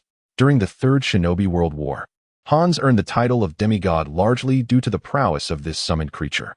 As long as this spirit was present, Hans's battlefield power could rival that of the tailed beasts. The extensive toxic mist posed an even greater threat to average ninjas than the tailed beast bombs. The Akatsuki ninjas under Yahiko, despite their fervent spirits, were somewhat lacking in strength. The toxin from the salamander's mist nearly annihilated them, leaving only one or two with sufficient prowess and quick reflexes to rush to Yahiko with the grim news. Upon stepping out of the conference room into the base's exterior, Yahiko and his companions were struck dumb by the scene before them. As the winds of the wind release technique swept through, a sharp cry pierced the air, and a violent gust of wind surged forth, dispersing the toxic mist that had been enveloping the Akatsuki base. The wielder of this jutsu was, of course, Nagato of the Uzumaki clan, who possessed the Rinnegan and had mastered 6 types of chakra nature transformations, an achievement beyond the reach of ordinary individuals. Since the age of 10, he had learned all 6 elemental jutsu, with wind release being no exception. The original narrative later omitted the use of basic ninjutsu, primarily due to the overwhelming power of Pain's 6 paths and the Rinnegan's capabilities, rendering the 6 basic elemental techniques rather obsolete. At this moment, however, Nagato had not yet developed the 6 paths of Pain and still relied on the elemental ninjutsu in battle. Hans, you scoundrels of the Rain Village, I shall see you dead. Nagato glared at the scattered bodies of Akatsuki members on the ground, his face flushed with rage, nearly igniting his reason with fury. Conan, take our poisoned comrades inside and administer the antidote, Yahiko commanded, equally furious but decidedly more composed. After taking a deep breath to suppress his anger, he addressed Conan. Nodding vigorously, Conan utilized paper jutsu to form large paper strips that coalesced into thick ropes, binding the fallen Akatsuki ninjas and dragging them into the base's interior. 2 little brats think they can kill me? It will take them 100 years. Whoosh! The sharp sound of cutting air echoed as a jet-black chain shot forth from the distance, accompanied by the distinctive sound of metal. Yahiko swiftly drew his kunai to block the incoming chain. However, upon contact, the chain coiled around his kunai, ensnaring it tightly. Taijutsu chain scythe, second strike. The thunderous roar of Hanzo echoed as he forcefully grasped the iron chain with his left hand, preventing Yahiko from escaping. In his right hand, he wielded a massive scythe, bringing it down with fierce determination. The blade shimmered under the moonlight, resembling a ghostly weapon piercing the very depths of the soul. You shall not prevail. As Yahiko stood on the brink of death beneath Hanzo's blade, Nagato rushed forward, raising his hand to unleash a peculiar force that radiated outward from him. This repulsive energy inevitably affected Hanzo, who found himself suspended midair, unable to leverage his position, and was violently propelled away by the impact of Nagato's Shinra Tensei. Fortunately, Nagato, mindful of Yahiko's presence, restrained his strength, ensuring Hanzo sustained no injuries. TCH. That jutsu again, how infuriating. Hanzo, having studied the abilities of Yahiko and his companions, was well aware of Nagato's unique Rinnegan techniques. Yet, knowing about it was one thing, facing it was another. Yahiko, you confront those rain ninjas. I will deal with Hanzo. At this moment, Nagato had not fully mastered the powers of the Rinnegan. When employing techniques like Shinra Tensei, he struggled to control his strength, unable to distinguish between friend and foe. With Yahiko nearby, he could not unleash his full potential against Hanzo. Thus, he urged Yahiko to engage the incoming Rain Village ninjas. Be careful. Having fought alongside Nagato for many years, Yahiko understood his capabilities well. Though concern gnawed at him, he recognized that his presence would only burden Nagato. With a subtle nod, he turned to leave. Thinking you can just walk away? Do you truly underestimate me, Hanzo? The distance between them was minimal, and Hanzo overheard their exchange, his heart ignited with indignation. As a demigod, when had he last been treated with such disregard? Since rising to prominence, countless ninjas had perished at his hands. The elite ninjas from the great villages had always approached him with utmost seriousness, fearing that a moment's lapse could lead to their demise. Even the legendary Sannin of Konoha had needed to band together to survive his onslaught.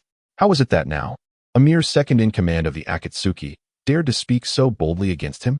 Have my years of absence from the shinobi world caused you to forget my renown? Very well. From this day forth, let your blood restore the crimson hue of my blade.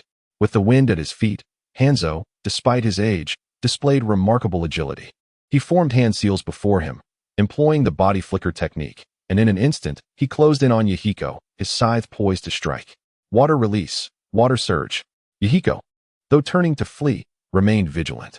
Upon witnessing Hanzo's assault, he swiftly expelled a torrent of water, hurling it towards the approaching threat. Too trivial.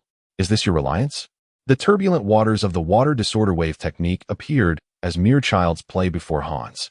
With a deft movement, he evaded the onslaught from Yahiko. Die, insect! The glint of his blade bore a bloodthirsty ferocity as he raised the scythe, coated in venom.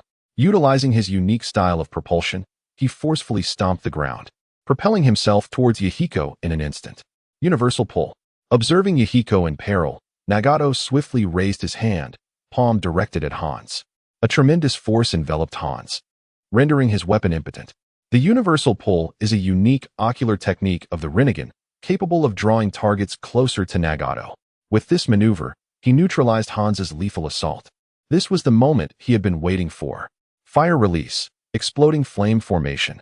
As Hans was drawn closer, a cold smile graced his lips. Just as he neared Nagato, he suddenly broke free from the gravitational force of the universal pull and slammed his palm down onto the ground. Chapter 122. The arrival of the mad ghost inside the Akatsuki base. In the conference room, Jiraiya wore an expression of deep concern. His eyes fixated on the outside as if attempting to pierce through the walls to glimpse the unfolding scene. He had just heard reports from Akatsuki members about Hans leading the ninjas from the Hidden Rain village, wielding toxic mist, putting Akatsuki members in imminent danger. Jiraiya was acutely aware of the potency of the poisonous mist conjured by the salamander. In the past, when he, Orochimaru, and Tsunade had joined forces, they had nearly perished at Hans's hands. At that moment, Konan entered, accompanied by those afflicted by the poison. Finally seeing people, Jiraiya anxiously inquired, "What is the situation, Konan?" "Most have inhaled the salamander's toxic mist. We must act quickly to administer the antidote," Konan replied, her face betraying anxiety. Yet she steadfastly laid each unconscious Akatsuki member on the ground. Without time to discern who had succumbed to the poison and who might still be saved, she turned to Jiraiya for assistance. "Master Jiraiya, please help me administer the antidote." Of course.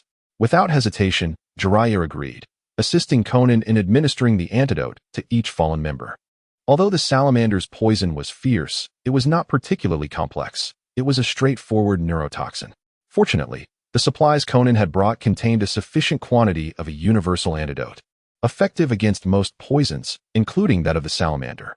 However, should they encounter the likes of Chiyo or Sasori from the Sand Village, their antidotes would prove ineffective. Chiyo's concoction had caused significant casualties in the Third Great Ninja War, compelling Tsunade to work tirelessly on a specialized remedy. With only about 100 Akatsuki members, it did not take long to administer the antidote. Yet, while the antidote had been given, survival now hinged on the individual's constitutions. Konan's expression was grim. But with no other options available, she could only pray for her comrade's survival. "Master Jiraiya, I must go assist Yahiko and Nagato. Please take care of yourself." Konan hurriedly instructed Jiraiya before turning away. "Damn it, that cursed Hanzo," Jiraiya thought as he observed Konan's departing figure. A strong desire to follow her and aid his disciples surging within him. However, he understood that taking such a step would yield profound consequences. Regardless of whether Yahiko and the others were his pupils, the ongoing conflict outside was an internal war within the Land of Rain. One faction consisted of the official armed forces of the Land of Rain, the Rain Ninja Village under Hanzo's command. The opposing side was the Akatsuki organization, led by Yahiko and his companions, essentially a rebel group. As an outsider from the Land of Fire, which borders the Land of Rain, Jiraiya realized that his sudden appearance on such a battlefield would undoubtedly signal external interference in the internal affairs of the Land of Rain. The Land of Rain lies at the crossroads of the three great nations, fire, sand, and lightning, all of which share a boundary with it. Historically, during past conflicts, these three nations had tacitly refrained from occupying the Land of Rain, treating it as a buffer zone. Should Konoha be perceived as extending its hand into the Land of Rain, both the Land of Sand and the Land of Lightning would not turn a blind eye and would surely intervene, leading to inevitable friction and subsequent warfare. At this moment, Konoha was in a precarious state, its resources depleted from the prolonged strain of the Third Great Ninja War. Should a large-scale conflict arise, Konoha would be unable to withstand it. Jiraiya, too, could not bear such a tremendous cost. What on earth does that bastard Hanzo want? Clenching his teeth, Jiraiya turned to Orochimaru, who was intently perusing a manual sent by Yi-chun. Hey, Orochimaru, think of something, would you? Slowly lifting his gaze from the manual, Orochimaru rolled his eyes and replied languidly, what could possibly be done at this juncture? If you insist on my opinion, I would suggest we leave promptly.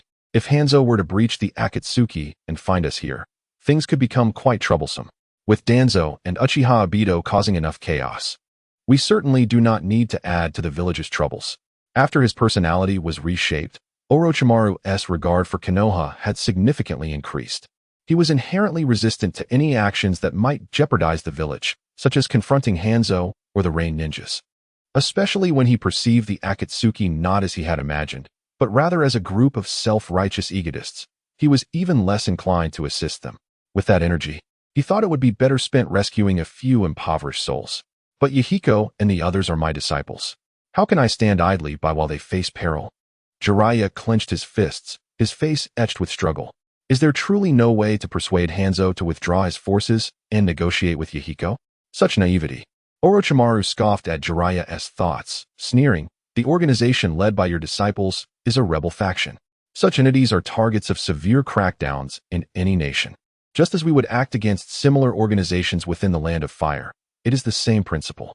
Their existence has already posed a threat to the safety of the Rain Village. It is only natural for Hanzo to take action.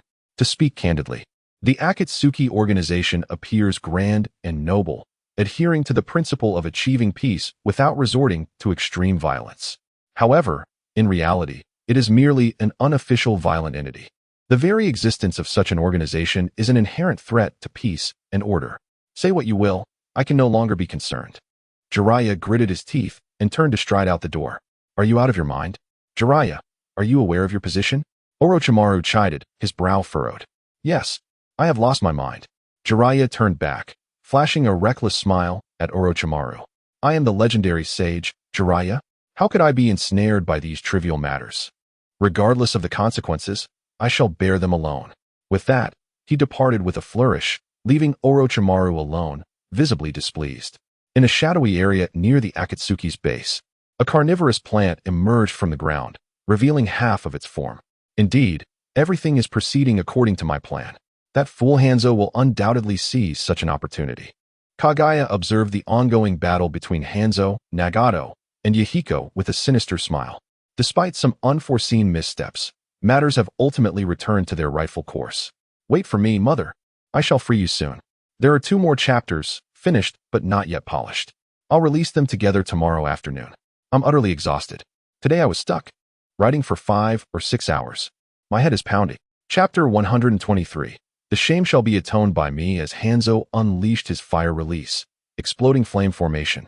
The intense blaze engulfed the entire sky, scorching the air within the blast radius and filling it with an indescribable, strange odor. Yahiko's face turned pale as he anxiously shouted, Nagato! He recklessly dashed towards the direction of the explosion. Yahiko, be careful, came Conan's alarmed voice as she rushed out. Before Yahiko could react, Hanzo's figure suddenly materialized behind him, moving with a speed that belied his elderly appearance. Grasping a massive scythe in one hand, he hurled a chain from the other towards Yahiko, a triumphant smile gracing his face. To hell with you, you damned rebel. Hanzo's prowess has always been difficult to assess clearly. In his prime, he vanquished the young legendary 3 ninjas, spreading his renown across the entire ninja world, earning the title of demigod and single-handedly suppressing an era. Yet, in the original narrative, his true battle was witnessed during the Fourth Great Ninja War, where, in the form of Edo Tensei, he was defeated by the general of the Land of Iron, Mifune, a once revered demigod lost to a mere samurai in an immortal form, evoking a sense of dissonance between his reputation and reality. Furthermore, his combat style, relying solely on his unique poison and an eccentric scythe and chain, placed him far from the caliber of the formidable ninjas capable of earth-shattering feats with mere gestures. Many individuals, when ranking the strength of characters from Naruto, tend to place Hanzo at a level comparable to the Five Kage. However, it is inconceivable that someone capable of single-handedly contending with the three great nations in the impoverished land of Rain could merely be classified as a Kage-level ninja. In an instant, as this thought flickered through Yahiko's mind, his body was ensnared by chains hurled by Hanzo. Die! Hanzo exclaimed, forcefully yanking the bound Yahiko towards him, while his other hand brandished a colossal scythe, poised to strike down. No, I will perish. Yahiko's mind raced with desperate thoughts as the blade's gleam sliced through the air, accompanied by a menacing whoosh. The sound of clashing metal resounded as the scythe was about to meet its target. Hanzo had already formulated his next plan of attack, but unexpectedly, a kunai appeared, intercepting his scythe. Who dares? He roared in anger. What do you intend to do to my disciple? A voice filled with fury resonated from behind Yahiko. Simultaneously, Hanzo sensed an overwhelming surge of chakra before him, akin to being targeted by a prehistoric beast, sending chills down his spine. Rasengan, caught off guard, a sphere of blue energy collided with Hanzo's chest. It felt as though he had been struck by an explosion weighing 10 kilograms. A sharp pain coursed through his torso, and he was propelled backward, with a violent cough. Blood erupted from his mouth. Struggling to regain his balance as he fell to the ground, Hanzo raised his gaze to the sudden intruder, whose striking white hair and furious visage came into view. It was none other than Jiraiya, one of the legendary Sannin of Konoha. You fool, Jiraiya. Do you intend to meddle in the affairs of the Land of Rain? Or do you wish to ignite a new war? How dare you assist the rebel organization against me? Hanzo was on the verge of madness. Just as he was about to deliver a fatal blow to the leader of the Akatsuki, Jiraiya's intervention had not only thwarted his plans, but also left him injured. He had previously received word of Jiraiya and Orochimaru's presence at the Akatsuki's base, yet he never imagined that Jiraiya would dare to confront him. Did he not comprehend the ramifications of such an action? Hanzo could not fathom it. While he harbored murderous intent towards Jiraiya, his collaboration with Kaguya was solely aimed at eliminating him to frame the Akatsuki. He, Hanzo, would never dare to ignite the flames of war. I care not for your intentions, but harming my disciple in my presence is absolutely intolerable, Jiraiya declared sternly, positioning himself protectively in front of Yahiko. Hanzo! Yahiko! A frantic scream pierced the air as Nagato, disheveled and scorched, rushed forward, his face etched with anxiety and concern. He had fallen victim to Hanzo's ploy, caught in an explosive trap, and although he had managed to mitigate the damage through sealing techniques, he appeared utterly disheveled. Once the flames subsided, Nagato surveyed the battlefield and immediately spotted Yahiko in peril, his heart racing with dread. Yahiko, are you all right? Rushing to Yahiko's side, Nagato inquired with concern. I'm fine. Master Jiraiya saved me, Yahiko replied with a smile, unfastening the chains that bound him. Thank you so much, Master Jiraiya. I cannot fathom the consequences had Yahiko been struck by Hanzo just moments ago. Nagato expressed his heartfelt gratitude to Jiraiya, his mind racing with the potential calamities that could have ensued. At that moment, Konan also hurried over to join Yahiko and Nagato. Lord Leader, we have arrived late. The ninjas of Amigakure began to emerge, gathering behind Hanzo. A resourceful rain ninja produced bandages and medical supplies, tending to Hanzo's wounds. Amigakure was not akin to the 5 great ninja villages. The disparity in strength among its ranks was substantial. It housed the formidable demigod Hanzo, yet also possessed chunin who were weaker than those of the great nations. Their overall strength paled in comparison, which was why they could only engage in a back-and-forth skirmish with the Akatsuki, a ragtag assembly of rogue ninjas. They had initially set out alongside Hanzo, but most were left far behind, only arriving at the battlefield after several exchanges had taken place.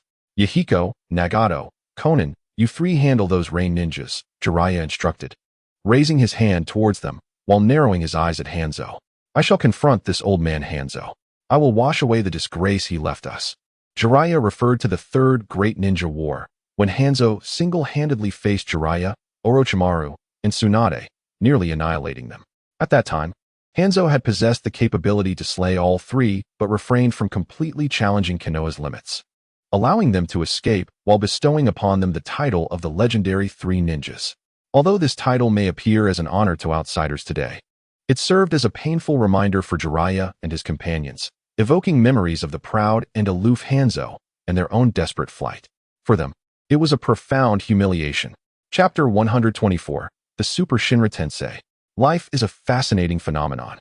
The same passage of time yields starkly different outcomes. Jiraiya transitioned from youth to maturity, reaching the pinnacle of his prowess, with few in the ninja world capable of standing against him. Conversely, Hanzo aged, his peak long past. His strength diminished. Could the once mighty demigod, who had faced 3 opponents and spared their lives, still contend with the grown Jiraiya? Kid, do not forget how you 3 fled from me back then. To think you could confront me alone is nothing short of arrogance, Hanzo scoffed, convinced that Jiraiya lacked the strength to rival him. Whether he possessed such power would only be revealed through combat. Jiraiya chose not to argue, turning to Yahiko and the others, urging them, "Hurry, I can handle this on my own." Yahiko, Nagato, and Konan exchanged glances, but sensing Jiraiya's determination, they nodded and rushed towards the gathering of rain ninjas, leaving the battlefield to Jiraiya and Hanzo. It was previously mentioned that the average strength of the rain hidden village pales in comparison to the 5 great nations. Yahiko and his companions plunged into the midst of the rain ninjas like wolves among sheep. Universal pull. Almighty push. Nagato relentlessly employed the ocular techniques of his Rinnegan, unleashing his fury upon the rain ninjas. He disregarded the piercing pain emanating from his eyes, a warning sign of excessive ocular energy consumption. Rain ninjas, descend into hell. Nagato roared, reaping lives one after another. Water release. Water dragon bullet technique. Yahiko, adept in water release, unleashed his pent-up rage without mercy, releasing an enormous water dragon that rampaged through the ranks of the rain ninjas. Konan shed layers of origami from her body, forming a pair of majestic wings, soaring into the sky like an ethereal sprite gliding over the battlefield. She continuously separated pieces of origami from her wings, transforming them into sharp projectiles aimed at the vital points of the rain ninjas. Faced with these 3 formidable adversaries, the ninjas of the rain hidden village found themselves utterly powerless, plunging into a grave crisis in an instant. Blood, severed limbs, and corpses scattered about, marking the end of countless lives. Water release. Water barrier. A wall of water surged upward, hastily blocking Konan's paper ring. However, the ninja who conjured this water barrier lacked sufficient chakra. Its thickness and strength proved inadequate, and within mere seconds, it was breached by the onslaught of paper. "Do not cluster together. Disperse immediately," commanded a small leader among the rain ninjas. He understood that remaining grouped would only make them easy targets for these merciless demons. Only by spreading out could they leverage their numbers, employing a strategy of quantity against quality to mount a counterattack. Complying with his orders, the remaining rain ninjas swiftly divided into smaller groups, seeking safe positions to prepare for retaliation. Water release. Water gun. Wind release. Gale palm. Earth release. Yellow spring swamp. Once all the rain ninjas were positioned, an unrelenting barrage of ninjutsu rained down upon the trio, vibrant reds and blues exploding like fireworks, a sight to behold. Although individually weak, the sheer number of rain ninjas, when dispersed, formed a net of firepower that encircled Yahiko and his companions, threatening to ensnare them. "Humph, trivial tricks. How dare you flaunt your skills before me?" Nagato sneered, extending a hand as a tremendous force erupted from within him. The incoming ninjutsu dissolved as if met by an invisible wall of air, all dissipating into nothingness. Furthermore, the repulsive force of Almighty Push sent all the surrounding rain ninjas flying. What is this ability? I have never witnessed such ninjutsu. It is terrifying. What manner of enemy is this? The rain ninjas who were hurled to the ground bore expressions of disbelief. To conceal the Rinnegan's presence and due to the life force it consumed, Nagato had rarely employed its abilities. Today, however, he found himself cornered. No longer caring for his own life. Beg for mercy. Wail in despair. Repent before the power of the divine. A sudden repulsive force manifested beneath Nagato, elevating him slowly into the air, where he hovered weightlessly. With an expression of cold indifference, he gazed down upon the rain shinobi. A profound sense of dominance surging within him, rendering the rain shinobi below akin to mere ants, easily crushable at his whim. "Yahiko, Konan, get away," he urged his companions, Yahiko and Konan, to retreat. Once they complied and distanced themselves, an overwhelming power erupted from within him. It was as if the weak were confronted by their natural predators. The rain shinobi below felt their hearts racing, threatening to leap from their throats. Sensing imminent danger, their bodies trembled, their hair standing on end. "Run, run." The small leader of the rain shinobi took flight, urging his comrades as he fled. He keenly sensed that Nagato's next move was beyond their capacity to withstand. Only by fleeing could they cling to a sliver of hope. I refuse to believe it. We must eliminate him first. Fueled by fear and an uncontainable rage, some range shinobi unleashed a flurry of attacks towards the airborne Nagato, hurling ninjutsu in desperation. Wind release, blade of wind. Wind release, vacuum wave. Fire release, great fireball technique. Fire release, phoenix fire technique. Water release, water gun. Lightning release, thunderstrike. The remaining dozen or so range shinobi, desperate to preempt Nagato's impending jutsu, executed their techniques against him. Ants, how dare you attempt to harm a deity? Nagato, entranced by the sensation of godlike power, felt a surge of provocation at their audacity to fight back.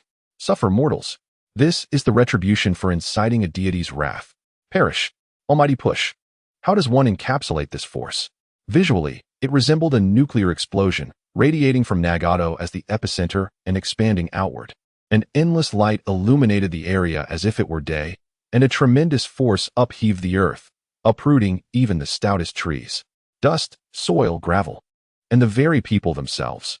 All that was touched by this force was drawn into its maelstrom, including those range shinobi who could not escape in time. No. Accompanied by heart-rending screams, the bodies of the range shinobi were torn apart by the overwhelming power, their blood, flesh, bones, nerves, and entrails all mingling with the earth and dust. At that moment, even the wind appeared crimson. Chapter 125, Jiraiya vs. Hans in another battlefield. Jiraiya and Hans engaged in a fierce struggle, seemingly evenly matched. However, in reality, Hans was not exerting his full strength. He was wary of the unseen Orochimaru and the potential consequences of slaying Jiraiya here. Hans was no longer the demigod he once was. Having occupied a position of power for so long, his edge had dulled, and his mindset had become increasingly conservative, reluctant to challenge the formidable force that was Konoha. Jiraiya, too, harbored no intent to kill Hans. He merely sought to stall him. Thus, he refrained from using his full power. Otherwise, if he summoned the two toads of Mount Myaboku for a 3-on-1 confrontation, Hans would likely face defeat. At that moment, a violent tremor resonated from a distance. Nagato's Rinnegan, reminiscent of a cataclysmic atomic bomb, reshaped the very terrain surrounding the Akatsuki's base. The ground was furrowed as if plowed, and the shockwave reached this battlefield. Jiraiya and Hans instinctively retreated, evading the oncoming force. Such power was indeed terrifying. Hans silently surveyed the devastation ahead. Everything within a 10-kilometer radius had vanished, leaving only barren earth in their wake. Had he known this would be the outcome, he would have never allowed Nagato to flourish. Regret welled up within Hans. Had he acted sooner, while Nagato was still vulnerable, the situation would not have become so convoluted. Hans, are you not going to save anyone? Your Rain Village ninjas are almost all perishing, Jiraiya remarked, his expression grim. He was not a bloodthirsty individual, despite the bloodshed inherent in a ninja's life. Witnessing the current calamity stirred his compassion. Killing was one thing, but such merciless slaughter, akin to crushing ants, was intolerable. If one lacks strength, then death is a mere inevitability, Hans scoffed indifferently.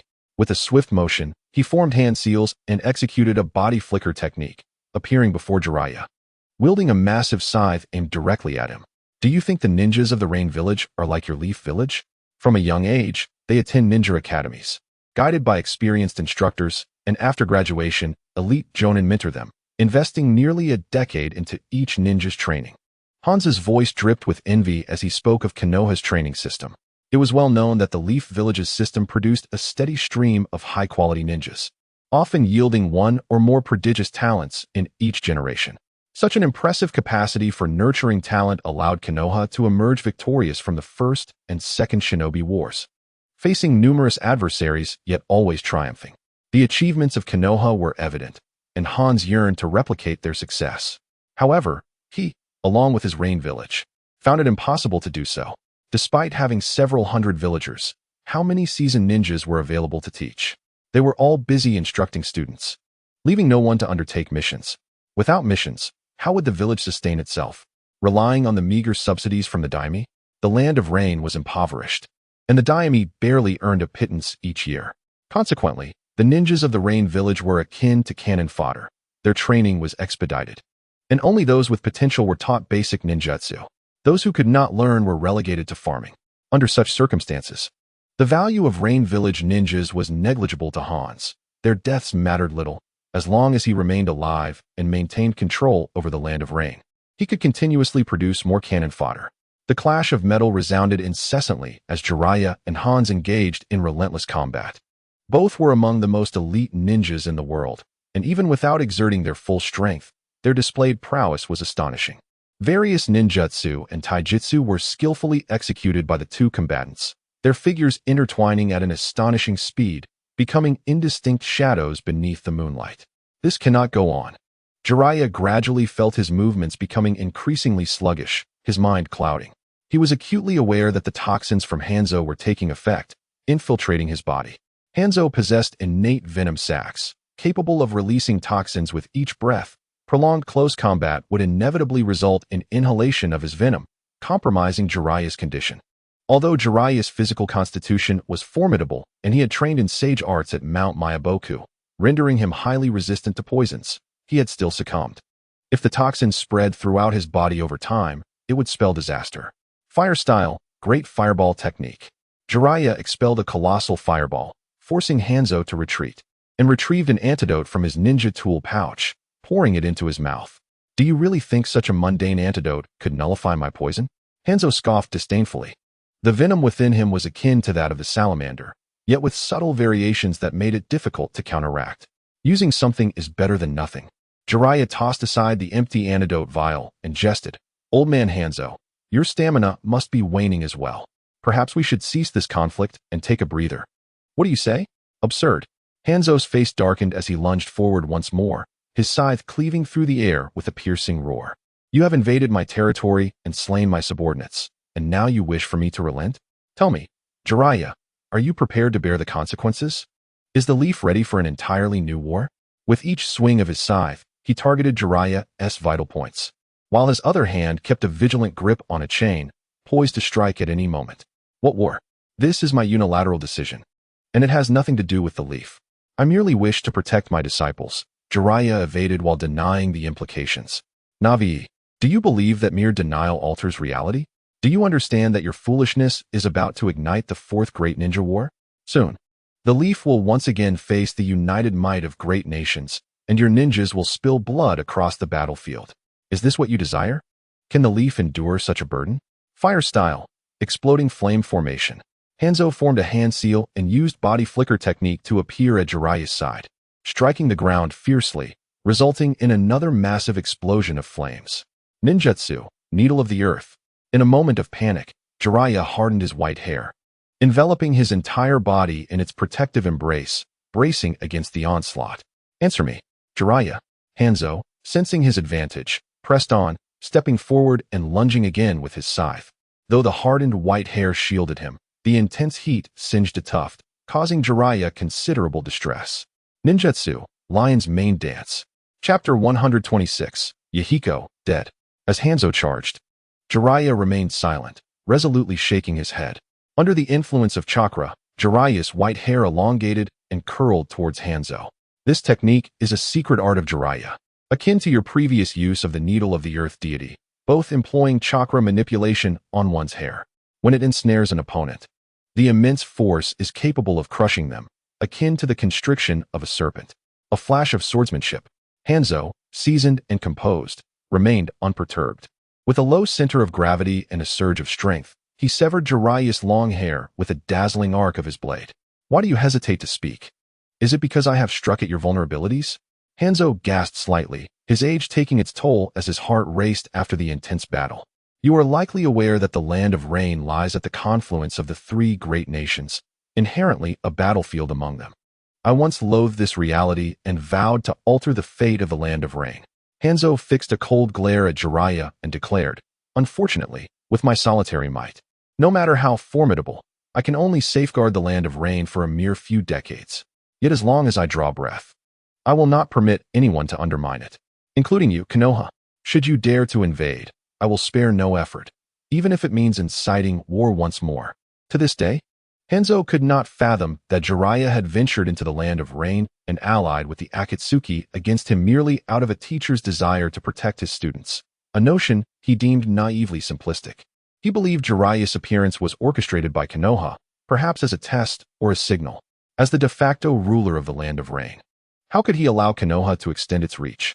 I have already told you, Hanzo, this is solely my own decision, with no ties to Konoha, nor have they instructed me to come here, Jiraiya said, shaking his head in resignation.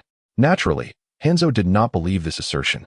Yet he continued in line with Jiraiya's words. Very well, if this is not Konoha's will, have you considered the ramifications? By intervening to protect your disciple, how many lives might be lost? What tremendous losses could Konoha incur? Hanzo raised his massive scythe, directing it at Jiraiya, and challenged, your disciple's life is precious. But what of the lives of Konoha's ninjas? Are they not your comrades as well?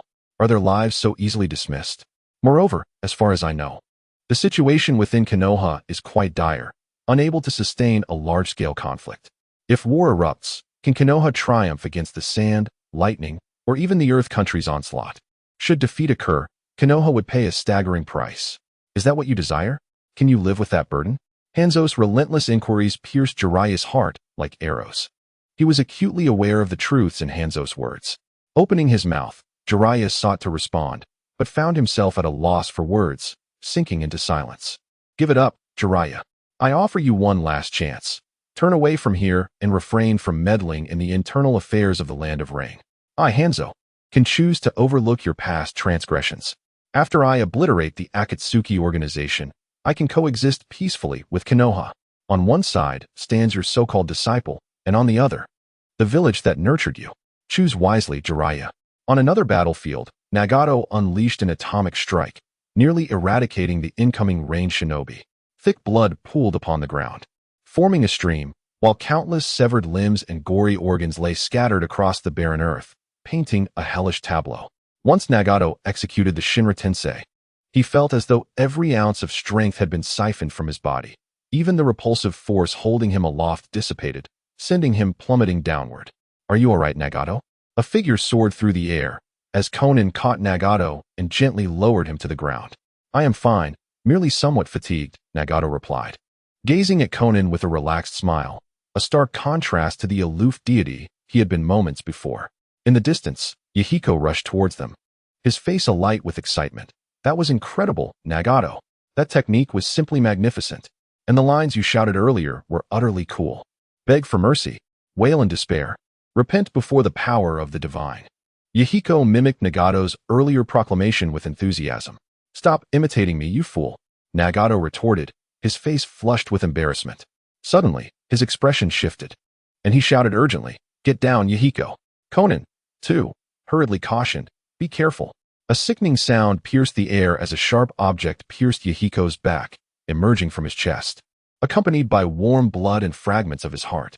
Yahiko was engulfed in excruciating pain, his mind blank, his vision consumed by the anxious faces of Nagato and Conan. What is happening? Yahiko felt as if all the blood had drained from his body. His limbs turned cold, devoid of strength. He struggled to turn and see his assailant, but found himself unable to control his body. A rain shinobi, face obscured, wielding a slender, obsidian rod, had plunged it into his chest, wearing a grotesque smile. This expression was rigid and lifeless, far from the countenance of any human, akin to that of a lifeless puppet. This rain shinobi was, of course, Kagaya's manifestation in disguise. He had been lurking beneath the ground, waiting for the opportune moment. When Nagato unleashed the Shinra Tensei, the sight terrified him, prompting him to burrow deeper into the earth, daring not to show his face. Now, with Nagato exhausted and collapsed, and Conan tending to him, Yahiko stood alone in this perilous position, an opportunity too splendid to ignore. Thus, he had assumed the guise of a rain shinobi, concealing himself along Yahiko's inevitable path, waiting for the perfect moment to strike from behind. Success! The mission was accomplished. Kagaya's heart surged with exhilaration as he turned to flee. He had no intention of delivering a fatal blow, for the black rod in his hand was forged from the material of the truth-seeking ball. This substance, upon contact with flesh, would immediately obliterate the touched area, rendering even the reanimated corpses powerless against its might. Yahiko was pierced through the chest by that dark rod, and even the mightiest celestial being could not save him. Yahiko! Nagato cried out in profound sorrow, his voice resonating with an endless well of grief and fury, akin to the lament of a cuckoo weeping blood. I want you dead. As he witnessed Kaguya attempting to flee, Nagato, disregarding the exhaustion of his own body, extended his hand and shouted, "Universal pull!" A force more powerful than before enveloped Kaguya's form, dragging him toward Nagato. Foolish! Kaguya scoffed disdainfully, utilizing his own abilities to sink into the ground in an instant, vanishing from sight. Stop! Don't run! Nagato's eyes turned a furious red as he desperately extracted the power of the Rinnegan, shouting, "Super! God! R10! Meanwhile, back in Konoha, Ichin lay leisurely on his bed, perusing the system log, only to be startled by a sudden notification. Ding! Due to the significant character Yahiko dying at the hands of Kaguya, the storyline has deviated. Awarding storyline points for 1,514. What? Yahiko is dead? Kaguya killed him? What has transpired during my brief absence? Chapter 127. The Outer Path Reincarnation Technique. Ninjas possess keen senses. And Nagato's anguished cries did not go unheard by Jiraiya and Hans. What happened? Has something happened to Yahiko? Jiraiya felt a sudden sense of dread. As he raised his kunai to block Hans's scythe, Jiraiya resolved to rush toward Nagato. There's no way I'll let you pass so easily. Hans, satisfied by Nagato's outcry, was oblivious to why Kaguya had targeted Yahiko, but he reveled in the boy's demise. As the leader of the Akatsuki, Yahiko was its emblem, posing a threat that surpassed even Nagato, who possessed the Sage's Eye. Now that Yahiko was gone, the Akatsuki was leaderless, leaving them ripe for Hans's taking. Furthermore, should Kaguya attempt to ambush Jiraiya now, Hans would ensure he did not succeed. Jiraiya was engaged in his own battle, and with Yahiko's death, Hans could not extricate himself.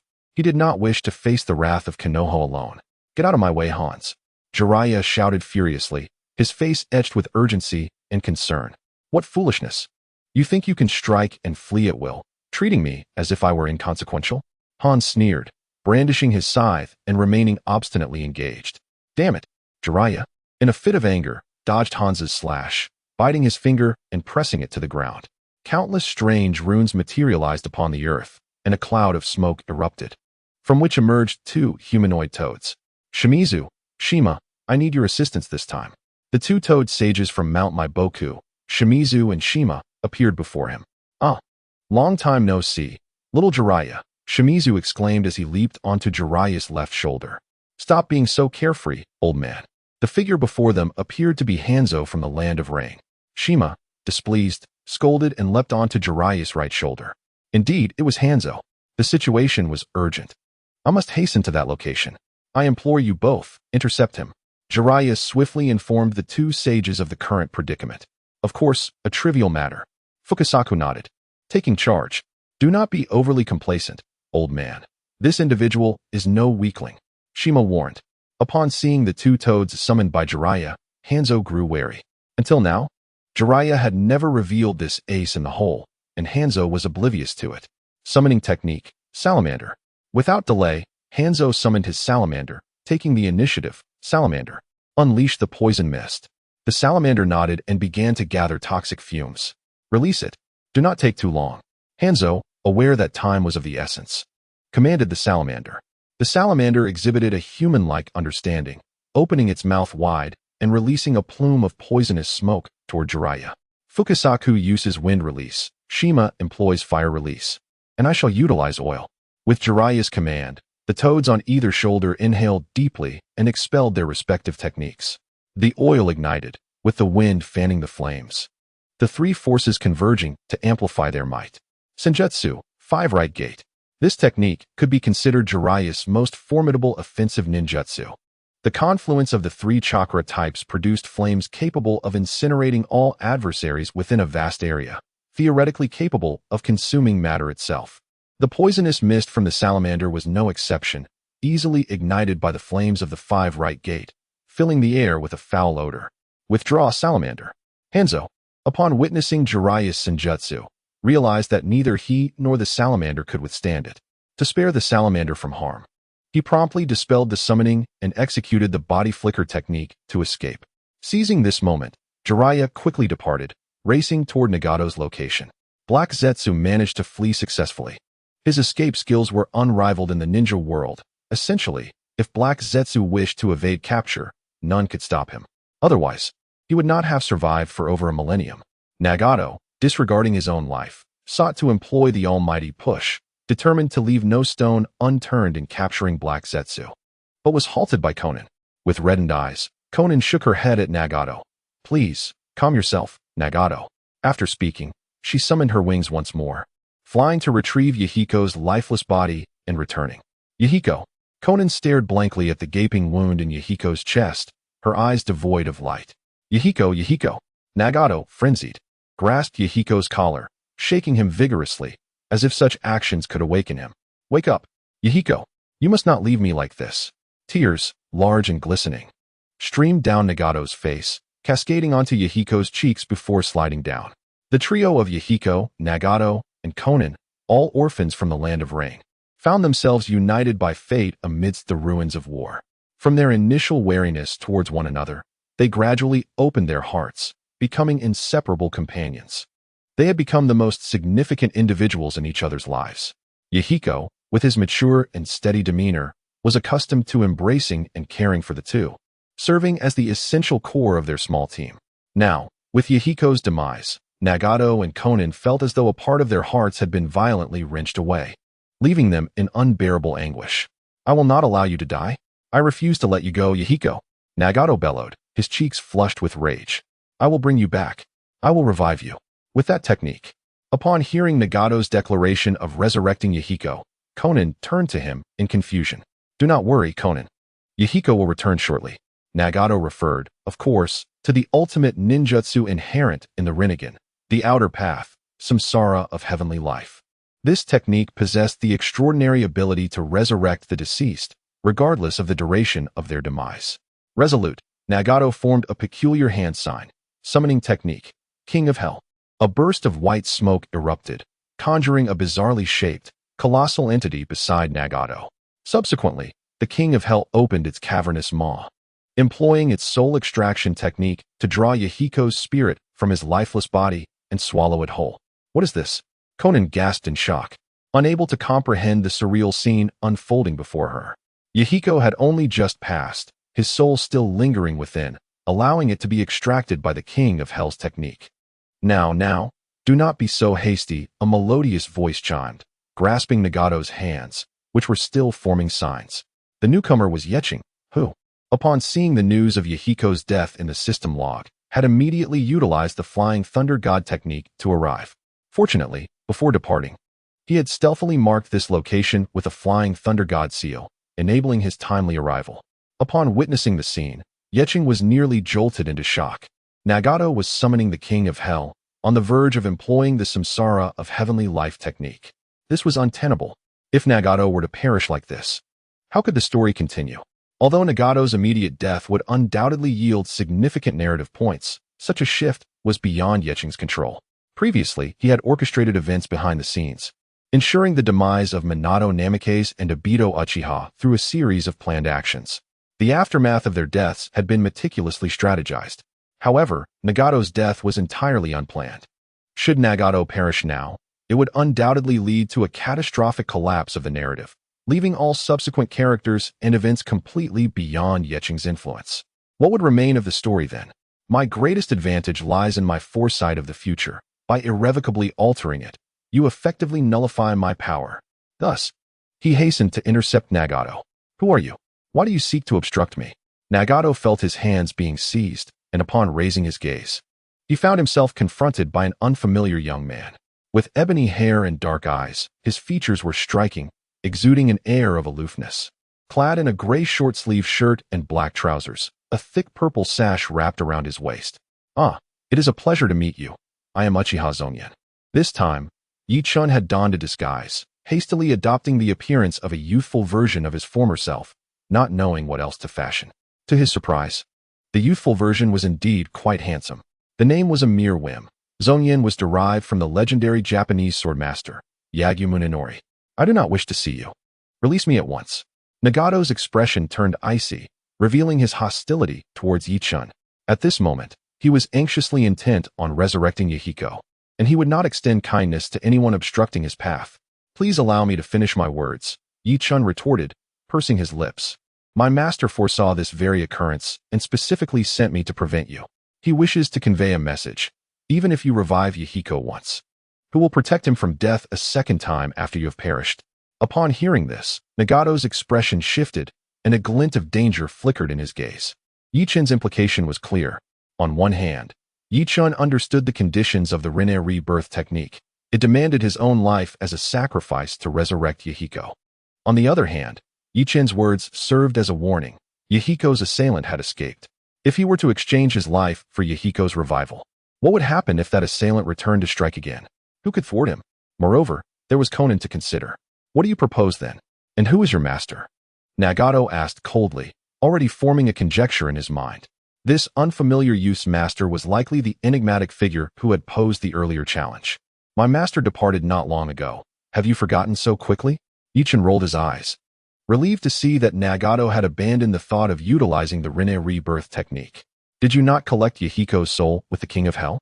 If there is a soul, he can be revived regardless of the time that passes. Furthermore, if you can successfully answer my master's questions, you could wish for his revival without sacrificing your own life. Konan, who had been silently listening, suddenly brightened, asking, is that true? Can we truly wish to resurrect Yahiko? Your master, that mysterious elder? Yi Chun's words stirred both Konan and Nagato. While Nagato still held reservations regarding the elder's challenges, Konan was beyond the reach of doubt. The possibility of resurrecting Yahiko felt like a life raft to a drowning person, and she grasped at it with all her might. Yi Chun nodded and opened his mouth to respond, but was interrupted by another voice. Indeed, if one were to wish upon that esteemed individual, any desire could be fulfilled. Everyone turned to see Jiraiya approaching, his expression a mask of displeasure. He gazed upon the lifeless body of Yahiko, his eyes filled with sorrow and remorse. Yet he mustered the strength to console the remaining two disciples. As long as you answer all the questions correctly, you may make a wish to that esteemed individual. Therefore, there is no need to rush. We will surely bring Yahiko back to life. Konan, her eyes glistening with tears, nodded vigorously at Jiraiya. Yes, we will make it happen. It seemed that Nagato had been calmed down. Yi Chun felt a sense of relief in his heart. He was genuinely afraid that Nagato might recklessly employ the rebirth technique, leaving him with no place to grieve. Yi Chun turned to Jiraiya, feigning a look of first-time acquaintance, and smiled. You must be the illustrious Jiraiya of the legendary Three Ninjas of Konoha, correct? It is a pleasure to make your acquaintance. I am Uchiha Zonyan. Jiraiya furrowed his brow. You are from the Uchiha clan? From the village? Jiraiya, of course, could not know the names of every member of the Uchiha clan. So upon hearing the name fabricated by Yi Chun, he instinctively assumed Yi Chun to be one of Konoha's Uchihas. Strictly speaking, I do not belong to the Uchiha clan of Konoha. Yi Chun chuckled lightly, spinning a tail. I hail from a branch of the Uchiha clan that became scattered during the Warring States period, and I am the last remaining member, raised by my master. I grew up under his guidance, with no connection to Konoha's Uchiha clan aside from blood ties. Is there another Uchiha outside of Konoha? Jiraiya instinctively found it hard to believe, yet he could not uncover any flaws in Yi Chun's words. He resolved to inquire with Uchiha Fugaku upon returning to the village. However, this was neither the time for a dispute with Yi Chun, especially since Yi Chun had claimed to be a disciple of that esteemed individual. If an argument were to ensue and provoke that esteemed being, the resurrection of Yahiko would surely be in jeopardy. Moreover, Yi Chun's presence had also intervened with Nagato's intentions. Jiraiya gathered from their conversation that Nagato had been prepared to sacrifice his own life to revive Yahiko, but Yi Chun had prevented him. For this, Jiraiya felt a sense of gratitude toward Yi Chun. Furthermore, my master instructed me to convey a message to you, Mr. Jiraiya. Yi Chun appeared to recall something and explained to Jiraiya. Originally, my master promised you that if you answered the questions correctly, he would reveal to you who the child of prophecy is. However, after answering the questions, he forgot. Hence I was sent to provide you with the answer. Jiraiya nodded upon hearing this. Is that so? Then please, tell me the answer. But my master said that his child of prophecy is not the same as the child of prophecy you heard from Gamamaru on Mount Myaboku. Do you wish to know who my master's child of prophecy is, or who Gamamaru's child of prophecy is? Chapter 129. Every individual is a child of destiny, huh? Your master's child of destiny and Gamamaru's child of destiny are not the same person? Jiraiya paused, momentarily confused, and after a moment's thought, he could not grasp the meaning. So he inquired curiously, what does this imply? Is it possible that there are two different children of destiny? Nagato and Konan also looked at Yi Chun with expressions of bewilderment. At this moment, the emotions of the two individuals began to ease. Although sorrow and anger still lingered within their chests, the fact that Yahiko had been resurrected and the perpetrator had long since fled compelled them to momentarily set aside their grievances. Yi Chun chuckled softly, refraining from immediately responding to Jiraiya's inquiry, instead posing a counter-question. Mr. Jiraiya, do you believe that the future remains immutable? Is that not so? Jiraiya instinctively opened his mouth to respond, but halfway through, he suddenly realized the flaw in his reasoning. Indeed, the future is subject to change. Much like the three-answer test conducted by that esteemed individual, which unveiled the future to both himself and the higher-ups of Konoha. This foresight enabled them to prepare in advance. First, eliminating Danzo Shimura, thereby altering the fates of many within the ninja world. Most notably, the Uchiha clan was spared from annihilation due to Danzo's machinations. Furthermore, they ambushed Uchiha Obito, thwarting his plans entirely. The Nine-Tails was neither unleashed to devastate Konoha, nor did it result in the deaths of Kushina Uzumaki and Minato Namikaze. The future has indeed been rewritten. Yes, the future can be altered, Jiraiya murmured. As if recalling something, he instantly raised his head to question Yi Chun.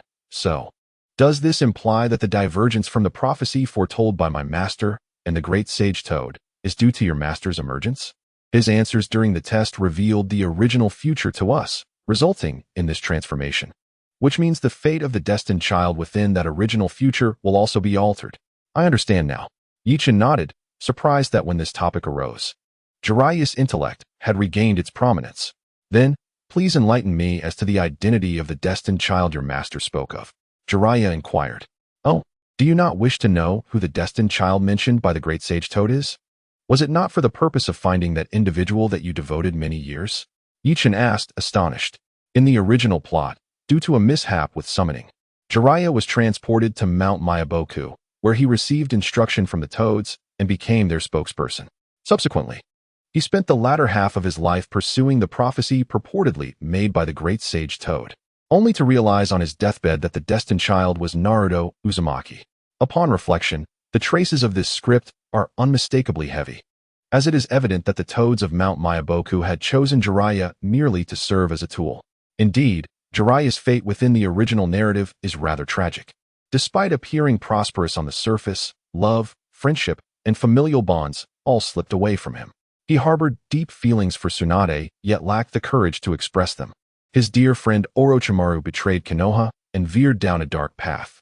An orphan, he lost all familial ties long ago. Even the 5 disciples he took under his wing faced dire fates. Yahiko met a tragic end. Nagato became a malevolent figure. Konan aided him in his wrongdoing.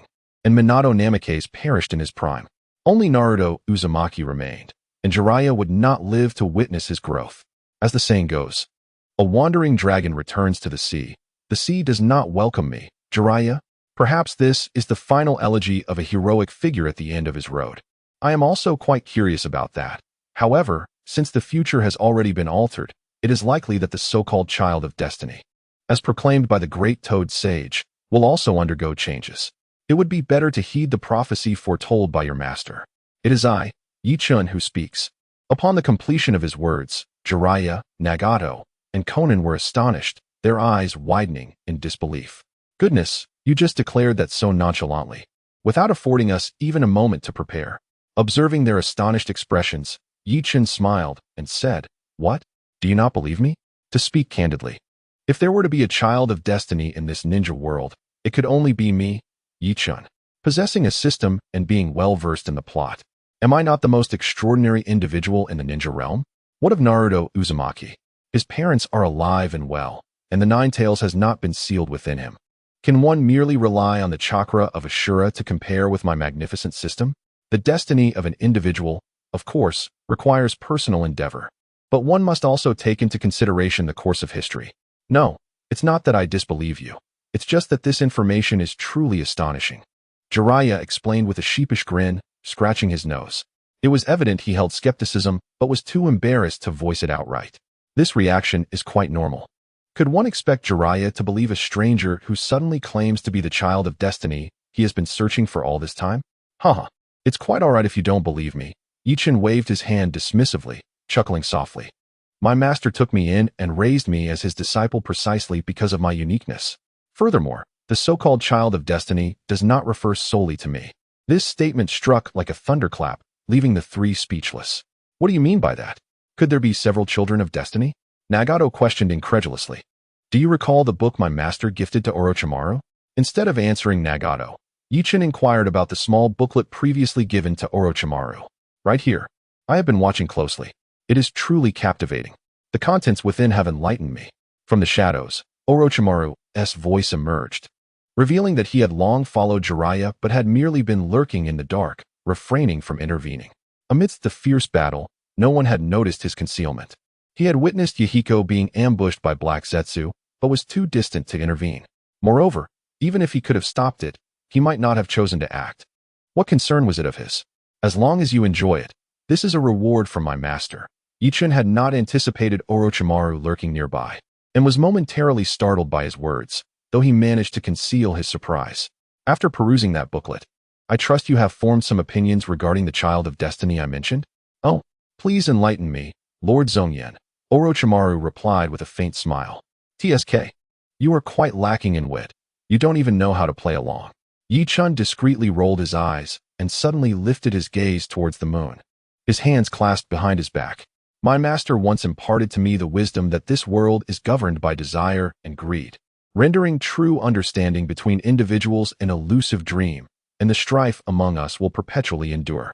To effectuate genuine change in this dismal realm, it necessitates the emergence of awakened souls. Only by shattering the unyielding status quo that has persisted for millennia within the shinobi world can we truly rewrite this unchanging tragic fate. This person is me, and it is also you. As long as we harbor such faith, as long as we possess the courage to break free from the shackles that bind us, then each individual can become a child of destiny. Chapter 130. Is the Fourth Great Ninja War being advanced? Yi-chin's words plunged Jiraiya, Orochimaru, Nagato, and Konan into silence. The ideology conveyed by Yi-chin starkly contrasted with the beliefs they had cultivated throughout the years. The notion that every individual is the master of their own fate had never before graced the lands of the shinobi world. Perhaps Kishimoto Musashi, while crafting the narrative of Naruto, had never entertained such an idea. Indeed, the essence of the original work is steeped in a hierarchy based on lineage and status. How amusing it is. In those spirited shonen manga, protagonists often begin as powerless individuals devoid of privilege, gradually uncovering their formidable backgrounds through relentless toil and perseverance. Monkey D., Luffy's father, is the leader of the Revolutionary Army, and his grandfather is a legendary admiral. Naruto Uzumaki's father is the Fourth Hokage, his mother a princess of the Uzumaki clan, and he bears within him the chakra of the Sage of Six Paths, as Guadigang aptly noted, in the realm of comedic performance. The ultimate contest is one of culture. Similarly, in the realm of manga, the final contest is that of bloodline. Observing the silence of Jiraiya and the others, Yi-chin understood that they were momentarily unable to accept such a perspective, and he could only shake his head in resignation. Very well, time shall reveal all truths.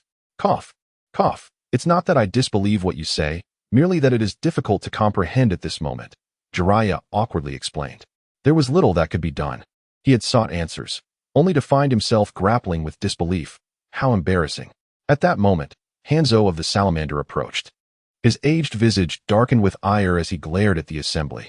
Who is this newcomer? Are you from Konoha planning to invade the Land of Rain? I am not from Konoha. Yi-chin waved his hand, denying Hanzo's claim. The persona he had assumed was indeed not of Konoha. Then why are you here?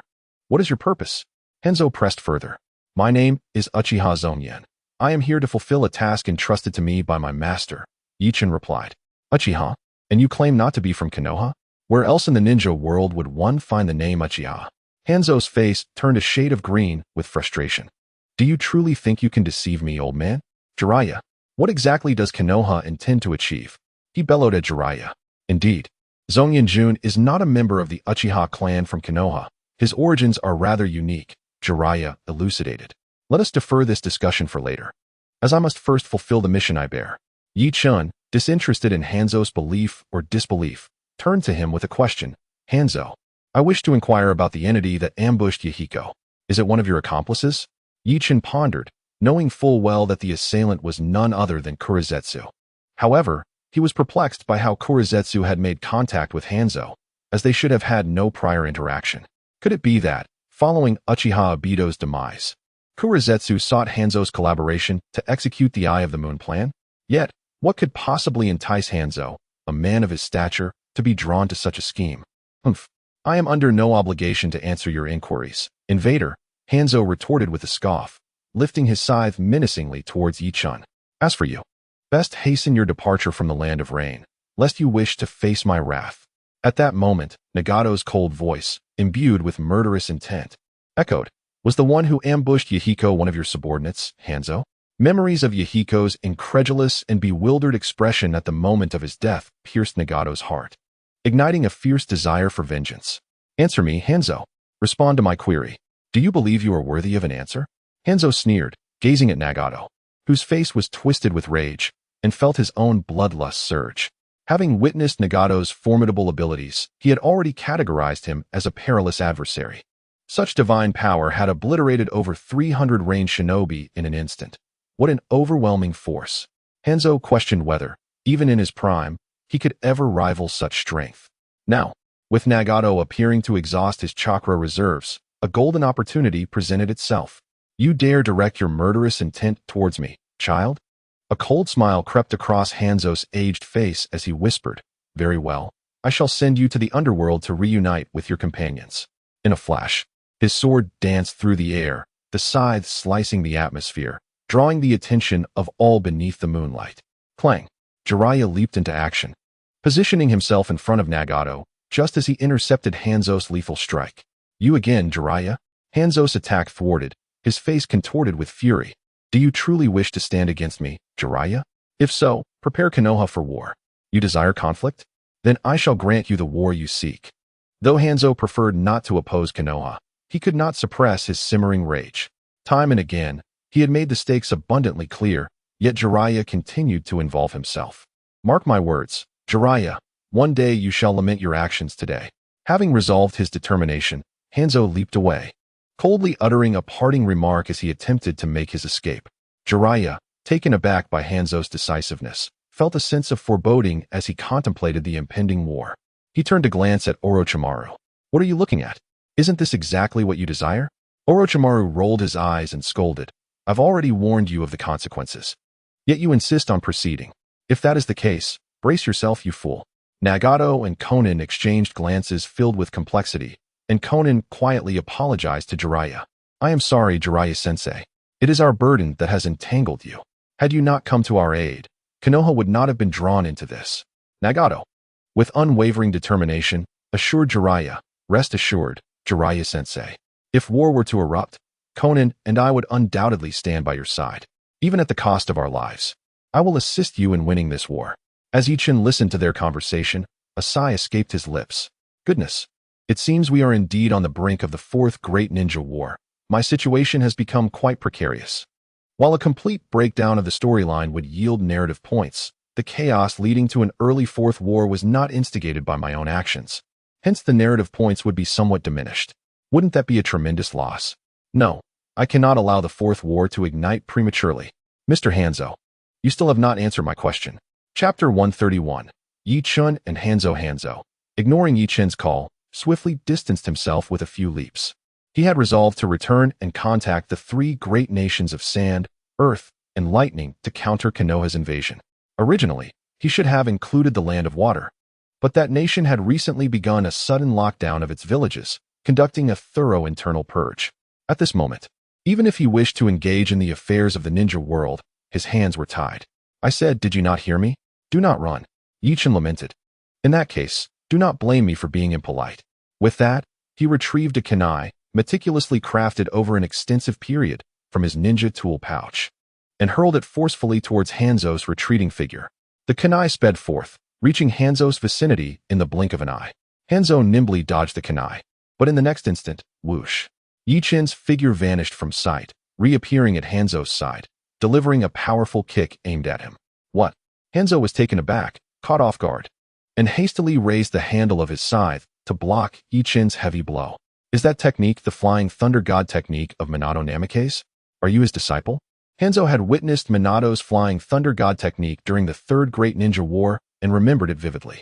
This technique possessed formidable capabilities, allowing Minato to dominate the battlefield, instilling fear in enemy ninja.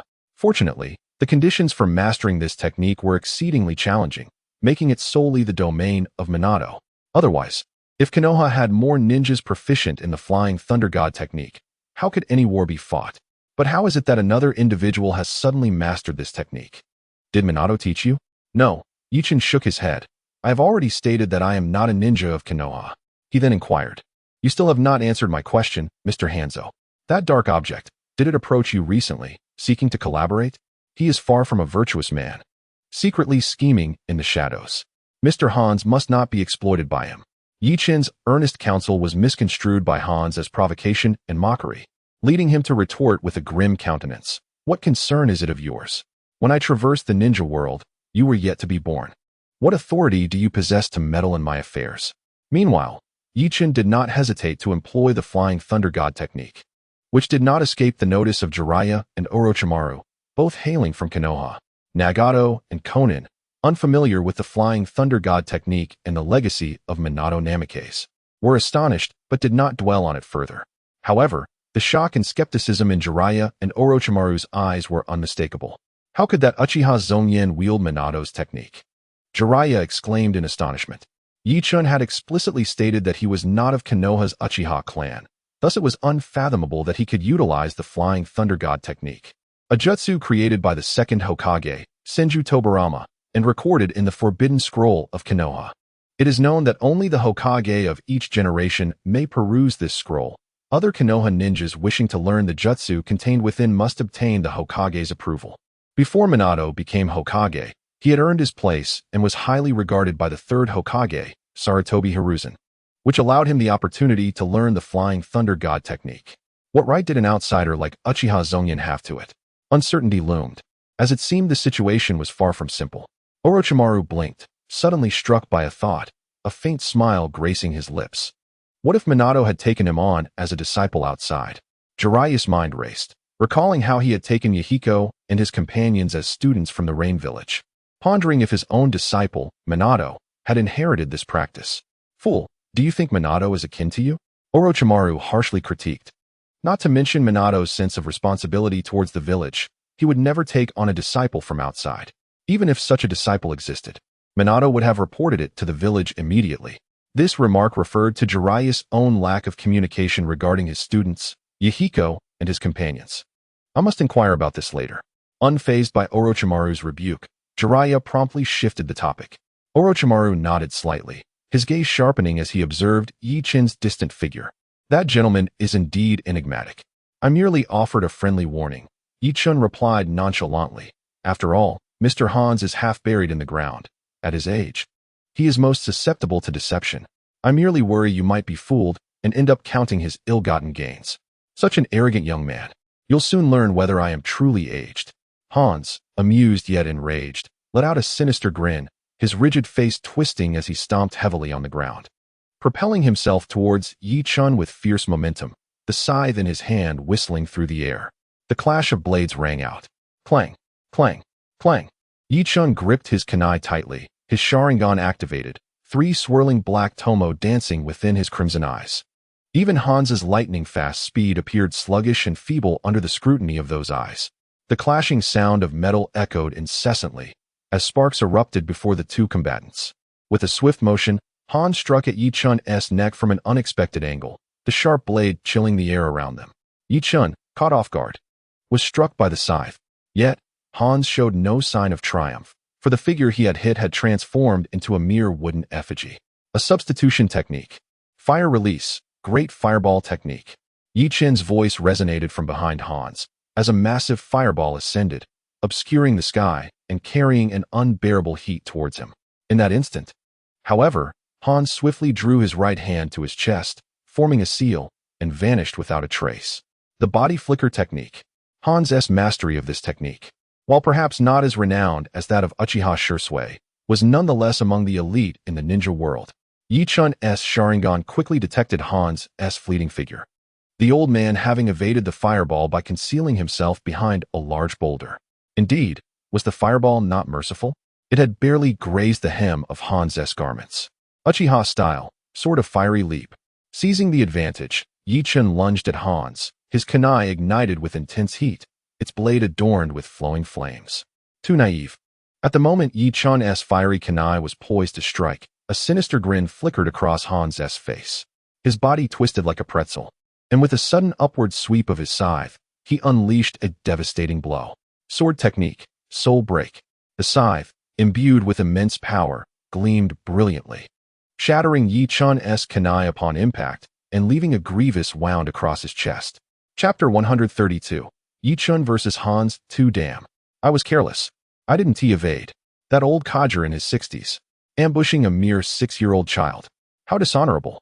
Yi Chun winced in agony, feeling as though the wound on his chest had penetrated deep into his very organs, causing excruciating pain. He had not anticipated Han's swift reaction, which belied his advanced age. Initially, Yi Chun had intended to capitalize on his momentum, only to find himself outmaneuvered by Han's. His lack of combat experience became painfully evident. Despite daily sparring with Uchiha Itachi, he had yet to face the life-and-death struggles that sharpened instinct and response time. Yi Chun silently reflected on his shortcomings. He believed himself to be adequately cautious and had regarded Han's as a formidable opponent.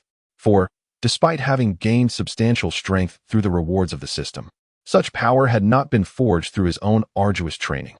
He needed time to adapt, and lacking the experience of true battlefield encounters, he was at a disadvantage against a veteran like Han's, who had emerged from a world drenched in blood and battle. Yet, he had let his guard down. What? This is bad. Upon witnessing Yi Chun's injury, Jiraiya was alarmed and instinctively moved to intervene. What are you doing? Orochimaru seized Jiraiya's arm, shaking his head. Don't be reckless, Jiraiya. That boy is a disciple of His Excellency. If we disregard the situation and allow him to perish at Hanzo's hands, who shall bear the wrath of His Excellency? Jiraiya exclaimed with urgency. The guise of the ancient questioner that Yi Chun assumed left an indelible impression on all participants. Mysterious and formidable, his immense power transcended their wildest imaginations. Thus, upon witnessing Yi Chun's injury, he immediately felt compelled to intervene, striving to avert the ancient questioner's fury from befalling Konoha. Fool, attune your senses. Orochimaru retorted with an eye roll. Indeed, Teacher Jiraiya, my Rinnegan has sensed it. Uchiha Zonyan's injuries have instantaneously healed, and he has unleashed an overwhelmingly potent chakra, surpassing even Hanzo. Nagato elaborated, his Rinnegan allowing him to perceive with utmost clarity. What is happening? Jiraiya regained his composure and, upon sensing Yi Chun's chakra, displayed a look of astonishment as he turned to Orochimaru. What is that?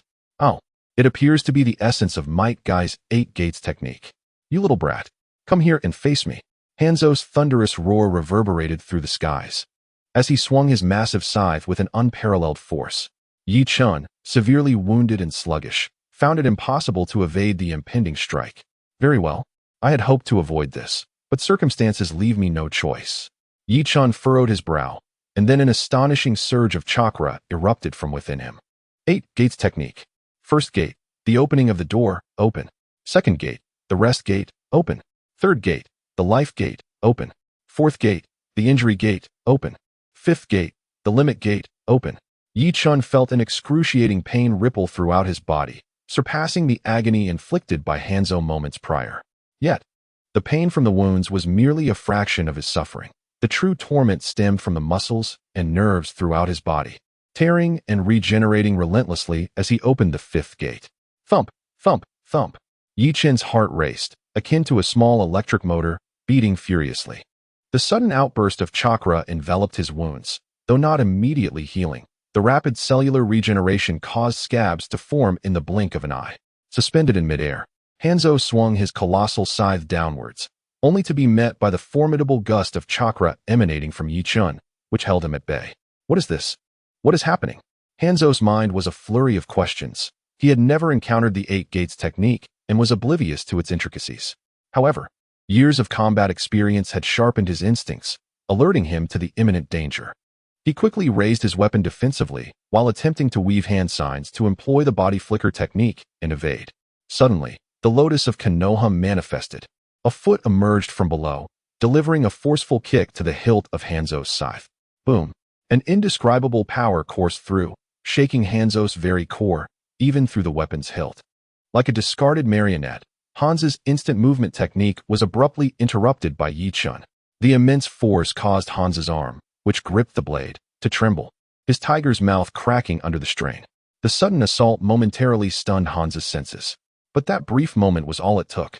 Yi Chun twisted his waist, opened his hips, and executed a complete 360-degree aerial rotation, his other leg slicing through the air with a fierce wind, striking Hanzo's side with tremendous force. The impact was so powerful that Hanzo involuntarily spat out blood, crashing heavily to the ground and creating a massive fissure in the earth. Yi Chun exuded a powerful aura of chakra, and the pain radiating from his body only fueled his rising fury. He yearned to eliminate Hanzo right then and there. In the next instant, he surged forward, the velocity of his movement stirring the air and lifting the dirt from the ground. Fire style, Hellfire Cage. Hanzo bellowed, slamming his hand onto the ground.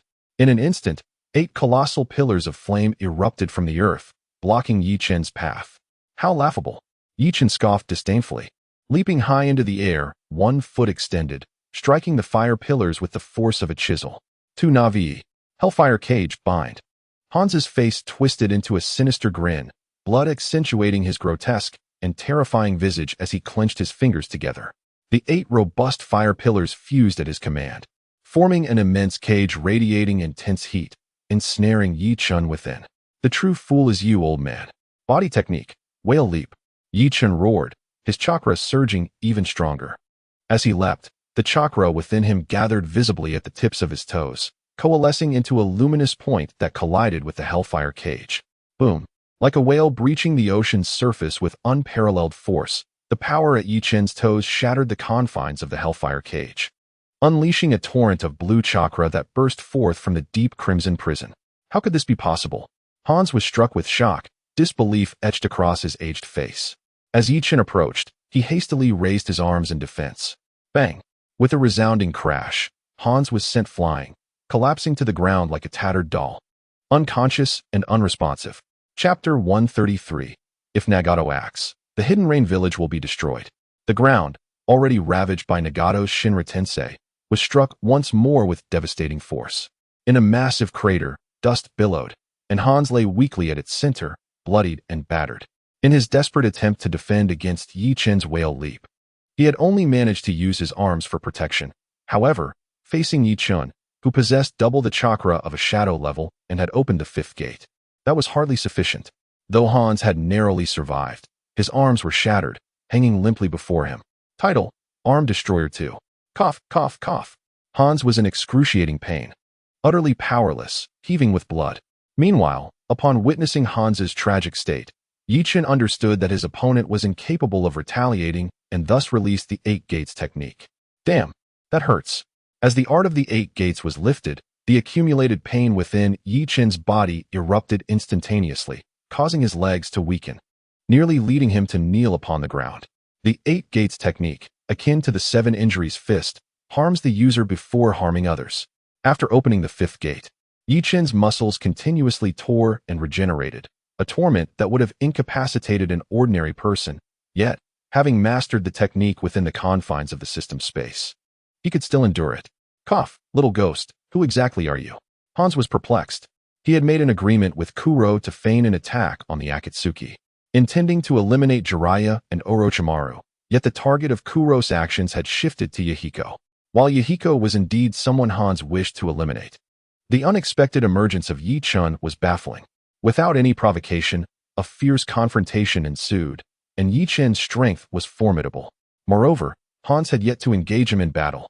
I am Uchiha Zongen. Merely inquiring about a matter, Yi Chun asserted, his brow furrowed as he suppressed the waves of pain coursing through him without revealing his discomfort.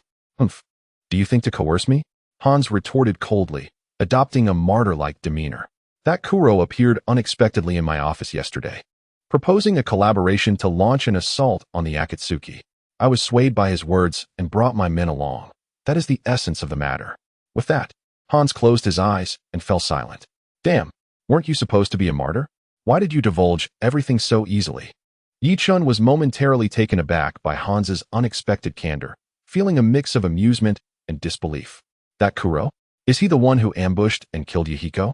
Jiraiya, Orochimaru, Nagato, and Konan, having witnessed the conclusion of the battle, hurried over. Upon arrival, Nagato's anger flared upon hearing Hans's words. Who is he? I will have him flayed alive. In this timeline, with Yahiko still alive, Kuro and Uchiha Obito had not yet made contact with Nagato. They merely orchestrated schemes from the shadows. It was only after Yahiko's death that Nagato's disposition drastically changed, leading him to be swayed by Kuro to join the Akatsuki. Thus, the current Nagato was unaware of Kuro's identity. Nagato, as Zonyan has stated, that Kuro is the one orchestrating schemes in secrecy, Jiraiya explained, placing a hand on Nagato's shoulder. His eyes aflame with indignation. Previously, Uchiha Obito attacked Konoha under Kuro's manipulation. We encountered him once, but he managed to escape. His stealth techniques are exceedingly rare, allowing him to navigate Konoha with ease, making him a significant nuisance. Jiraiya recalled the time when they had besieged Uchiha Obito, during which Kuro had infiltrated their defenses, rescuing Obito, and had evaded capture beneath the combined assault of the three Sannin and the third Hokage, Sarutobi Hiruzen, emerging unscathed. The enigma of Kuro only grew more profound and troublesome in Jiraiya's mind. He even attacked Konoha? Hans's eyes widened in realization, his expression shifting to one of understanding. No wonder he sought me out. It was because of you from Konoha. What do you mean, Hans? Jiraiya inquired. Humph. Why should I divulge anything to you?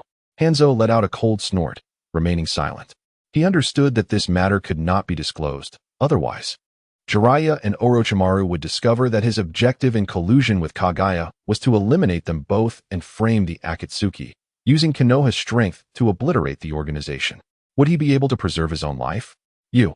Jiraiya shouted angrily, pointing at Hanzo's nose like a sword, yet he dared not strike. The old man was gravely injured and on the brink of death. A mere punch from him would likely send Hanzo to the afterlife, so he must exercise caution. I suspect that when Kaguya initially forged an alliance with you, it was to take action against Jiraiya and Orochimaru, wasn't he it? Yi Chun contemplated for a moment, suddenly struck by a thought, and lifted his head to smile. Jiraiya looked over in surprise. Because the news of your arrival to target the Akatsuki must have been reported to you by the Rain Ninjas who attacked the convoy yesterday.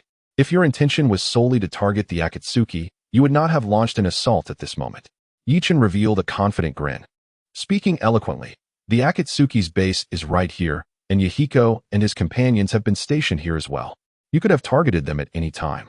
Why choose to strike when Jiraiya and Orochimaru are present? Unless, of course, your true objective, in collusion with Kaguya, has always been Jiraiya and Orochimaru, not Yahiko. Say what you will. I have already failed. You may accuse me of whatever crimes you desire. Hanzo felt a pang of shock within, but his resilient heart prevented him from revealing any weakness, adopting an air of resignation instead. You scoundrel! You dare to plot against Master Jiraiya. Yi Chun's words were supported by reasoning, igniting anger in Nagato and Konan. If you wish to eradicate our Akatsuki, you should confront us openly. Why resort to such underhanded tactics?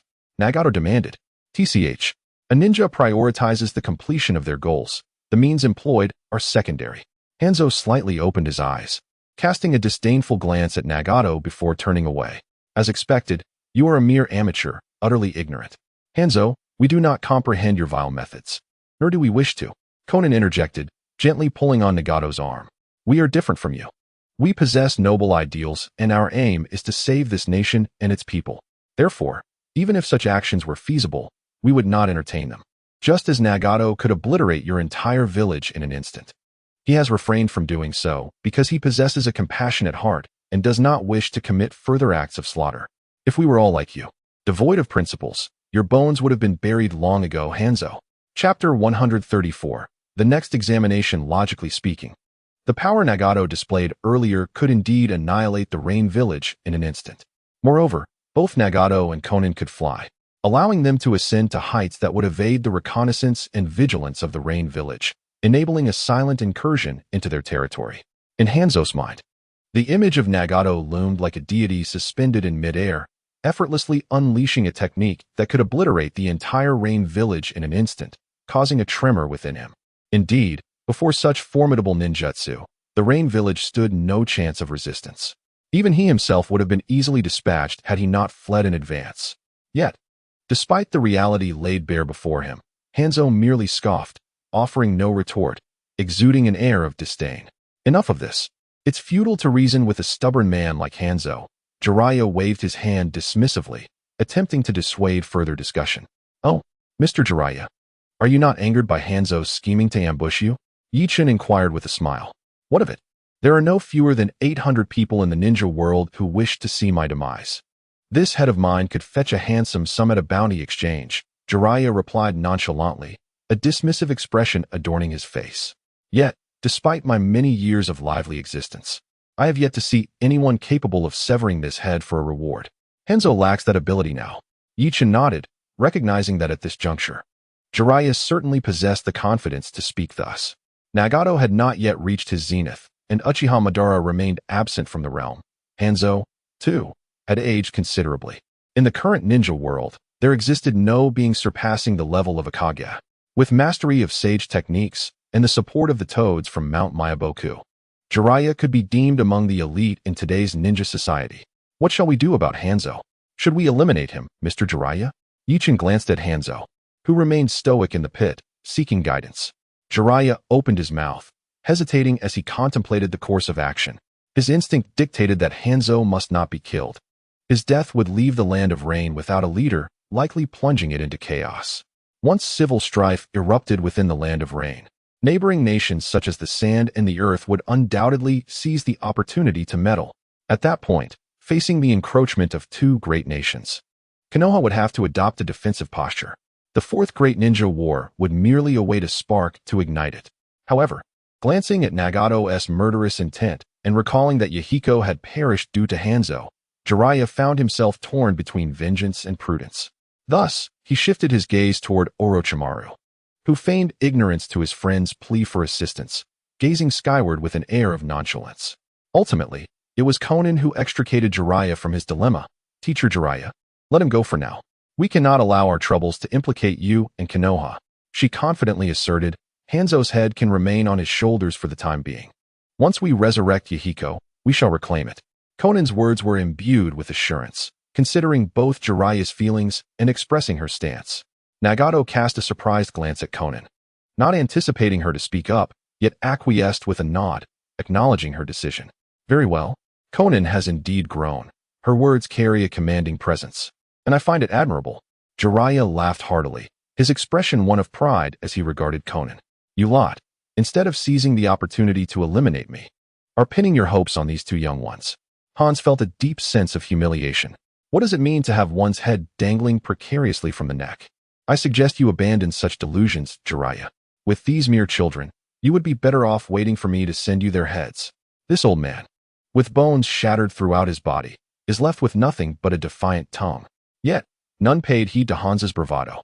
An aging man, on the brink of twilight, returning from such grievous injuries, even if saved, it remains uncertain how much of his strength could be restored. Conversely, the rising sun only grows stronger with time, and the gap between them will only widen. Jiraiya summoned 2 surviving Rain ninjas to carry their leader back to the Rain village. Before departing, he insisted that Hans surrender the antidote specifically formulated for the poisonous mist of the salamander. Only 5 remained on the scene: Ychn, Jiraiya, Orochimaru, Nagato, and Konan.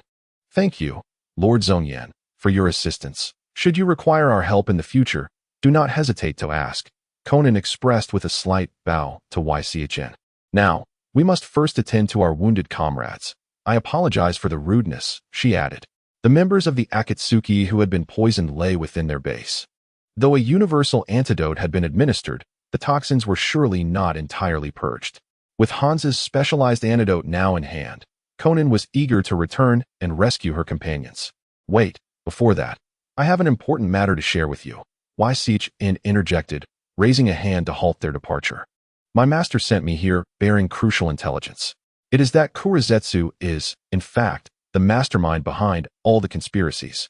Whether it is Uchiha Madara implanting the Rinnegan in Nagato, or Uchiha Obito's ambush on Konoha to capture the tailed beasts. It is Kurizetsu who has been orchestrating everything from the shadows. Both Uchiha Madara and Uchiha Obito, believing themselves to be the architects of their plans, have been deceived. Upon hearing these words, the room fell into stunned silence. Nagato and Konan were relatively unfazed, as their knowledge was limited. However, Jiraiya and Orochimaru had already comprehended the information known to the higher-ups of Konoha. They had initially believed that Uchiha Madara was the one pulling the strings. Little did they realize it was that shadowy figure, Kurizetsu. What on earth is going on? Can you provide us with further details, Lord Zonyan? Jiraiya inquired urgently. The other three looked at YCHN with eager anticipation. YCHN smiled inwardly but feigned helplessness as he replied, I have nothing more. My master only conveyed that single statement to me. What? Such vital intelligence. How can you not elucidate it further? This is driving me mad, Jiraiya exclaimed, rubbing his hands together. Why not ask your master right away and then inform us? That is not possible. My master is currently in seclusion. YCHN shook his head. In seclusion? What does that mean? Is he training? Jiraiya questioned, his face a mask of confusion. The training methods of the ninja world differ greatly from traditional cultivation practices. Thus, Jiraiya did not comprehend. Something along those lines. So we will have to wait for a period, perhaps 6 months to a year. Ichin nodded and remarked. Once my master emerges from seclusion, signifying the completion of the system upgrade, there will be another round of quiz assessments. At that time, all the intelligence you seek shall be disclosed to you. Moreover, the opportunity to resurrect Yahiko will also present itself. Chapter 135, Persuasion. In that case, Nagato, return to Konoha with me, Jiraiya said after listening to Yi Chen's words, turning to Nagato. His visit to the Land of Rain was solely to escort Nagato back to Konoha, ensuring that he and his companions remained out of harm's way. The lost Rinnegan and Kagaya's constant covetousness instilled considerable unease within Jiraiya. In Konoha, with the protection of himself and Minato Namikaze, Nagato's safety would be assured. After all, the esteemed one had consistently conducted the previous 3 assessments within the Hokage building. If you wish to partake in the quiz to resurrect Yahiko, it would be prudent to await in Konoha. Nagato's countenance displayed hesitation. He was reluctant to return to Konoha. This reluctance stemmed not only from the fact that the shinobi of Konoha were the murderers of his parents, but also from the incongruity of his current identity, which rendered him unsuitable for Konoha. As one of the 3 leaders of the Akatsuki, how could he navigate his presence there? Perhaps it is best to reconsider, Jiraiya-sensei. Nagato pondered before declining. I shall visit Konoha when the time is right. For now, I must care for my companions. He used the poisoned Akatsuki members as an excuse. Indeed, Jiraiya-sensei, we cannot abandon our comrades. They joined the Akatsuki because of us, Konan interjected. This indeed posed a dilemma. With over 100 members in the Akatsuki, many had already succumbed to the toxic mist unleashed by Jiraiya's earlier encounter with the enemy, yet several dozen remained. Surely they could not all be transported to Konoha. Jiraiya felt troubled, instinctively glancing at Orochimaru. Konoha possesses the finest medical ninjutsu resources in the entire shinobi world, which could aid in treating your companion's injuries. Bringing Nagato back to Konoha was a request entrusted to me by Minato Namikaze, and Orochimaru was eager to fulfill this mission. You are likely aware that Hanzo's antidote merely expels the toxins. However, the damage inflicted on their nervous systems is irreparable. Thus, for their sake, returning to Konoha for treatment is the most beneficial option. This revelation left Nagato in a state of uncertainty. At this juncture, he was not yet the self-proclaimed deity known as Pain, who would later disregard the lives of all but Konan. He still held a deep concern for his comrades. Meanwhile, Ichin was also inclined to see Nagato return to Konoha. Nagato's journey to Konoha diverged from the original narrative, which would confer upon Ichin considerable narrative points. Nagato-kun, do you know the origins of your bloodline? Ichin suddenly inquired. What do you mean? I only recall being a commoner from the Land of Rain, Nagato replied, furrowing his brow in confusion. In Nagato's memories, his family was merely an ordinary household from the Land of Rain, and neither of his parents were shinobi. As far as my understanding goes, the Rinnegan, revered as the divine eye of the Sage of Six Paths, necessitates an extraordinary vitality to wield. Particularly, your Rinnegan is not a product of your own awakening, but rather a gift bestowed upon you by Uchiha Obito, Yi-chun remarked, gesturing towards Nagato's crimson hair. Thus, Nagato, It is evident that your life force must be remarkably potent, a trait possessed solely by the Senju and Uzumaki clans within the ninja realm. Judging by the hue of your hair, one might deduce that your lineage hails from the Uzumaki clan. In the past, the land of whirlpools fell into disarray overnight, with many surviving members of the Uzumaki escaping and dispersing across the continent of the ninja world. Your parents were likely among them, fleeing from the land of whirlpools to the land of rain, where you were born. Nagato paused, taken aback by this revelation. Although he had heard of the land of whirlpools and the Uzumaki clan, he had never contemplated his own origins in that context. Yet, upon hearing Yi Chun's words, a sense of reason washed over him. What does this have to do with Konoha? He had begun to accept Yi Chun's assertions, but was perplexed as to why Yi Chun would share such information. Yi Chun smiled and explained. The Uzumaki clan has historically maintained a relatively amicable relationship with Konoha. The first Hokage, Senju Hashirama, was the princess of the land of whirlpools, Uzumaki Mido. Similarly, the fourth Hokage's wife, the princess of the land of whirlpools, Uzumaki Kushina, both became hosts for the Nine Tails due to their formidable life force. Now that the Uzumaki clan has faded into history, do you not desire to meet your kin? Or perhaps to uncover which branch of the Uzumaki clan your parents belong to? Nagato found himself stirred by Yi Chun's words. He had never considered the possibility of having relatives in this world. The ninja realm places great emphasis on bloodlines, with clans banding together to preserve the purity and continuity of their lineage, even intermarrying for this very reason. This contrasts starkly with the reality of the outside world, where a surname might be shared by millions, devoid of any profound connection. Indeed, Nagato responded. Jiraiya chimed in her lifetime. Mido established a shrine on the ruins of the village of whirlpools, housing the spirits of the Uzumaki clan. Would you not wish to place your parents' spirits there as well? Nagato opened his mouth to respond, but hesitated, turning his gaze towards Konan. Sensing his look, she smiled gently and said, Then let us go. It would be a good thing to allow your parents to find peace in the shrine. Moreover, we can enlist the help of Konoha's medical ninjas to aid our companions. Can't we? Konan's change of heart stemmed from her awareness of Nagato's longing. Since he wished to go to Konoha, she would not stand in his way. Nagato and Yahiko were of paramount importance to her. Very well, Teacher Jiraiya. I shall accompany you to Konoha. Nagato nodded thoughtfully, yet earnestly declared. I must clarify that after the resurrection of Yahiko, we shall return to the land of rain. Our ideals remain unfulfilled. It is not feasible for us to linger in Konoha indefinitely. Nagato sought to articulate this clearly in advance, to prevent any obstruction when the time came for him and his companions to depart. That is of no concern. Jiraiya waved his hand dismissively. His mission was to escort Nagato back to Konoha. Whether or not Nagato remained there was ultimately the decision of Minato Namikaze. He trusted that if Nagato and his companions were resolute in their desire to leave, Minato would not retain them against their will. Well, since we have reached a consensus, I shall take my leave now. My master has assigned me tasks to attend to. Yeching, observing the situation, waved his hand and turned to depart. Seeing many readers express that certain plot lines should not be included, I apologize. However, the outline has been established, and if the narrative solely consisted of answering questions, this book would soon run out of material. Thus, these segments unrelated to the questions are vital. They are not mere filler. There may be a brief section of plot yet to be written, after which we shall resume the QA. I hope for your understanding. Chapter 136. The birth of Naruto Uzumaki. Since Nagato had pledged to accompany Jiraiya to Konoha, he would certainly honor his commitment. However, before heading to Konoha, he first needed to tend to the poisoned members of the Akatsuki.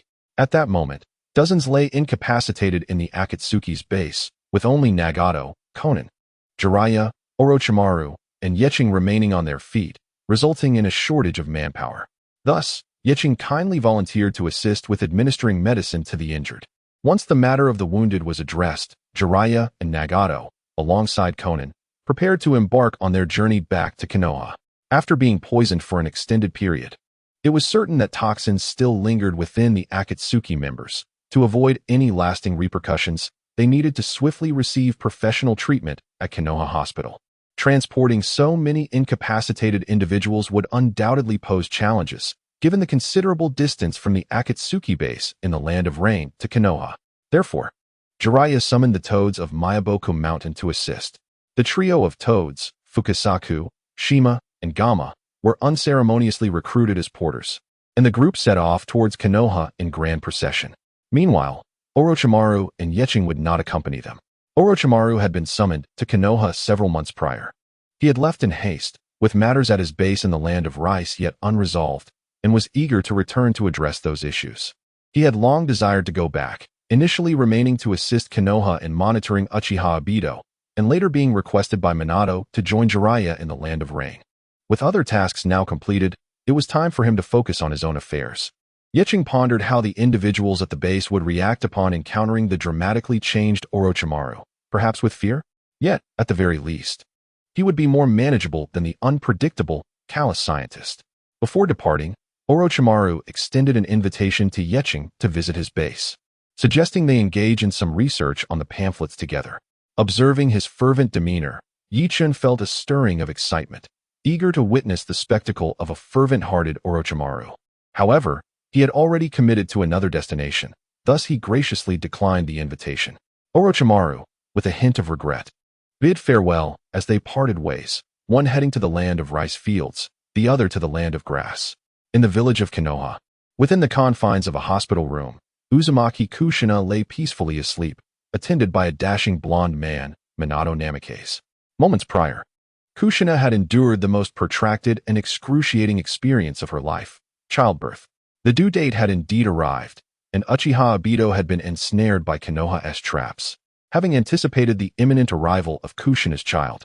After giving birth, Kushina gazed at Minato's beaming smile and the wailing infant, her heart swelling with satisfaction as she succumbed to slumber.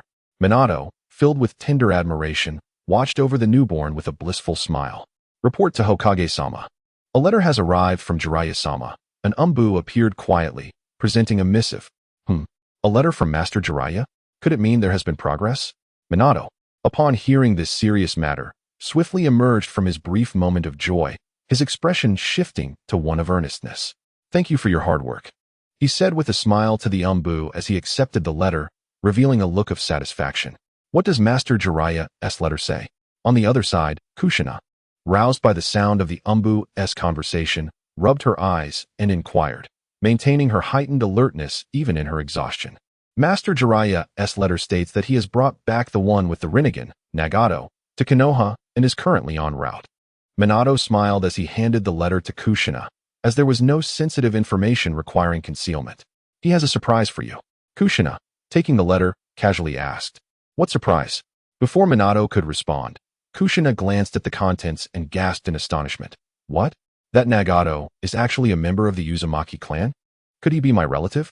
Kushina felt a surge of excitement, for since the passing of Uzumaki Mito, she had not heard of anyone else bearing the Uzumaki surname in the ninja world.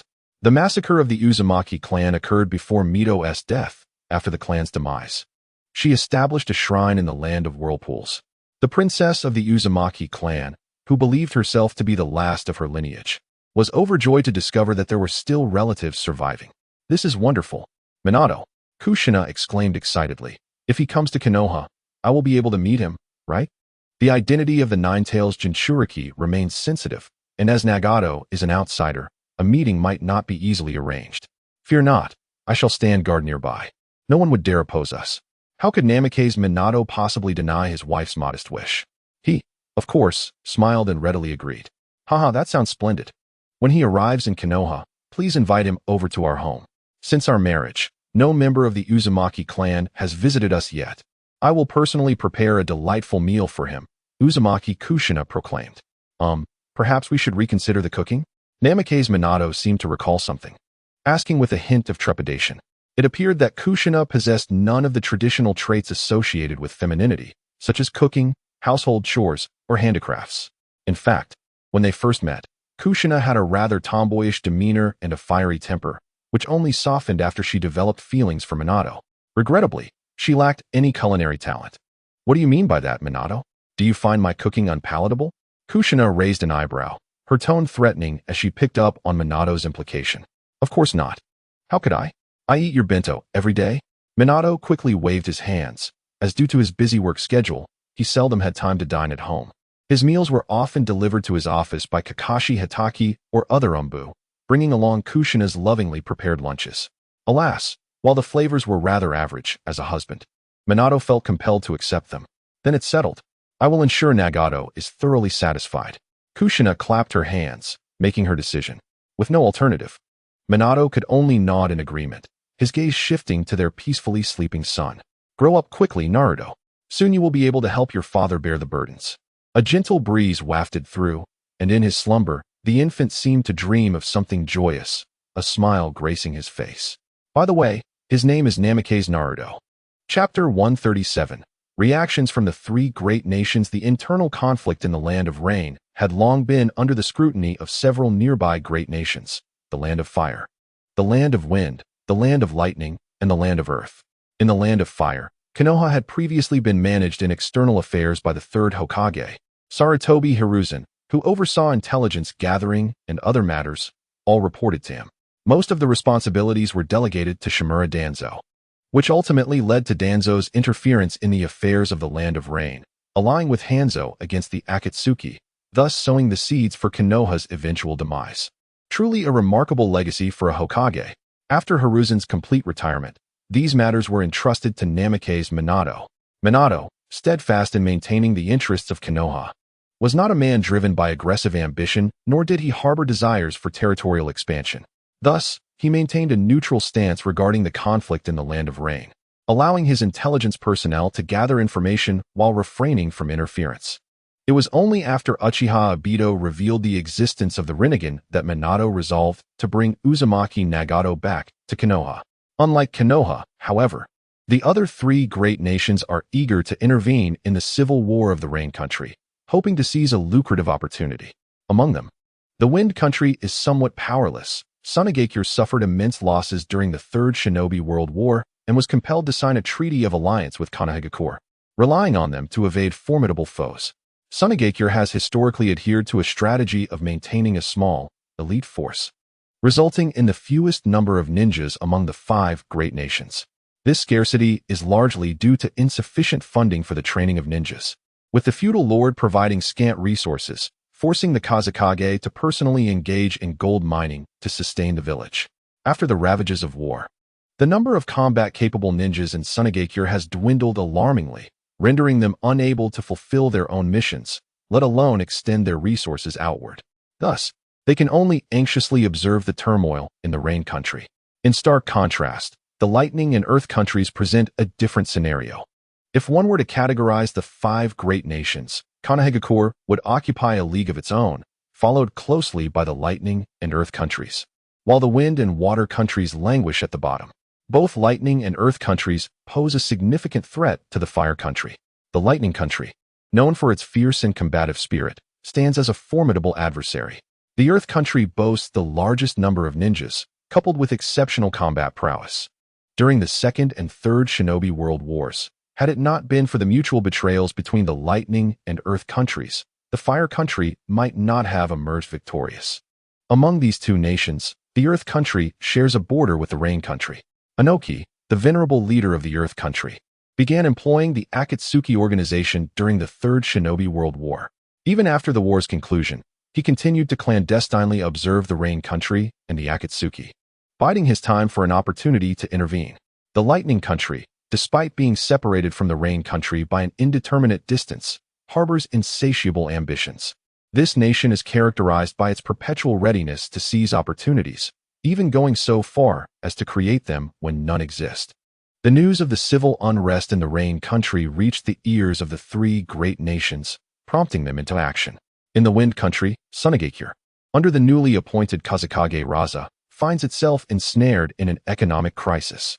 The war-torn village, ravaged by the Third Shinobi World War, is in dire need of funds for reconstruction. Yet, the feudal lord of the Wind country remains miserly, begrudgingly dispensing funds while berating the village for its failures, lamenting its repeated defeats in battle. The reality is stark. Regardless of the harsh words from the corpulent lord, Raza and his Sunagakure can only endure in silence. After much effort in prying a meager sum from the lord's coffers, it feels akin to an elderly man beset by a throng of desperate middle-aged women, of little use, yet not entirely devoid of value. Faced with such disheartening circumstances, Raza resorts to utilizing his sand-based techniques to extract gold from the desert. It is indeed a lamentable state of affairs that the esteemed Kazekage must toil against the elements to mine for gold. Is this the fate befitting a leader? Lord Kazekage, news from the Rain Country. An operative, cloaked in white gauze, appeared before Raza, presenting intelligence. With a grim expression, Raza hastily took the report, glanced at it, and then cast it to the ground with disdain, spitting in contempt. Bah! What concern is the Rain Country's internal strife to me? Since you are here, do not return just yet. Assist me in gathering the piles of gold sand from over there and bring them back. The dark-clad Umbu displayed an expression of anguish in the office of Noki, the Tsuchikage of the Land of Earth, located in the hidden stone village. I bring intelligence from the Land of Rain, the Umbu announced, presenting a report before Noki. Let me see, Noki replied, attempting to rise from his chair, for his stature was diminutive, and he would not reach the document while seated. Crack! Ouch, my back! He exclaimed, as the sound of a sharp crack reverberated, causing beads of cold sweat to form on his forehead. Are you all right, Tsuchikage? The Umbu inquired, swiftly assisting Noki back into his seat, indicative of their experience with such occurrences. Ah, growing old truly takes its toll, Noki sighed, taking the letter from the Umbu's hand. Inwardly, the Umbu mused about his master's reluctance to retire despite his advancing years. Knowing full well that no one in the Hidden Stone Village possessed the capability to succeed Noki. Summon Akatsuchi for me, Noki commanded after perusing the report, a glimmer of determination igniting in his eyes. Yes, before long, Akatsuchi, a robust and somewhat portly figure, entered the office. Master, you called for me? He asked. Take 2 teams of elite shinobi to the Hidden Rain Village and seek out Hanzo.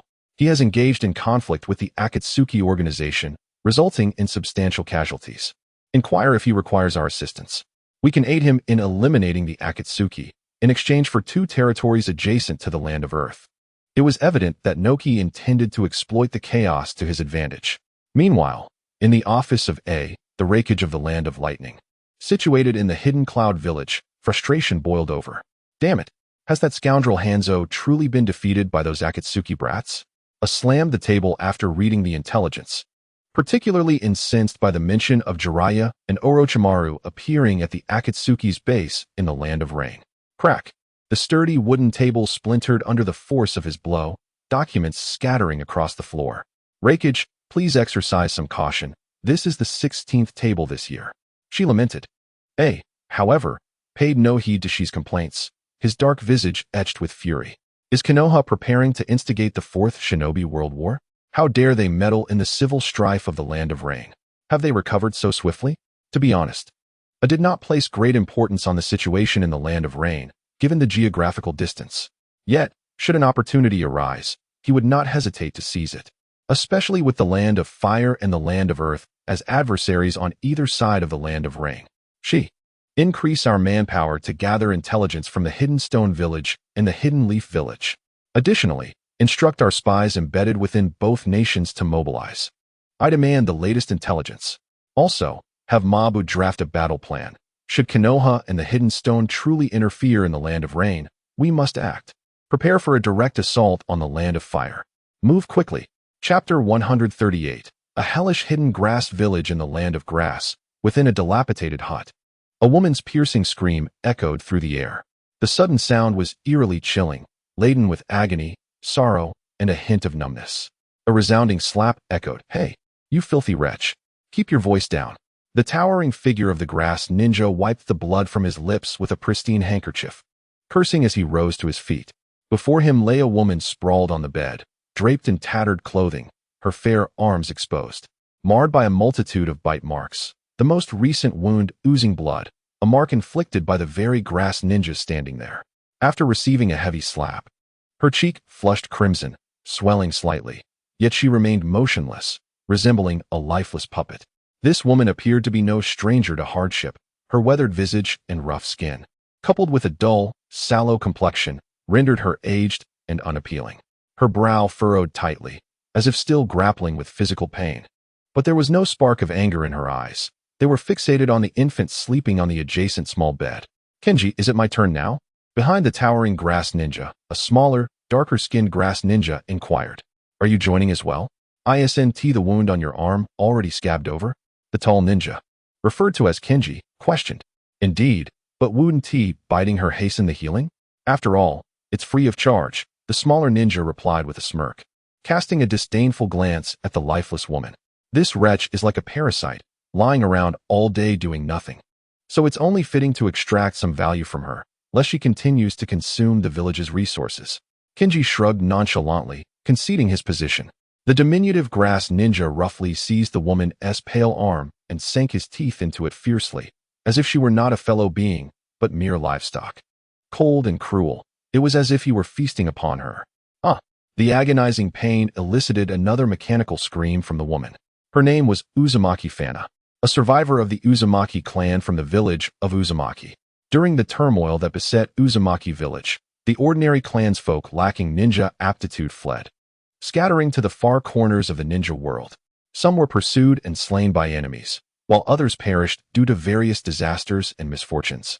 A few managed to escape to other lands, much like the parents of Uzumaki Nagato, who found refuge in the Land of Rain, where they built a new life, living in obscurity until they were ultimately killed by the Leaf Village ninja. And then there was Fana, who initially sought shelter in a small village, married, and bore a child, intending to live out her days in peace. However, the ninjas from the village hidden in the grass suddenly appeared, discovering the uniqueness of her bloodline, and exterminated everyone in her village, leaving only the heavily pregnant woman to be dragged back to the village hidden in the grass as a living blood repository. In the depths of the grass-hidden village, the character Uzumaki Hanabi finds herself at the very bottom of the social hierarchy, even beneath the status of a mere slave. Confined within a dilapidated dwelling, she endures the relentless burden of using her own body to tend to the injuries of both wounded and unwounded grass ninjas.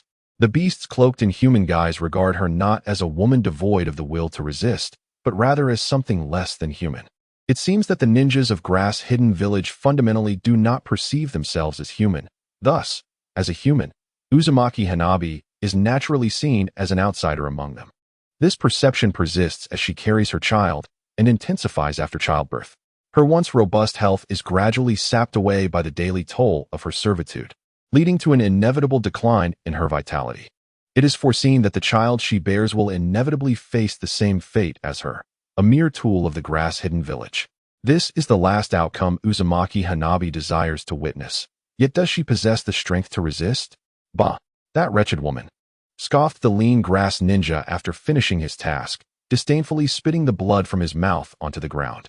Enough of this, let us leave. Our mission remains unfinished. Kenji shook his head and turned to depart, but in that very moment, a shuriken pierced through his throat. Bewilderment turned to agony as he pressed his hands against the wound, yet the blood flowed uncontrollably, and his body crumpled to the ground, writhing in distress. Who are you to dare attack a ninja from the grass-hidden village? Are you seeking death? The lean grass ninja, hearing Kenji's distress, turned to see a striking young man with black hair and dark eyes coldly withdrawing the shuriken from Kenji's throat, astonished at the sight. Unperturbed, Yichun calmly produced a white handkerchief, lowering his head to meticulously wipe the blood from the shuriken, nonchalantly inquiring, "Did you not hear? What? Who are you?" The lean grass ninja trembled, his expression contorted, his teeth clattering as he was clearly unsettled by the unfolding scene. Indeed, it is the call of hell. With a muffled thud, the shuriken swiftly penetrated the lean grass ninja's throat, concluding his wretched and filthy existence. The black-haired youth who appeared was none other than Yichun. After parting ways with the Akatsuki organization and Orochimaru, he had made his way directly to the Land of Grass. His previous conversation with Uzumaki Nagato had awakened memories of Nagato as a surviving orphan of the Uzumaki clan, which had led him to persuade him to come to the Hidden Leaf Village. This recollection also brought to mind another orphan of the Uzumaki clan, Uzumaki Karen. In the original narrative, only 3 individuals bearing the Uzumaki surname survive: Uzumaki Naruto, Uzumaki Nagato, and Uzumaki Karen. In contrast to the latter two, although their backgrounds are equally tragic, they possess formidable strength that enables them to protect themselves. The essence of Uzumaki Karen diverges significantly from that of Uzumaki Naruto, who possesses the 9 tails and various external enhancements, or Uzumaki Nagato, endowed with the Rinnegan. Uzumaki Karen, on the other hand, possesses only the unique ability of the Kagura Heart Eye and a special constitution that enables her to aid others in healing their wounds, a process that involves biting her.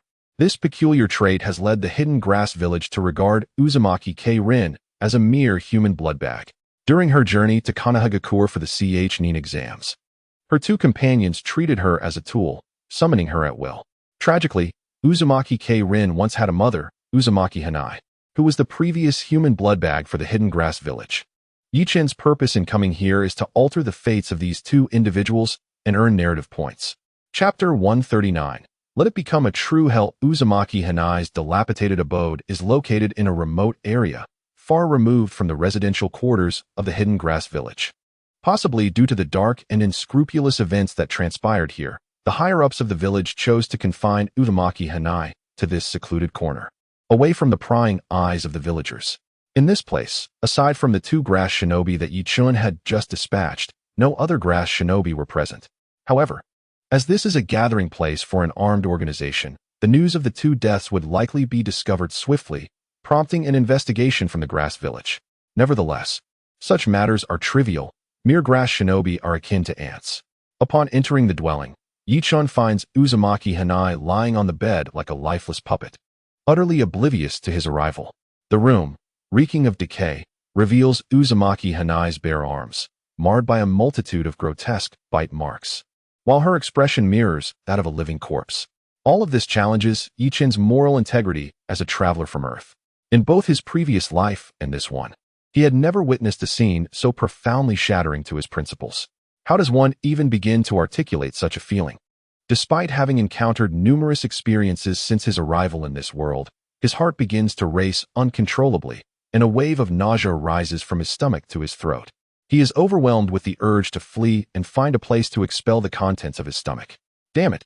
Although Yichun has no direct connection to Uzumaki Hanai or her daughter, Uzumaki K-Rin, the empathy he shares as a fellow human being instinctively ignites within him a destructive impulse, not for the sake of avenging Uzumaki Hanai and her daughter, but rather a primal desire to send every vile creature that has stained his vision and caused him to question the existence of humanity to the depths of hell. Stand up. Suppressing his fury and the urge to annihilate everything, Yichin spoke to Uzumaki Hanai in a cold tone. It was not his intention to address her in such a manner.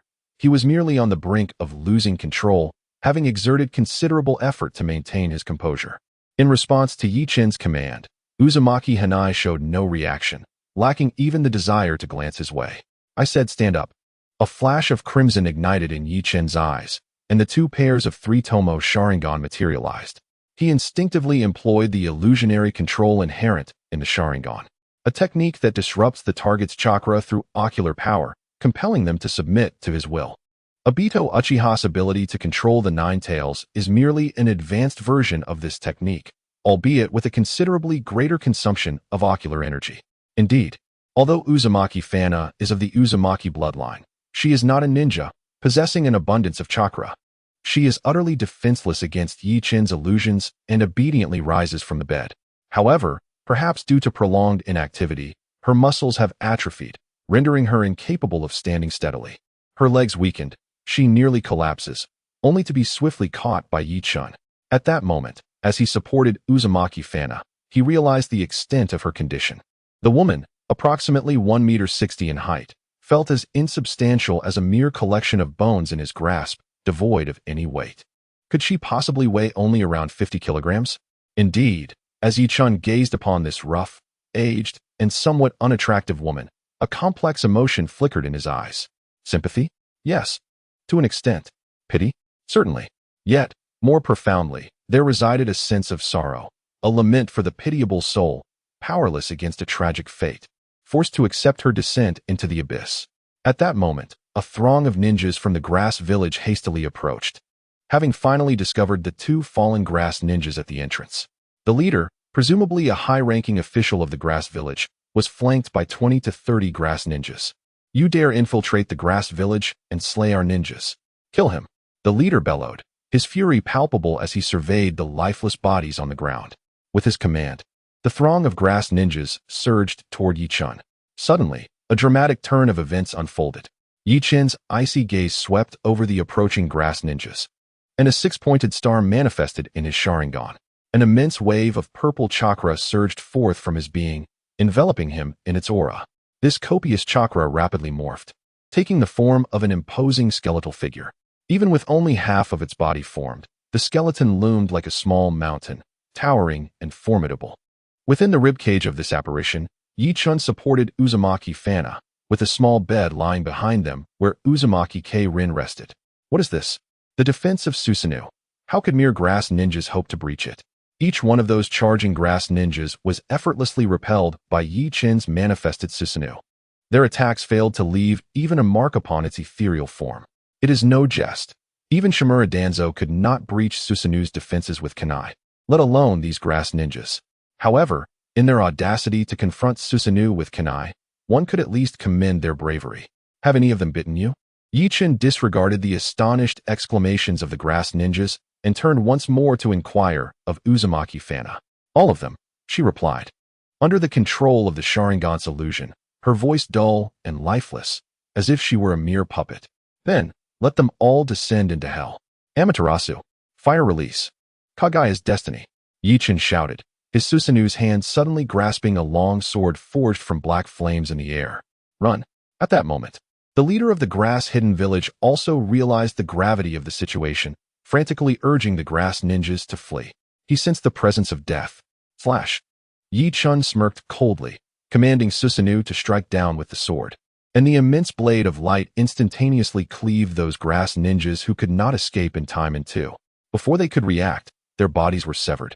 Yet blood and entrails did not splatter. Instead, they were consumed by the all-devouring black flames, turning to dust. The black flames of Amaterasu possessed the ability to devour all. An eternal hellfire. Those fragmented bodies served as nourishment for Amaterasu. Who on earth is this person? Such overwhelming power. Why does he attack the grass-hidden village? The grass ninja leader reacted more swiftly, his strength greater. He swiftly fled the reach of the sword light, his mind filled with curses, yet fear crushed his spirit, robbing him of the courage to look back. Chapter 140. Dust to Dust. Earth to earth regarding Yi-chun's intent to single-handedly annihilate the entire grass-hidden village, he was utterly serious. Objectively speaking, Yi-chun's current strength teetered on the edge of the super shadow level. To summarize Yi-chun's abilities, arranged from most to least powerful, the eternal Mangekyou Sharingan replicated from Uchiha Sasuke, possessing Amaterasu and fire release as well as Kagaya's destiny. The 8 gates of body technique. Flying Thunder God technique. Doubling the shadow level chakra. Would release ninjutsu. Weaker than Senju Hashirama, yet significantly stronger than Yamato. All fire release ninjutsu. All water release ninjutsu. Additionally, various techniques, such as the dark illusion techniques, collectively present a formidable arsenal. Among all living ninjas in the ninja world, none possess such a wealth of terrifying abilities as Yi-chun. Even Nagato of the Uzumaki clan falls short in comparison, as he has yet to fully mature, lacking even the Six Paths puppets. The reason Yi-chun has not yet reached the super shadow level, akin to Senju Hashirama and Uchiha Madara, lies in 2 aspects. Firstly, his combat experience is insufficient. The number of battles he has fought and foes he has vanquished is less than that of many lower-ranking ninjas. Secondly, his chakra quantity is inadequate. Yes, chakra quantity. Even with double the shadow-level chakra, Yi-chun still finds himself at a disparity from those 2 titans who suppressed an era. Reflecting on the original narrative, during the battle between Uchiha Madara and Senju Hashirama at the Valley of the End, their clash lasted for days and nights. The residual force altering the very geography surrounding the valley, one can only imagine their level of prowess. To put it simply, if we were to use Kakashi Hitaki from the original Naruto, Shippuden as a unit of measurement, 1 card, then ordinary Jonin-level ninjas like Asuma Sarutobi, Kurenai Yui, and Zabuza Momochi possess varying amounts of chakra, yet all exceed Kakashi's, likely ranging from 1.5 to 2 cards. As one ascends to the ranks of powerful shinobi, the disparity in chakra levels becomes increasingly pronounced. Some, like Minato Namikaze, possess only a modest 2 cards, while others, such as the Fourth Hokage, may boast 5 to 6 cards. Yi-chun finds himself at a similar echelon, with his dual mastery of shadow-level chakra elevating him to 5 cards. Beyond him lies Uchiha Madara, whose chakra, though less than that of Hashirama Senju, an almost godlike entity, still exceeds a dozen cards. Hashirama himself, under normal circumstances, expends chakra at a rate that far outstrips his recovery, maintaining a baseline of over 30 cards. This brings to light the immense chakra reserves of Kakashi Hatake. Yet, he remains preoccupied with carving canine visages into earthen barriers. Returning to the main narrative, with such formidable power at his disposal, Yichin's desire to obliterate the entire Kusagakure village is not merely a fleeting thought, but a resolute intention. In the throes of rage, the answer is unequivocally affirmative. With a swift motion, the violet Susanoo drew back its bow, launching an arrow imbued with black flames that tore through the air, scorching it into a haze. The intended target, the fleeing leader of Kusagakure, was all too aware of the impending doom. "No, no, please no," he cried, his instincts warning him of the imminent peril. As he turned in haste, he beheld the Susanoo's arrow aimed directly at him, and panic seized him, prompting a desperate attempt to evade. However, no matter how he darted, the arrow pursued him relentlessly, as if equipped with a tracking mechanism.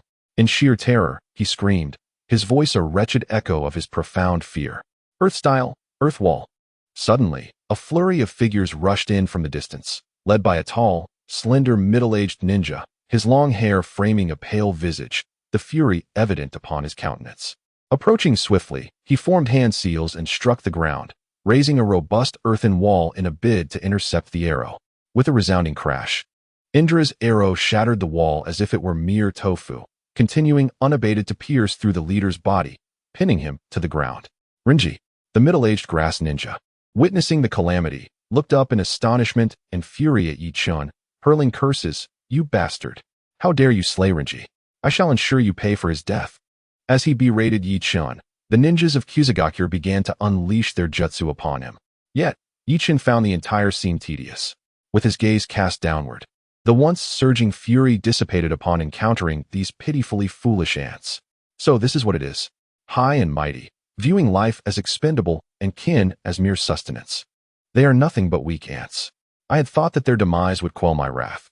He mused idly to himself, indifferent to the oncoming Kusagakure ninjas. I assumed that by eradicating you, by erasing your filth from this world, I would achieve a semblance of purity. How laughable. Yichin realized his error. He had once believed that destroying this wretched village would bring an end to it all. At this moment, witnessing the folly and arrogance of this group, and observing their audacity to confront an unknown formidable force with reckless abandon, leaves one feeling a profound sense of loss.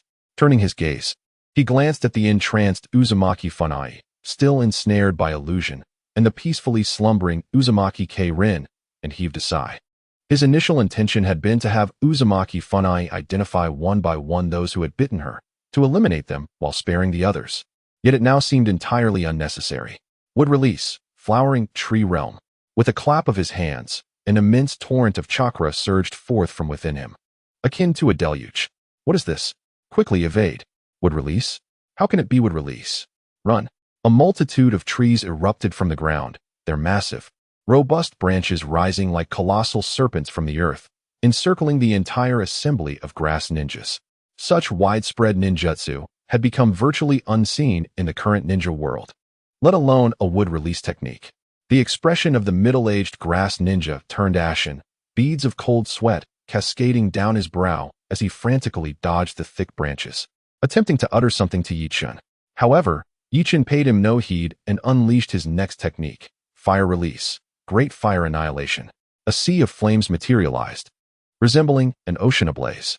The fan-shaped inferno spewing from Yichin's mouth enveloped the furthest reaches to which the grass ninjas could flee.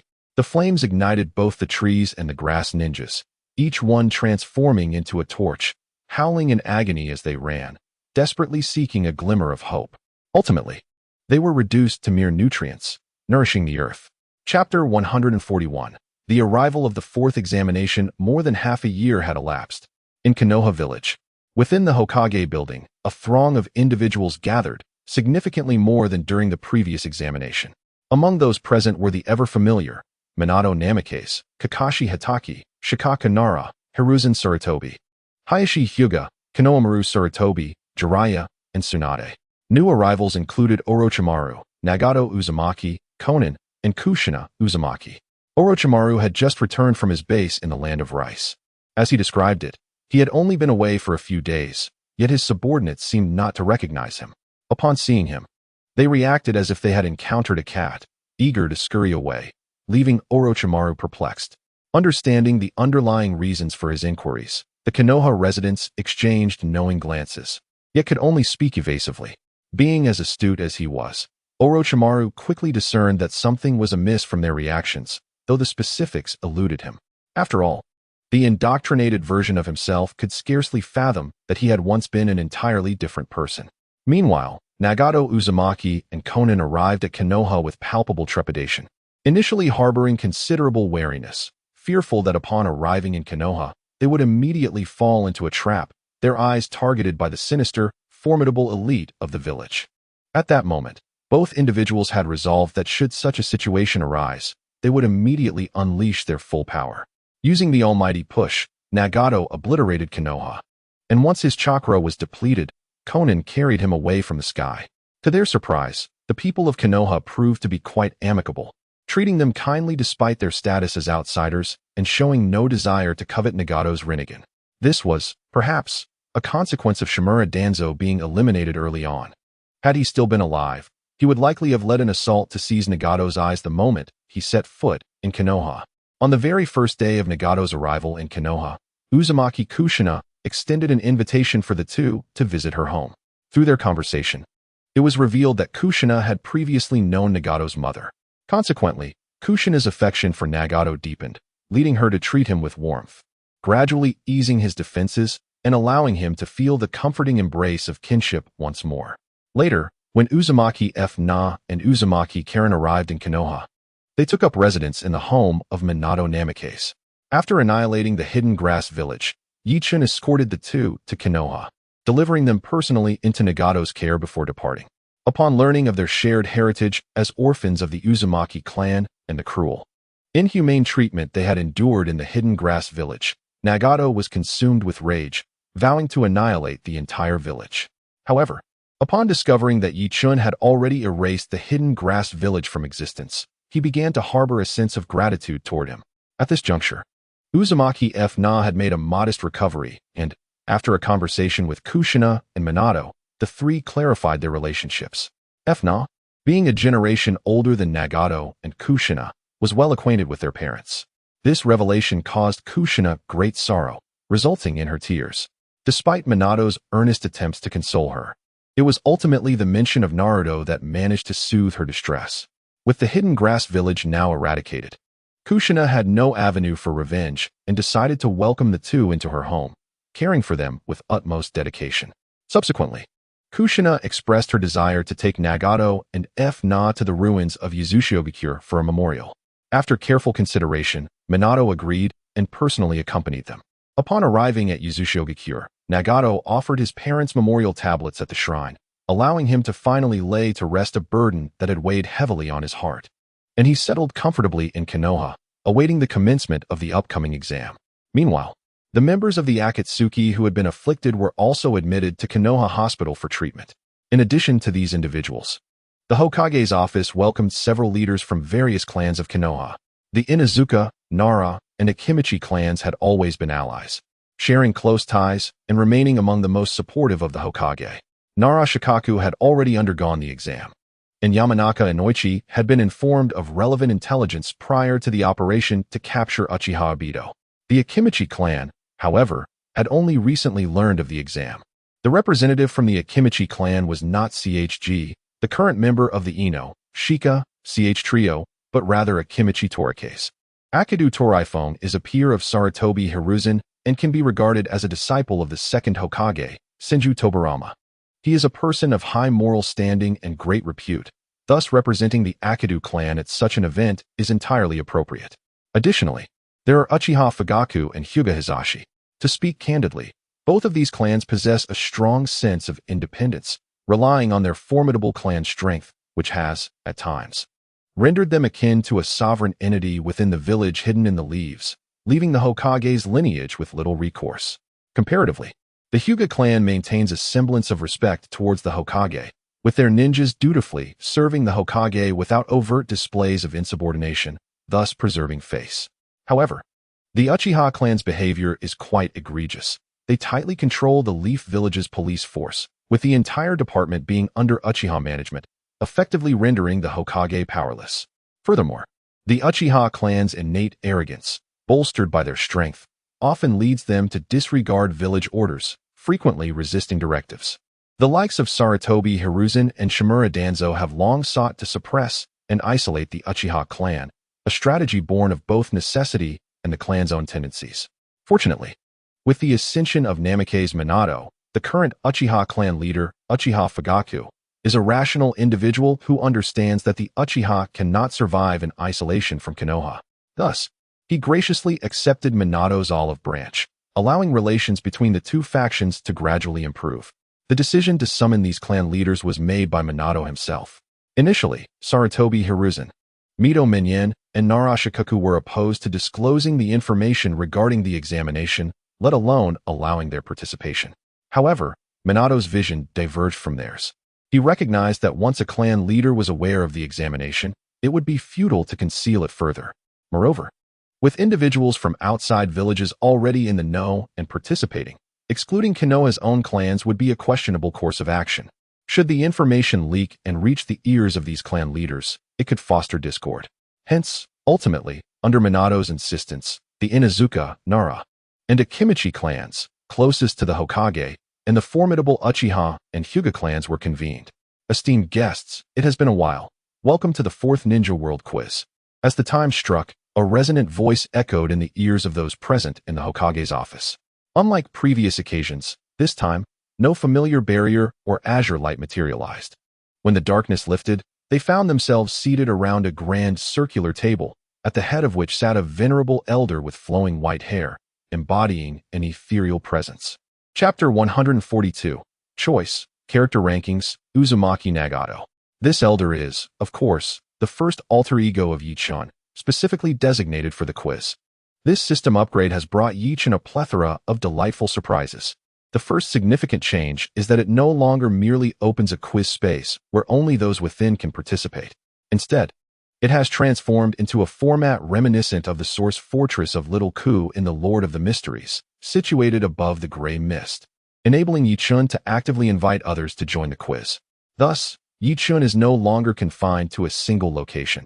He can initiate his endeavors anywhere, and the targets he can draw in are not limited to just a few individuals.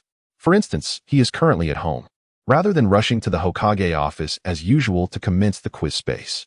If he so desires, he could even summon individuals from afar, such as Granny Chio from the Sand Village of the Wind Country, Kaiza, Anoki, and Kuratsuchi from the Earth Country Stone Village, or AI and Killer Bee from the Cloud Village of the Lightning Country.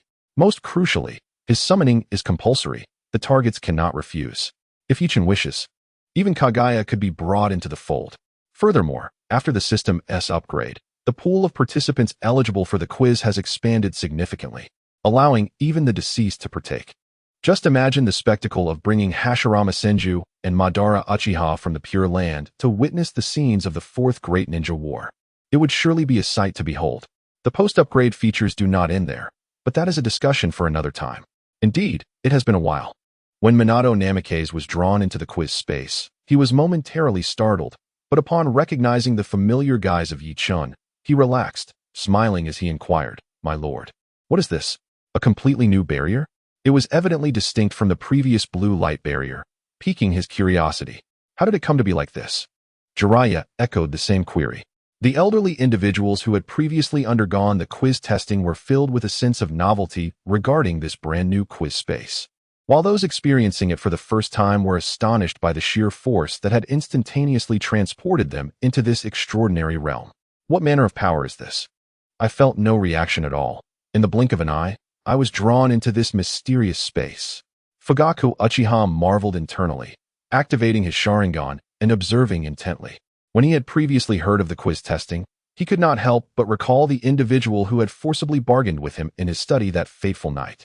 Although the ethereal old man before him contrasted starkly with the one from that evening, Minato's description of the blue light barrier remained etched in his memory. Following that night, Fugaku learned from Yi-chan about the evolution method of the Manjiki Sharingan, leaving him both astonished and elated. On one hand, he had uncovered the secret of his clan's bloodline evolution, enabling him to replicate the might of his ancestors, which thrilled him immensely. On the other hand, the method to awaken the Manjiki Sharingan was exceedingly sinister, leaving him in a state of indecision. The necessity of witnessing the death of a loved one to catalyze this evolution was a price too steep for a Uchiha, who values deep emotional connections. To exchange the lives of kin for power, to transform the deepest love into the most profound hatred. After much internal struggle, Fugaku resolved to keep this secret to himself, refraining from disclosing it to his clan. After all, the Uchiha clan had not yet reached a point where such power was essential for their survival. Meanwhile, Hinata Hyuga had activated his Byakugan, yet through his eyes, apart from the quiz participants and Yichun, everything else appeared shrouded in a gray haze, rendering him unable to perceive anything further. What kind of place is this? How can my Byakugan not penetrate its depths? Hinata felt a tumult of uncertainty within. Yet upon observing the calm demeanor of the higher-ups from Konoha, he managed to suppress his emotions and chose to remain a detached spectator. It was evident that this situation differed from the previous blue light barrier, as a more perilous aura enveloped the atmosphere. Nagato, the wielder of the Rinnegan, surveyed the misty expanse, deep in contemplation. Very well, regarding the quiz test, I trust everyone is already well informed on the pertinent details. Hence, I shall refrain from elaborating further. Let us turn our attention to the rankings. Observing the varied expressions of the crowd, Yichun experienced a sense of satisfaction at his own subtle prowess. He gently clapped his hands, and a square screen rose from the center of the round table, ensuring that all seated could view it clearly. As the screen illuminated, it displayed 3 lists: character rankings, faction rankings, event rankings. Without delving into the specifics of the lists, Yichun explained, the theme of the quiz test can be chosen from any of these 3 rankings. This time, my esteemed disciple has specifically invited Nagato, the holder of the Rinnegan, to participate. Therefore, I recommend selecting character rankings, Nagato. It is for this very reason that I arranged this gathering. Character rankings, my name? Nagato mused, locating his own name on the list. To his astonishment, despite possessing the Rinnegan, he found himself ranked 13th. Questions arose in his mind as he scrutinized the names preceding his own. While it was understandable for figures like Kagaya Otsutsuki, Sage of 6 Paths, and Hashirama Senju, either mythological beings or divine ninjas who once suppressed the entire ninja world, to be ranked above him, he could not fathom why individuals such as Naruto Uzumaki, Sasuke Uchiha, and Might Guy were placed higher. Haha, Minato, your son is now known as Naruto Uzumaki, right? Jiraiya suddenly recalled something and pointed at Minato, bursting into laughter. Others looked on in confusion, but Minato understood Jiraiya's jest and chuckled in response. Indeed, teacher Jiraiya. But if his name changes, and young Naruto fails to achieve such heights, the blame will rest upon you. Kushina Uzumaki smiled gently. It matters not. As long as Naruto grows up healthy and happy, I am indifferent to his strength. What does this mean? That Naruto Uzumaki is the son of the Fourth Hokage? Nagato's heart jolted with realization. Connecting the dots, does this imply that the character rankings might also include individuals who are yet to emerge in the future? Newcomers to the quiz test felt a whirlwind of thoughts, while those who had previously participated remained composed. Minato inquired, so? Shall we proceed with questions related to Nagato this time? What say you, Nagato? Minato's question brought Nagato back from his reverie, and he nodded thoughtfully. Yes. I would appreciate your guidance. Fourth Hokage. Chapter 143. The Fall of the Land of Whirlpools? Nagato. Sarutobi Hiruzen slightly turned his head to glance at Nagato, whose striking red hair was quite conspicuous. Initially, he, along with the conservative faction represented by Konan and Mito Gate, was opposed to allowing Nagato, the bearer of the Rinnegan, to participate in the examination. While they agreed with Minato's intention to bring Nagato back to Konohagakure for protection, they were concerned about the implications of involving someone who, despite being a member of the Uzumaki clan, fundamentally remained an outsider. His close contact with the village's most confidential matters could pose a risk. If he were ever to leave, what would prevent him from revealing the secrets of the exam to the world? This concern was not born out of malice towards Nagato, but rather a prudent consideration of the worst-case scenarios. Moreover, it was a troubling fact that Nagato's parents had been slain by Konoha ninja, whether intentional or not. That burden rested upon the village, and who could guarantee that Nagato did not harbor thoughts of vengeance? Additionally, Konoha had only recently emerged from the devastation of the Third Shinobi World War and had yet to fully recover its strength. Nagato, as one of the leaders of the Akatsuki, representing the Rain country's rebel forces, appearing in Konoha would undeniably signal a provocation to Hanzo. Should Hanzo become enraged and ally with the nations of sand and earth, how would Konoha respond? Thus, Sarutobi Hiruzen's original plan was to shelter Nagato discreetly upon his arrival in Konoha, ensuring that no information about his presence leaked to the outside world, thereby avoiding stirring up trouble with Hanzo and others. To his dismay, however, Minato disregarded his counsel and instead warmly welcomed Nagato and the Akatsuki members, even escorting them to the Uzumaki Shrine in Whirlpool Village for a ritual. This act was a blatant declaration to the outside world that Nagato and the Akatsuki were now part of Konoha. The ramifications of such a signal could be dire. The younger generation truly was a source of concern. Having been retired for nearly a year, Hiruzen shook his head sorrowfully, puffing on his pipe. Uchiha Fugaku had long been aware of Nagato's background and had formed a rudimentary understanding of him. However, seeing Nagato's name ranked 13th on the Shinobi World Leaderboard was still shocking. It was indeed formidable. How could one so young possess such terrifying strength?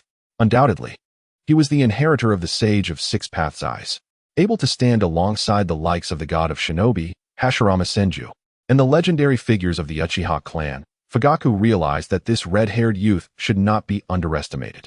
Yet, what puzzled Fugaku was the appearance of Sasuke's name. How could his younger son's name be listed among the notable figures, and even rank higher than Nagato's? After all, Sasuke was merely a newborn. Could it be a coincidence of names? However, he had just heard Jiraiya and the Fourth Hokage speak, that Uzumaki Naruto was indeed the newborn son of the Fourth Hokage. Could Sasuke, in the future, truly reach such heights? A surge of hope ignited within Fugaku. Perhaps the revival of the Uchiha clan had finally found its beacon. Your Excellency, we have chosen the character Nagato Uzumaki. After obtaining Nagato's consent, Minato Namikaze turned to Yi-chan and spoke. Well then, let us proceed to the first question. Yi-chan nodded slightly, waving his hand casually. The 4 screens at the center of the round table flickered to life, displaying the first question. Question 1. Is Nagato Uzumaki of the Uzumaki clan's bloodline? Answers, yes. Answers, no. As customary, the first question is a straightforward one, meticulously selected by Yi-chan. Naturally, those seasoned individuals who had answered questions thrice before, including Minato Namikaze, recognized this and smiled faintly at the simplicity of the question. Of course, Minato did not forget to express his gratitude to Yi-chan, aware that such an uncomplicated question was a deliberate choice on Yi-chan's part. Although everyone present understood the answer, Minato turned to Nagato, gesturing for him to provide the response. After all, the question was based on Nagato, and he preferred not to overstep his bounds. Yes, I choose the answer. Yes, Nagato Uzumaki replied without hesitation. Congratulations, your answer is correct. Let us view the corresponding imagery. Yi-chan smiled and displayed the visuals related to the first question on the screen. The imagery depicted a scene from the former Whirlpool Village, where a young couple gazed lovingly at their infant in a cradle, radiating happiness. This was the moment of Nagato's birth, during which the Whirlpool Village had yet to meet its demise. Subsequently, Nagato grew up, enjoying a joyful and blissful childhood in the company of his parents. Observing the scene before him, Nagato exhibited a complex expression, seemingly nostalgic yet tinged with confusion. In truth, his time spent growing up in Whirlpool Village was brief. The land of whirlpools was destroyed when he was still quite young, forcing his parents to flee with him in haste. Childhood memories often fade with time, and thus Nagato could hardly recall his early years. Yet, upon seeing the imagery, a sense of uncanny familiarity washed over him. Nagato parted his lips, uncertain of what to articulate, and fell silent once more. The individuals in the Hokage office, witnessing Nagato lost in sorrowful reminiscence, tactfully refrained from interrupting him, though Kushina Uzumaki regarded him with concern. Ladies and gentlemen, I implore you, could you unveil the truth behind the downfall of the land of whirlpools to me? After a considerable pause, Nagato lifted his gaze to the assembly, faint traces of redness appearing in his eyes, his expression earnest as he beseeched them. The matter regarding the annihilation of the Uzumaki clan was somewhat known to those present from Konoha, as these individuals were either esteemed members of the Hokage lineage or heads of core ninja clans, privy to intelligence that was rarely concealed from them. Sarutobi Hiruzen shook his head, speaking softly. It is not that we wish to withhold the truth from you. Rather, the reality of that time has become muddled, and we are uncertain of the true perpetrator. A fleeting shadow of sorrow crossed the visage of Kushina Uzumaki. As the land of whirlpools faced invasion and the Uzumaki clan was annihilated, she had already commenced her studies in Konoha. Lacking first-hand experience, she had learned of the events solely through the accounts of Uzumaki Mido. She nodded and addressed Nagato, saying, "Indeed, Nagato." The events unfolded so abruptly that by the time the people of Konoha arrived in the land of whirlpools, the perpetrators had long since departed, leaving us to speculate about their identities. Chapter 144. The Fall of the Land of Whirlpools. 2. The true culprits behind the obliteration of the Uzumaki clan remain shrouded in mystery. This conjecture is drawn from various online discussions amalgamated with my own interpretations, and may contain inaccuracies for your consideration. By meticulously arranging the timeline, one can surmise that the extermination of the Uzumaki clan likely occurred approximately 5 years prior to the onset of the Second Shinobi World War, a deduction based on the ages of Nagato and Kushina. Following the destruction of their homeland, Nagato's family relocated to the Land of Rain, concealing their identities. Unbeknownst to him, Nagato was a descendant of the Uzumaki clan, suggesting that his family fled to the Land of Rain either before he could form memories or before his birth. Thus, the fall of the Land of Whirlpools must have transpired before the Second World War. However, to ascertain the exact moment preceding the war, we turn to Kushina. Born in the village of Yuzushiogakure, she experienced the devastation of the Uzumaki clan firsthand, enduring the turmoil and displacement wrought by conflict. As the time of Uzumaki Mido's demise approached, Konoha clandestinely brought her back to maintain the balance of the tailed beasts, and she was not yet 10 years old at the time. She studied ninjutsu at the Konoha Ninja Academy and graduated to become a Konoha ninja. Mikoto Uchiha was her close friend, and their ages were likely similar, with Mikoto's ninja registration number closely matching that of SHZ, suggesting they may have been contemporaries, or at the very least, graduated in the same year. SHZ perished in the Second Shinobi World War at the tender age of 12, having already been embroiled in the conflict for at least 3 years. By this logic, Kushina's arrival in Konoha coincided closely with the destruction of the Land of Whirlpools, likely within the 5 years leading up to the outbreak of the Second Shinobi World War. With the timing established, we must now consider the motives. Why did the assailants target the Land of Whirlpools and obliterate the Uzumaki clan? The original narrative suggests that they coveted the clan's formidable sealing techniques. If this is the case, why did they choose that specific moment to strike? Upon reviewing the source material, one finds that the catalyst for the Second Shinobi World War was the declaration of war by the Land of Rain against the lands of Iron, Wind, and Fire. Although this action may appear foolish, delving into the underlying causes reveals that the domestic populace could no longer sustain their existence, necessitating an external conflict to divert attention from internal strife.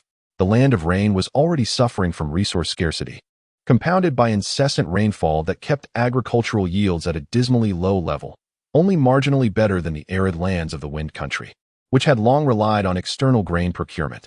Such actions have led to the continuous outflow of wealth from the Land of Rain, resulting in a trade deficit. Over time, the Land of Rain found itself impoverished. No matter how the noble lords exploited the commoners, they could not extract any more wealth. The peasants, already struggling to sustain themselves through agriculture, faced even greater hardships under the upper class's oppression. The accumulation of these contradictions, if left unaddressed, would inevitably culminate in an explosive eruption. Thus, Hans had no choice but to opt for war. However, when Hans sought to engage in battle, did not other nations and ninja villages harbor similar ambitions? The answer is undoubtedly affirmative. Who would not covet the fertile lands of the Fire Country? Who would not feel a pang of greed for its affluent populace? Since the conclusion of the First Shinobi World War, when their desires went unfulfilled, the great nations had long been preparing for another conflict. And for war, weaponry is essential. Why did Konoha emerge victorious in the First Shinobi World War? At that time, Hashirama Senju had already passed away, and Tobarama Senju fell victim to an ambush by the rogue forces led by Kinno and Jinno during peace negotiations with Kyomogakure, sacrificing himself to cover the retreat. With the loss of these two Hokage who once suppressed Konoha, the village's momentum plummeted. Yet, amidst such dire circumstances, Konoha still triumphed in the First Shinobi World War. What was the secret behind this victory? Was it due to Sarutobi Hiruzen and Shimura Danzo? Certainly not. It was the power of Uzumaki Mido, the widow of Hashirama, who served as the host for the Nine Tails. This formidable beast, akin to a nuclear weapon on the battlefield, possessed immense deterrent and destructive capabilities. Konoha's victory was achieved through the combined strength of the Nine Tails and Uzumaki Mido. Would other ninja villages not covet such power? Thus, the motivations behind the attack on the Uzumaki clan can be summarized into three main objectives. 1.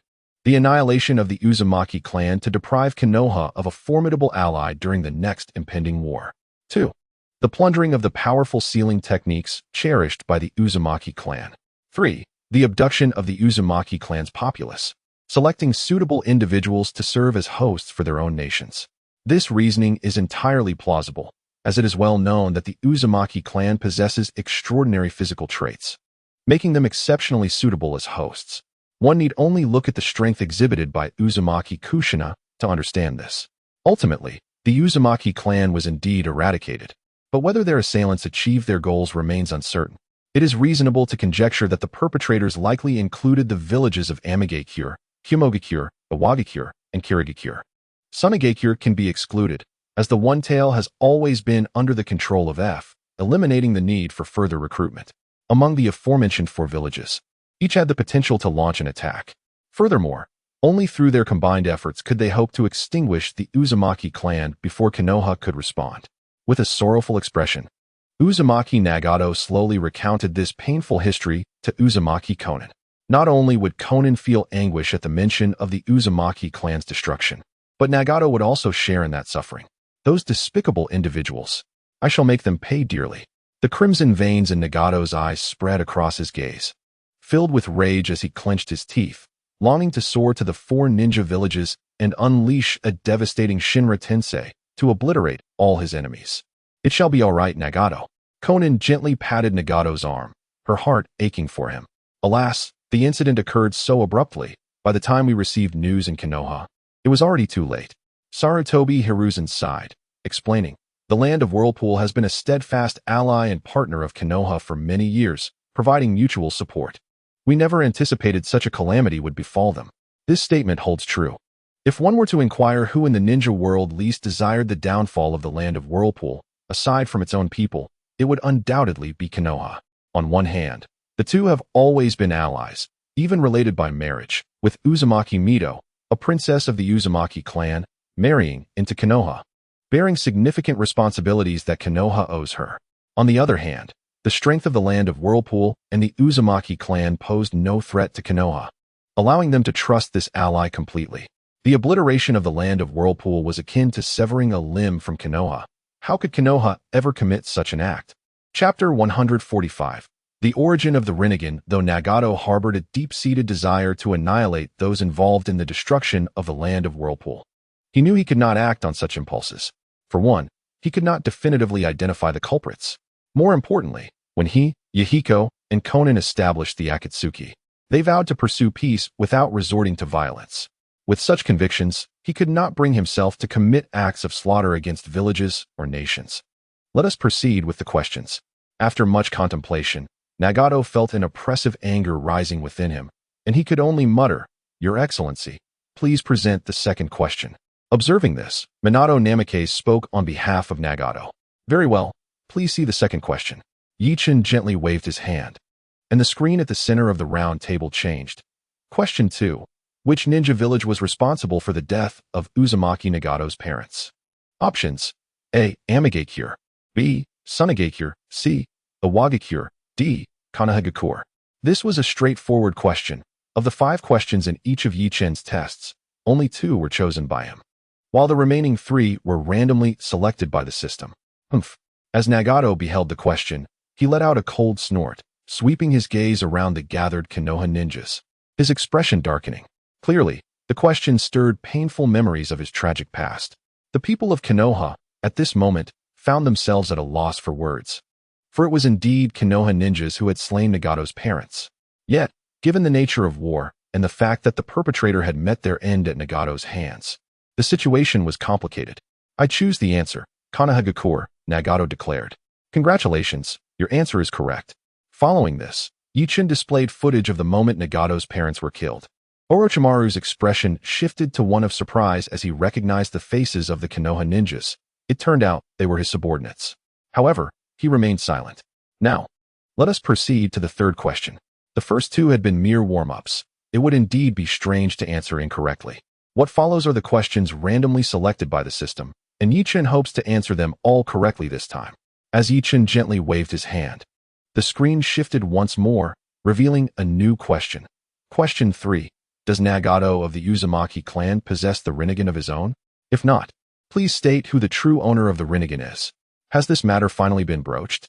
Nagato's spirits lifted as he turned his gaze towards Yi-Chen, hoping to glean something from his expression. In truth, Nagato's willingness to accompany Jiraiya to Konoha stemmed not only from Jiraiya's persuasion, but also from his desire to participate in the quiz. He sought to revive Yahiko and to uncover the truth of his own origins. Previously, neither Jiraiya nor Yi-Chen, who had disguised himself as Uchiha Zonyan, had fully convinced Nagato. He yearned for tangible evidence. After answering the first 2 questions correctly, Yi-Chen had provided vivid and detailed images that perfectly aligned with Nagato's own memories, leaving no room for doubt. Thus, for this question, he was eager to ascertain whether it was indeed Uchiha Madara who had bestowed the Rinnegan upon him. My answer is Uchiha Madara. Without consulting anyone, Nagato preemptively responded before the residents of Konoha could utter a word. Upon hearing Nagato's answer, Yi-Chen nodded gently and smiled, saying, "Congratulations, your answer is correct. Now, please observe the following imagery." This was precisely what Nagato had been waiting for. He quickly widened his eyes to focus on the screen. The display flickered, revealing a new scene. In a small village of the Land of Rain, within an ordinary house, Nagato's parents sat in the living room, with his father sipping from a wine glass while his mother smiled, resting her chin on her hand as they chatted about mundane matters, exuding warmth. In the bedroom, the young Nagato had long since fallen asleep. It was quite normal for a 3-year-old child to be in deep slumber. Suddenly, a shadow flitted outside the window, followed by a creature resembling a carnivorous plant, entirely black, emerging from beneath the floor, appearing beside Nagato's bed.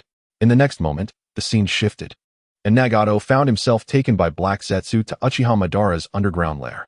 The aged Uchiha Madara, with his hair as white as snow, clung to life through the aid of the 10 tails, leaning against the wall as his cold, indifferent gaze scrutinized the slumbering Nagato. He spoke, asking, "Is the operation ready?" "It has been prepared for some time, and we can begin at any moment," Black Zetsu respectfully replied. Madara's piercing gaze assessed Nagato. His Rinnegan fully penetrated Nagato's being, meticulously observing his physical condition. The host of the Rinnegan is an integral part of Uchiha Madara's scheme, requiring sufficient physical capabilities to endure the toll of the Rinnegan.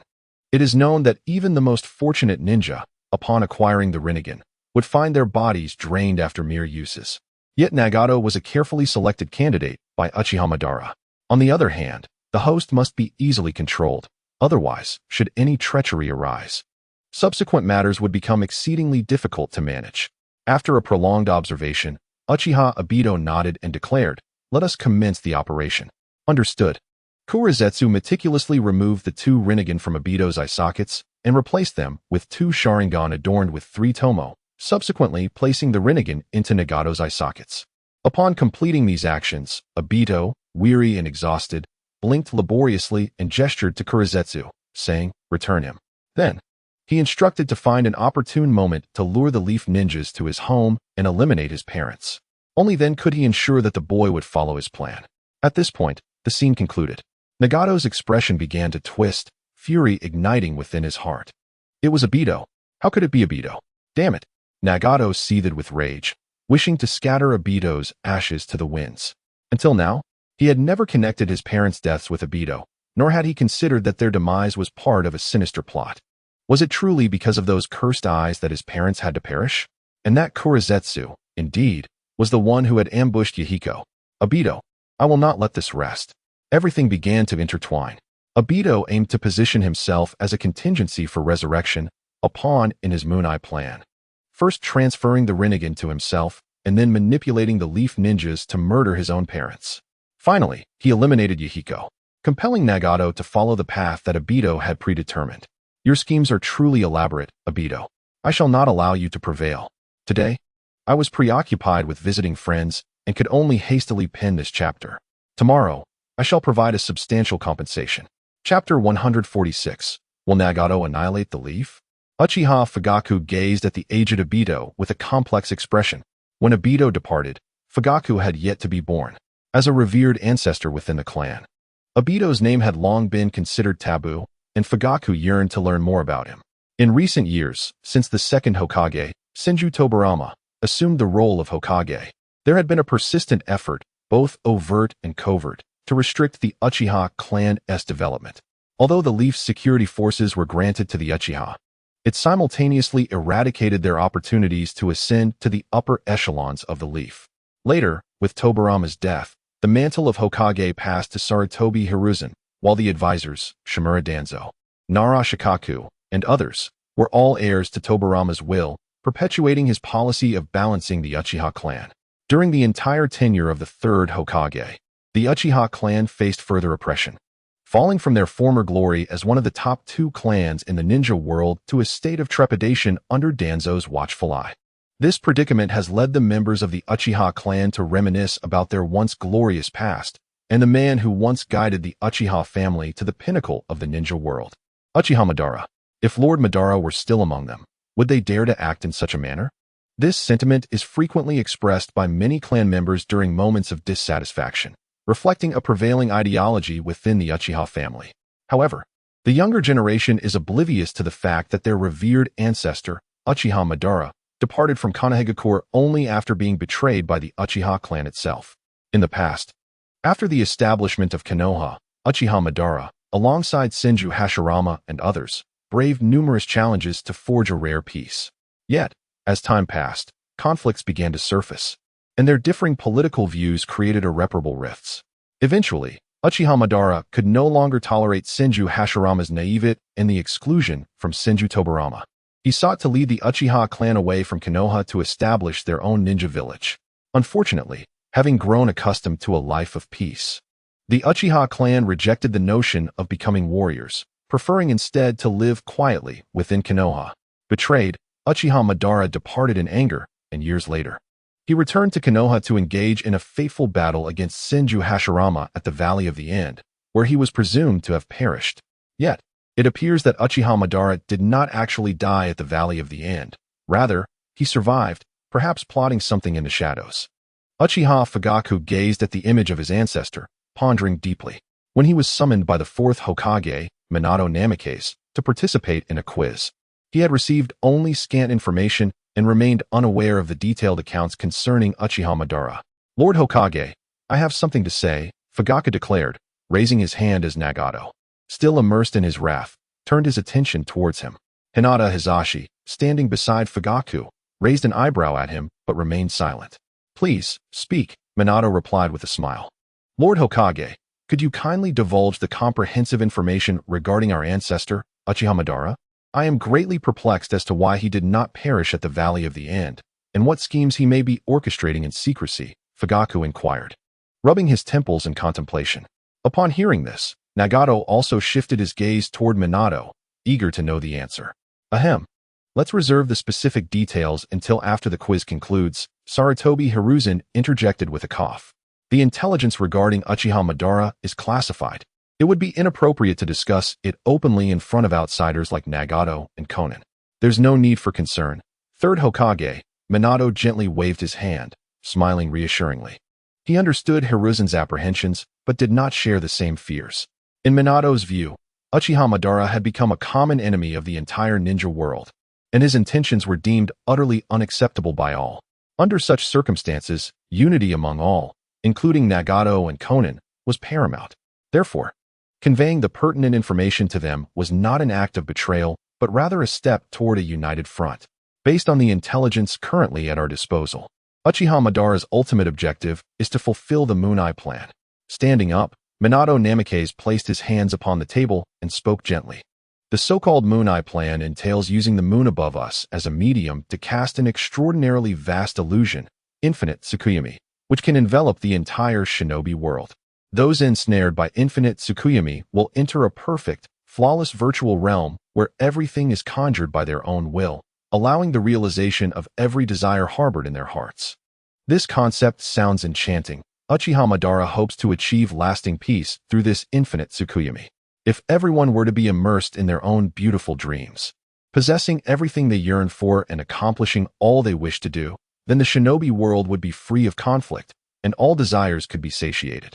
After Minato finished speaking, he surveyed the crowd, observing the astonishment etched upon their faces. Although the higher-ups of Konoha were already privy to the details, hearing it reiterated by Minato left them incredulous, stunned by Madara's audacious notion. Those who were hearing this information for the first time gazed wide-eyed in disbelief. Does this imply that everything he has done is benevolent? That he is acting for the greater good of the shinobi world? Nagato could not restrain himself from questioning. Deep down, he struggled to accept that Uchiha Madara could be a figure striving for the well-being of all, aiming to forge eternal peace. The very individual who orchestrated conspiracies, manipulating Konoha's shinobi to slay his parents and subsequently kill Yahiko, could not possibly be a righteous man. Nagato found this notion utterly unacceptable and unfathomable.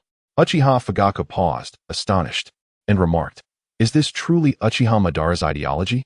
According to the records of the Uchiha clan, Madara was known to be a person of cold exterior yet warm interior, akin to Hashirama Senju, possessing ideals of peace.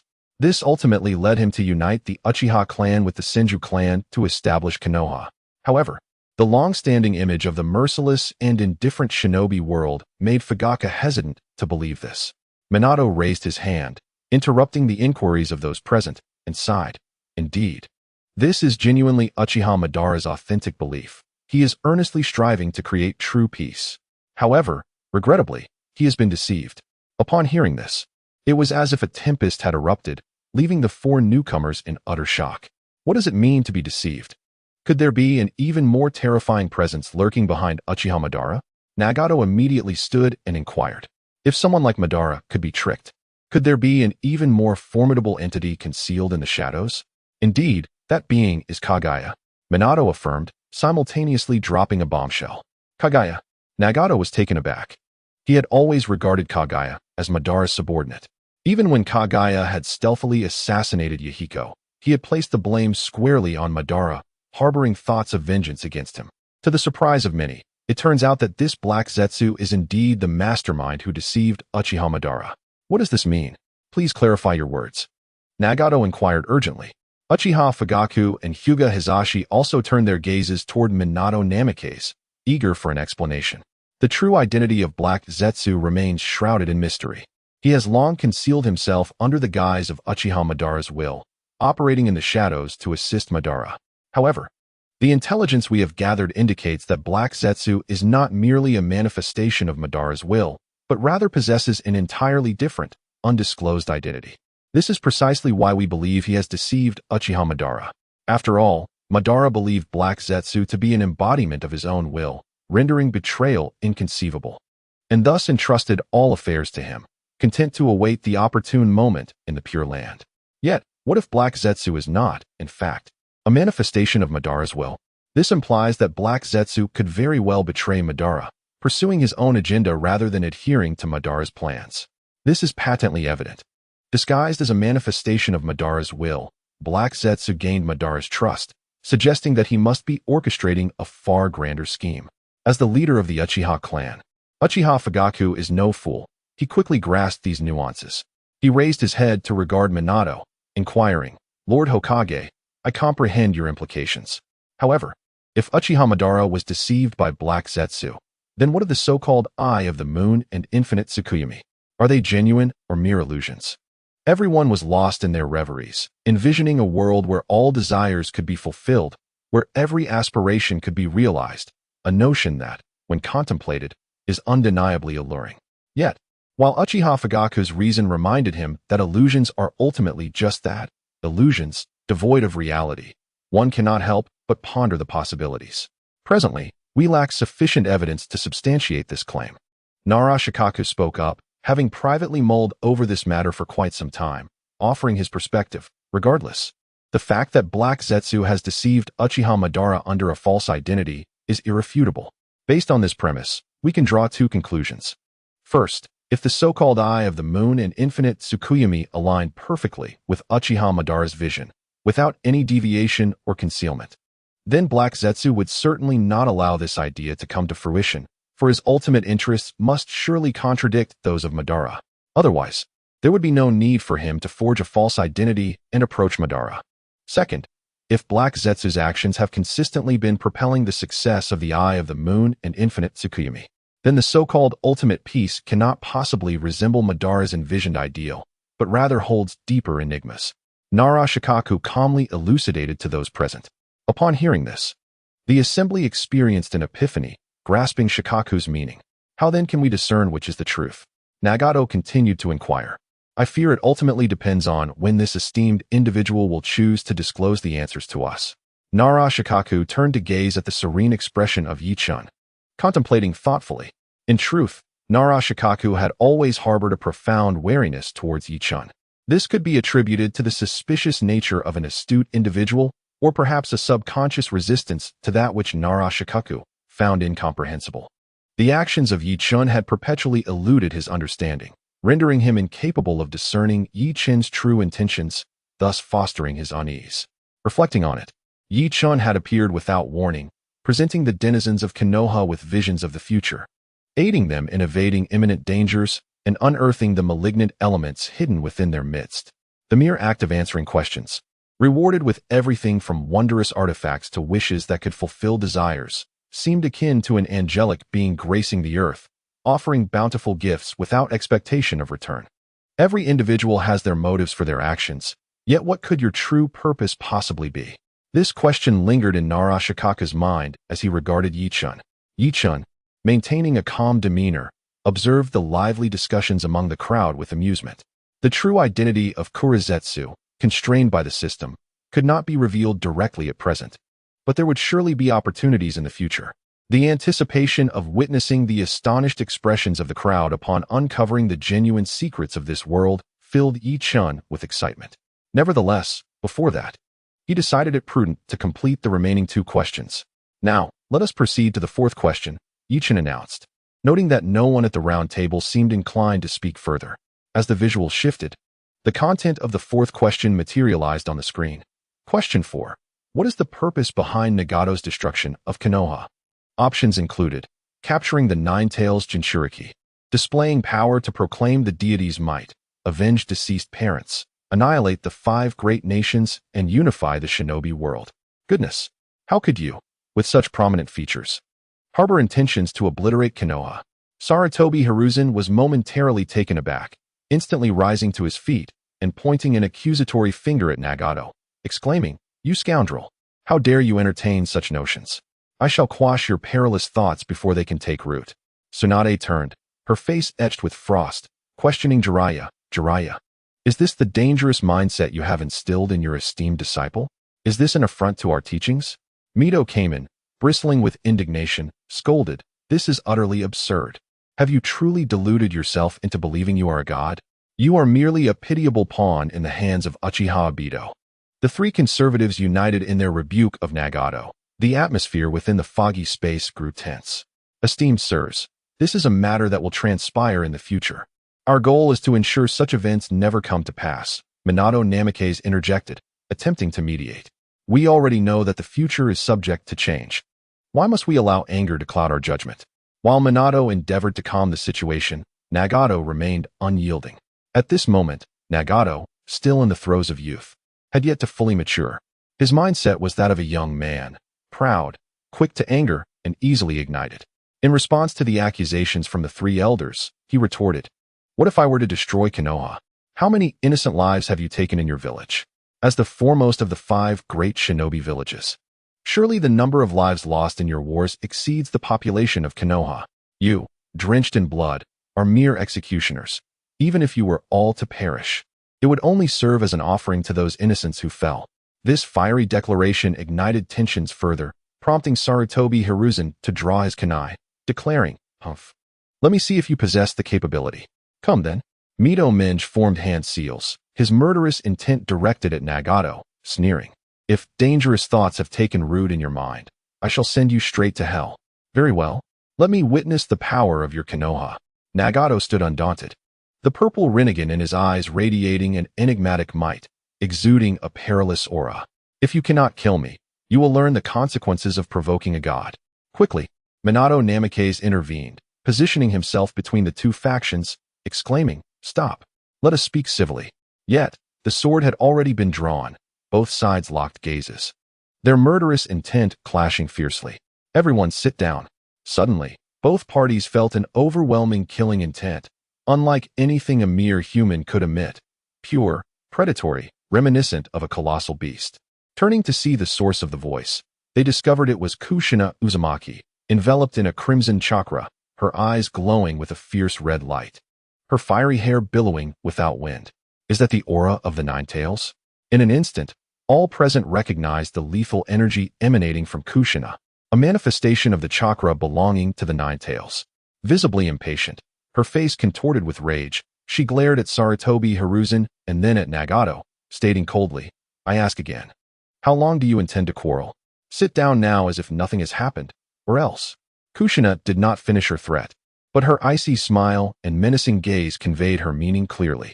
Hiruzen, having experienced Kushina's wrath before, scoffed and, without another word, took his seat. The two elders, even more intimidated, quickly averted their eyes to the table, pretending as if nothing had transpired. With the tension diffused, Kushina turned to Nagato, inquiring, "What about you?"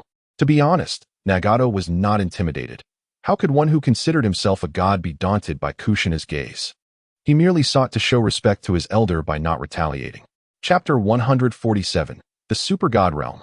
Witnessing Kushina's fury, those who had been itching for conflict now fell silent. Under the dim light, Minato Namikaze secretly revealed a triumphant smile to Kushina Uzumaki, who reciprocated with a gleam of pride in her eyes. Though the atmosphere was firmly established, it was still essential for Minato to continue guiding the conversation. After all, the dynamic of one playing the good cop and the other the bad cop was a standard protocol. It wouldn't do to leave the esteemed elders in an awkward position. Ladies and gentlemen, the first point we must grasp is that we cannot pass judgment based on events that have yet to transpire. Minato set the tone and then turned to Hiruzen Sarutobi, explaining, conflicts accumulate gradually, ultimately culminating in an explosion. What we need to do is to preemptively dissolve this discord, is it not?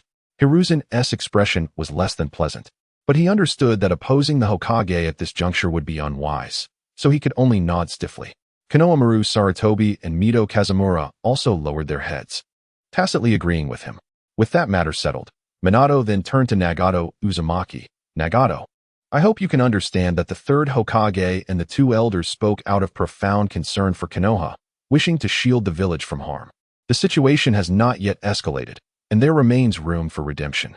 Just as you would not have arrived in Konoha, nor known the true secret of Uchiha Madara, leading you down that path which culminated in these events. However, the circumstances have changed. Thanks to this esteemed individual, we have gained foreknowledge of future occurrences and uncovered the hidden machinations lurking beneath the surface. Everything can be resolved in advance, thus preventing any tragic outcomes." Minato's counsel was always delivered with such gentleness, his demeanor and sincerity instilling a sense of trust. Nagato slowly nodded, accepting Minato's goodwill, albeit mindful of the pride that comes with youth. Therefore, since this matter would not recur, it was best to set it aside and focus on the task at hand. Seeing that both sides had eased, Minato exhaled with relief. As he had stated, having learned the origins of his Rinnegan and the truth of how Uchiha Madara manipulated him as a pawn, Nagato would no longer follow Madara's schemes. Even if he might waver later, contemplating the capture of the nine-tailed beasts to become the ten-tails Jinchuriki and transform into a human-sized nuclear weapon in pursuit of peace. That was certainly not the path Nagato desired at this moment. "I understand now, and I apologize for the trouble, Fourth Hokage." Nagato sighed, reconciling his inner turmoil, expressing his gratitude to Minato, and then nodding toward Kushina Uzumaki. "And I am truly sorry, Aunt Kushina." The nine-tails chakra surrounding Kushina had dissipated, and she now wore a gentle smile, in stark contrast to her earlier fury, embodying the essence of a devoted wife and mother. With this brief interlude concluded, the focus of the gathering returned to the task at hand. Nagato, the leader of the Akatsuki, found himself at a loss regarding the subject matter, having yet to encounter Kagaya Otsutsuki. All intelligence concerning Uchiha Obito and Kagaya derived from the denizens of Konohagakure, leaving him bewildered as to why his future self would assault the village. Instinctively, Nagato's gaze drifted towards Minato Namikaze, who, upon sensing his scrutiny, pondered for a moment before elucidating. The answer to this query should be, to capture the nine-tails Jinchuriki. This information was also communicated to us by Obito. As Minato uttered Obito's name, a flicker of melancholy crossed his eyes.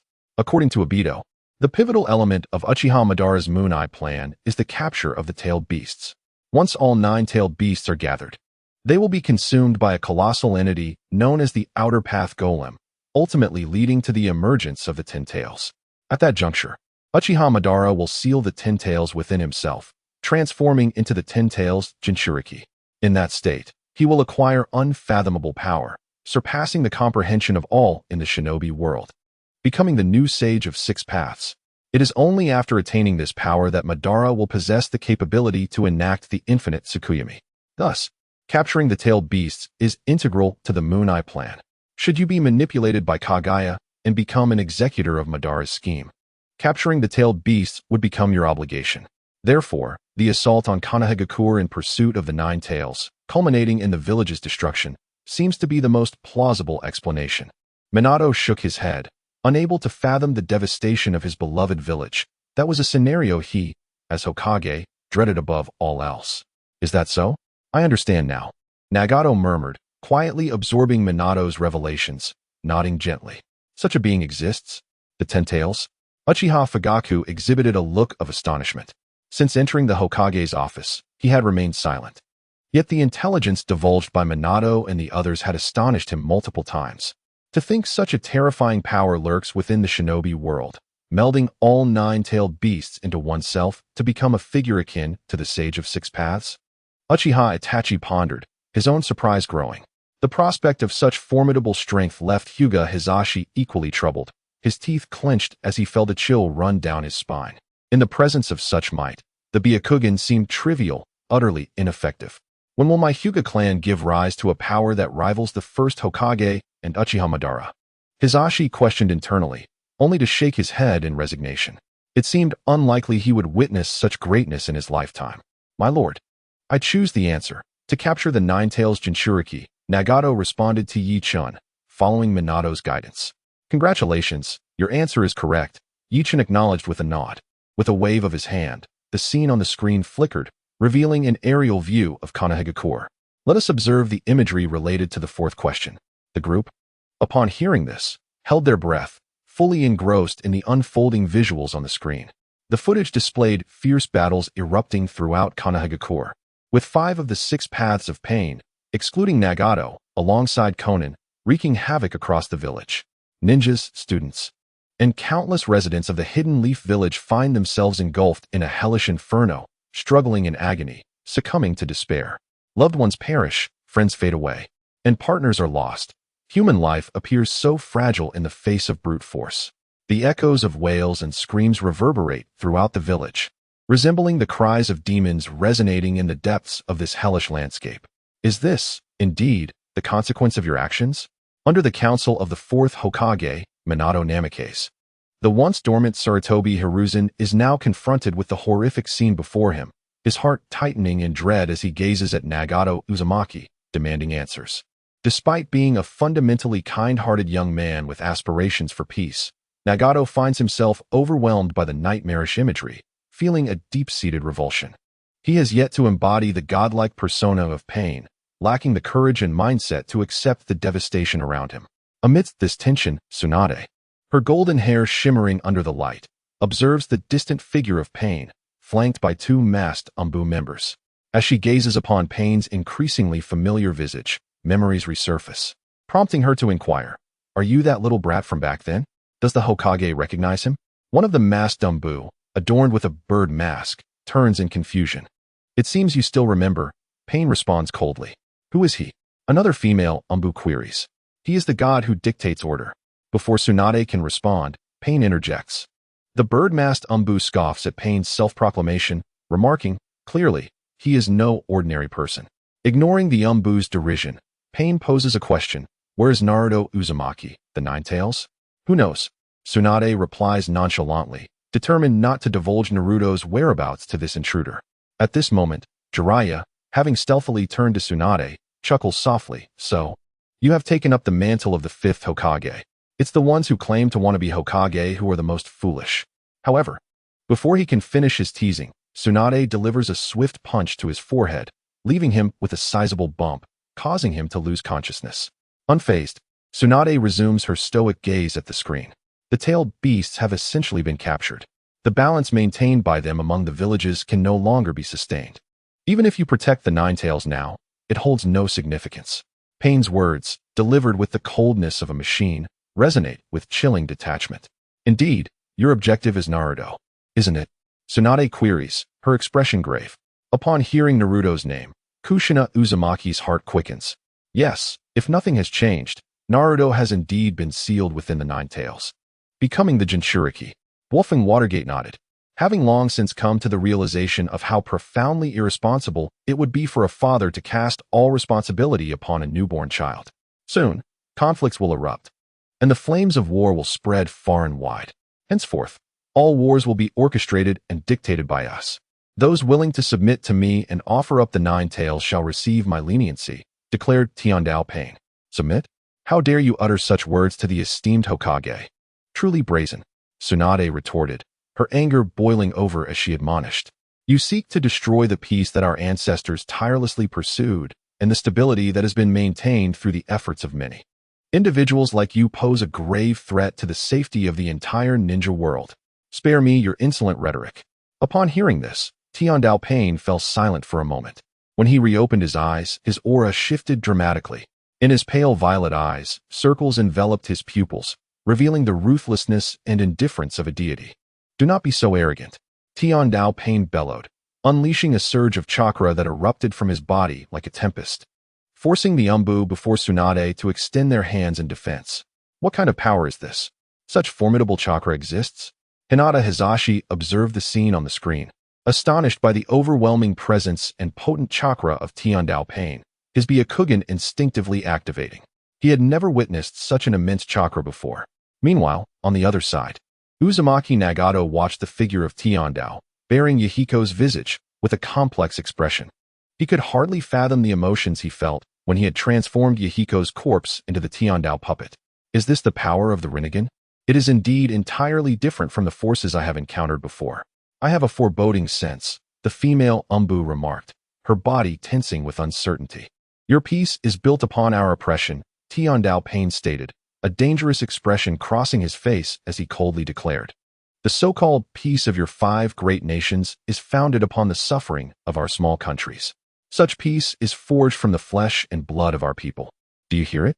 Beneath your feet lie the corpses of the innocents, crying out in agony. In the face of Tiandao Pain's accusations, Tsunade's expression darkened as she countered. Indeed, the actions of Konoha in the past were not without error. But is your assault on our village and the slaughter of our villagers truly just? Mind your words. You are addressing a god. Tiandao Pain interjected, furrowing his brow. I do not wish to debate this further. I offer you one last chance. Reveal the whereabouts of Uzumaki Naruto, and I shall grant you a path to survival.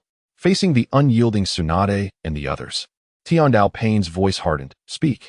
Naturally, Tsunade and the others resolutely refused, and seeing the negotiations lead to naught, Tiandao Pain revealed a sinister smile. In another realm, the 6 paths captured the essence of silence, extracting its soul and uncovering the whereabouts of Uzumaki Naruto. Having obtained the desired intelligence, the true form of Nagato, far beyond the borders of Konoha, summoned Konan and the remaining 6 paths. What transpired? Konan questioned, suddenly called back by the summoning technique. It is time to initiate that. The female 6 paths explained. That? What is that? Sarutobi Hiruzen felt an ominous premonition and hurriedly interrogated Nagato. It must be that technique, right, Nagato? The Shinra Tensei? Jiraiya, awakening from his slumber, gazed at the swelling atop his head, his expression a mixture of size and complexity. Indeed, it seems so. Nagato deduced from the imagery, concluding that he was likely about to employ this technique. Aside from Shinra Tensei, no other ninjutsu could achieve the literal annihilation of Konoha. Shinra Tensei? What is that? Sarutobi's aging heart raced as he inquired of Jiraiya. Watch closely, old man. It is about to unfold, Jiraiya indicated towards the scene on the screen. Resolute in imparting a lesson that would resonate profoundly within Konoha, Pain of the 6 paths suddenly felt a gust beneath his feet, lifting his body off the ground. Feel pain, contemplate pain, accept pain, understand pain. As Tsunade and the villagers of Konoha looked on in bewilderment, Pain gradually ascended, his chilling voice echoing continuously. "Wait, Pain," Tsunade called out, sensing something amiss. Those who do not understand pain cannot comprehend true peace. Ignoring Tsunade's pleas, Pain continued his ascent into the heavens. Did they truly just retreat? A female Umbu ninja remarked incredulously. Konoha lay in ruins, yet the sudden withdrawal of the invaders left everyone perplexed. That individual must be preparing something extraordinary. Shielding her eyes from the blinding sunlight, Tsunade gazed anxiously at Pain, who drifted toward the sun, her unease intensifying. "What does this mean?" the female Umbu questioned. "I am uncertain, but it must be an exceedingly unexpected maneuver," Tsunade replied, shaking her head.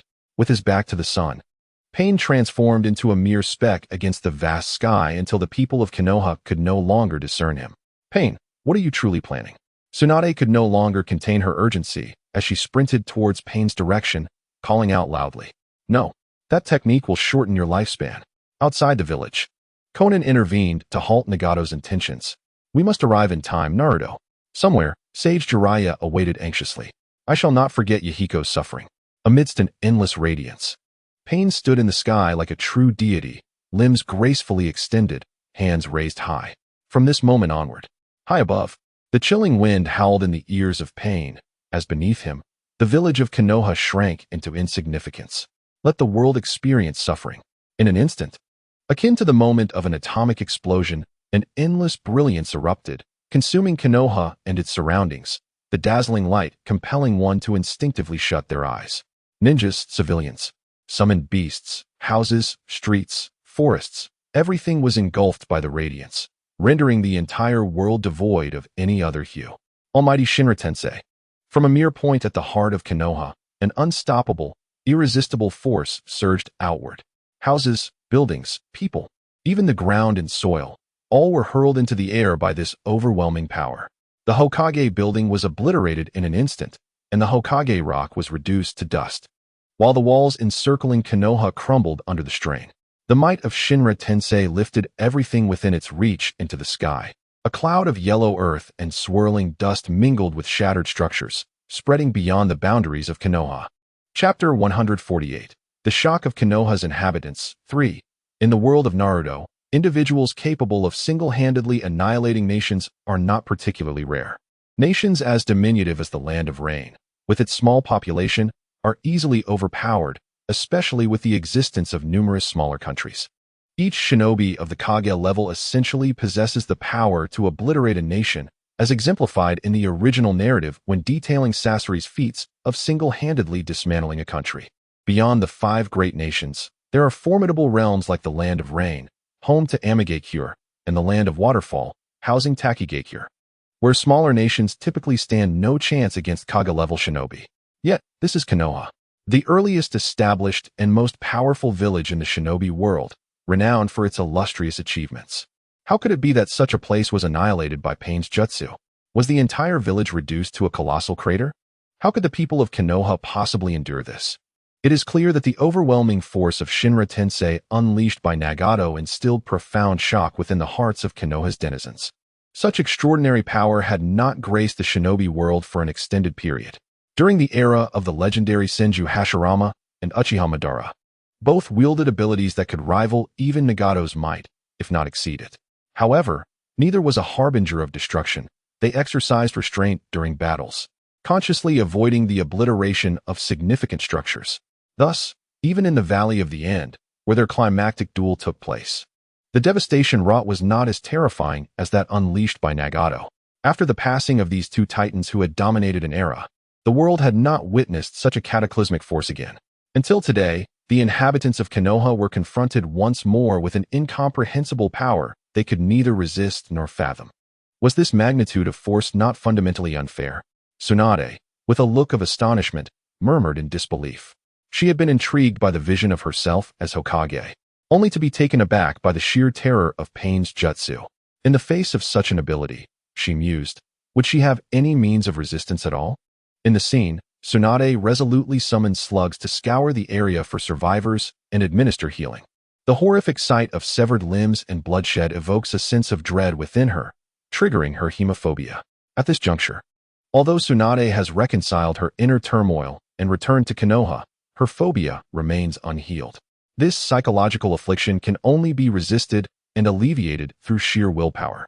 In the original narrative, Tsunade managed to overcome her fear thanks to the unyielding words of the prince, which stirred the love and conviction within her. Indeed, the devastation wrought this time is exponentially greater than that during the conflict in the Land of Rain. Jiraiya, with a complex expression, gazes at the ravaged Konoha, recalling how during the battle with Hanzo, Nagato had employed the almighty push, which had astounded him then, suggesting a power that transcended the capabilities of shinobi, an entirely different realm of strength. However, what Jiraiya did not foresee was that the almighty push unleashed by Nagato upon Konoha in this instance was significantly more potent. This is dire. Based on the old man's perspective, they will undoubtedly keep a close watch on Nagato. Jiraiya is well acquainted with Sarutobi Hiruzen's modus operandi. Any entity posing a threat to Konoha would be met with utmost vigilance and caution. He fervently hopes that this will not culminate in conflict. Caught between two factions, Jiraiya scratched his head in frustration. Hiruzen's face was etched with a grim expression, and a dangerous glint appeared in his eyes as he regarded Nagato. The thought of someone possessing such formidable abilities becoming an enemy of Konoha sent shivers down his spine. Observing the devastation on screen, he reflects on the village he has known since childhood. Each street and building is etched in his memory. This village has been his lifelong faith and refuge, now so effortlessly annihilated. Such a reality is utterly unacceptable for Hiruzen. That boy is far too dangerous. We cannot allow him to continue on this path. Tsunade whispered urgently to Hiruzen. Indeed, if he remains unchecked, the consequences will be dire. Mito Gate in added ominously. Enough. Let this matter be handled by Minato, Hiruzen replied, exhaling a puff of smoke. Foolishness. Hiruzen, Minato is far too benevolent. Should we let this boy go? Who could stop him if he turns against us? Mito Gate pressed anxiously. Precisely. Our purpose is to undertake that which Minato cannot. All for the sake of Konoha. Tsunade declared with unwavering resolve. All for the sake of Konoha? Hiruzen pondered, suddenly recalling another figure, Shimura Danzo, who frequently echoed this sentiment. In those days, he had adhered to Danzo's words, allowing him to pursue actions he deemed for the greater good of Konoha. How absurd at this age. Why should he still burden himself with such concerns? Sarutobi Hiruzen suddenly felt an urge to laugh as he recalled how Shimura Danzo, who incessantly claimed to act for the sake of Konoha, ultimately became its greatest bane. Glancing at the two old fellows beside him, his enthusiasm waned, and he waved his hand dismissively, saying, "Forget it. We are retired now. Why bother with such matters?" Upon hearing this, both Tien Komatsu and Mito Kazumi exchanged glances, their expressions laden with complexity. Is this the power of the Rinnegan? Uchiha Fugaku's eyes sparkled as he observed the astonishing moment when pain effortlessly annihilated the entirety of Konoha. Truly, it is worthy of the sage's eye. Perhaps it surpasses even the eternal Manjiki Sharingan. Uchiha Fugaku lamented. Yet, this eye also evolved from the Manjiki Sharingan of their ancestor, Uchiha Madara. What is the secret behind it? Why was Madara's Manjiki Sharingan capable of evolution? Stealing a furtive glance at Nagato's light purple Rinnegan, a flicker of greed ignited within Uchiha Fugaku's heart. If only he could possess such eyes. Perhaps the Uchiha clan could be revived. He mused silently, concealing his thoughts. Hige Hayashi stood with arms crossed, his expression solemn as he gazed at the screen. The shock within him was profound. Despite both being ocular techniques of the bloodline limit, why was the disparity between Byakugan and Sharingan so vast? The Byakugan of the Hige clan and the Sharingan of the Uchiha clan are regarded as the two strongest ocular techniques in the ninja world. However, Hige Hayashi was acutely aware that the Byakugan could not rival the Sharingan. Aside from its superior reconnaissance capabilities, the Byakugan was overwhelmed in all other aspects. In Konoha, there exists a saying regarding the Uchiha clan Sharingan. Once activated, an Uchiha ninja's combat prowess reaches that of a genin, and with two tomo, they can firmly suppress an ordinary nin. An Uchiha with a 3-tomo Sharingan could engage two ordinary nin simultaneously in battle. This exemplifies the immense enhancement in strength granted by the Sharingan. As for the Byakugan, even when activated, one must continuously learn and train in the family's secret gentle fist techniques. Moreover, now there existed an even more potent eye. The Rinnegan, too, was said to have evolved from the Sharingan. According to the intelligence divulged by Minato Namikaze, Nagato's Rinnegan originally belonged to Uchiha Madara and was derived from his Manjiki Sharingan. This implies that the Manjiki Sharingan is not the pinnacle of the Uchiha clan. There exists a ladder leading to the divine. Yet, does the Hokage clan not have such a path? Hokage Hayashi pondered, his heart heavy with despondency. In utter astonishment, Uzumaki Kushina gazed at the unfolding scene on the screen. The nine tails within her also beheld the spectacle through her eyes. That old man's eyes, the nine tails murmured, gazing at Nagato's figure. Old man, are you referring to the Sage of Six Paths? Kushina immediately inquired, having overheard. Stop prattling. What concern is it of yours? The nine tails let out an irate roar. Is it impossible for me to even ask? Do you wish to be struck? The nine tails, with a dismissive pout and an arched eyebrow, questioned Uzumaki Kushina. Silence. You wretched woman. The nine tails bellowed in fury before turning away, disregarding Uzumaki Kushina entirely. After severing the connection, Uzumaki Kushina pondered for a moment and then turned to Minato Namikaze, stating, It seemed like the nine tails just mentioned something about the old man's eyes. I believe he was referring to the Sage of Six Paths. So, is it true that Nagato's Rinnegan was once possessed by the Sage of Six Paths? The Sage of Six Paths quelled the chaos of war, founded the ninja way, and ensured the legacy of the ninja profession endured for millennia. This tale, chronicled in history, had previously never been regarded as anything more than myth. However, the emergence of Yi Chun and Nagato's Rinnegan heralded the veracity of these ancient legends. It is indeed astonishing to contemplate that myth might hold truth. Minato Namikaze mused lightly in response. Indeed, it is quite remarkable. Uzumaki Kushina nodded in agreement. Nagato, such a technique will surely deplete a significant portion of your vitality, won't it? Unlike the others from Konoha, Konan was particularly concerned about the toll that using the Shinra Tensei would exact on Nagato's body. She was a gentle soul, appearing cold on the surface, but valuing her comrades above all else. Yes, just this once, it will cost me at least a year of my life, Nagato replied calmly, nodding. Although time may have elapsed significantly in the imagery, Nagato's strength would have undoubtedly improved. However, the Rinnegan's activation demands a toll on one's life force. Once one's vitality is exhausted, it adversely affects their lifespan. Thus, Nagato refrains from using the Rinnegan except in dire circumstances. Promise me, Nagato, that you will refrain from using this jutsu unless absolutely necessary, Konan said earnestly, unwilling to witness Nagato tormenting himself in such a manner. Yes, I understand. Do not worry. Konan, once we resurrect Yahiko, we will return to the land of rain and focus on the development of our Akatsuki organization, Nagato assured her, forcing an awkward smile onto his cold visage to provide comfort. This is a continuation from yesterday. I was unable to update due to drinking, so I am catching up now. There will be 2 more chapters today, and I will aim to release one around 5. I shall begin writing now. Chapter 149. Is it Uzumaki Naruto? 5. Yi Chun observed the reactions of everyone at the round table, particularly noting the anxiety and concern reflected in the eyes of the conservative elders, Sarutobi Hiruzen, Narashikaku, and Mito Minju. To be honest, their feelings were not surprising. After all, witnessing the destruction of Konoha, a village that had been their home for a lifetime, by Nagato's Shinra Tensei would undoubtedly have a profound psychological impact. A human-shaped nuclear bomb sits right here. Who could remain unperturbed? However, all of this is largely irrelevant to Yi Chun. Not only is it highly unlikely that Nagato will take such actions again, but even if he were to recreate the scenario, it would merely provide Yi Chun with an abundance of narrative points. Having completed the visuals of the 4th question, it is time to proceed to the final question of the day. Yi Chun spoke, rousing the attention of the crowd. As their gazes turned towards him, he gently waved his hand, causing the screen to shift once more. Question 5.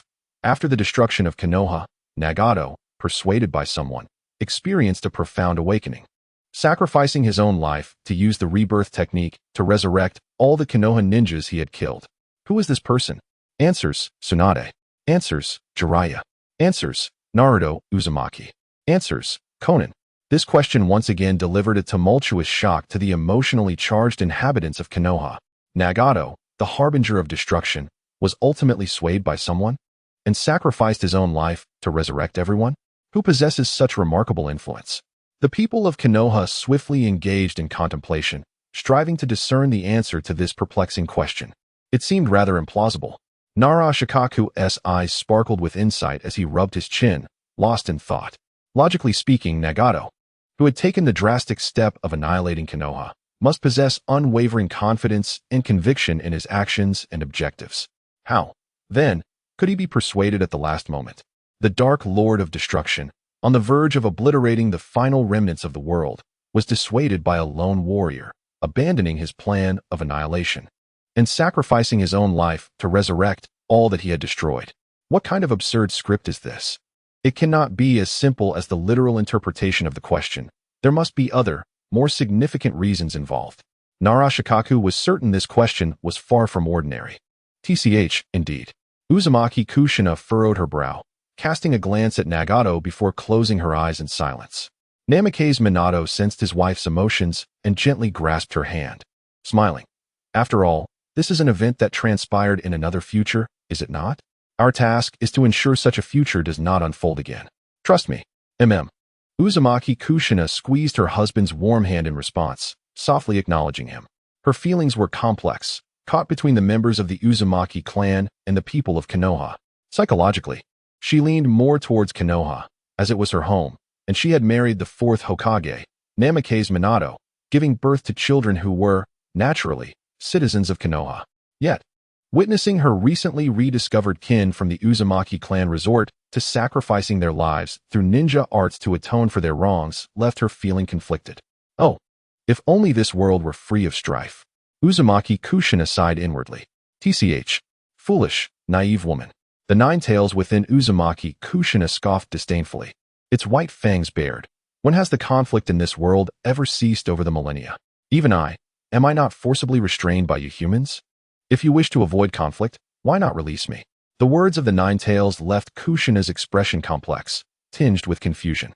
She found a semblance of reason in the nine tails' statements. After all, was not the Jinchuriki of the tailed beasts prepared for war? If peace were truly achieved, what purpose would the Jinchuriki serve? Yet, for the sake of Konoha, for her husband, and for countless other reasons, she could not allow the nine tails to escape, thus choosing to ignore its inquiries, remaining silent. The nine tails, anticipating no response, simply scoffed and closed its eyes, resting within the confines of its cage. This creature, in the end, had done a small good deed. Can such actions absolve him of all his sins? It is merely his duty, Mito responded, her expression still sour. All right, both of you, let us refrain from further commentary. Sarutobi Hiruzen interjected with an exasperated wave of his hand. Since we have achieved a favorable outcome, let us not dwell on it any longer. Instead, we should ponder who the true answer lies with. Mito turned her gaze toward Jiraiya, coldly remarking, who else could it be but Jiraiya? It appeared that this individual still held considerable trust and respect for Jiraiya. Otherwise, he would not have come to Konoha alongside him. A commendable disciple taught by Jiraiya. Tsunade nodded in agreement, stating, I believe it must be Jiraiya. If Tsunade could persuade him, she would not have spent so long deliberating on the high platform. That individual named Konan does not appear to stand with Konoha. She was also depicted in the scene wreaking havoc. As for Naruto, the son of the fourth Hokage, how young could he possibly be? At that moment, Naruto had only recently been born. Even Tsunade and Mito, the two seasoned individuals, had not had the chance to see the prince with their own eyes, let alone form any impression of him. The scene involving the characters did not specify how many years later it occurred, and judging by appearances alone rendered it impossible to ascertain age. Moreover, Tsunade in the scene bore no difference from her present self. Truly, how does Tsunade maintain her youthfulness? She seemed even more youthful in that depiction. A hint of envy stirred within Tsunade as she gazed at the fair-skinned and beautiful Tsunade. Meanwhile, Jiraiya discreetly inched closer to Tsunade, his demeanor greasy as he whispered in her ear, Tsunade, who do you think the answer is? I believe it is you. Upon noticing Jiraiya's proximity, Tsunade furrowed her brow and scolded, keep your distance. Fool, why would you think it is me? Do I possess such capability? Tsunade did not believe the answer could be herself. Had she possessed the ability to persuade Nagato to repent, he would not have unleashed the jutsu that devastated Konoha. I suspect it is quite likely you. Did you not chase after him in the end? Jiraiya remarked, observing Tsunade's anger, instinctively retracting his neck, then awkwardly chuckling. Fool, why do you not consider it to be yourself? Tsunade inquired, a hint of skepticism in her tone. If it were indeed you, wouldn't Nagato be more inclined to listen? Me? I am incapable, Jiraiya replied, dismissively waving his hand. His gaze, laden with complexity, shifted towards Nagato and Konan. I have long sensed that although they hold me in high regard as their teacher, they are inherently strong-willed individuals, not easily swayed by others. The fact that I could bring him back to Konoha was not due to my influence, but rather the persuasion of that Uchiha boy. Jiraiya sighed, reflecting on his role as a mentor to the trio. Despite his pride in their independence as exceptional ninjas, he couldn't shake off a sense of disappointment at the limited impact he had on their decisions. That Uchiha boy, the one who suddenly emerged, Uchiha Zongen? Tsunade expressed a flicker of interest upon hearing the name. I've heard he is adept at the Eight Gates technique? Jiraiya nodded, but before he could elaborate, Orochimaru interjected, indeed. One must concede that the technique devised by Dai is extraordinarily remarkable. Moreover, that young man is quite intriguing as well. Orochimaru's demeanor, typically characterized by a subtle, enigmatic smile, exuded an unexpectedly pleasant charm, contrasting with the sinister aura he often portrayed in the original narrative. I had once wished to explore that technique myself, but alas, I never found the opportunity. The Eight Gates technique first garnered attention when Might Guy single-handedly confronted the 7 ninja swordsmen of the mist, utterly dismantling their formidable assembly, which thereafter could never be wholly restored. Following that event, the name of the Eight Gates technique became known throughout Konoha. Tsunade had previously held a fascination for this technique. But with Might Guy deceased, and the only other practitioner, Might Guy's son, not having mastered it himself, her interest had waned. It was only upon hearing Jiraiya mention a branch of the Uchiha clan from the Land of Rain, skilled in the Eight Gates technique, that her curiosity was rekindled. Orochimaru, which answer do you believe is correct? Noticing Tsunade lost in contemplation, Jiraiya turned to inquire of Orochimaru. Well, considering your numerous experiences with answering questions, Orochimaru remarked, casting a sly glance at Yi Chun, the answers that are immediately obvious to everyone are often incorrect. The most improbable answer is frequently the correct one. Jiraiya nodded in understanding, his expression growing solemn. Moments later, he leaned closer to ask, what do you mean? While the others in Konoha instinctively focused on discerning the right answer upon viewing the question, Konan's immediate reaction was one of astonishment as she gazed at Nagato and whispered, why? I do not know. This does not seem like a choice I would make, he replied, perplexed. Vortex Nagato shook his head, a look of confusion adorning his face. Konan's inquiry pertained to the perplexing question of why he would sacrifice himself to resurrect the inhabitants of Konoha. Even he could not fathom the reasoning behind such an act. The people of Konoha were not comrades of the Akatsuki, nor were they of paramount importance to him like Yahiko or Konan. What justified the sacrifice of his life for their revival? It made no sense whatsoever. Who could have persuaded you to make such a choice? Konan asked. Could it have been Jiraiya-sensei? After a moment's hesitation in response to Konan's question, Nagato finally replied, it should not be. This statement sufficed. To elaborate further would be too overt. Clearly, in Nagato's perspective, Jiraiya was someone deeply trusted and to whom he felt gratitude. Yet he was certainly not the individual capable of influencing such a monumental decision. The individuals at the round table whispered among themselves for some time. Yet none stepped forward to provide an answer, which made Ichin somewhat anxious. He gently tapped the table to draw everyone's attention, smiling lightly as he said, all right. Prolonging the discussion yields no results. May I request your answers?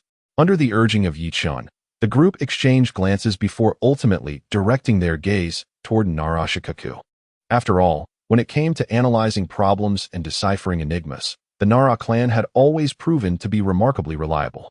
Ahem, allow me to analyze this question for everyone, Narashikaku stated, sighing internally as he stood up and cleared his throat. Regarding this question, we can eliminate the first and fourth options. The answer is Tsunade. This option could be dismissed outright, for if Lady Tsunade could have persuaded Nagato to turn back, there would have been no need for their lengthy verbal exchange on the rooftop. Furthermore, after that encounter, when Lady Tsunade summoned a summoning beast to heal everyone, it was evident that she had not pursued Nagato for a closer conversation, thus lacking the opportunity for such persuasion. Upon hearing this, Tsunade nodded in agreement, acknowledging that this was why she had not considered herself at first. Next, the option of Konan was also easily dismissed. The rationale for excluding her was straightforward. The imagery depicted Konan exhibiting no mercy while confronting the Konoha ninja, indicating she lacked the motive to act in such a manner. Moreover, there was a pivotal detail. When Nagato unleashed that world-destroying jutsu, Konan expressed concern, cautioning him that its usage would shorten his lifespan. It was evident that someone who cared for Nagato, like Konan, would never advocate for him to sacrifice his life to resurrect the deceased of Konoha. Upon the conclusion of this reasoning, the eyes of the Konoha members turned toward Konan, who silently nodded in affirmation. This assertion held truth. When Nagato utilized the Shinra Tensei to obliterate Konoha, Konan's intervention was not out of pity for the village, but rather a concern for Nagato's well-being. In her own emotional calculus, the lives of all the villagers in Konoha could not possibly outweigh the significance of Nagato's existence, making it inconceivable for her to endorse such an act. The remaining choices are merely the second and third options. Nara Shikaku spoke with a steady voice, articulating his words with clarity, captivating the audience. Personally, I was initially inclined to choose Lord Jiraiya.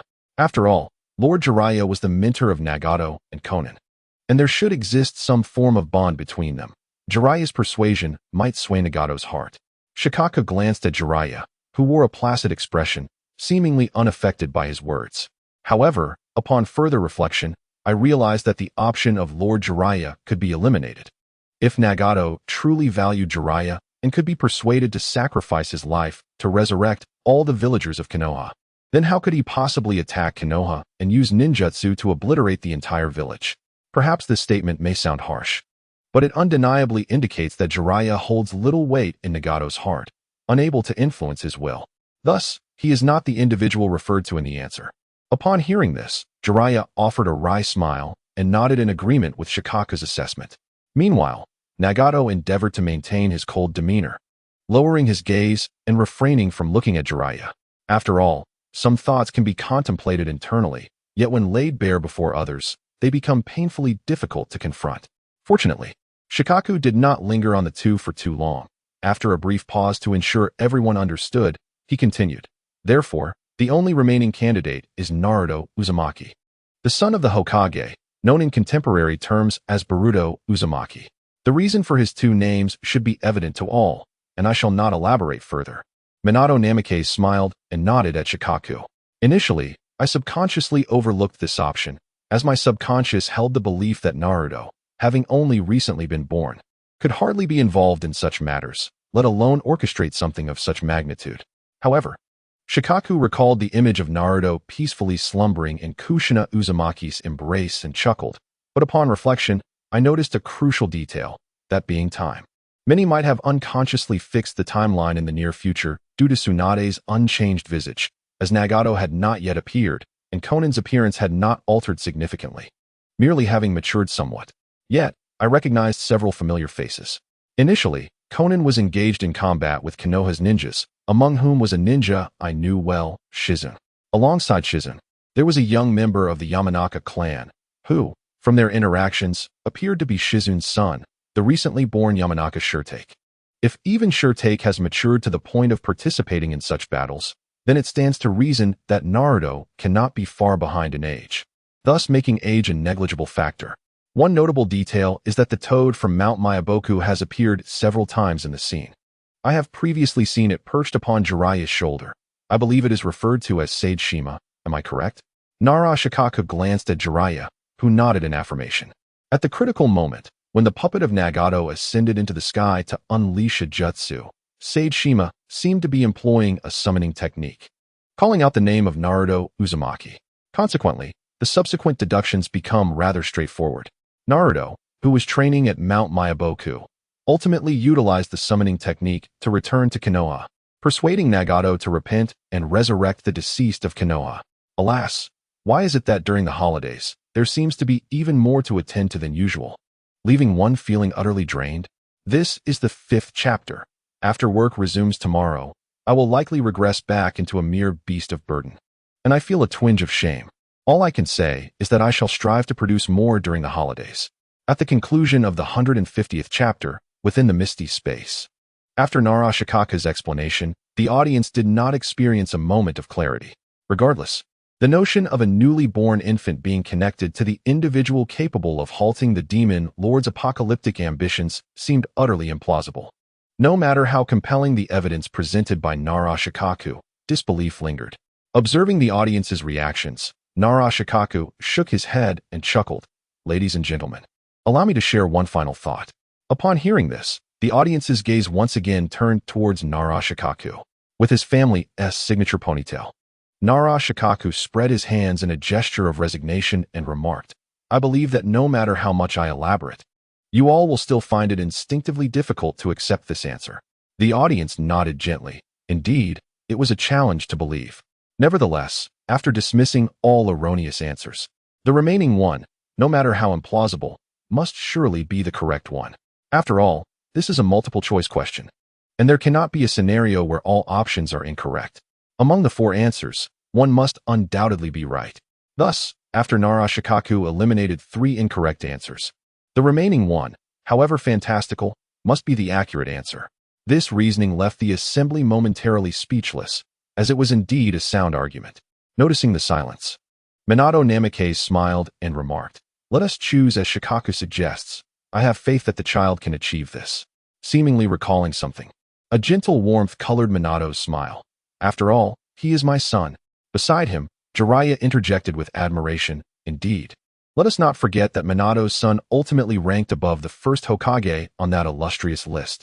Nagato's name, in contrast, was positioned several places lower than Naruto's. Jiraiya's words prompted the audience to recall that renowned list of ninja, where Naruto Uzumaki's name prominently stood ahead of those formidable shinobi who had once commanded great respect and power. To be ranked here is sufficient evidence of the heights that Uzumaki Naruto will eventually reach. Therefore, it is hardly surprising that he is capable of accomplishing the tasks presented in the question. With this realization, the expressions of the crowd softened, and they accepted this explanation. Nagato, please go ahead and answer the question. They unanimously agreed, and Minato Namikaze nodded at Uzumaki Nagato. Very well, Nagato replied, turning to Yi Chun and stating, for this question, my answer is Uzumaki Naruto. Congratulations, that is correct. Yi Chun exclaimed. At last, you have answered 5 questions correctly. It seems we are about to soar once more. He concealed his joy and excitement, feeling immensely satisfied with the group before him. With a calm nod, he waved his hand, saying, now, please direct your attention to the screen. After viewing the content, you may select your rewards. As Yi Chun's words faded, the scene on the central screen of the round table shifted to reveal a new scenario. I shall refrain from elaborating on this segment, as it is a well-known scene, and various edits are readily available. Moreover, feedback from the previous chapter indicated that the questions in this series were unappealing, so I shall hasten past this. Before long, the footage concluded, and the expressions of those at the round table turned grim. How should one articulate this? It was akin to watching a film where the beginning and middle are exhilarating and captivating, leaving one utterly enthralled. Yet, upon reaching the conclusion, the screenwriter, director, and actors all converged to force-feed you an absurd ending. How could one maintain a pleasant demeanor in such a situation? The assembly at the round table shared a sentiment akin to this. The apocalyptic overlord was, astonishingly, swayed by mere verbal persuasion. What sort of nonsensical narrative is this? The conclusion was truly unexpected. Silence enveloped the group until Hinata Hayashi broke it. He smiled awkwardly, his face contorted. Upon encountering the 5th question, the crowd had sensed something amiss. However, witnessing the scene where Uzumaki Naruto effortlessly convinced Uzumaki Nagato left them questioning Nagato's intellect. How could he be so easily swayed by mere rhetoric? Indeed, Uchiha Fugaku chimed in, nodding in awkward agreement. After all, he was the son of the Hokage. A modicum of respect was warranted. Following their exchange, the others chose not to engage, heightening the awkward atmosphere. Uzumaki Nagato's complexion darkened, and he began to doubt his own existence. Was I truly the individual so easily manipulated by mere words? He questioned himself internally. Do not dwell on it too much. Nagato, Conan quietly reassured him, noticing his distress. After all, this is merely a scenario from another world. It will not transpire in reality. The altered timeline will not repeat itself, and it will undoubtedly put the prince's verbal prowess to the test. I understand, Uzumaki Nagato replied gravely, shaking his head. Yet, I still find it difficult to accept. That cannot possibly be me. In this moment, the worldview of Uzumaki Nagato suffered a profound blow, while on the other hand, Minato Namikaze couldn't help but chuckle. How amusing. That kid Naruto. He watched with great satisfaction as his son demonstrated his prowess, holding his own against Uzumaki Nagato.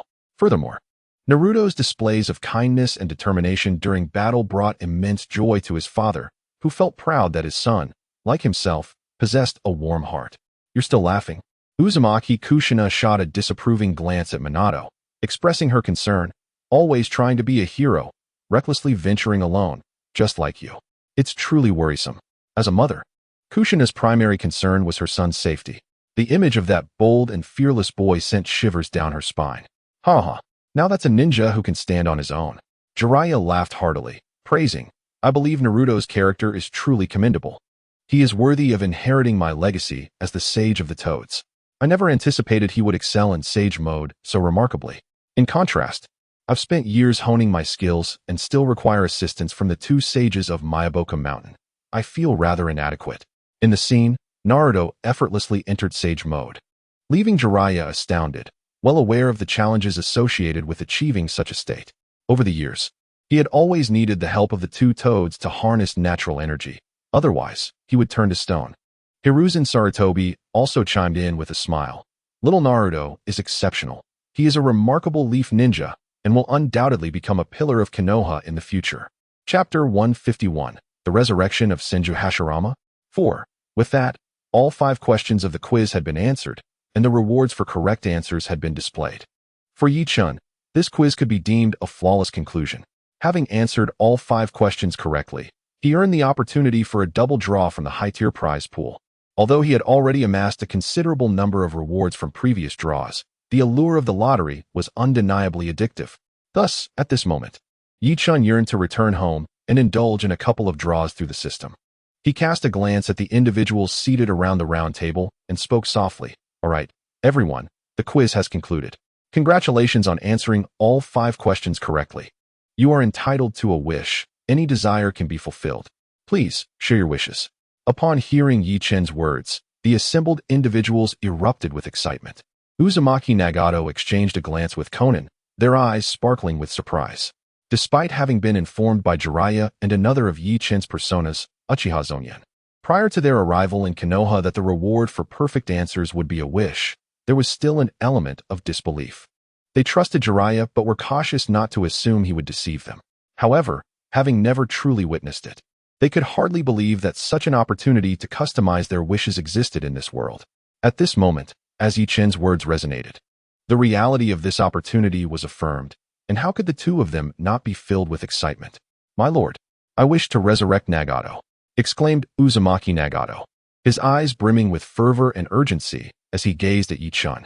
Yet, before he could finish his sentence, he was interrupted by Sarutobi Hiruzen, who interjected, Hold on. Pardon my rudeness, but how is it that the reward for this question would be claimed by Uzumaki Nagato? The look of delight on Nagato's face faltered, and he furrowed his brow at Sarutobi Hiruzen. This was an arrangement we made with Lord Fourth Hokage. He has consented to grant us the reward for this question, enabling us to resurrect Yahiko. Konan hastily interjected before Nagato could speak. Upon hearing this, Sarutobi Hiruzen turned his gaze towards Minato Namikaze, his aged eyes filled with skepticism and inquiry. Minato was momentarily taken aback, then a bittersweet smile crossed his face as he recalled something. Old man, we previously agreed, Jiraiya began, rising to explain, but was abruptly silenced by Sarutobi Hiruzen's sharp rebuke. Be quiet. This is not your place to speak. Sit down. With his hair and beard bristling, Hiruzen glared at Jiraiya, his frail frame emanating a fierce aura that quelled Jiraiya's protest. I say, old man, Jiraiya faltered, his dissatisfaction evident, but was pulled back into his seat by an unexpected hand. Turning to see who it was, he found it was Orochimaru who had restrained him. Let's keep it down, Orochimaru said, his expression neutral, devoid of discernible emotion, as his voice lowered. Jiraiya felt a twinge of anger, but observing the wrathful demeanor of his teacher, Sarutobi Hiruzen, and the counsel of his dear friend Orochimaru, he remained perplexed by their intentions. Ultimately, he stifled his irritation, crossed his arms, and settled back to watch with a cold gaze. In truth, prior to Jiraiya's arrival with Uzumaki Nagato, Konan, and several members of the Akatsuki organization in Konoha village, he had already sent a letter to Minato Namikaze outlining the circumstances. The letter also conveyed their desire to have the reward from this question test granted to Uzumaki Nagato in exchange for their voluntary arrival in Konoha. Upon receiving the letter, Minato convened with Sarutobi Hiruzen, Tsunade, Kurama Shikaku, Mito Kurenai, and Nara Shikaku to discuss the matter.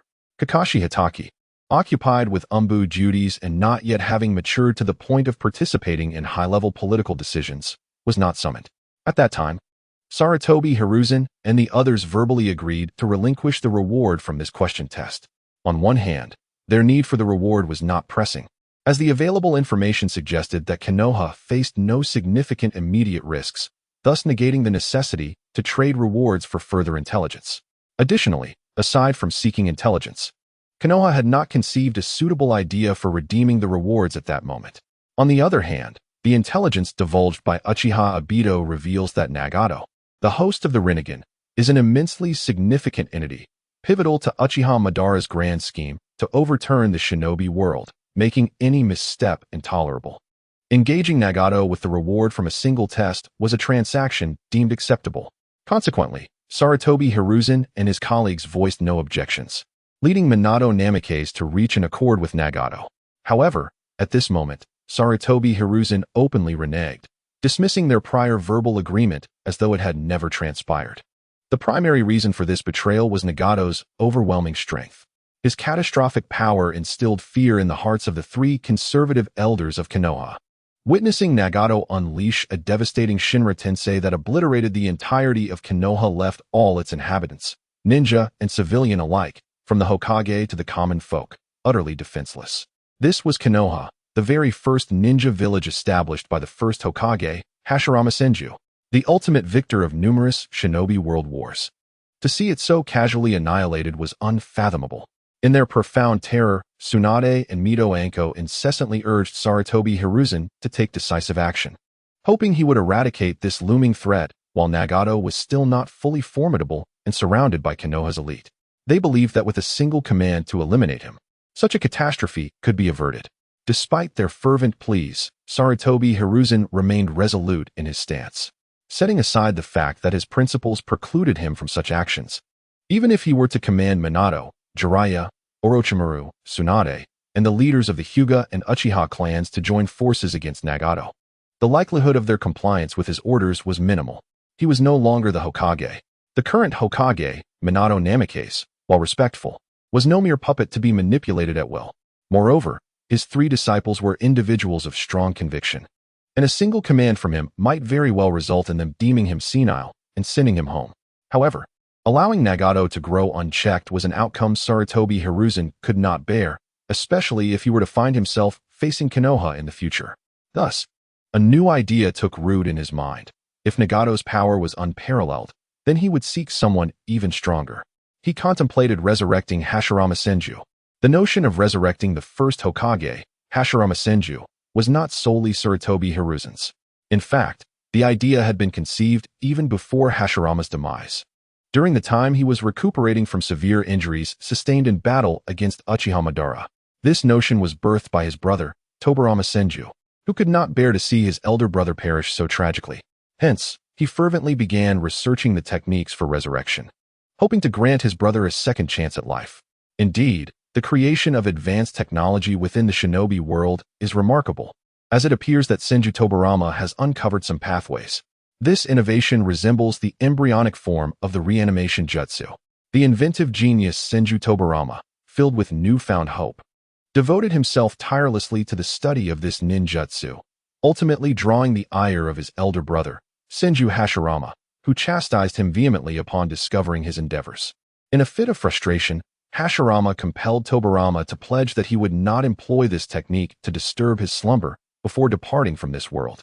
However, had Senju Tobirama truly been receptive to his brother's counsel, he would not have later pursued research on Hashirama's cells, resulting in the creation of numerous forbidden techniques, and even relegating the Uchiha clan, co-founders of Konoha alongside the Senju, to the fringes.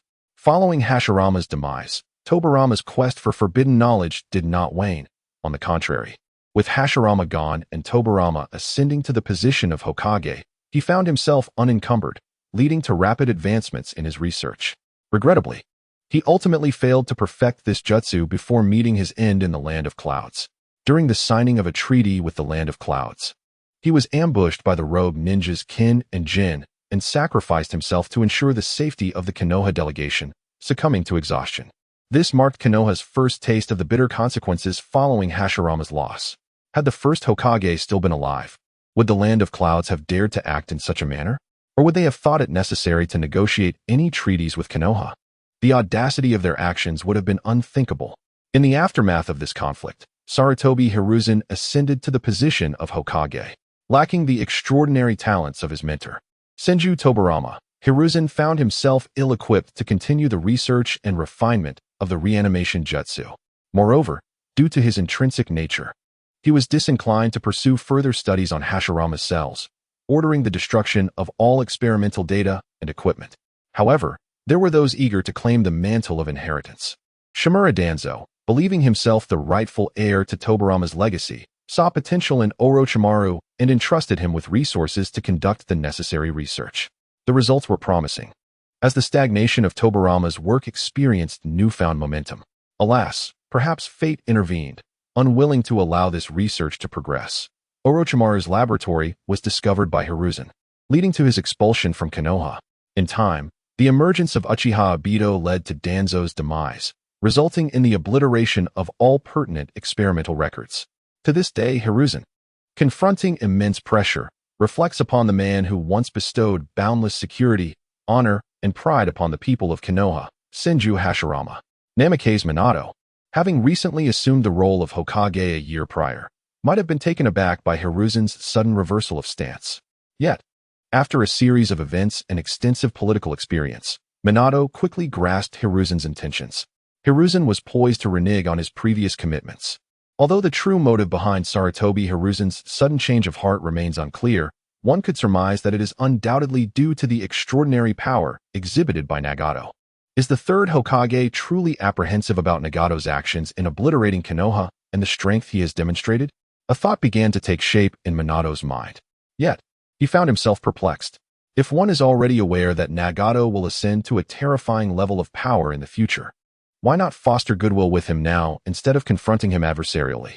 As Minato sensed the atmosphere in the room grow tense, he helplessly inquired, "Is there something amiss with my decision, Hokage-sama?"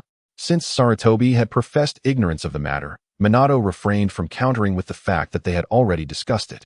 Instead, he followed Sarutobi's lead, seeking to uncover the true intentions behind his words.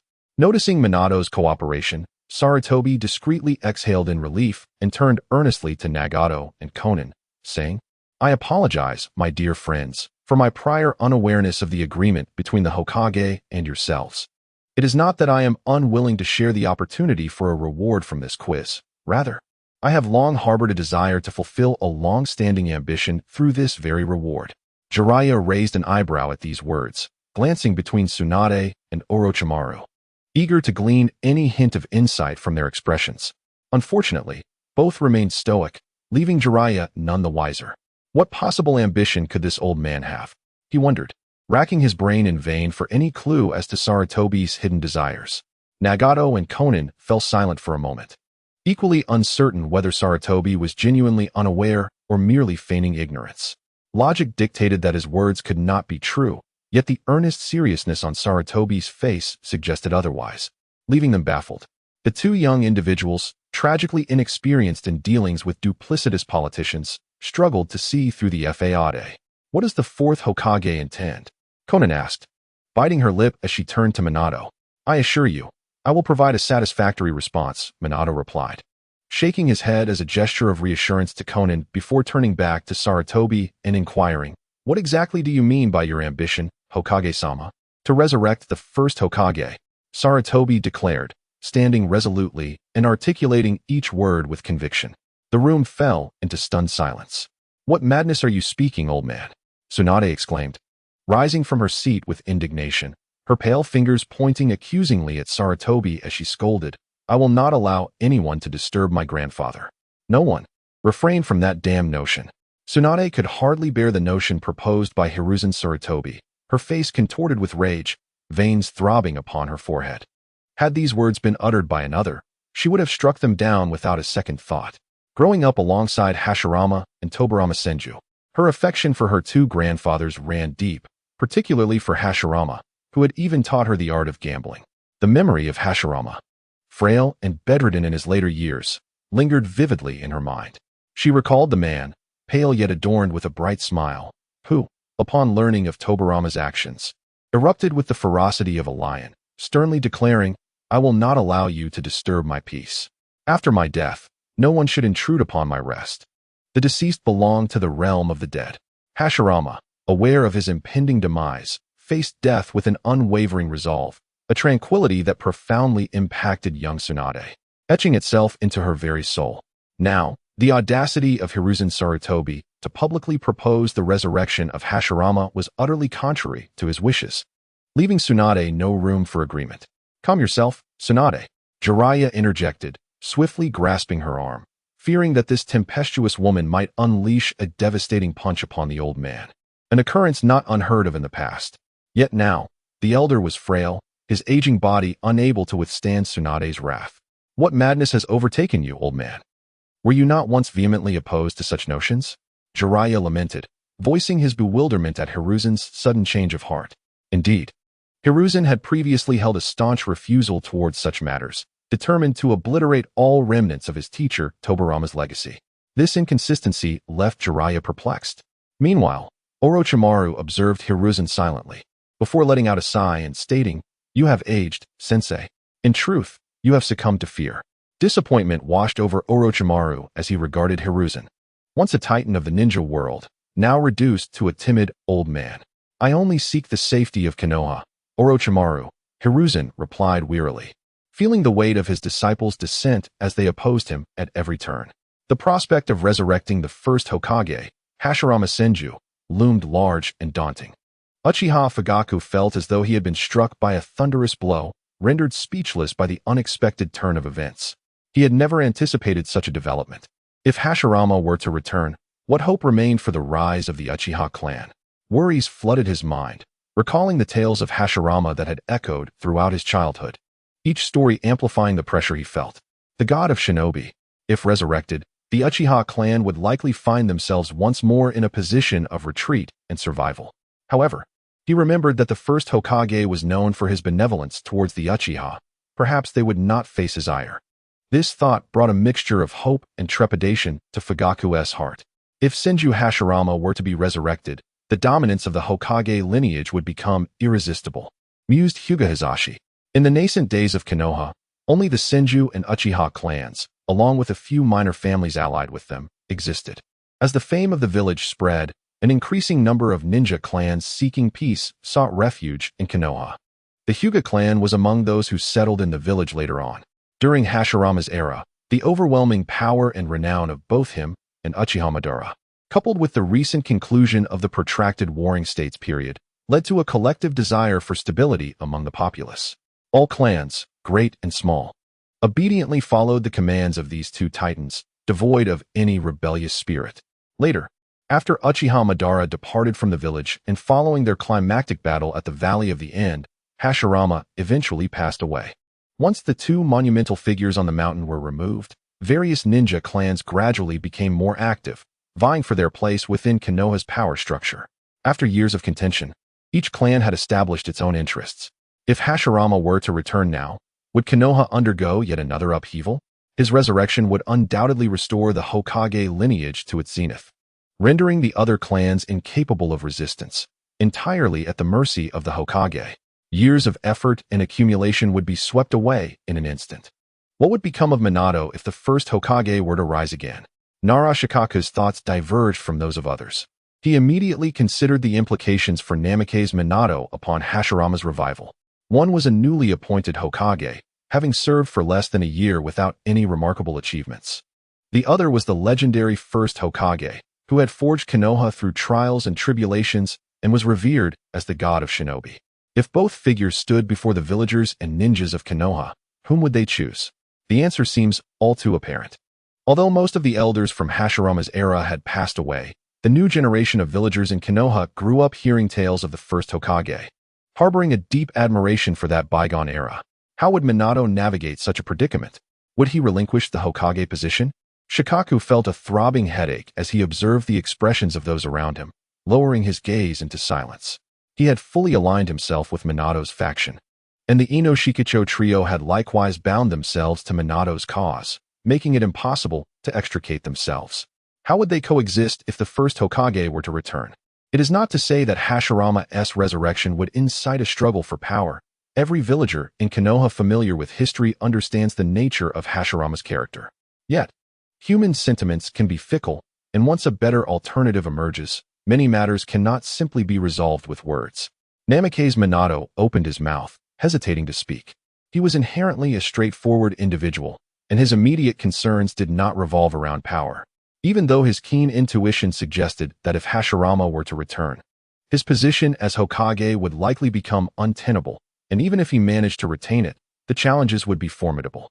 However, his greater concern lay in the taboo of resurrecting the dead and whether such an act could indeed be accomplished. Power is not a necessity for Minato Namikaze.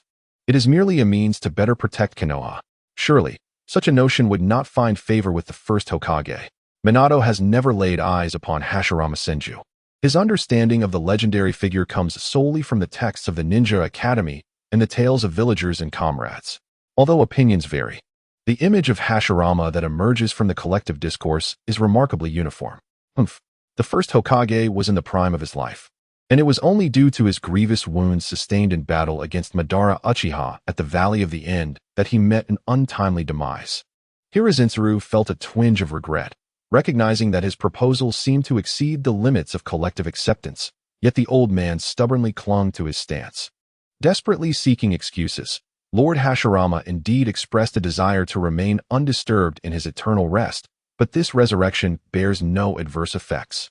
Unlike the forbidden jutsu that manipulate the dead, resurrection allows Lord Hashirama to return to this world, granting him more time to fulfill his ambitions. I believe that when the first Hokage passed, he could not have fathomed that the peace he painstakingly established would be shattered so soon, plunging the world back into the cycle of warring states.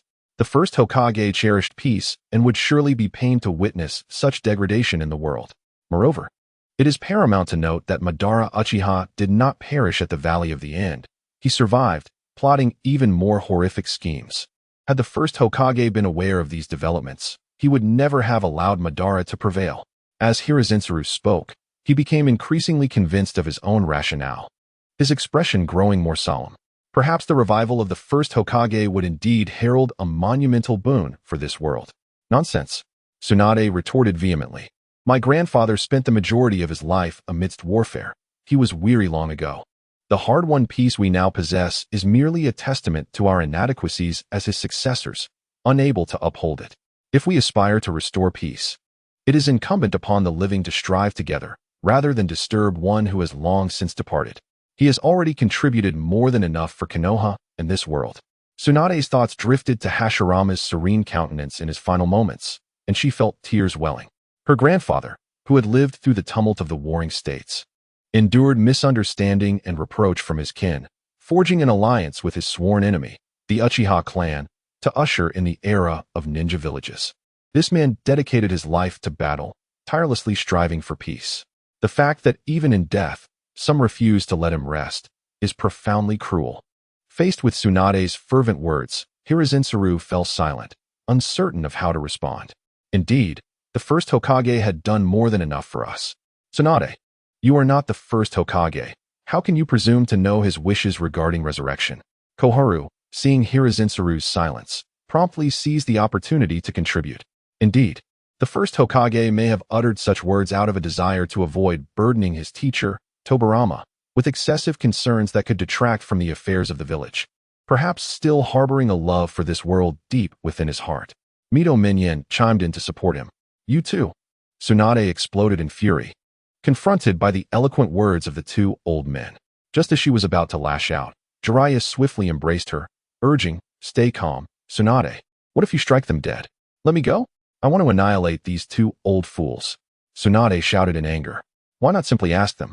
At that moment, Nara Shikaku spoke up, disregarding Tsunade's rage and the two former elders who had shrunk back in fear. He stated with gravity, "We could summon Lord Hashirama using the reanimation jutsu and inquire whether he would wish to return." Upon hearing this, Sarutobi Hiruzen lifted his gaze to meet Nara Shikaku's, questioning. "Shikaku, how do you know of the reanimation jutsu?" Before Shikaku could respond, Minato Namikaze interjected. The intelligence documents from Danzo's underground base, aside from those pertaining to experiments that were destroyed, were archived and preserved. I instructed Shikaku to safeguard them. When Shimura Danzo governed the route, he conducted various experiments in the underground base for years. After Minato's raid that dismantled the hideout, the specific experimental data was obliterated. Yet the remaining summaries were preserved by Nara Shikaku, granting him knowledge of the reanimation jutsu. After Minato explained, he turned to Shikaku with a wry smile, saying, "Shikaku, you are unaware of the intricacies of the reanimation jutsu. It requires a vessel to perform." The implication of vessel was clear to all present, and Shikaku instinctively frowned, replying, "I understand, disregard my comment." Meanwhile, Yi-chun, having observed the lengthy dispute, grew weary. Although the prospect of resurrecting Senju Hashirama seemed intriguing, potentially leading to monumental shifts in the unfolding narrative, it appeared that no resolution would emerge soon, especially since Sarutobi Hiruzen was evidently at a disadvantage. Consequently, Yi-chun decided to share his thoughts. "Esteemed colleagues, I might possess a solution. Following the recent system upgrade, new capabilities have emerged, allowing me to summon members into the Misty Realm at will, including the deceased from the Pure Land. Thus, in light of the ongoing debate and the impossibility of utilizing the reanimation jutsu, Yi-chun contemplated the possibility of bringing Senju Hashirama from the Pure Land into this space. I can incorporate the slumbering Hashirama into this realm, but there will be a price to pay." Upon hearing this, the group was taken aback. Despite their high regard for this mysterious individual, Yi-chun had astonished them anew. The ability to summon the deceased from the Pure Land? What a formidable power! Uncertain of the price referred to by the esteemed gentleman, Namikaze Minato contemplated that it would be wise to first ascertain what this so-called cost entailed before making any decisions. As the words of Yi-chun echoed in the air, Sarutobi Hiruzen furrowed his brow. Yet, in truth, his displeasure was not directed at Yi-chun's statements. On the contrary, he felt an inexplicable sense of relief. Was this enigmatic figure finally prepared to unveil his intentions? Sarutobi pondered silently. From the moment Yi-chun had made his entrance, the higher-ups of the Konoha Hokage faction had been enveloped in a profound wariness concerning his origins and motives. After all, a mysterious individual whose strength was unfathomable had appeared seemingly out of nowhere, leaving them with little opportunity for resistance. However, this enigmatic person had not inflicted harm upon others nor demanded anything from them. Instead, he had offered various benefits through this so-called quiz. Such occurrences seemed rather dubious. And Sarutobi, an old conservative and seasoned politician, had long harbored suspicions that Yi-chun was secretly concocting some hidden scheme. Yet, Yi-chun had consistently exhibited a demeanor of kindness, compelling Konoha to yield to his formidable power and the advantages he proffered. At this moment, as Yi-chun began to reveal his thoughts, Sarutobi heightened his vigilance. "Esteemed guests, I believe you are all quite curious about my origins and intentions," Yi-chun said, smiling as he surveyed those present. "However, I regret to inform you that I am unable to divulge everything at this moment. Due to certain constraints, I can only share information about the future through this quiz." Indeed, the continual insistence on this quiz was aimed at disclosing future intel to them. Minato nodded in affirmation of his suspicions. "During my observations of the ninja world, I glimpsed visions of the future through the river of time. In the not-so-distant future, this world shall face an insurmountable catastrophe. At that time, life will be reduced to misery, and corpses will litter the ground. I cannot bear the thought of such calamity, which is why I sought you out. You are the seeds destined to withstand this disaster." Yi-chun spoke earnestly, striving to persuade those before him, hoping to inspire them to willingly assist him in his endeavors. A future calamity? Nara Shikaku frowned, discerning the gravity of Yi-chun's words. Was it Uchiha Madara's scheme? It seemed unlikely. They were already aware of Madara's plot, which did not appear to be an insurmountable catastrophe. Shikaku pondered for a moment before softly sighing. What a troublesome situation. Yi-chun's words elicited a myriad of expressions from those present, each harboring their own thoughts. Yet, Yi-chun paid little heed to their reactions as he softly delivered his concluding remarks. "Thus, my assistance to each of you is not without purpose. Every gift from fate bears a hidden price. Since you have engaged in the answering test and reaped its benefits, you must now shoulder the ultimate responsibility and obligation to save this world. This is the price I speak of. Are you all willing to accept it?" The members of Konoha regarded Yi-chun's words with a mix of skepticism and belief.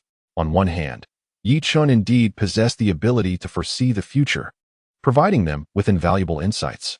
This was indisputable. On the other hand, his proclamation seemed overly grandiose, as if he were selflessly devoted to the welfare of the world, seeking no reward, merely urging them to assist in fending off future dangers. Is such a selfless sage truly existent? Could he possibly be the sage of six paths? However, given that Yi Chun had so candidly laid out his intentions, the people of Konoha found no grounds to refute him, and one by one, they acquiesced. Even Nagato and Konan, after a moment's consideration, nodded in agreement. Very well, then I shall now summon the spirit of Senju Hashirama. Yi Chun nodded in satisfaction. His mention of this so-called price was primarily to allay the concerns that lingered in the hearts of Konoha's people. No one is foolish. Yi Chun, too, understood that his actions appeared peculiar, potentially inciting wariness among them. Thus, he decided to cultivate the persona of a sage. For he truly harbored no ulterior motives or demands from those participating in the test. His sole focus was the quest for knowledge. At the round table, the attendees held their breath, their gaze fixated on Yi Chun's movements. With a gentle wave of his hand, a chair materialized to his left, upon which sat a hazy figure. Who could that be? Tsunade exclaimed, her excitement palpable. Though the figure appeared somewhat indistinct, she immediately recognized the likeness of her grandfather.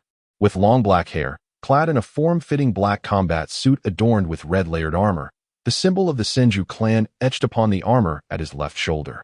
And sporting red iron wrist guards, it was indeed the first Hokage. Following this, Sarutobi Hiruzen and the two former elders gasped in astonishment, having witnessed Senju Hashirama in the flesh.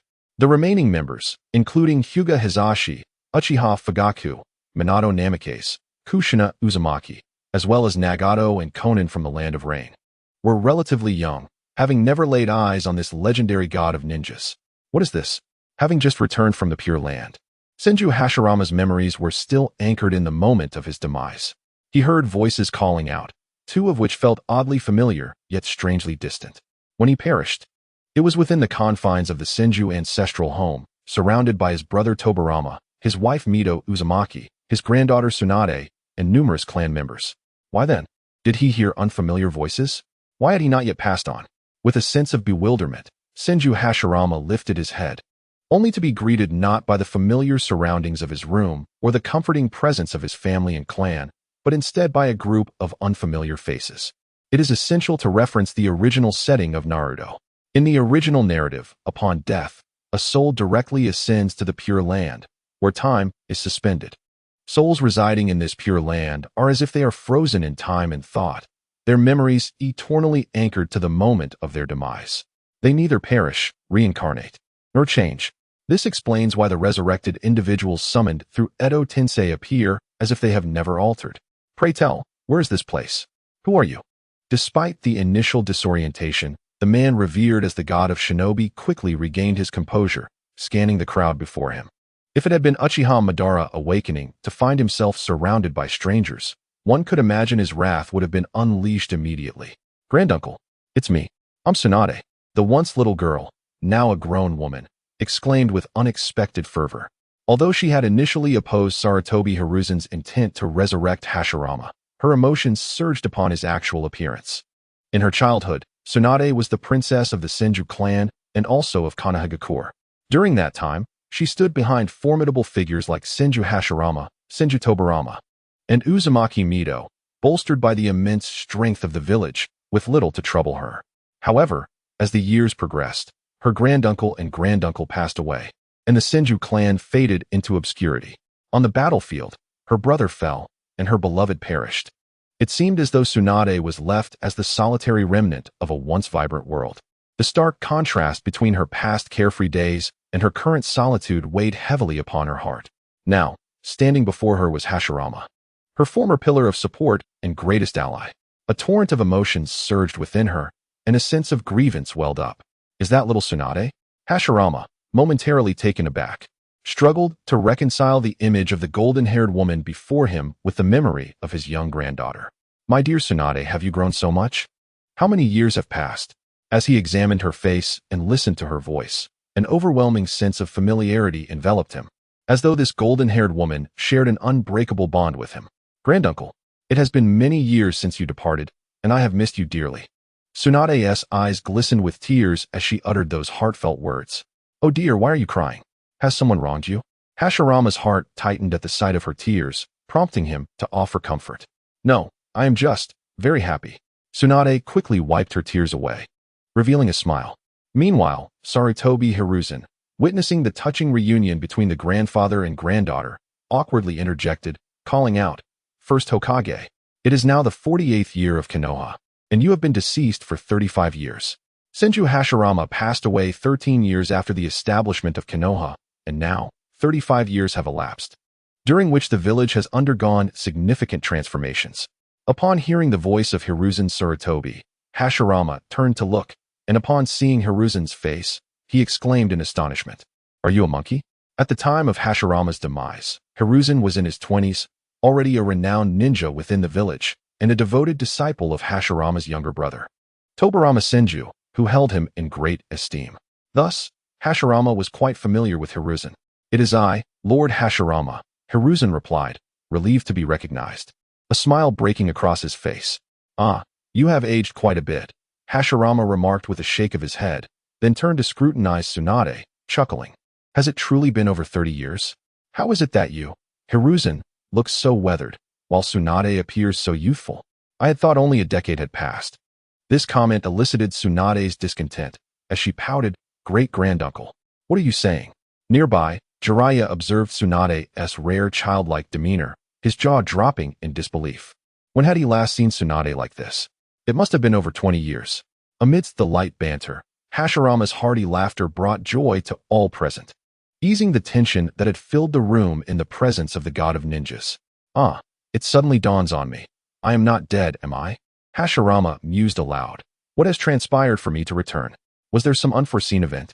As he spoke, his brow furrowed. Could it be that Tobirama continued his research on that jutsu after my death? Did you all utilize that technique to bring me back? The jutsu he referred to was the Edo Tensei, a technique that Tobirama had vehemently opposed, having no desire for his own resurrection, as demonstrated repeatedly in the original narrative. You must ask the old man. It was his idea. Tsunade quickly deflected the blame onto Hiruzen upon Hashirama's mention of this. Hashirama frowned, directing his intense gaze towards Hiruzen, whose formidable presence bore down upon him, causing the aged Sarutobi to feel a chill. Please, allow me to explain. Lord Hashirama. Hiruzen quickly raised his head, while beside him, Konohamaru and Mito's son shrank back, appearing disinterested, much to Hiruzen's frustration. Lord Hashirama. The reason we were able to bring you back to this realm is largely due to this esteemed individual. Subsequently, Hiruzen recounted in detail all that had transpired since the arrival of Yi Chun. As Hashirama listened, his frown deepened with each revelation. Once Hiruzen had finished, Hashirama nodded in understanding and turned to address Yi Chun directly, asking, Are you the Sage of Six Paths? Yi Chun was momentarily taken aback, not expecting that the first question from Senju Hashirama, after listening for so long, would be this. He waved his hand in denial, saying no. Aha. I also think that's not the case. The Sage of Six Paths in my imagination does not resemble you at all. Upon hearing Yi Chun's response, Senju Hashirama suddenly chuckled heartily, his laughter resonating with warmth. This absurd scene amused Yi Chun, as it was indeed the kind of thing one would expect from someone like Hashirama. Great-grandfather, please focus on the matter at hand. Tsunade, vexed yet amused, clenched her fist and admonished Hashirama, as the previous moment's sentiment had vanished without a trace. Chapter 154, Senju Hashirama, Part 2. Senju Hashirama's character could be described as carefree, and at times, lacking seriousness. He hardly resembled a man who once quelled an era, standing at the pinnacle of the shinobi profession. Fortunately, due to Tsunade's exasperated outburst, Hashirama reined in his laughter and, with a serious demeanor, turned to Yi Chun and inquired, My dear sir, I am but a dead man. The realm of the living no longer concerns me. Therefore, whether you are a deity, an ambitious individual, or anything else, I express my gratitude for all you have done for Konoha and for your commitment to maintaining peace in this world. However, these matters are no longer of my concern. As he spoke, a gentle smile graced his lips as he glanced at Tsunade, continuing, Even the longest living tree must eventually wither and die. Yet, after its demise, new saplings will inevitably take root and flourish. In due course, these saplings will grow into towering giants. This is the inevitability of history. I believe I have fulfilled my mission, and it is time for the new generation to carry forth the mantle. Hashirama's words conveyed a profound sense of liberation. He observed Tsunade, who was now strikingly different from the girl he once knew, and felt a sense of contentment and joy. The once babbling child had matured into a formidable ninja. The world had changed swiftly, and it was no longer an era that belonged to Senju Hashirama. But Lord Hashirama, Uchiha Madara is concocting a grand scheme. Shall we allow him to succeed? Sarutobi Hiruzen discerned the implications of Hashirama's words and anxiously rose to his feet. Oh, that indeed poses a significant problem. Hashirama nodded, scratching the back of his head. I never anticipated that Madara was still alive and had managed to hide away for so long. Back in the Valley of the End, I had mourned what I believed to be his death for quite some time. Reflecting on his past, Hashirama recalled the battle at the Valley of the End, where he had personally ended the life of his dear friend, Uchiha Madara. This act had plunged him into an unparalleled solitude, exacerbating his illness. Otherwise, with Hashirama's extraordinary vitality, he might have lived several more years. Is that the answer Madara discovered with the infinite Tsukuyomi? Once, Hashirama had united the Senju clan with Madara's Uchiha clan to establish the village of Konoha. In that fleeting yet joyous period, the two warriors fought side by side, subduing the ambitious figures within the ninja world, compelling all to bow before their unparalleled might, thus achieving a temporary peace. However, it was not long before Uchiha Madara's ideology shifted. He no longer believed in Senju Hashirama's vision of peace, and instead sought his own, ultimately departing from Konoha. Perhaps, upon his return to the village, Madara had already entertained such thoughts. Senju Hashirama recalled what Sarutobi Hiruzen had just mentioned, that Madara had evolved into possessing the Rinnegan and had acquired his own cells, enabling him to perform wood-release techniques. This also brought to mind the battle at the Valley of the End, where Madara had bitten himself. Meanwhile, observing Hashirama's silence, Hiruzen seized the moment to urge, Lord Hashirama, the strength of Uchiha Madara is well known to all. Only you possess the capability to confront him. Moreover, even a powerhouse like Madara can be deceived and manipulated by the unseen puppet master, indicating the depth of the conspiracy at play. At this critical juncture, the ninja world and Konoha cannot afford to be without your protection. I implore you to reconsider. Hiruzen's implication was clear. We lack the ability to oppose Madara and the shadowy orchestrator behind him. Please, exert yourself once more for the sake of this world. Upon hearing Hiruzen's words, Tsunade furrowed her brow, initially poised to counter, but then noticed Hashirama, whose previously steadfast resolve seemed to waver. Perhaps resurrecting her great-granduncle would indeed be beneficial. At the very least, it would alleviate her loneliness, allowing her to frequently see him. Lost in such thoughts, Tsunade gradually became somewhat entranced. Hashirama hesitated, his mouth opening but failing to articulate a rebuttal. Madara will not be resurrected, I can assure you. Just then, Uzumaki Nagato coldly interjected, if Kurizetsu seeks to resurrect Madara, it must be through my eyes. However, I have seen through Kurizetsu's scheme, and he shall never succeed. Nagato felt a sense of urgency. He had initially intended for this test to revive Yahiko, yet the conversation seemed to veer off course. Thus, he felt compelled to voice his steadfastness. Are you the one Madara chose as the host for the Rinnegan, Uzumaki Nagato? Hashirama inquired with keen interest, observing the faintly purple Rinnegan in Nagato's eyes. That rascal Madara managed to evolve such a formidable eye after biting me? How unexpected. Lord Hashirama, Hiruzen anxiously called out, noticing Hashirama's attention drifting once more. Enough. Do not speak further, monkey. Hashirama frowned, a tremendous aura suddenly emanating from him. The immense chakra burst forth. Its overwhelming presence and the pressure it exerted caused everyone at the round table to instinctively bow their backs. Was this the might of the god of ninjas? Merely his aura rendered us motionless. Within each heart, a thought began to stir, as gazes turned towards Senju Hashirama, filled with intense astonishment. Indeed, they had never encountered a ninja of such caliber. Sarutobi Hiruzen, feeling the gravity of the moment, promptly bowed his head in submission, resembling a docile chick. Chapter 155, The Summoning of Uchiha Madara? 4. Sarutobi Hiruzen had truly grown as a Konoha ninja during the zenith of Senju Hashirama's power. Faced with Hashirama's sudden fury, the elderly Hiruzen felt a shiver run through him, rendering him speechless. I understand your concerns, my dear monkey, Hashirama said, helplessly rubbing his temples, and then looked up at Hiruzen, softening his tone. However, you seem a tad too hasty. After all these years as Hokage, have you not matured at all?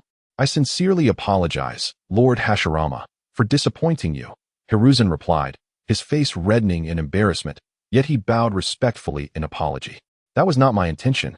Hashirama waved his hand dismissively, indicating for Hiruzen not to take it to heart. He adjusted his demeanor and continued to inquire about Nagato. Nagato, is it? You are also a member of the Uzumaki clan, correct? Earlier, as Hiruzen explained to Hashirama, he had also briefly introduced Nagato, leading Hashirama to deduce that Nagato belonged to the Uzumaki lineage. Yes, Nagato nodded. By the way, how is the Uzumaki clan faring now? Is it thriving? Hashirama asked with keen interest. His wife, Uzumaki Mito, had once been the princess of the Uzumaki clan from Uzushiogakure, and due to their political marriage, Hashirama held a deep regard for the Uzumaki.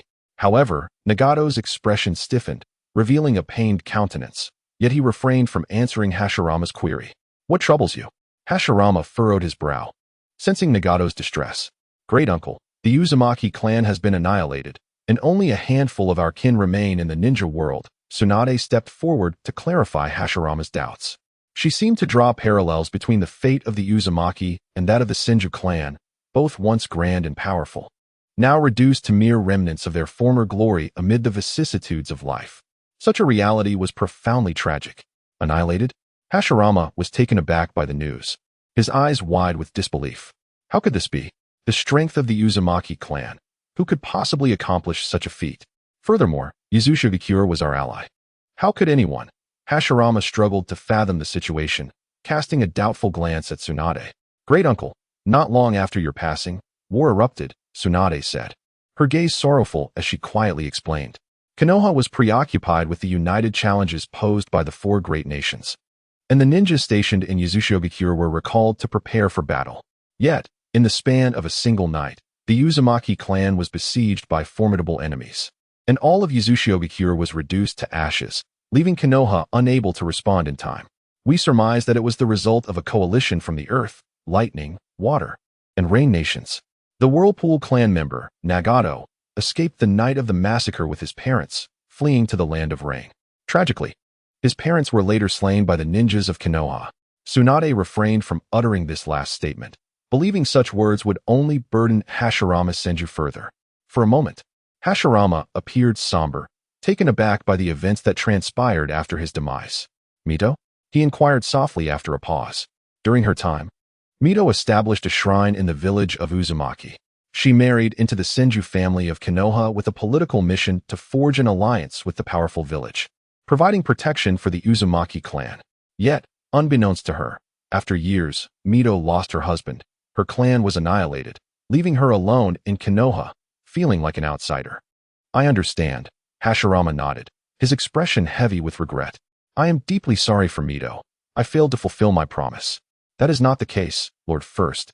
As Hashirama wrestled with his guilt, Kushina Uzumaki suddenly spoke up. Grandma Mito lived her life with great cheer, often mentioning your name and recounting your stories. Kushina was chosen by Mito during her twilight years to be the next vessel of the Nine Tails. Throughout this time, Mito regarded Kushina as her granddaughter, and their bond was akin to that of family. Upon arriving in Konoha, Kushina had no other kin, thus she lived closely with Mito for an extended period. Gaining insight into Mito's elderly state, Grandma never expressed any grievances towards you. Instead, she told us that marrying you was the greatest fortune of her life, and she always cherished you. Kushina's words invigorated Hashirama, who then noticed her striking red hair and asked, "Is this young girl also a member of the Uzumaki clan?" "Indeed, great-granduncle," Tsunade replied. Kushina was specifically chosen by Grandma Mito as the heir to the Nine Tails and is currently the host of the Nine Tails, as well as the wife of the Fourth Hokage. A host of the Nine Tails and the Hokage's wife? Hashirama finally smiled, glancing at the blonde man beside Kushina. Then this must be the Fourth Hokage? How fortuitous, just like Mito and I, Hashirama mused. When he was the first Hokage, his wife was also from the Uzumaki clan and the host of the Nine Tails. Now, Minato Namikaze, the Fourth Hokage, shares a similar lineage with his wife, who is likewise from the Uzumaki clan and the host of the Nine Tails. This combination intrigued Hashirama immensely. Indeed, I am the fourth Hokage, Minato Namikaze. It is an honor to meet you, Lord First. Since the emergence of Senju Hashirama, Minato Namikaze has refrained from speaking, relinquishing the floor to Tsunade and Hiruzen Sarutobi. It was only upon Hashirama's inquiry that he uttered his first words. Indeed, do your utmost to safeguard the village and all its inhabitants. Hashirama gestured a thumbs up towards Minato. Certainly, I shall exert every effort to protect Konoha. Minato responded earnestly. To those gathered around the round table, the exchange between the two seemed to embody a legacy. The duty to protect the village and its people has remained unchanged from the first Hokage to the fourth Hokage. After a brief conversation, Hashirama gained a general understanding of everyone at the table. He pondered for a moment before suddenly addressing Nagato. Nagato, are you implying that you possess the confidence to safeguard your eyes and prevent Uchiha Obito's resurrection? Indeed, I have that confidence.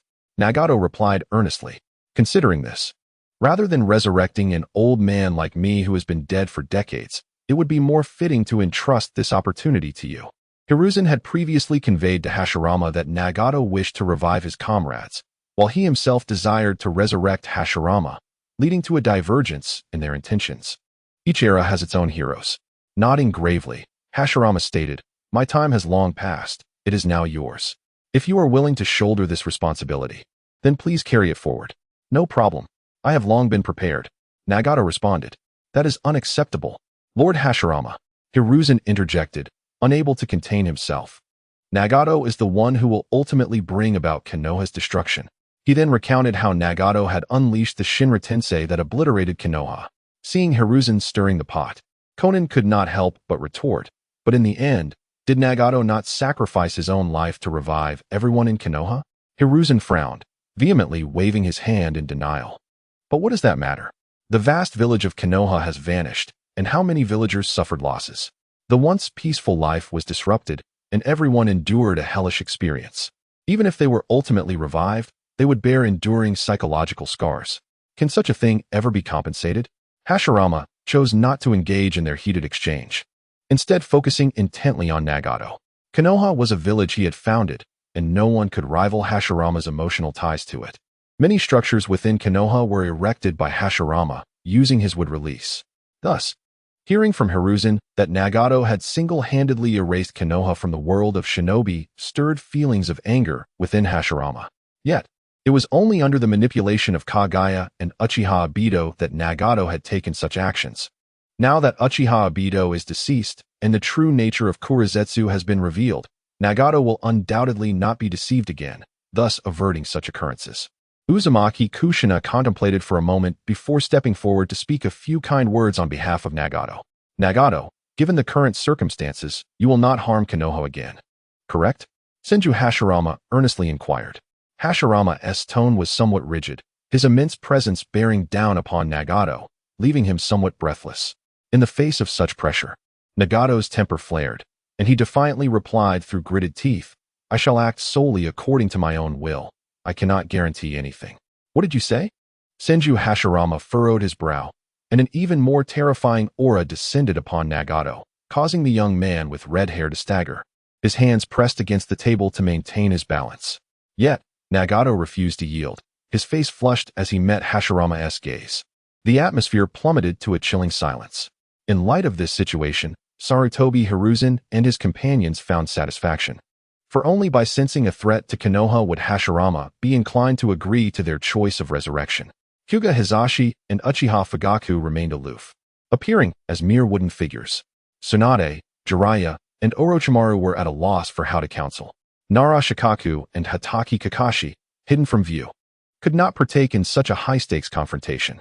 Only Uzumaki Kushina discreetly tugged at her husband Namikaze's Minato's sleeve, conveying a silent message with her eyes. Sensing his wife's anxiety, Minato stood up and boldly declared, Please allow me to speak, Lord First Hokage. Hashirama, taken aback by Minato's sudden interjection, glanced at him sideways and replied, Speak. Lord First Hokage, the images we have witnessed are indeed visions of the future. However, that future has already shifted the moment we beheld it. Minato glanced at Nagato's flushed face and sighed. This child, Nagato, is fundamentally a very kind-hearted individual. His actions and the visions stemmed from the manipulation and deception of Uchiha Obito and Kurizetsu, compounded by the obsession following the loss of his dear friend. I too am infuriated by his intent to destroy Konoha, yet that event has not transpired. I believe we cannot blame a person for potential misdeeds that have yet to occur.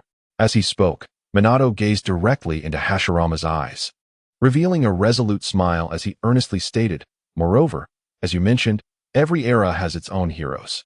As the current Hokage of Konoha, I bear the responsibility of safeguarding this village and all its inhabitants. Should such an event truly come to pass in the future, I will do everything in my power to prevent it and protect the village. This is my vow as Namikaze Minato." Valor is an enigmatic quality, often only observable in those steadfast in their resolve. At this moment, Minato exuded an aura that captivated those seated around the round table. Haha, truly befitting of the Hokage of Konoha, splendidly articulated. Senju Hashirama laughed heartily, his expression radiating satisfaction. "I shall leave this young lad in your capable hands, Fourth Hokage. Should he ever contemplate wrongdoing in the future, be sure to intervene." "Of course, Lord First," Minato Namikaze replied with a smile. "Very well. The future is now entrusted to you. I, as an old man, shall take my leave." Senju Hashirama interrupted Sarutobi Hiruzen, who was about to speak, and turned to Yi-chun. "Might I request a favor from you, esteemed sir?" Suddenly addressed, Yi-chun blinked and nodded, inquiring, "Please, proceed. Given your ability to summon the souls of the deceased, could you assist me in bringing forth Madara's spirit? There are matters I wish to discuss with him." It appeared that Senju Hashirama still harbored lingering thoughts of Uchiha Madara. After contemplating for a moment, Yi-chun figured that a meeting between the two would undoubtedly be entertaining. And he nodded with a smile, "Very well." After a brief interval, amidst the anxious gazes of all present, Yi-chun displayed a look of astonishment and exclaimed, "I cannot locate Uchiha Madara's soul." Chapter 156, Otsutsuki Yui 4. In Konoha Village, within Yi-chun's residence, the recent quiz had come to a definitive conclusion. The absence of Uchiha Madara's summoned soul left the participants with a palpable sense of relief. Pondering the potential encounter between Senju Hashirama and Uchiha Madara, one could only speculate on the chaos that might have ensued. Only Senju Hashirama bore a look of dissatisfaction, expressing to Yi-chun as he was returned to the Pure Land, "If you do find Uchiha Madara's soul, please bring me along." This demonstrated just how much he missed his dear friend Madara. It was indeed surprising that while Uzumaki Mido devoted her life to him, Hashirama seldom mentioned her, yet remained fixated on Uchiha Madara. Ultimately, due to Hashirama's firm refusal, Sarutobi Hiruzen was compelled to abandon the notion of resurrecting him. Uzumaki Nagato, having fulfilled his wish, utilized the opportunity to revive Yahiko, and now the three of them happily roamed the streets of Konoha. Lying on his bed, Yi-chun wore a serious expression. How could Uchiha Madara's soul possibly be absent from the Pure Land? Could it be that he has been resurrected? From the moment the system informed him that Uchiha Madara's soul could not be found in the Pure Land, Yi-chun began to ponder the implications. Logically speaking, even if Uchiha Madara had been brought back to the living world through the Edo Tensei technique, his soul would still bear the essence of the Pure Land, making it summonable by the system. Only through true resurrection, becoming a living being once more, could the essence of the Pure Land be purged from his soul. Yet, who possesses the capability to resurrect Uchiha Madara? What methods exist to bring the deceased back to life? Truly, it seems that my presence has triggered a butterfly effect, resulting in significant alterations to the storyline.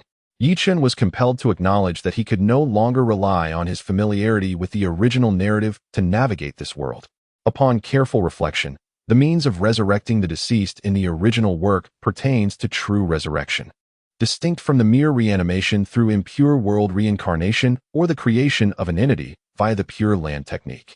Impure world reincarnation merely conjures the souls of the departed, while the Pure Land technique does not constitute resurrection at all.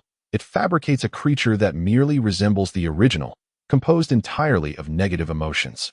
In the truest sense of resurrection, the original narrative delineates only three methods. 1. The unique capability of the Rinnegan, the outer path reincarnation technique. However, only Nagato of the Uzumaki clan possesses a pair of Rinnegan, and utilizing this technique necessitates the user's self-sacrifice. Presently, Nagato thrives in Konoha, which renders this option implausible. 2. Self-resurrection, a technique created by Chiyo of Sunagakure, which employs one's own life to bring back the dead. At this juncture, it remains uncertain whether Chiyo has developed this technique. Yet logically, she lacks the motivation to resurrect Uchiha Obito. 3. The Dragon Resurrection Technique from the theatrical adaptation, a bloodline limit ninjutsu. However, the practitioner from the movie is likely still wandering about in a state of undress, and whether their ancestors possessed this technique remains debatable. It is indeed troublesome. Once the traveler loses their narrative advantage, they swiftly become ineffectual. Yichin shook his head, expressing his distress. Alas, I shall seek an opportunity to leave the village and investigate further. Moreover, should Uchiha Obito indeed be resurrected, considering his character, it is likely he would emerge to take action promptly. Once he begins to move, his presence will be readily discernible. Yi-chun reassured himself with this thought. Indeed, Uchiha Obito's haughty demeanor cannot be concealed. He regards Senju Hashirama as his sole formidable rival, deeming all other shinobi as insignificant. Once Uchiha Obito regains his peak strength, he cannot remain hidden in the shadows. The moment he acts, whether to capture tailed beasts or for other purposes, he shall inevitably be discovered. A sense of urgency is warranted. With his current capabilities, he is utterly incapable of contending with Uchiha Obito. Yichin clenched his fists, acknowledging that his strength pales in comparison to Uchiha Obito. Furthermore, no other shinobi in the realm can stand against him. Should Uchiha Obito rise from the grave at this moment, it would indeed spell disaster for all. Returning to the earlier moment when Yichin summoned Hashirama Senju's soul from the Pure Land. In Mayaboku Mountain, within the palace of the great sage Toad, an immense and ancient toad opened its murky eyes. Beside him, an ethereal figure emerged, adorned with 2 horns, sporting chestnut hair, and clad in a white robe. Embellished with 6 black tomo-like symbols on his chest, and a red spiral emblem on his back, below which were arranged 9 tomo in a 3x3 grid. This was none other than the legendary sage of 6 paths, Kagaya Tsutsuki, who disseminated ninjutsu throughout the shinobi world. Indeed, the presence of Ashura had vanished from the Pure Land.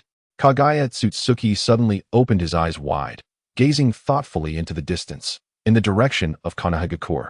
Shall we not take action, Kagaya? The esteemed Toad Sage, also known as Toad Maru, exhibited a remarkable transformation from his previous lethargy, now displaying acute perceptiveness as he inquired. It is not yet time, replied Otsutsuki Kagaya, shaking her head. I wish to observe further and discern the true intentions of the outsider. For millennia, the Sage of 6 Paths, Otsutsuki Kagaya, had been secretly watching this world in spirit form, observing the endless struggles between her 2 sons, Otsutsuki Ashura and Otsutsuki Indra. After sealing their mother, Otsutsuki Kagaya, alongside his brother Otsutsuki Yumura, Kagaya established the ninja sect, while her younger sibling retreated with his descendants to the moon. Otsutsuki Indra, the elder son, inherited the sage's eye and spiritual prowess, showcasing prodigious talent from a young age. In contrast, Otsutsuki Ashura, the younger son, possessed a sage's body with formidable physical strength. Due to their differing ideologies, Indra revered martial power, while Ashura championed egalitarian love. Their rivalry was ignited. Before the sage's demise, he entrusted the teachings of the ninja sect to Ashura, which incited Indra's jealousy and led to an eternal conflict spanning 3 lifetimes. In their first life, Indra was defeated by Ashura. Upon their deaths, the chakra of both brothers would manifest in exceptional ninjas, perpetuating their rivalry through reincarnation, with these ninjas referred to as their reborn selves. For a millennium, the struggle between the 2 brothers yielded no definitive victor until the latest reincarnation, who glimpsed a fleeting hope to end this cyclical fate. Senju Hashirama and Uchiha Madara, the most recent incarnations, astonishingly cast aside hatred and prejudice to join forces, ultimately founding the village of Konoha. Yet, in the end, they too fell into enmity, failing to conclude their fated struggle. What is your perspective on the outsider, Kagaya? Toad Maru inquired, narrowing his eyes. I am uncertain, Kagaya replied, also displaying a visage of perplexity. That individual appears to possess the ability to foresee the future, disrupting the designs of Indra's reincarnation and Kagaya's machinations, seemingly aligning with Konoha. However, I sense that their true intentions are far more complex, and I believe there are ulterior motives yet to be uncovered. Toad Maru nodded and shifted the conversation to another matter. Young Jiraiya informed me that this individual is aware of my prophecies concerning the Child of Destiny. which suggests a deeper intricacy at play. Kagaya nodded in agreement, refraining from further comment. In truth, it was during the initial examination in the Hokage's office that Yichin first caught Kagaya's attention. The sudden emergence of the otherworldly power associated with the examination space was glaringly conspicuous, prompting Kagaya, who had been observing the ninja realm from the shadows, to take notice of Yichin as a significant figure. From that moment forth, Kagaya began to closely monitor Yichin's activities.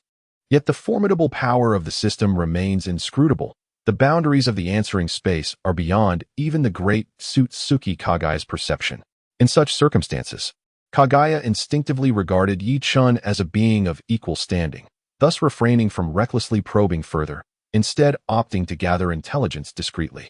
Following several rounds of testing, the transformations of the Konoha populace, and the dialogues Yichin had with Nagato in the Land of Rain after the system's upgrade, Kagaya found herself increasingly perplexed by Yichin's motives and logical reasoning. At this juncture, it is pertinent to mention Kagaya's own behavioral logic and objectives. A millennium ago, Kagaya founded the Shinobi sect, separating the 10 tails into 9-tailed beasts before entrusting the sect to her youngest son, Tsutsuki Ashura, and retreating into the shadows. However, this foundational premise harbors numerous inconsistencies. As a being of the Sage of Six Paths caliber, Kagaya, endowed with immortality and the capacity for eternal life, could not possibly possess a fleeting lifespan, rendering her early demise implausible, leaving behind only a trace of chakra in the world.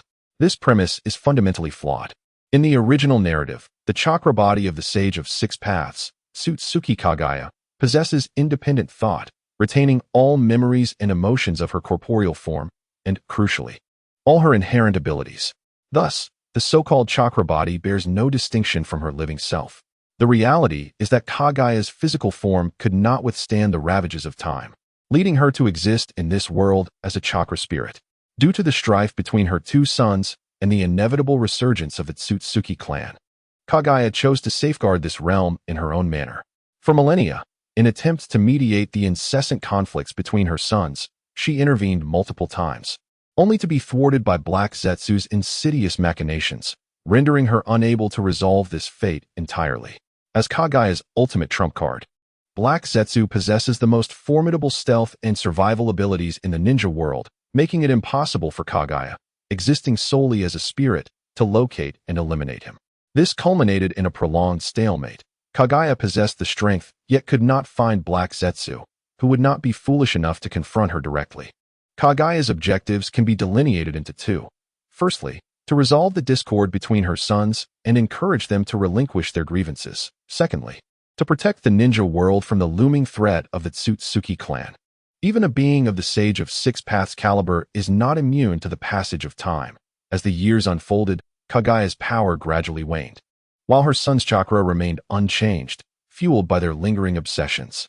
It was only in recent years, following the demise of the previous generation's reincarnations, that Gamamaru's prophetic abilities yielded promising results. The enmity between Kagaya's two sons, Indra and Ashura, was destined to reach its conclusion in this era. Just as Kagaya anticipated the fruition of her centuries-long wait, Yichin's emergence disrupted her carefully laid plans. In the eyes of Tsutsuki Yuhi, the sudden appearance of Yichin, an outsider, bore no trace of the shinobi world, clearly marking him as a foreign entity and an inherent threat to this realm. His every action disrupted the intricate plans Yuhi had meticulously crafted over the years, rendering many of her strategies utterly unrecognizable, a situation she found most intolerable. Yet Yuhi, what of Indra's reincarnation, now that you have confined the soul of Uchiha Madara within your grasp? Frosmara interjected. It was revealed that Tsutsuki Yuhi, in a bid for security, had summoned the soul of Uchiha Madara from the Pure Land, keeping it close to prevent Yichin from committing irreparable acts. Moments ago, in the misty space, when Yichin attempted to summon Madara's soul, the system had informed him that it was not found in the Pure Land, and this was the reason. Do not fret. The chakra of Indra has successfully reincarnated, Yuhi softly replied. What shall we do next? Are we to wait for the reincarnations of Ashura and Indra to mature? Given that fellow's frequency of action, I fear we may not reach that juncture, Frosmara questioned. Let us observe for now, if it comes to it. For the safety of the shinobi world, I shall intervene, Yuhi murmured. Chapter 157, System Update Log, Main Quest Issued. In Konoha Village, at Yeching's residence. After pondering for quite some time without any clarity, Yeching redirected his focus and accessed the system. Let me first peruse the system log. I have yet to fully review this update. System log. The first system upgrade has concluded. The details of this update are as follows. 1. The answering space has been enhanced, allowing the host to initiate it at any time and place, with increased security against espionage and sabotage.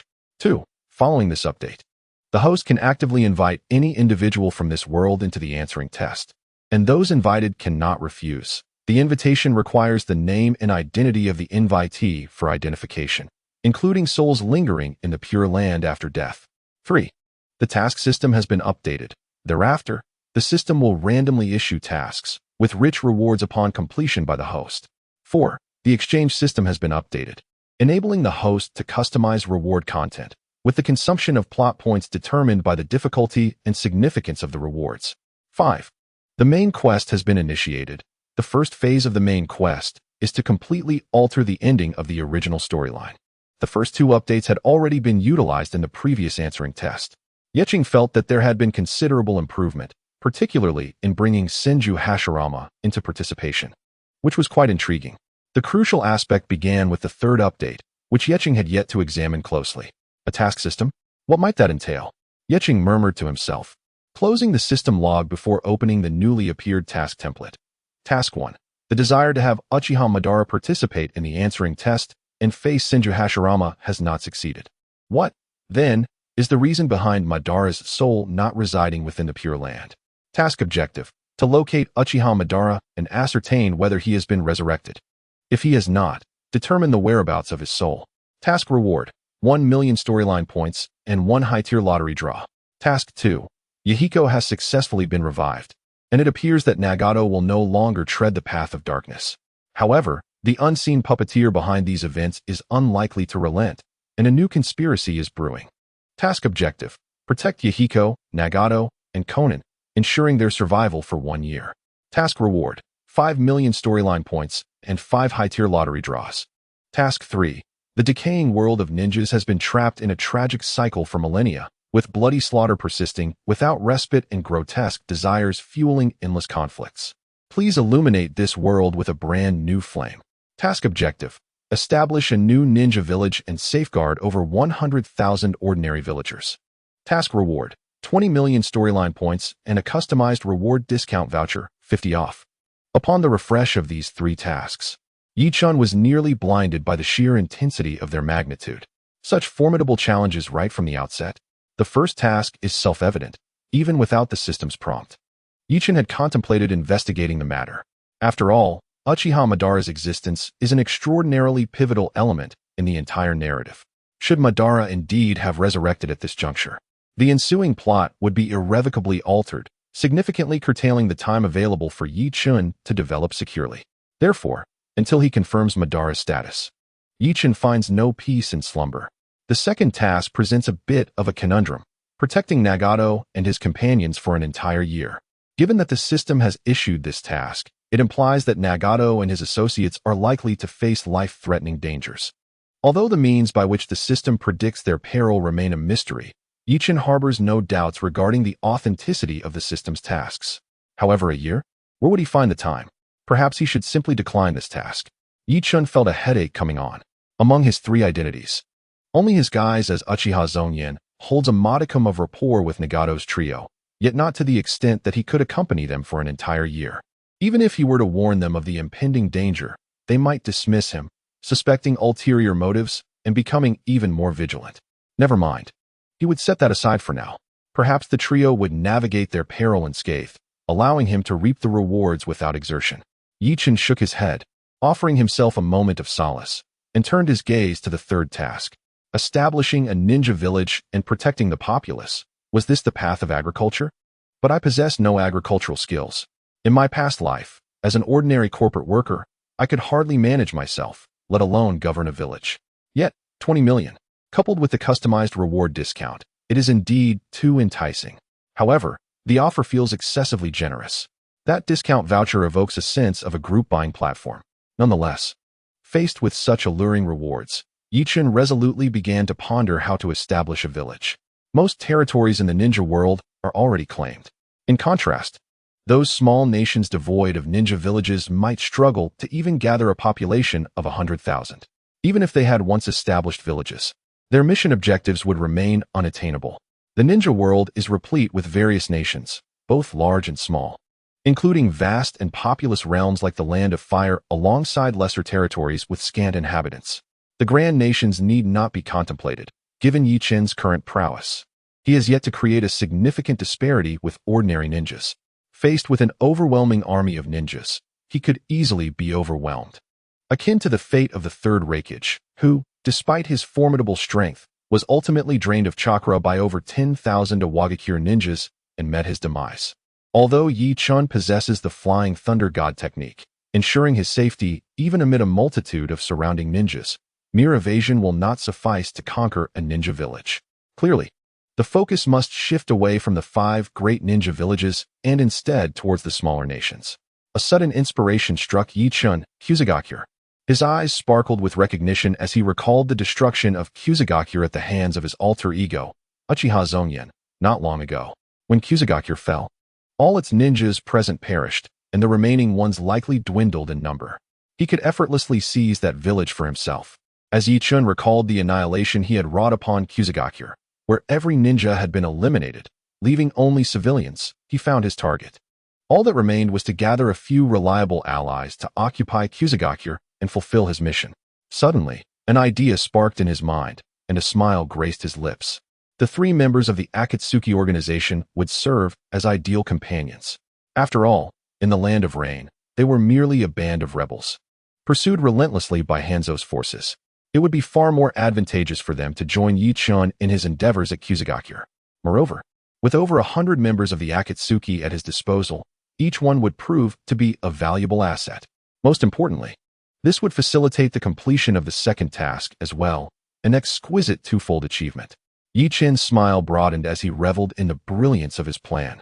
However, a challenge loomed ahead: how to persuade Nagato and his companions to willingly join him in rebuilding Kusagakure. This required careful consideration, yet there was no rush. He could wait until they departed from Konoha to discuss it. With Yahiko freshly resurrected and the Akatsuki members still recovering in Konoha's hospital, Yichun had ample time to prepare his proposal without haste. Having reviewed the updated task system, Yichun then accessed the newly unveiled exchange system. Upon opening it, he was greeted by the familiar exchange list: Otsutsuki clan bloodline. Required story points, 100 million. Ten Tails Jinchuriki. Required story points, 80 million. Truth-seeking orbs. Required story points, 60 million. Inyang release technique. Required story points, 50 million. Hashirama level would release ninjutsu. Required story points, 20 million. Ordinary Rinnegan. Required story points, 20 million. Eternal Sharingan. Required story points, 15 million. The sole distinction lies in the emergence of a prompt. Custom reward. Please enter content. Does this imply that I should input the desired content for customization? Yichun mused to himself, subsequently venturing to enter all abilities of Uchiha Madara, the Ten Tails Jinchuriki. In the grand finale, as he submitted his input, the system unveiled a notification. Calculating required plot points. Please hold on. After a brief 10 seconds, the message transformed to ding. The required plot points for the host's customized reward content amount to 210 million points. What on earth? How terrifying is this? Yichun was taken aback by the staggering figure, his heart nearly skipping a beat.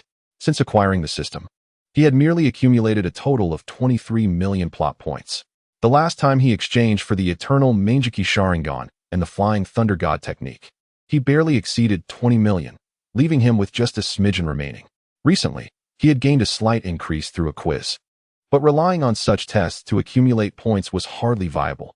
Reaching 200 million by the time of the grand finale seemed utterly impossible. It appeared that enhancing one's strength through customization bore little difference from purchasing directly from the reward list. Perhaps it would be prudent to explore other options.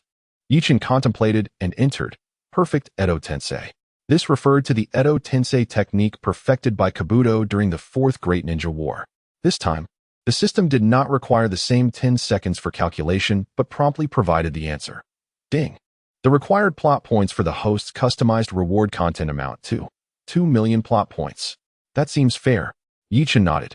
Requiring only 2 million plot points was quite a bargain. After all, the Edo Tensei itself lacks inherent power. Its value lies solely in the formidable beings summoned through it. Imagining spending 2 million to acquire Edo Tensei and summoning Uchiha Madara directly. Wasn't that akin to obtaining 210 million for free? Of course, that was a fanciful thought.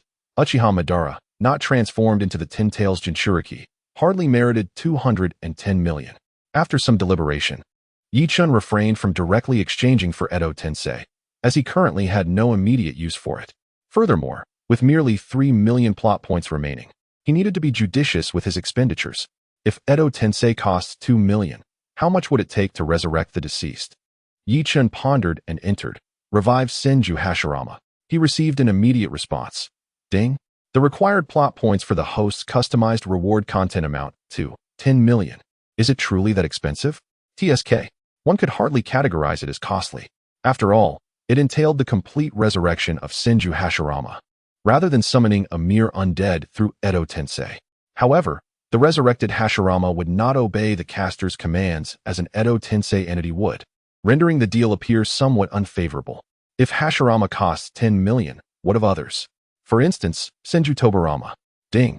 The required plot points for the host's customized reward content amount to 2 million. Indeed, Senju Tobarama is unparalleled, a magnitude beyond that of his elder brother. And what of Uchiha Madara? Ding. The required plot points for the customized reward are 20 million. Uchiha Madara can be resurrected? Does that not imply that he has yet to be revived? Yichen's eyes sparkled with newfound insight, as if he had stumbled upon a revelation. System. If Madara can be resurrected, does that not indicate that he has not yet returned to life? Ding. The system refuses to respond.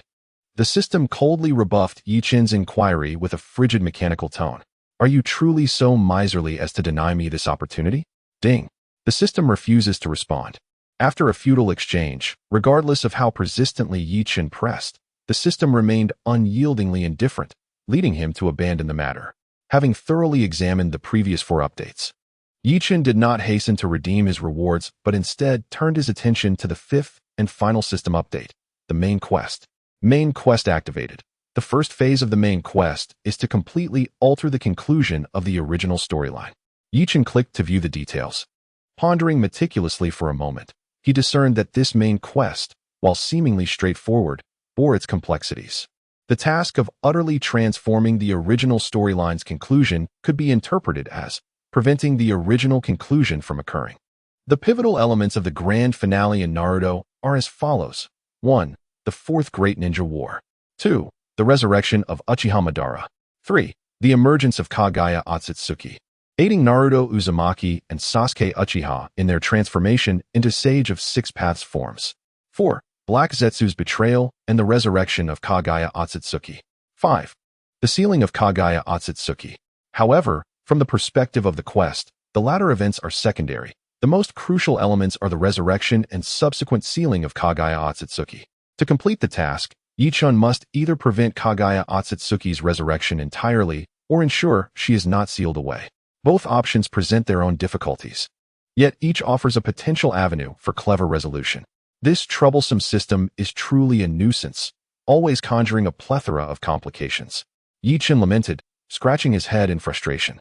Yet, he soon noticed the reward for completing the first phase of the main quest, a complimentary customized reward. But true strength rises to meet challenges. I shall not shy away. Chapter 158, The Lottery, Prelude to War. After comprehensively absorbing all the contents of this system update, Yichun closed the system log. He felt that this update was rather generous, with features that proved quite beneficial. A satisfied smile graced his lips. This update, particularly the enhanced answering space, broadened the selection range and proved advantageous for Yichun. The introduction of the task and exchange systems facilitated the acquisition of plot points, which in turn could be more readily transformed into combat power. The final main quest also illuminated the direction he ought to pursue henceforth. Next came the lottery. Let us charge forth. It is time to prove my European lineage. Grant me strength. With a solemn expression, Yichun opened the lottery interface. Ding. Congratulations to the host for successfully completing the quiz task. and receiving double rewards. Ding! Congratulations to the host for obtaining the reward, a random high-tier gift pack draw. Commencing the lottery. Ding! The lottery has begun, with the current prize pool being high-tier. Ding! Congratulations to the host. You have drawn the power of the tailed beast of the seven tails, S.H. May, replica. Indeed, I am of European descent. The moment Yi Chun beheld the reward, he was elated beyond measure. This is the power of a tailed beast. Moreover, it is the seven tails, a beast of considerable rank. According to the original narrative, the sage of six paths, Kagaya Tsutsuki, divided the 10 tails into 9 distinct tailed beasts. The 10 tails is the embodiment of the divine tree, the origin of chakra. By its very nature, the chakra of the 10 tails is boundless and ceaseless. The 9-tailed beasts, derived from the 10 tails, possess varying amounts of chakra. For instance, the 9 tails harbors an almost infinite quantity, being the one with the greatest chakra reserves. The 7 tails, S.H. May, ranks in the upper tier with a relatively abundant supply. In comparison, the chakra that human ninjas can wield is minuscule, a mere drop in the ocean. Among the multitude of ninjas, only a scant few possess chakra levels comparable to that of tailed beasts.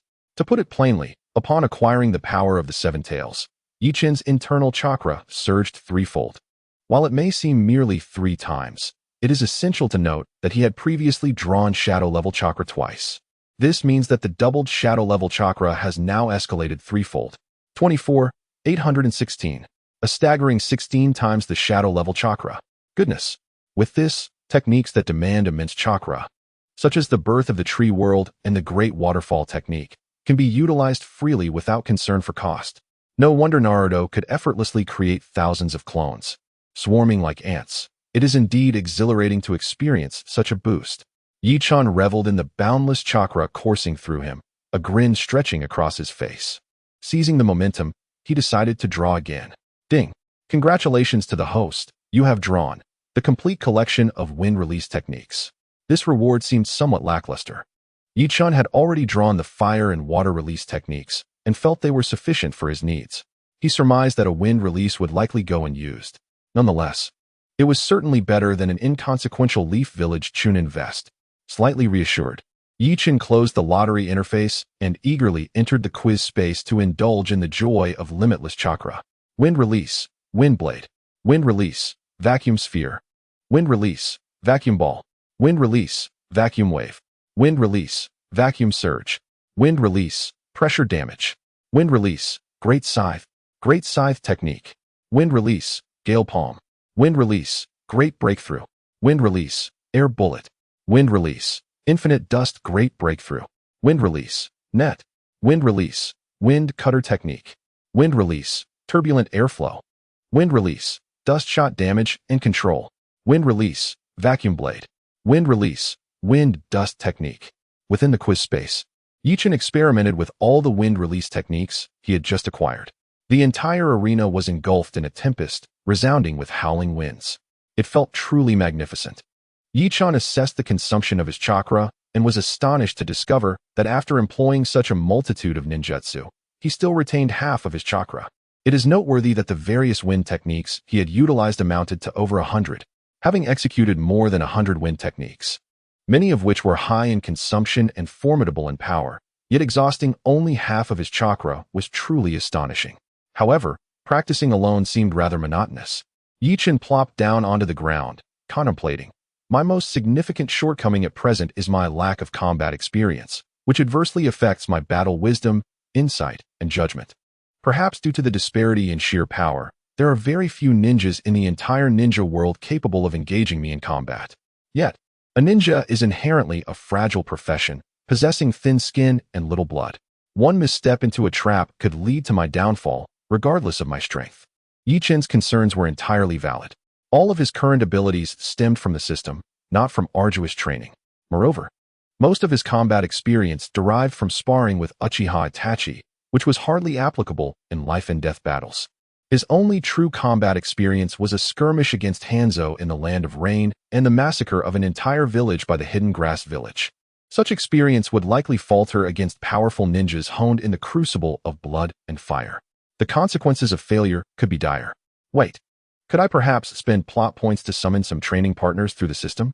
Yi Chen's eyes brightened as he opened the system exchange interface, typing in the ability to summon replicas of all ninjas from ninja history for a coliseum without life-threatening risks. The system quickly responded, ding. The plot points required for the host custom reward are 3 million plot points. Damn, are you doing this on purpose? I only have 3 million left. And you want to take them all? Yi Chen gritted his teeth, ultimately confirming the exchange. In the next moment, the appearance of the exchange space transformed, illuminating 2 screens. One displayed selectable characters, encompassing all ninjas from the original work. Even Kaguya Otsutsuki, Hagoromo Otsutsuki, Hamura Otsutsuki, Indra Otsutsuki, and Azura Otsutsuki were listed. However, the Otsutsuki brothers Ashiki, Kanshiki, and Momoshiki were absent, likely because they did not appear in the original narrative. Yi Chen speculated. The other screen showcased various terrains, allowing Yi Chen to choose different landscapes for battle. For the appetizer, I'll choose you, Madara. Yi Chen confidently selected Hashirama Senju, opting for a plain open field. An enemy invading Konoha? To threaten the village, you must first pass my test. A figure suddenly materialized, and Hashirama Senju solemnly assumed a battle stance. Let us engage in combat. Without hesitation, Yi Chen charged forward. 30 seconds later, Yi Chen exited the Colosseum with a bruised face. Damn it, that hurt like hell. On the border between the Land of Rain and the Land of Earth, 2 factions of ninjas convene. Oh, Inoki, it truly astonishes me that you, at your advanced age, have come here in person. Hans, wrapped in thick bandages and wearing a somber expression, sneers coldly. Standing alone against more than a dozen guards from the Iwagakure village. He appears somewhat pitiable. Yet, given the circumstances, it is understandable. Most of the ninjas from Amigakure had followed him to assault the Akatsuki's base, only to be annihilated by Nagato's devastating almighty push. Now, he is left alone, unable to summon reinforcements. Fortunately, Hans remains confident. A ninja of his caliber fears no one. Even when solitary. I am still quite youthful, and I have many more contributions to make to my village. The diminutive Inoki, resembling a gnome, hovers in the air, a hint of irritation crossing his face. But you, Hans, have lost all your subordinates. What strength does this leader still possess? Perhaps you should join us in Iwagakure. I could make you an elder. Hans furrows his brow. Spare me your prattle, Inoki. I accept your terms. I merely ask, when shall we strike? After nearly being slain by Yi Chen, Hans returned to Amigakure, harboring a deep-seated hatred for the Akatsuki and Yi Chen. Upon his return, he immediately sought to send word to Iwagakure, expressing his desire for assistance in exterminating the Akatsuki, even at the cost of the interests of the Land of Rain. Inoki, quick to sense the turmoil in the Land of Rain, dispatched someone to seek out Hans, and thus they reached a preliminary agreement. This meeting was to discuss their collaboration in besieging the Akatsuki. As far as I know, the leaders of the Akatsuki, Nagato and Konan, along with the remaining hundreds of members, have taken residence in the Land of Fire's Konohagakure. Do you truly intend to invade Konoha and instigate war, Hans? Will you bear the responsibility? Inoki cast a sidelong glance at Hans, observing his grim expression, and continued, How about this, Hans? You hand over the 2 towns we discussed, and I will send ninjas to station in the Land of Rain. This way, my ninjas will be on standby, ready to annihilate the Akatsuki the moment they return to your land, eliminating your greatest threat. What do you think? I think you deserve to die? Hans nearly exploded in outrage at Inoki's absurd proposal. That old man wished to seize 2 towns without compensation and even desired to station troops in the Land of Rain. He claims to be on standby to hunt down the Akatsuki, but it seems he intends to completely drain my Land of Rain. Inoki's plans were quite ambitious. Yet Hans was not one to easily capitulate. He coldly rejected, Inoki, do not overreach. Those 2 towns are the result of my extensive negotiations with the daimyo. Any further demands will not be accepted. The social rules of the ninja world are extraordinarily peculiar. In the hidden villages, the ninja possess unparalleled martial prowess, yet willingly submit to the whims of the daimyo, who are mere, ordinary mortals. Officially, the daimyo serves as the paramount leader of the villages, while the respective kages merely act as de facto leaders. Many attribute this peculiar dynamic to the daimyo's control over financial resources, a notion that is utterly absurd. If you refuse to provide funds, I shall simply take what I desire by force. Do you dare to deny me? This ludicrous reality indeed unfolds on the soil of the ninja world, provoking both laughter and tears. In the Land of Rain, The daimyo holds authority.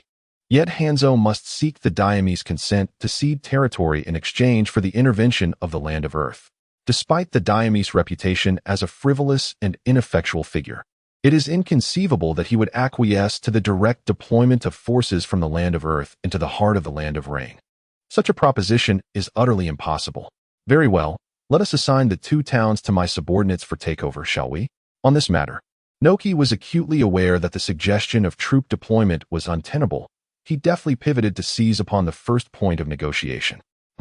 If you desire anything, you must present the head of Nagato in exchange. Hanzo, his countenance darkened, uttered this retort before turning to depart. Lord Tsuchikage, might our involvement in the affairs of the Land of Rain lead to adverse repercussions? Questioned Keidu, who stood by Noki, as Hanzo's figure receded from view. Adverse repercussions? What do you mean? Noki replied without lifting his gaze. Given that the members of the Akatsuki have been brought to Konoha by Jiraiya, it is evident that the higher-ups in Konoha have accepted them. Should we take action against them, it would surely be perceived as provocation by Konoha, and one misstep could ignite a war. Keidu inquired cautiously. War? With that Senju Sarutobi? Noki scoffed with a hint of derision. The once ambitious Sarutobi has long since seen his resolve wane. He is now merely a relic of a bygone era, a seasoned politician clinging to the remnants of power. If he truly possessed the will to wage war, how could the last great ninja war have concluded so effortlessly? As the victors, they did not even demand reparations, which speaks volumes of their ineptitude.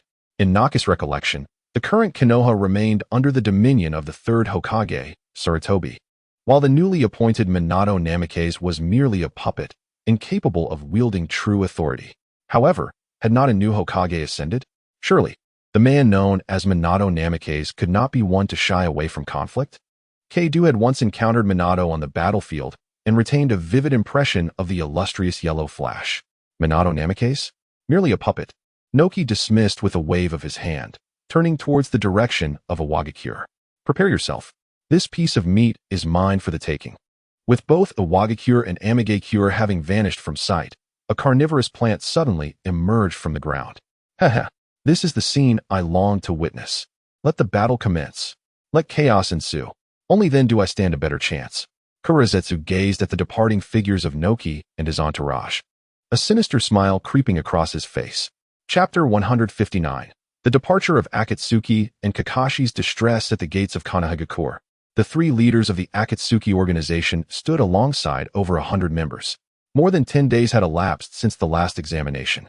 The members of Akatsuki who had been afflicted by the neurotoxin from the salamander fish had been meticulously cared for by the medical ninjas of the Konoha hospital, ultimately recovering fully.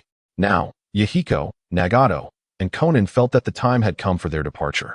From the Leaf Village, the 4th Hokage, Minato Namikaze, the 3rd Hokage, Hiruzen Sarutobi, former elders Kohara Udatane and Hamura Mitokado, Yahiko's mentor Jiraiya, along with Nara Shikaku and Hitaki Kakashi, had come to bid them farewell. Upon reaching the village entrance, the numerous members of Akatsuki were already lined up outside, awaiting their journey, while Yahiko and his companions exchanged farewells with the villagers. Sighing as he observed Yahiko and the others, Jiraiya expressed his concerns. Do you truly not wish to remain? Your departure may lead you into perilous situations, and I worry for your safety. The recent ambush by Hanzo and the sudden attack by Black Zetsu still loomed in his mind. Although he could not dissuade his stubborn disciples from leaving, he remained deeply troubled about their well-being. Do not fret, Sensei, Yahiko replied with a bright smile, seemingly unfazed by their previous brush with death. He offered reassurance. Our resolve to pursue our ideals will not waver in the face of thorns along the path. Rest assured. Jiraiya-sensei. Nagato nodded in agreement, stating earnestly, I shall protect Yahiko, even at the cost of my life. Konan echoed his sentiment. We will safeguard ourselves. Their unwavering determination provided Jiraiya with a modicum of comfort, and he could only nod in response. Then do take care. Should you encounter any difficulties, do not hesitate to reach out to me. Never forget, you have me as your teacher backing you. Kushina Uzumaki, bearing a hint of regret on her exquisite visage, smiled at Nagato, saying, Nagato-kun, do ensure your own safety. The revival of the Uzumaki clan rests upon you. As the last male descendant of the Uzumaki clan, Nagato bore a significant responsibility. Aside from him, the remaining Uzumaki heirs, Kushina Uzumaki, Uzumaki Funai, and Uzumaki Karen, were all females. Thus, unless in exceptional circumstances, they could not pass on the family name or continue the legacy of the Uzumaki clan. As the wife of the fourth Hokage, Kushina's status dictated that she could no longer contribute to the continuation and revival of the Uzumaki clan, leaving her hopes pinned on Nagato. "I understand, Lady Kushina," Nagato responded earnestly, using the respectful address befitting her stature. "Once we achieve peace, I will dedicate myself to revitalizing our clan, and I shall not disappoint you. Then I wish you a safe journey. Feel free to return to Konoha whenever you can. We will always welcome you." In the end, Minato Namikaze concluded with a serene expression devoid of any displeasure at Yahiko and his companion's departure, radiating only warmth and goodwill. For Minato, although it was his decision to have Jiraiya bring back Nagato, he had no intention of imprisoning him or his companions. On the contrary, upon their decision to leave, he offered them heartfelt blessings. This exemplifies the magnanimity of the fourth Hokage. In stark contrast, Hiruzen Sarutobi displayed a hint of dissatisfaction. He stood not far behind Minato alongside two former elders, their faces taut and their gazes scrutinizing as they watched Nagato and his companions. Ever since witnessing Nagato unleash the devastating Shinra Tensei upon Konoha, Hiruzen had fixated on him, viewing the red-haired youth as a potential formidable adversary. The failure to resurrect Hashirama Senju had left Konoha bereft of a trump card capable of countering such overwhelming power. Is it truly so simple to let them go? Mito came in questioned with discontent. Allowing these outsiders into Konoha, consuming our medical resources, and even seizing the ultimate reward from the exam. And Minato lets them leave so easily. Kotetsu Tenzin scoffed, his face etched with frost. I must say, Minato is becoming increasingly audacious. Making such significant decisions without consulting us. It's far too arbitrary. Mito came in continued. If this continues, Konoha will become his personal fiefdom. What then? Hiruzen, listening to the grievances of his old friends, felt a twinge of unease. Since his complete retirement, Minato had increasingly acted independently, seeking his counsel on decisions less frequently. Initially, he regarded this as a sign of Minato's growth, a testament to his evolution into a dependable Hokage. However, as circumstances diverged from their shared perspectives, he began to question whether his decision to relinquish control had indeed been prudent. If I still held sway, perhaps we would not be in this situation, Hiruzen sighed inwardly. Yet he understood that he and Minato could not afford any rift between them. At least, outwardly, harmony must be maintained. Thus, he admonished his two companions. Enough? Minato's actions are justified in their own right. He is the Hokage of Konoha. At his side, Kakashi Hitaki seemed to catch a hint of the conversation, glancing discreetly toward Hiruzen, his expression a tapestry of complexity and uncertainty. Ultimately, Yahiko, Nagato, and Konan bid farewell to Minato and his group, embarking on their journey home. Hiruzen managed a reluctant nod toward Minato before turning away with the two elders, though his emotions were somewhat evident. Nara Shikaku immediately sensed this and exchanged a knowing glance with Minato after their departure. It's nothing, Minato waved his hand dismissively, signaling Shikaku to remain at ease, then proceeded to return home with Kushina to tend to their child. As the crowd gradually dispersed, Kakashi Hitaki made his way towards the Umbu headquarters. Now serving as the head of a crucial division within the Umbu, he found himself overwhelmed with responsibilities. Who was truly right? The recent scenes replayed in Kakashi's mind. He instinctively leaned towards the words exchanged among Sarutobi Hiruzen and his companions. How could the interests of our village, Konoha, be so easily usurped by outsiders? Yet, this decision stemmed from his mentor and Hokage, Minato Namikaze, and Kakashi was reluctant to question the correctness of his teacher's orders, leaving him in a state of inner turmoil. That night, after attending to his duties in the Umbu, a famished Kakashi prepared to grab a bite before heading home to rest. As he walked, a figure suddenly emerged from a barbecue restaurant, waving at him. Kakashi, come in. It was Nara Shikaku, clad in a loose yukata, holding a small sake cup. His face flushed from drink. Lord Shikaku, what brings you to such a place at this hour? Shouldn't you be heading home? Kakashi genuinely wished to ask. You are still young, so you wouldn't understand, Shikaku replied, tugging at Kakashi's sleeve and leading him inside the restaurant to his table, where a variety of grilled meats and vegetables lay before him, alongside two empty bottles of sake. What about Aunt Yoshino and Shikamaru? Kakashi asked. resigned to the insistence of this inebriated middle-aged man. They've long since gone to bed. Otherwise, I wouldn't have had the chance to indulge. Shikaku waved his hand dismissively, pouring himself another drink and filling Kakashi's cup as well. You're a capable ninja now. Surely you've tasted sake before? Having only recently come of age, Kakashi had never partaken in alcohol. Though he felt averse, he found himself compelled as Shikaku removed his mask and forced a cup to his lips. Coughing, he struggled with the unfamiliar burn of the sake, and soon enough, Shikaku encouraged him to eat and drink more, gradually easing Kakashi into a state of relaxation. Kakashi, I noticed you looked quite bewildered when you left today. Is there something weighing on your mind? Shikaku casually inquired, chewing on a piece of meat. It's nothing. Kakashi hesitated, ultimately refraining from divulging his thoughts. Not even to me. Shikaku feigned a sigh, lamenting, back in the day, I was quite close with your father.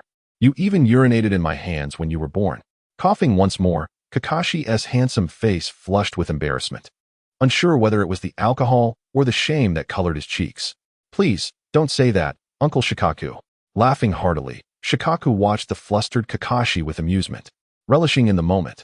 In the next moment, Nara Shikaku raised his cup again and, leaning closer, playfully covered his mouth with one hand, feigning an air of mystery as he inquired, Is it that you have begun to doubt Lord Sandame's words regarding the decision about Minato?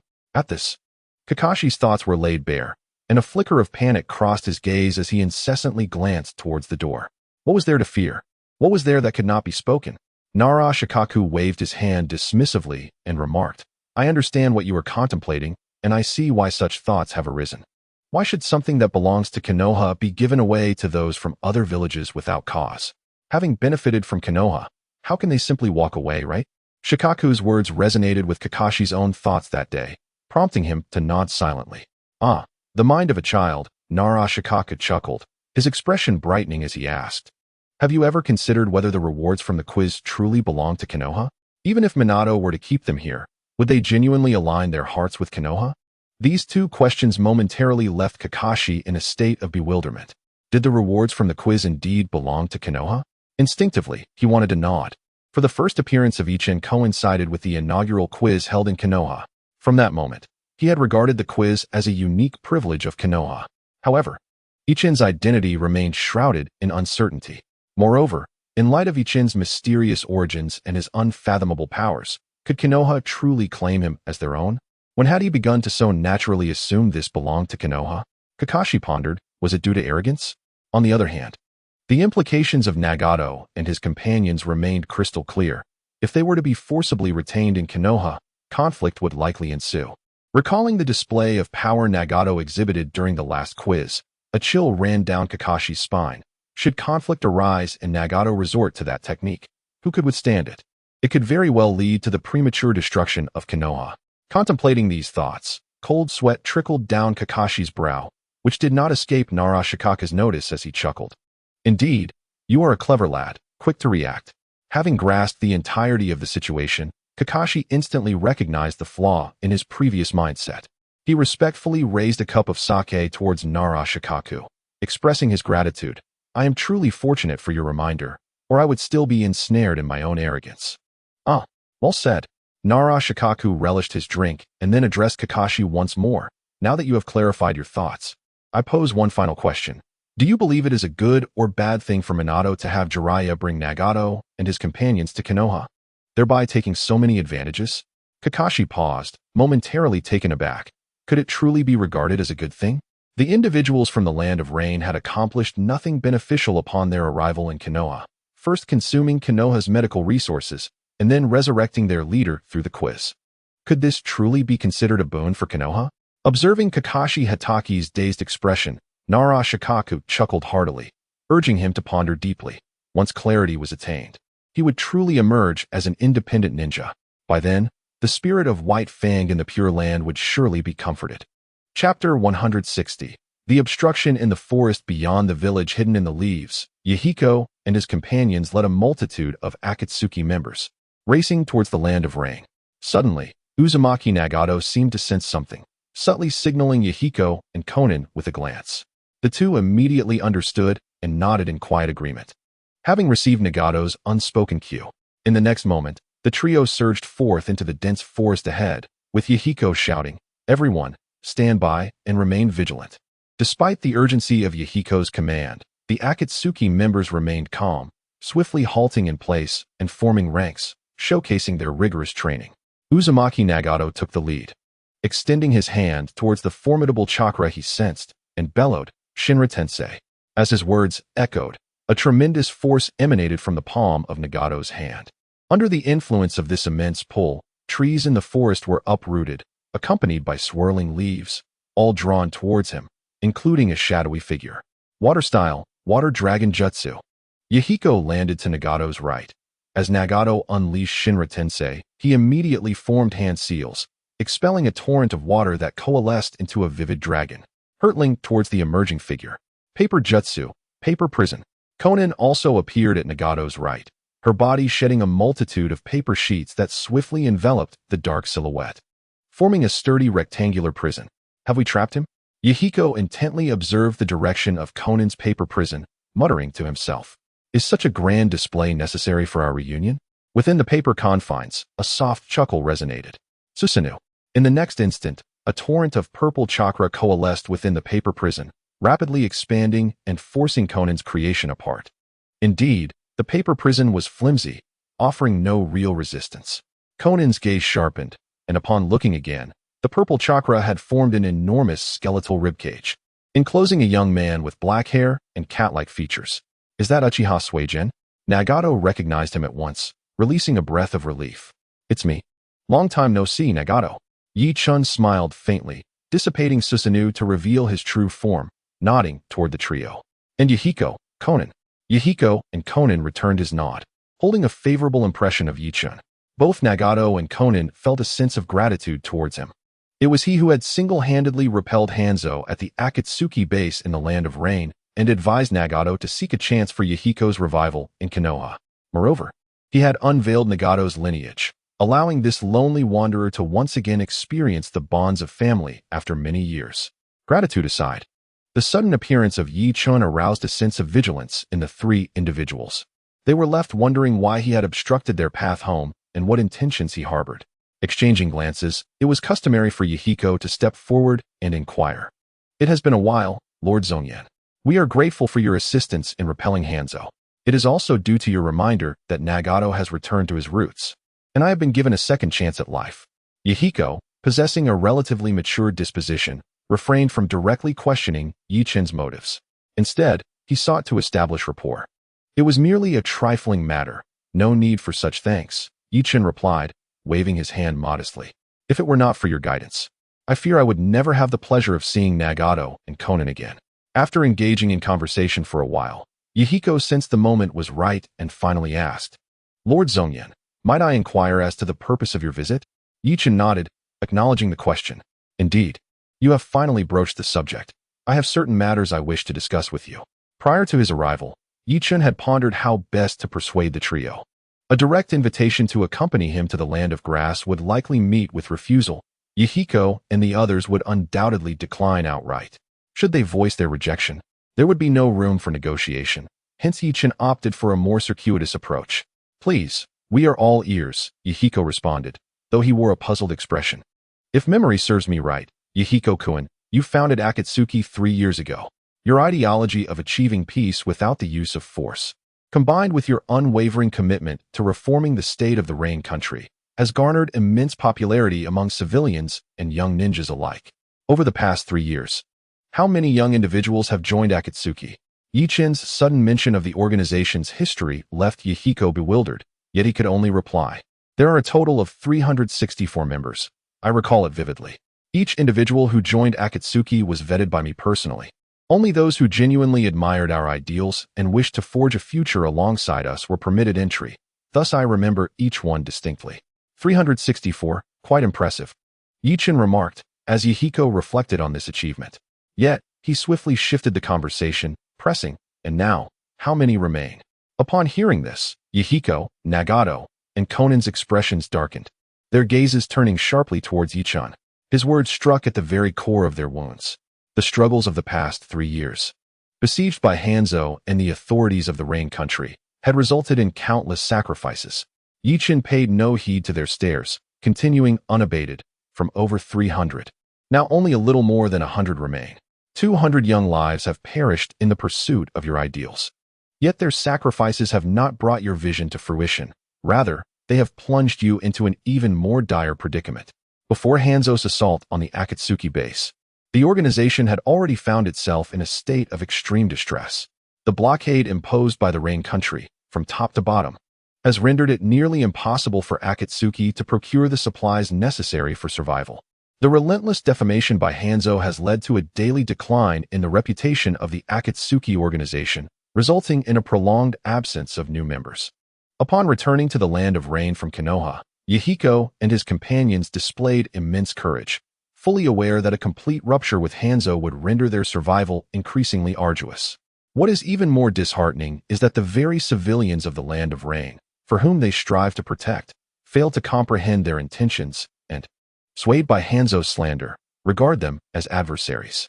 Isolated and unsupported, they navigate through a dark abyss, uncertain of their destination and when, if ever, they shall arrive at the end. Chapter 161.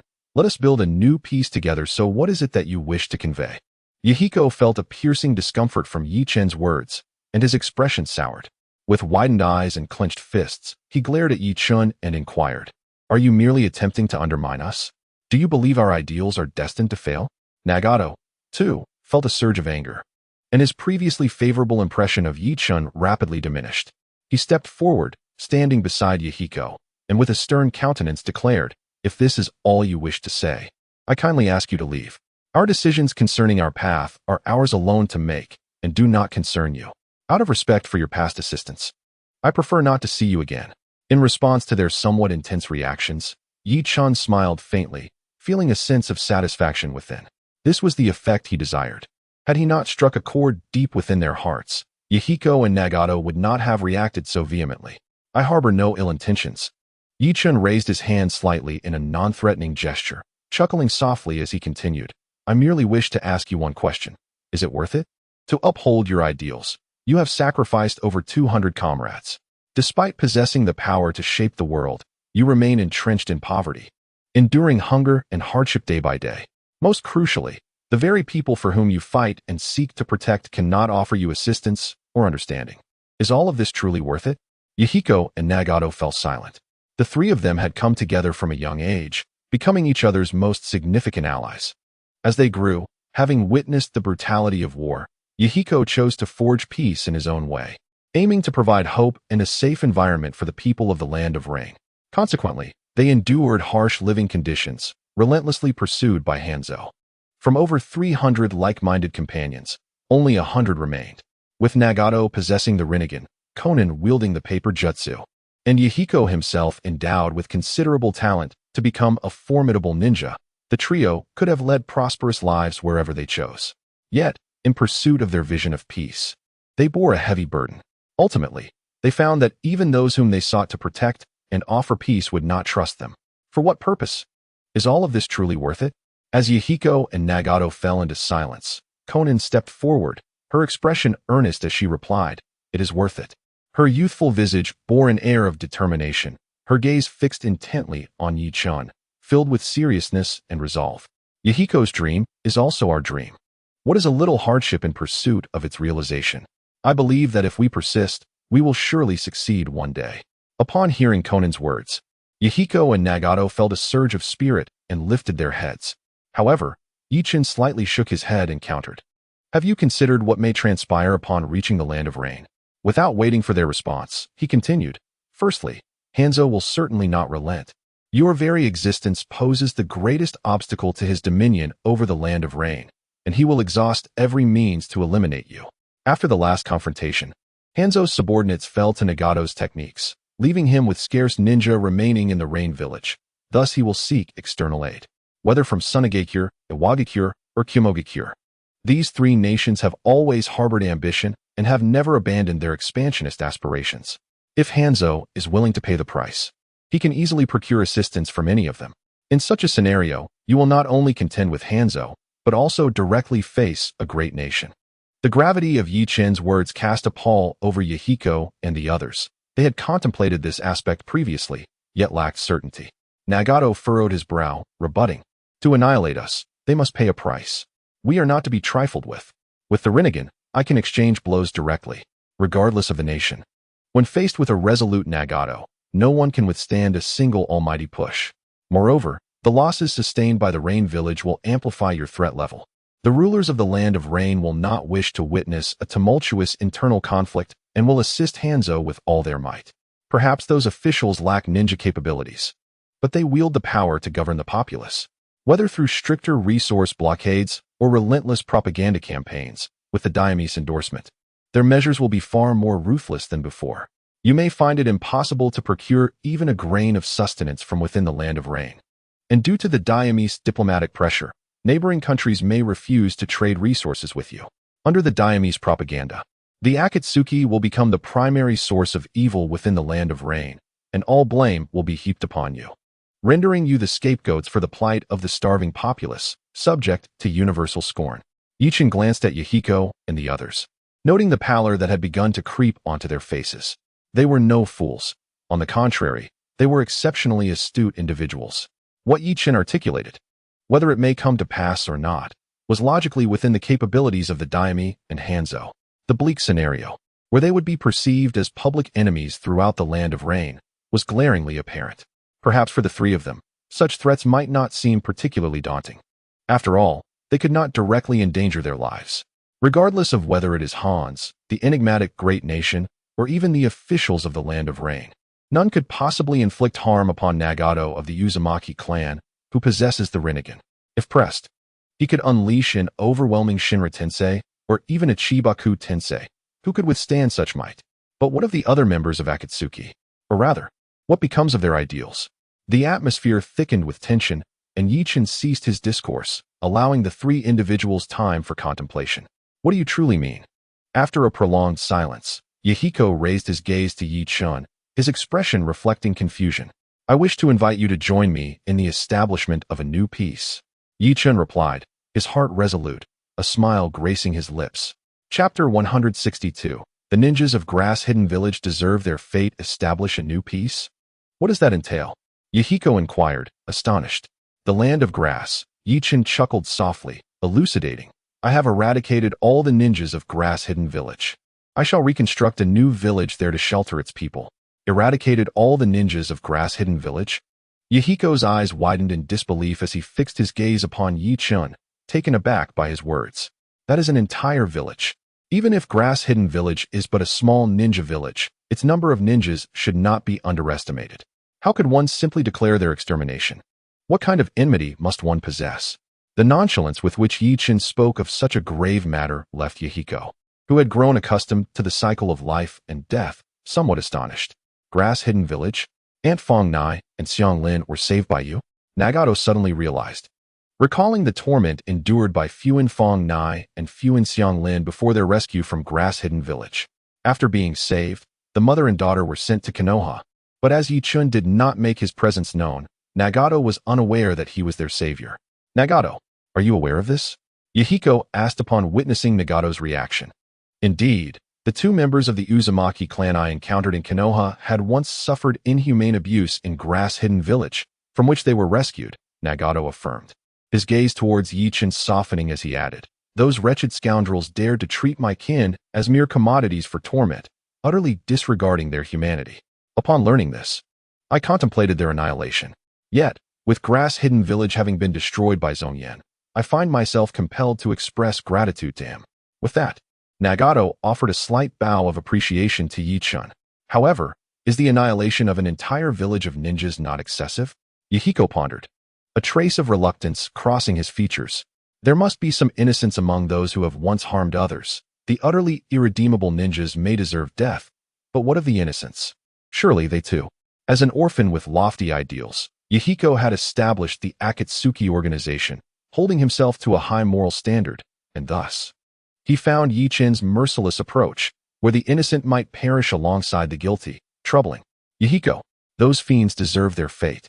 To Yahiko's surprise, Nagato, who had always held him in high regard, was now singing a different tune, vehemently countering. Those scoundrels, having failed to intervene when their companions committed heinous acts, are complicit in their crimes. Should they still draw breath, I would ensure their demise is even more agonizing. Nagato's visage twisted in rage, his words dripping with malevolence, leaving Yuhiko feeling profoundly unsettled. After a brief pause, he earnestly implored, Nagato, do not let your fury govern your emotions, nor allow your feelings to cloud your judgment. Those innocent souls. However, Nagato violently interrupted him, seething Yuhiko. Those individuals harmed the last remnants of my kin. A woman devoid of chakra and an infant scarcely born. Such vile creatures, even a moment's existence in this world fills me with revulsion and nausea. You know not the depths of their atrocities, so refrain from uttering such statements. Bloodshot hues emerged in Nagato's lavender rinnegan as he glared at Yuhiko, who felt an immense weight of pressure. Yuhiko's expression darkened. He had never before faced such public reproach from Nagato. Yet, in his heart, the bond he shared with Nagato, his lifelong companion, was far more significant than the unseen ninjas of Kusagakure. He nodded earnestly, I understand, and I apologize for my words. Please do not take them to heart, Nagato. Upon witnessing Yuhiko's contrition, Nagato's demeanor softened, and he acknowledged it with a nod, moving past the incident. Meanwhile, Yi-chun, with an air of indifference, slowly remarked, I am utterly unconcerned about the innocence of those individuals. This declaration caused Yuhiko to look up, bewilderment etched across his face. In an avalanche, no snowflake is innocent. Yi-chun cited a poignant adage before elaborating. The scum of Kusagakure imprisoned Uzumaki Na in a dilapidated shack, treating a living being as a never-ending reservoir of blood. A sentient, dignified human being, reduced to a mere source for sustenance. Every time a Kusagakure ninja sustained an injury, they would come to take a bite. Over time, Uzumaki Na's humanity and individuality were systematically eroded, leaving only the primal instinct for survival. And by the time I encountered her, she was even beginning to lose that. As Yi-chun recounted Uzumaki Na's plight in Kusagakure, both Nagato and Konan turned pale, having witnessed the frail form of Uzumaki Na and the countless scars that marred her body, a testament to the suffering she had endured. For Yuhiko, this was the first he had heard of such horrors. Though he had outwardly apologized, he still felt a twinge of inhumanity in Yi-chun's actions. However, as the details unfolded, Yuhiko's complexion darkened considerably, his hands clenched tightly together, knuckles turning white. A mother, after giving birth, with no time to nurse her child, was instead bound like livestock, perpetually awaiting the arrival of her tormentors. The cries of a newborn, yearning for sustenance, are perceived as mere noise by those brutish individuals, who respond with harsh reprimands and insults. In such a village, a cadre of ninjas is nurtured. What else could it be but a hellish existence? Yi-chun fixed his gaze upon Mi-yen, gravely inquiring. A significant portion of the ninjas from this village have drawn upon the blood of Uzumaki Funai. They may have evaded life-threatening injuries due to this, or perhaps gained strength from this supply, aiding the village in vanquishing its foes. As for those so-called innocent ninjas, do their lives and the benefits they enjoy not stem from this very source? Is their comfortable existence not a result of drawing sustenance from Uzumaki Funai's blood? While this may represent but a fraction of the truth, as long as such reasons exist, they too should descend into the abyss. As Yi-chun articulated these words, Mi-yen's complexion grew increasingly grim. Eventually, he unconsciously lowered his head, unable to meet Yi-chun's gaze. Just moments ago, Mi-yen stood upon a moral high ground, casting blame upon Yi-chun, yet now his composure began to falter. Chapter 163, The Daimyo? How many masters does he have? To be candid, the exchange between Mi-yen and Yi-chun can be regarded as a quintessential moral quandary. A classic example of such a dilemma is whether the family and friends of a criminal should bear the consequences.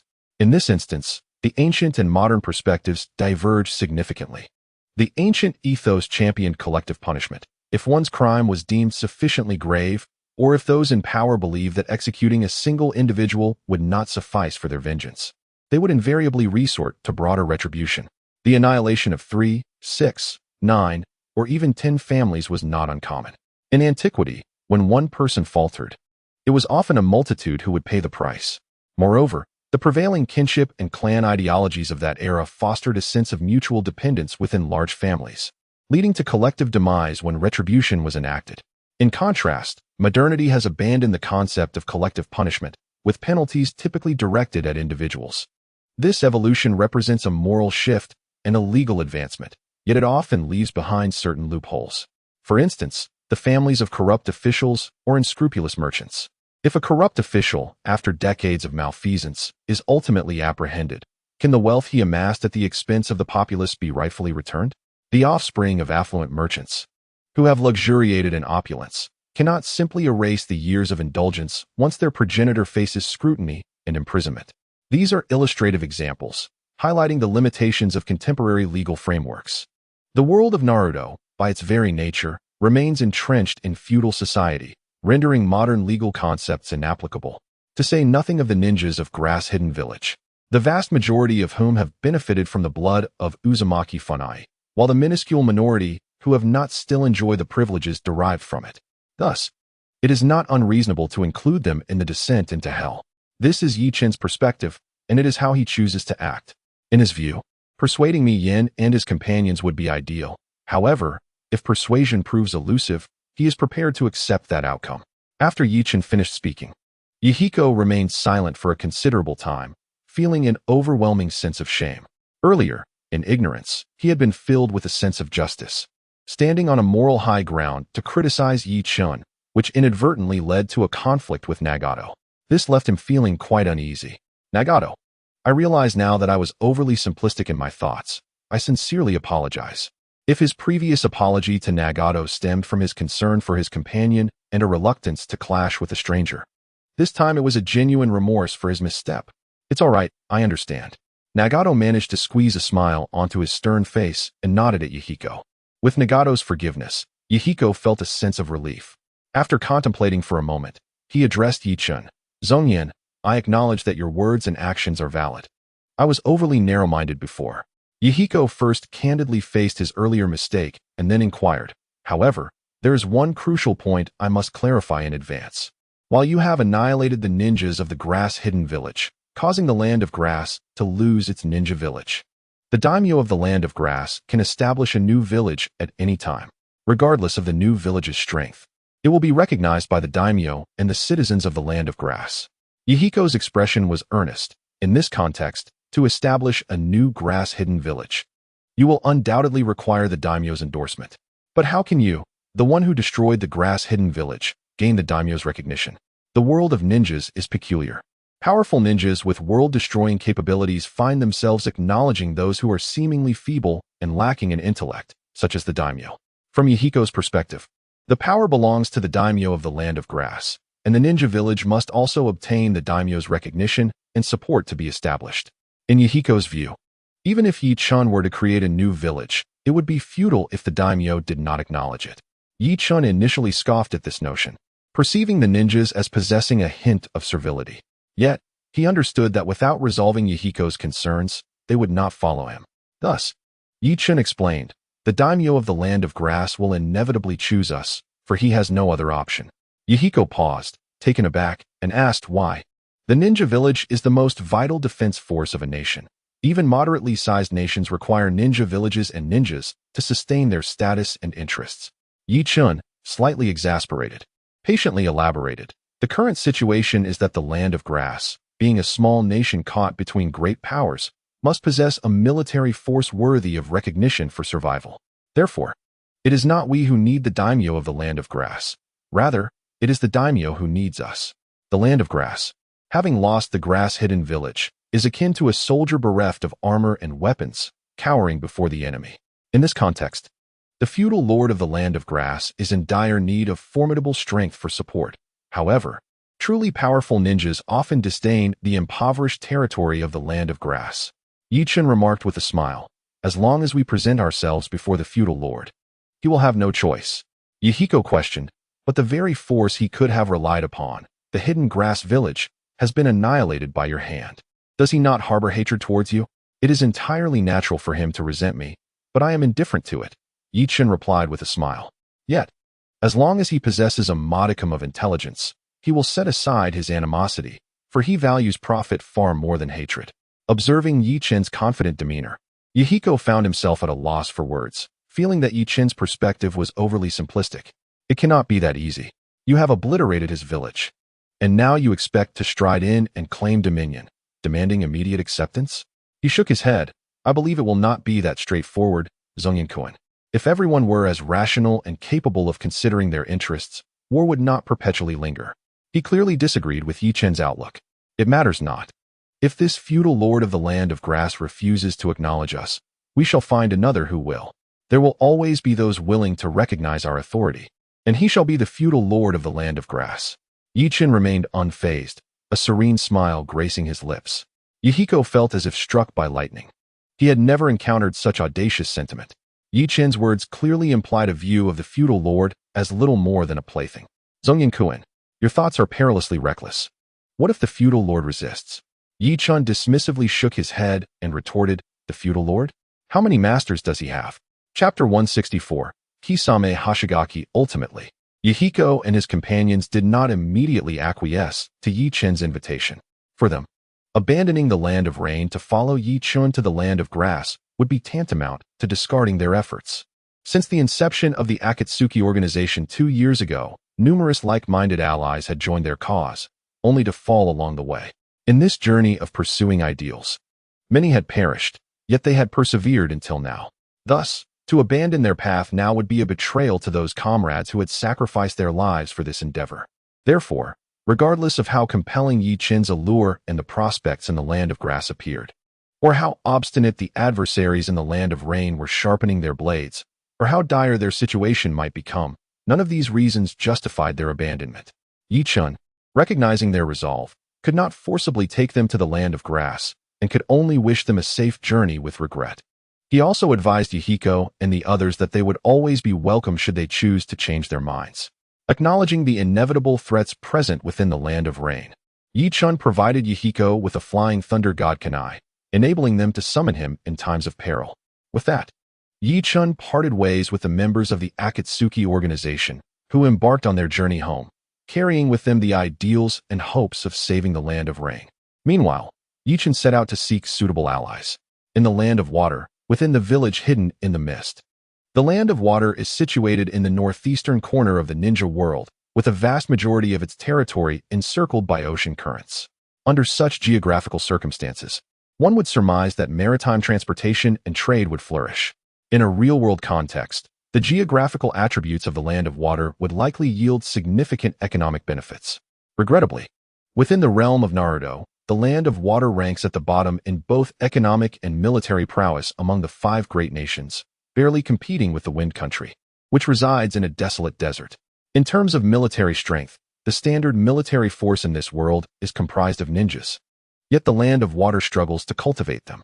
The Hidden Mist Village, as the sole gathering and training ground for ninjas within the land of water, produces a woefully insufficient number of ninjas each year. In this feudal society, the concept of clan loyalty prevails. Those in power, particularly the ninja clans, are often reluctant to share their foundational ninjutsu, resulting in a deep-seated exclusivity.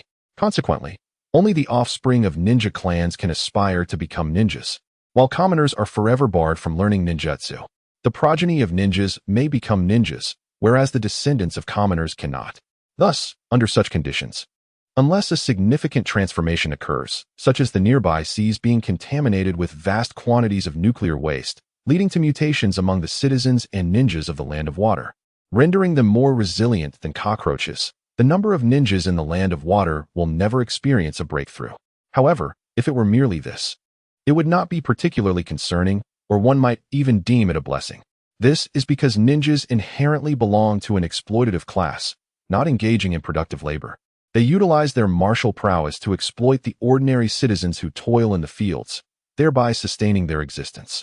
Should the population of ninjas continue to rise, there will inevitably come a day when they exceed the capacity that the citizens of the land of water can support.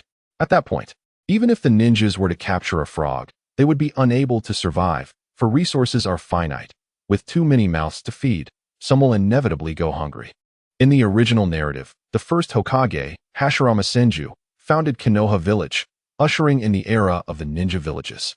The second Hokage, Tobarama Senju, established the Ninja Academy, marking the beginning of an age where commoners could also become ninjas, regardless of the resistance faced at the time from various ninja clans, who fought vigorously to thwart this initiative. It ultimately prevailed, continuously nurturing generation after generation of ninjas for Konoha. This model of ninja cultivation was gradually adopted and adapted by other nations, albeit modified to suit their unique circumstances. For instance, the Hidden Mist Village elevated the admission standards for its ninja academy, effectively barring the majority of children from Konoha who might have qualified for admission.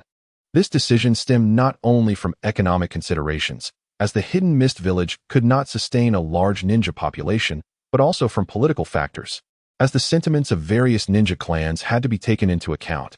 From the day the Ninja Academy was established in the Hidden Mist Village, over 80% of the enrolled students were descendants of ninja clans, with a mere 20% hailing from commoner backgrounds. Due to the high barriers to entry, the majority of commoners with the potential to become ninjas find themselves unable to compete with the clan-born children who have been trained as ninjas since childhood, starting off at a significant disadvantage. Conversely, commoners who manage to enter the academy often possess even greater potential, such as the case of Kisame Hoshigaki. What emotions would one experience upon realizing that the beliefs they steadfastly upheld were nothing but illusions? Kisame finds himself engulfed in such turmoil.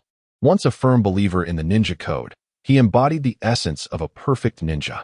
Jiraiya once stated, "A ninja is one who can endure everything." Although Kisame never met Jiraiya, he eerily fulfilled the criteria that Jiraiya spoke of regarding ninjas. He executed his missions with unwavering diligence, prioritizing the completion of tasks above all else, willing to pay any price. In the face of adversaries, he would coldly eliminate any companions who jeopardized the mission, prioritizing his own survival above all. Yet, at this moment, this flawless ninja is teetering on the brink of a faith collapse. The very superior he had trusted, the one who instilled in him the principles of the ninja code, ultimately betrayed that very code, becoming the traitor known as Suigetsu. Thus, Kisame took it upon himself to end his life, feeding his corpse to the sharks.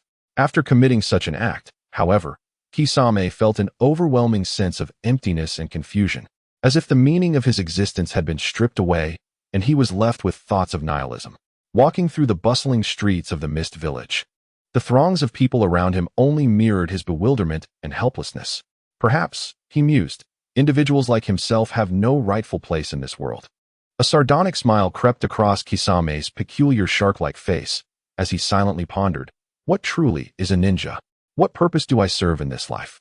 A cascade of self-doubting thoughts flooded Kisame's mind, further deepening his despair.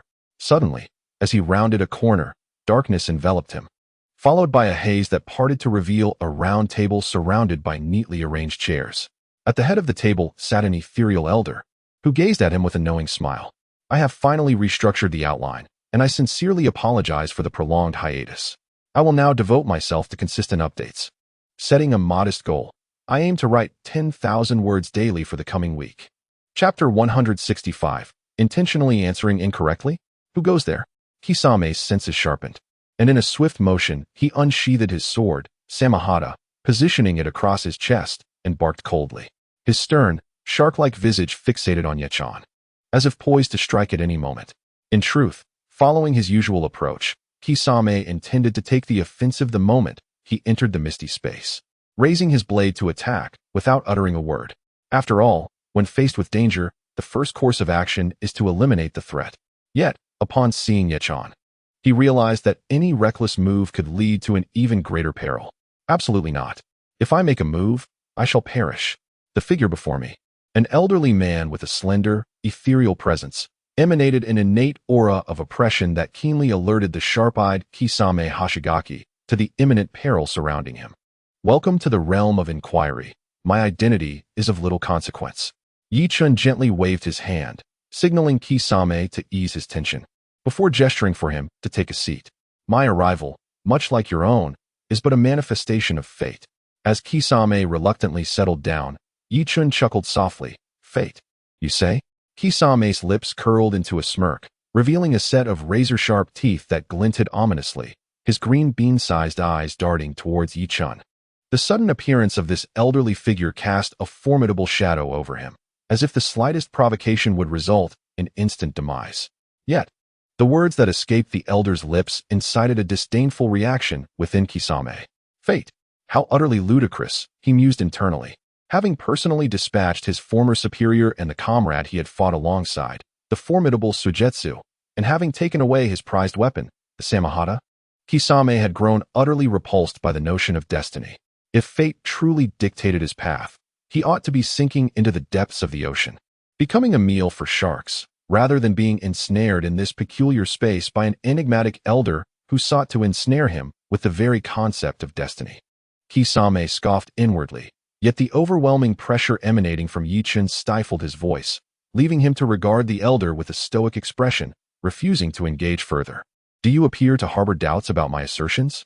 Yi-Chun observed Kisame's skepticism, yet his demeanor remained unperturbed, still smiling as he inquired. The shark-faced man showed no inclination to cooperate, maintaining a cold silence. What a frustratingly uncooperative individual, Yi-Chun thought, suppressing his irritation. It seems Kisame truly lives up to his reputation as one of the more discerning characters in the original narrative, far more challenging to persuade than those from Konoha. Seeing that words alone would not sway Kisame, Yi-Chun decided to transition to the next phase. With a subtle wave of his hand, a square screen materialized at the center of the round table, displaying 3 rows of text: Ninja World Character Rankings, Ninja World Power Rankings, and Ninja World Event Rankings. Kisame glanced at the suddenly appearing screen, but his expression remained impassive, betraying no reaction. Realizing Kisame was a tough nut to crack, Yi-Chun relinquished his impatience and prepared for a more engaging dialogue. These 3 lists encompass all the significant individuals and events within the ninja realm. You may select any one of them, and I shall present you with 5 questions based on your choice. Should you answer correctly, a bountiful reward awaits you. If you manage to answer all 5 questions correctly, you may make a single wish, the object of which can be anything you desire: strength, wealth, power, or even beauty. I can grant you anything you wish for.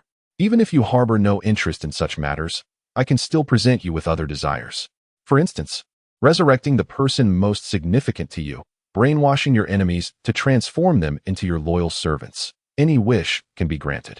Yi-Chun articulated the alluring benefits of answering questions to the stoic Kisame Hoshigaki with an enticing tone.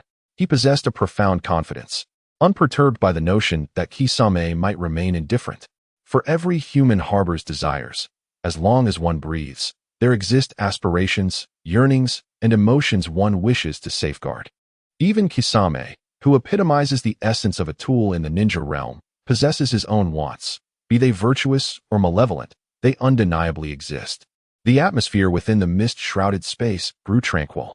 After finishing his proposition, Yi-Chun gazed at Kisame with a gentle smile, exuding an air of ease. In stark contrast, Kisame maintained a cold demeanor, his shark-like visage and lifeless, bead-like eyes fixated on Yi-Chun. After a brief standoff, Kisame finally shattered the silence, compelled to speak.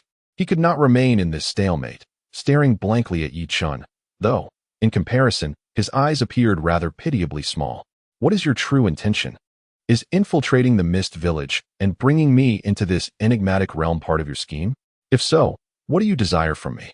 Kisame's inquiry bore the mark of a potential defector, seeking clarity on Yi-Chun's motives and whether he harbored any ambitions against the Mist Village, so he might prepare to thwart them. It must be noted that, despite Kisame's apparent desolation, he still held a semblance of affection for his village, unwilling to permit an unexpected adversary from wreaking havoc. You need not concern yourself with my objectives. They bear no relation to the Mist Village. Upon hearing Kisame's voice, Yi-Chun felt a wave of relief wash over him, having feared that the shark-faced man would persist in their standoff. Rest assured, I harbor no ill intentions towards the Mist Village. Yi-Chun leisurely stroked his beard and continued, You may regard my actions as benevolent. Everything I endeavor is for the continued existence of this world, and that suffices.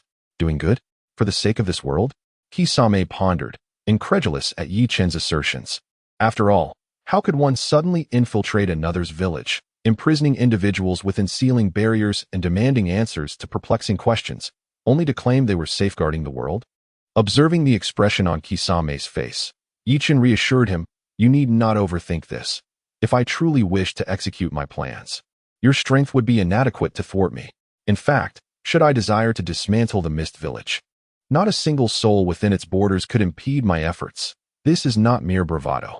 Given Yi-Chun's current prowess, with his eternal Mangeki Sharingan and Flying Thunder God technique, he could easily stir chaos within the frail Mist Village and retreat unscathed. As long as he was not encircled by all the village's ninja, exhausting his chakra. The Mist Village posed no threat to him. Thus, the words he spoke to Kisame Hoshigaki were imbued with genuine sincerity. As for whether Yi Chun possessed such formidable power, Kisame found himself uncertain. He sensed an overwhelming threat emanating from Yi Chun, one capable of extinguishing his life in an instant. However, he harbored doubts about whether a single individual could contend against an entire village, especially one belonging to one of the 5 great nations. Why me? Kisame finally inquired, a hint of confusion in his voice. Because you will be a pivotal figure in the future of the ninja world. Your existence will significantly influence the unfolding events in the shinobi realm, which is why I have chosen you, Yi Chun replied earnestly. This was not a deception. In the original narrative, Kisame indeed held a noteworthy position. Whether as the partner of Itachi Uchiha, the beloved son of Kishimoto, or during the Fourth Great Ninja War, where he nearly led to Uchiha Obito collecting all the tailed beasts prematurely. These were significant plot points in the original work. Is that so? I am, in fact, an important person? Kisame mused with a self-deprecating smile, revealing a set of sharp teeth. A being who had long since detached from the allure of life, poised to depart for the afterlife, was destined to become a crucial character in the future? Kisame found it hard to believe, yet he refrained from exposing Yi Chun's alleged falsehood. Instead, he remarked, then I shall choose for myself. Let me see what challenges await Kisame Hoshigaki. Convinced that Yi Chun's words were mere fabrications, Kisame relaxed, eager to witness the extent of Yi Chun's ingenuity.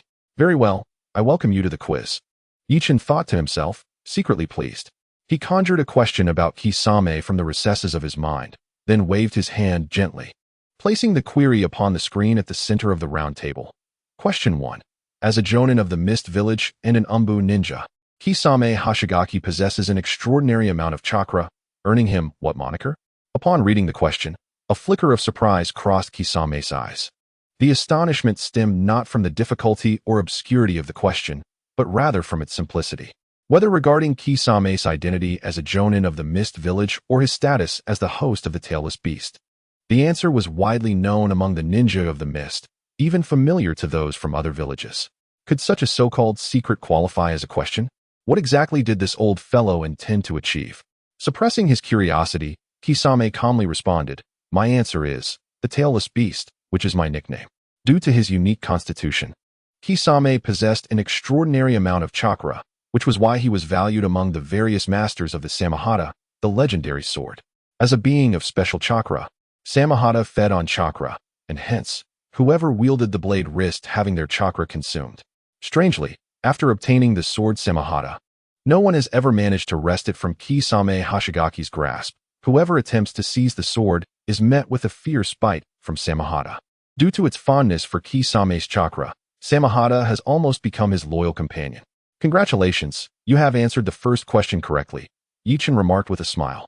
Then displayed the second question on the screen. Question 2. Samahata is the sword of the rogue ninja from the village hidden in the mist, Suigetsu Hozuki. How did Samahata come into the possession of Kisame Hoshigaki? Upon seeing this question, a glimmer of insight flashed in Kisame's eyes. The incident where he had slain Suigetsu and taken Samahata was still fresh in his memory. He had not yet reported this to the Fourth Hokage. Thus it remained a secret known only to him. Could it be that this old man intended to use this so-called quiz to probe for information about the village hidden in the mist? Did he inquire about Suigetsu's whereabouts simply because he noticed the sword on my back? In that fleeting moment, Kisame's mind raced with numerous thoughts. Driven by an obsession with secrecy, he was reluctant to divulge the correct answer. As a member of the Umbu of the village hidden in the mist, he had participated in countless covert missions, whether it was escorting targets bearing confidential information or infiltrating enemy territories to procure vital intelligence. Over time, safeguarding information from being disclosed had become paramount in Kisame's mind. To protect such secrets, he had resorted to drastic measures against comrades who had fought alongside him, ensuring the information remained secure. Thus, in this scenario, the notion of answering questions was of little concern to him. My answer is, Suigetsu Hozuki was promoted to an important position at the main branch, relinquishing his role in the 7 ninja swordsmen, and entrusted Samahata to me. Kisame slowly articulated after pondering for a moment. Although he was convinced that Yi Chun's intent was to extract intelligence about the village hidden in the mist, he was unaware of which faction Yi Chun represented. Consequently, he resorted to fabricating a lie, creating the illusion that Suigetsu had not only survived, but had also been reassigned to a more significant role. In doing so, even if Yi Chun were linked to enemies conspiring with Suigetsu, leading to the latter's betrayal. This false intelligence would deceive them into believing Suigetsu was still alive and encourage continued contact. In a moment of urgency, Kisame's thoughts were chaotic, and he could not ascertain Yi Chun's identity, making it impossible to conjure the most fitting lie immediately. He could only speak in a manner that favored him. Upon hearing this, Yi Chun shook his head and replied to Kisame, "Regrettably, you have answered incorrectly." Yi Chun had not anticipated the depth of Kisame's wariness, resulting in his deliberate fabrication of a falsehood. It was worth noting that the first two questions were meticulously chosen by Yi Chun as straightforward ones, intended to allow Kisame to answer with ease. Little did he expect that his answer would be summarily dismissed. Incorrect? How could he discern that I was not speaking the truth? Could it be that he is attempting to deceive me? The heart of Kisame Hoshigaki quaked with surprise. In the 166th chapter, The Unforgettable Woman, regarding Kisame Hoshigaki's guarded demeanor, Yi Chun found it utterly perplexing. After all, Yi Chun himself was not a native of this world, but rather a traveler from modern Earth, possessing vastly different perspectives and mindsets. Moreover, Kisame was the epitome of a ninja, a character quintessentially embodying the archetype of a martial arts tool. In contrast, Yi Chun had yet to even attain the status of a ninja. He was merely a student in a ninja academy, still awaiting graduation. This disparity led to Yi Chun's carefully crafted two questions being utterly dismissed by Kisame. Faced with such a situation, Yi Chun could only inwardly curse the shark-faced Kisame while outwardly remaining composed, merely casting a regretful glance at him before speaking. "Mr. Kisame, I understand that you harbor significant suspicion towards my arrival and are reluctant to believe my words. This is not an issue. I can empathize with your feelings.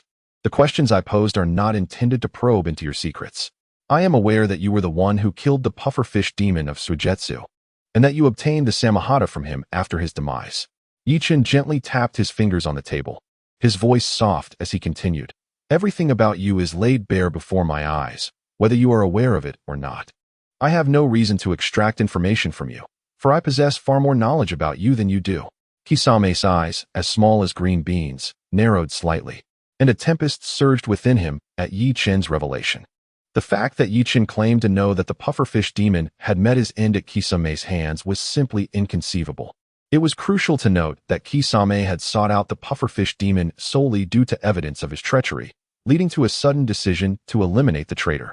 Their battle had taken place in the underground base of the mist, with only Kisame and the pufferfish demon present at the time. Under such circumstances, it was implausible for anyone, even from the mist, to be privy to this information, let alone an outsider like Yi Chun. With a mind swirling with questions, Kisame nonetheless maintained a facade of composure, showing no reaction to Yi Chun's words. "How curious," thought Kisame. "Is this shark-faced individual perhaps afflicted with some grave illness? I recall him being carefree in the original narrative while accompanying Itachi Uchiha, often displaying a nonchalant demeanor during their interactions, unlike a serious individual. Why then does he now present himself as a martyr?" Suppressing his urge to scoff, Yi Chun gently shook his head at the dry persimmon zetsu and spoke. "Since you remain unconvinced, allow me to present you with evidence. Look at the screen. It will reveal why I understand better than you how you dispatched the Watermelon Mountain Puffer Ghost." With a subtle wave of his hand, the title on the screen vanished instantly, replaced by a new scene. Dry Persimmon Zetsu lifted his gaze slightly towards the screen, his expression as placid as still water. He harbored no belief in Yi Chun's claim of knowing him better than he knew himself. The imagery depicted a dimly lit basement. Within a deep, shadowy corridor, a chilling mist enveloped the air, saturated with an aura of death. This was a covert underground base of the hidden Mist Village, overseen by the Watermelon Mountain Puffer Ghost. Astonishingly, the very entity that governed this clandestine facility was now ensnared by 6 iron chains, bound in the center of the corridor, utterly immobilized. The towering, somewhat corpulent figure of the Watermelon Mountain Puffer Ghost bore a countenance filled with rage as he glared at the azure-skinned man before him, his plump face contorted with endless fury and resentment. "You damned bastard Zetsu." The Watermelon Mountain Puffer Ghost fixated his intense gaze on Dry Persimmon Zetsu, as if he intended to devour him whole. In contrast to Zetsu's slender form, The ghost's massive physique and shark-like teeth hinted at a potential for confrontation. "It is you who is cursed, Master Watermelon Mountain." Dry Persimmon Zetsu brandished a bloodied long knife, its crimson stains originating from the immense body before him. His expression remained devoid of emotion as he regarded the Watermelon Mountain puffer ghost, his eyes, akin to green beans, reflecting an overwhelming sense of desolation. This was not the murderous intent aimed at a foe, nor was it any other form of hostility. The deathly aura in Zetsu's eyes suggested that he perceived the world as a decaying shell, slowly traversing towards its inevitable demise. This was the moment when he had recently acquired evidence of the Watermelon Mountain puffer ghost's betrayal, seizing the opportunity to infiltrate the underground base and eliminate him. How could this elder possibly possess such intelligence? Moreover, how could such a scene, as if witnessed by a third party, come to be? There had only been himself and the Watermelon Mountain puffer ghost at that moment. What manner of power could conjure such an image? Damn it! At that instant, the calm facade of Dry Persimmon Zetsu was finally stripped away, revealing his astonishment at witnessing something entirely unprecedented. Yichin's cinematic presentation had completely breached Dry Persimmon Zetsu's defenses. From that moment on, his prior assessments of Yichin's identity and intentions were instantly upended, propelling him into an entirely new perspective. Ignoring Zetsu's psychological transformation, the scene on the screen continued. The Watermelon Mountain puffer ghost struggled fiercely, unwilling to meet a simple demise. His gargantuan form swayed left and right, his powerful arms and thick legs straining against the bonds of the iron chains. However, his efforts proved entirely futile. The 6 iron chains bore barbs on their tips, which, once embedded in his flesh, could not be withdrawn without tearing away large swathes of skin. Moreover, the other ends of the chains were anchored to the wall, rendering the constrained power of the Watermelon Hill puffer ghost unable to escape. Realizing this predicament, the fury in the eyes of the Watermelon Hill puffer ghost swiftly dissipated, supplanted by an instinctual desire for survival. "Onikashi, spare me this once." A distorted smile adorned the face of the Watermelon Hill puffer ghost, the copious bloodstains rendering him particularly ghastly. "For the sake of our many years of camaraderie in life and death, for the sake of my devoted sacrifices for the village, allow me to live." Confronted with the palpable yearning for life etched on the corpulent visage of the Watermelon Hill puffer ghost, the cold expression of Kashi, the Dry Persimmon ghost, unexpectedly curled into a mocking smile. "Humph," he scoffed disdainfully, then, with swift decisiveness, raised his long blade and plunged it into the heart of the Watermelon Hill puffer ghost. With a resounding thud, the chilling blade penetrated flesh, accompanied by a spray of scalding blood. As the Watermelon Hill puffer ghost's face contorted in agony and disbelief, Kashi withdrew the blade and casually discarded it to the ground, uttering a single phrase. "If I were to spare you, my comrades who perished by my hand would not let me off so easily." Indeed, Kashi had slain countless allies to protect vital information.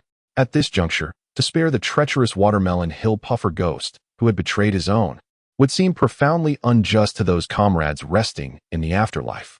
With a thunderous crash, the massive body of the Watermelon Hill puffer ghost collapsed to the ground. Kashi stepped upon him, nonchalantly unfastening the strap of the great blade, J-key, and slinging it over his own shoulder. Thereafter, Kashi turned and departed, with no intention of glancing back. Thus concluded the scene. Kashi's eyes, as small as mung beans, widened to their fullest extent, staring vacantly at the now darkened image. Every detail he observed mirrored the scene he had once encountered. Even those nuances he had failed to remember surfaced anew in his recollection after witnessing the vision. He was indeed correct. He possessed knowledge that surpassed his own understanding. Reflecting on Yichin's assertion that he knew him better than he knew himself, Kashi finally embraced that truth. After a prolonged silence, he slowly raised his head to gaze at the composed Yichin, softly inquiring, "Might you reveal your true identity? Is your presence a boon or a bane for the Hidden Mist Village?" In his heart, Kashi had elevated Yichin's identity to an unfathomable echelon. What implications would the arrival of such a being have for their frail and incapable village? "I have already stated that my identity cannot be disclosed for the time being," Yichin replied with a faint smile. "I cannot ascertain whether my presence is beneficial or detrimental to the Hidden Mist Village, but I can assure you that my arrival is a fortuitous event for this world." After a period of introspection, Kisame Hoshigaki finally managed to organize his emotions. Extricating himself from the initial bewilderment, and fear he felt upon first encountering the situation. It appeared that he must comply with the old man's wishes and answer the questions. Perhaps only by completing them would he discern the true significance behind this inquiry. Kisame pondered. Perhaps my earlier act of deliberately fabricating a falsehood was misguided. Otherwise, if I answer all subsequent questions correctly, according to the old man, I would be granted a wish, one that could fulfill any desire. In that case, if I wished for the old man to elucidate his origins and intentions, I might uncover the information I seek. Perhaps it was due to years of experience, or perhaps the innate instincts of a ninja, but Kisame's thirst for knowledge surpassed all else. There was no other option. I must answer the questions. Resolute, Kisame nodded respectfully at Yi-chun and said, "Please present the next question. I shall answer it earnestly." It was indeed a rare occurrence to see this shark-faced man willingly cooperate, Yi-chun mused, smiling outwardly as he signaled for the third question to appear on the screen. Question 3. As a member of the Umbu from the village hidden in mist, Kisame Hoshigaki frequently undertakes missions to escort vital intelligence. On one such mission, forced by the enemy's pursuit, he was compelled to eliminate all his comrades. What was the final words of one of those comrades that profoundly impacted him? Upon the revelation of this question, a different hue emerged in Kisame's gaze. This shark-faced figure, who had always presented a facade of calmness and rigidity before Yi-chun, suddenly exhibited a myriad of complex emotions that were uncharacteristic of a ninja. Kisame felt a dryness in his throat, struggling to articulate his thoughts, yet words eluded him. He recalled the woman with flowing orange hair, her gentle demeanor ever present. The one who, even in her final moments, offered soothing words to alleviate his guilt. That fleeting moment illuminated his life like a shooting star, only to vanish thereafter. Observing Kisame's intricate expression, Yi-chun watched with keen interest. It was astonishing to witness such humanity from the shark-faced man. Yi-chun had previously assumed that he had always donned a stoic mask until encountering Itachi Uchiha. After a prolonged struggle, Kisame finally uttered in a low voice. She said, "Your life is truly filled with suffering, Mr. Kisame." The instant he spoke those words, Kisame seemed to be transported back to that forested sea, back to that fateful, disorienting night. "Congratulations, your answer is correct," Yi-chun remarked with a smile, pleased to witness Kisame's earnestness in responding to the question. Reflecting on this segment of the narrative, Yi-chun recalled his past life, fleeting moments that had not previously garnered his attention. Now, in hindsight, it seemed there were indeed deeper layers worthy of contemplation. Once regarded as the quintessential tool of destruction, the figure of Kakuzu, known for his unwavering resolve to eliminate his comrades as part of his ninja persona, finds himself unexpectedly vulnerable to emotional breaches. Yi-chun muses with intrigue, contemplating the profound impact of the dying words uttered by the orange-haired kunoichi before her demise. Such a statement must have left an indelible mark on Kakuzu's psyche. Otherwise, why would it continue to haunt him? Therefore, let us turn our gaze to the screen, for I can indeed present that fragment of memory once more. Is it truly possible to possess knowledge of events so distant? Kakuzu pauses, overwhelmed by a renewed astonishment at Yi-chun's abilities. The scene just played, a memory of his slaying of the Watermelon Mountain pufferfish demon, had transpired not long ago. Yet, the mission where he exterminated all his comrades feels like a relic of the past, and the fact that Yi-chun can access such memories is nothing short of miraculous. In the midst of a dense forest, Kakuzu, clad in the attire of the Umbu, leads a swift procession of ninjas on a covert mission. Their objective is to escape the borders of the Land of Fire, eluding the relentless pursuit of the Leaf Village ninjas. Kakuzu, can we discuss what you mentioned earlier after the mission concludes? A kunoichi with vibrant orange hair quickens her pace to match his, smiling as she poses the question.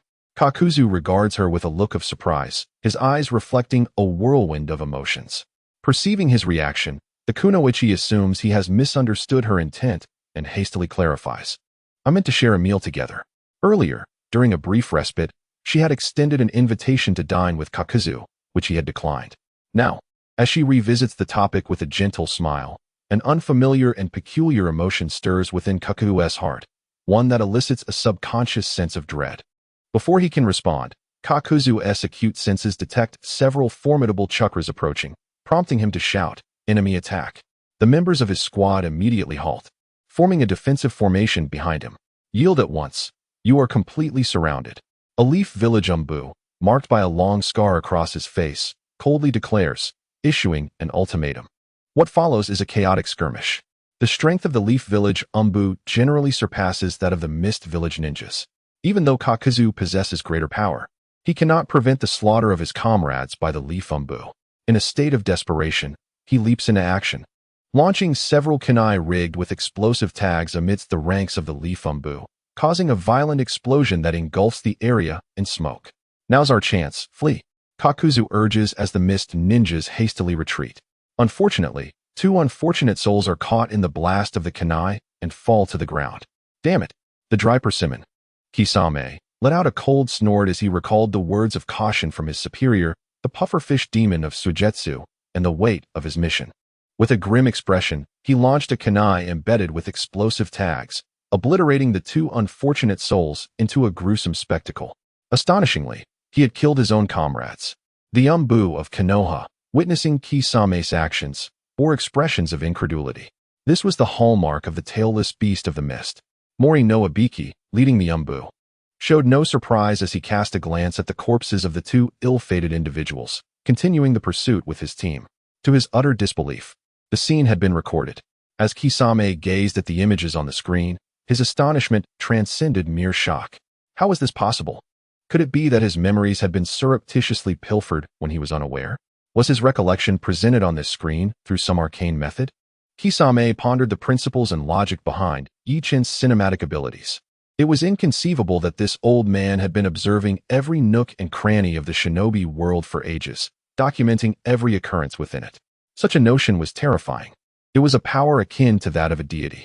Even if it were not so, the ability to effortlessly extract his memories, presenting them in greater detail than his own recollections, surely fell within divine realms.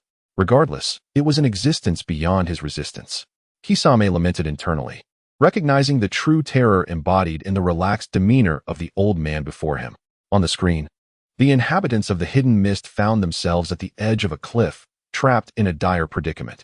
The remaining 3 members of the code team wore expressions of sheer panic and overwhelming fear, resembling individuals facing imminent death. Was there truly no escape? Kisame recalled the admonitions of his superior, and with an icy resolve, he unsheathed his long knife, aiming it at his comrades. What are you planning to do? One of the Umbu ninjas exclaimed in horror. Without a word, Kisame swiftly executed the 3, including the orange-haired Kunoichi from earlier. Why? The Kunoichi trembled as she fell to the ground, gazing at Kisame. The slaughter of my comrades is my designated task. A wave of disorientation washed over Kisame, causing his hand to tremble as he gripped the knife. Your life is truly filled with suffering, Mr. Kisame, the Kunoichi said gently from the ground, her words piercing his heart like a needle. A torrent of complex, indescribable emotions surged within Kisame. In the distance, the Umbu of Konoha once again surrounded Kisame, and after delivering a fatal blow to the Kunoichi, he plunged into the abyss. In his previous life, when watching anime, Yichun had no recollection of this scene.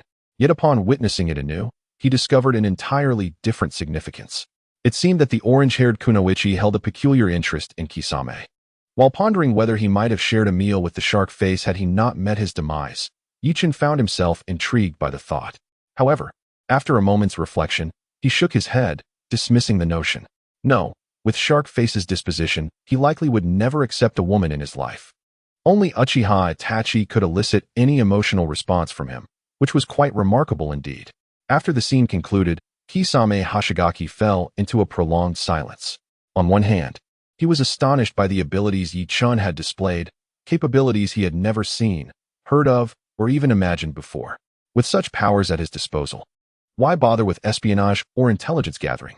He could simply stride boldly into any situation, sitting openly and retrieving information directly from others' minds. No matter how clandestine the secrets, they could be acquired in the blink of an eye without the slightest chance of detection. This was, without a doubt, the dream of any intelligence operative. On the other hand, Kisame's silence stemmed from thoughts of the woman with the flowing orange hair. Although a person of his temperament would typically not experience significant psychological upheaval due to a woman, the profound nature of that particular encounter had left an indelible mark on him. Her dying words had pierced his heart, and coupled with the betrayal of the Watermelon Mountain pufferfish, They led him to question the righteousness and significance of his actions. After the third segment of the footage had played out, Kisame no longer harbored any inclination to resist. To him, the elderly gentleman before him possessed an uncanny ability to read his memories without him even realizing it, rendering any attempt at resistance futile. The disparity between them was as vast as the heavens from the earth. In such circumstances, what was the point of resisting? My lord, he began with a resigned tone. With such abilities as yours, why require me to answer these questions? Clearly, all the intelligence I possess is laid bare before your eyes. If you wish to know something, why not simply look for yourself? Even if I were to speak, I could not compete with your knowledge. Kisame had completely surrendered. Many of the memories in his mind were now faint, with numerous details long forgotten. Yet under Yi Chen's capabilities, those previously overlooked particulars emerged vividly, as if replaying before him. With such power at hand, why construct a scenario that required him to respond to queries? Of course, it was for the sake of rewards, and to entice him into joining the hidden grass village to work for him. Yi Chen perceived Kisame's resignation and understood that at this juncture, Shark Face had lost his will to resist, at least in matters of intelligence. Mr. Hoshigaki, why the haste? Yi Chen said with a light chuckle, waving his hand dismissively. You surrendered after just 2 segments of past footage? Imagine how you would react if I were to show you scenes from the future.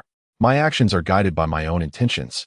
Moreover, my intention is certainly not to solicit any information from you. On the contrary, I wish to reveal certain truths that you are yet unaware of. Yi Chen glanced at the dry persimmon Zabuza, whose shark-like visage now displayed a look of perplexity. Without further elaboration, Yi Chen merely waved his hand, saying, Let us proceed to the next question. You shall comprehend my meaning. With Yi Chen's command, the image on the central screen of the round table dissipated, revealing new text. Question 4. After slaying the traitorous and treacherous Shimanashita, Dry Persimmon Zabuza found himself questioning the very meaning of his existence, doubting the value of life and the purpose of being a ninja. Faced with the sudden appearance of the fourth Mizukage, Zabuza was ready to surrender. Yet the emergence of an unfamiliar figure behind the Mizukage reignited his will to live and rediscover the essence of life. This stranger, wielding the kaleidoscope Sharingan, controlled the tailed beast within the fourth Mizukage, transforming him into a mere puppet. Who was this individual? Answer, Uchiha Obito. Answer, Uchiha Madara. Answer, Uchiha Kagami. What?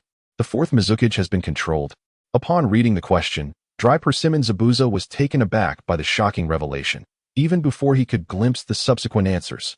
Bewildered, he lifted his gaze towards Yi Chen, his eyes, resembling green beans, reflecting urgency and disbelief.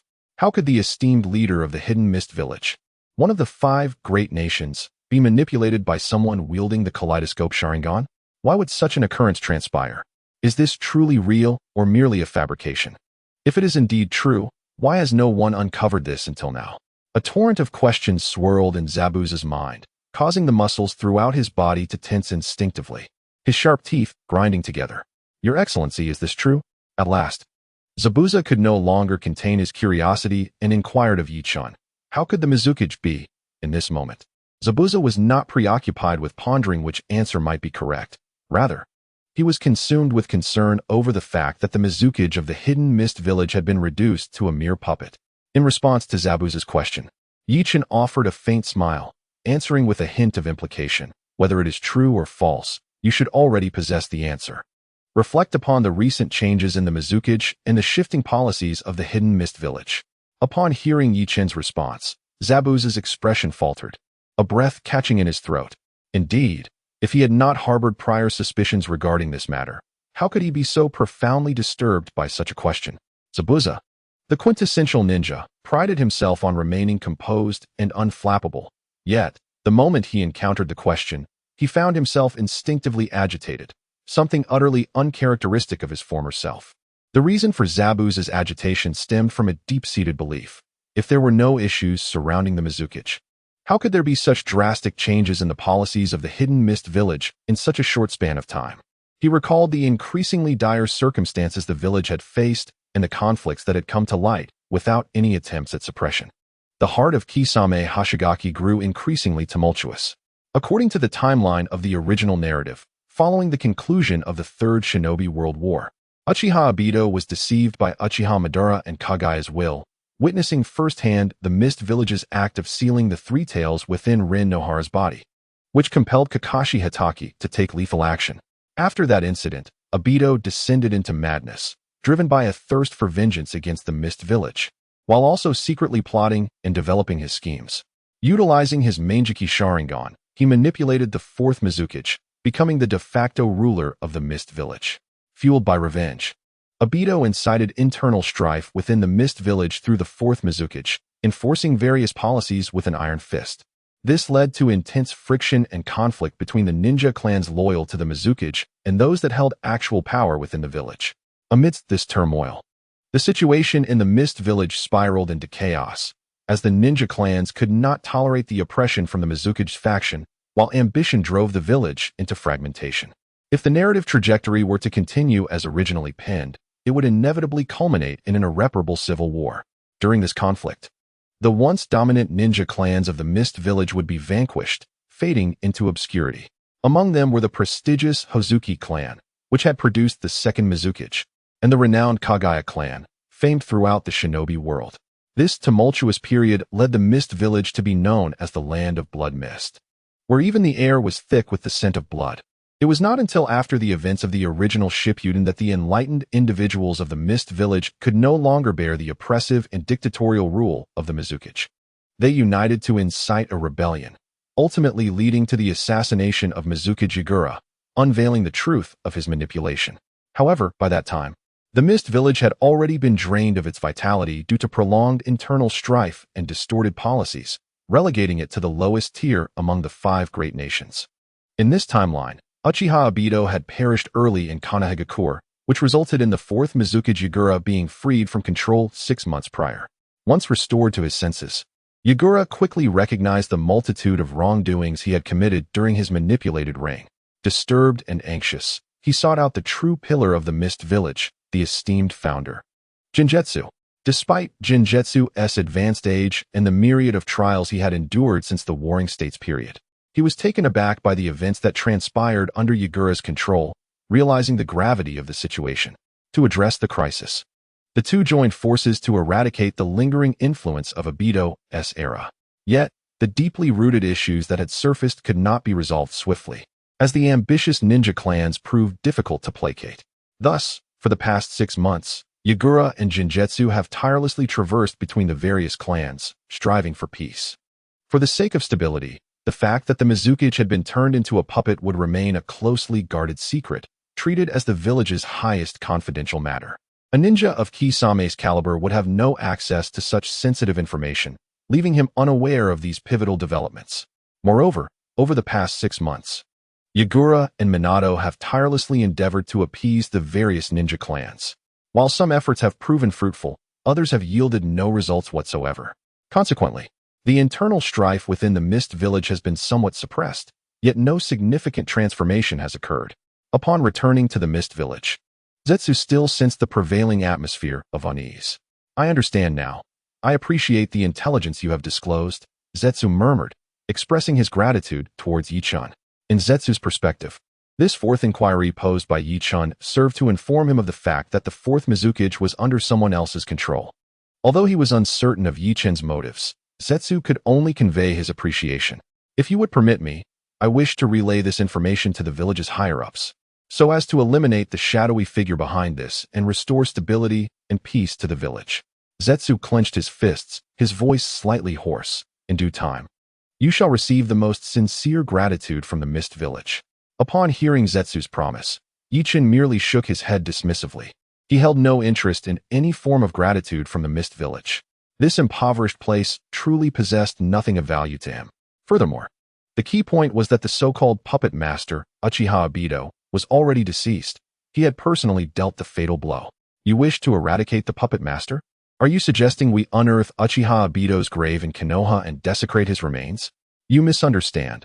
I care not for the so-called gratitude, as it holds no significance for me." Yi-chan raised a finger, lightly tapping the table to redirect Zetsu's attention. "Let us set aside expressions of thanks. I implore you to earnestly complete this inquiry, for that is what I truly desire to witness." "Answer the inquiry? What on earth does this old man mean? Why must there be an answer? Is it to reveal the true identity of the puppet master?" Zetsu was taken aback, as he had always perceived this so-called inquiry test as merely a fade for Yi Chen's true intentions. Yet, contrary to his expectations, Yi Chen appeared to place considerable importance on this test. I comprehend. I shall answer diligently. Zetsu temporarily set aside his doubts and began to contemplate the question displayed on the screen. Uchiha Madara, the invincible Shura of the ninja world? Had he not perished long ago, slain by the hand of Konoha's first Hokage? Why, then, did his name appear among the answers? Confounded, Zetsu glanced at the two options below. Uchiha Obito, a name he did not recognize. Uchiha Kagami, he seemed to recall this name, a disciple of Konoha's second Hokage, a formidable figure who once commanded the battlefield. But had he not also been dead for quite some time? My lord, I find myself somewhat perplexed by your meaning. Zetsu furrowed his brow, instinctively mimicking the gesture despite the absence of actual brows. Both Uchiha Madara and Uchiha Kagami had long since departed this world. All ninjas in the realm were aware of this fact. Why, then, did their names surface among the options? As for Uchiha Obito, he felt a fleeting sense of familiarity. Yet the details eluded him. The gaze of the shark-faced figure was filled with perplexity. He found it difficult to discern the intentions of Yi Chen. According to the intelligence provided through the answers, the fourth Mizukage, Yagura, was under the control of the Sharingan, and the mastermind was one among the trio. Among the three answers, Uchiha Madara and Uchiha Kagami were long deceased, leaving only the name of Uchiha Obito. In this context, was it insinuating that the true puppeteer was indeed Uchiha Obito? Regarding the answer, I cannot provide a hint. You must arrive at your own conclusion. Yi Chen spoke in a calm manner, constrained by the rules of the system that forbade him from directly or indirectly revealing the answer to Kisame Hoshigaki. Kisame nodded, already forming certain judgments in his mind. Since this old man had deliberately disclosed this information to him, it was likely that the answer concerning the mastermind was also glaringly obvious, with two of the three answers being dead and the remaining one being true. My answer is Uchiha Obito. Congratulations, you answered correctly. Seeing that Kisame had finally arrived at the right conclusion, Yi Chen breathed a sigh of relief, a smile gracing his features. Kisame, too, felt a sense of relief upon hearing Yi Chen declare his answer correct. Indeed, he had not misjudged. The old man had intentionally sought to impart all this crucial information to him, thus crafting these three answers. Yet, why go to such lengths? Kisame remained perplexed by Yi Chen's elaborate methods. However, this did not diminish his gratitude towards Yi Chen, for he had secured vital intelligence. Once he ventured out, he could relay this information to the original master, thereby saving the beleaguered village of Kirigakure. This is perhaps the last thing I can do for the village. I hope I have not failed in my duty as a shinobi of Kirigakure. Even if I were to perish soon, I would still be able to reconcile with the memories of those comrades who fell by my hand. A sense of relief washed over Kisame, lightening his spirit considerably. Still 6 in the evening. Chapter 168. The appearance of the fourth Mizukage now. Mr. Hoshigaki, please direct your attention to the screen. At the mention of this, Kisame momentarily froze. What screen? What was there to observe? Could it be that he was to witness Uchiha Obito controlling the fourth Mizukage and transforming him into a puppet? Kisame cast a puzzled glance at Yi Chen, who, perceiving his confusion, chuckled softly and explained, "It is not as you imagine. What I am showing you pertains solely to the content of the question." Content of the question? Kisame scrutinized the query once more, his shark-like face reflecting bewilderment. The question stated that after Kisame had slain the tailed beast, the fourth Mizukage suddenly appeared to confront him, followed by Uchiha Obito, who uttered certain words. Regardless of what those words were, this event had never transpired. Clearly, after vanquishing the tailed beast, he had departed the underground base without ever encountering Yagura, let alone the mastermind controlling the Mizukage from the shadows, Uchiha Obito. Could it be that I have indeed experienced this event, yet for some reason, I have lost the memory of it? Is the old man intent on allowing me to witness this scene once more? As the thought crossed his mind, Kisame Hoshigaki's imagination began to run wild, attempting to rationalize Yi Chen's actions. However, the composed model ninja could not fathom that Yi Chen's motivations were merely tied to the nature of the exam itself. With a gentle wave of his hand, Yi Chen caused the screen at the center of the round table to shift once again, prompting Kisame to focus his attention and concentrate intently on the unfolding image. The screen revealed a chilling underground base, showcasing the familiar corridor from the second question. The immense form of the watermelon-headed pufferfish demon lay sprawled on the ground, blood pooling around him. This powerful ninja, once a proud member of the 7 ninja swordsmen of the mist, had now departed this world. Kisame's icy gaze did not linger on the fallen pufferfish demon. Instead, he turned away, striding towards the dark end of the corridor. "You've endured much, Kisame." Suddenly, a clear, youthful voice rang out behind him. A small ninja with green hair and purple eyes, bearing a scar resembling a stitch beneath his left eye, emerged from the shadows. Wielding a staff adorned with green flowers and a hooked tip, his indifferent gaze met Kisame's, his violet pupils devoid of any vitality. "Who are you?" Kisame exclaimed, startled by the figure's sudden appearance. Instinctively, he raised his hand to draw his sword, Samahata, but as he turned to confront the newcomer, his pupils widened in shock. The Fourth Hokage. Had I truly encountered the Fourth Hokage at that place? At that moment, Kisame felt a tightening in his chest, a sense of foreboding washing over him. To him, the previous 3 scenes Yi Chun had revealed were recollections he had personally experienced, directly retrieved from his mind. Yet, the current image bore no semblance of familiarity. This could only mean one thing. His memories had been altered or entirely erased, leaving him oblivious to having met the Fourth Hokage after slaying the pufferfish demon. Who could have orchestrated this? Was it the old man? Did he possess the motive to do such a thing? Kisame pondered these questions, his eyes still fixated on the screen as the scene continued to unfold. Yagura stepped from the shadows, his slight frame unable to meet Kisame's gaze directly, forcing him to look up at the taller man. "I surmised that the watermelon-headed pufferfish demon would not regard you, his loyal subordinate, with suspicion, and it seems my assumption was correct." Yagura appeared entirely oblivious to the pressure and doubts his sudden appearance might instill in Kisame, instead casting a glance at the colossal corpse of the pufferfish demon. "This traitor has betrayed our land. From this moment forth, you shall be the master of Samahata and one of the new 7 ninja swordsmen," Yagura proclaimed, his lifeless eyes locking onto Kisame as he delivered the announcement with an air of indifference. "At the same time, he is also my direct subordinate." Upon witnessing this scene, Kisame Hoshigaki released his grip on the giant sword, Samahata, his shark-like visage revealing a hint of amusement as he mockingly remarked, "So, I am to be your subordinate until you obliterate me in the same manner.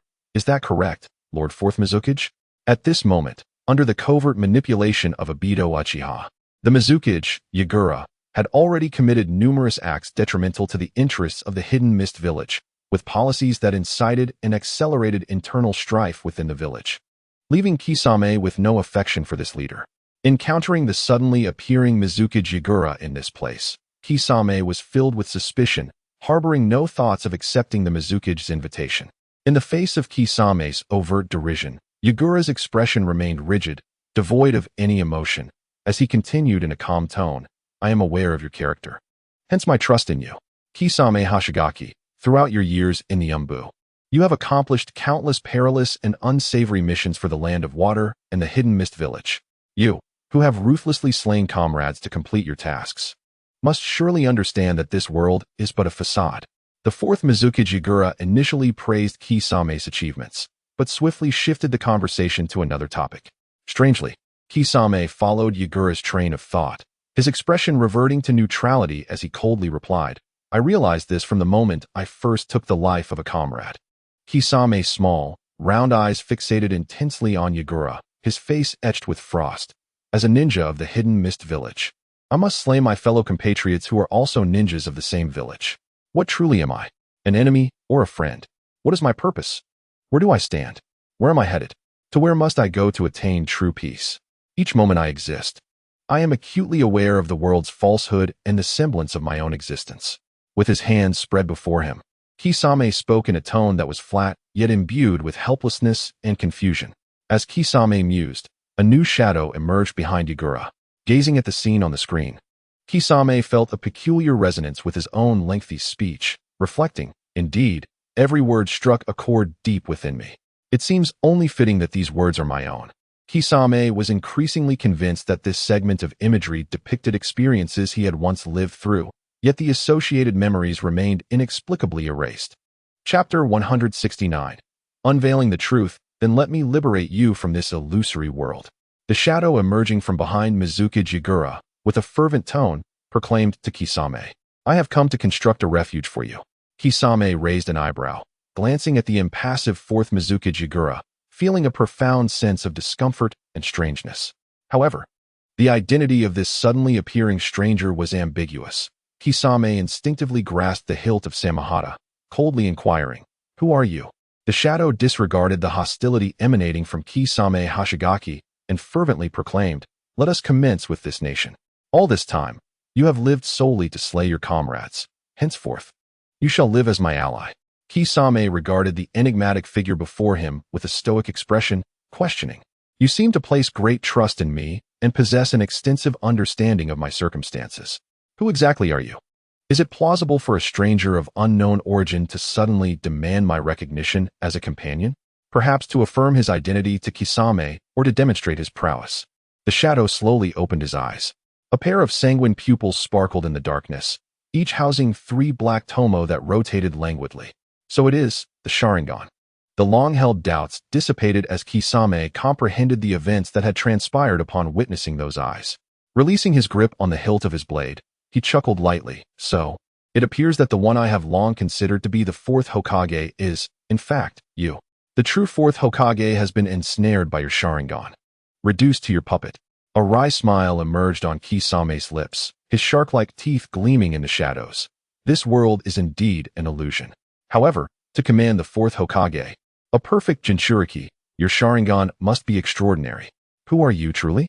The shadow slightly raised his head, the ominous crimson gaze fixed upon Kisame, responding deliberately, "Uchiha Madara." "Uchiha Madara? Is it not Uchiha Obito?" Kisame's heart jolted, instinctively turning to glance at Yi-chun. Yet, the elder was smilingly fixated on the screen, offering no explanation. The elder had no need to deceive him, or perhaps he was yet to discern the advantages of such deception. Unable to extract information from Yi-chun, Kisame lowered his head to ponder. Given the current circumstances, I must ascertain that the intelligence gleaned from the elder is authentic. If discrepancies arise in the information, the highest reference point shall be the answers to the exam. So that is it. I understand now. A tremor coursed through Kisame as he recalled Yi-chun's persistent emphasis on the significance of the exam answers. Could it be that he anticipated future inconsistencies in the intelligence, thus subtly indicating that the exam answers are the true and reliable source? Yet, why would he take such measures? Is this not superfluous? Perhaps the elder is bound by some constraint that prevents him from directly revealing information, compelling him to utilize the guise of the exam. Kisame arrived at this conclusion, convinced of its validity. After a prolonged contemplation, he found the intricacies increasingly perplexing. Lacking the intellectual acumen to sift through the tangled web of information and distill a coherent thread, he realized that clarity would be elusive, at least in the short term. However, the dry persimmon Zetsu was acutely aware of his strengths. He set aside his contemplation and raised his head to inquire of Yi-chun. "Might I pose a question?" "Your Excellency?" "Go ahead. I cannot assure you of an answer," Yi-chun replied, not directly acquiescing but gesturing towards the dry persimmon Zetsu. "What I wish to inquire about is whether everything that transpired in the recent vision was something I had previously experienced." The dry persimmon Zetsu resolved to voice his most pressing question. "What leads you to ponder such a thought?" Yi-chun raised an eyebrow, astonished by the extent to which the dry persimmon Zetsu's thoughts had diverged.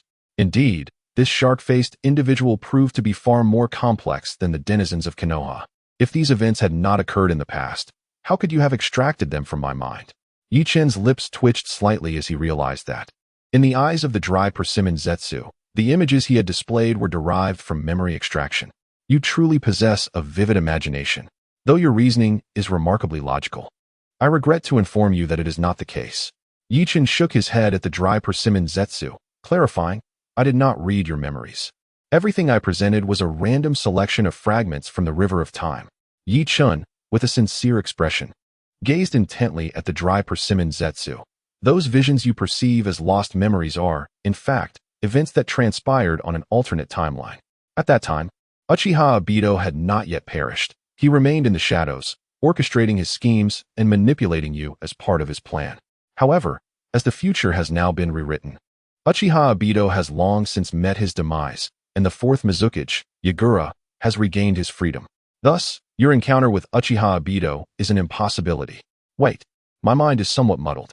The dry persimmon Zetsu's eyes widened instinctively as he absorbed Yi Chen's words. What does any of this mean? An alternate timeline? Future visions? Uchiha Obito is dead. The fourth Hokage has been liberated? What then was the purpose of the intelligence I gathered with such effort? Why have you spent so long answering my queries? Are you jesting? For a moment, the dry persimmon Zetsu felt breathless, gazing incredulously at Yi Chen, rendered speechless. Yi Chen, sensing the sudden surge of resistance within the dry persimmon Zetsu, felt a profound sense of helplessness. Thus, he recounted the events from his initial testing in the Hokage's office in Konoha, which ultimately influenced the course of events, leading to Shimura Danzo's demise and his own hand in Uchiha Obito's death. After all, the dry persimmon Zetsu was a tool he had chosen, destined to assist him in the land of grass. This information would inevitably come to light, making the timing of its revelation inconsequential. Chapter 170. It is better to perish by one's own hand. After Yi Chen elucidated the circumstances, the character of Kakashi Samehada felt an overwhelming weariness, one that eclipsed the moment he had previously slain the pufferfish demon of Sukawashin, when the world had seemed utterly illusory. This world is indeed rife with deception. Kakashi Samehada let out a resigned sigh, collapsing wearily against the back of his chair, resembling a lifeless fish. What of timelines? What of visions of the future? What of alternate realms? He gazed upwards at the murky sky of the gray misty space, murmuring to himself, it appears that this world is not only a facade, but also manipulated by unseen hands. The future can be foreseen, yet it can also be rewritten. What, then, is the purpose of our existence? What is the significance of my being? In that moment, Kakashi Samehada felt a deep sense of despondency, as if all vitality had drained from him. Do not lose heart, Mr. Kakashi Samehada. Observing him grow increasingly akin to a sun-dried fish upon the shore, Yi Chen felt a surge of urgency within, yet maintained a calm demeanor as he offered gentle reassurance. Only one question remains. If you can answer it correctly, I shall grant you a free inquiry. Any question you desire. Kakashi Samehada, upon hearing this, slowly turned his head towards Yi Chen, squinting as he inquired. Any question at all? If I were to ask you about future events, would you divulge them to me? Of course, provided you answer correctly, Yi Chen affirmed, nodding. Having already divulged so many spoilers, what was one more? Very well, I shall earnestly engage with the question, even if it is merely to gain insight into the future. Finally mustering a semblance of resolve, Kakashi Samehada straightened himself from the chair. Noticing this, Yi Chen promptly waved his hand, causing the screen to shift once more, revealing new text. Question 5. After the failure of the infiltration mission, how did Kakashi Samehada meet his end? Answer. Killed by an enemy's attack. Answer. Died by his own jutsu. Answer. Slain by his own comrades. Upon reading the question, Kakashi Samehada narrowed his eyes slightly, then burst into laughter. How amusing. Just as I was about to inquire about the future, I am directly shown my own fate? Such wicked humor, O omnipotent deity. His tone bore a hint of mockery, though it seemed directed more at himself than at Yi Chen. Reading the question and answers word by word, his gaze lingered on the final answer, TCH. This answer truly resonates with my sentiments. The one who slaughters his comrades ultimately meets his demise at their hands. Surely, that is the fitting conclusion for me, is it not? With that, Kakashi Samehada lifted his head slightly and queried Yi Chen, Omnipotent deity, I choose my answer. What say you? Yi Chen felt a slight twitch at the corner of his eye, as he realized that at this moment, Kakashi Samehada had suddenly evoked the essence of the original character from the narrative. Such an insufferable tone, he could hardly fathom how those words escaped his lips. I cannot divulge that information, so I urge you to ponder it yourself. Although the visage of this shark-faced individual appears somewhat infuriating at the moment, Yi Chen forcibly restrained his irritation. Let me contemplate. It seems that in that fleeting instant, the old Kisame Hoshigaki had perished, and a brand new, rather loathsome version of Kisame had been reborn within this body. The shark-faced figure raised his hand to absent-mindedly rub his utterly hairless chin, feigning deep thought. It is likely that the original Kisame experienced a similar transformation. Utterly despondent and disillusioned with this illusory world, his personality underwent a profound change, resulting in the persona we recognize today. To die at the hands of an adversary seems all too ordinary. Failing a covert mission would inevitably lead to a confrontation with foes far outnumbering oneself. Thus, Even a tailed beast renowned for its lack of a tail would struggle to withstand such overwhelming assault, and being slain is a rather commonplace occurrence. Kisame presented a facade of serious analysis, yet his nonchalant tone and beaming smile betrayed that he was not genuinely contemplating the matter, instead expending greater effort on pretense. To perish by my own techniques is something I cannot fathom. At most, I could summon my sharks to gradually consume me, which could be construed as being slain by my own jutsu, right? One must understand the effort I invested in raising these sharks. After all, without the means to self-terminate via my techniques, to prevent my remains from being unearthed by enemies seeking intelligence, I can only resort to such measures to obliterate the evidence. That would be a fitting tribute to those comrades I have slain. Yi-Chun could no longer endure the banter. He drummed his fingers on the table, urging, "Hasten your words, and cease this dilly-dallying." Kisame's expression shifted slightly, promptly adopting a demeanor of feigned humility, displaying a respectful smile. Yet the sarcasm in his words was unmistakable. Yes, esteemed, omnipotent deity capable of altering fate at will. My answer is, to perish by my own techniques. Yi-Chun furrowed his brow, his gaze fixed intensely upon Kisame. It was not the sarcasm in Kisame's tone that irked him, but rather the current demeanor of Kisame that led Yi-Chun to question whether he could successfully persuade him to journey to the village hidden in the grass. He began to doubt whether this individual would be a help or a hindrance upon arriving there. Why? Yi-Chun refrained from revealing his answer immediately, instead posing a question filled with curiosity. Upon hearing this, a self-deprecating smile graced Kisame's face. How shall I articulate this? Firstly, I have no inkling of how I shall ultimately meet my demise, but I have no desire to fall at the hands of my enemies. Hence I shall not choose an answer. Secondly, despite having slain many comrades, I often ponder the notion of dying at the hands of one of them. Perhaps it would serve as a perfect conclusion to the deeds of my past. Upon reaching the Pure Land, I could inform those I have slain that I too met my end by the hands of a comrade. Yet, to speak candidly, I ultimately find that such a fate seems too pitiful. The dry persimmon Zabuza, with 2 rows of shark-like teeth, rendered his visage even more fearsome and grotesque. He chuckled. Thus, it would be better for me to perish by my own hand. A master at slaying comrades should be equally adept at ending his own life swiftly and without suffering. Chapter 171. Is this world real? Yi-Chun furrowed his brow. Zabuza's sudden transformation felt both familiar and alien. It was familiar because, in his previous life, he had encountered the original text wherein the shark-faced member of the Akatsuki organization, following Uchiha Itachi, bore this very countenance, outwardly brash and sardonic, yet burdened with heavy thoughts beneath the surface. However, the swiftness of this change was bewildering. How could a once composed ninja devolve into such a state? Yet, these musings held little significance, for he had already answered the questions posed, achieving 4 correct answers out of 5. The singular incorrect response stemmed from Zabuza's excessive caution, conjuring some grave notion that led him to deliberately answer incorrectly. Very well, let me show you the scene of your demise, Mr. Zabuza, Yi-Chun declared. The scene of my demise? If that were so, did this elderly man truly possess the ability to foresee the future? Zabuza's face twisted into a somewhat greasy smile, though his heart sank. From the beginning until now, Zabuza's perception of Yi-Chun had undergone numerous transformations. Upon their initial encounter, Zabuza had merely been meandering through the hidden mist village, only to be drawn into this distinctly eerie and mysterious gray mist realm upon turning a corner. This space resembled a ceiling barrier, yet upon closer inspection, it revealed itself to be profoundly different. It was evidently an unfamiliar realm, not a mere illusion conjured by Jinjutsu.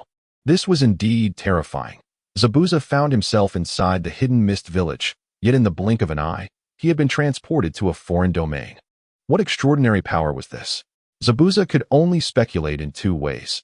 Either it was a space-time ninjutsu, wherein the old man had, unbeknownst to him, utilized this technique to shift him from the village to this location, or it was an even more unfathomable ability, such as creating an inner world within the hidden mist village. Such a power was more fearsome than space-time ninjutsu, for if Yi-Chun possessed this capability, it would be akin to having dominion within one of the 5 great nations, the land of water's hidden mist village. Should Yi-Chun harbor any ill intentions towards the village, who could possibly defend against it? This sense of dread was precisely why Zabuza refrained from confronting Yi-Chun upon entering the space, maintaining a silence born of caution. Subsequently, Yi-Chun revealed 3 lists and posed the first 2 questions pertaining to the topic of the Watermelon Mountain-S pufferfish demon. From that moment onward, Zabuza categorized Yi-Chun as an adversary, leading him to intentionally answer the questions incorrectly. In his view, Yi-Chun's actions were a means to infiltrate the internal intelligence of the Hidden Mist Village. As an elite shinobi and member of the Umbu, no matter how discontent he felt, it was inconceivable for him to divulge such critical information to an enemy. As the conversation progressed, Yi-Chun asserted, "I understand you better than you know yourself." The demonstration on the screen vividly showcased the entire process of slaying the Watermelon Mountain pufferfish demon, leaving the dry persimmon shark bewildered. At that moment, the threat level posed by Yi-Chun surged in the eyes of the dry persimmon shark. As an enemy capable of silently extracting information from his mind was utterly unprecedented. Confronted with such a formidable Yi-Chun, the dry persimmon shark clearly found himself devoid of any means of resistance, compelled to abandon the notion of defiance, unable to overpower him. And with the mysterious and enigmatic Yi-Chun evidently capable of easily ending his life, he realized that concealing information was futile. His attempt to deceive Yi-Chun with false intelligence was swiftly countered by Yi-Chun, who revealed a more detailed depiction than his own memories, effectively slapping him in the face. Moreover, during the third inquiry, Yi-Chun brought forth the long-buried memories of the dry persimmon shark, intricately presenting those past events he had deliberately chosen to forget. This revelation thoroughly unsettled the dry persimmon shark's mindset, shattering the tension that had long gripped his demeanor. The image of that orange-haired woman still lingered in his thoughts, surfacing from time to time to remind the shark-faced man of his past transgressions, the heinous deeds he had committed against his own comrades, branding him a sinner. As the fourth query unfolded, Yi-Chun unveiled the true secret of the Hidden Mist Village, revealing that the fourth Mizukage, Yagura, was under the control of a hidden mastermind wielding the Mangeki Sharingan, reduced to a mere puppet. Such intelligence left the dry persimmon shark in a state of acute anxiety. Although his mindset was crumbling, and he contemplated relinquishing his life and the path of a ninja, he still remembered his allegiance to the Hidden Mist Village. The notion that the leader of his village was being manipulated by foes, instigating internal strife and exacerbating conflicts within the village, was enough to ignite a sense of urgency in the seasoned shinobi of the Umbu. However, just as the dry persimmon shark grasped the full extent of this information, eager to report it to the higher-ups in the village, Yi-Chun informed him that the events depicted belonged to an alternate timeline.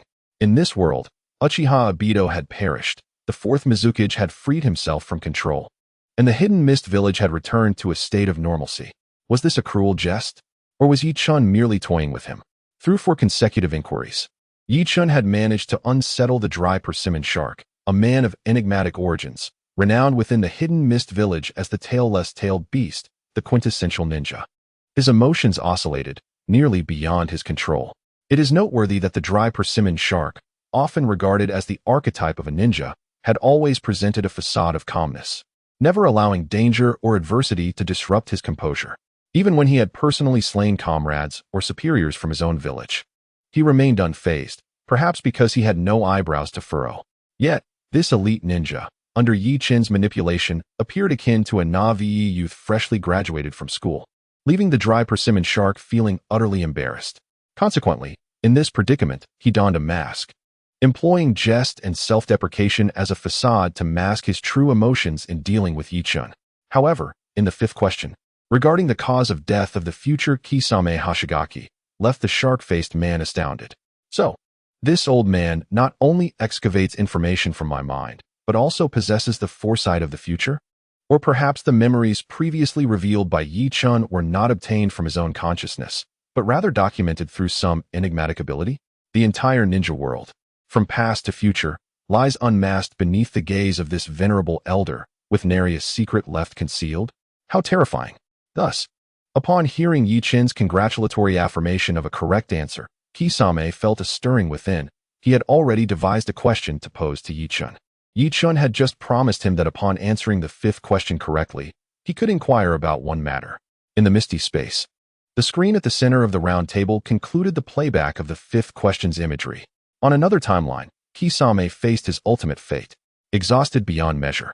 With his chakra completely depleted, Kisame stubbornly conjured a water prison to ensnare himself and summon sharks to consume his own flesh, until he utterly relinquished the breath of life. He did not utter a single groan, dying with remarkable fortitude. Such a demise, coupled with his brutal nature, astonished Yi Chun as he observed the recording. Truly, a paragon of ninjas, Mr. Kisame possesses astonishing self-discipline and resolute character. Yi Chun was nearly moved to applause, his gaze towards Kisame growing ever more fervent. It was decided he was the one. Shark-faced. Or rather, Kisame, you shall undoubtedly find no escape from my grasp. I am determined to make you my tool. The fervor in Yi Chun's eyes left Kisame somewhat perplexed, yet he did not reveal this. Casually propping his legs up on the table, his arms relaxed, nonchalantly stating, Well, it's all an act. A broad grin spread across Kisame's shark-like visage, revealing rows of sharp teeth. It hurts quite a bit, actually. When those sharks bite down, they take away a hefty chunk of flesh. I've been bitten numerous times while taming those sharks as my summoning beasts in the ocean. Observing Kisame's somewhat impudent gesture, Yi Chun remained unfazed, inquiring with keen interest, Mr. Kisame, do those sharks possess any special attributes? If they are merely ordinary sharks, they should lack intelligence, let alone serve as summoning beasts that follow a ninja's commands to attack foes, or even themselves. This was a question Yi Chun had pondered during his previous life, while reading the original work. The summoning beasts featured in Naruto are numerous. Nearly every renowned ninja possesses a form of summoning technique. However, most appear as independent entities, such as the large summoning beasts of Nagato Uzumaki, the dream bred of Danzo Shimura, or the Monkey King of Hiruzen Sarutobi. Yet, the summoning beast clans that arise as a collective, capable of breeding with wisdom and special abilities, are limited to the 3 great summoning lands, including the Uchiha's Ninja Cat clan. Among them, the specifics of Kisame's shark summoning beasts remain ambiguously addressed in the original narrative. It appears that the shark summoned by Kisame Hoshigaki possesses merely the intellect and abilities of an ordinary beast, exhibiting no remarkable prowess. However, upon deeper contemplation, one must question whether a mere beast could be commanded so effortlessly by Kisame. Furthermore, the notion that these sharks would devour their master, Kisame, is clearly beyond the capabilities of an unintelligent creature. If we assume these sharks to be mere animals, then Kisame could have tamed them to obey his commands. Yet, it is evident that a trained beast would not attack its master unless driven by madness, let alone a group of sharks simultaneously converging to feast upon Kisame. Thus, these sharks must possess a degree of intelligence, capable of comprehending Kisame's intentions. As a collective, if the ordinary sharks exhibit intelligence, does this imply the existence of even more intelligent sharks above them? Might there be entities akin to the immortals of the 3 great holy lands? Those who have lived for an extended period and possess wisdom akin to that of humans? This is what Yi Chun yearns to uncover. Upon his arrival in this world, initially merely a fictional realm of Naruto, it has transformed into a tangible reality. The Naruto canon, constrained by its length, leaves many details unaddressed or inadequately explained. Information that even Yi Chun, as a traveler, cannot grasp. This necessitates his own exploration, adding to the allure of his journey. Kisame was taken aback by Yi Chun's unexpected inquiry, but soon clarified, such beings do not exist. My ability to command these sharks stems from my innate talent to communicate with marine creatures. I can comprehend their expressions and convey my thoughts to them. The sharks are simply individuals with exceptional strength and speed compared to ordinary sharks. While Kisame pondered a retort questioning why Yi Chun, who seemingly knows everything about the ninja world, would ask him such a question, he quickly realized that the matter of taming the sharks was inconsequential and would not impact the progression of the ninja world. It is entirely reasonable for Yi Chun to not be preoccupied with it. Yi Chun nodded in understanding, yet within him, a greater curiosity began to stir. For Kisame's ability is evidently not a ninjutsu, but rather a bloodline trait. Observing Kisame's unique appearance, reminiscent of a shark, adds further intrigue. Is it possible that he possesses a special lineage that grants him the ability to communicate with marine life? Could this also account for his chakra reserves far exceeding those of ordinary ninjas? Furthermore, might his azure skin, green bean-like eyes, and shark-like teeth be a product of his bloodline? Given that the land of water is coastal, could there be mysterious beings such as fishmen or merfolk? Is Kisame a descendant of such enigmatic creatures combined with humans? This question intrigued Yi Chun immensely, yet it was evidently not the appropriate moment to inquire further. He nodded slightly, contemplating that he might explore the land of water later, seeking traces of the existence of merfolk or mermen. Mr. Kisame, I previously promised you that if you answered the fifth question correctly, I would entertain one of your inquiries. Do you have a question now? Upon hearing this, Kisame's interest was piqued. He withdrew his legs from the round table and sat up straight, his previously greasy smile fading into a serious demeanor as he earnestly asked, Lord God, I have but one question. Is this world real or illusory? Chapter 172. Creating a new situation. Upon hearing Kisame's question, Ichin felt a stir within. In truth, he had pondered this very question upon his initial arrival in this realm. Was this world genuinely existent or merely a fabrication? From the perspective of Ichin, a time traveler, this world appeared to be born from an anime he had once watched, a creation of an ordinary manga artist.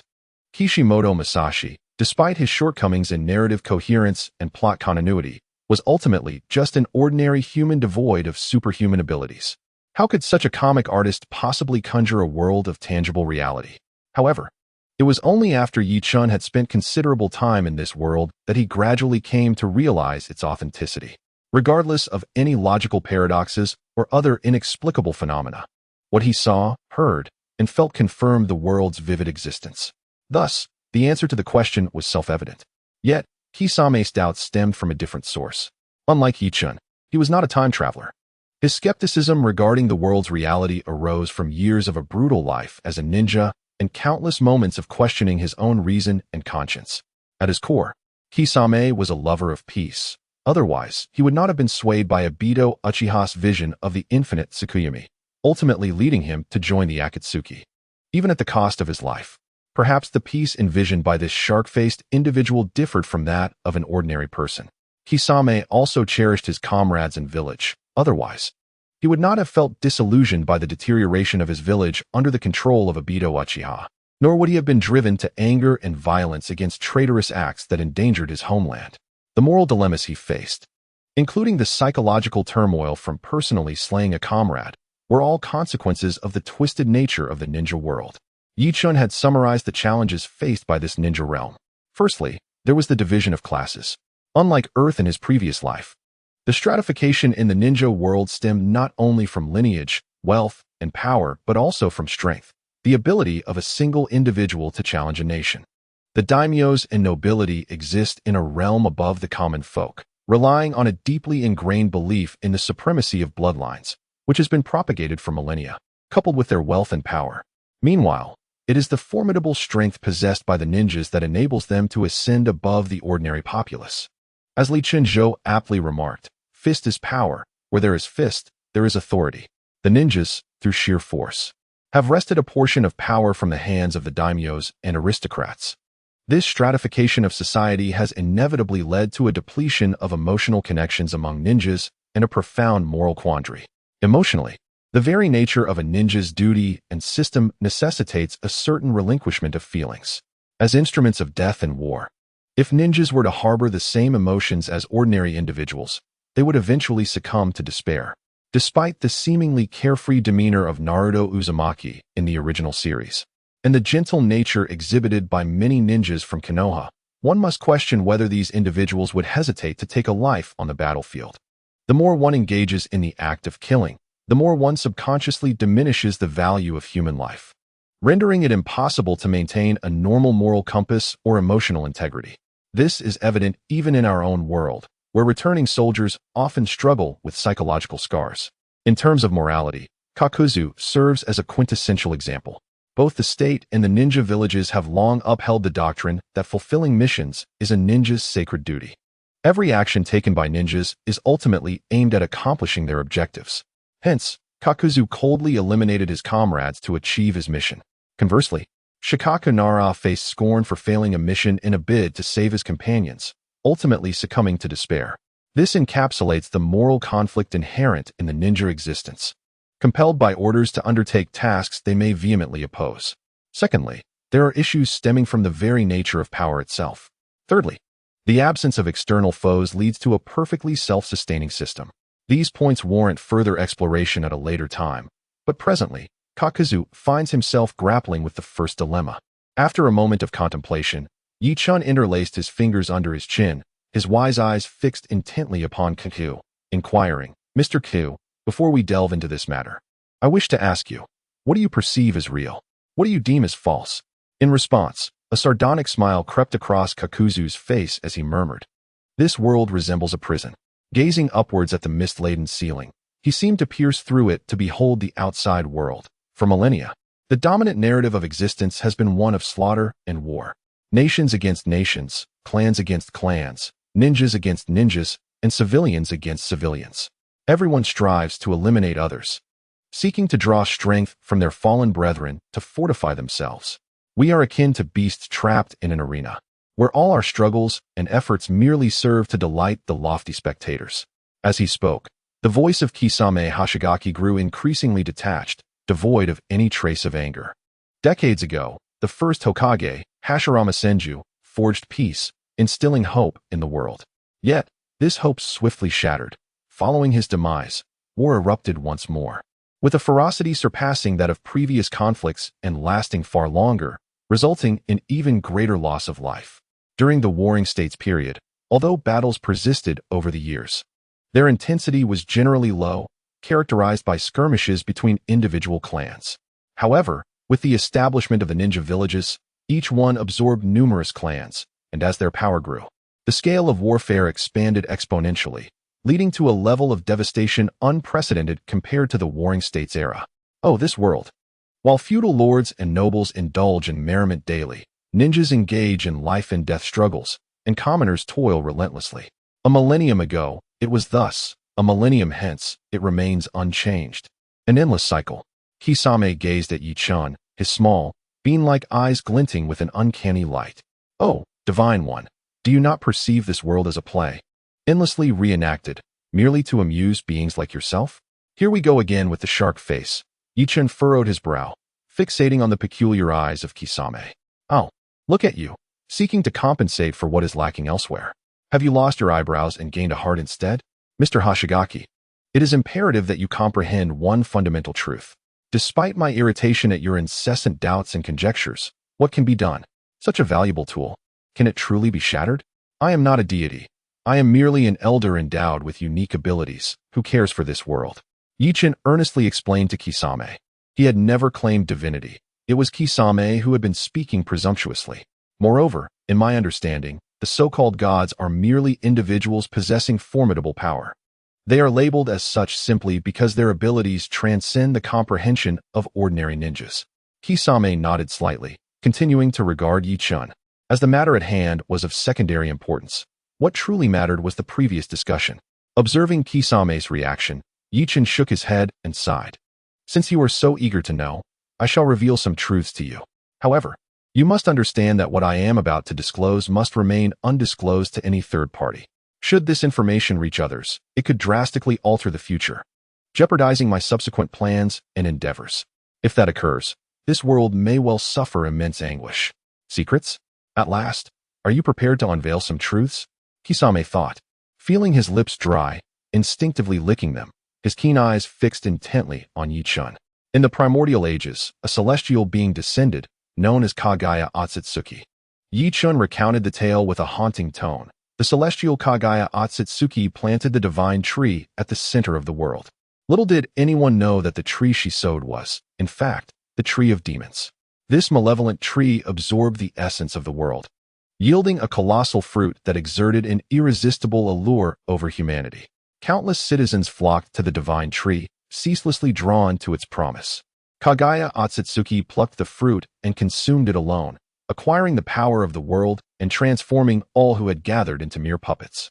Subsequently, among the remnants of humanity, a figure known as the Son of Heaven fell in love with Kagaya, resulting in the birth of two children, Hagoromo Otsutsuki and Himura Otsutsuki. Kisame Hoshigaki was taken aback. Was not Hagoromo the name of the Sage of Six Paths? Wait, Kagaya Otsutsuki, the very name of the goddess of the moon from myth? Kisame gazed at Yi-chan with incredulity, momentarily dumbfounded. Although he had eagerly sought the truth of the world, the moment he heard it, he found it difficult to accept. Could the tales of mythology truly be historical events? Ignoring Kisame's reaction, Yi-chan continued, dissatisfied with Kagaya's enslavement of humanity, the grown Hagoromo and Himura, moved by compassion for the people, resolved to overthrow Kagaya's dominion. After a fierce struggle, they defeated their mother and sealed her away, casting her into the cosmos, where she became the moon we know today. To ensure the seal remained intact, Hamura and his kin migrated to the moon, perpetually guarding Kagaya's confinement. Meanwhile, Hagoromo sought to empower humanity with the means for self-defense by establishing the shinobi sect, disseminating ninjutsu throughout the ninja world. Hagoromo bore two sons, named Indra Otsutsuki and Ashura Otsutsuki. Indra was proud and immensely powerful, while Ashura embodied kindness and faith in love. The brothers' rivalry over the inheritance of the shinobi sect led to conflict. In his final moments, the Sage of Six Paths entrusted the sect to Ashura, inciting Indra's resentment and fracturing their bond. A cataclysmic battle ensued, resulting in their mutual destruction, yet their chakra, infused with their discord, continued to reincarnate in exceptionally gifted ninjas, perpetuating their age-old struggle. At this juncture, Yichen paused, turning his gaze toward Kisame. The shark-faced man struggled to digest such monumental information, pressing his hand against his temples in an effort to alleviate the overwhelming revelation. Truly, the tale recounted by the divine was profoundly shocking. It was knowledge he had long yearned for, yet upon its revelation, he felt a mix of astonishment and disbelief. One could only remark that secrets were indeed deserving of their name. After a brief pause, the dry persimmon ghost shark set down his hands, gazing at Yi Chun with his green bean-like eyes, and inquired with a smile, as the Lord God has stated. Those two brothers are reborn into the bodies of gifted ninjas each time. Should I then infer that the most formidable ninjas are all potential reincarnates? Or perhaps it is precisely their reincarnation that has rendered them such powerful ninjas. Take the first Hokage, Senju Hashirama, for example. Truly, dry persimmon ghost shark. Your perception is remarkably keen. Yi Chun nodded in agreement, smiling as he continued. You are indeed correct, and it is not solely Senju Hashirama. Uchiha Madara is included as well. The two, Otsutsuki Indra and Otsutsuki Ashura, are not only mutually exclusive, but also irresistibly drawn to one another. Their reincarnated forms exist within the same era, intertwined by the threads of fate. Senju Hashirama and Uchiha Madara exemplify this, as the forces of destiny brought them together, only for them to ultimately part ways. Yi Chun spoke thusly, yet he withheld the most crucial aspect of the matter, the part concerning Kagaya Otsutsuki. The dry persimmon ghost shark nodded knowingly and remarked with a smile. So the god of shinobi and the Ashura of the ninja world are, by nature, destined to be a pair? No wonder these two individuals could create such a chasm between themselves and the rest of their era, leaving others to gaze up in awe. After a moment's reflection, the dry persimmon ghost shark suddenly wore a peculiar smile as he turned to Yi Chun. Listening to this, it increasingly feels as though this world is but a facade. Lord God, might it be that our world is merely a continuation of the familial discord within the Otsutsuki clan? With a theatrical sigh, he added, even in death, the lofty gods remain entangled, their influence stretching across millennia. Feigning a moment of solemnity, the dry persimmon ghost shark then posed a question to Yi Chun. Thus, is it the Lord God's intention to put an end to this family? Be it the two brothers who have been entwined for millennia, or the woman sealed within the moon. It is for them that the Lord God has emerged, is it not? Yi Chun raised an eyebrow, neither nodding nor shaking his head. He wished to withhold the revelation of his plans for the time being. Maintaining an ambiguous stance was most advantageous. What do you think, Mr. Ghost Shark? Are you not displeased with the Otsutsuki clan's manipulation of this world for a millennium? The dry persimmon ghost shark chuckled. Indeed, it is quite disheartening. We struggled desperately to survive, often resorting to unsavory deeds to prolong our existence, while the exalted gods remain indifferent to the distance between life and death. Yi Chun responded with a smile. Do you desire to alter this state of affairs? To consign that ancient woman to eternal slumber? To prevent those two brothers from their ceaseless entanglement? To steer this world back on course, and to usher in a lasting peace? Upon hearing this, the dry persimmon ghost shark's eyes brightened, a glimmer of excitement flashing within them as he regarded Yi Chun. Oh? Is the Lord God prepared to unveil his true ambitions? Such magnificent aspirations. Truly, you are worthy of the title, Lord God. On the surface, the dry persimmon ghost shark appeared deeply intrigued, yet within his heart, other thoughts began to stir. In his perspective, The enigmatic figure known as Yi-chun bore little distinction from the Otsutsuki clan he often spoke of. The Otsutsuki lineage. Beginning with Kagaya Otsutsuki's enslavement of all humanity, to the chakra reincarnations of the Otsutsuki brothers entangled for millennia, had orchestrated a grand dance across the ninja world. Yet, could Yi-chun's intentions truly be as transparent as they seemed? After dismantling the Otsutsuki clan, what course would Yi-chun chart next? Furthermore, what fragments of truth and deception lay within the historical narrative he presented about the Otsutsuki family? It seemed only Yi-chun possessed the answers. Thus, how could the formidable Kisame Hoshigaki readily place his trust in him?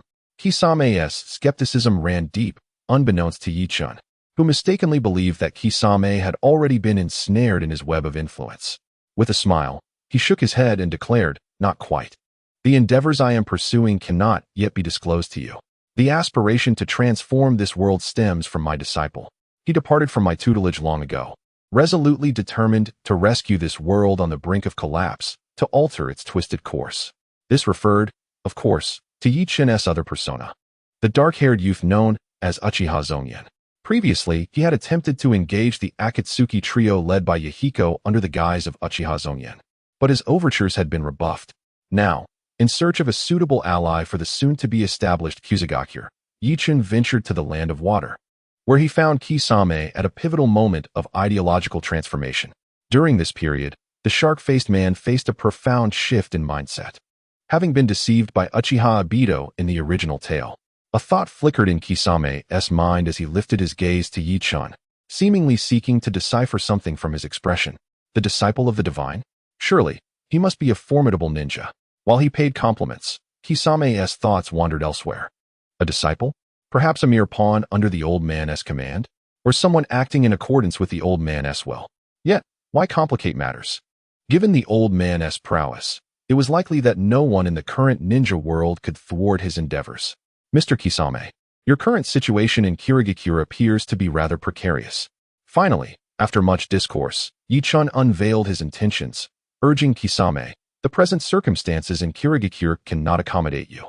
My disciple is poised to establish a brand new village in the Land of Grass, igniting a fresh beacon for peace in this world.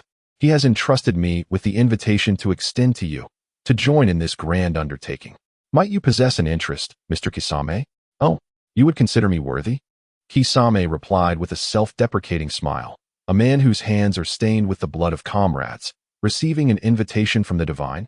In response, Yi-chun smiled knowingly and remarked, "It is precisely because one recognizes what is wrong, what should not be done, that one must strive to undertake the right actions.